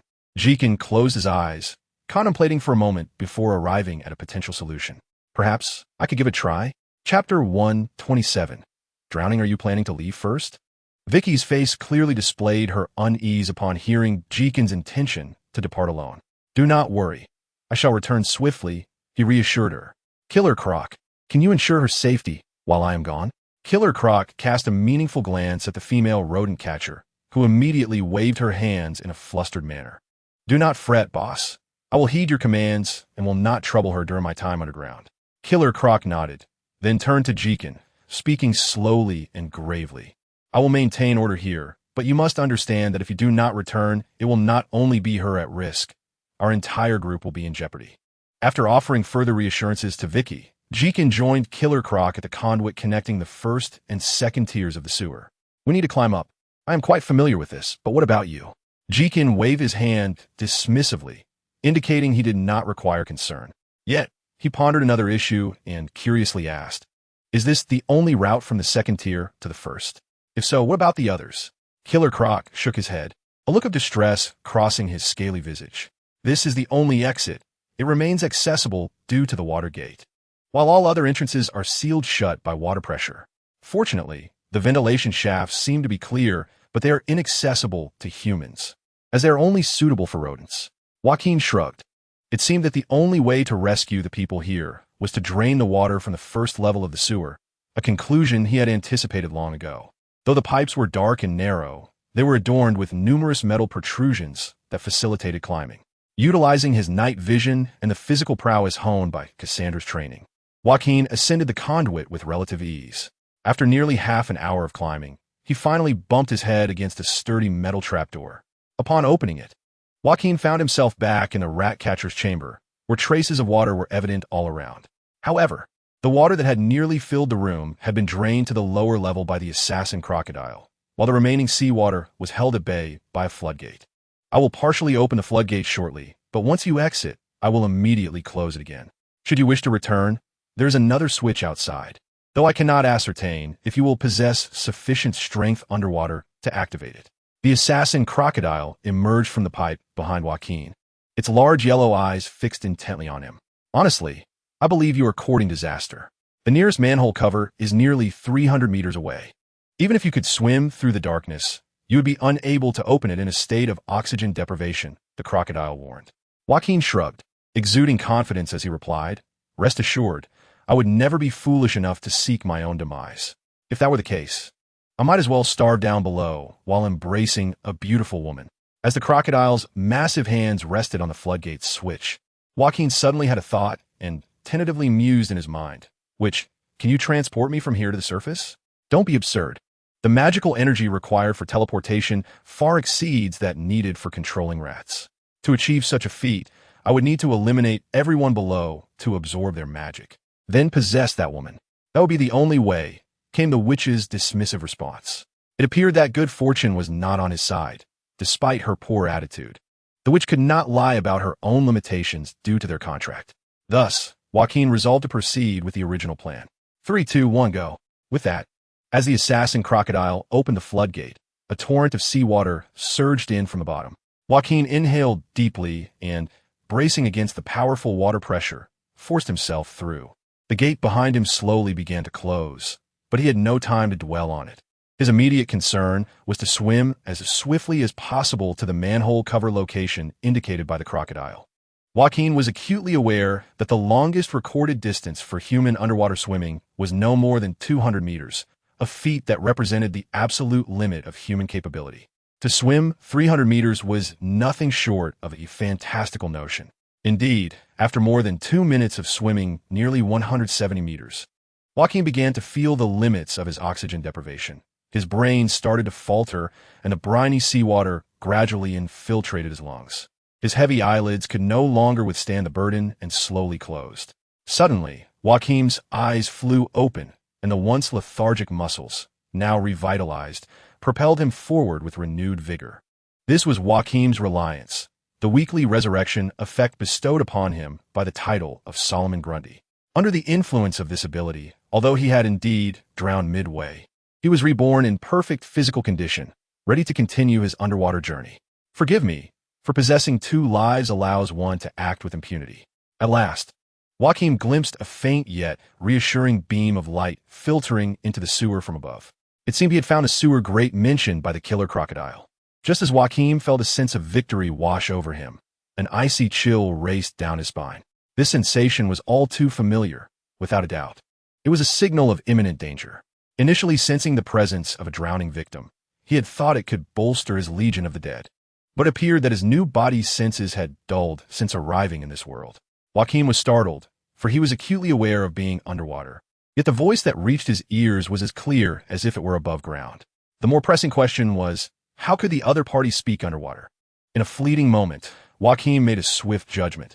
He forcefully stroked his arms to accelerate toward the grate below. Even with a second life, he was approaching a state of hypoxia. Regardless of who it was, engaging in combat underwater was decidedly unwise. However, the other party had no intention of granting him an escape. As he sensed the turbulent rush of water surging from below, Joaquin was compelled to pivot and defend himself. "Bang! Who are you?" he sputtered. Based on the sensation, Joaquin felt as though he had deflected some metallic weapon, yet the opponent's movements were unnaturally swift. After the weapon was parried, a powerful hand, like a vice, seized Joaquin's throat, forcefully slamming him against the grate above. The remaining air in his lungs was expelled due to the impact, and in his discomfort, he instinctively sought to voice his question, only to gulp down the foul. Murky seawater. Yet, even so, it seemed the other party had heard Joaquin's inquiry and responded, "I am Batman." Chapter 128. Another Batman. The first sight that greeted Joaquin was a bat-shaped cowl, accompanied by flowing black hair, glistening in the water. From the exposed lower half of her face, it was evident that she was a striking woman, her full lips pressed tightly together, exuding an aura that kept others at arm's length. One of her eyes was obscured by a mask, the circular lens glinting with an ominous crimson glow, while the other eye brimmed with a chilling and ruthless emotion. Beneath her black leather coat, a form-fitting garment clung to her model-like figure, and in her hand, she wielded a metallic trident, evidently the weapon that Joaquin had just deflected with his knife. Who are you? Why are you here? Yet, these questions held little significance, for you would soon become a member of my stagnant legion. Joaquin sensed a frigid aura emanating from the hand that gripped his throat, a sinister chill rapidly spreading from his neck to engulf his entire being. For a fleeting moment, Joaquin felt liberated from the agony of asphyxiation, not because he could breathe underwater, but because he realized he no longer required breath at all.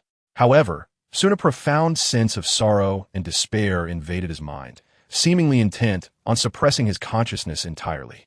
Upon gazing at the woman before him, an instinctual urge for absolute submission arose within him. Hey, snap out of it. If you allow this twisted being to control your mind, you might as well surrender your body to me. The witch's voice suddenly echoed in his mind, restoring a sliver of clarity to Joaquin's awareness.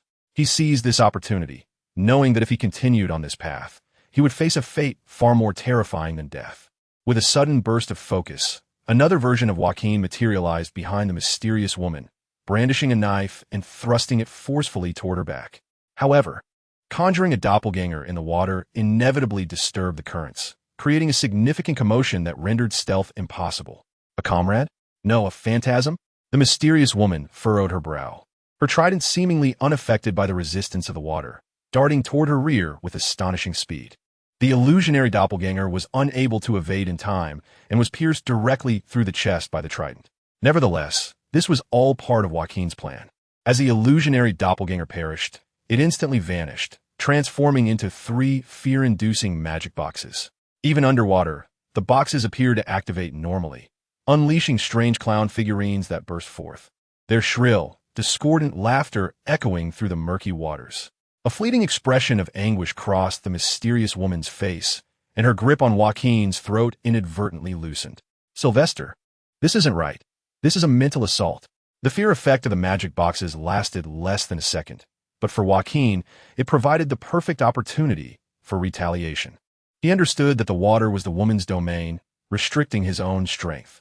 Thus, he had no choice but to employ a unique form of attack. Seizing the brief moment, Joaquin propelled himself forward with powerful strokes, swimming directly in front of the enigmatic woman, and without hesitation, pressed his lips against hers. Who are you? The enigmatic woman nearly instantaneously shoved Joaquin aside, unleashing a mixture of embarrassment and anger in a fierce outcry. Yet soon, a flicker of green light sparkled in her single eye, and a look of confusion spread across her face. What have you done to my head? Through their recent lip contact, Joaquin commanded the witch to possess her. Can the witch control her body? No, her willpower is far too formidable. I can barely hold on. It appeared that relying on the witch's power to secure victory was a naive notion. Recognizing this, Joaquin swiftly turned, concentrating his focus on the opening of the manhole. How dare she engage in such disrespectful behavior? She shall not escape. The mysterious woman clutched her head, displaying discomfort. Yet she promptly raised the trident in her hand and hurled it with force in Joaquin's direction. However, in the next instant, Joaquin had vanished from his original position. Splash! Utilizing deceptive magic, he emerged through the small hole of the manhole, surfacing from the water to gulp down the rare fresh air. It was then that Joaquin realized it was indeed deep night. The sky was an impenetrable darkness devoid of stars or moonlight. However, he was certain that the flooding waters engulfing Gotham streets were not a natural occurrence, as the weather was neither stormy nor tempestuous. Yet, he did not allow himself to relax. Instead, he immediately swam away from his previous location with all his might. Thunderous! Joaquin heard a tremendous crash behind him, as if something had shattered the manhole cover, creating a colossal splash akin to an underwater explosion. Escaping was evidently not going to be that simple. Gritting his teeth, Joaquin tightened his grip on the dagger and turned to face the water. Although maneuvering was cumbersome in the water, as long as he could breathe air, there remained a glimmer of hope. Through the murky seawater, He could barely discern that the manhole cover had indeed been breached by the earlier strike, and within the sewer, a piercing gaze, sharp as a blade, fixated on him, just as Joaquin contemplated whether he should strike first and throw his knife. A sudden beam of bright light illuminated from behind him. There seems to be someone trapped here. Hurry over. As the light pierced through the water, Joaquin distinctly observed the mysterious woman who had been attacking him contorting her face in agony upon encountering the intense illumination, before vanishing from his sight in the next moment. Turning his head, he saw a kayak gradually approaching, carrying two figures clad in GCPD uniforms. I knew there were others in need of assistance here. Extend your hand, and I'll pull you up. How could it be you? Joaquin lifted his gaze, squinting against the blinding light, and quickly recognized the individuals on the kayak. To his astonishment, they were familiar faces. Good evening, Detective Gordon and Agent Montoya. It is truly a delight to see you both here. Meanwhile, beneath the submerged streets of Gotham, a figure wielding a trident observed the bright light disappearing through a sewer opening. An expression of contemplation gracing his face as his gloved fingers gently caressed his lips. What was I thinking earlier? This must be some form of his attack. She shook her head slightly, as if attempting to rid herself of something. Clearly, he bore no resemblance to Sylvester, and Sylvester is dead. Moreover, this was not my world. Yet, why did this feeling evoke such nostalgia within me? Chapter 129. Gotham at CU Brat. Tell me where Barbara has gone. How is she now? On a kayak. Gordon roughly grasped Joaquin's damn collar, roaring with agitation. Calm down, Detective Gordon. I too wish to know. At least we share the concern for Barbara's safety. Joaquin replied with a wry smile, patting Gordon's arm. Gordon seemed poised to utter more, but at that moment, his phone rang insistently at his waist. Reluctantly, he released Joaquin's collar, maintaining a piercing gaze on him as he lifted the phone to his ear. Hello, how did you find my number, Waller? I am out here searching for the trapped. Gordon's irritation was palpable, and he gestured for silence towards Joaquin. I haven't found anything. No one has been discovered. Once I know more, I will return promptly. After Gordon hung up, Joaquin exhaled a sigh of relief. At least for now, it seemed Gordon was on his side. What on earth happened? How did Gotham turn into Gotham City? Joaquin surveyed the surroundings. From the architecture, it appeared to be Burnley in Gotham.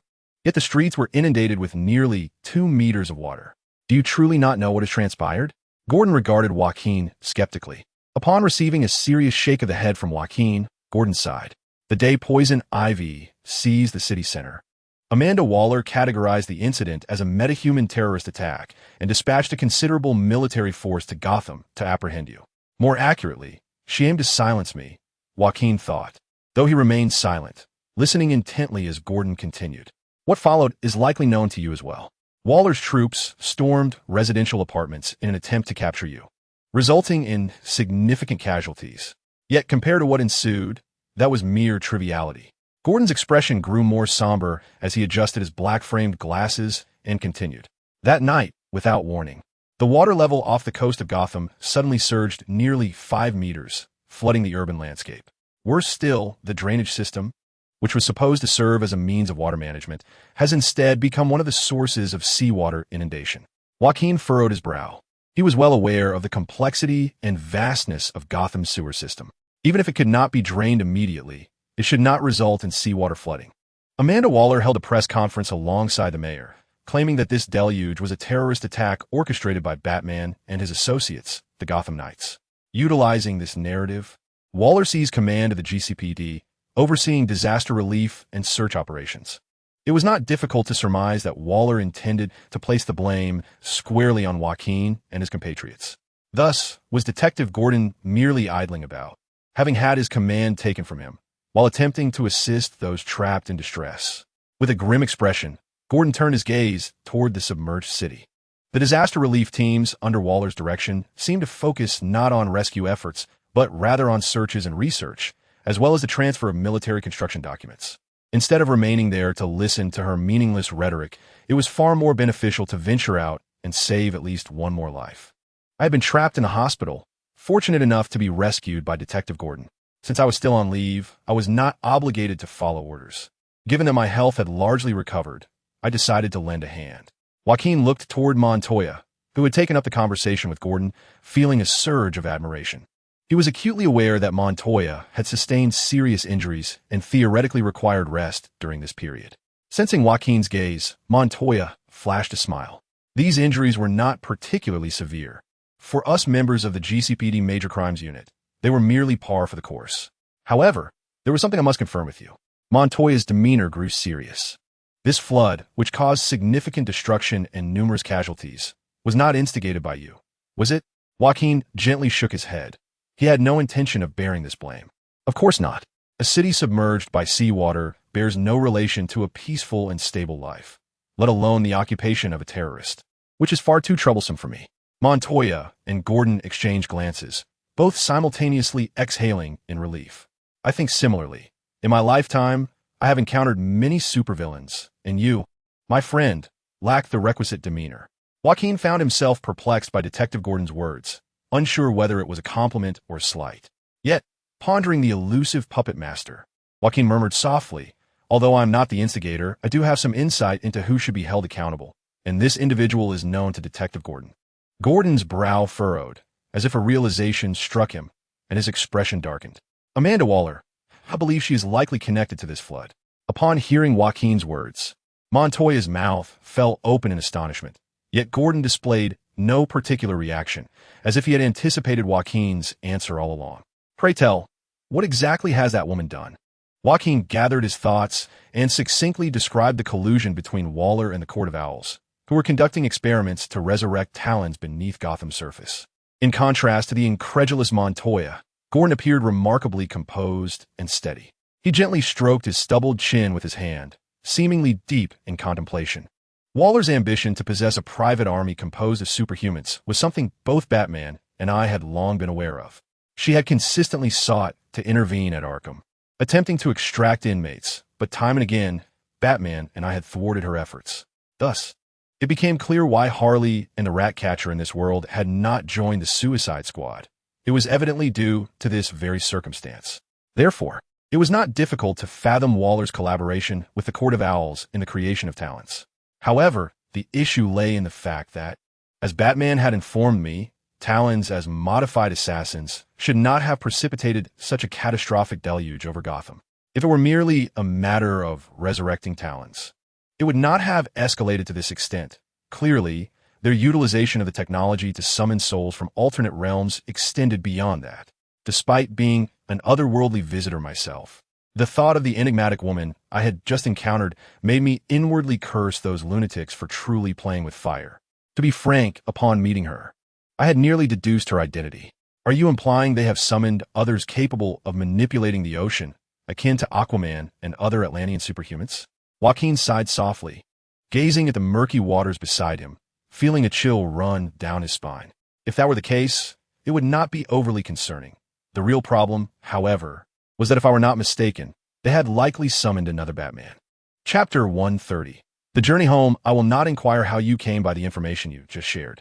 However, you must understand that, in the absence of definitive evidence, it is imperative to find such proof. Otherwise, it merely remains conjecture. Correct? Rest assured, I am fully aware of this. Approaching the old industrial sector of Gotham City, Joaquin finally beheld solid ground, allowing him to disembark from Gordon's kayak. As Gordon had earlier indicated, the seawater had infiltrated the city through both the port and sewer systems. Consequently, the once thriving downtown and harbor areas had become the most severely afflicted.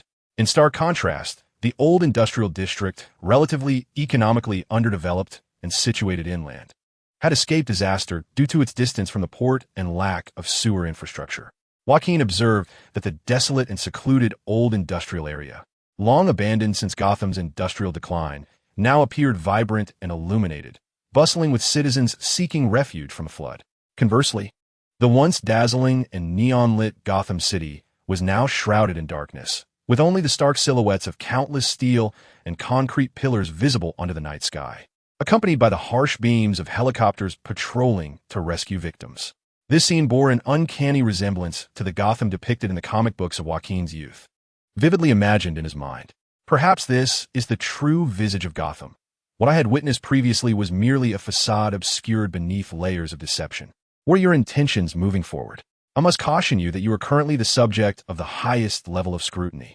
Both the GCPD and the military have received orders to employ lethal force upon your discovery. although I had mentally prepared myself for this eventuality. Hearing Gordon's words left Joaquin feeling somewhat disheartened. To be candid, he held great confidence in his capabilities. Ordinary soldiers and police officers posed no significant threat to him. Nonetheless, should a confrontation arise, it would be challenging to guarantee that he would refrain from resorting to lethal measures in self-defense. He was not yet so cold-hearted as to be indifferent to taking a life. My immediate priority is to locate my companions. After all, the pressing issue at hand is the inundation of Gotham City, a challenge that cannot be addressed single-handedly. Gordon opened his mouth as if to speak, hesitated, and then Joaquin could discern his unspoken thoughts from his expression. Gently, he shook his head. I understand you wish to accompany me in search of Barbara, but that cannot be. Should you be discovered in my company, it would spell disaster. Remain with Waller and assist in monitoring her actions. I may require your assistance in the future. Gordon clenched his teeth, lowering his voice and emphasizing his tone. Listen, Barbara is now your responsibility. She is part of your team, and you must ensure her safety. If anything were to happen to her, I would hold you accountable. Do you understand? Joaquin found himself bemused by this outburst, reminiscent of an irate father-in-law reprimanding his son-in-law. While Joaquin understood that Gordon meant Barbara was now a member of his organization and that he bore responsibility for her safety, the sentiment struck him as peculiar. No wonder Barbara remarked that Gordon's lack of eloquence was a form of superpower in itself. Unperturbed by Joaquin's thoughts, Gordon brandished his fist in emphasis before turning back to the kayak. However, Joaquin noted that Renee Montoya remained steadfast at his side, seemingly unwilling to depart with Gordon. I am still on leave, and there is no obligation for me to return with the captain. Even if our partnership were to be discovered, I could simply resign from the GCPD without implicating him. Observing the resolute expression on Montoya's face, Joaquin recognized her determination to join him. Yet he hesitated, acutely aware of the high likelihood of danger awaiting them upon their return to the base. Given that Barbara's previous communications had been compromised, it was entirely possible that the base, much like Vicky's residence, had already been uncovered by Amanda Waller. Consequently, the base could very well have transformed into a trap he would unwittingly step into. Seemingly attuned to Joaquin's apprehensions, Montoya smiled slightly, her gaze filled with unwavering resolve. Rest assured, I am not the sort of delicate flower in need of your protection. If I were truly to become a hindrance to you, you could certainly disregard me. The issue lies in the fact that should we join forces, if anything unfortunate were to befall you, your dear companion Kate would likely flame me alive. Just as Joaquin was about to refuse her, the witch's voice unexpectedly resonated in his mind. Bring her along. In case of an urgent situation, if you require my magic. A female vessel is necessary for my possession, is it not? In truth, you intend to ensure that should I perish, you can swiftly find another host, do you not? Joaquin immediately discerned the witch's ulterior motives. Nevertheless, she had a point. Including Montoya would at least provide an additional safeguard in times of peril. Moreover, you would need me to drive you, wouldn't you? One cannot leisurely stroll or brazenly hail a cab while being a wanted fugitive. Joaquin sighed and reluctantly extended his hand. In that case, it appears we're destined to collaborate once more, Officer Montoya. Montoya flashed a spirited smile, firmly grasping Joaquin's hand in return. At present, I'm not an officer, but merely a concerned citizen. You may call me Renee. Moments later, Joaquin found himself in the passenger seat of Renee's modest vehicle, en route to the dilapidated warehouse serving as their base. Along the way, Joaquin observed the once desolate industrial area now teeming with citizens seeking refuge from the flood. Though their faces were predominantly marked by anxiety and unrest, some queued for disaster relief supplies, engaging in brawls over queue jumping, others having been denied tents, beseeched the original inhabitants of the industrial zone for shelter to avoid sleeping on the streets. There were those delivering impassioned speeches, spreading apocalyptic rumors, while many followers knelt in prayer, and numerous individuals brandished placards cursing Batman and the Gotham Knights, parading through the streets. It felt reminiscent of Gotham 3 years prior, when the Joker threatened to detonate a bomb to obliterate the city. While I hold great respect for Commissioner Gordon, I must lament that our GCPD has been woefully inept. It has only been a few months since Batman's disappearance, and all our efforts over the years have unraveled into nothingness. Renee's voice bore a distinct weight of shame and despondency, leaving Joaquin at a loss as to how to console her. After all, this was a task entrusted to him by Batman. Although somewhat coercive in nature, he felt culpable for Gotham's current state. Yet, Joaquin was acutely aware that while he had failed to prevent these events, he would ensure those responsible would face retribution. Chapter 131. The Death Archer. As they traversed the old industrial area, the surroundings gradually grew more remote and tranquil. After all, this place was littered with abandoned factories, lacking basic necessities, and even the displaced populace rarely ventured here. Soon, Joaquin and Renee arrived at the entrance of the decrepit factory that served as their base.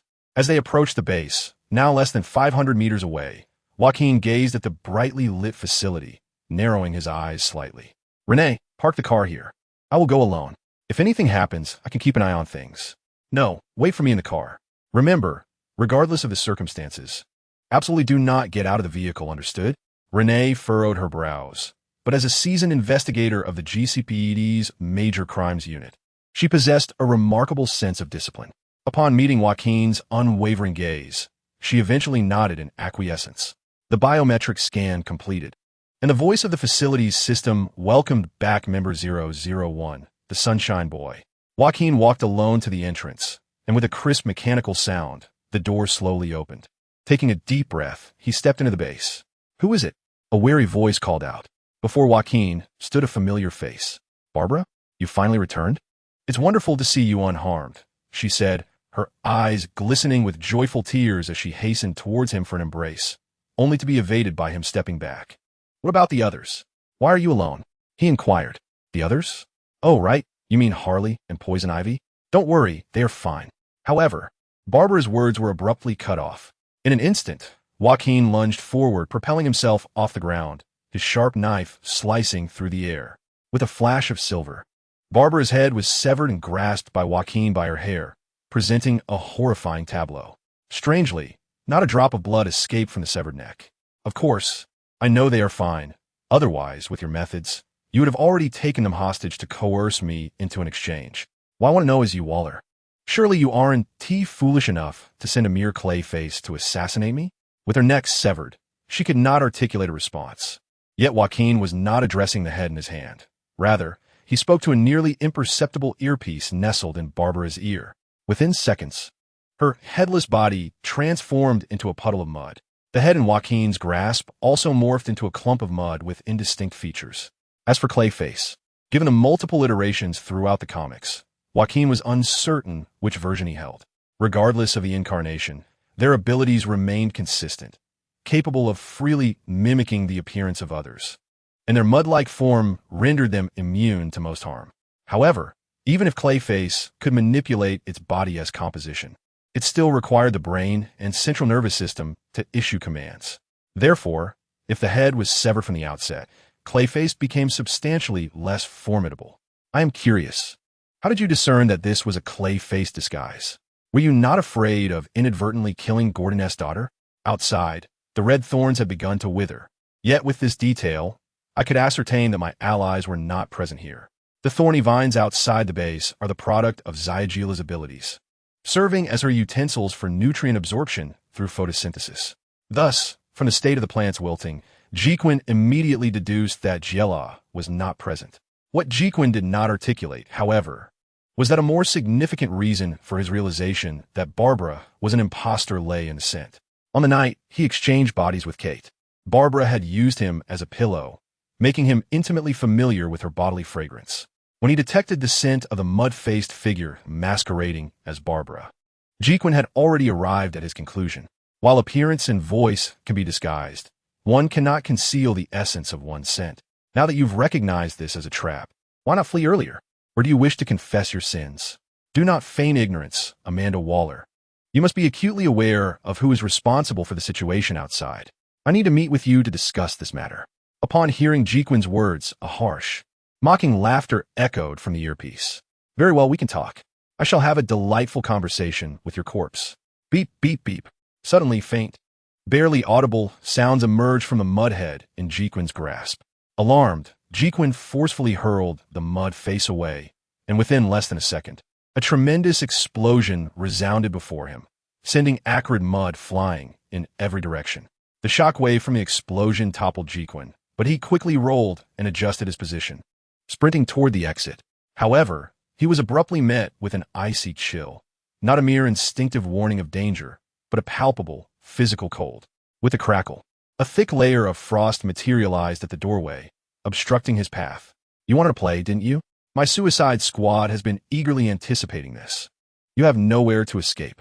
Jacqueline crushed the already damaged earpiece beneath his foot while contemplating how to shatter the icy barrier. Yet another wave of cold surged up his spine, this time genuinely signaling a crisis. Bang! Jacqueline turned, his dagger raised defensively before his forehead, successfully deflecting a bullet aimed at his brow. It was not that Jacqueline reacted faster than the bullet. Rather, he knew the assailant would undoubtedly target that precise spot. At the end of the corridor, in the Grand Hall, a man clad in a red and silver tight-fitting combat suit, his head adorned with a silver helmet featuring a single, round red lens, was using a sofa as a vantage point, aiming a smoking sniper rifle directly at him. The ability to deflect a bullet with a dagger indicates that you are formidable, but alas, you have already found yourself on my death list. Jacqueline instantly recognized the opponent's name. Without a doubt, he was Floyd Lawton, the assassin known as Deadshot. Jacqueline was acutely aware that the Death Shooter was the most formidable marksman in the world. Evading his bullets was utterly futile.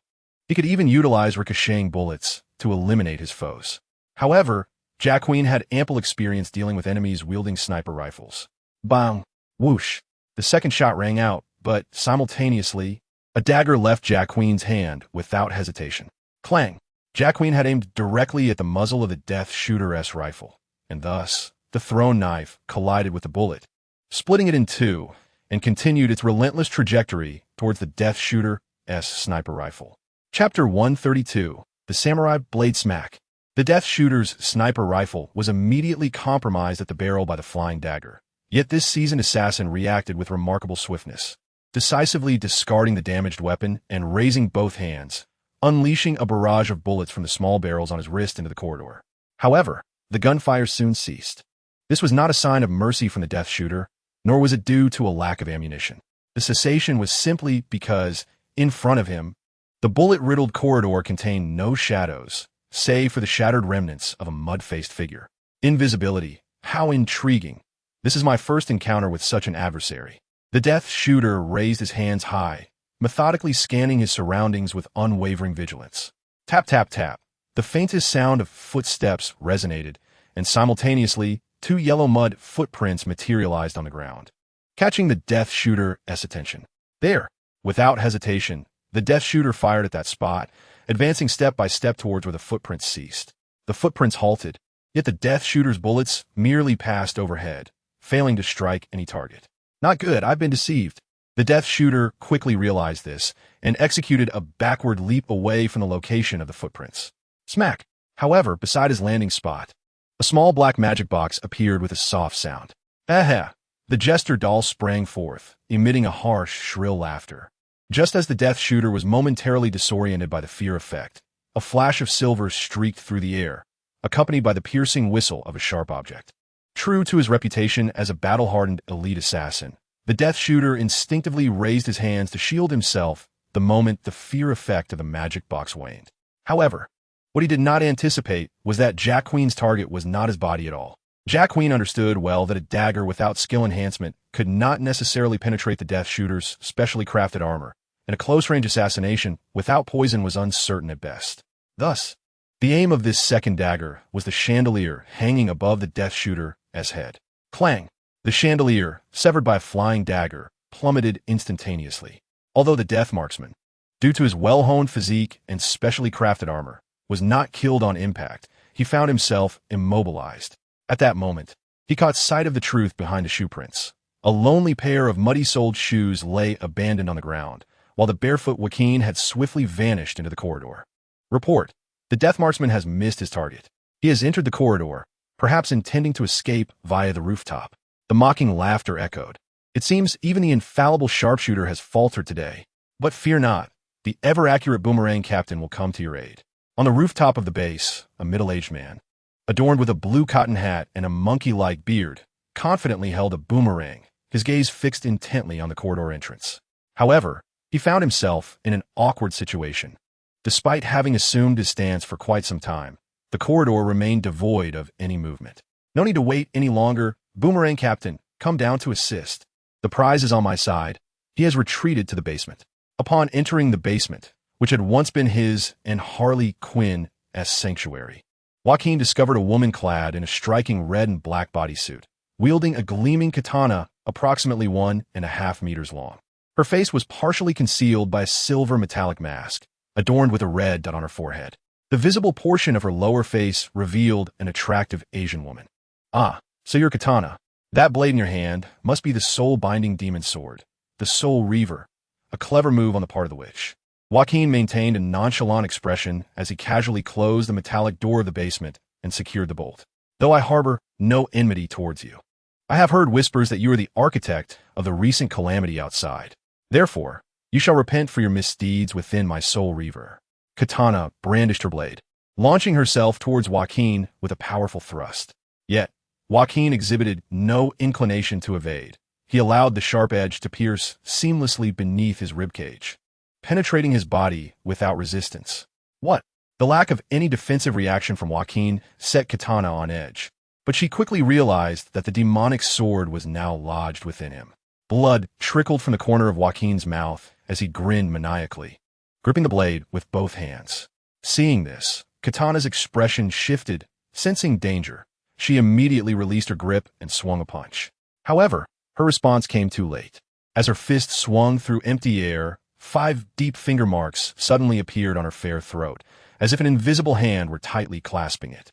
With a grimace, Joaquin's figure gradually materialized behind Katana, mercilessly seizing her delicate neck and brutally slamming her against the wall. What transpired, Katana? Please report. With a high-frequency sound wave echoing through the air, Amanda Waller's voice abruptly ceased in Katana's ears. Joaquin had one hand firmly grasping Katana's throat while the other held a small, coin-like device, adorned with a distinctly visible bat emblem. This was the signal jammer that Batman had instructed Killer Moth to deliver to Joaquin. Katana struggled desperately, but Joaquin's grip remained unyielding. After casually tossing aside the signal jammer, he reached for her face and removed her half-masked metal visage. Before Joaquin stood a strikingly mature Japanese woman, her expression shifting to one of evident annoyance upon seeing her mask removed. Let me go, you fool. Others will be here soon. You cannot escape. It is not I who cannot escape, but rather you, or rather all of you. I witnessed the scene of your leader's head exploding. I fear you all have such remote explosives within your skulls, do you not?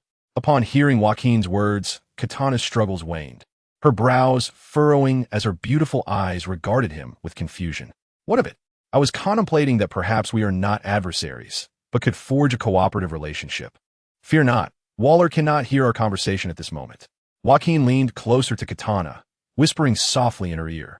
Miss Tatsuya Mashiro, I would like to request your assistance. Chapter 133, Self-Destruction Bang. Bang. Bang. In the hallway outside the basement door, Captain Boomerang slammed against the iron door, while Deadshot and a pale-haired, light blue-skinned woman observed with crossed arms. This door is impenetrable. Can't you use your gun to devise a way out, Deadshot? Why don't you use your boomerang to smash the lock? Enough, step aside. I will freeze the metal to make it brittle. Hey, don't do anything reckless, Frostbite. At this distance, do you intend to turn us both into popsicles? Just as their bickering escalated, the iron door suddenly clicked and slowly swung open. Katana, Tatsuya Mashiro, emerged, wielding a blood-dripping blade before the arguing trio. Enough.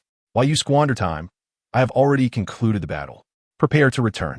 Behind Katana, in the center of the basement, a man lay motionless on the cold ground, eyes closed, a deep wound visible to the bone in his chest, blood pooling around him.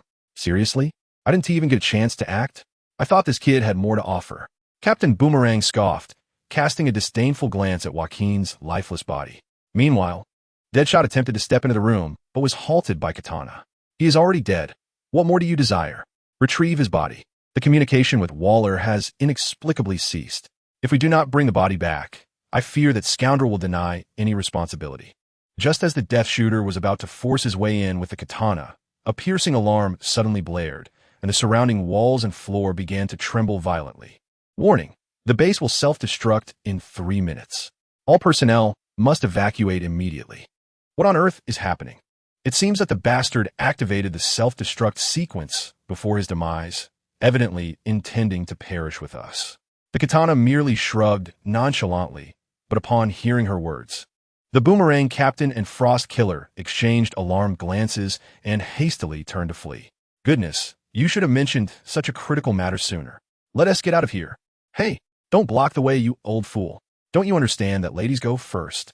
In contrast to the panic of the Boomerang Captain and Frost Killer, the Death Shooter remained remarkably composed. He turned to glance at Jacqueline's lifeless form, appearing deep in thought. Let us move, Layden. Otherwise, we shall be buried alongside him. I doubt Waller has provided us with any worker as compensation for this. With that, the katana pivoted and hurried up the stairs, while the Death Shooter hesitated momentarily, noticing the ceiling crumbling and debris falling, before following closely behind her. Boom!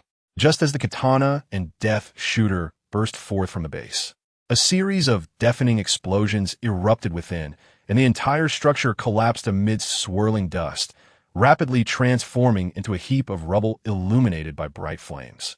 Crackle hiss. Following the unpleasant crackling of static interference, Amanda Waller's anxious voice crackled through the communicators of the four. What has transpired? Why did the communication cut off? That vile brat triggered the self-destruction before his death. Let it be known that this is the katana's fault. Had I confronted him, I would not have given him such an opportunity. The Boomerang Captain hastily interjected, reporting to Amanda Waller before the katana and Death Shooter could speak. Is the target dead? And was it you who dealt the blow? Are you certain he is deceased? Of course, my soul Reaver has already absorbed his essence. However, oddly enough, it seems I acquired 2 souls when I killed him. Enough, Death Shooter. Retrieve the katana's weapon. She must not be allowed to touch that cursed blade again.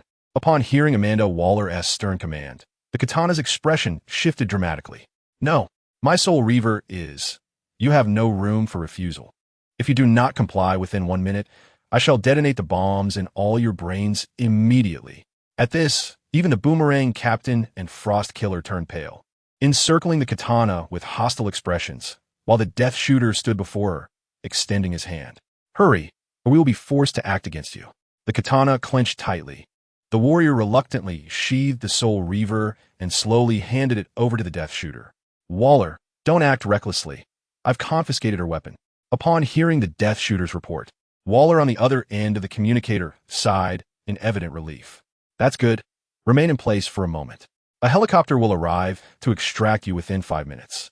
The warrior gazed longingly at the Soul Reaver held by the Death Shooter before turning toward the ruins of the base, now a desolate wasteland. Hey, don't do anything rash. It could provoke Waller and put us in jeopardy. The Boomerang Captain appeared visibly anxious at the warrior's actions. Approaching the ruins, the warrior bent down to pick up a clump of yellow mud, which strangely seemed to be writhing slightly. You all come over and help. Although we can't recover the target's body below, the remains of Mudface should be nearby. If we can bring him back, we might be able to piece him together. Though you may not grasp this concept, he was once our comrade. The Boomerang Captain and Frost Killer exchanged glances, a hint of melancholy clouding their expressions. They both knelt beside the warrior to assist in searching for the still wriggling mud clump. However, the Death Shooter did not join their endeavor. Instead, she lowered her gaze to the Soul Reaver in her hands, lingering on the warrior's retreating figure, seemingly lost in contemplation. Meanwhile, several hundred meters away, concealed by other factories, Renee Montoya waited in the car, torn over whether to investigate the now-ruined base following Jacqueline's instructions. Just then, she felt the vehicle suddenly dip, as if weighed down by an additional burden. It's time to go, Renee. They should not notice our departure just yet, or rather, once they confirm my death, they will cease their pursuit. Jacqueline had somehow taken the passenger's seat, looking disheveled and panting heavily, yet miraculously unscathed. Seeing Jacqueline's sudden appearance, Renee exhaled in relief. I'm so glad you're all right. I was worried about you. Let us not call this all right. After all, my home has been destroyed, albeit by my own hand. Jacqueline narrowed his eyes, a glint of cold determination flickering within. However, as long as the plan proceeds smoothly, I believe this cost will prove worthwhile. Chapter 134. Suicide Squad. In the depths of night, a Black Hawk helicopter soared over Gotham. Inside the cabin sat 4 members of the Suicide Squad. Counting the large package filled with yellow mud, there were 5 in total. Stop sulking, girl. It's just a weapon that's been confiscated. Look at me. I've lost countless boomerangs. Initially, it was indeed somewhat distressing. However, with the passage of time and the cultivation of a bond with the new weapon, it shall soon fade away. The boomerang captain incessantly chattered at the katana, yet the latter paid him no heed, merely casting a sullen glance at the death shooter, who gripped the soul-stealing demon blade tightly. Has no one ever told you that if you lack the ability to console, it is best to remain silent, Dark Captain? Oh, wait, could it be that your so-called thuggish companions in Mid-City discarded you for this very reason? The Frost Killer, arms crossed behind his head, regarded the boomerang captain with a mocking expression, or perhaps his demeanor darkened instantly. First, remember that I am the boomerang captain, not the darts captain. Second, we refer to ourselves as the Rascals Gang, not a bunch of thugs. Third, I have not been expelled from the Rascals Gang. Those scoundrels will have to reckon with me once I complete my mission and reduce my sentence. I suggest you consider signing a long-term contract under Waller. With your sole ability to throw boomerangs, I reckon it won't be long before you are captured again in Mid-City. What? I certainly do not wish to be disparaged by a subpar cold captain like you. Oh, by the way, shall I set you up with Snart? I believe you two would make quite the compatible pair. Hey, who are you calling a subpar version? Should I stuff your monkey head in a block of ice to cool you down? Enough. Silence. The Death Shooter's furious roar momentarily quelled the increasingly tense atmosphere. If Waller adheres to the agreement, this will indeed be my final undertaking. I do not wish to crash before the dawn due to your trivial bickering. Once this matter is concluded and Waller releases us, you may find your own place to brawl or indulge in whatever your heart's desire. No one will intervene. Feeling the Death Shooter's wrath, both the Frost Killer and the Boomerang Captain reluctantly fell silent. Of course, this presumes that Amanda Waller truly honors her word. After all, we still have her bombs lodged within our heads. The katana spoke suddenly, her voice low and haunting. Upon hearing her words, the other three exchanged glances, their gazes fixated on the large duffel bag, which was subtly writhing, their expressions darkening. She will uphold her end of the bargain. Otherwise, she will pay the price. The voice of the Death Shooter, emanating from behind the metallic mask, was laced with an unsettling, murderous intent. Moments later, accompanied by a slight jolt, the helicopter began its descent. The aircraft had now exited Gotham's confines, aiming to land on a decrepit military ship anchored in the harbor. Once the helicopter stabilized, the Death Shooter, still clutching the demon blade, was the first to open the cabin door and leaped out with eagerness, followed closely by the katana, who hoisted the large duffel bag containing the remnants of a mud-faced victim. Awaiting their arrival was a small squad of fully armed military personnel. Lawton, just hand over what you have, and the helicopter will transport you to Amanda Waller. Her voice echoed in their ears, only to be abruptly interrupted by the icy tone of the Death Shooter. No, I wish to meet you in person, Waller. You may detonate the bombs within our minds, but I too am armed with a substantial amount of explosives. Should a chain reaction ensue, this vessel could very well be sunk, and the very objects you desire would be reduced to mere fragments, believe it or not. Upon uttering these words, Deadshot removed the earpiece from his ear and forcefully cast it into the sea. Observing his actions, Katana followed suit, subsequently joined by Frost and Boomerang, who also discarded their earpieces in silent accord. There would be no negotiations without a face-to-face meeting, a consensus unanimously agreed upon by the Suicide Squad. The soldier leading the opposing forces, witnessing this scene, appeared momentarily bewildered. However, he quickly pressed his communicator to his ear and murmured something. Yes, sir. They have all discarded them. Yes, understood. Moments later, the soldier holstered his weapon. Commander Waller has agreed to meet with you. Please follow me. The members of the Suicide Squad breathed a sigh of relief and, encircled by the small contingent of soldiers, descended from the deck into the depths of the ship's interior. Upon reaching the innermost chamber, a heavy metal door swung open to reveal Waller seated at a desk, awaiting their arrival. You all may leave. Inform the other soldiers not to approach without my command, and prepare the helicopter. I shall require it shortly. Following Waller's directive, the soldiers respectfully saluted before closing the door behind them. You seem to have been promoted, Waller. I recall you once had far fewer subordinates. This is merely a result of the unique circumstances. As the temporary head of the Superhuman Disaster Response, I have been granted the authority to mobilize a portion of the naval forces. Waller did not acknowledge Boomerang's flattery, his gaze fixated on the cursed blade gripped by Deadshot. My time is precious. I have a press conference with GCPD shortly. Hand over the item, and we shall discuss other matters thereafter. However, Deadshot showed no intention of relinquishing the object in his possession, slowly shaking his head. That will not suffice, Waller. You may need to adjust your timeline. I require you to arrange for the immediate removal of the bombs from our brains. Only once we are safe will this weapon be in your hands. Huh. Waller let out a derisive laugh, coldly regarding Deadshot with an air of arrogance. You have already come this far. What gives you the right to negotiate terms, Floyd Lawton? Simply the explosives I carry, sufficient to sink this vessel. Suddenly, a piercing cry of anguish escaped Deadshot's lips, accompanied by the crackle of electricity. His towering form convulsed and collapsed to the ground. The remaining members of the Suicide Squad paled in response. Yet before they could react, the crackling surged again, and one by one, they fell to the floor. In the room, the only figure standing was Amanda Waller, a stout African-American woman. Clutching a small device that had slipped from her sleeve, her thumb pressing firmly on the button. I am acutely aware of the explosives on your person, and I know far better than you that they will not detonate under this voltage. Waller approached the Deathstroke, crouching down to retrieve the Soul Reaver blade from his grasp. Welcome back, Witch. You are destined to return to my palm. Chapter 135. Betrayal. The samurai struggled to rise, laboriously lifting his head. His face contorted in agony as he gazed at Waller, trembling as he extended his hand. Return the Soul Reaver to me. It is of utmost importance. Yet Waller pressed the button once more, and with a haunting scream, the samurai fell into a helpless spasm on the ground. Do not fret. Once I extract the soul within, I shall return it to you before your next mission. Waller turned, slowly placing the Soul Reaver into a rectangular metallic box. Wait, what does next time mean? Did you not promise us our release after this mission? Huh, Waller scoffed, casting a disdainful glance at the struggling members of the Suicide Squad sprawled on the floor. Indeed, I said the same to you last time. Last time, Waller, you fiend. How dare you tamper with our memories? Waller turned her gaze to the Soul Reaver lying quietly in the box, a cunning and grotesque smile gracing her lips. Once the witch finds a new host, she will reset your memories again, ensuring that your next mission will be just like the last. What a perfect plan, Waller. Too bad for you. There will be no next time.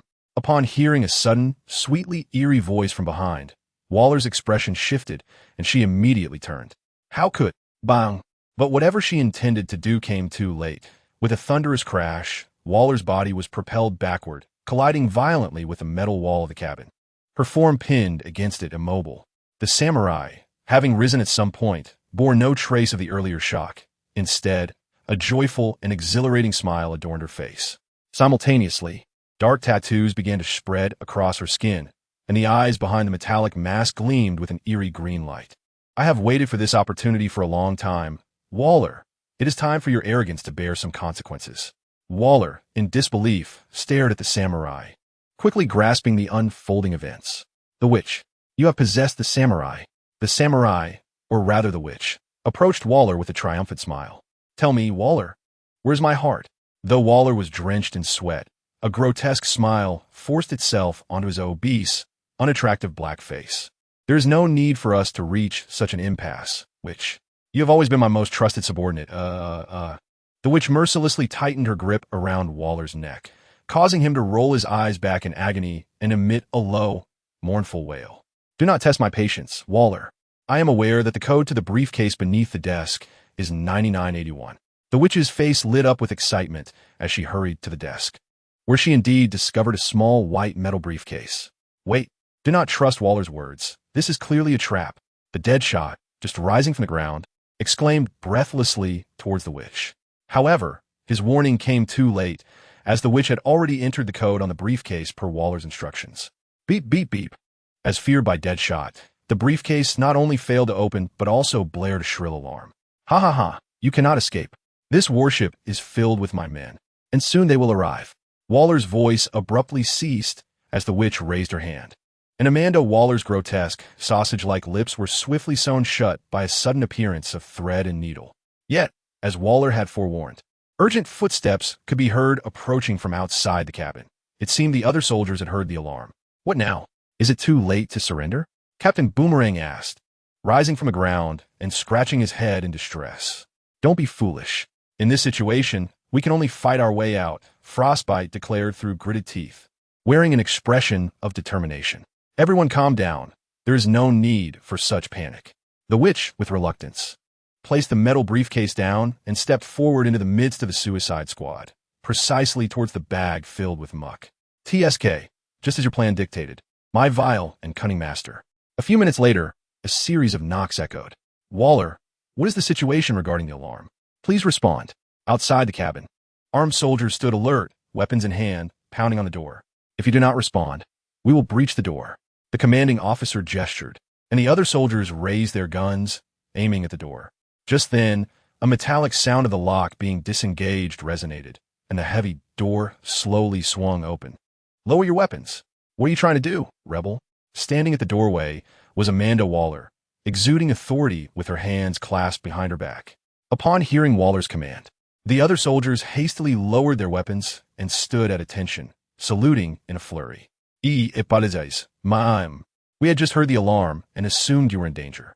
Thus, the commanding officer of the Mold Army stealthily peered over Waller's head into the room, only to find the members of the Suicide Squad standing with their arms crossed, appearing utterly relaxed, showing no signs of combat.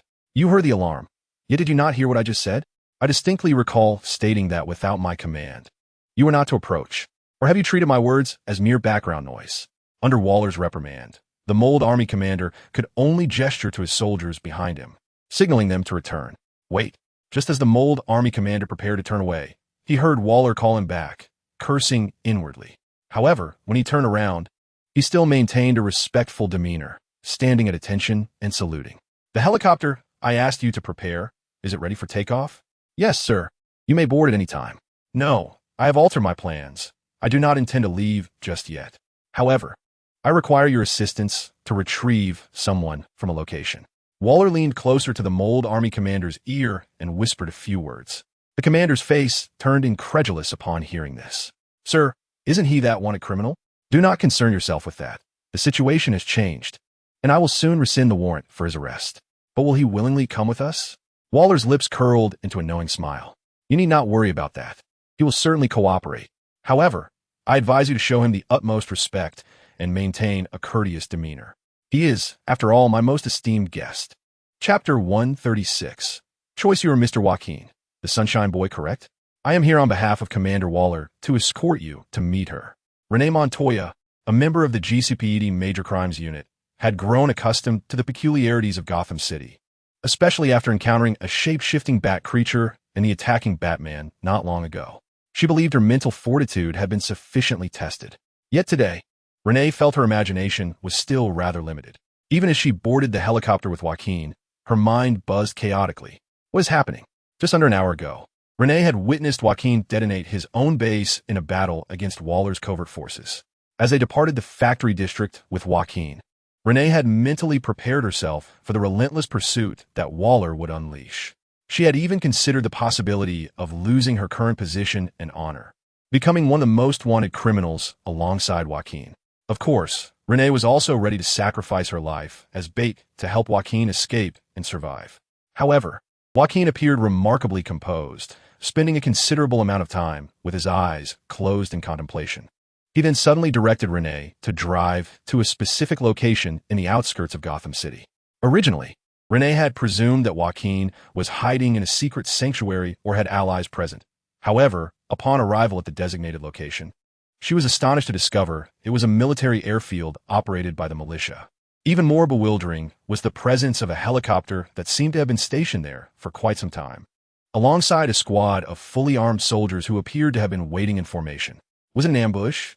Yet Renee quickly dismissed this notion, given the militia's usual conduct. If they were deemed a target, they would have been greeted with a barrage of gunfire and aerial bombardment the moment they met. Instead, what awaited them was the militia commander's overly respectful demeanor, treating Joaquin as if he were a distinguished guest. Could it be that a militia could exhibit such courtesy? Had she not been well acquainted with the attire and equipment of the militia, Renee might have suspected that this squad was an imposter. In contrast to Renee's chaotic state, Joaquin appeared remarkably unfazed, as if he had anticipated this scenario all along. Although they were old friends, it seemed excessively courteous for him to have dispatched a squad specifically to retrieve her. By the way, this young lady is my friend. Is it acceptable for her to accompany us?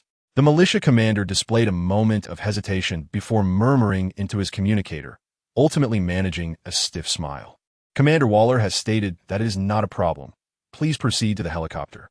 Thus, Renee, still in a daze, boarded the helicopter with Joaquin. It was only when the helicopter ascended into the sky that she began to regain her senses, her expression shifting to one of sheer horror as she glanced at Joaquin.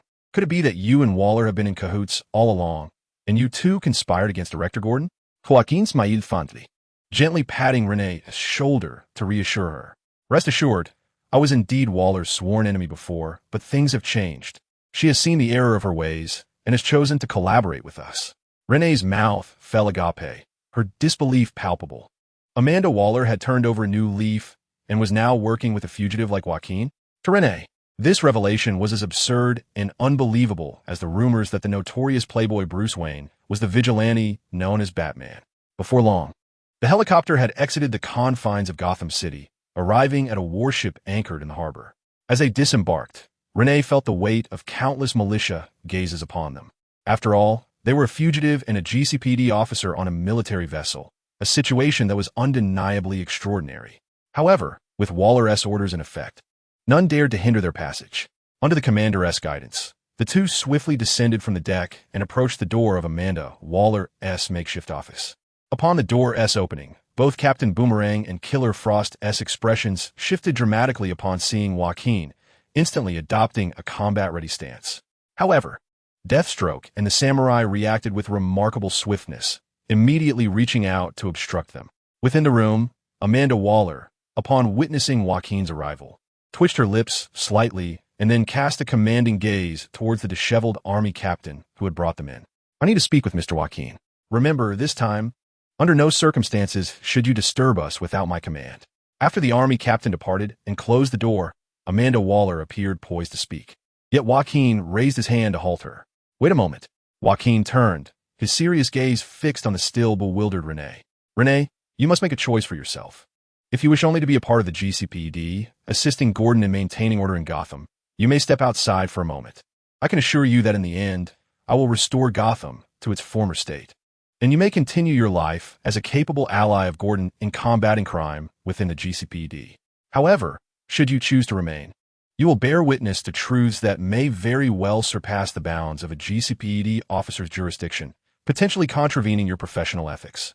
At this juncture, Joaquin narrowed his eyes, his voice laced with an icy tone. Moreover, should you come to learn certain truths and then wish to withdraw, it may be too late. For reasons of security, I cannot permit any instability within the plan. Renee and Joaquin locked eyes, and after a moment of contemplation, she gently nodded. Joaquin silently exhaled in relief, knowing that Renee was likely to choose this path. After all, in the original comic, she ultimately recognized the limitations of the GCPD and resigned her position as an officer, embarking on her journey as the second question, a superhero. Hey, shouldn't you be asking us something? Captain Boomerang raised his hand to speak, but Deathstroke immediately interrupted him. What that means is, unlike this woman, we already know too much. No matter what, we are already in too deep to escape. Joaquin merely smiled slightly at Deathstroke's words, opting not to engage directly. After taking a deep breath, Joaquin turned and approached the large bulging duffel bag on the floor, squatting down to unzip it. At last, we meet Amanda Waller. Finally, we have the opportunity to converse. Chapter 137. Interrogation inside the large duffel bag. The contents are no longer the muddy remnants of a clay face. Instead, it contained a tightly bound Amanda Waller, her mouth sewn shut. Joaquin seized Waller by the nape of her neck, roughly hoisting her up and casually tossing her onto a chair.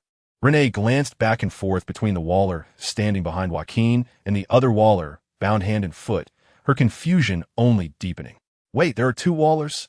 This is inaccurate. If that figure standing is indeed the witch, then I would prefer a different appearance. One Waller is already quite bothersome. The simultaneous presence of two is, to be frank, somewhat unsettling. Upon hearing Joaquin's words, Waller shrugged, and her skin and clothing abruptly transformed into a muted earth tone before swiftly reshaping. In a mere moment, a familiar silhouette emerged before him. Long black hair, pale skin, intricate tattoos, and a provocative outfit. Undoubtedly, this was the likeness of the witch as she had first manifested in the guise of Joan when Joaquin encountered her. Seeing the witch's alluringly revealing attire, Captain Boomerang could not restrain a whistle, only to be promptly silenced by Frostbite's reprimanding slap. Meanwhile, Katana murmured softly, her expression reflecting a complex mix of emotions. I hope I wasn't wearing such a form when I was possessed. Renee, covering her mouth to stifle an exclamation, revealed a look of sudden realization in her eyes. After all, Clayface was a classic adversary in Gotham, and as a member of the GCPD's Major Crimes Unit, Renee had certainly heard of him, even if she had not encountered him directly. Ignoring the others, the witch stretched languidly, her demeanor exuding satisfaction. Indeed, this appearance suited her far more than any other, akin to the difference between a perfectly fitting garment and one that is ill-fitting.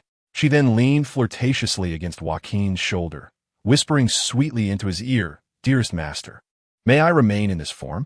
This malleable body is simply perfect for me." Joaquin furrowed his brow, but chose to disregard the witch, instead slicing through the threads that sealed Waller's mouth with a deft flick of his dagger. "Ah, so you have become this wretched creature's new master, have you? Huh. You'd best be cautious. If she can betray me, she will surely betray you in due time." Waller glared at the witch with clenched teeth, who responded with a challenging gaze. "Speak carefully. If your mouth proves troublesome, I can easily ensure it stays shut forever. Enough, witch. You shall not act without my command. And as for you, Waller, perhaps you should concern yourself with your own predicament first." Joaquin impatiently interrupted the quarrel between Waller and the witch. For him, every second was precious. "I shall be direct, Waller. I need to know the details of your dealings with the Court of Owls, and how it has led to the flooding of Gotham. Reveal everything you know in its entirety." Waller's bloodied lips curled into a cryptic, cold smile. "What Court of Owls? I know nothing of it.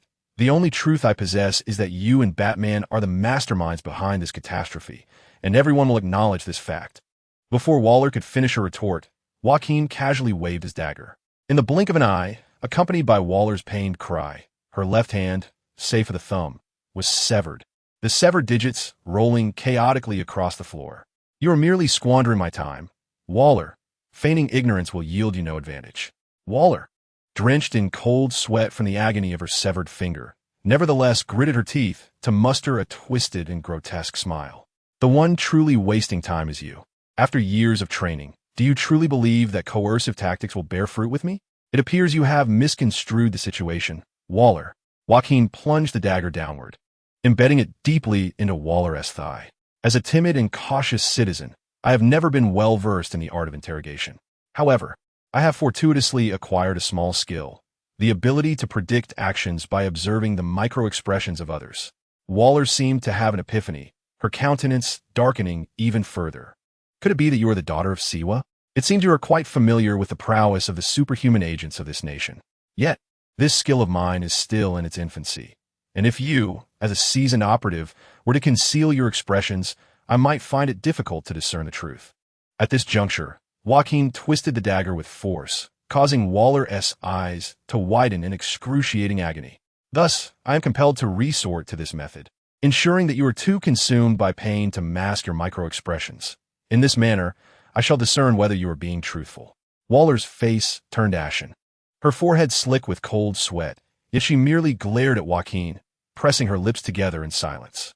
"You intend to remain mute, denying me the opportunity to extract information, are you? A very prudent strategy, indeed.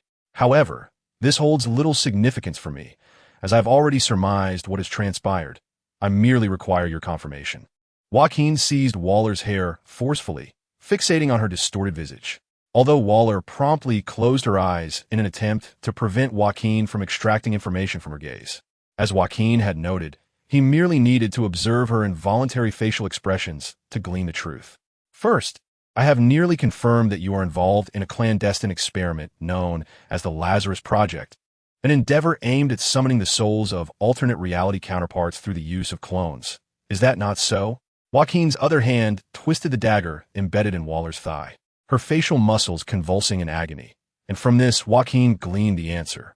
"Then, for reasons unbeknownst to me, you provided the technology involved in the Lazarus Project to the Court of Owls, with the consent of the other collaborators, correct? Wait, is that erroneous? This implies that your collaboration with the Court of Owls was a clandestine endeavor, concealed from the other participants of the Lazarus Project." It appears that is indeed the case." Waller reopened her eyes, but the prior composure and resolve had dissipated. It seems she has come to believe in Joaquin's capacity to ascertain her truthfulness. "Everything I do is for the benefit of this nation, and for that, I have no regrets. You and your ilk are nothing more than a self-serving scourge upon society. Joaquin sighed lightly, casting a cold, indifferent gaze upon Amanda Waller. Spare yourself the theatrics. Waller, whether it be you or those who stand behind you, since you have already shattered the tranquility of my existence. I shall ensure your demise alongside your companions. Chapter 138. The objective of the Owl Court, now bereft of its claws, urgently requires the technological assistance you can provide to regain its former glory. Conversely, you need the Owl Court, or rather, the global organization known as the Owl Council, for funding, facilities, and other resources, as these experiments cannot be linked in any way to the national organizations that support you. On the surface, this appears to be a mutually beneficial arrangement. Yet a significant issue lurks beneath. Joaquin narrowed his eyes, fixing his gaze on Waller as he spoke slowly. The Owl Court has gained its claws. But what do you stand to gain from this collaboration? Membership in a secret squadron? No, that may be a factor, but certainly not the primary motive. The rationale is simple. Your subordinates possess far more malleable suicide squads that can be utilized indefinitely through brainwashing. Should a mission fail, they can simply be discarded, which is far more convenient than deploying the obviously flawed clause. Upon hearing Joaquin's words, the members of the suicide squad exchanged looks with Waller, their eyes betraying a sense of foreboding. Thus, I surmise that the Owl Court has offered you something of greater value in return. Allow me to guess. It cannot be that they have pledged to provide you with a team of interdimensional Batman figures at your beck and call. Waller's pupils constricted. Joaquin's words clearly took her by surprise, and the other observers present during the interrogation displayed expressions of bewilderment. What nonsense are you spouting? How could you even conceive of such absurdity? It is indeed absurd. Under normal circumstances, no amount of reasoning or analysis would link the current calamity outside with Batman. Alternate dimensions or clones. Yet, it appears this is the truth, and I have gleaned the answer from your countenance. There was no hint of trepidation in Joaquin's voice. His unwavering demeanor made it evident to Waller that she could no longer feign ignorance. Gritting her teeth, she managed to utter, "How did you know?" "Never mind. I'll pretend I didn't ask. But you are mistaken about one thing. I never expected these grotesque bat creatures from another world to heed my command." Joaquin furrowed his brow, pondering for a moment before gently nodding. Indeed, if one seeks to create artificial warriors, there are far more suitable choices. Kryptonians, Martians, mechanical soldiers abound. Yet, you have chosen Batman, a mere mortal devoid of any extraordinary abilities. Ah, I see. Your objective is to summon them forth only to eliminate them. Perhaps having realized that silence would yield Joaquin the answers he sought, Amanda Waller appeared to abandon her pretense. Her expression transforming into one of calm resolve as a sinister smile crept upon her lips. Indeed, I seek to demonstrate to the world just how perilous an entity Batman truly is. In this world, it suffices to have a single organization to uphold justice and maintain order. All superhero organizations, including the Justice League, should be disbanded entirely. Waller's expression gradually morphed into one of madness. Her earlier composure entirely dissipated, her voice escalating to a near roar. The pretentious Kryptonian is no more. That self-righteous woman has returned to her homeland, and the so-called cosmic policeman, the Air Force deserter, has long since vanished. Given these circumstances, the so-called Justice League should have been relegated to the refuse of history, and all superhumans ought to submit to the unified governance of the state, contributing to the nation. Nonetheless, the proposal to dissolve the Justice League has yet to gain approval. Those vigilantes continue their reckless actions, disregarding the laws of the land. The true impediment is not Oliver Queen, the ostensible leader of the League, who is ill-suited for leadership and has previously served as the mayor of Star City, making it easy to persuade him to align with the government. I am acutely aware that the genuine obstacle lies with the man behind the scenes. Joaquin inhaled deeply, fully comprehending Waller's insinuations. This world diverges significantly from the comic universe of his past life, as Superman has long since perished, with no news of resurrection.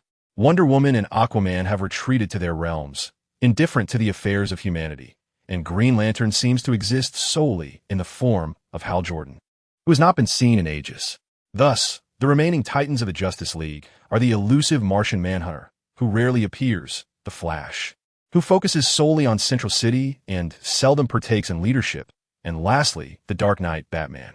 Indeed, as Joaquin noted upon his arrival in this world, The first newspaper he encountered, featuring a report by Lois Lane, indicated that the populace has begun to question the legitimacy of the Justice League, or rather, the existence of superheroes who operate above the law and beyond governmental oversight.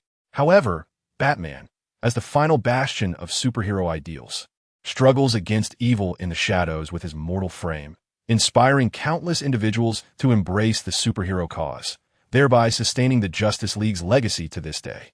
So, you intend to exploit these malevolent alternate versions of Batman to undermine public trust in the very symbol of Batman, with the ulterior motive of dislodging the last standard-bearer of superheroes, thereby bringing all superhumans and vigilantes under your jurisdiction, correct, Amanda Waller? I merely aim to reveal the truth to everyone. Batman is no saint, and these fallen counterparts from other dimensions serve as the best evidence of that. Provided that you can vanquish these evil versions of Batman, you are overly arrogant, Amanda Waller. You epitomize this nation's unparalleled hubris and ignorance. Joaquin interrupted Waller with a deep voice, his brow furrowed in concentration. You may believe that this is a transaction with the Owl Council, but alas, you remain blissfully unaware that their ultimate goal is to summon these malevolent versions of Batman from the dark multiverse. You are merely a pawn in their grand scheme to fulfill the sinister agenda of their worshipped deity, the Bat God Barbados. The dark multiverse? Barbados? Will you truly comprehend? Waller's eyes widened in disbelief. Joaquin could discern from her expression that she was utterly ignorant of these matters. It is perhaps only Joaquin, hailing from another realm, who understands the terror and peril of the Dark Knights. However, Joaquin did not intend to elucidate these complexities for Waller. He sought only to ascertain the most vital information. This is the final question. Waller, I am acutely aware that, given your nature, you would not be so foolish as to engage with the Owl Council without a contingency plan. You must have devised a means to neutralize these interdimensional Batmans. Pray tell, Waller, what is the ultimate safeguard you have retained? Chapter 139. Execution. Joaquin knew all too well that Amanda Waller was a veritable scoundrel, a lunatic, a rogue. Yet certainly not a fool. Even if she was unaware of the true intentions of the Owl Council, or the dangers posed by these Batmans from the dark multiverse, she would undoubtedly have a contingency in place to subdue these extra-dimensional foes when the need arose. Because of your reckless scheme, the devastation caused by the ensuing deluge has resulted in immeasurable loss and casualties. This is your final opportunity for atonement. Divulge the weaknesses of those dark Batmans, Amanda Waller. Although Joaquin had foreknowledge of the dangers posed by these dark Batmans from his previous life, he lacked any solutions. In the comics of his past existence, the downfall of the Dark Knights was ultimately achieved through the omnipotent 10th metal, which had previously enabled the Dark Knights to effortlessly obliterate all superheroes. However, this provided Joaquin with no actionable clues, as he had no inkling of where to locate the 10th metal. Only knowing that it forged the universe and the mother boxes, matters far beyond his capabilities. Nevertheless, the Dark Knights of this world did not descend in their true forms, but rather through body modifications and soul infusions. Given this, Amanda Waller, who was involved in their creation, must possess extensive knowledge of their vulnerabilities. Waller closed her eyes in contemplation for a moment. Just as Joaquin pondered whether to dismantle another part of her as a form of intimidation, Waller opened her eyes, a slight smile gracing her lips. You are quite correct. I do possess a means to dispose of those experimental subjects. Do you realize what this implies? Seeing the peculiar smile spread across the face of the woman before him, Joaquin's heart sank, and a foreboding sense of dread washed over him. Waller shifted her gaze from Joaquin to the figure standing beside him. Renee Montoya, I am aware that you are the most principled member of the GCPD. Gordon has long aspired to cultivate you as his successor, for you hold a deep affection for Gotham and cherish the lives of each of its citizens. Enough. I did not wish to hear such platitudes. Joaquin swiftly reacted, his countenance darkening as he raised the small knife in his hand. However, at that moment, he felt his wrist firmly grasped. Wait, Joaquin, calm down. If only she can resolve Gotham's current calamity. Renee held tightly to Joaquin's wrist, her expression revealing her inner turmoil. Excellent. It seems Miss Montoya has come to understand how best to benefit Gotham. Witnessing Renee's actions, Waller's face broke into a satisfied smile before she turned her gaze towards the members of the Suicide Squad. Floyd Lawton, your daughter has been without you for 3 years. In your perception of time, It has been a year since you last saw her, yet she has consistently received substantial sponsorship to attend a private school. She believes her father to be a businessman perpetually traveling. Do you not wish to see her again, free of guilt? George Harkness. Your son Owen is a child of considerable potential, inheriting your boomerang skills alongside some of his mother's extraordinary abilities. With proper guidance, he could become a figure of renown. However, should he learn that his father is a criminal, his heroic journey may never even commence. Caitlin Snow. Do you not yearn to know the identities of the Hive organization members responsible for your transformation? And who betrayed you at the Arctic Research Facility? Furthermore, the data from the device that rendered you in a state of perpetual frost is the key to restoring your normalcy. Sean Sididazi. Do you not wish to uncover the identity of your husband's murderer? I have utilized CIA intelligence to unearth the killer who took your husband's life, including the mastermind behind the act.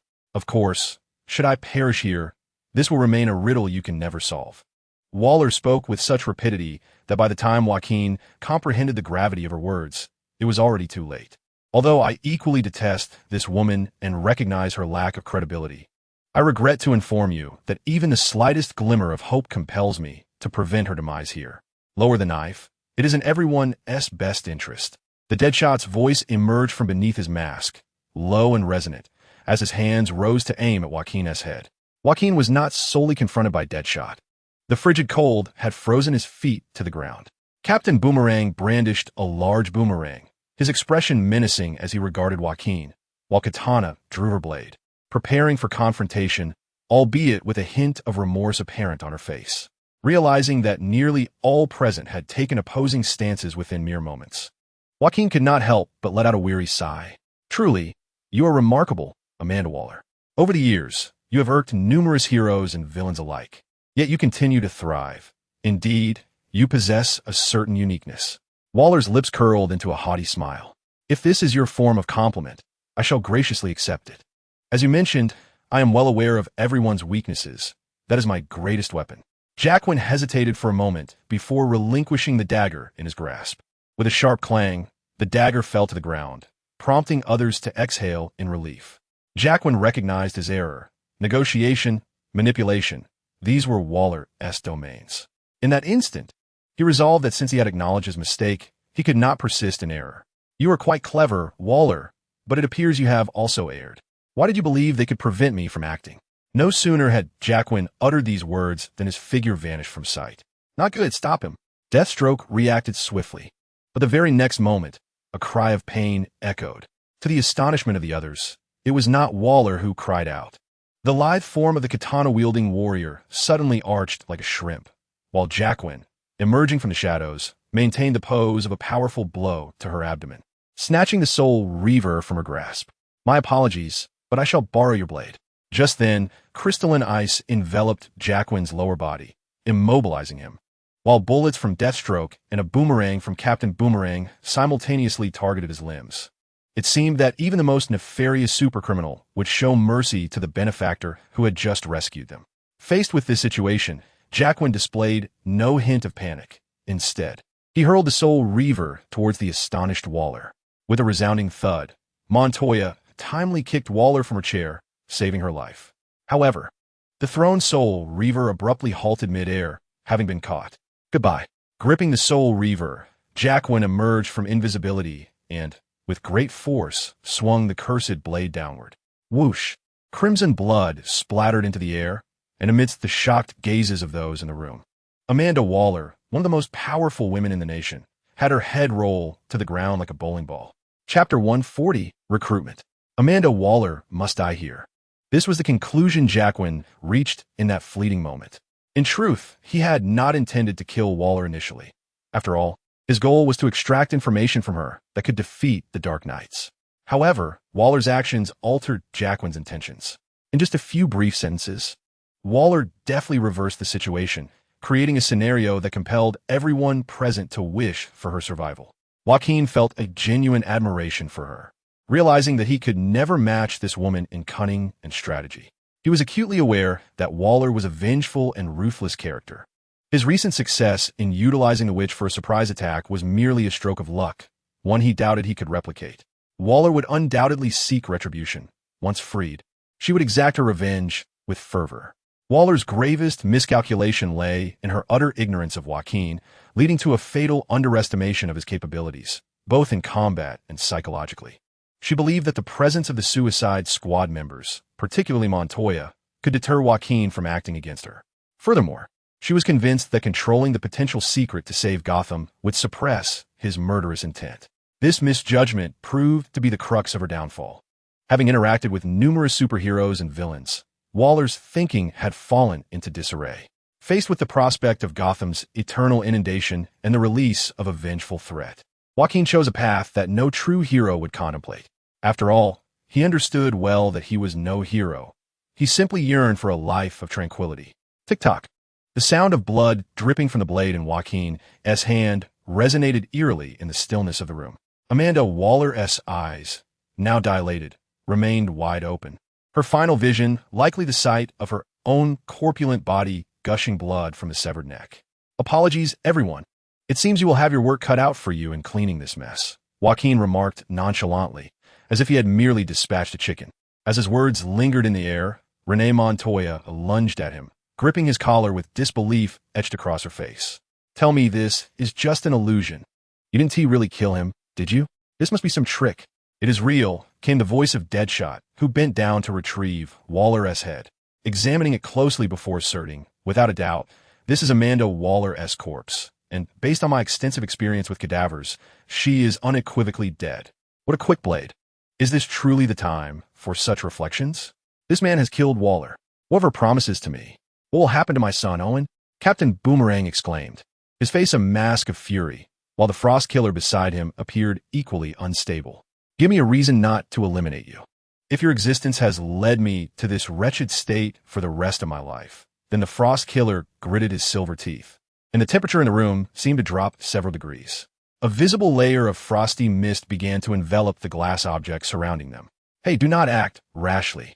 It seems you have all forgotten I am still present, the sorceress interjected, positioning herself between the Frost Killer and Jacqueline, a sinister aura emanating from her form. Do not attack, sorceress. They're our allies, or rather companions. Jacqueline pushed aside the bewildered Renee, who appeared unable to comprehend the reality of the situation, and stepped forward towards the members of the Suicide Squad. Do you truly believe Waller will keep her word? She is merely exploiting your vulnerabilities.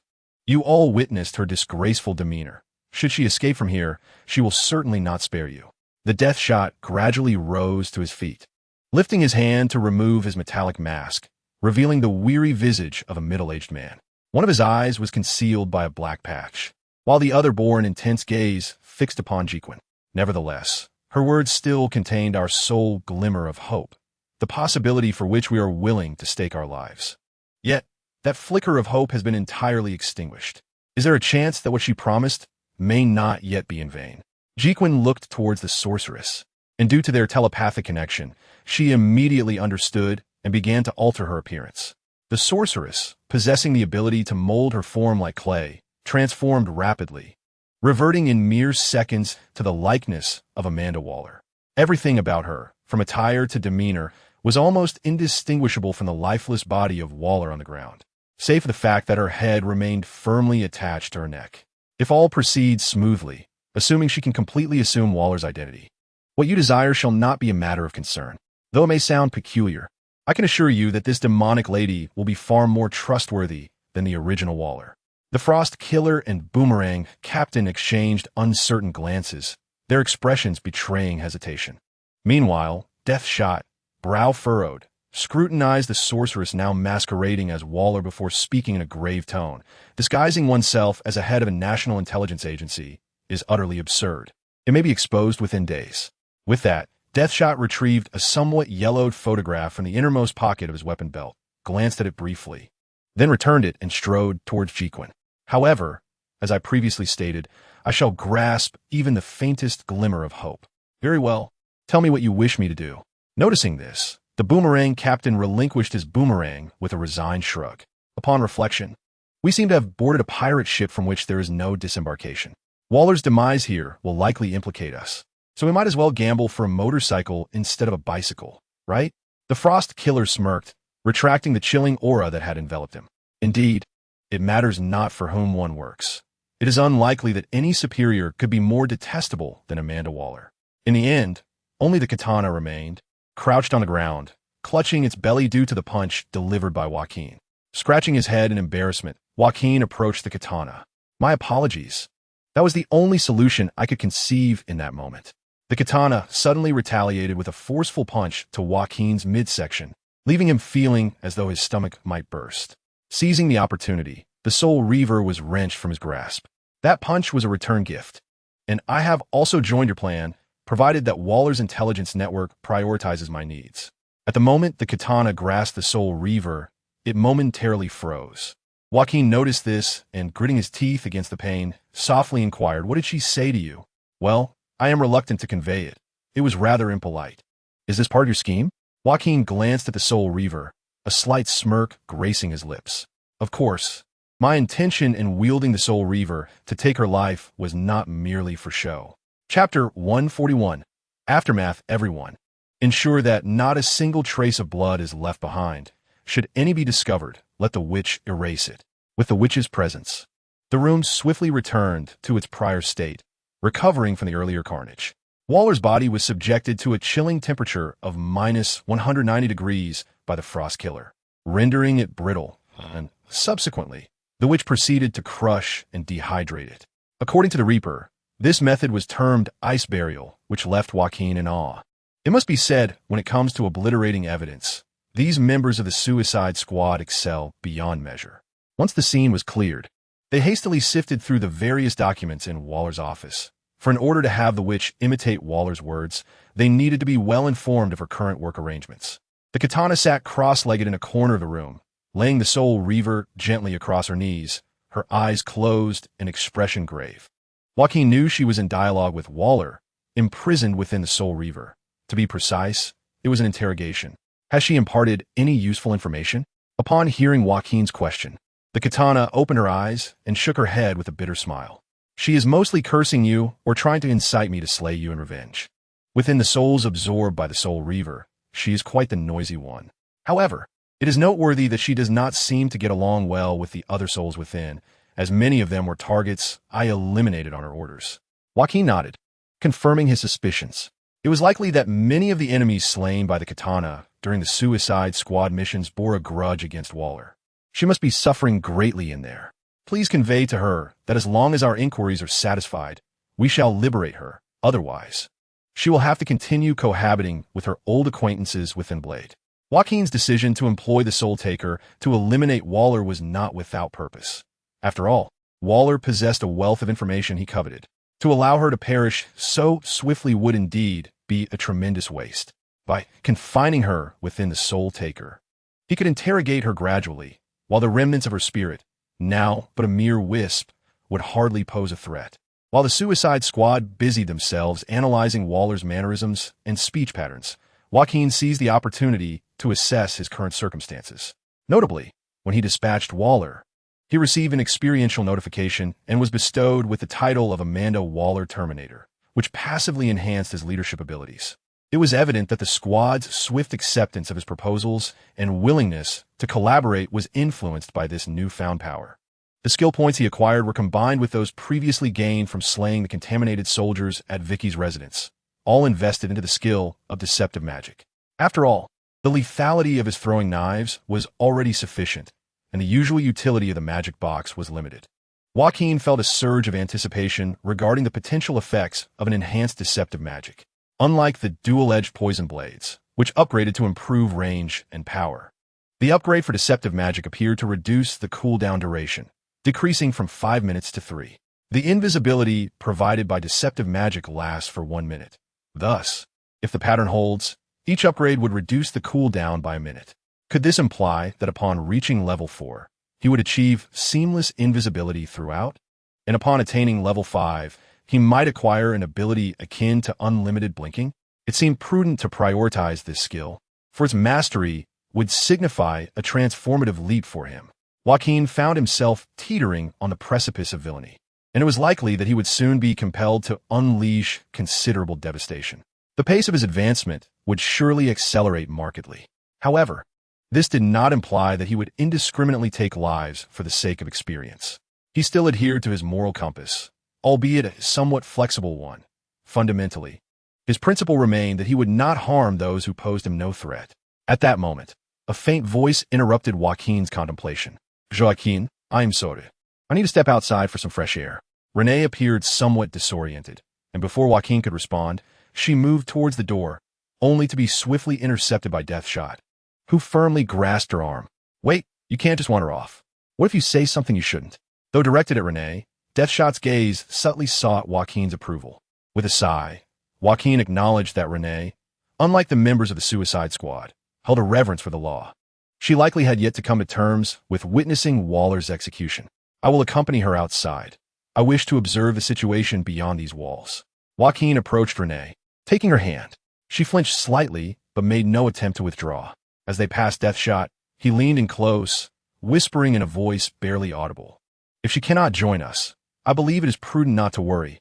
I have my own plans. Joaquin understands the implications of the Deathstroke, but Renee's identity is particularly sensitive. She is not only a key ally of Gordon, but also the former lover of Kate. Should anything unfortunate befall her, Kate would not spare Joaquin. The two of them made their way to the deck. Despite the soldiers casting surprised glances at them, due to the earlier orders issued under Waller's identity, they kept their distance and did not intervene. They arrived at the bow of the ship, gazing at the shadowy silhouettes of Gotham's skyscrapers under the night sky, and for a moment, they fell into silence. I do not intend to absolve myself. You may deem me cruel, yet I do not consider myself a perpetrator of indiscriminate slaughter. If we were to speak of Waller's innocence, those inhumane experiments she oversaw, along with the other Suicide Squad members who met their demise at her hands, would certainly disagree. Joaquin was the first to shatter the silence, his voice low and deliberate. Renee bit her lip, a conflicted expression crossing her face, and after a moment, she sighed softly. I am not one to adhere to outdated principles. I recognize that Amanda Waller is deserving of her fate. Moreover, you have already reminded me of the choice I made to stay. At this point, Renee turned to Joaquin, her gaze serious. Nonetheless, even so, taking lives outside the law is a grievous offense. I need your assurance, Joaquin, that there will be no more indiscriminate killings. If you can promise me that, I shall keep your secret. Hearing Renee's words, Joaquin felt a sense of relief. As he had anticipated, Renee Montoya was not a dogmatic follower of the no-kill principle. The dilemma at hand is that Waller is now deceased. What will become of Gotham amidst this calamity? From the recent interrogation, it seems only she knew the solution to this matter. I have an inkling of how to address it. Joaquin's lips curled into an enigmatic smile. However, I require a small favor from you, Renee. Chapter 142. Arkham Talent Center, situated on the outskirts of Gotham, Arkham Asylum, perched on a hillside, has not suffered direct consequences from the flooding. Additionally, Gordon, concerned that someone might exploit this disaster to escape, has deliberately dispatched a small team here for precautionary measures. Under the cloak of night, a Black Hawk helicopter descended slowly outside Arkham Asylum. As the helicopter landed, individuals swiftly approached from within the asylum. Wait, everyone stop. Director Gordon has decreed that Arkham Asylum is closed today and will not accept visitors. The leader was Harvey Bullock, a burly GSPD officer clad in a coat. From the helicopter, two figures dressed in military garb leaped out. The foremost individual, tall and possessing a face chiseled as if by a sculptor, had one eye obscured by a black patch. The second individual, standing behind him, discreetly adjusted his military cap upon seeing Officer Bullock, striving to maintain a low profile. You were correct. Indeed, Arkham is guarded by Gordon's men, not only to prevent escapes, but also to guard against Amanda Waller. Standing here are Floyd Lawton, disguised as a soldier of the Suicide Squad, and Jacqueline. After a brief exchange of glances, Lawton, following their prior arrangement, withdrew a document from his pocket and approached Agent Brock. We possess the orders of Commander Amanda Waller, the head of disaster relief, to borrow a few inmates, or rather patients, from Arkham Asylum. We hope for your cooperation in this matter. Absolutely not. You may leave, Brock replied without hesitation, his expression darkening as he pushed the document back towards Lawton without even glancing at it. We only heed Director Gordon's commands. You have no authority to take anyone from here. Jacqueline was familiar with Agent Harvey Brock. He was Gordon's longtime partner, known for his occasional lackadaisical behavior and penchant for shirking responsibilities. Nevertheless, he was Gordon's most trusted associate, showing no deference to anyone but Gordon himself. The fact that Gordon had assigned him to this task spoke volumes about his trust in Brock. Fortunately, Jacqueline had anticipated this very situation and had prepared a solution. Harvey, please step aside. Director Gordon has already approved their request. Brock's eyes widened in disbelief as he spotted the last person disembarking from the helicopter. Renee, aren't you supposed to be on leave? How can you be with them? Renee hesitated momentarily, then stepped forward to confront Agent Brock. Director Gordon permitted me to return early due to a shortage of personnel, and he instructed me to accompany them to retrieve the individuals. In summary, I am here to inform you that Director Gordon is aware of this matter and has granted his consent. Brock furrowed his brow suspiciously and retrieved his phone from his waist. I haven't heard anything about this from James. Please hold on. I need to confirm with the director first. However, after several attempts to dial, Brock found himself unable to connect. What is going on? Why can't I get through? Perhaps the flood has disrupted some signal relay devices, Lawton suggested, his impatience growing. We cannot afford delays. We don't know how many critical facilities in Gotham may be damaged if this continues. As Lawton urged for expedience, Jacqueline discreetly returned the bat signal jammer to his pocket, ensuring no one noticed. Brock gritted his teeth, his serious gaze fixed intently on Renee. The director personally informed you that you could allow them to take the individuals, correct? This was just relayed by someone else? Indeed, I assure you, Harvey, this is unequivocally Director Gordon's directive. After receiving Renee's assurance, Brock let out a soft sigh, then turned to gesture towards the other GCPD members, who immediately parted to clear a path. Follow me, and be swift, but do not wander aimlessly. The consequences will be yours alone should something go awry. By the way, Renee, congratulations on your recovery and return to duty. We shall celebrate once this matter concludes. However, a flicker of melancholy crossed Renee's eyes, prompting her to quickly lower her head to conceal her emotions from others. Thank you for your assistance, Renee, Joaquin murmured as he passed by her, speaking in a tone audible only to the two of them. I'm not aiding you. I'm assisting Gotham. I suspect that once this ordeal is over, I will surely face reprimand from Commissioner Gordon. Perhaps it is time for me to depart from the GCPD. Renee's voice dwindled to a whisper, and after taking a deep breath, she composed herself before joining the line ahead. Joaquin was at a loss for how to comfort her. He understood that the only course of action available was to resolve Gotham's pressing issues expeditiously. To this end, certain individuals present here were crucial to his plans. Under Brock's guidance, Joaquin arrived for the first time at one of the most renowned edifices in the DC universe, the infamous Arkham Asylum, Gotham's notorious institution for the research of the abnormal. Officially known as the Elizabeth Arkham Asylum for the criminally insane, it bore the title of a treatment facility. Yet, with substantial funding from the Wayne Foundation, it was fortified with security measures rivaling the world's most secure prisons. As Brock had just indicated, wandering here could spell disaster. Overhead, cameras monitored their every move at intervals of nearly 10 meters, while impenetrable alloy gates isolated corridors every 50 meters. Without Brock's access privileges, they would likely find themselves trapped at the entrance. Upon entering the inmate housing area, they observed the wards flanked by metal bars, housing individuals whose expressions were frenzied. Some cowered in corners, muttering to themselves, while others banged against the bars, wailing like tormented souls. However, these were merely ordinary inmates. Joaquin's target lay deeper within the high-security monitoring wards. After taking the elevator down to the third underground level, the atmosphere grew markedly quieter compared to above, not due to the patient's emotional stability, but because these wards were enclosed with specially reinforced glass exceeding 30 centimeters in thickness, preventing any sound from escaping. Joaquin's gaze swept across the area until he recognized familiar faces: Jonathan Crane, known as Scarecrow, and Victor Zash. It appeared that this facility housed only supervillains, serving as Gotham's true nexus for talent exchange. Let me confirm, the patients you intend to retrieve this time are Victor Freeze, Mariette, and Nano. What a bizarre name. Brock perused the Waller's orders handed to him, his brows knitted tightly in a frown. Indeed, they were the targets: Mr. Frost, Lynn Owl, and the Shark King. Chapter 143. New team members as the helicopter once again descended onto the mildew-ridden military vessel. The otherwise top-notch Black Hawk helicopter swayed precariously, displaying an unsettling instability. Boom! With a thunderous roar, the helicopter's door was suddenly deformed and hurled away, and simultaneously, a colossal figure nearly 3 meters tall erupted from the aircraft. Bang! The entire ship seemed to tremble as a noticeable dent appeared on the high-tech alloy deck. Amidst the terrified gazes of the surrounding soldiers, a gigantic silhouette slowly rose from the indentation. A monster! Quickly, gather together and prepare the heavy weaponry. It was no wonder the soldiers were in a state of panic, for standing on the deck was an unmistakably non-human entity.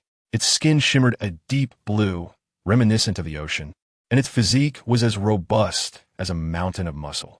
Even more terrifying was its head, which was entirely that of a ferocious shark, its gaping maw capable of swallowing a full-grown adult whole. If the killer croc resembled a human with crocodilian features, then this Shark King was a living embodiment of shark with limbs. Calm yourselves. Do not act recklessly. It would be most disrespectful. This Mr. Nanawi is our guest. Everyone, lower your weapons.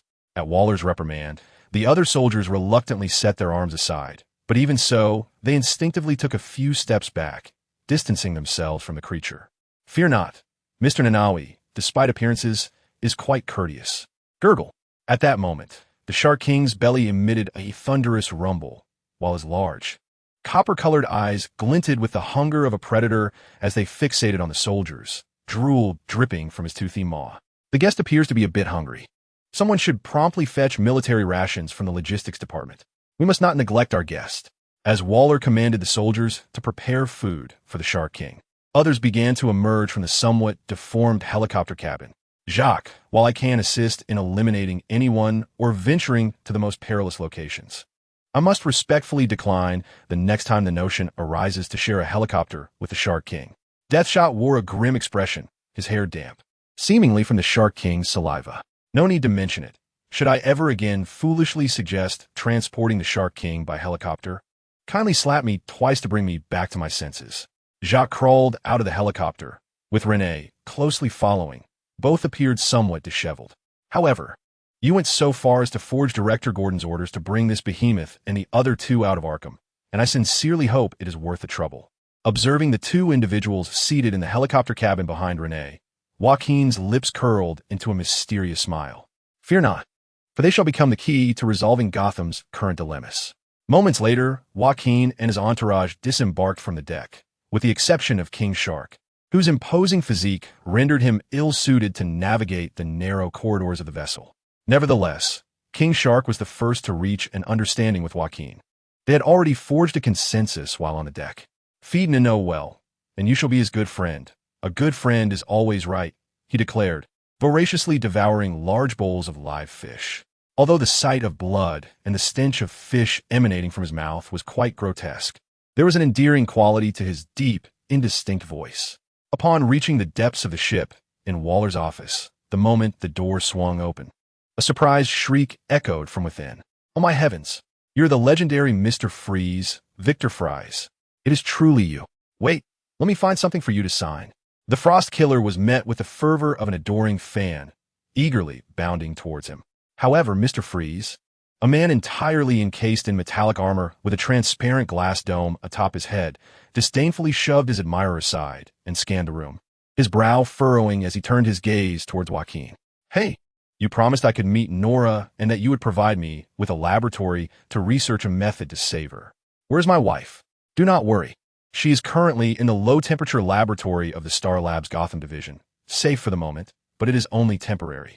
Gotham is experiencing a massive blackout, and I cannot ascertain how long Star Labs backup generators can sustain her, came the response from the witch disguised as Waller, her tone and demeanor now strikingly similar to Amanda Waller's, provoking an impulse in Joaquin to strike her. Upon hearing Waller's words, Mr. Freeze turned to leave without hesitation. Yet Joaquin swiftly grasped his arm. Calm down. No, I do not mean physically. In any case, do not act impulsively. Given Gotham's current state, even if you were to rescue her from Star Labs, you would find no place to provide her with the necessary low temperatures. As far as I know, your wife cannot survive long, if she is thawed. Mr. Freeze halted, but the lenses of his goggles glimmered with a chilling, ominous red light. In that case, I shall freeze all of Gotham and the entire world. Desist with such impractical notions. Even if I allowed you to proceed, the very culprits responsible for Gotham's inundation would not spare you. The only way to save your wife now is to collaborate with us, Joaquin replied, turning to regard the others in the room. Regardless of our objectives, They cannot be achieved while Gotham is submerged. At least before alleviating Gotham's troubles, we must collaborate, and I have a plan for this. Just a moment. Joaquin's thoughts were interrupted by a crisp female voice from behind him. It was the third individual he had retrieved from Arkham, appearing merely as a petite girl. However, Joaquin was aware that her true age might only be surpassed by the witch in the room. Who holds authority here? You or this woman? I need to ascertain whom I serve. Joaquin exchanged glances with Lin Yao, sensing a striking similarity between Lin Yao's demeanor and that of Cassandra. Who I am is of little consequence. What you must understand is that our common adversaries are the Court of Owls, for whom you once toiled, along with your clawed brethren. Lin Yao's pupils constricted slightly, and after a firm press of her lips, she nodded in silence. Very well, time is of the essence. So let us forego introductions. I shall outline our forthcoming strategy. Our objective is to capture the malevolent spirit, the harbinger of this Gotham deluge. Chapter 144. Bruce Wayne, is everyone in position as per the plan? Joaquin pressed the communicator to his ear, closing his eyes to concentrate after receiving responses from others. What is the situation on Gordon's end? As per your directives, with that girl named Renee assisting, Gordon is presently ensnared in this closed-door meeting. I have commanded all troops under my control to remain immobile, regardless of the circumstances. In summary, there shall be no interruptions for you, Master. Perhaps due to Joaquin's elimination of Waller and his aid in retrieving the box containing the heart for the witch, her demeanor towards him now appeared remarkably cordial and compliant. Of course, Joaquin was acutely aware that she remained the same cunning and treacherous demon, and he could not afford to lower his guard. Thus, for this operation, Joaquin intended to keep the witch from direct engagement, instead dispatching her to masquerade as Waller to delay Gordon and the other miscreants, ensuring that no chaos would ensue. In any event, should the need arise, Joaquin could still command the witch to teleport into the fray at a moment's notice. Having prepared for every eventuality, the time had finally come to commence. Taking a deep breath, Joaquin turned to face a massive bat signal beside him. They stood atop the Gotham Gazette building, the very location where Gordon once summoned Batman with the signal. Joaquin forcefully activated the bat signal switch, and with the low rumble of the diesel generator behind him, a brilliant beam of light burst forth, illuminating the inky clouds above. A colossal bat emblem was cast against the sky, yet unlike the original bat symbol of this world, it bore two sharp, intersecting patterns. This was a modification made by Joaquin himself, fully aware that upon seeing this mark, a certain someone would undoubtedly arrive. After all, this was her emblem, the only beacon in her world. Gurgle, gurgle.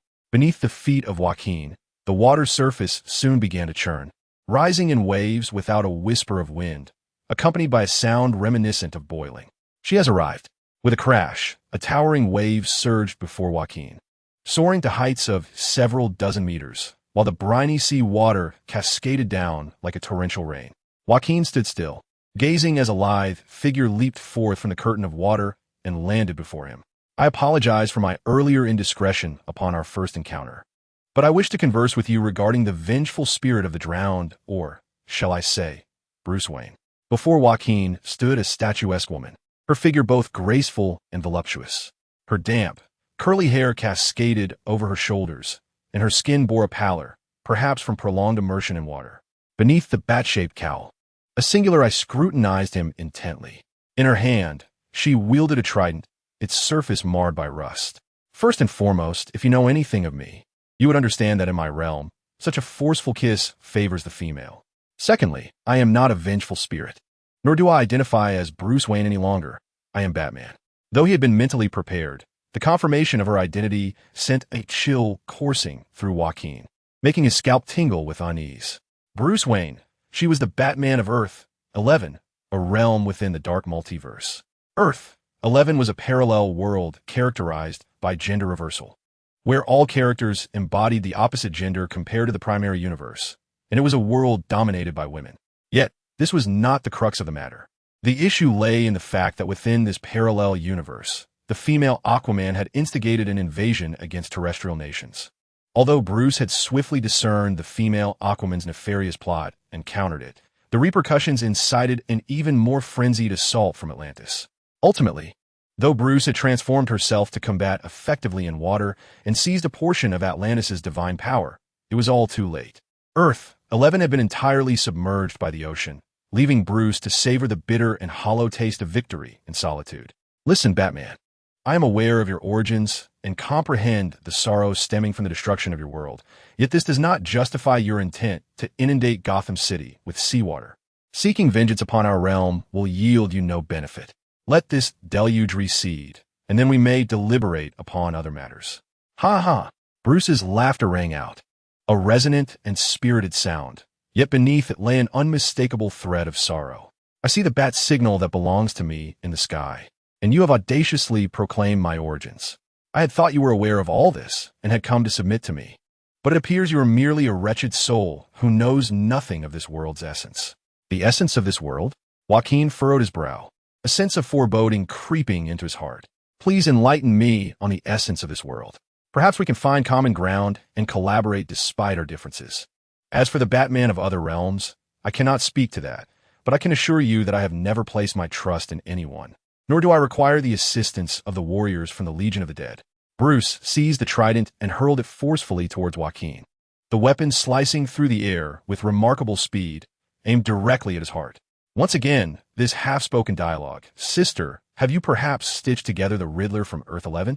Joaquin mused to himself. Nonetheless, he remained on high alert, fully prepared for battle. The moment the trident was launched, he employed a deception spell to vanish from sight. However, Bruce's single eye narrowed. Almost instantly after Joaquin's figure disappeared, he pivoted and delivered a powerful kick backward. Foolish. Do you truly believe the same trick would work on me twice? Joaquin, revealed after the attack, crossed his arms defensively in front of him to block Bruce's fierce, spinning kick. Yet the extraordinary force propelled him several steps back. Nevertheless, a triumphant smile spread across Joaquin's face. Now is the moment. Bang!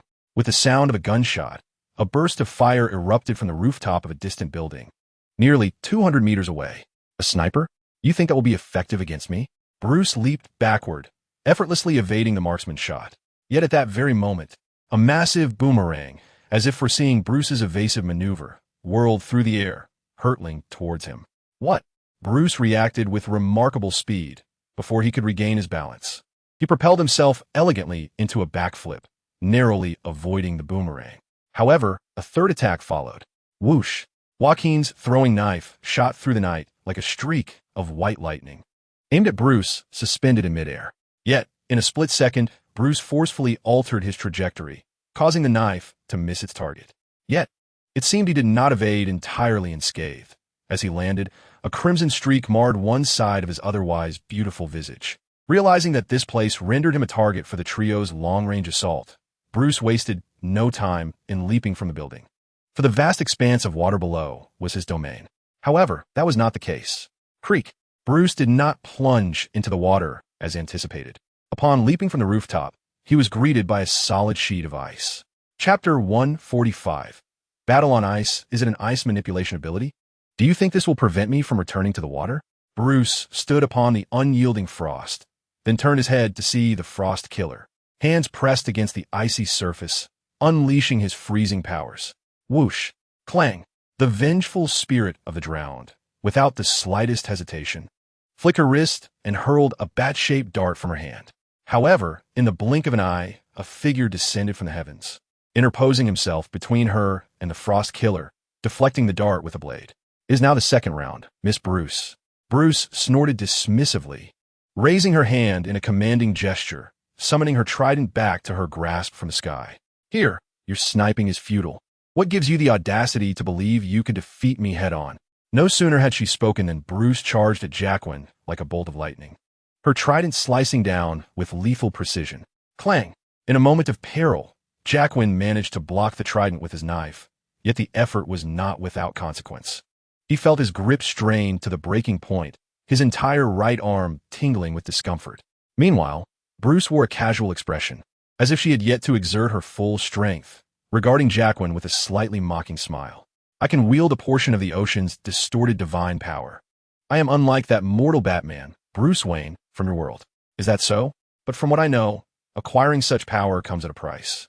Just as Jacqueline finished speaking, the sharp report of a gunshot rang out above him. Bruce furrowed her brow, instinctively leaning back to create distance from Jacqueline.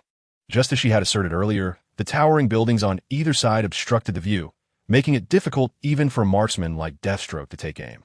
However, the bullet was not aimed at Bruce. Rather, it targeted something atop the very building from which they had leapt. The sound of a massive object rolling echoed ominously, and the bat's signal in the sky rapidly faded, only to be replaced moments later by a blinding beam of white light descending from above. Indeed, Freud Lauden's claims of his prowess in physics were not mere boasting. With a remote sniper capable of dismantling the signal's base, the signal had rolled precariously to the edge of the rooftop, now casting its glare downward. Turn off the light," Bruce cried out, shielding her eyes in agony. The icebound surface of the water served as a perfect natural mirror, illuminating her surroundings in a blinding radiance, rendering any escape from the light impossible. "Just as I have surmised, Bruce, through your transformation, you have gained the ability to live and fight underwater, as well as the power of the sea god. Yet you have also become light-sensitive as a consequence." Jacqueline's voice echoed in Bruce's ears, but she no longer exuded the same confidence as before. With one hand shielding her eyes, she flailed her trident in the direction of the voice in a state of panic. Jacqueline effortlessly evaded Bruce's erratic strikes, maneuvering behind her to thrust his dagger towards the nape of her neck. Swish! However, the cold blade merely grazed the outer armor of Bruce's shoulder. Perhaps due to his combat experience, even in a state of impaired vision, Bruce deftly evaded a fatal blow. "You wretched scoundrel! You shall pay for this." Bruce inhaled deeply, and upon noticing this, Joaquin instinctively leaped back to create distance. "Legion of the Dead Waters," he might call. From Bruce's mouth erupted a torrent of murky crimson, though it did not directly strike Joaquin. Yet, from this sanguine deluge emerged countless shattered and decayed forms. The Legion of the Dead Waters, a manifestation of the drowned soul's unique ability, wielded the twisted divine power of the Dead Waters to transform Bruce's defeated foes into loyal and immortal soldiers. Engaging in battle with these legionnaires would not only prove futile, but also risk one falling prey to the insidious influence of the Dead Waters. Nevertheless, Joaquin had already devised a countermeasure. "Nanawi, it's time to feast." With a resounding crash, a massive figure akin to a tank burst through the glass of a nearby skyscraper. Accompanied by a thunderous sound, King Shark descended upon the icy surface, shattering it into a web of fissures. As he casually seized a soldier of the Dead Waters, King Shark devoured it as one would a chocolate bar, emitting a crunching sound as muscle and bone were pulverized. More importantly, the Dead Waters seemed to have no effect on him, merely serving as a delectable seasoning. The reason was simple. King Shark Nanawi was the son of Kamo, the shark god of Hawaii, thus possessing the bloodline of an ancient deity and genuine oceanic power. While Bruce's Dead Waters could intimidate the Atlanteans like Mira, they were utterly outmatched against King Shark. "Bruce, while it is true that as Batman you dwell in darkness, it would be meaningless to fear the light." Joaquin maneuvered past the legionnaires, who were being effortlessly hunted by King Shark, charging towards the blinded Bruce. "But for me, since the day Sylvester perished, light has ceased to exist." Suddenly, Bruce reversed the trident in his hand, not to attack Joaquin, but to drive the sharp tip into his remaining eye.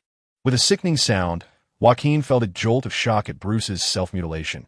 Yet he had no time to ponder, for after blinding himself, Bruce swiftly withdrew the trident, now stained with his own blood, and met Joaquin with ferocity. The clash of their weapons echoed as Joaquin barely managed to parry Bruce's relentless flurry of strikes with his dagger.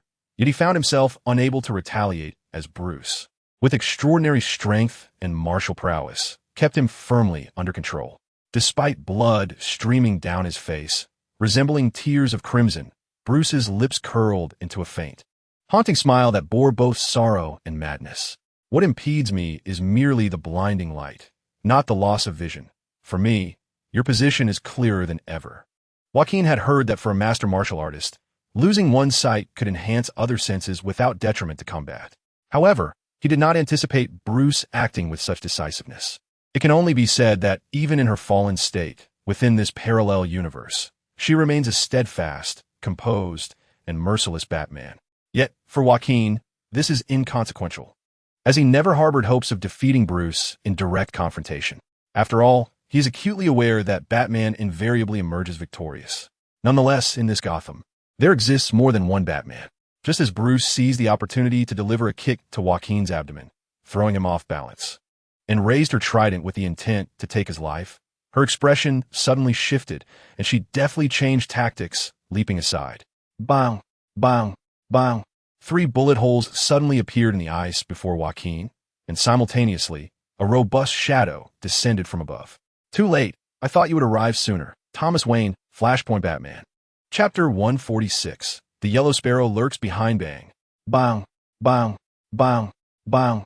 Thomas Wayne, wielding 2 large-caliber handguns, relentlessly pulled the trigger at Bruce without mercy, forcing the sightless Bruce to dart about to evade the gunfire. Joaquin, raising his hand holding a knife, prepared to throw it in a surprise attack, when suddenly, a bullet struck the ground barely an inch from his foot. Stay right where you are. If you dare to make a move, I assure you, you will perish before her. Joaquin had no doubt regarding the veracity of Thomas's words. He had no intention of provoking this exceedingly irritable elder in such a situation. Very well, then, I shall allow you 2 Waynes to entertain yourself for a while. Joaquin indeed stood motionless, as Thomas had suggested, or at least, it appeared that way to an outsider. Meanwhile, not far from the battlefield, the Frost Killer, striving to maintain the ice-covered surface, was gasping for breath, her expression grim. Damn it, do I still have to continue creating ice? How long must I sustain this? Perhaps due to fatigue. The Frost Killer failed to notice a shadow, stealthily approaching from the darkness behind her. In the obscurity, a flash of cold steel darted towards the nape of her neck. Clang!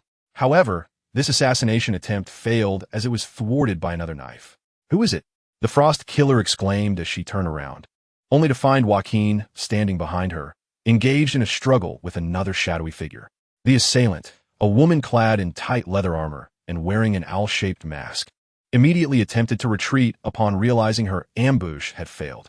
However, a beam of blue light ignited from the corner, promptly sealing off her escape route. Crash! The female clawed figure had scarcely a moment to utter a word before her entire form became ensconced in a rigid sheath of frigid ice, transforming her into a human ice sculpture. Despite this, Joaquin's countenance bore no triumph. Rather, it darkened with discontent. Victor Freeze, I recall instructing you that our plan was to seize the opportunity to ambush the Clawed One when the Frost Killer was engaged by our adversaries. Had I not intervened just now, you would have stood idly by as the Frost Killer met his demise, would you not? Joaquin's rationale for extracting another ice wielder from Arkham, despite already possessing the Frost Killer, was clear. His ambitions extended far beyond merely dealing with the drowned specter, Bruce Wayne. Since the Court of Owls had resurrected the clawed figure, it was evident they intended for her to serve a purpose beyond mere decoration. Undoubtedly, the Claw was covertly observing the battle between them and the drowned specter. Yet, akin to the mantis preying upon the cicada, Joaquin sought to turn the tables and ensnare the Claw in this very moment. However, as a specialized operative for clandestine missions, the Claw would not be easily lured out. It was likely she would only strike when the conflict with the drowned specter reached its climactic conclusion. Joaquin had no intention of waiting passively to be ambushed. Thus he devised the flawless bait that was the Frost Killer.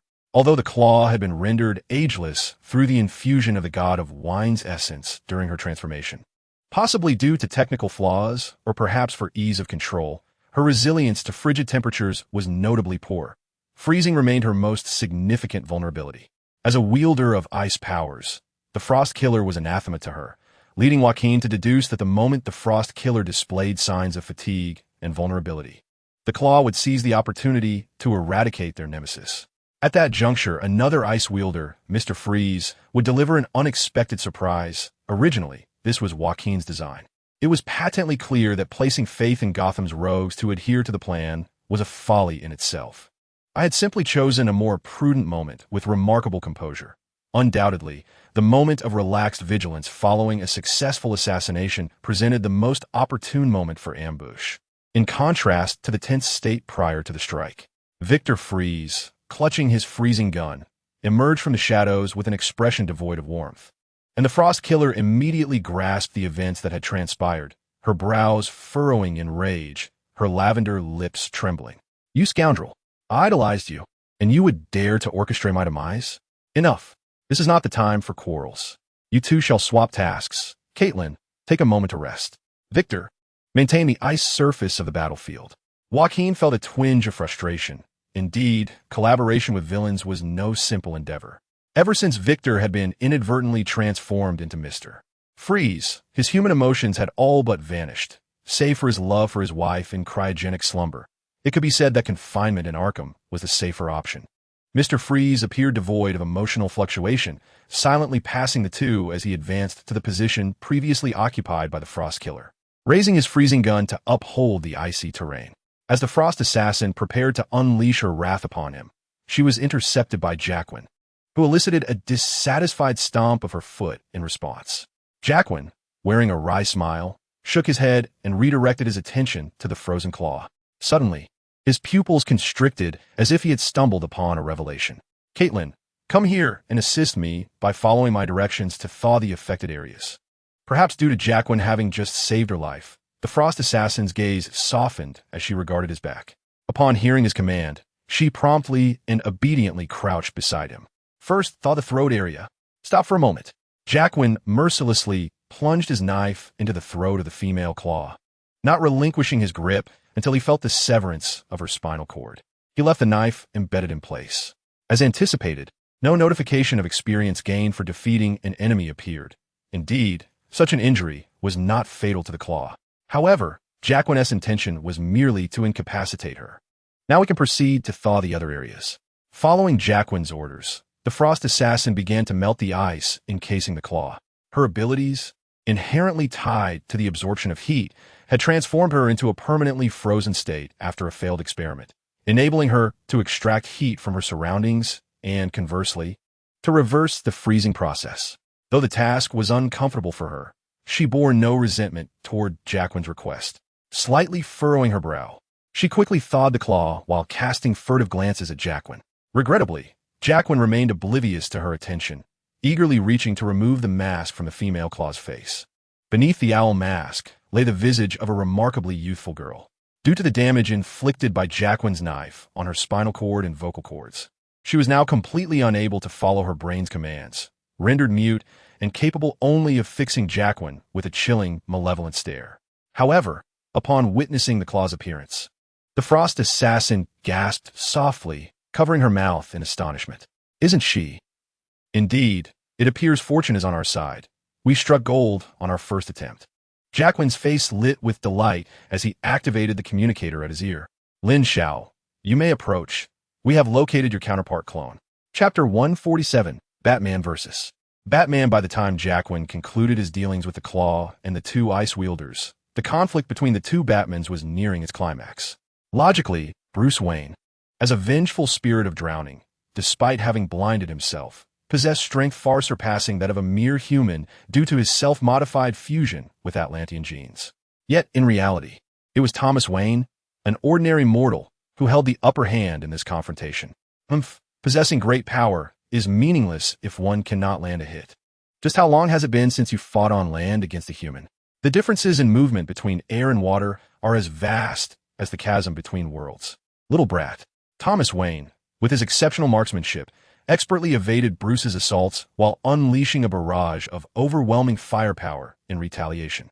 Although Bruce exhibited remarkable agility, she was not spared from sustaining multiple bullet grazes on her limbs, accumulating injuries despite her efforts. At last, the crisp sound of Thomas's handgun signaled the expulsion of its final photon round.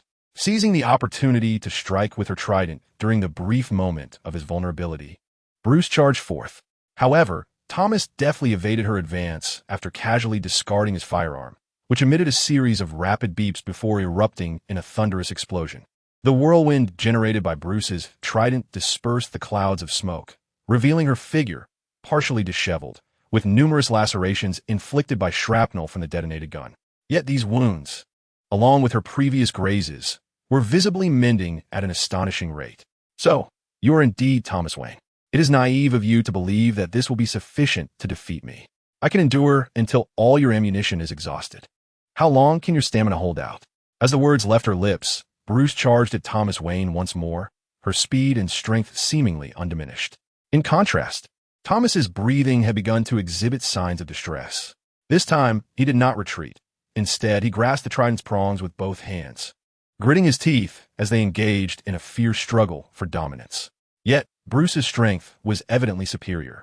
A cruel smile crept across her face as she gradually pressed the trident closer to Thomas's chest, even piercing the emblem of the bat, adorned with its crimson background. I am aware that you have acquired superhuman abilities through self-modification, but Batman does not require such powers. The acquisition of strength often exacts a toll and can give rise to new vulnerabilities. Bruce's smile faltered as she realized that her trident was being pushed back by Thomas. It was not an increase in his strength that was causing this, but rather a diminishment of her own.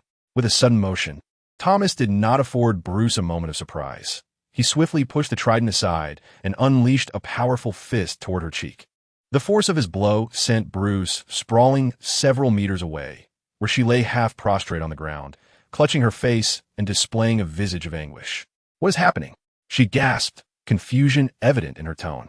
It appeared that Thomas's punch had not inflicted substantial physical harm, yet Bruce's pain seemed to stem from another source. After relinquishing your sight, you may indeed fight using your hearing and other senses, but you have left yourself vulnerable to threats that make no sound.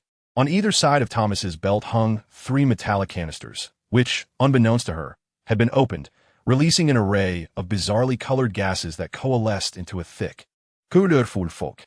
Is this poison? However, how could it be that, with my constitution and yours, you are unaffected?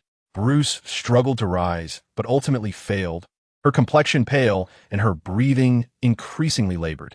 This was due to a specially formulated toxin for the Atlantean physiology, a lethal blend containing fear gas at over 20 times the fatal dose, along with deadly nightshade and Joker gas.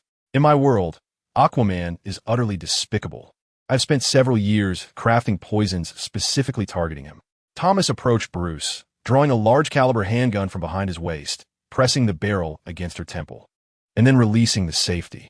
Your entire nervous system will swiftly fail, your muscles will dissolve and atrophy, your bones will become brittle and shatter, and your organs will be perforated and damaged.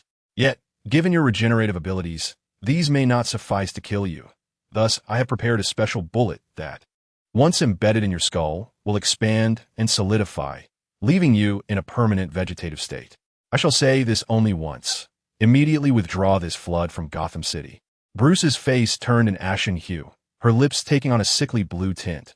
Yet even so, she managed to force a grim and twisted smile. "Ha, go ahead, shoot. After all, this isn't my first encounter with death, and even if you kill me, the tide will not recede. Then you shall die." At that moment, as Thomas, cold and emotionless, squeezed the trigger, a sharp dagger suddenly pierced the barrel of the gun. Bang!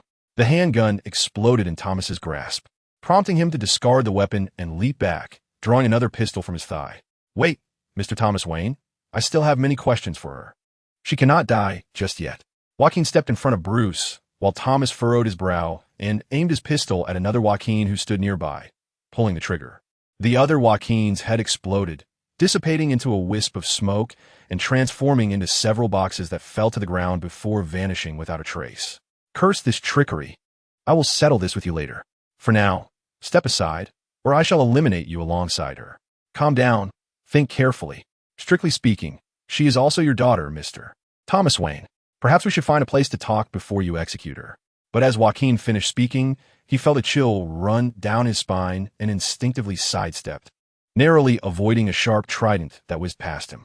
"He is not my father," Bruce managed to utter after launching a surprise attack from behind, causing the trident to clatter to the ground as she lost her balance and fell into Joaquin's arms, who instinctively caught her. Joaquin felt the body he embraced was remarkably soft and trembling slightly, perhaps due to the fear toxin. At this moment, Bruce exuded an unmistakable femininity more than ever before. "I have never had a daughter either. I shall count to 3. If you do not surrender her to me, do not wait. Now is the time to act." Thomas furrowed his brow, aiming his pistol at Joaquin's forehead. "As you wish," he replied, and suddenly, a glint of cold steel approached Thomas from behind. "I am not instructing you to act, Katana." Chapter 148. The Ace-Up 1's Sleeve Clang. The soul-stealing sword clashed against Thomas Wayne's gauntlet, producing a metallic resonance. Immediately, Thomas retaliated, attempting to seize the katana, but the latter, having failed in her ambush, swiftly retreated to Joaquin's side. "Have you concealed others to ambush me? But tell me, what difference does one more make to me? Thomas Wayne's voice was low and menacing as he drew another pistol from behind his waist, now brandishing two weapons aimed simultaneously at Joaquin and the katana. Joaquin couldn't help but wonder how many more weapons Thomas had hidden away. However, this question was of little consequence at the moment. For the instant the katana appeared, Joaquin knew he had achieved his objective. The katana was merely to impede you. She had been absent because I assigned her other tasks. How about it, katana? As you surmised, everyone is indeed present and on their way. Thomas Wayne's eyes, now a fierce crimson, narrowed as he aimed his dual pistols at the foreheads of Joaquin and the katana, simultaneously pulling the triggers. Bang! Bang! At that very moment, two shadowy figures descended from above, landing before Joaquin and the katana. With a flash of sparks, Thomas's bullets were deflected by the two cloaked figures. Thomas attempted to fire again. However, at the same time, two golden-haired silhouettes approached him from behind. Are you the Yo-Yo Girl? Or should I refer to you as Harley Quinn in this world? And you must be the Black Canary of this realm? You seem rather youthful for the role. Though it was a 2-on-1 situation, Thomas held his ground against the onslaught of Harley Quinn and Dinah. Yet, Harley and Dinah had no intention of prolonging the confrontation, quickly separating and moving to Joaquin's side. Darling, it's wonderful to see you again. But wait, who is this woman you're holding? Let us not get sidetracked, Harley. There are pressing matters at hand. Though Thomas maintained his arms in a horizontal position, he refrained from launching another attack, for there were now 6 individuals on Joaquin's side, making it clear that his dual pistols no longer posed a threat. You are Kate from this world. This is not our first encounter. And this little bat I have not seen before. I see that the bat attire has become quite the trend in this realm. Joaquin cast a glance at the unconscious Bruce cradled in his arms, then raised his eyes to Thomas Wayne. The members of the Bat family in this world are not limited to just these, Mr. Wayne. If you're willing to join us, I would be happy to introduce you to the others. There is no need for that. Batman requires but one. Thomas Wayne let out a cold snort, then pressed a few buttons on his wrist gauntlet. A low, ominous hum resonated through the sky, as if something ominous was approaching. Joaquin, utilizing his night vision capabilities, discerned with clarity a black bat-shaped aircraft, one he had previously encountered atop Wayne Tower, hurtling towards them at an astonishing speed. Hiding behind a woman would be futile. I have no qualms about eliminating you all, for that is my modus operandi. Yet, there was no sign of panic on Joaquin's face, for he had already spotted another dark silhouette in the night sky, converging with the aircraft that was about to execute a suicidal dive towards them. Whoosh! Boom! With a flash of flames, the trajectory of the Bat aircraft suddenly altered, spiraling out of control and colliding violently with a nearby skyscraper, resulting in a tremendous explosion. Fortunately, the area had been evacuated, preventing any casualties. The valiant defender of the Bat aircraft flapped its buzzing wings and descended gracefully from the heavens. It has indeed been a long time, my dear brother Joaquin. By the way, do you recall the message I sent you? I know someone wishes to seize your beloved. Hold on, Walker. Now is not the time for such discussions. As familiar companions continued to arrive by his side, Joaquin felt the tension that had gripped him for days finally ease. Though he had personally obliterated their base, the presence of these allies made him feel less isolated. Thomas, our objectives align. I know you wish to save Gotham as well. Therefore, let us cooperate, for there is no need for infighting at this juncture. In response to Joaquin's proposal, Thomas pursed his lips, but shook his head moments later. Our methods diverge, and I have no need for, oh, it is dreadfully cold here. Standing about is detrimental to one's health. Wait until you are older, and you'll understand. I suggest we return to the manor, where I can brew you a pot of hot tea, and we may converse leisurely by the fireplace. A voice emerged from behind, causing Thomas to visibly falter. Recognizing Thomas's reaction, Joaquin knew his intuition had been correct. The ace he had sent the sword to retrieve had indeed proven effective. From the outset, Joaquin had refrained from involving the sword in battle, instead dispatching it to Wayne Manor while drawing attention to himself. This approach was twofold. He suspected that the Gotham Knights had taken refuge in Wayne Manor following the Suicide Squad's assault on their base, and more critically, he intended for the sword to bring forth the ultimate weapon against Thomas Wayne. Alfred, is that you? Thomas's voice, for the first time, lost its cold, lethal edge, replaced with a slight tremor. It is I, Master Thomas. It has been far too long. A tall, slender man clad in a tailcoat approached Joaquin, gazing at Thomas Wayne with gentle eyes. Thomas inhaled deeply, then spoke slowly and gravely. Not correct. I'm not the person you believe me to be. He has already passed away. I am well aware of that. Yet Master Thomas is still Master Thomas, regardless of the realm from which he hails. I felt interjected, his gaze piercingly fixed on Thomas. You appear fatigued, Master Thomas. This much is evident. Why not return to Wayne Manor for a respite, even if merely as a guest? The half of Thomas Wayne's visage visible beneath the mask reflected a conflicted expression. Just as he was poised to respond, the sound of a helicopter resonated through the air. It seems this commotion can no longer be concealed from Gordon. The GCPD forces will be arriving shortly. We cannot remain here. Come with us, Thomas Wayne. I require your assistance. In response to Joaquin's sincere invitation, Thomas finally exhaled a deep sigh. I have no intention of aiding you, but I shall accompany you back, solely to keep an eye on you. After all, even though this is not my world, I refuse to allow you lot to wreak havoc within the Wayne estate. Chapter 149. Return to Wayne Manor. Thank you, Alfred, for not only providing refuge for my companions during this period, but also for persuading Thomas Wayne. Joaquin walked alongside the elderly butler into Wayne Manor, which, due to its suburban location, had remained unaffected by the flooding. No need for thanks, Master Joaquin. Master Bruce instructed me before his departure to assist you when necessary, and it appears that time is now. By the way, did he mention where he was headed? Upon hearing Joaquin's inquiry, a trace of concern surfaced on Alfred's countenance as he slowly shook his head. Master Bruce merely stated that he was going to Metropolis to investigate certain matters, but thereafter, he has not responded, and I have been unable to reach him. Joaquin fell into silence. Given the current turmoil in Gotham, if Bruce Wayne were aware, he would have returned immediately to address the crisis. Yet, his absence thus far implies either a state of information isolation or, regardless of the scenario, we cannot rely on him to come to our rescue. We must devise our own solutions to the problems at hand. Upon entering the foyer of Wayne Manor, a small figure leaped toward Joaquin with the exuberance of a playful puppy. Daddy, Daddy, Daddy has finally returned. Indeed, it has been a while, though only 2 or 3 days. Hasn't he it, Jera?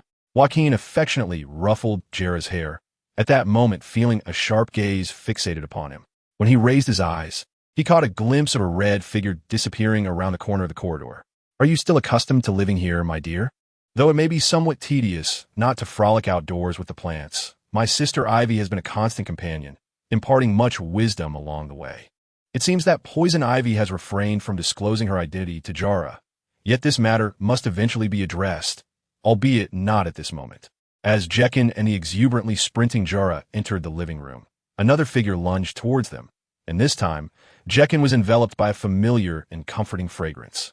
It is such a relief to see you unharmed, exclaimed Harley, her response decidedly more forthright as her lips sealed against Jacqueline's, their sweet kiss lingering for nearly 3 minutes before she finally released him. No sooner had Jacqueline parted from Harley than he felt the gaze of 2 pairs of eyes fixed upon him. Upon glancing up, he beheld Poison Ivy, cradling Jara, and Dana, who quickly averted her gaze, feigning a conversation with Cassandra. Where are the others, Harley? Kate did not return with us. She left upon hearing that Agent Montoya had recovered. Barbara is downstairs with the 2 Batmans. Then I shall descend for a moment and return to find you. Jacqueline did not accompany the others back, but instead offered a few words to the criminals taken by the Suicide Squad and Arkham, instructing them to return to the guise of Waller. This was partly due to the inconvenience of bringing these villains to Wayne Manor, and partly because coordinating their actions with Waller would prove more efficient. Under Alfred's guidance, Jacqueline utilized a concealed elevator and descended once more to the Batcave hidden beneath Wayne Manor. Upon exiting the elevator, he was met with the sound of a heated argument. I understand your concerns, but to sever her limbs is utterly inhumane. Humph. Wait until she heals and floods this place. Then you'll truly grasp the meaning of inhumanity.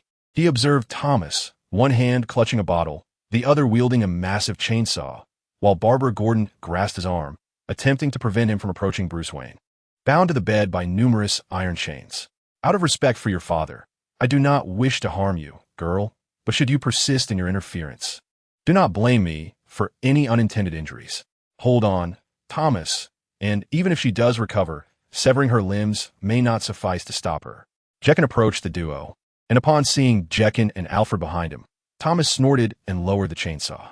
Barbara, releasing a sigh of relief, turned to Jacqueline. It is a pleasure to see you safe, Jacqueline. But what is happening here? Leave the rest to me, Barbara. Mr. Alfred, could you escort Barbara away from here? Do not allow anyone to descend. I require some time alone with them. Though this request may seem somewhat presumptuous. Alfred inclined his head in a slight bow and led the still bewildered Barbara into the elevator, departing from the scene. Joaquin turned his head and walked step by step toward the slumbering Bruce Wayne, whose chest rose and fell rhythmically, suggesting she was ensnared in a terrifying nightmare. However, standing beside her bed, Joaquin gazed at the imposing figure of Thomas Wayne, the rugged, bearded Batman of the Flashpoint universe. Thomas Wayne, perhaps we should introduce ourselves first. As fellow subjects of the Lazarus Project, in a sense, we are brothers, are we not? Thomas hesitated for a moment before removing his cowl, revealing a man in his 50s with graying hair and a strong, chiseled visage. I know you, Jacqueline Zhou. I visited this place after our encounter a few days ago and reviewed your files. It was not difficult to deduce how Thomas entered the Batcave. After all, even in different parallel worlds, the location of the Batcave likely remained consistent. That makes things easier, Thomas. However, I do not know much about you. I only understand that you are Bruce Wayne's father in another parallel universe.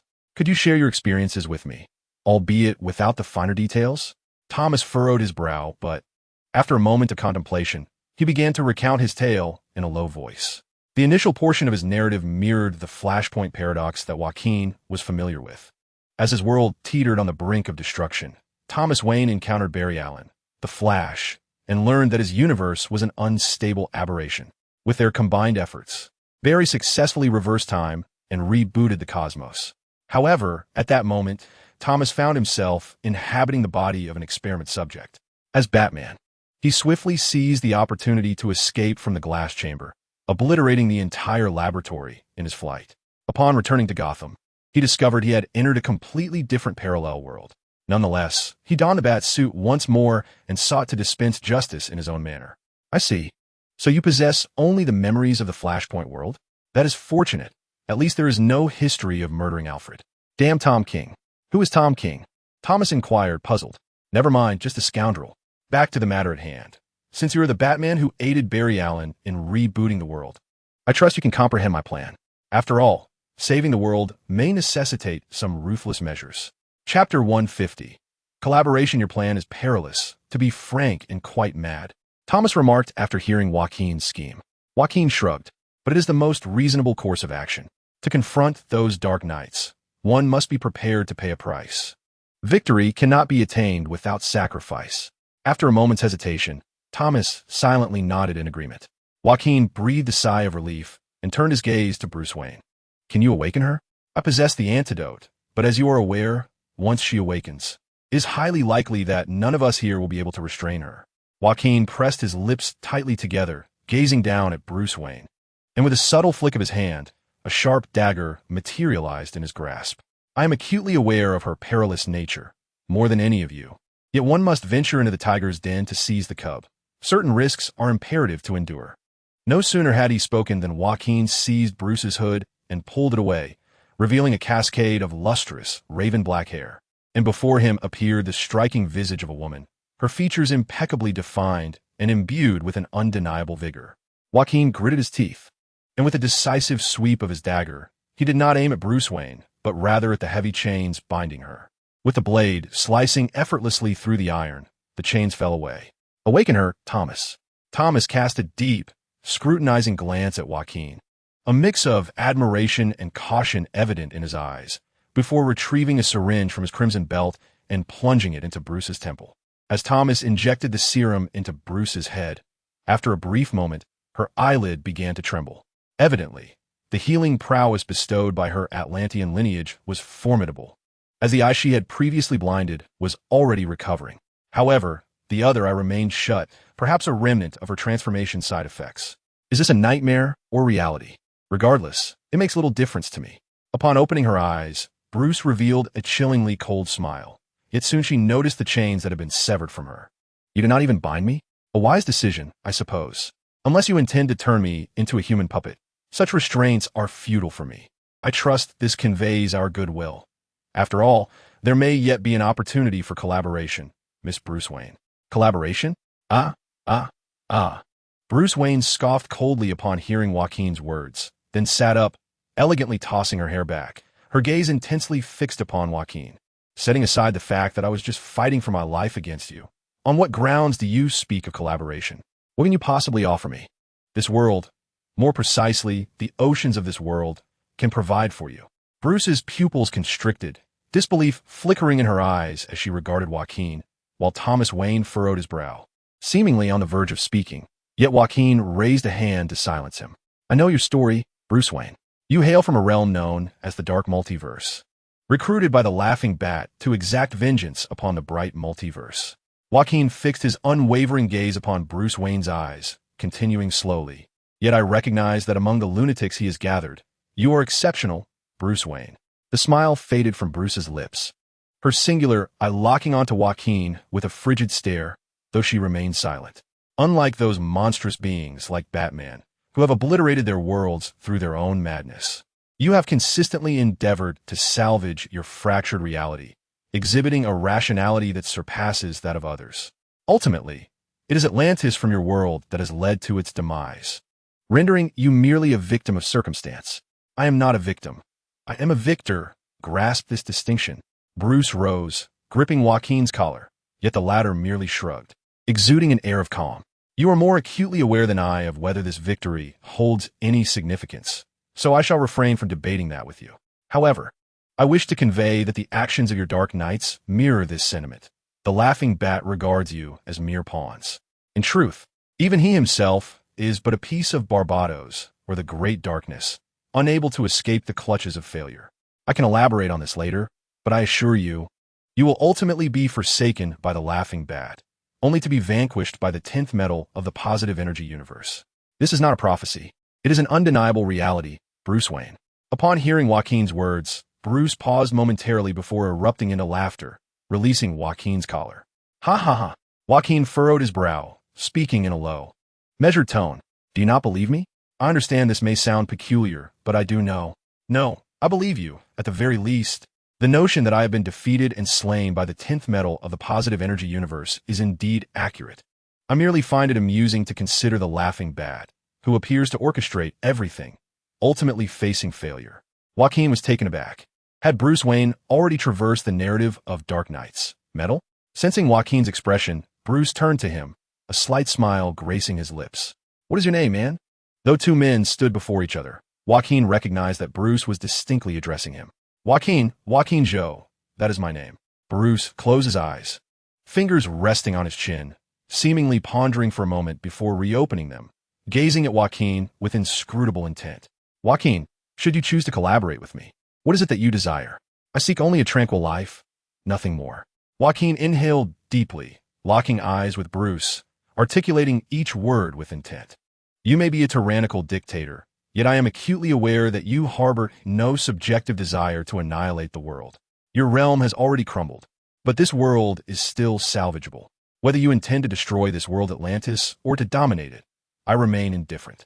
In my view, being ruled by those affluent politicians is scarcely superior to your reign, as long as I can lead a peaceful existence.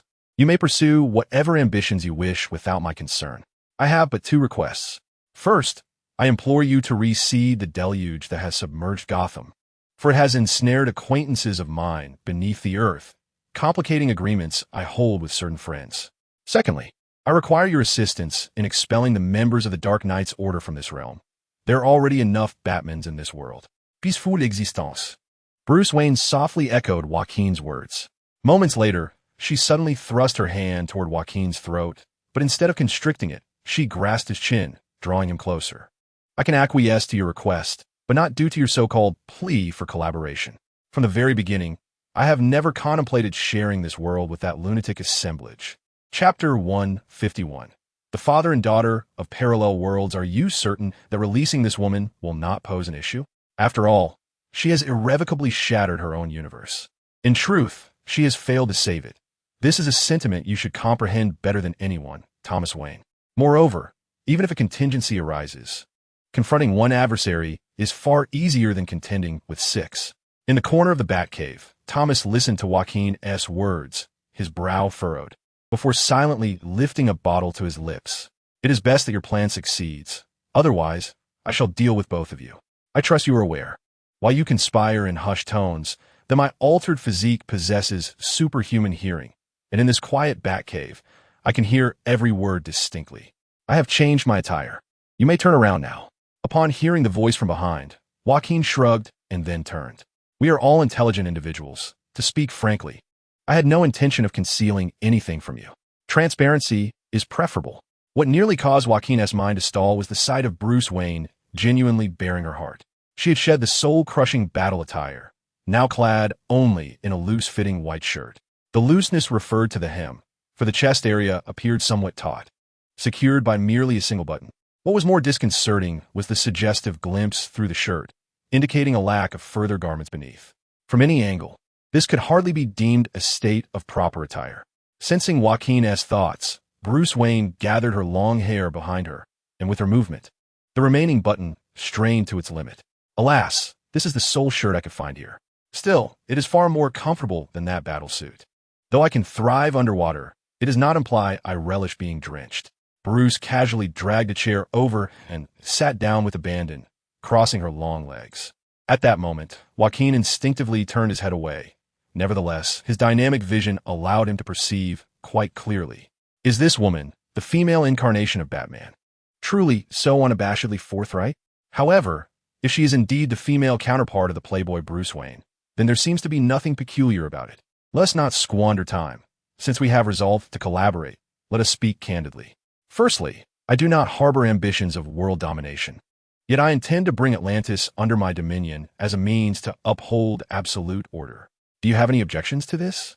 When Atlantis was mentioned, a palpable hint of animosity crept into Bruce's voice, indicating that even the Atlantis of a parallel universe had been designated as a target for vengeance. Though Joaquin had previously boasted of relinquishing this world's oceans to Bruce, he was acutely aware that he was merely issuing empty promises. He had no influence over the Aquaman of this realm. Moreover, he held no particular concern for Bruce Wayne's dealings with the inhabitants of Atlantis. Truth be told, Gotham's dire predicament was exacerbated by the fact that Atlantis had not dispatched even a single hero, not even Aquaman, to provide assistance. This alone had caused Joaquin to feel a complete disdain for these beings. A dead comrade is better than a living foe. If the destruction of Atlantis could procure Bruce's assistance, Joaquin would consider it a worthy exchange. Not a problem. I trust Miss Bruce will find it quite effortless to conquer Atlantis.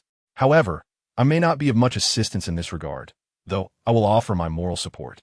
You are far too modest, Joaquin. When we first met, I must say your swimming prowess left a lasting impression on me. Rest assured, there will be numerous ways in which you can lend your aid. Bruce's gaze swept over Joaquin with a significant intensity, causing him to shiver involuntarily. Oh dear, being noticed by her is hardly a favorable omen.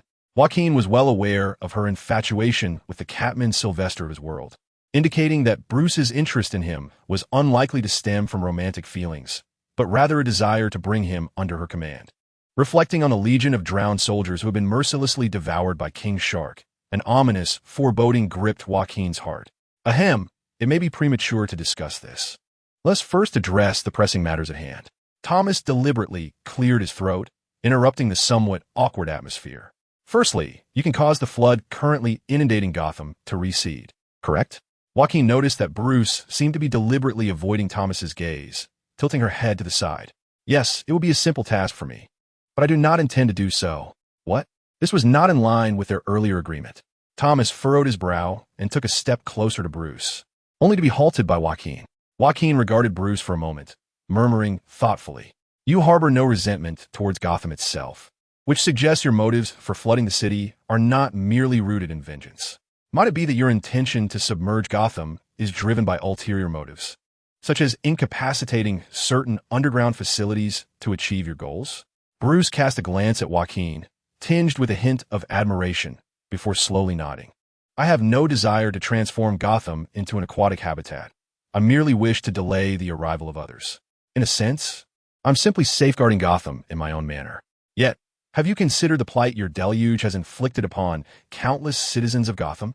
Upon hearing Thomas's deep, resonant voice, Bruce remained indifferent, his expression cold as he entwined his fingers in his hair.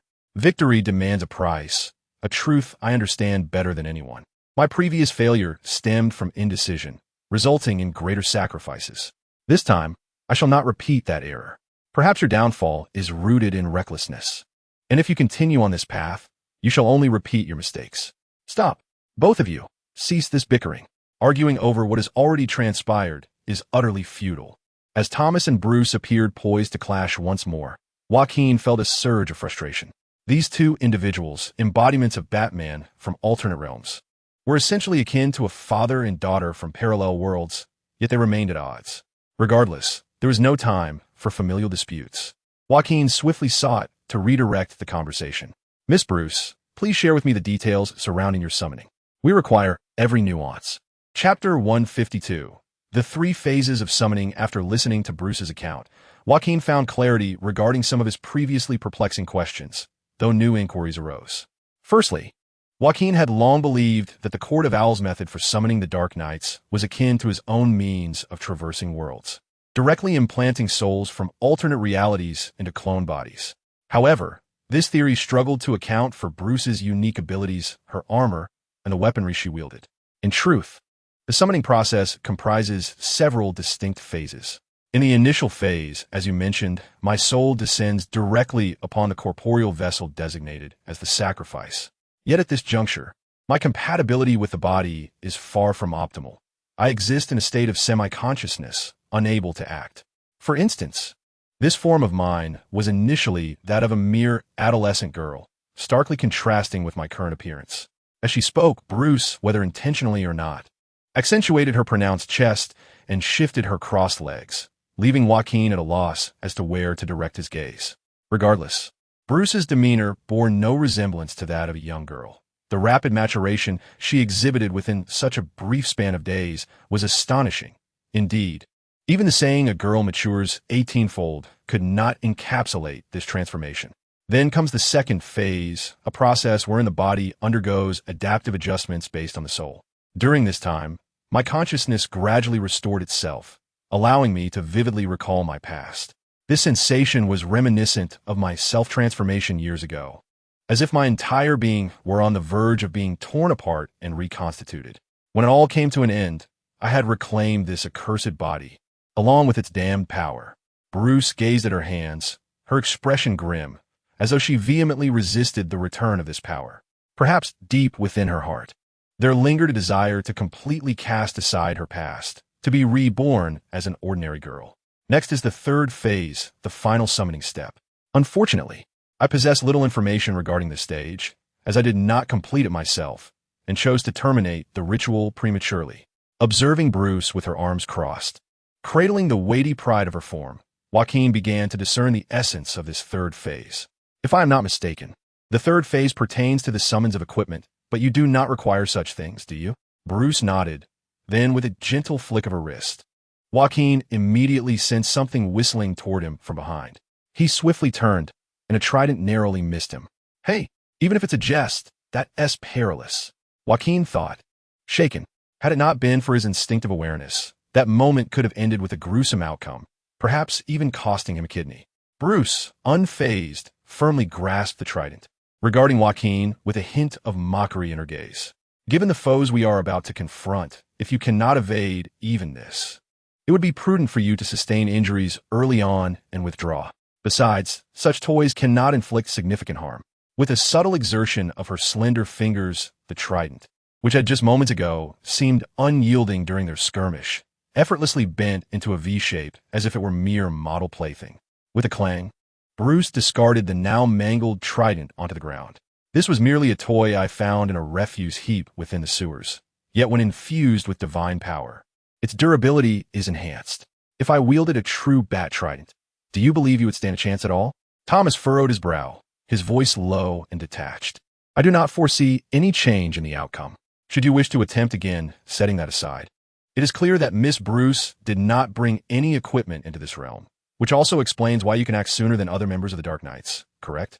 Joaquin observed the growing tension between the two and quickly shifted the topic.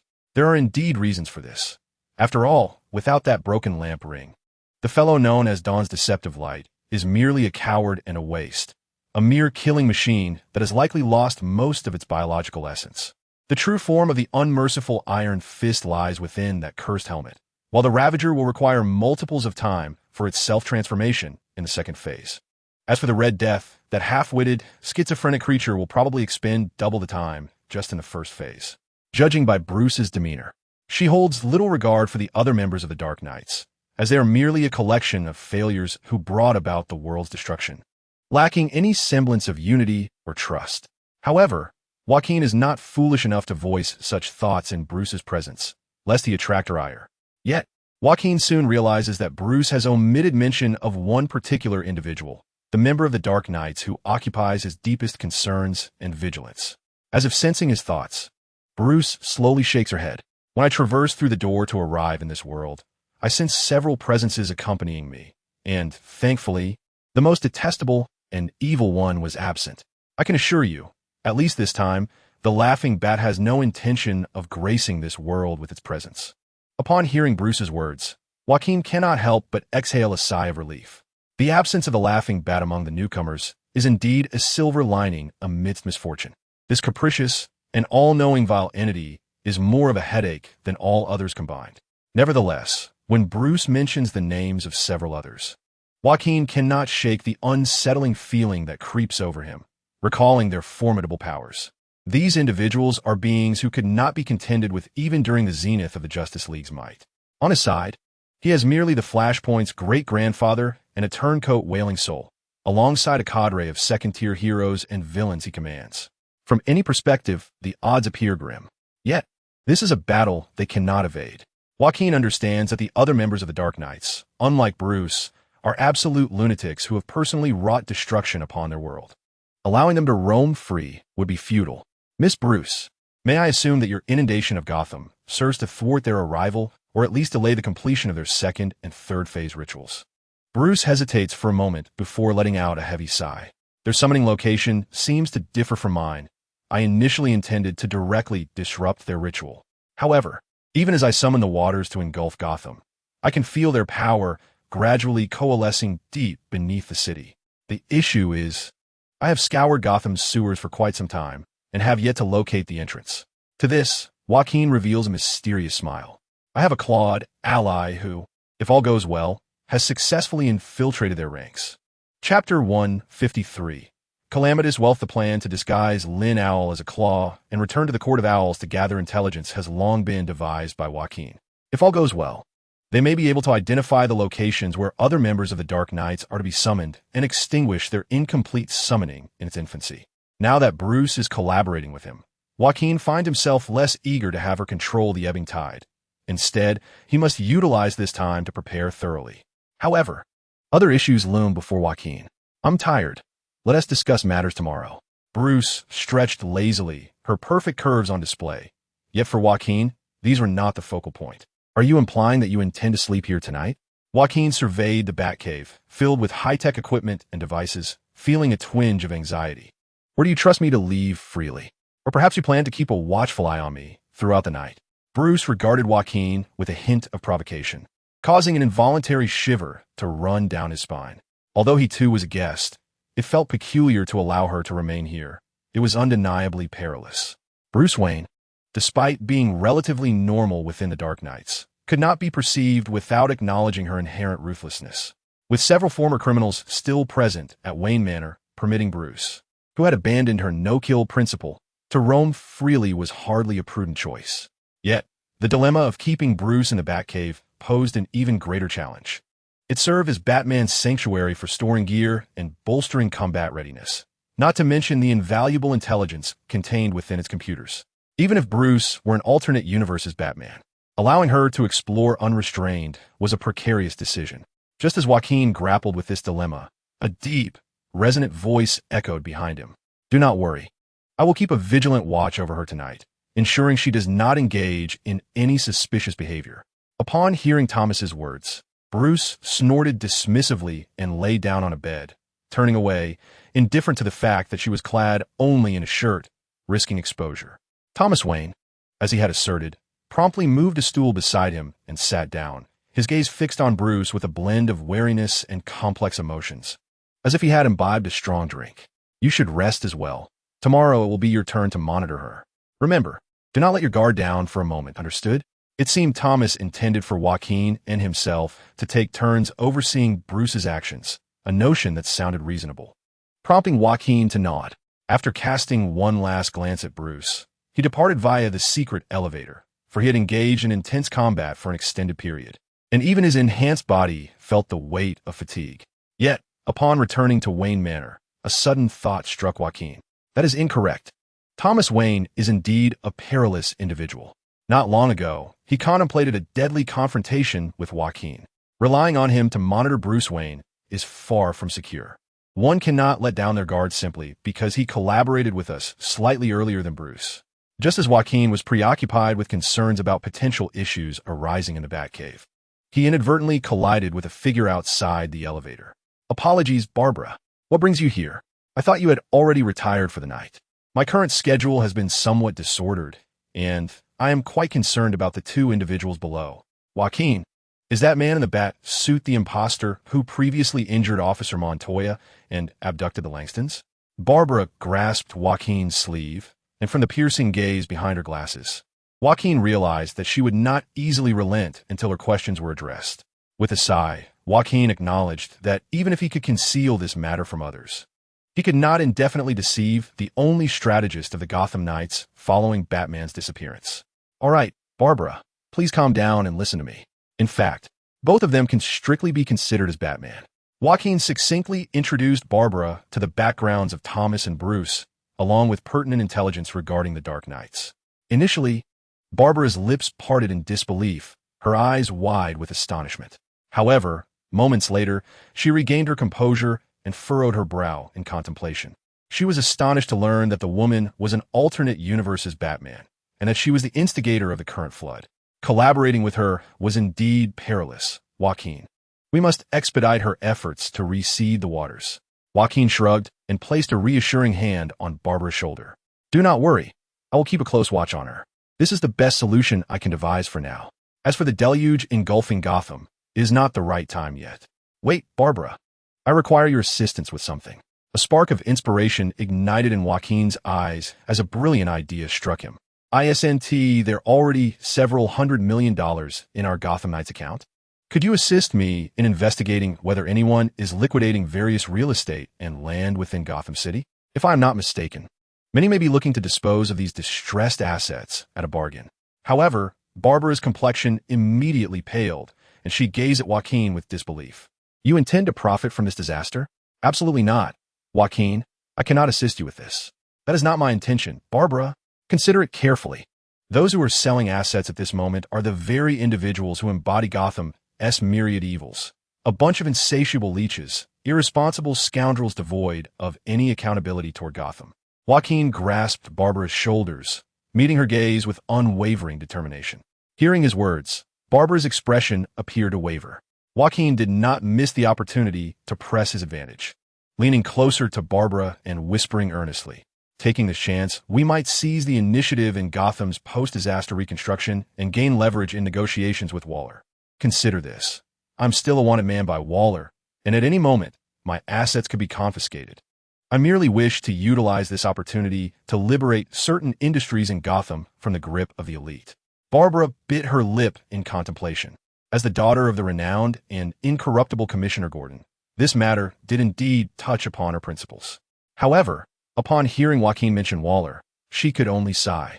After all, as Joaquin pointed out, his status as a fugitive rendered him incapable of profiting from the situation. Unbeknownst to her, Waller was already under Joaquin's influence and could revoke the warrant at any time. All right, let me go, and you're too close for comfort. I understand. I will try to help you locate the seller, Barbara said, rubbing her shoulder and casting a reproachful glance at Joaquin. Honestly, I'm beginning to wonder if I have become a companion to a devil. Chapter 154. Reunion. Joaquin's intentions regarding the acquisition of Gotham's assets at a low price were undeniably self-serving. After all, it was for his own financial gain. Gotham had been submerged for over 48 hours, with no signs of receding. Many harbored pessimism regarding the city's prospects for reconstruction. Seizing this opportunity, the assets Joaquin intended to acquire for a few $100 million could potentially appreciate in value by dozens or even hundreds of times once the crisis passed. However, not everyone could engage in such speculation. Acquiring these assets in bulk would inevitably raise suspicions, driving prices upward. Thus, Joaquin required Barbara's assistance. As Gotham's premier computer hacker, and a well-connected oracle. She was uniquely positioned to gather transaction information discreetly and could employ clever methods to obscure the common funding source behind these acquisitions. Joaquin could not help but envision a life of financial freedom as a top-tier billionaire following Gotham's reconstruction. Yet he understood that all of this hinged on his ability to neutralize the dark knights of the underground, including Batman, who could awaken at any moment. Furthermore, the two Batmans currently accompanying him had to remain uninvolved. Contemplating the pair in the Batcave, Joaquin felt a twinge of anxiety. By the way, Barbara, there is another matter on which I would like your assistance. Joaquin leaned closer to Barbara, whispering a few words into her ear. Initially, a subtle flush crept across her cheeks, quickly replaced by a serious demeanor. I understand. Allowing the two Batmans to tamper with the equipment in the Batcave is indeed perilous. I will feign delivering food to them and monitor their actions. Thank you, Barbara. Also, could you bring down a change of clothes, including undergarments? Barbara was momentarily taken aback, but her keen intellect quickly transformed her expression into one of realization, as she softly murmured to herself, I do have a spare outfit, but the issue lies with the undergarments. If they don't fit properly, it will be quite troublesome, and I doubt there is anywhere to purchase them now. Do not worry.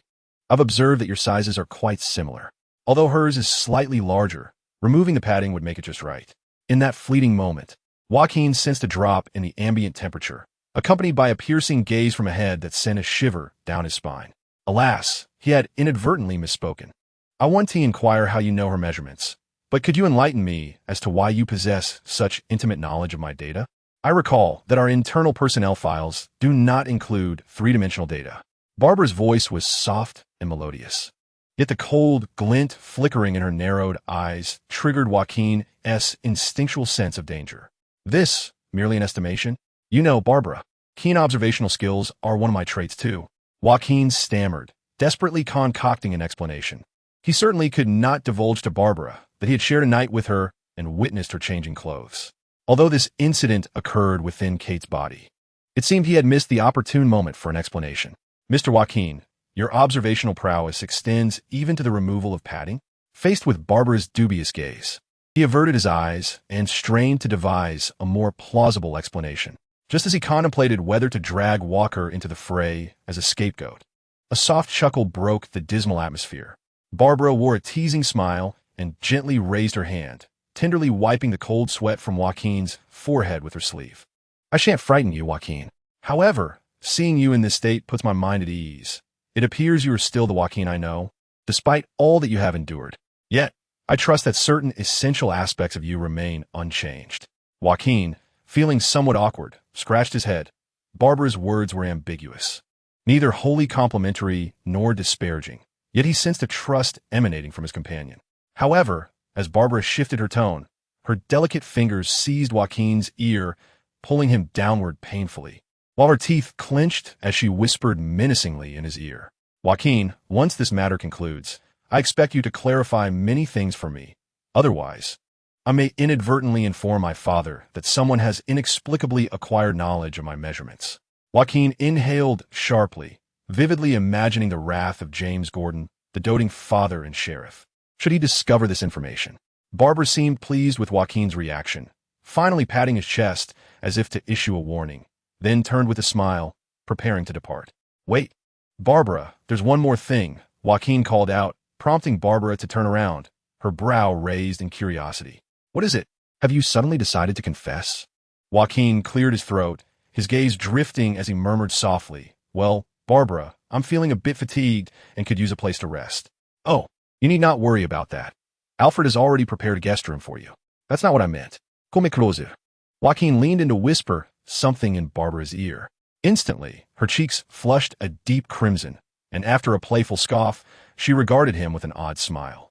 So, you're telling me the location of Harley Quinn's room is?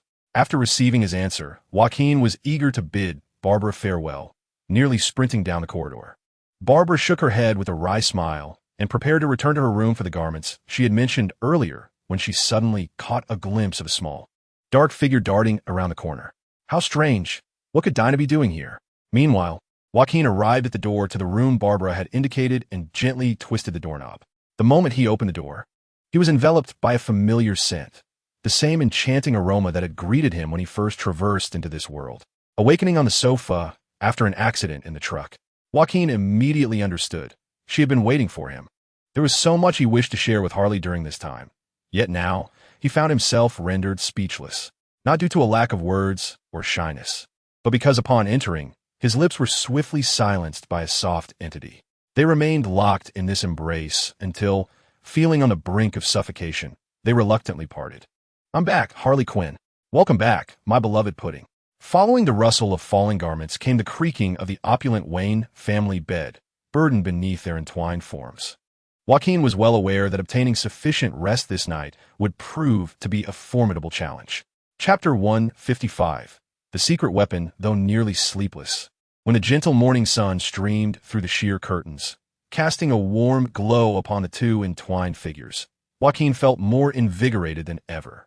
"My dear, if you're willing, shall we sneak away together, finding a warm and tranquil place, free from this wretched city?" Upon hearing that sweet whisper from within his embrace, Joaquin nearly acquiesced to her suggestion.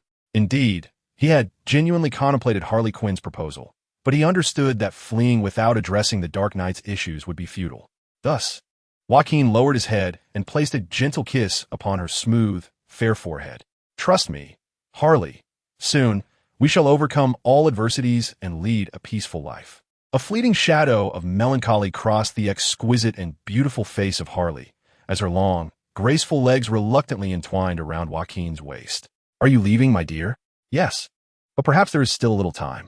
Joaquin leaned in to kiss Harley, and the two found themselves entwined once more. Approximately an hour later, after covering Harley, whose face radiated a contented and blissful slumber, with a blanket, Joaquin dressed and departed the room. As he stepped into the corridor, he unexpectedly encountered Alfred, who was passing by with a metal tray laden with pies and hot tea. "Good morning, Mr. Alfred. Thank you for allowing us to stay here." "Not at all, Mr. Joaquin. It seems you had a most enjoyable evening." Noticing the meaningful gaze from Alfred, who was subtly observing the conspicuous mark on Joaquin's neck, Joaquin discreetly summoned a small knife in his hand, using the blade's reflection to catch sight of the prominent strawberry mark on his neck. Joaquin offered an awkward smile, rubbing the mark on his neck while seeking to divert the conversation. "Mr. Alfred, are you on your way to deliver breakfast to the two Waynes below? I hope they can adapt to my culinary skills, coming from different worlds. By the way, Mr. Joaquin, could you assist me by retrieving Miss Gordon from the kitchen? It would save me a trip." Joaquin readily agreed. From Alfred's words, it appeared that Barbara had also spent the night in the Batcave, perhaps to keep an eye on those two alternate world Batmans. In the kitchen, Joaquin encountered Cassandra, along with her nominal Aunt Caroline and the liberated Joan, indicating that Barbara had brought them along when she evacuated from the base. After exchanging a few pleasantries, Joaquin casually consumed some bread before taking a tray filled with breakfast and descending through the secret elevator to the Batcave. However, upon entering, he was met with a scene that left him utterly astounded. There sat Thomas Wayne and Bruce Wayne, unabashedly occupied at the Batcave's computer, each engrossed in their own tasks. Alfred, seemingly unperturbed, elegantly poured tea into their cups. Meanwhile, Barbara, who had been left as a precaution to prevent such a situation, lay unconscious on a table in the corner. "Barbara, wake up, wake up. Uncle Thomas, I really can't drink anymore." As Barbara groggily opened her eyes, her bewildered gaze fell upon Joaquin, who could distinctly smell the alcohol on her. Joaquin quickly pieced together what had transpired. "Joaquin, weren't you supposed to be with Harley? Why are you here? What time is it? What are they doing?" Seeing Thomas and Bruce using the Batcave's computer equipment, Barbara immediately covered her mouth, displaying a look of fear and regret. Joaquin offered a wry smile as he patted Barbara's shoulder, softly reassuring her. "Finish your breakfast, and then take a shower and rest for a while. Leave them to me." Joaquin approached Thomas Wayne from behind. Although this middle-aged man with graying hair remained fixated on his computer screen, he immediately sensed Joaquin's presence. "If you truly wish to keep an eye on things, you shouldn't have sent just this young girl. You ought to have stayed yourself," Joaquin remarked, shrugging nonchalantly. "I never anticipated that you would resort to intoxicating Barbara to covertly utilize the equipment here, and that the two of you would conspire to such an extent. What exactly are you hoping to uncover? Do not misunderstand. I am not collaborating with him. I am merely assisting Alfred in the search for the Batman of this world." While also seeking out information that piques my interest, Bruce replied, taking a sip of his hot tea in a detached manner. Alfred, standing nearby, slightly inclined his head. affirming the truth of Bruce's words. I see, Joaquin mused, considering that Barbara's ease of intoxication and the unguarded state of the equipment might indeed be attributed to Alfred's assistance. He casually glanced at their screens, which seemed to be tracking Bruce Wayne's whereabouts. Yet Thomas's monitor displayed a series of folders pertaining to Damian Wayne, while Bruce's corner window contained information about Catwoman. Have you discovered any useful leads? Joaquin inquired. Bruce shook his head, gently setting down his teacup. All we know is that he took a woman of East Asian descent to Metropolis, after which his trail vanished entirely. To further pursue his whereabouts, a trip to Metropolis is essential, but that must wait until we have resolved our own matters. A shade of melancholy flickered in Alfred's deep-set eyes, prompting Joaquin to pat his shoulder in a gesture of comfort. However, I did stumble upon an unexpected find, Thomas interjected. As he typed a sequence of commands on the keyboard, a resounding rumble echoed behind Joaquin, resembling the sound of the floor shifting. What unfolded before Joaquin was a platform slowly rising from beneath the floor, adorned with small boxes, each marked with the insignia of a superhero. It appeared that the Batman of this world had prepared contingency plans to confront other members of the Justice League. These might be the very weapons we could employ against the members of the Dark Knights. Hearing Thomas's words, Joaquin felt a surge of excitement. The essence of the Dark Knights was a mixture of Batman and other superheroes. Thus, strategies designed to tackle other heroes might also prove effective against the Dark Knights. The issue lies in the fact that we cannot open these boxes, Bruce interjected coldly, dousing Joaquin's enthusiasm with a splash of reality. To unlock these containers, the authorization of this world's Batman, Bruce Wayne himself, is imperative. Chapter 156. Authorization. Batman has left behind a final weapon against others, one that only he can unlock. This notion aligns perfectly with Bruce Wayne's character, yet under the current circumstances, it poses a significant dilemma. Is it conceivable that Bruce has enabled a select few to collaborate in order to access a backdoor to the box, as a precaution against unforeseen circumstances? Clinging to a sliver of hope, Joaquin tentatively inquired of Thomas and Bruce. Indeed, there is such a possibility, Thomas replied in a low voice, though Joaquin sensed an ominous premonition brewing within him. Clark Kent, Diana Prince, John Jones, Hal Jordan, Barry Allen, and Arthur Curry were programmed to unlock the boxes once 5 of the 6 were gathered. Well, this method can be deemed utterly futile. After all, it is common knowledge that Superman, Clark Kent, has long since perished in this world. Green Lantern, Hal Jordan, has vanished without a trace. Wonder Woman and Aquaman remain ensconced in their respective abodes, rendering any hope of locating them a mere fantasy. Why then did you share this information with me? The greater the hope, the greater the disappointment, Joaquin lamented, spreading his hands in exasperation. However, Bruce shook his head gently, his gaze fixated intently on the boxes. We cannot unlock them, but as long as we have Bruce Wayne's biometric signature, access can be granted. Do you understand my implication? Upon hearing Bruce's words, Joaquin's eyes sparkled with newfound clarity. Although both were Batmans, Thomas Wayne and Bruce Wayne, a father and a gender-bent parallel universe doppelganger, could not authenticate through the program. Yet, among them existed the genuine Bruce Wayne. The body of the slaughter machine has been largely replaced with electronic mechanics, likely disqualifying it from biometric authentication. The structure of the Ruiner's body has been altered by a virus, and the Red Death, whose physique is partially composed of Barry Allen, is similarly excluded from consideration. Joaquin paced back and forth, quietly analyzing the situation of the Dark Knights. If that is the case, our primary targets should be the Dawn Lantern and the Merciless. The Dawn Lantern is the Batman of Dark Multiverse 32, who acquired a lantern ring and, through sheer willpower, rendered it defective, thus enabling the use of lethal force. Ultimately, he annihilated the Green Lantern Corps and obliterated the world, embodying a hybrid of Batman and Green Lantern. Conversely, the Merciless is the Batman of Dark Multiverse 12, who donned the enhanced war helm of Ares. While he gained formidable power, he simultaneously lost his sanity, transforming into an exceedingly cold and ruthless entity, representing a fusion of Batman and the God of War's might.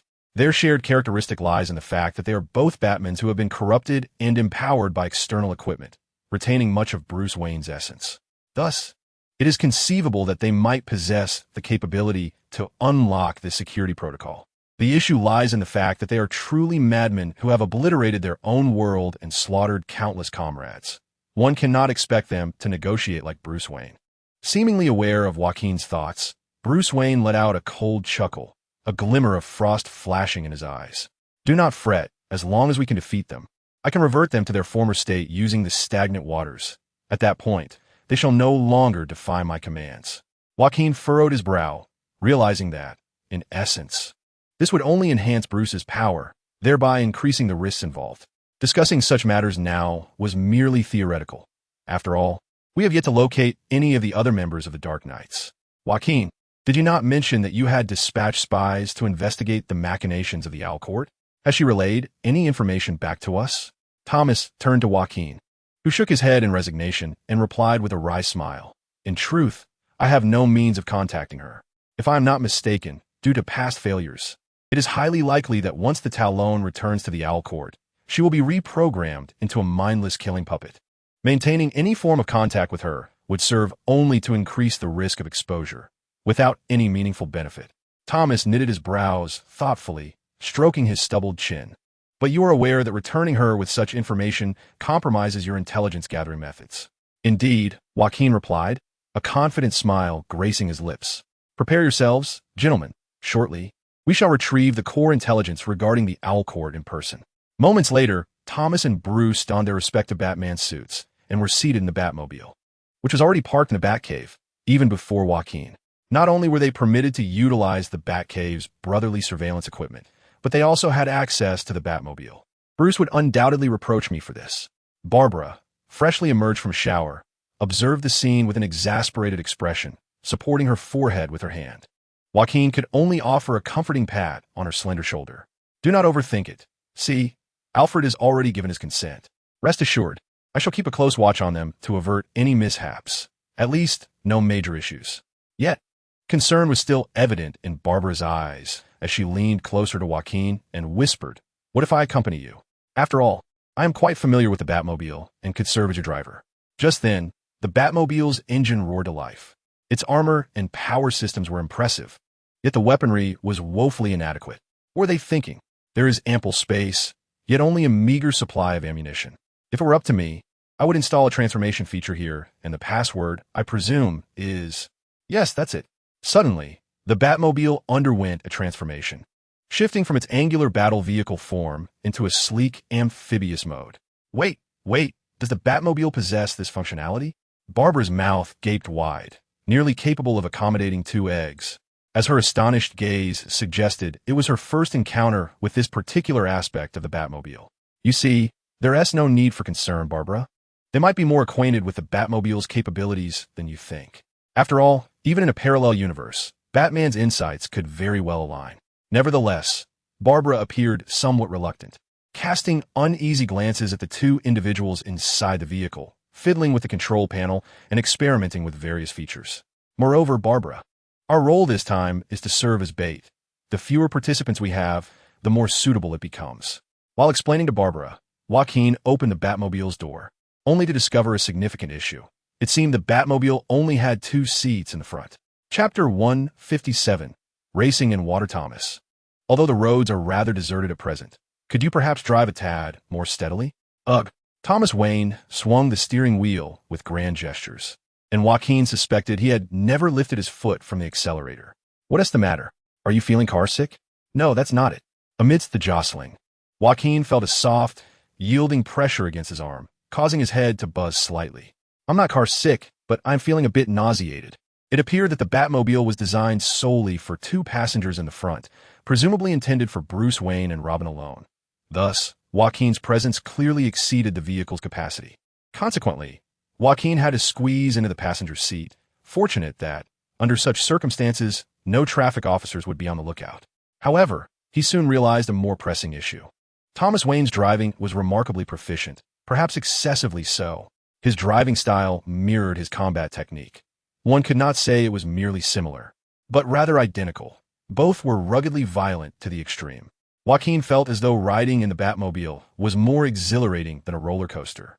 This reckless driving, however, resulted in an increased amount of unavoidable physical contact between Bruce and Joaquin, who were already cramped in the passenger seat.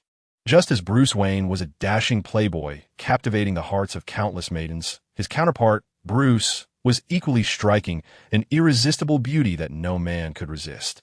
Joaquin, being an ordinary man, found the intimate proximity to Bruce to be a delightful perk, provided one could overlook the razor-sharp glances and the nearly palpable aura of cold menace.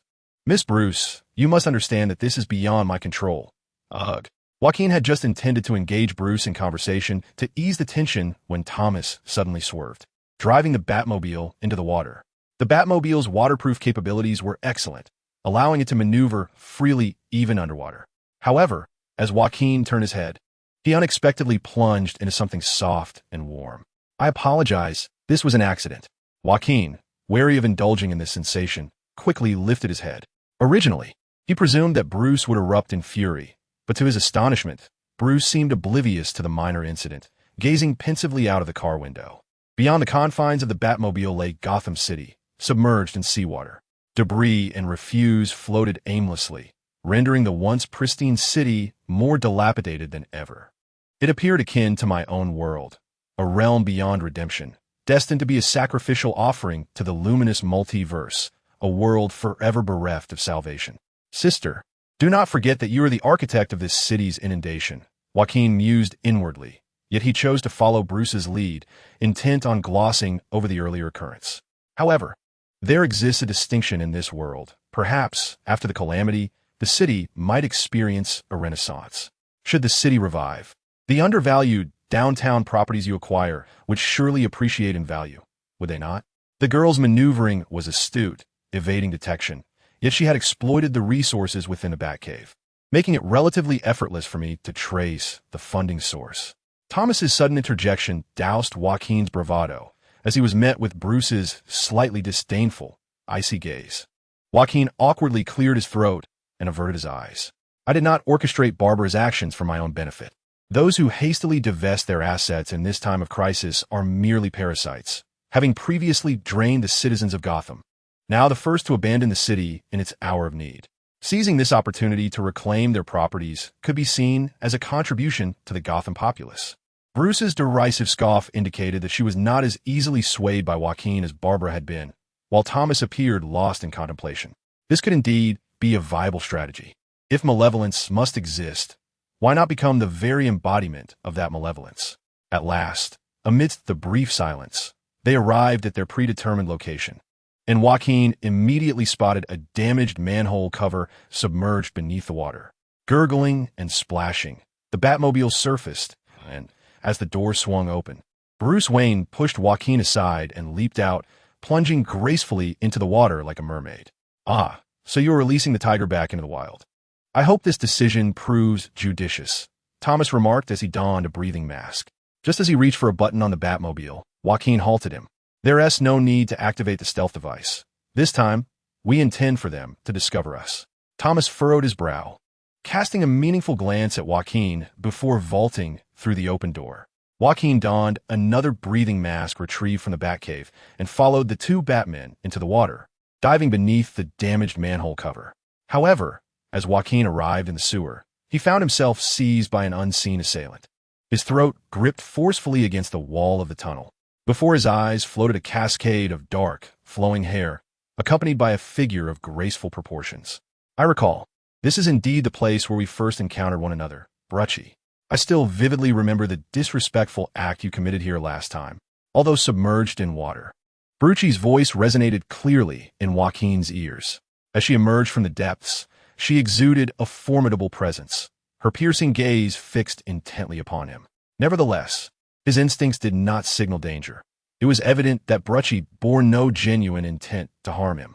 Thus, Joaquin remained composed, meeting her stare with unwavering calm. "Miss Brucey, should you feel aggrieved, a kiss in return might suffice, but perhaps it would be wise to choose a more opportune moment.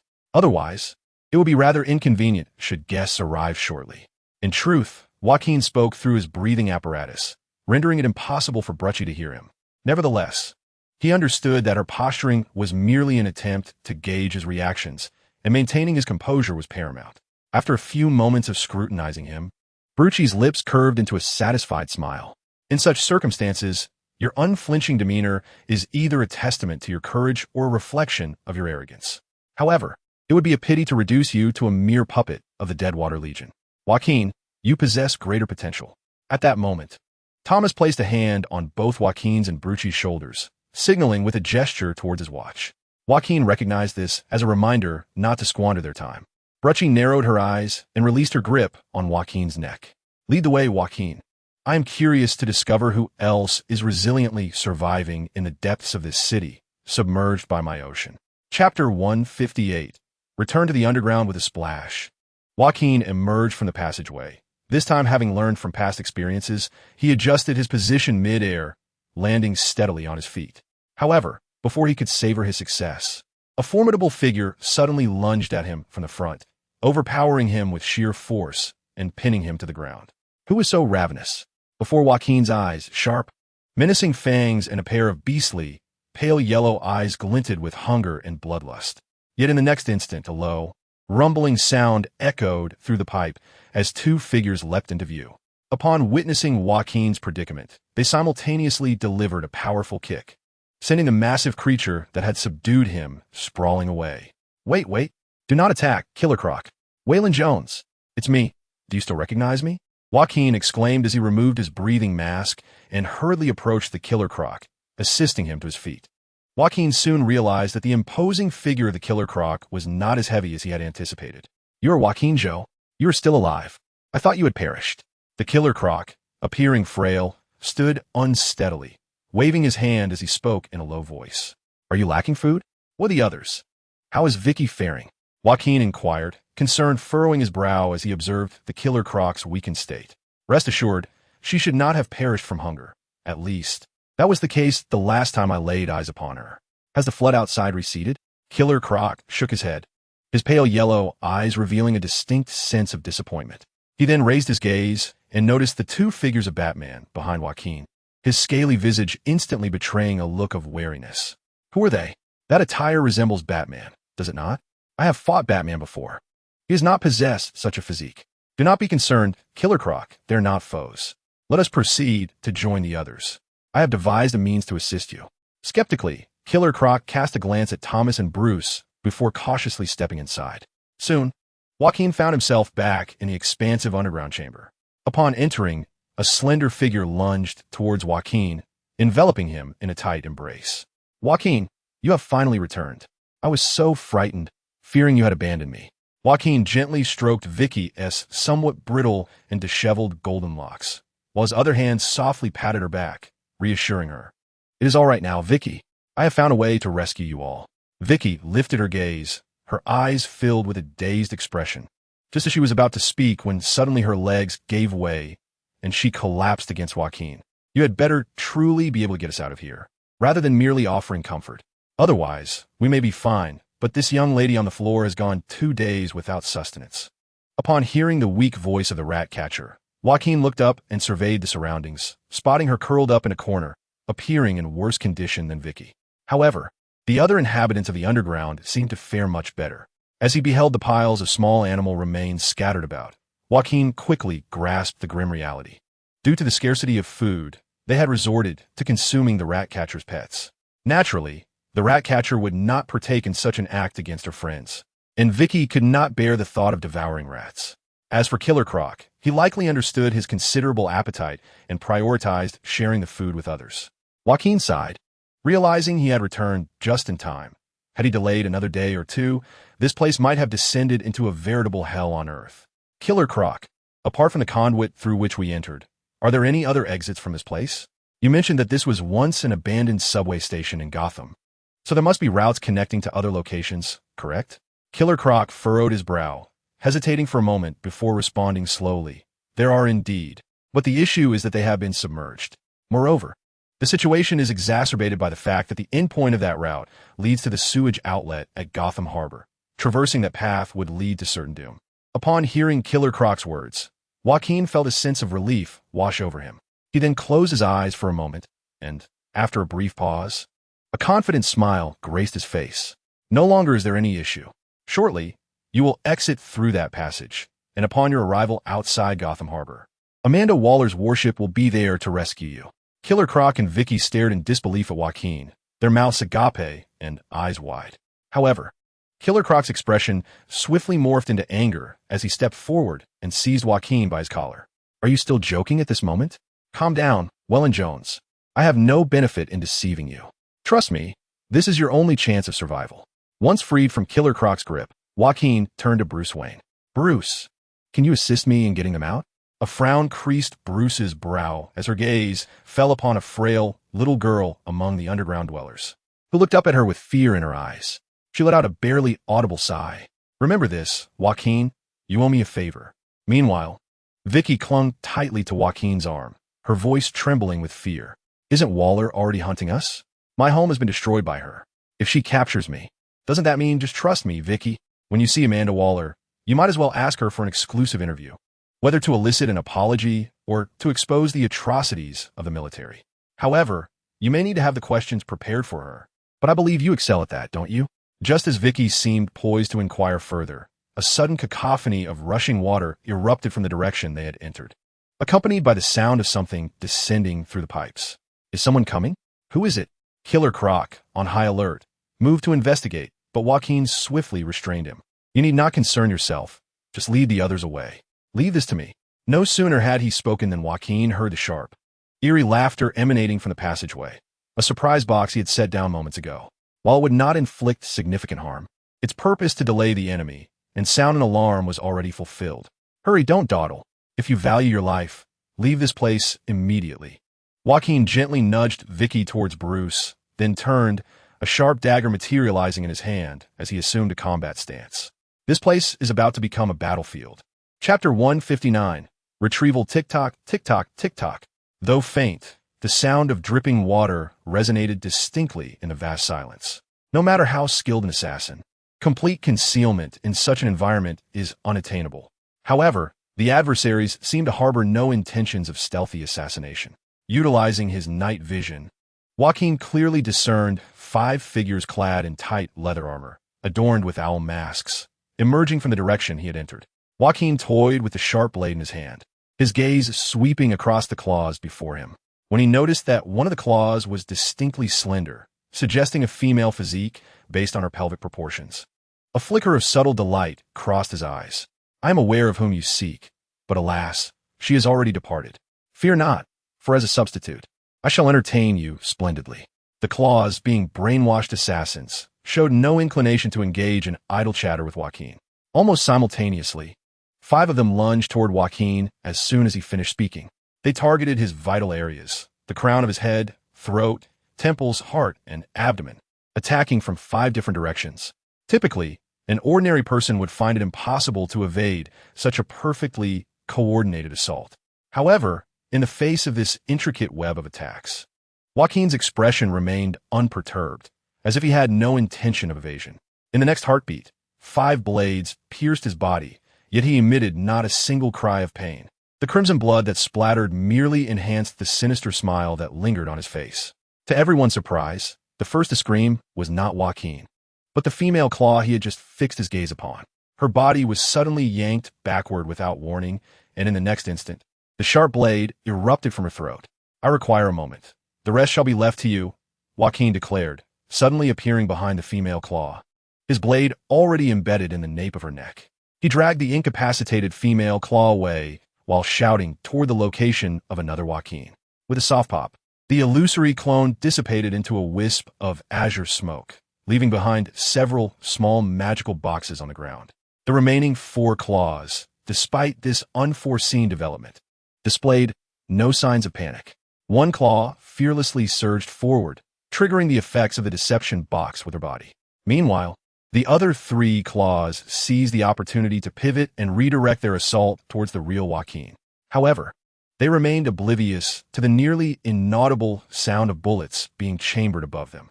The rapid clicking, reminiscent of a high-speed typewriter, echoed through the vast, open space. Accompanied by a dazzling flash of light, Thomas Wayne descended from the ceiling, dual Thompson M1928A1 submachine guns in hand, unleashing a torrential downpour of bullets upon the claw that had been paralyzed by the deception box, as well as the other 3 claws. The claw ensnared by the deception box stood no chance of resistance, her body riddled with bullet holes resembling a sieve. In response to this onslaught, One of the claws boldly charged forward, using her body to shield her companions from the hail of bullets, while the other two utilized their ally as cover to launch an assault on Thomas Wayne. Unfazed, Thomas Wayne discarded his twin guns and engaged the two claws in close-quarters combat with fists and feet. Although he was outnumbered, Thomas Wayne appeared to be completely unfazed. Regardless, he had successfully fulfilled his task of holding off the others for Joaquin. At a considerable distance from the rest, Joaquin ruthlessly dispatched a defenseless female claw, whose vertebrae had been severed by a dagger, casting her behind a pillar. With a swift motion, Joaquin withdrew the dagger and yanked off the owl mask from the female claw, revealing a pallid face devoid of emotion, reminiscent of a youthful girl. "Do you still recognize me, Lin Xiao?" Lin Xiao's icy gaze fixated on Joaquin, and she slightly parted her lips. Suddenly, a razor-sharp blade, no larger than a pinky, was ejected from Lin Xiao's mouth. Joaquin, however, seemed to anticipate this attack, tilting his head just in time to evade the strike. "Fortunately, you once confided in me about this sneaky technique designed for interrogation. It seems you have been brainwashed again. In that case, I must apologize." Joaquin firmly gripped Lin Xiao's chin and leaned in, unhesitatingly pressing his lips against hers. Lin Xiao struggled momentarily, but as their lips met, her eyes suddenly ignited with a green glow. Noticing that Lin Xiao had ceased her resistance, Joaquin released her chin and withdrew from her lips. Upon seeing the change in her eyes, he immediately recognized the success of his plan. This bashful and awkward expression was clearly not characteristic of the emotionless assassin she had been under brainwashing.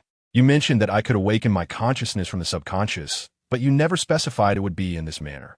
Joaquin felt a twinge of embarrassment. He had forcibly summoned the witch into his body, much like she had previously awakened another personality within Harley. However, according to the witch, her adaptation was significantly hindered by their differing genders, making it challenging to wield her original powers. To utilize this skill, such intimate contact was necessary. Setting that aside, Lin Xiao, do you retain any memories from when you were summoned as a claw? Lin Xiao's expression grew serious, and after a moment of closing her eyes, she suddenly appeared anxious and uneasy. "We must leave quickly." When we first entered, a thunderous explosion erupted at the entrance, accompanied by the ominous sound of cracking from the ceiling as dust began to fall.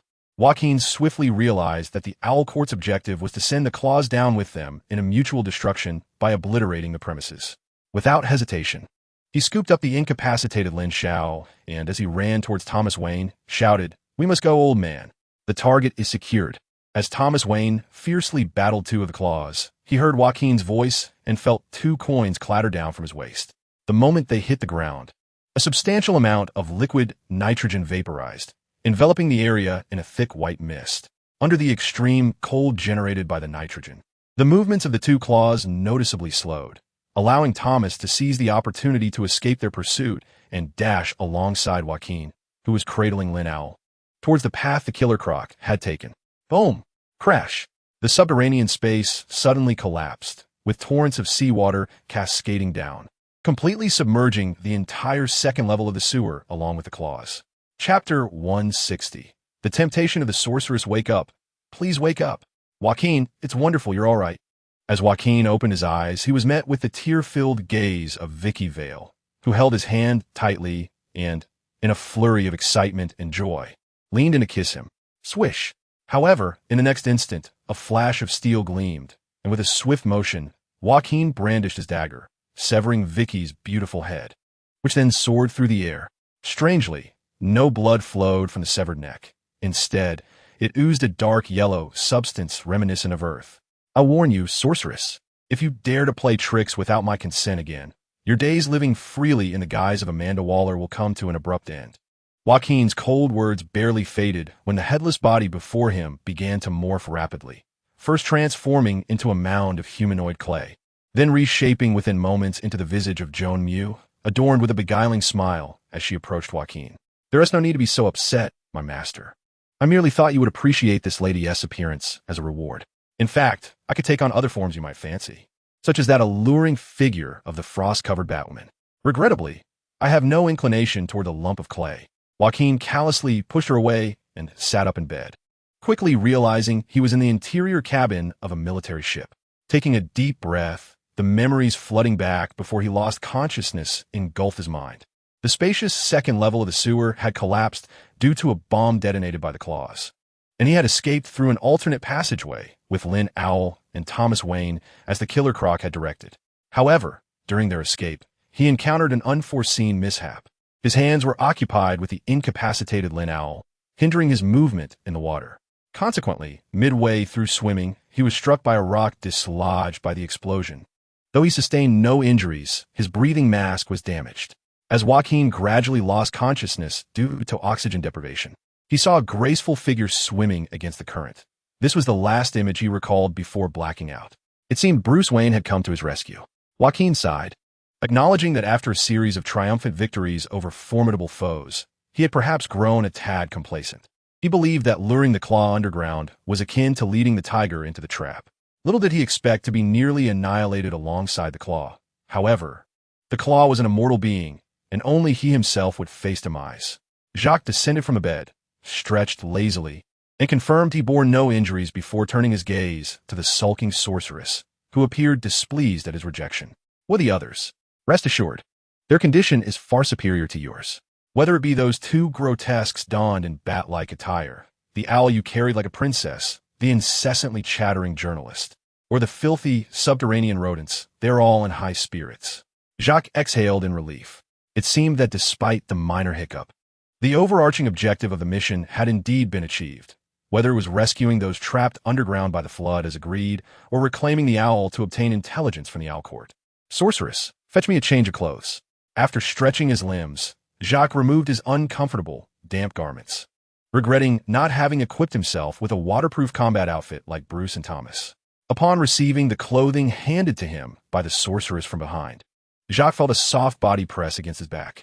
Notably, it seemed the sorceress had dispensed with the illusion of her attire. My master, I have simulated this body for several years. Unlike the transient transformation earlier, I can perfectly mimic the essence of your desires, down to the muscles and organs beneath the skin, as you can surely perceive. Jacques furrowed his brow. Speak plainly, sorceress. What is it that you desire? I contemplate that since you have restored my heart, I ought to repay your kindness. I have now emulated Waller so thoroughly that I can virtually assume her identity. If you wish, I could ascend to the higher echelons and replace this nation's most powerful figure. The sorceress's voice was soft yet laden with temptation, a genuine whisper from the depths of a demon.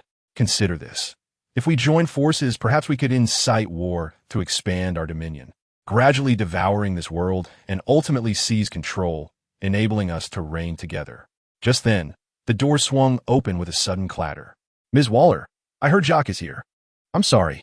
Vicky, upon entering and witnessing the scene before her, let out a startled cry before hastily shutting the door.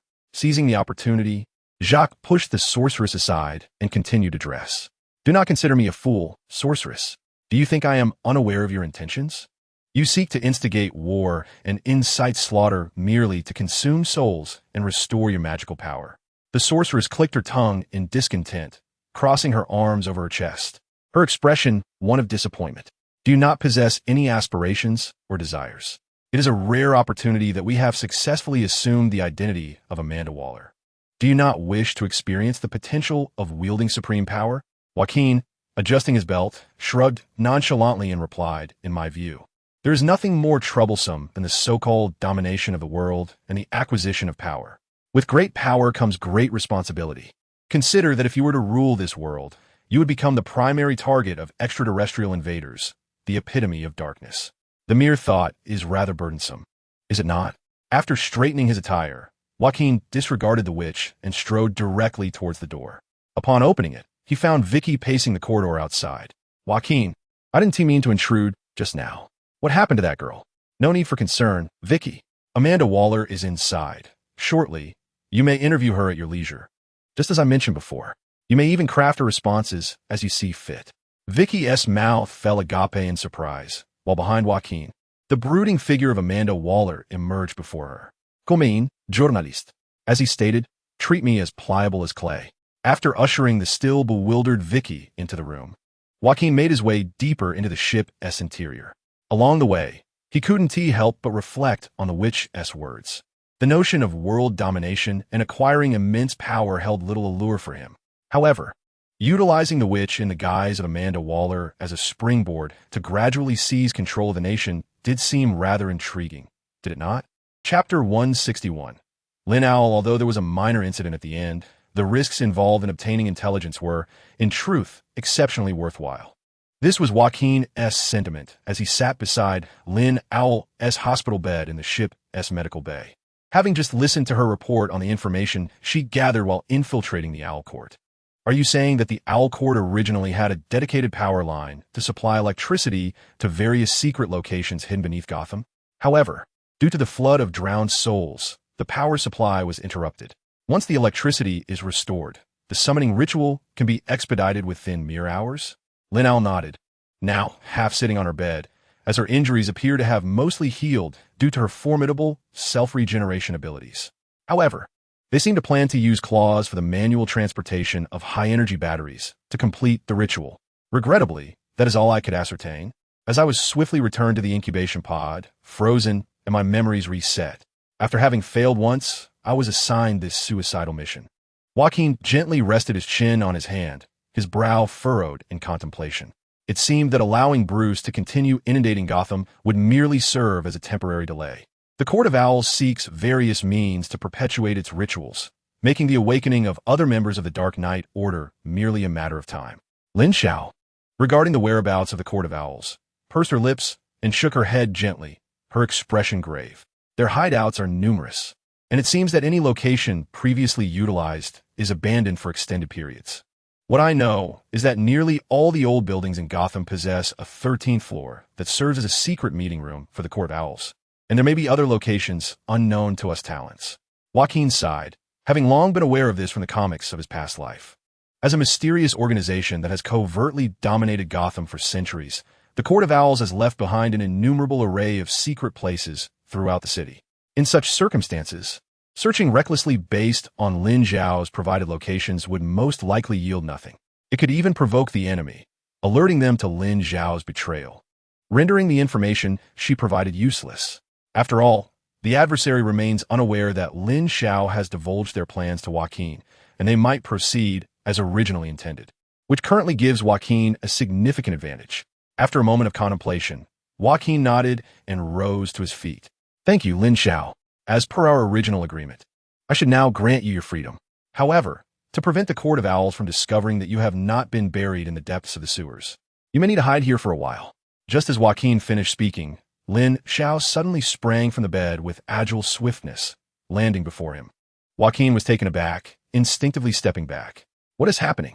Is the psychological conditioning by the Court of Owls still affecting her? Yet, Joaquin quickly dismissed this notion, as his instinct did not warn him of danger. Upon landing, Lin Xiao not only refrained from any aggressive action, but knelt partially, one hand touching the ground while the other clasped her fist to her chest. Mr. Joaquin, I have a humble request. Please stand up first.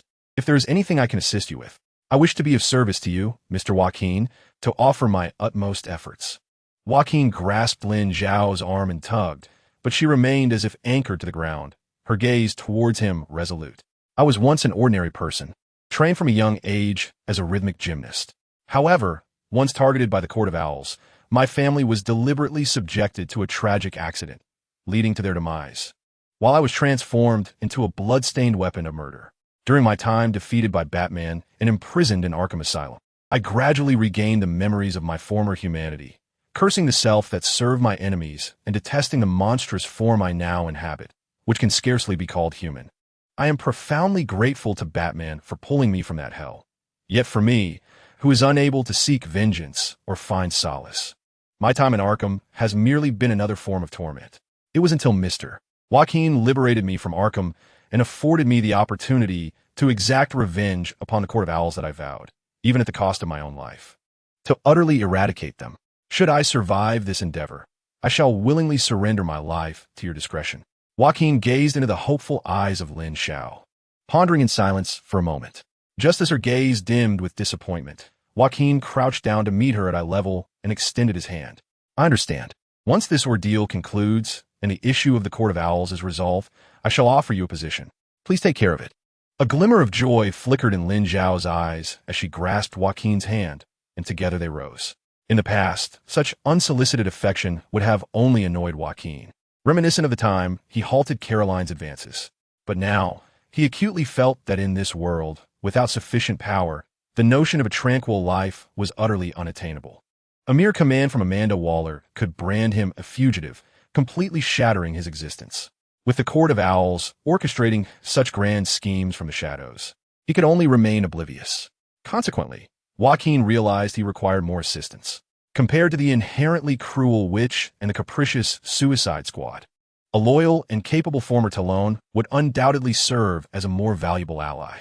Of course, whether Lin Xiao was truly deserving of Joaquin's complete trust would necessitate a period of observation.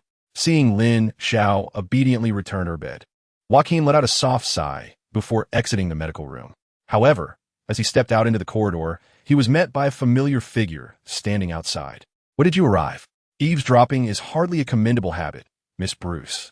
With her arms crossed and leaning against the corridor wall, Bruce wore a knowing smile. "Just as that girl swore her allegiance to you, I noticed the timing was rather fortuitous, so I decided to wait a while. I must say, you seem to have quite the appeal among the ladies." Joaquin waved his hand dismissively. "Don't be ridiculous. Lin Zhao's actual age could make her my great-grandmother. Come on, Bruce. I have a new plan of action forming in my mind." Chapter 162. The plan. Are you suggesting that as long as this woman uses her abilities to reseed the floodwaters, the Court of Owls will immediately supply power to expedite the arrival of other Dark Knights, and we are to deliberately create this opportunity for them? Thomas Wayne furrowed his brow, stroking his stubbled chin, and fixed his crimson gaze intently upon Joaquin. "Indeed, rather than allowing them to clandestinely transport batteries and summon success at an uncertain time, it would be far more prudent for us to seize control of the timing, deliberately prompting them to act in accordance with my expectations." Now, Joaquin, Bruce, and Thomas had returned to the Batcave, accompanied by Barbara and Alfred. Alfred, as usual, busied himself with serving tea and refreshments, seemingly devoid of any intention to interfere with their endeavors. Meanwhile, Barbara occupied herself at the Batcave's computer, her screen displaying an aerial map of Gotham's electrical grid. "Barbara, can you locate the operational power plants?" Upon hearing Joaquin's inquiry, Barbara's expression turned grave as she delicately tapped the keyboard, resulting in 3 locations being magnified and marked on the map. The power facilities still operational and unaffected by the flooding were the LexCorp nuclear power plant in the Gotham suburbs, the Starlight Laboratory solar power station in the high-tech district, and the Wayne Group's new energy power plant adjacent to Arkham. Bruce Wayne crossed his arms, squinting at the locations illuminated on the screen. Surely, at least one of these power plants has been covertly commandeered by the Court of Owls, establishing a power transmission route to an underground secret facility. If we can wrest control, we can trace the source and discover the location of their underground laboratory. "No," Barbara interjected almost immediately, her brows furrowing in a stern glare directed at Bruce. "The LexCorp nuclear power plant currently supplies essential electricity to the refugees sheltering in the suburbs. The Starlight Laboratory solar power station is crucial for maintaining the operation of numerous hazardous devices. And the Wayne Group's new energy power plant ensures the security of Arkham Asylum and Blackgate Prison. Have you considered the catastrophic consequences if any of these power plants were to cease operations due to conflict?" Bruce, however, responded with a derisive smirk, his cold, merciless gaze locking on a Barbarous. "Dear, let's not forget who submerged this city. A slight cost is worth it if we ultimately prevail." "Cost? Do the lives and property of Gotham's citizens merely serve as pawns in your calculations?" Barbara retorted, her voice laced with indignation. "To bring this up now is frankly distressing for us all." As the tension between the two women escalated, Joaquin stepped forward, positioning himself between them to diffuse the rising conflict. "Enough. Discussing this is futile, as I had no intention of directly assaulting these 3 power plants. On one hand, there are the reasons Barbara articulated, and on the other, such an approach could easily alarm the Court of Owls. They might resort to detonating the power plants, which would obliterate our leads entirely." Joaquin turned his gaze toward the Gotham power grid map, a complex tapestry reminiscent of a circuit board, yet subtly organized. It was not difficult to ascertain which of the 3 power plants had fallen into the hands of the Court of Owls when the flood receded. The court would undoubtedly seize this precious opportunity. At that moment, by monitoring the anomalous electrical pulses within Gotham City, Both the power stations and the clandestine underground locations would be laid bare. You can accomplish this, Barbara. Barbara paused momentarily, then nodded swiftly. Of course, by utilizing Wayne Enterprises satellite to monitor Gotham's electromagnetic fluctuations, it would be feasible. In that scenario, we would merely await the adversary to disclose their route, while simultaneously shutting down the power stations and infiltrating the underground secret laboratory to neutralize the yet-to-be-summoned members of the Dark Knights. If fortune favored us, we could resolve the situation within a few hours and restore the power stations. What do you think? This plan is rather straightforward, is it not? Though Joaquin presented the plan nonchalantly, the expressions of the others were grave. Everyone present, astute in their own right, quickly grasped the underlying issues within Joaquin's strategy. Are you suggesting that we must simultaneously contend with the remaining members of the Dark Knights, Red Death, the Merciless, Dawnbringer, the Murder Machine, and the Annihilator? No, wait. Counting the team infiltrating the power station, we would be facing 6 fronts at once? Thomas furrowed his brow, casting a visibly disapproving glance toward Joaquin. In truth, our primary targets are merely the Merciless or the Dawnbringer. The others only need to be delayed. Let's not forget that we do not need to vanquish every foe in open combat. If we can retrieve an isotope that aligns with Bruce Wayne's physiological characteristics and unlock the weapons here, victory will be ours. As Joaquin's words echoed, everyone instinctively turned to the securely locked boxes situated at the center of the Batcave. Naturally, the potency of the weapons within those boxes remained an enigma, a fact understood by all, yet no one broached the subject at that moment, as it represented their sole glimmer of hope for triumph. When shall I initiate the action? Upon hearing Bruce's inquiry, Joaquin closed his eyes, contemplating deeply for a moment before opening them again and responding in a somber tone. This plan necessitates the assembly of numerous collaborators, and we must also prepare an array of tools to reach an underground stronghold situated many meters below. We will require some time. However, we cannot afford a delay for too long, Joaquin. Prolonged exposure of Gotham's architecture to seawater could result in irreparable damage. Moreover, as you previously mentioned, the Court of Owls possesses alternative contingency plans. Should they wait too long without witnessing the receding tide, they may resort to other means to continue the summoning ritual. Joaquin nodded at Barbara's words, though in truth, he had already established a specific timeline.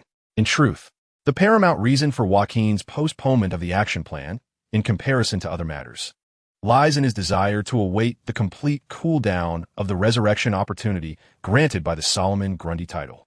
Previously, in a desperate bid to escape from the submerged sewer, Joaquin was compelled to utilize one resurrection chance. Thus, a full week must elapse before he can regain this ability. Confronting the Dark Knights, this resurrection opportunity holds immense significance for him. Specifically, in 3 days' time, we must make our final stand against the Owl Court and the Dark Knights they summon. Chapter 163. The Frost Killer. This is the general situation. I require additional combat strength, yet I must emphasize that unlike Amanda Waller, this mission is not obligatory. Even if you choose to refuse, there will be no threat to your lives. Participation is entirely voluntary. In the confines of Waller's warship, Joaquin addressed the members of the Suicide Squad with a serious countenance. He harbored little hope regarding their potential as reinforcements. After all, they were criminals coerced into executing missions under the threat of death or reduced sentences by Waller, and it was evident that they were not particularly motivated to save the world. Nevertheless, he still wished to make an attempt, for his available combat strength was alarmingly scant. I'll join. To Joaquin's surprise, before he could finish speaking, someone had already volunteered. Even more astonishing was the fact that the first to respond was someone he had presumed would undoubtedly decline, the Boomerang Captain, George Diggle Harkness. I found my son Owen S. information in Waller S. office. He is truly gifted and seems to have inherited his mother S. unique abilities. The once somewhat disheveled visage of Boomerang Captain now bore a newfound paternal tenderness as he spoke earnestly. I do not wish to reunite with him as a third-rate villain. Rather, I hope to convey to him that his estranged father is a hero, hindered from raising him due to extraordinary circumstances. Besides, you mentioned that there is a creature possessing flashlight powers among them, correct? In dealing with a speedster, I reckon you are the most experienced of us all. Joaquin pondered for a moment before nodding in approval of Boomerang Captain's application. As he had articulated, although Boomerang Captain's personal abilities were not particularly formidable, His prior experience as a core member of the Mid-City Rogues provided him with valuable insights in combat against the Speedster, which could prove crucial in confronting the Red Death. The second to raise a hand was the katana. The Dark Knights, once unleashed, will bring about even greater calamities. I shall assist you in preventing this. Though Katana possessed a somewhat bloodthirsty disposition, her fundamental nature was that of a vigilante. Thus Joaquin found no surprise in her willingness to join. Joaquin then turned to the dead shot, who shrugged nonchalantly, exuding an air of indifference. I am merely a mercenary, as long as your remuneration is sufficient. It matters not whether it comes from a Batman of another realm or an extraterrestrial entity. Rest assured, I can guarantee that this time the compensation will be exceedingly generous. Wealth possesses divine power, and Joaquin is well aware that monetary prowess is the most formidable superpower of all. Moreover, it is highly likely that this sum will not require Joaquin to expend his own resources. After all, this endeavor is about saving Gotham and the world, and it would be ideal for either the United States or the Wayne Foundation to cover the costs. Ultimately, only one person remained. Joaquin surveyed the surroundings and noticed the absence of one individual. Where's Killer Frost? After a moment's contemplation, Joaquin departed from Waller's office and made his way to the lower deck of the warship. According to Deadshot, Killer Frost had been residing in the boiler room at the bottom of the ship, though both she and Captain Cold wield ice abilities. Unlike the latter, who must exist in a frigid environment, Killer Frost has transformed into a state of perpetual frost, continuously drawing energy from the outside world. For Joaquin, Killer Frost represents the most valuable combatant to recruit for the Suicide Squad. Her freezing powers are exceptionally effective against the talons of the Court of Owls, and she appears to be more easily manageable than the emotionally detached Captain Cold. As Joaquin approached the entrance to the cooling chamber, he discovered that the boiler's cooling system, which should have been rumbling with activity, seemed to have been turned off. Yet, despite this, the boiler room, which would typically be unbearably hot, felt unusually refreshing. In fact, a thin layer of frost coated the metal doorknob. Taking a deep breath, Joaquin twisted the knob and pushed the door open to enter the boiler room. Killer Frost. Long time no see. However, the moment Joaquin stepped into the chamber, a slender figure draped in a pale blue hue caught his eye. She wore no clothing to conceal her form. Her flawless back and well-proportioned thighs laid bare before him. Who are you? Did I not expressly forbid anyone from entering? Killer Frost exclaimed, her hands instinctively covering her chest as she turned around in a flustered panic. Joaquin swiftly stepped back, intending to close the door once more. Apologies. I did not realize you were yet. Just then, upon seeing Joaquin, Killer Frost's lips curled into a smile, and she raised her hands before her, a gesture indicating her use of powers. Crack! The sound of an ice wall forming echoed through the room. However, it did not freeze Joaquin, but instead materialized behind him, blocking his escape. In that instant, Joaquin's mind nearly froze, thoughts ceasing to flow, for Killer Frost's raised hand signified that her body was now entirely exposed. It's you, Joaquin. What brings you here? Killer Frost asked with a faint smile, gracefully approaching him, her delicate hand gently caressing his cheek, the coolness of her touch unexpectedly refreshing. Nonetheless, he soon regained his composure, striving to avert his gaze from her. Could you perhaps put on some clothing first? The Frost Killer steadily approached Joaquin, who found himself cornered against an icy wall as he attempted to retreat. Did you not save my life just a couple of days ago? I've been contemplating how to repay you since that moment. This is merely a consequence of our mission, but as that bald bastard with the glass jar remarked, it will be better to act at the very moment I am to be slain, right? Furthermore, you rescued me from Waller, and I owe you a great deal, Joaquin. I despise being in someone's debt. With a sultry smile, the Frost Killer's delicate hand reached for Joaquin's belt. He sighed softly at the sight. He understood that the ambience here was rather liberal, and he should not bring his past conservative notions into this realm. Moreover, for the Frost Killer, this unfortunate girl desperately needed affection. Your body seems less frigid than I had anticipated, Frost Killer. Joaquin's hand glided over her smooth, delicate back, and the sensation was more refreshing than cold. Call me Snow. My name is Caitlin Snow.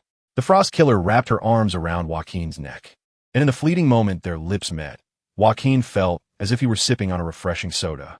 I can regulate my body's heat absorption, and I have collected quite a bit of warmth here, so my body is at a relatively higher temperature than usual. At this point, Caitlin Snow stood on her toes, leaning closer to Joaquin's ear, her slightly cool breath sending shivers down his spine. Moreover, it's common knowledge that friction generates heat, is it not? Chapter 164. Poison Ivy. The Suicide Squad had confirmed the participation of all members. Captain Boomerang, Deathshot, and Katana were expected to confront the Red Death, while Caitlyn's abilities were more suited for vigilance against potential disruptions from the Claw. Achoo! Barbara furrowed her brow and handed Joaquin a box of tissues. Caitlyn refers to the Frost Killer, and you caught a cold? At such a critical moment? Joaquin forcefully blew his nose and suddenly seemed to recall something, shivering at the thought. Some superpowered individuals lose control of their abilities during extreme excitement, a possibility Joaquin had not considered. Do not worry, with my constitution, I should be completely recovered by tomorrow. Cough, cough, but let us set that aside for now, Barbara. How did your attempts to contact the others turn out? Upon hearing Joaquin's words, a visible unease crossed Barbara's face. I am not certain what has transpired with the Justice League. The reserve contact methods went unanswered. I also tried reaching out to other acquaintances, but it appears those lines are also out of service. A weight settled in Joaquin's heart. Global communication restrictions. Was this the doing of the Owl Council, or were there other underlying reasons? From any perspective, it did not bode well. Then we have no choice but to rely on ourselves to take action. Later, I will reach out to Kate. She should be able to assist with this matter. As for Red Hood, Jason Todd's injuries should have nearly healed by now. Let us not allow him to remain idle. Joaquin counted the numbers on his fingers, contemplating how to allocate the personnel effectively. For now, let us proceed with this arrangement. Barbara, you ought to take some time to rest in the coming days. Otherwise, when the day of action arrives, you'll need to be in optimal condition. Wait.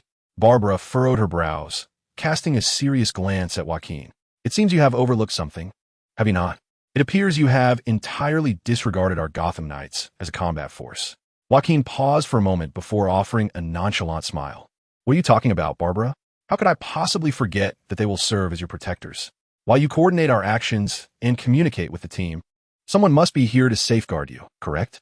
Barbara narrowed her eyes, scrutinizing Joaquin for a while before lowering her voice. You are showing favoritism, Joaquin. You deliberately arranged for us to be in a safe place earlier. You had already devised a plan to confront Poison Ivy and the witch-possessed Harley.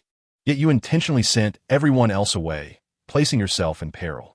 Seeing the sharp gaze behind Barbara's glasses, which seemed to pierce through everything, Joaquin sighed and replied candidly. Yes, that is indeed the case.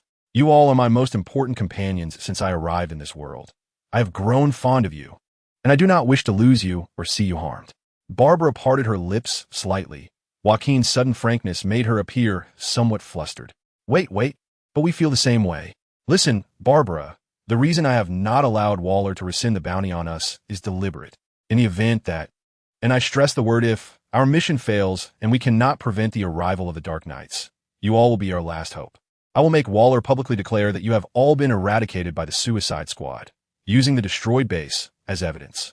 This way, you can remain perfectly concealed, biding your time to seek retaliation or at the very least, survive. Barbara, I do not deny that I am no hero. I have my own selfish motives. I do not want Harley to accompany me into danger, and Dinah and Cassandra are mere children. They're the hope for the future. I need your assistance in keeping this from them. They trust your judgment and will not suspect a thing. Barbara bit her lip, hesitating for a moment before gazing at Joaquin with a look of sorrow. This is too much, simply telling me this. In the event that what you describe comes to pass, I would suffer more than the ignorant masses. Joaquin smiled faintly, gently patting Barbara's shoulder. Do not worry. I am also a coward at heart. I will not throw away my life recklessly. If the opportunity arises, I will surely be the first to flee. Moreover, what I previously stated was not entirely an excuse. Your duty to monitor Gotham's power operations and command us signifies that you are the absolute core of this mission, necessitating the utmost protection without any room for error. Joaquin stretched and stood up, departing from Barbara's room. Well, that essentially concludes the arrangements. I must cherish these rare days of vacation with Harley. However, before that, it seems I should indulge in a warm bath. Achoo! As Joaquin walked down the corridor towards Harley's room, a door suddenly swung open, and before he could react, a lightning-fast object ensnared his limbs, forcibly dragging him into the room. Who is it? Joaquin's heart raced, but he quickly discerned the answer from the green vines constricting around him. Poison Ivy. What is the meaning of this? With a swift motion, He effortlessly severed the plant that had ensnared him. There sat Poison Ivy on the bed, her arms wrapped around her knees, gazing at him with an intricate expression. You should know why I sought you out. It concerns my daughter, our daughter, Jella. Joaquin's expression shifted slightly. He had anticipated this day would come, so he sighed and approached Poison Ivy steadily. That was an accident. You should have informed me about the seed you gave me back then. Poison Ivy's pupils contracted, tears seemingly welling in her eyes. So it is true. Little Jella is my child. I actually have a daughter. Why did you not tell me sooner? What would have happened had I known earlier? Should I let Jella understand that her mother is a supervillain confined in a botanical garden? Or that she is merely an unexpected product of our entirely emotionless union? Joaquin furrowed his brow, coldly interrupting Poison Ivy. Before Jella grows up, it is best for her to believe that Harley is her mother and that she is the fruit of our love. You're aware of this, which is why you allowed Jella to call you sister without revealing your true identity. Poison Ivy pressed her lips tightly together and lowered her head. After a moment, she lifted her gaze, as if having made a significant decision. I just overheard your plan, including your conversation with Barbara. Joaquin's heart sank. He had entirely forgotten that Poison Ivy could eavesdrop through plants. Any flower in Barbara's room could have served as her ears. Eavesdropping is not a commendable habit. Besides, this matter does not concern you. I want to be involved, and I want to act alongside you. I understand that you can gain enhancements when your body is infused with toxins. I can assist you with that. However, in exchange, I require you to secure a pardon for all my crimes through Waller and grant me a heroic identity. Ultimately, after the incident concludes, allow me to reunite with my daughter, little Jella. Chapter 165. The prey 3 days, neither short nor long, have swiftly passed. In the end, they were unable to reach any member of the Justice League for assistance. Nevertheless, Joaquin resolved to proceed with the plan as scheduled. Are you ready, Barbara? On Amanda Waller's warship, Joaquin, with a serious expression, pressed the communicator against his ear. No worries. The screen before me is displaying Gotham's power transmission status in real time. Isn't it worth waiting a few more days to see if we can contact the Justice League? There's no necessity for that. Besides, the current Justice League comprises only second-tier heroes who cannot provide us with substantial help. We must rely solely on our companions. Joaquin shook his head and turned towards the bow of the ship. At the ship's forefront, a tall and graceful figure stood proudly, gazing at the submerged Gotham City. Perhaps hearing Joaquin's footsteps, Bruce Wayne's lips curled into a slight smile. She retrieved a small metallic rod from behind her, and with a series of mechanical clicks, the object swiftly elongated, transforming into a weapon resembling a bat-shaped trident. That day we went to the Star Labs to retrieve the drill. I heard Barbara mention that you pilfered some end-metal to craft this new weapon. Bruce taunted, her gaze challenging as she caressed the trident in her hand. This trident can fully unleash my divine powers, a stark contrast to that previous toy. If we face off again, neither you nor that Flashpoint Batman will stand a chance against me. Joaquin shrugged, feigning indifference. In that case, I look forward to witnessing your performance against the other members of the Dark Knights. You may prepare to strike, Bruce. Bruce smirked, seemingly dissatisfied with Joaquin's reaction. Yet she turned her gaze forward, took a deep breath, and leapt into the air. With an elegant somersault, she landed gracefully on the surface of the water, as if she were a legendary lake nymph, standing firmly without sinking. With a flourish, she plunged her trident into the water's surface. Oceans, heed my command. The trident glowed with a golden hue, and accompanied by a deep rumbling. The surrounding waters began to churn, causing the warship to sway violently. Joaquin, grasping the railing to maintain his balance, could clearly see the sea level, which had submerged Gotham to a depth of 10 meters, rapidly receding at a visible pace. From the dilapidated houses soaked for far too long to the litter-strewn streets, the flood that had engulfed Gotham for an entire week finally began to withdraw from the port.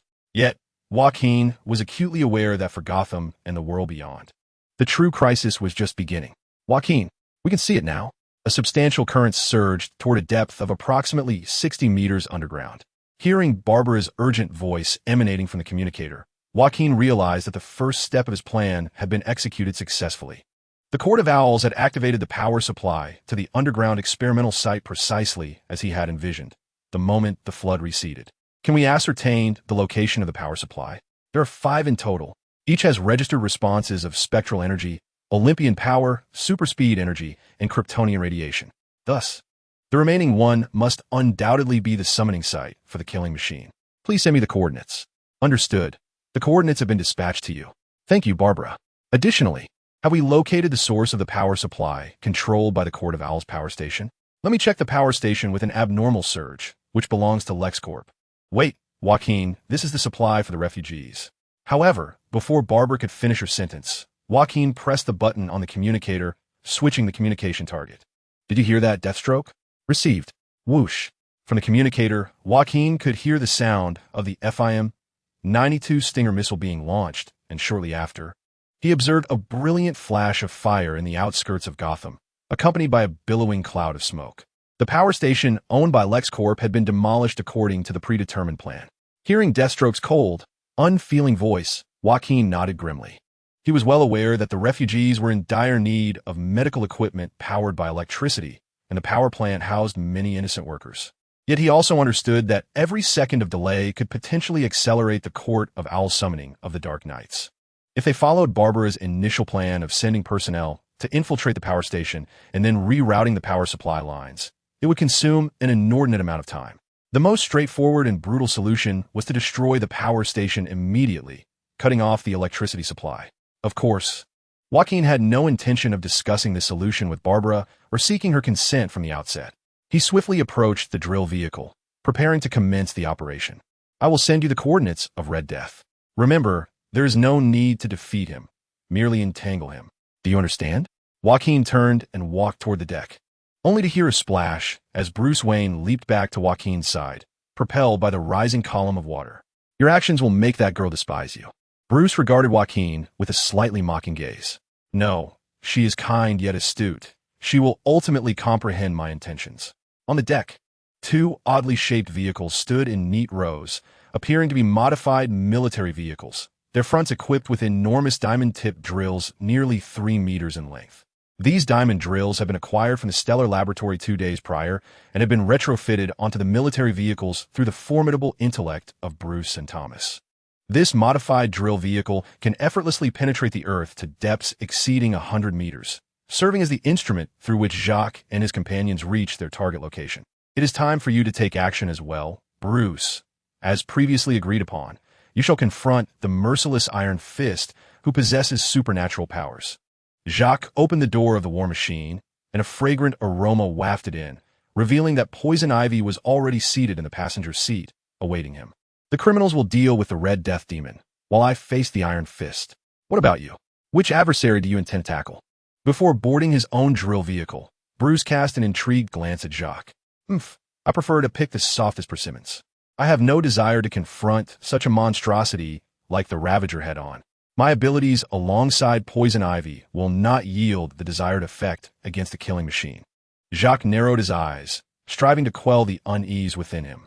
At the moment the flood recedes, his instinct for danger has been sounding alarms without pause. The dawn's eerie light, that fallen Green Lantern Batman, is my quarry. Chapter 166. Encounter with a thunderous roar reverberating, Jacques piloted the vibrating drill vehicle downwards. Although the speed of the drill vehicle should allow him to reach the target location within 10 minutes, Jacques felt as though time stretched on interminably. Initially, he attributed this sensation to his own anxiety, but soon realized that something was amiss. Ivy, can you refrain from letting your plants emit toxic fumes for now? While this may heighten my senses, entering such a state before the battle even begins is quite torturous. Inside the cramped cockpit, vibrant green vines and an array of blooming flowers had somehow spread throughout the space. The subtly sweet fragrance heightened Jacques' exhilaration, compelling him to exert control to prevent the steering wheel from snapping under his grip. Poison Ivy pouted slightly, her slender arm gesturing gently. The blooming flowers obediently began to close. From her tightly pressed lips and evasive gaze, she appeared somewhat anxious as well. I heard that we will soon encounter a fusion of Green Lantern and Batman. To be honest, do you have any plans? I understand that the stronger one's willpower, the more formidable a Green Lantern becomes. Jacques shrugged, feeling his emotions stabilize after temporarily halting the intake of toxins. I have no specific plans. In truth, strategizing against Batman, even a parallel universe's Batman, is a rather foolish endeavor, akin to challenging someone's expertise with one's own interests. Thus, my plan is quite simple. Upon reaching the destination, you will inject the most potent toxin into my body, and then I shall proceed to eliminate him without a second thought. Poison Ivy toyed with the green vine in her hand, yet her gaze betrayed a hint of fear. This cannot continue. Fear is contagious, and I must not allow myself to be influenced. Recognizing the situation, Joaquin cleared his throat and deliberately initiated a conversation with Poison Ivy to alleviate the tension. Let us set aside the current matters for a moment. Did you not previously express a desire for clemency, aspiring to become a hero? He inquired. To be frank, I could easily fulfill your earlier request. All it would take is for Waller to acknowledge your role in this incident. However, attaining the status of a superhero may prove to be a more formidable challenge. Poison Ivy furrowed her brows, casting a dark glance at Joaquin. What difficulty could there possibly be? If even Harley can be registered as a superhero, why could I not? Joaquin scratched his head, feeling somewhat conflicted. The crux of the matter is that your aspiration extends beyond mere registration. You yearn to embrace the role of Jella's mother with dignity, do you not? Upon hearing her daughter's name, Poison Ivy's expression softened, and she murmured in a voice barely above a whisper. That is precisely the issue. I intend for Jella, like any other child, to attend school normally, receive an education, and form friendships. But Ivy, your reputation likely extends beyond Gotham. It is renowned worldwide. Not to mention the deeds you have committed in the past. Some parents even use you as a cautionary tale to intimidate their misbehaving children. Poison Ivy's eyes gradually dimmed, her grip on the vines tightening. You are well aware that Jella possesses the same ability to manipulate plants as you do. If her peers were to discover her connection to you at school, how would they treat her? You understand the potential impact on her mental and emotional well-being far better than I do. Then, does this mean Jella should avoid human contact and, like me, live among plants? Joaquin inquired, his tone steady. Are you truly serious, Ivy? Do you genuinely believe such a life embodies happiness? Interrupted by Joaquin's calm demeanor, Poison Ivy fell silent. Joaquin understood that Poison Ivy was not inherently of such a nature. Her transformation was a consequence of unforeseen circumstances. Thus, she comprehended the essence of being an outcast more than anyone else. Are you suggesting that I should not acknowledge Jella? That I, a notorious supervillain, am inherently unworthy of motherhood? Joaquin seemed to detect a faint sound of weeping, instantly regretting his choice of words. His intention had been to divert the topic, yet he inadvertently exacerbated the atmosphere. No, that is not my intention, Ivy. What I mean is that you cannot simply rely on a pardon and a mere title to transition from a well-known villain in Gotham to a superhero. You must reconstruct your image. Reconstruct my image? She echoed. Indeed. You must ensure that the citizens of Gotham genuinely perceive your willingness to assist them, cultivating their goodwill towards you. But how can this be achieved? I have an idea, Ivy. Given the recent flooding, Gotham's downtown area is likely to undergo significant reconstruction. You might seize this opportunity to become the focal point for all Gotham citizens. Me? I could become the focal point? Yes, Ivy. Your abilities were once incongruous with Gotham. For in the highly modernized concrete jungle, your flora would only wreak havoc. However, now that Gotham's infrastructure lies in ruin, your talents can truly come to fruition. You possess the capacity to aid in the city's regreening efforts and to manipulate plants to swiftly create tree houses, providing temporary shelter for the populace. As this was articulated, Joaquin turned his head, locking eyes with Poison Ivy in a serious gaze. This is an opportunity for you, Ivy. You need not be a vanguard in the struggle for territory between plants and humans. You can serve as a bridge for harmonious coexistence. Bridge, Poison Ivy murmured, softly repeating Joaquin's words, appearing somewhat swayed yet still hesitant. But will anyone permit me to do this? Those short-sighted bastards at the top of Gotham? Rest assured, Ivy, at least during the reconstruction of my properties, you will have the freedom to express your abilities. Poison Ivy's eyes widened in surprise. Disbelief etched across her features as she gazed at Joaquin. In a moment, she lowered her head, her crimson locks cascading to shield her cheeks. To be honest, I initially thought you were merely using Harley like the old Joker, but now I begin to believe that perhaps Harley's luck with men is finally changing.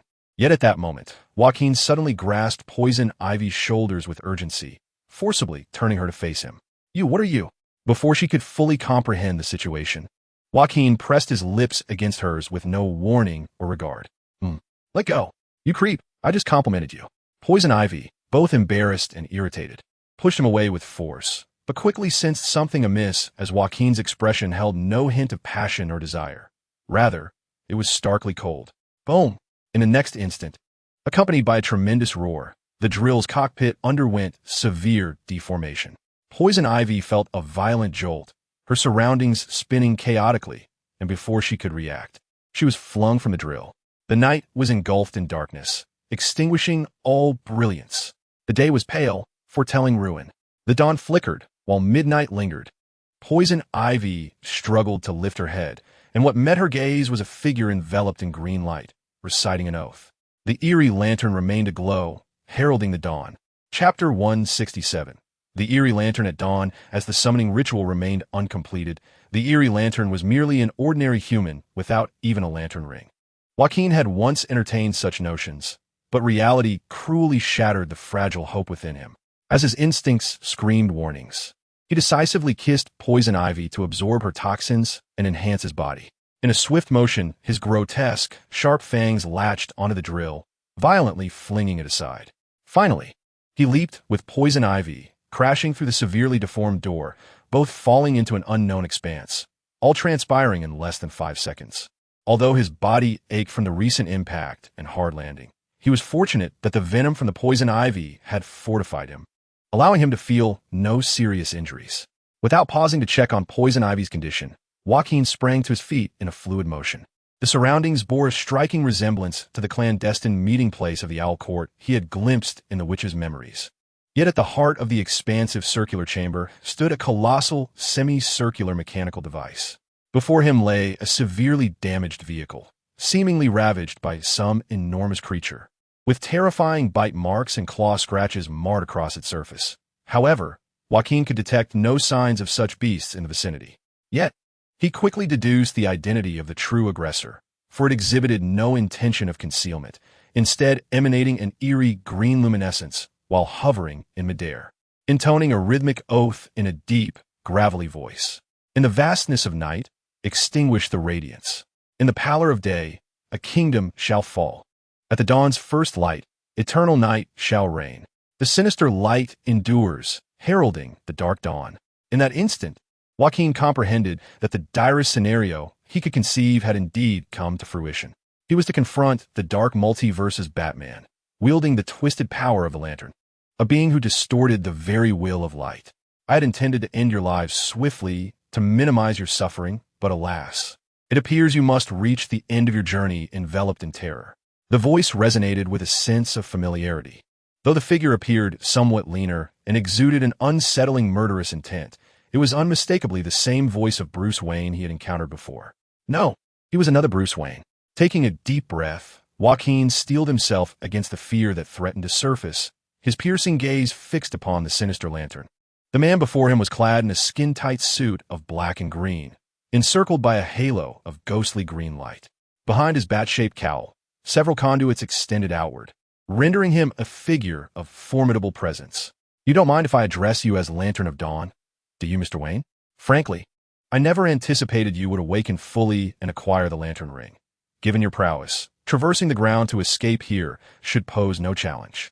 Although Joaquin's demeanor seemed nonchalant, his grip on the dagger was firm, and his eyes remained locked on the Lantern of Dawn, his muscles coiled, ready to spring. So, you are aware of my identity. Just as I had surmised, has that wretched woman, the drowned vengeful spirit, betrayed us? No. To be precise, we are merely a temporary alliance summoned by that abhorrent creature, the Laughing Bat. There is no camaraderie among us. To Joaquin's surprise, the Lantern of Dawn did not immediately launch an assault. Instead, he descended slowly to the ground. As a flicker of realization crossed Joaquin's mind, he discerned that the other party was not entirely incapable of communication. If dialogue were possible, the circumstances would be markedly different. Who would prefer to engage in strife when mere words could suffice? Mr. Dawn's deceptive light, I am aware of your circumstances. In your realm, you fortuitously acquired the power of the Green Lantern. However, your formidable will disrupted its constraints, causing a mutation that lifted the ban on lethal force. While Joaquin spoke, he observed the movements of the Dawn's deceptive light, remaining vigilant and unyielding. Yet, the latter stood there with lips tightly sealed, silently absorbing Joaquin's words. seemingly devoid of any intention to act. Subsequently, you embarked on a rampage, exhibiting no mercy towards criminals, and when the Green Lantern Corps arrived to thwart you, you utterly decimated them, leaving no survivors. Let there be no misunderstanding. I do not deem your actions as erroneous. You concur with my approach? Joaquin's words evidently piqued the interest of the Dawn's deceptive light, whose antiquated, cracked goggles shimmered with an eerie luminescence. Indeed, my views on these criminals align with yours. Those deserving of capital punishment should not be allowed to continue wreaking havoc upon the world. Furthermore, I harbor no fondness for those little blue beings of the Green Lantern Corps. Their sordid history is indeed beyond reproach. Mr. Dawn's deceptive light, though your world has been annihilated, perhaps you should contemplate settling in this realm. With your abilities, the Green Lantern Corps here would likely be no match for you. In such a case, you could easily conquer this world's Green Lantern Corps and realize your aspirations. Wouldn't that be rather splendid? Joaquin's words, imbued with a mixture of truth and deceit, aimed to placate the Dawn's deceptive light, hoping to persuade him to assist in unlocking the secret weapon certification left by Batman. As for how the Green Lantern Corps would subsequently be troubled, that was a concern for them to bear, having already sacrificed Atlantis for the vengeful souls of the drowned. Joaquin was unperturbed by the prospect of ensnaring a few more individuals. The Dawn's deceptive light slightly bowed his head, resting his chin upon his hand, seemingly contemplating Joaquin's proposal. You possess knowledge beyond my expectations. Much of it evidently cannot have come from that woman, the vengeful spirit of the drowned. Frankly, you evoke a sense reminiscent of the Laughing Bat, albeit lacking the nauseating arrogance of meticulous scheming. It is no wonder the vengeful spirit was swayed by your promises. Was she not? I merely believe that if there is no direct conflict of interest, there is no need for a life-and-death struggle. I am willing to accede to your request. Upon hearing the Dawn's deceptive light's words, Joaquin felt a surge of hope, only to be swiftly doused by a cold reality. Did you not profess your agreement with my zero-tolerance stance against evil? Then prove it to me. The one beside you is the world's poison ivy, is she not? Eliminate her, and I shall acknowledge you as my assistant. Joaquin was momentarily taken aback. Then he gently sighed, turning his gaze toward the poison ivy, who was half sitting on the ground. He slowly raised the dagger in his hand, and she looked at him with a gaze filled with terror and confusion. Joaquin, you cannot. I'm afraid I have no choice. Whoosh! A flash of cold light streaked by as Joaquin hurled his knife with the swiftness of lightning. Naturally, his target was the Dawn Lantern behind her. However, this unexpected attack was thwarted by a gray-green substance that materialized in front of the Dawn Lantern, as if it had foreseen Joaquin's actions. Is this your choice, pitiful coward? The Dawn Lantern began to float slowly, the lantern ring in its hand shimmering with a gray-green glow. Joaquin turned his head, a new dagger reappearing in his grasp as he propelled himself toward the Dawn Lantern. Stop pretending. You never intended to negotiate with me to begin with. But worry not. I shall persuade you through action. Chapter 168.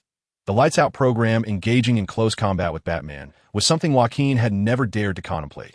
Whether it be the Batman of the main universe or other parallel versions, including the female incarnation of the drowned soul, all possessed martial skills that ranked among the pinnacle of humanity, second only to formidable figures like Lady Shiva and Cassandra.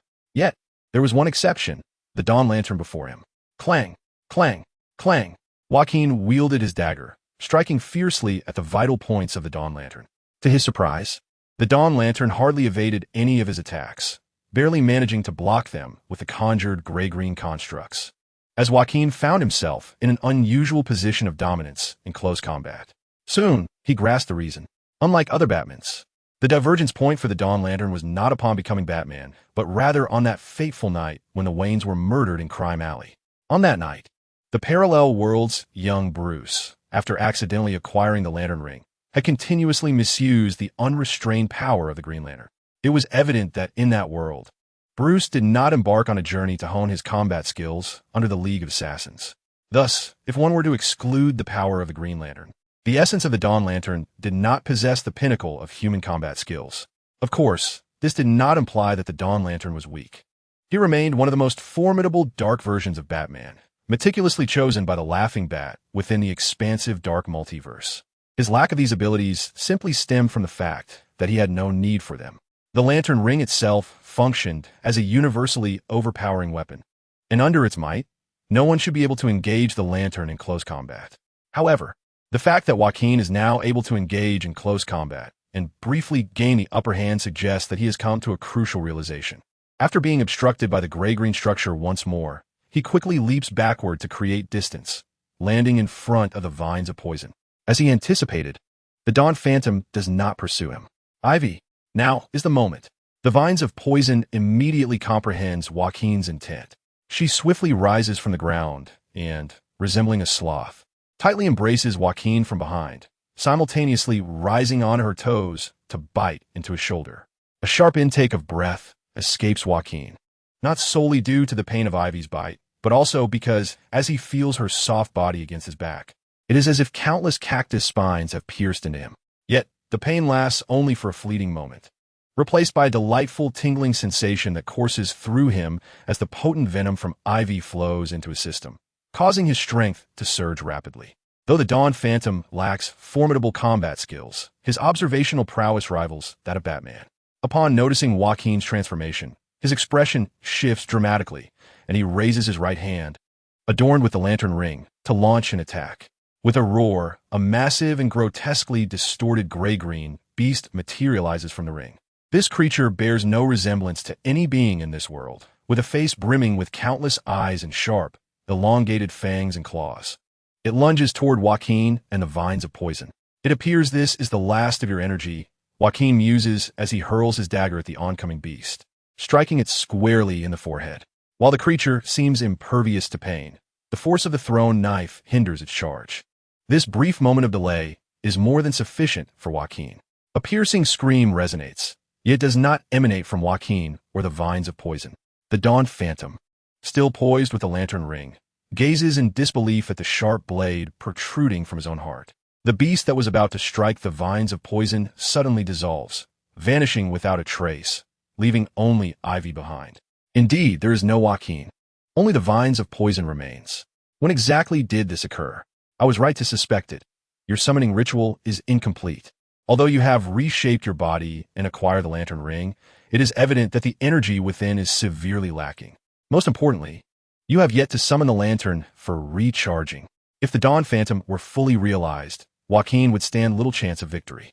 After all, he could establish perfect defense through the lantern ring and continuously construct beasts to attack, rendering Joaquin's dagger utterly ineffective. However, from the recent skirmish, it appears that the Dawn Phantasm deliberately refrained from employing its manifestation abilities during combat. This could hardly be attributed to an act of benevolence towards Jacqueline and the poison ivy. Such restraint led Jacqueline to discern its vulnerability. Nevertheless, even with this insight, breaching the defenses of the Dawn Phantasm proved to be no trivial endeavor. The lamp ring possesses an inherent protective function, automatically shielding its master from all assaults, thus rendering Jacqueline's every strike futile against the energy of the lamp ring. Unless, as in this instance, he could first amplify his physical prowess through the toxins of poison ivy, thereby luring the Dawn Phantasm into a position where it would expend minimal energy to counterattack, momentarily diminishing the self-defense capability of the lamp ring. The decisive blow was then struck by employing deceptive magic to blink behind the Dawn Phantasm. Leveraging the additional damage from the backstab, combined with the enhanced potency of poison ivy's toxins to pierce through the Phantasm's defensive shield and penetrate its heart. It is a pity. I had initially believed we could collaborate, Jacqueline mused as he forcefully twisted the dagger to widen the wound. The Dawn Phantasm emitted a muffled groan of agony, blood erupting from its mouth, while the gray-green glow enveloping its form began to flicker erratically. It seemed the end was nigh, yet there was no hope of the Dawn Phantasm unlocking the identity seal within the Batcave. One could only wish that the drowned vengeful spirit might utilize its corpse or capture the merciless Iron Fist. Just as Jacqueline began formulating his next plan, an unsettling sensation washed over him.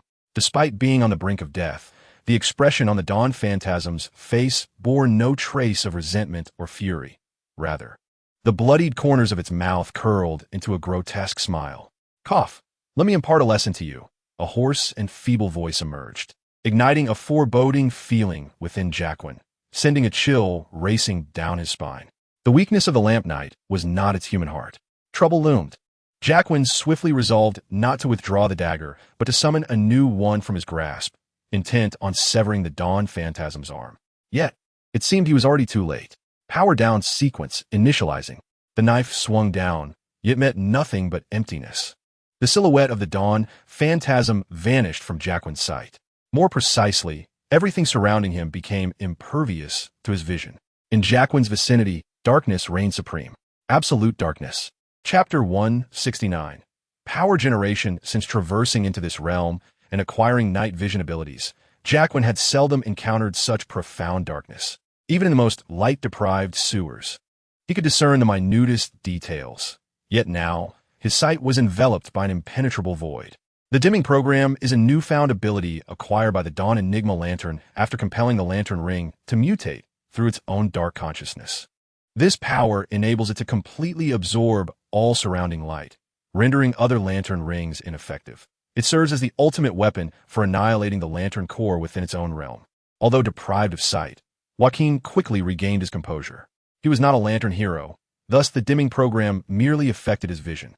Possessing an innate sense of crisis, he could swiftly retaliate even when ambushed in darkness. More crucially, the Dawn Enigma Lantern was nearing the end of its energy reserves and was gravely wounded, a reality that remained unchanged. Suddenly, something seemed to soar through the darkness. Joaquin gripped his dagger tightly, remaining alert for any imminent attack. Yet, he was mistaken. The lurking entity in the shadows had no intention of targeting him. "Oh, let me go." The poison ivy woman emitted a piercing scream of anguish, causing Joaquin's heart to tighten. He dashed toward the source of the sound with remarkable speed. In the obscurity, he discerned the sound of bones being crushed, which, along with her pained moans, provided him with a rough estimate of the enemy's location. "Ivy, do not move. Stay right there," Joaquin bellowed, raising his dagger. After taking a deep breath, he swung it forward with all his strength. With a whoosh, Joaquin felt as though he had successfully struck something akin to a plastic material. In an instant, light returned to the world around him.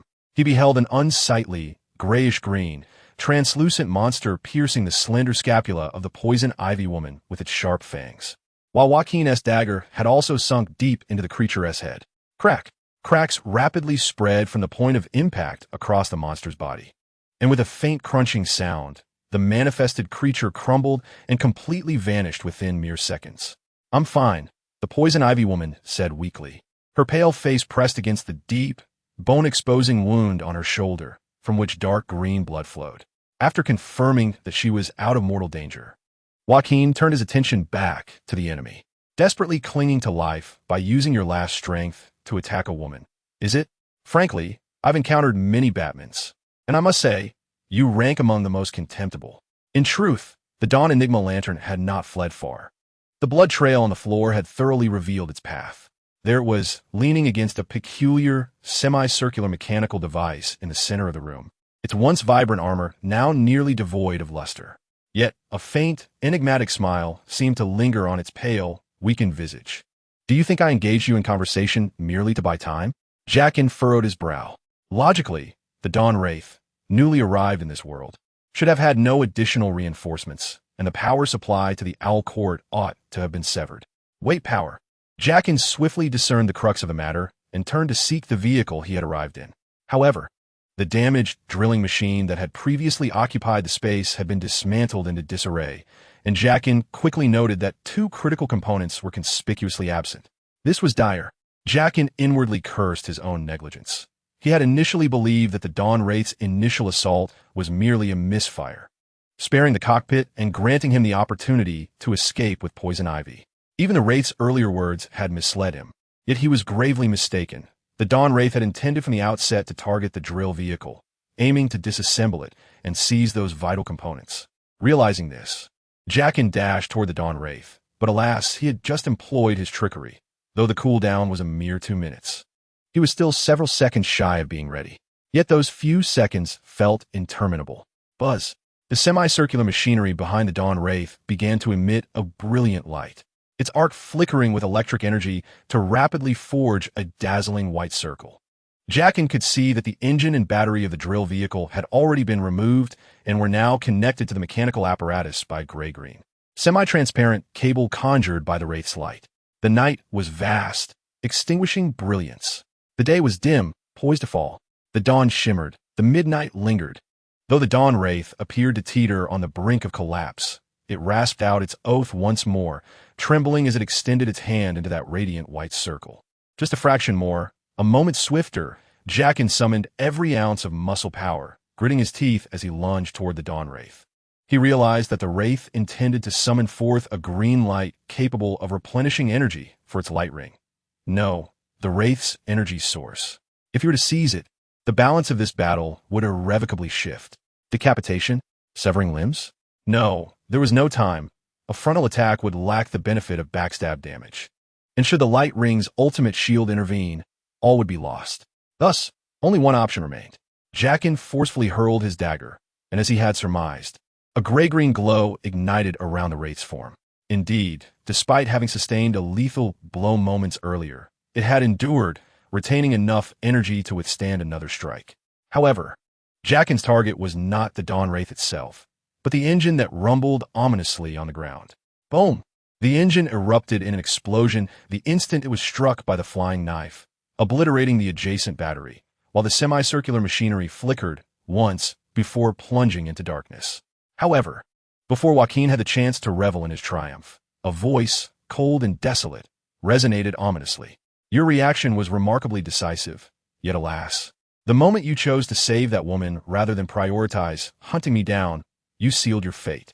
Suddenly, a blinding green light engulfed his vision, and a tremendous force propelled him away like a kite severed from its string.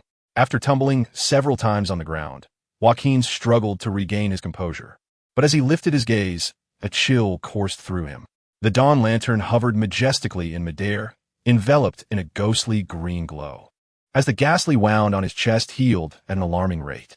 Moreover, a radiant light emanated from the lantern ring on his hand, albeit not from the one he wore on his right hand. Instead, another ring adorned his left finger. Had I summoned an energy lantern earlier, I would indeed have been too late, for recharging requires time. However, such urgency was unnecessary. I merely needed to summon my backup lantern ring. Chapter 170, The World of the Lanterns. Joaquin fully comprehended that the adversary he faced was not merely a fallen Green Lantern. The true essence of the Dawn Lantern was undoubtedly akin to Batman. Like the Batman of this world, he possessed formidable strategic and tactical capabilities. Coupled with that signature modus operandi, Batman always has a contingency plan. In my own world, I had foreseen the possibility of my lantern ring being seized or losing power, which is why I had already crafted a replica and charged it for emergencies. The Dawn Lantern appeared entirely revitalized, shedding the appearance of the wounded and near-death figure he had been moments before. The energy-laden Green Lantern ring could heal its bearer's injuries. And with the gaps in the lantern's suit mended, Joaquin's earlier strike had effectively become irrelevant. Yet, even so, passivity was not in Joaquin's nature. Armed with a dagger, he once more charged at the Dawn Lantern, while simultaneously, Poison Ivy commanded the growth of her vines, coordinating her assault alongside Joaquin's. Powering down sequence, initialization. Darkness enveloped Joaquin's vision anew, but this time, unlike before, he could distinctly sense a multitude of terrifying entities surging towards him from the shadows. Clang, clang, clang. Trusting his instincts and the sound around him, Joaquin swung his dagger, but even so, the only sounds he heard were the collisions with solid objects, monsters conjured by the lantern ring. However, the current manifestations were clearly far superior in both strength and numbers compared to their predecessors. A piercing, anguished scream from Poison Ivy echoed behind him, accompanied by the sickening sound of something sharp tearing through flesh. Ivy, in a fleeting moment of distraction caused by the condition of Poison Ivy, Joaquin sensed something ominous surging towards him from the depths of darkness. Realizing there was no time to evade, he swiftly raised his dagger in a defensive posture before his chest. Thud! However, the assault was not from a monstrous entity, but rather a heavy, blunt object. Though Joaquin managed to partially deflect the blow, the immense force sent him hurtling against the wall, leaving him feeling as though his very organs were being shattered. A bitter taste filled his throat as he coughed, spitting out a mouthful of blood. Yet, in that instant, the blackout protocol was lifted, and Joaquin regained his vision of the surroundings, a harrowing sight reminiscent of hell itself. Countless grotesque creatures, armed with sharp fangs and claws, filled the circular chamber, their hideous and twisted forms seemingly born to instill terror. Among them, one creature was viciously piercing Poison Ivy's abdomen with its talons, leaving her suspended in midair. Although she attempted to retaliate with her vine-like tendrils, they inflicted no harm upon her assailants. Yet this time, Joaquin found himself powerless to save her. For the creator of these abominations, the Dawn Phantom Lantern, floated ominously before him, wielding the energy-laden lantern with an air of sinister authority. "Do not move," it commanded. As its words echoed, two translucent, colossal spikes materialized from thin air, swiftly driving into Joaquin's shoulders, pinning him firmly against the wall. Confronted with the overwhelming disparity in combat prowess and the excruciating agony of being impaled, Joaquin's complexion turned pale, beads of cold sweat forming on his brow. Nevertheless, he mustered a defiant smile. "You didn't kill me on the spot? I never expected you to indulge in the pleasure of torture to such an extent." Dawn Phantom Lantern. Unfazed, the Dawn Phantom Lantern, shrouded in a grayish-green luminescence, drew closer to Joaquin.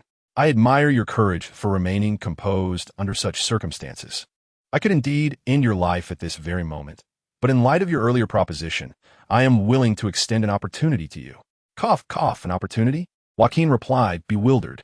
"Didn't you just express your desire to annihilate the decaying Green Lantern Corps and those arrogant so-called guardians?" "Indeed, that is my intention. As a reward for your near triumph over me, I offer you this chance. You may join me and witness all that I shall accomplish." "Reward? How flattering of you. I genuinely appreciate it," Joaquin said, managing a frail and self-deprecating smile, then raising his gaze to meet the Dawn Phantom Lantern's eyes without fear. "May I inquire what your plans entail after you vanquish the Green Lantern Corps? Do you intend to replace them as the new Guardians?" "No," the Dawn Phantom Lantern declared firmly, rejecting Joaquin's assumption. "Once I eradicate the Green Lantern Corps from this world, I will extinguish the primary source of their light using the blackout protocol, stripping away all illumination." Joaquin furrowed his brow, as he seemed to grasp the true intentions of the Dawn's enigmatic lantern. The consequences of extinguishing the Green Lantern's energy source, coupled with the implications for this world, suggested that your ambitions extend beyond mere dominion over this realm. You seek something far grander. Indeed, a subtle smirk graced the corners of the Dawn's enigmatic lantern's mouth, as if to commend Joaquin for discerning his motives. "This world is merely the inception. My aspirations encompass a vast multiverse. One world's light is insufficient. I intend to seize the brilliance of many. As for you, when the time comes to annihilate this world, I shall transport you to another realm, where you shall await the opportune moment to construct this machine, allowing my full manifestation." "Ah, I see now. The machine's vulnerability lies in the summoning process, during which you become as feeble as you are now. Thus, you intend for me to act as your vanguard, ensuring your passage is flawless? However, what incentive do I have to comply? In return, I can offer you a flawless world, an Eden devoid of imperfection and sin." The Dawn's enigmatic lantern raised his left hand, and from the luminescence of a lantern ring, an ethereal image of Earth materialized. "In this realm, crafted from the light of countless worlds, I am the creator. Here, evil shall be extinguished, and neither accidents nor regrets shall mar existence. By harnessing energy gathered from other worlds, I can isolate this domain, rendering it impervious to invasion and destruction." Before Joaquin, the illusion conjured by the Dawn's enigmatic lantern expanded, revealing individuals adorned with joyful smiles, including Joaquin himself, who was embraced by companionship and delight. The scene culminated in a freeze frame of a family of three, joyously laughing in an alleyway outside a cinema. "I comprehend now, Dawn's enigmatic lantern." Upon hearing Joaquin's words, the lantern's previously rigid expression softened, revealing a hint of amusement. "The chasm between you and the true Batman transcends mere ideology. It appears you are, at your core, merely a misguided child, unable to confront reality, perpetually evading the truth." Joaquin's gaze towards the Dawn's enigmatic lantern was now laced with disdain and a trace of pity. Chapter 171. The Lantern Hero is myself. No matter how you feign strength, the essence of your being has remained stagnant since that fateful night. You are merely a pitiable child, unable to accept the death of your parents. Suddenly, Joaquin's voice faltered, as a gray-green, semi-transparent dagger pierced his throat. "Who do you think you are?" The Don's enigmatic lantern's countenance darkened, his voice cold and laced with rage, as the weapon materialized through the lantern ring, firmly embedded in Joaquin's throat. Regrettably, you have squandered your final opportunity. See, you are merely a child who cannot endure criticism. As a mocking voice emerged unexpectedly from behind, the Don's enigmatic lantern's expression shifted, and the gray-green glow transformed into a shield enveloping his form. However, at that very moment, the lifeless body of Joaquin before him underwent an immediate transformation. With a soft sound, Joaquin, whose throat had been pierced, vanished in an instant, leaving behind 3 small black boxes that fell to the ground. The Don's eerie lantern whispers a truth. To forget fear and to conquer it are entirely different matters. Grotesque clown dolls sprang forth from the magic box, their sharp, piercing laughter resonating in the ears of the Don's eerie lantern. Though the lantern could manifest a shield to protect him from physical harm, it could not shield him from the terrifying sounds emanating from the box. In that fleeting moment, the Don's eerie lantern was transported back to that fateful night, an evening he would forever remember but wished never to recall. The broken necklace, the pearls scattered on the ground, his father roaring protectively before him, the panicking robber, and the trembling gun raised high. Bang! In that instant, emotions he had deliberately buried and desperately tried to erase from his memory surged back into his mind. Fear. No. Yet. The Don's eerie lantern quickly regained his composure, just as he had that night, forcibly expelling fear with fury. Nevertheless, in that brief moment, less than a second, he was momentarily overwhelmed by terror, losing control over the lantern ring. The abilities of the Green Lantern ring are intimately tied to the user's willpower and imagination. As one of the most formidable weapons in the universe, the Green Lantern ring possesses nearly limitless potential.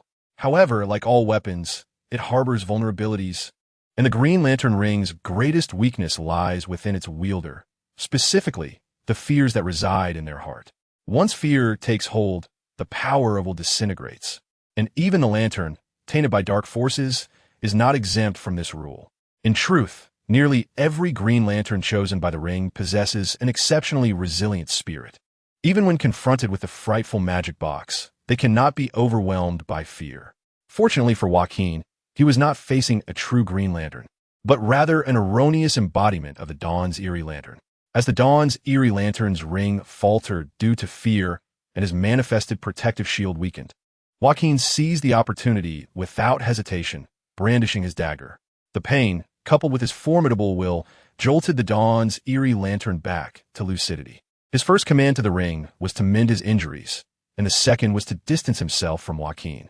Gasping for breath, he began to assess his wounds.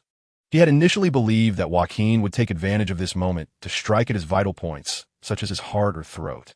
Yet, in reality, even if Joaquin had decapitated him in that instant, the lantern ring would have still managed to restore his body before he succumbed to death.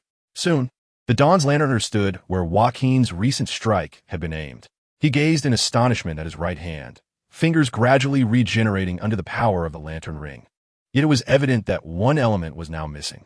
The lantern ring, or rather, the original version that had initially depleted its energy, not the vibrant replica that he had summoned later. It was time for a second round. Joaquin removed the visibly cracked and dim ring from his severed finger, steeling himself before forcefully donning it upon his left middle finger. "Return the ring to me. You are unworthy to wear the lantern," he declared, raising his left hand adorned with the lantern ring. As his cold, resonant voice echoed throughout the circular chamber, the monstrous entities of the lantern roared in unison and charged towards Joaquin. "I may indeed be unworthy, but since you could mistakenly choose this defective item, I doubt it would mind being selected incorrectly once more by its master." Joaquin felt the resistance emanating from the lantern ring, perhaps due to its waning energy, or perhaps because his own strength had been amplified by the toxins of the poisonous vine woman. He managed to force the ring onto his finger. Error, Jacqueline Zhou from Earth. You do not possess the qualifications. I am aware. I fully comprehend my lack of worthiness to become the lantern hero, yet you too have erred, lantern ring. You have chosen a flawed user and are being forcibly manipulated by his will. You are a misguided ring. But I can rectify this mistake. I will lend you my body, and you shall grant me your power. Together we shall end this error. Every lantern ring is equipped with a highly intelligent, semi-autonomous AI. Yet typically, this AI, directly linked to the Book of OA, mechanically selects its bearer based on predetermined conditions, and executes the decrees established by the Guardians. Ordinarily, it is not a negotiable entity. However, the constraints of this particular lantern ring had long been shattered by the Dawn's lantern. As an anomalous ring, it possessed a greater degree of autonomy. From Earth, Jacqueline Zhou, you possess the formidable will of the Shasha. Welcome to the Shasha Null Legion. This ring is rather deceptive, Joaquin thought, though he found himself feeling a profound connection with it. Simultaneously, a torrent of information surged from the ring into his mind. The Green Lantern core laws and methods of manifestation filled his thoughts, yet none of this held significance for Joaquin at that moment. He merely sought to discover a unique functionality of this ring. As if sensing his intent, the lantern ring swiftly prioritized this information and flooded it into his consciousness. In the brightness of day, amidst the vastness of night. No, I should be considered a lantern. Let us skip this segment. Regardless of not being an official member of the Green Lantern Corps, Joaquin, who initially intended to fulfill a childhood dream and pose impressively, ultimately relinquished the recitation of the oath. After all, the multitude of sinister lantern creatures loomed perilously close, ready to rend him to shreds in a mere heartbeat. Nevertheless, Joaquin had already raised his left hand adorned with the lantern ring. Initiate Blackout Procedure. Chapter 172. Purity too low. The razor-sharp claws of the grotesque lantern creatures were mere inches from Joaquin. However, in that fleeting moment, darkness emanated from Joaquin, enveloping the surroundings. The darkness persisted for less than a second, but when the scene re-emerged, it bore no resemblance to what had transpired just moments before. The countless grotesque lantern monsters that had filled this circular chamber vanished without a trace, as if they had never existed. Joaquin, still holding his left hand aloft, found that the seemingly depleted and damaged lantern ring had reignited with brilliance, while a form-fitting green lantern uniform materialized upon him. You wretched fool!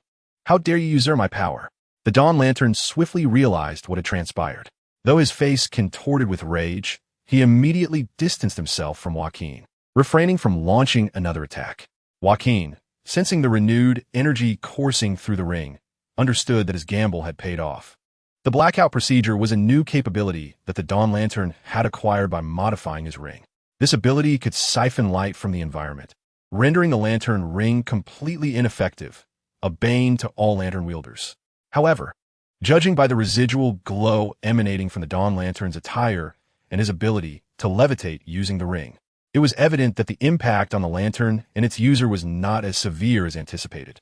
Even so, the creatures previously manifested by the lantern had been entirely absorbed into energy. It appeared that while the Blackout Procedure did not render the lantern completely ineffective, it could indeed deconstruct the expelled constructs back into Green Lantern energy. With a thought, bright green light burst forth from the ring, conjuring a semi-transparent AK-47 rifle before him.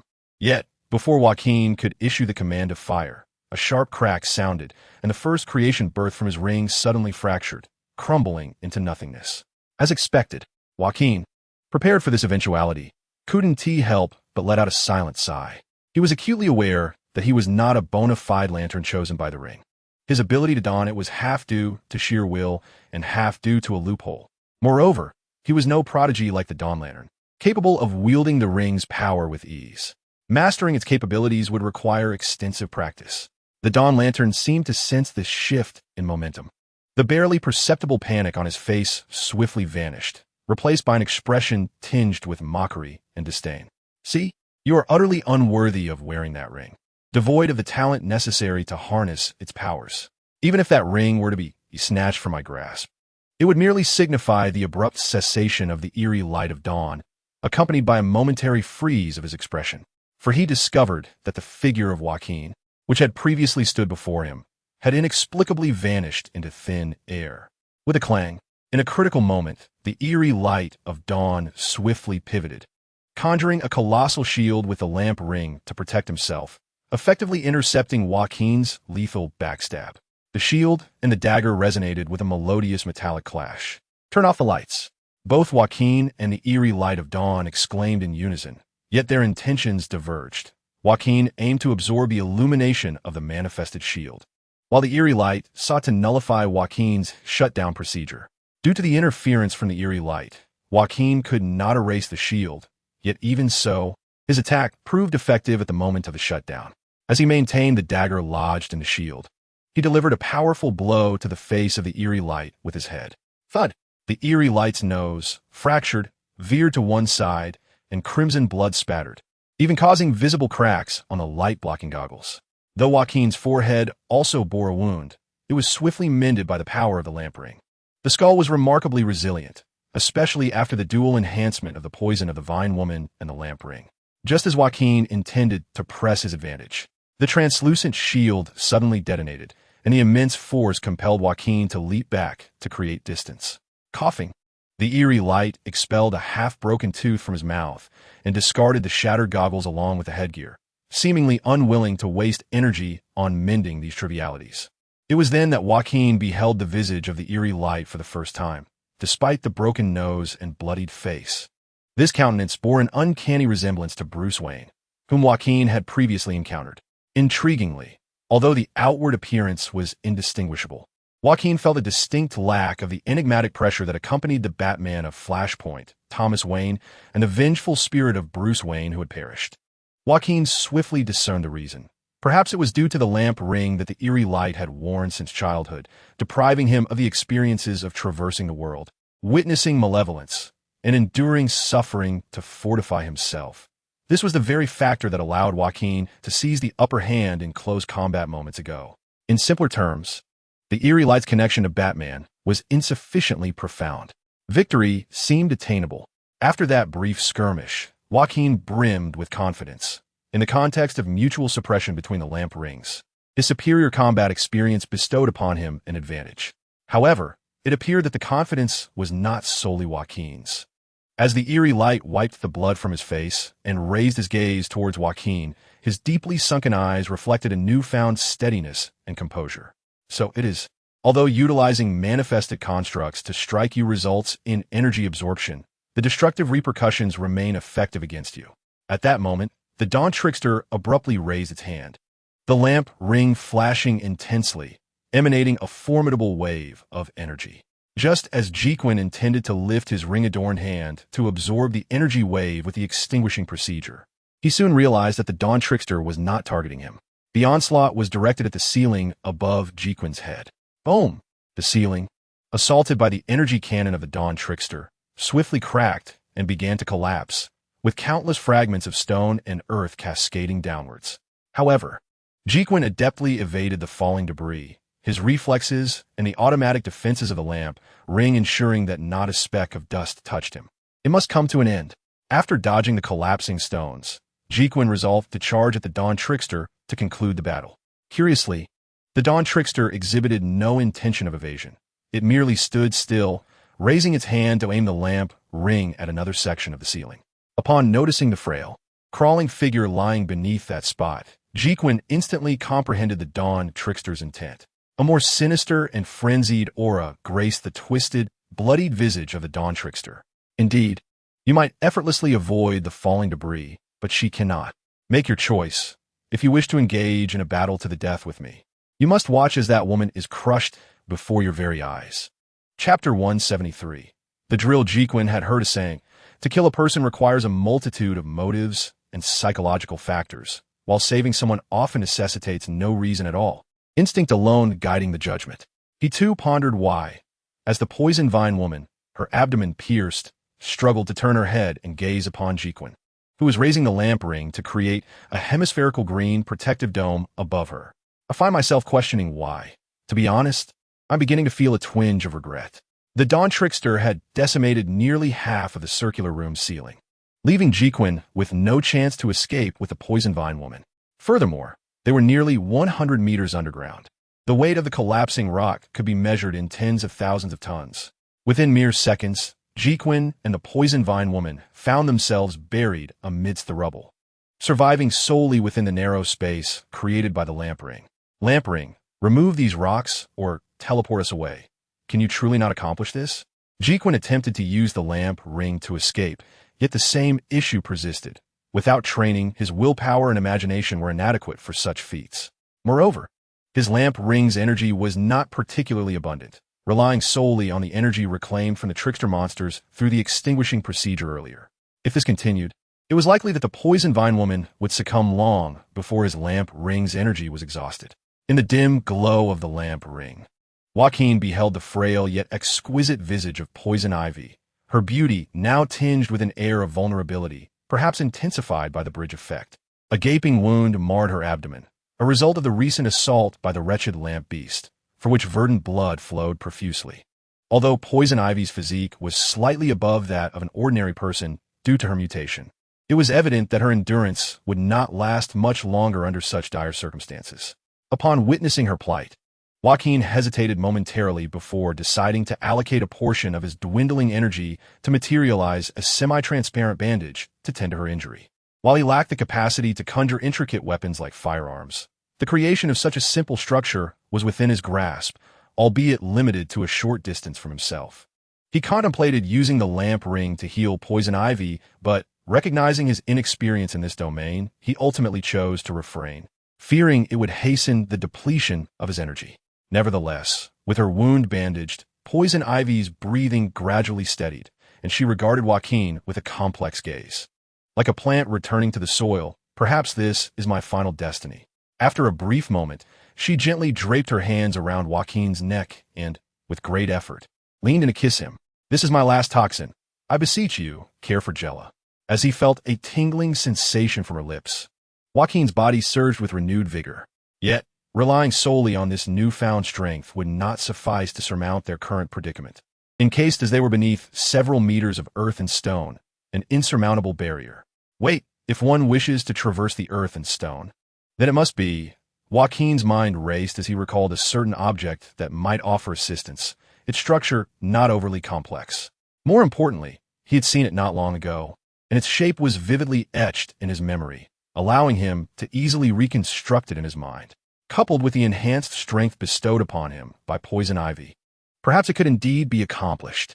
Taking a deep breath, Joaquin focused intently on his left hand, adorned with the lamp ring. It is not yet time to surrender, Ivy.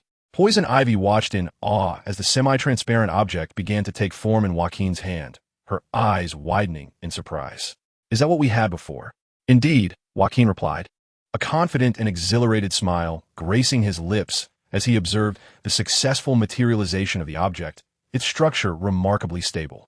This power embodies the romance of man. Meanwhile, outside the pile of stones that entombed Joaquin and Poison Ivy, in the remaining half-collapsed circular chamber, the Dawn Lamp Beast had ceased its attention on them, turning instead to float towards the semi-circular dimensional summoning machinery. As the Dawn Lantern raised its hand, the luminous ring emitted a radiant glow, illuminating the severely damaged engine. Under the influence of the ring's power, the broken components of the engine began to float back into their original positions, while the destroyed sections were filled with manifested constructs. Subsequently, as the battery was also repaired, the engine roared back to life, generating electricity through the battery's power system, which activated the dimensional summoning machinery. For the Dawn Lantern, it was inconsequential whether Jacqueline lived or died, as long as he could trap him here. All that was required was to summon his charging lantern and promptly depart from this planet, heading towards the world of OA. In a scenario of unequal intelligence, possessing the lethal extinguishing system, the Dawn Lantern could effortlessly annihilate the Green Lantern Corps. By entering the Green Lantern's essential power source and extinguishing the light of this world, it would ultimately lead to its destruction, with Jacqueline perishing alongside it. What a foolish and pitiable creature. It seemed this monumental task could only be accomplished by myself. Visions of Gordon, pleading earnestly in his own world, only to be reduced to ashes, and memories of that figure known as the Laughing Bat, who had tempted him and subsequently faced defeat in the primary universe, surfaced in the mind of the Dawn Lantern. I am the sole bearer of truth, requiring no validation from others. As I gather the light from more worlds, I shall undoubtedly create a perfect realm, allowing them to be resurrected. Suddenly, the sound of shifting stones from behind pierced the air. The Dawn Lantern spun around, incredulous as he gazed at the pile of stones that should have remained motionless. A deep, resonant, buzzing sound intensified, yet for some inexplicable reason, the Dawn Lantern found this sound oddly familiar, as if he had heard it not long ago. When his gaze fell upon the engine beside the dimensional summoning machinery, he abruptly realized the source of the noise. With a thunderous roar, the heavy stone pile exploded, accompanied by a deafening cacophony, as Jacqueline emerged from the chaos, clutching the poison ivy tightly in his arms. More accurately, he had burrowed his way out. The buzzing intensified. With one arm securely around poison ivy's waist, Jacqueline wielded a colossal drill bit with his left hand, adorned with the Green Lantern ring. This drill, materialized from translucent Green Lantern energy, was astonishingly robust and spun at a staggering rate of 15,000 revolutions per minute, steadily accelerating. The continuously accelerating drill stirred up dust, creating a whirlwind within the confined space. Are you ready? The third round is upon us. Dawn Lantern. Chapter 174. The Battle of Wills. Manifesting a colossal drill does not require intricate imagination. Even Jacqueline, unfamiliar with wielding the lantern ring, could effortlessly bring it into being. Continuously applying force to maintain its rotation was even simpler. Jacqueline merely needed to clear his mind of all other thoughts and focus solely on the intent of spinning it. The issue lies in how to tame this increasingly ferocious power. As the speed of rotation accelerates, the destructive force contained within the massive drill continues to rise, intensifying the difficulty of manipulation. Joaquin can sense the drill in his hand spinning rapidly, akin to a wild stallion longing to break free and charge recklessly. Just as Joaquin begins to show signs of distress, the poison ivy, clinging to him like a sloth, swiftly embraces his face with both hands and unhesitatingly kisses him. Her actions are not merely a display of affection before the Dawn Spectre, but rather a means to inject more toxins into Joaquin's body. The toxins once again invigorate his mind and body, unleashing an endless reservoir of power that enables him to masterfully control the wild, spiraling energy within his grasp. Dawn Spectre. Taste this. Joaquin roars, propelling himself forward with powerful strides as he thrusts the rapidly spinning drill towards the Dawn Spectre. Buzzing loudly, the Dawn Spectre immediately materializes a shield before him. However, accompanied by a deafening roar, Joaquin's green drill effortlessly pierces through the shield. How is this possible? You wretched fool! The Dawn Spectre gazes incredulously at the unfolding scene, promptly conjuring a formidable wall. Yet, this too proves futile against Joaquin's drill, as the wall, crafted from green energy, crumbles at a visible pace. Logically, given Joaquin's willpower and his mastery over the lantern ring, the creations he conjures should be at an absolute disadvantage in terms of both hardness and destructive capability when compared to the Dawn Spectre. However, the high-speed rotation of the drill compensates for its lack of destructive power, and Joaquin merely needs to continually repair the tip of the drill. Once set in motion, the drill becomes virtually invincible. Nevertheless, the Dawn Spectre remains composed, quickly devising a countermeasure. Stop trying to outsmart me. With that, the Dawn Spectre manifests a small drill from the hand adorned with the lantern ring, which begins to spin immediately, colliding head-on with Joaquin's advancing drill. The simultaneous rotation of the two drills generates a fierce vortex within the confined space, forcing Poison Ivy to wrap her limbs around Joaquin to avoid being swept away. Initially, due to its higher starting speed, Joaquin's drill occupies the upper hand, momentarily suppressing the Dawn Spectre. However, this advantage soon shifts. The Dawn Spectre's mastery of the lantern ring far surpasses Joaquin's. As the two drills clash, Joaquin is left to incessantly repair the damage to his drill, while the Dawn Spectre's drill appears to grow larger and its rotational speed begins to eclipse Joaquin's. You see, when wielding the same power, you are no match for me. Let me demonstrate the absolute disparity between us. The dominant Dawn's enigmatic lamp forcefully pressed the drill against Joaquin, whose forehead was already beaded with perspiration. His feet, deeply entrenched in the ground, instinctively began to slide backward. Joaquin understood that should he lose his balance, in the next instant, both would be annihilated by the Dawn's enigmatic lamp. Ivy. The poison ivy seemed to share a telepathic connection with Joaquin, summoning vines to thrust into the earth before he even uttered her name, these plants resembling steel cables as they pulled at Joaquin's body, aiding him in this battle of strength. Are these two worthless beings merely clinging to life in a futile alliance? Yet, such desperate struggles are in vain. Absolute power requires but a single individual. The expression of the Dawn's enigmatic lamp gradually descended into madness as he exerted all his strength to enlarge the drill and amplify its force. His eyes filled solely with a thirst for blood and cruelty. So you truly are just a wretched little brat, despite being at a disadvantage. Joaquin's lips curled into a confident smile, exuding an air of assured victory. Do not provoke beautiful women. They possess the potential to deliver a fatal blow from angles unknown to you at any moment. Whoosh! Just as Joaquin's words faded, a vine suddenly surged from the ground behind the Dawn's enigmatic lamp, its tip a budding flower rushing towards the back of his head. The plant that poison ivy had previously driven into the earth served not merely to assist Joaquin in maintaining his balance. However, the Dawn's enigmatic lamp remained unperturbed. As the plant approached him within mere inches, it abruptly seemed to collide with an invisible barrier, being swiftly repelled. Do you believe that such trifling tactics will prove effective? The Dawn's enigmatic lamp wore a mocking smile, even as he concentrated his primary focus on the drill before him. The automatic defense mechanism of the lamp ring could effortlessly thwart all of Poison Ivy's assaults. That will be effective, I have already tested. Upon hearing Joaquin's nonchalant remark, the Dawn's enigmatic lamp's smile instantly froze. Behind him, the flower bud that had been repelled had now blossomed, revealing not a flower at its center, but a peculiar black box. Hee-hee-ha! The scene from the alley, the couple, the gun barrel, which he had forcibly chosen to forget, resurfaced vividly in his mind. Though it was the second time today that this memory had been involuntarily triggered, the Dawn's enigmatic lamp remained helplessly engulfed in fear. If one continuously opts to forget as a means of escape, they shall never progress in overcoming such a weakness. As previously mentioned, the rapidly spinning drill possessed unparalleled destructive power, yet this also rendered it more difficult to control. At the very moment when the Dawn's enigmatic lamps faltered, his drill began to wobble precariously. Creak! Bang! The drill of the Dawn's enigmatic lamp was instantaneously shattered into countless fragments. In truth, it was not so much destroyed by Joaquin as it was the weakened structure unable to withstand its own rotational force. The process of the Dawn's deceptive lantern losing its grip on reality transpired in less than a fleeting second. Yet, when he regained his senses, the tip of Joaquin's drill had already reached the position of the lantern ring in his hand.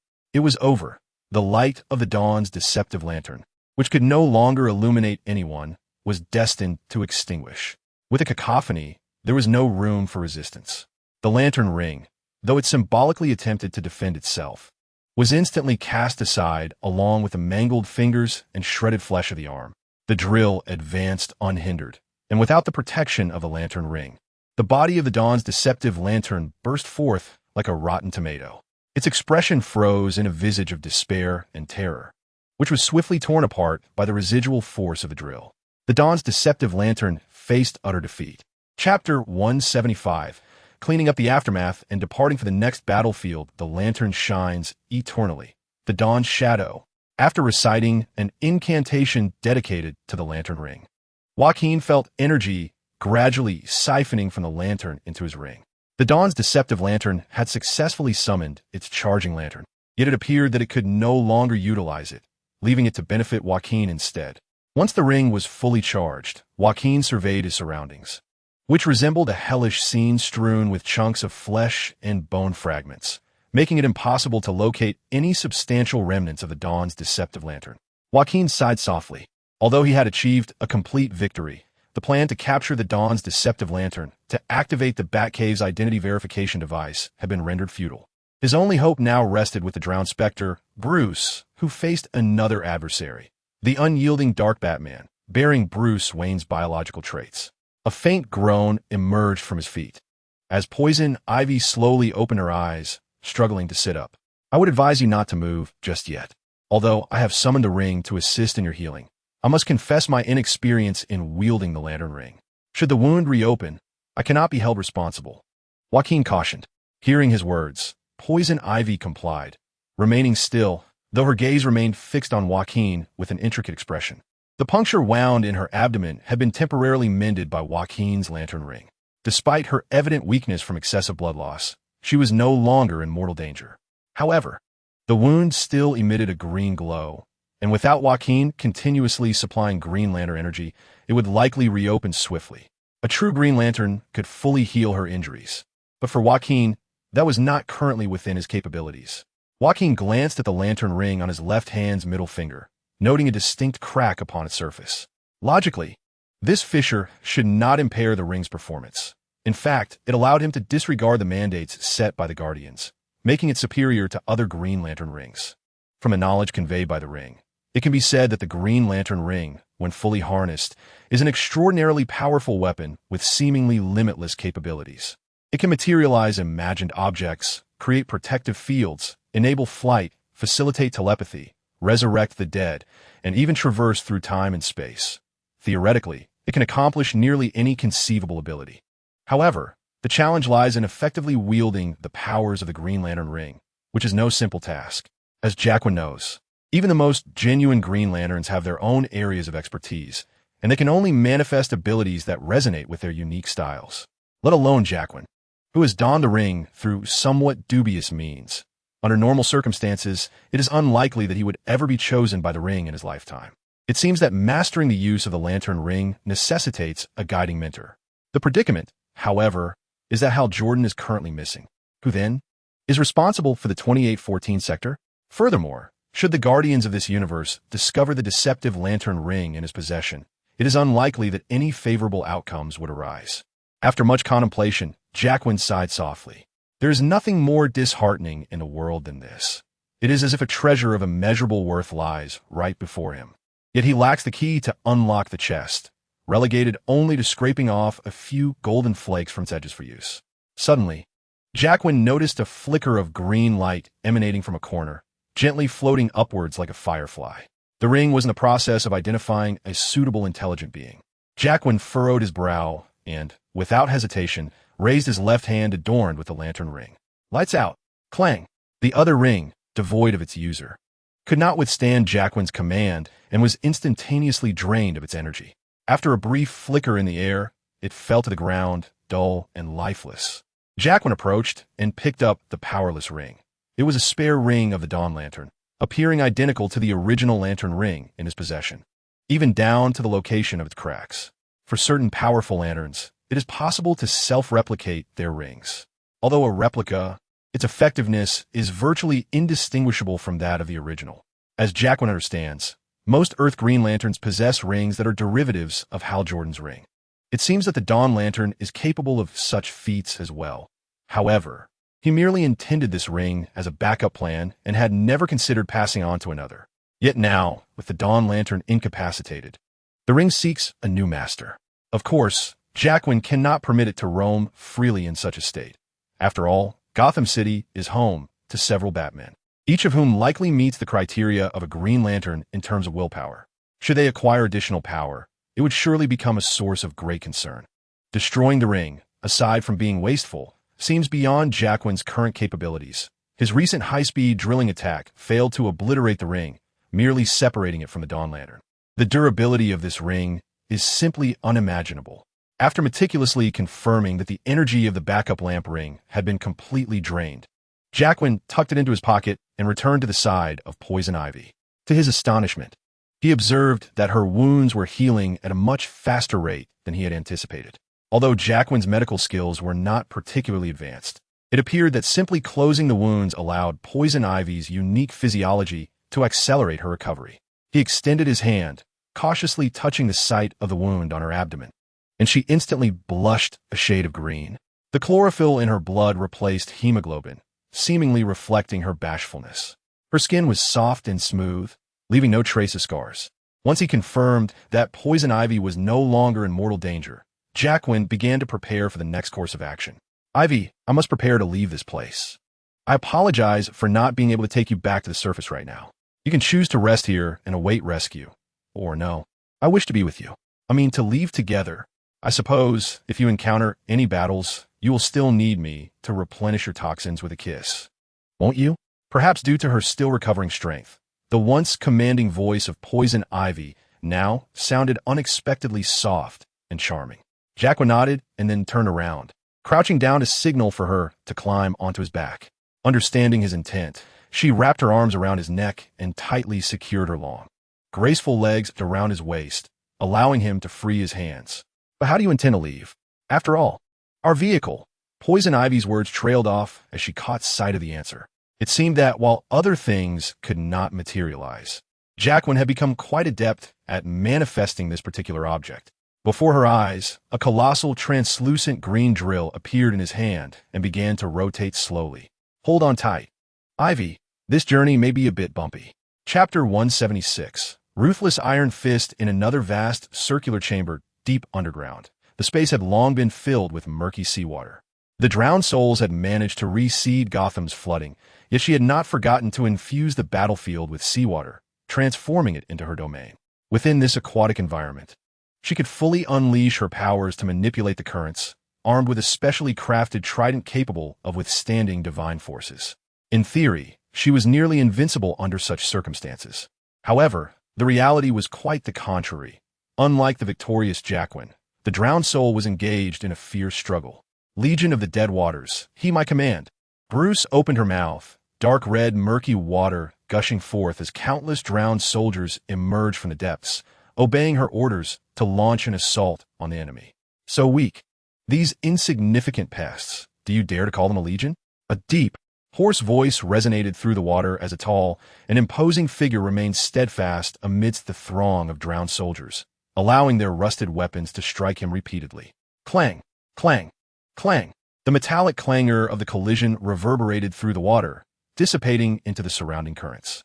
Yet, the assault of the drowned legion achieved nothing beyond the shattering of their own weapons. Now is my turn. As the towering figure spoke, he abruptly extended his hands, seizing the heads of the two nearest drowned soldiers, wielding them as weapons to sweep through the ranks of their comrades with brutal efficiency.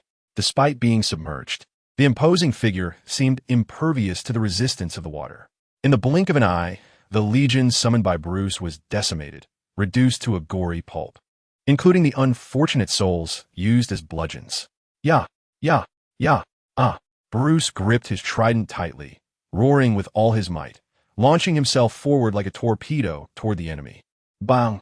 Bruce was incredulous as he beheld the scene before him. He could scarcely fathom that his full-force attack in the water was effortlessly caught by a single hand.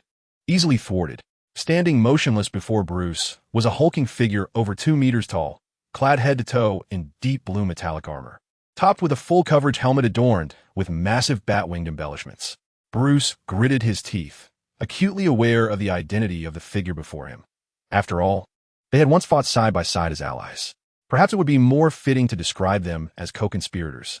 Yet at this moment, Bruce profoundly sensed that he had gravely misjudged the prowess of the man before him, the one adorned with the helm of the war god Ares. Known as the Relentless Iron Fist, Bruce Wayne. After his initial strike was intercepted, Bruce forcefully withdrew his trident, and the Relentless Iron Fist seemed disinclined to impede him, letting go in response. My ocean, my decree. This time, the seawater swirled around her trident, empowered by the currents, as the vengeful spirit of the drowned launched a more forceful strike toward the neck of the Relentless Iron Fist. Bang! A shockwave radiated outward, shattering the walls and floor of the circular chamber in an instant. Yet, such a formidable blow was met with the unadorned defense of the Relentless Iron Fist. He merely raised his left hand to block at the side of his face. Bruce's alloy trident twisted under the impact. Yet the metal bracer of the Iron Fist bore not even a scratch. Still not giving up? Upon hearing that cold, merciless voice, Bruce instinctively sought to create distance. But it was too late. Thud!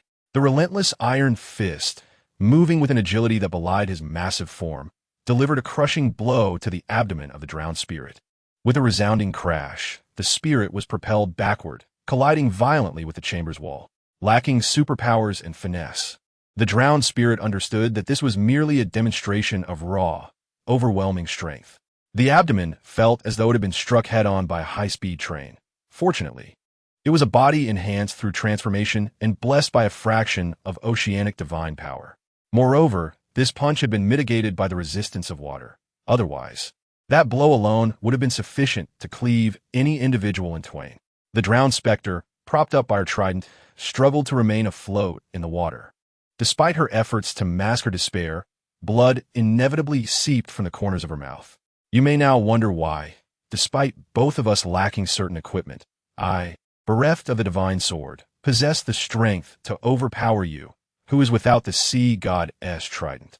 Merciless Iron Arm stepped forward. This seemingly casual advance resonated with a tremendous roar as the ground beneath began to crack and fissures spread wide, releasing countless bubbles from the crevices. The once advantageous seawater, which had filled the room, rapidly drained through these fissures, leaving the chamber devoid of liquid in a matter of mere seconds. Bruce could only watch helplessly as this unfolded. Unable to act, she needed time for her abdominal injuries to mend, as the previous blow had inflicted significant internal damage. Moreover, a more pressing concern arose: a foul, acrid stench began to permeate the air in the now waterless chamber. Sulfur? Bruce lowered her gaze and could faintly discern the boiling red magma through the ever-widening cracks in the floor.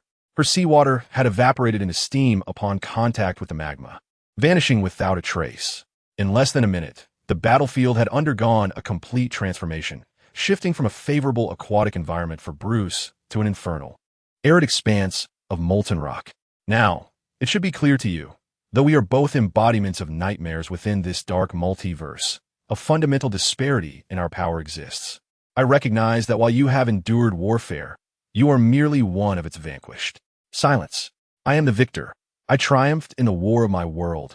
Upon hearing the words of merciless Iron Arm, Bruce clenched her silver teeth and, taking a deep breath, summoned all her strength to hurl the trident towards him. Yet, the trident was effortlessly grasped by merciless Iron Arm. With a mere exertion of his hands, shattered the ocean-infused alloy trident as easily as one would break brittle ice. With a clatter, he discarded the two severed pieces of the trident before Bruce, treating them as refuse. Now you comprehend. I could easily eliminate you in an instant, but such an act would be excessively merciful. Kneel before me, drown Spectre, and become the vanguard of war in this world under my command.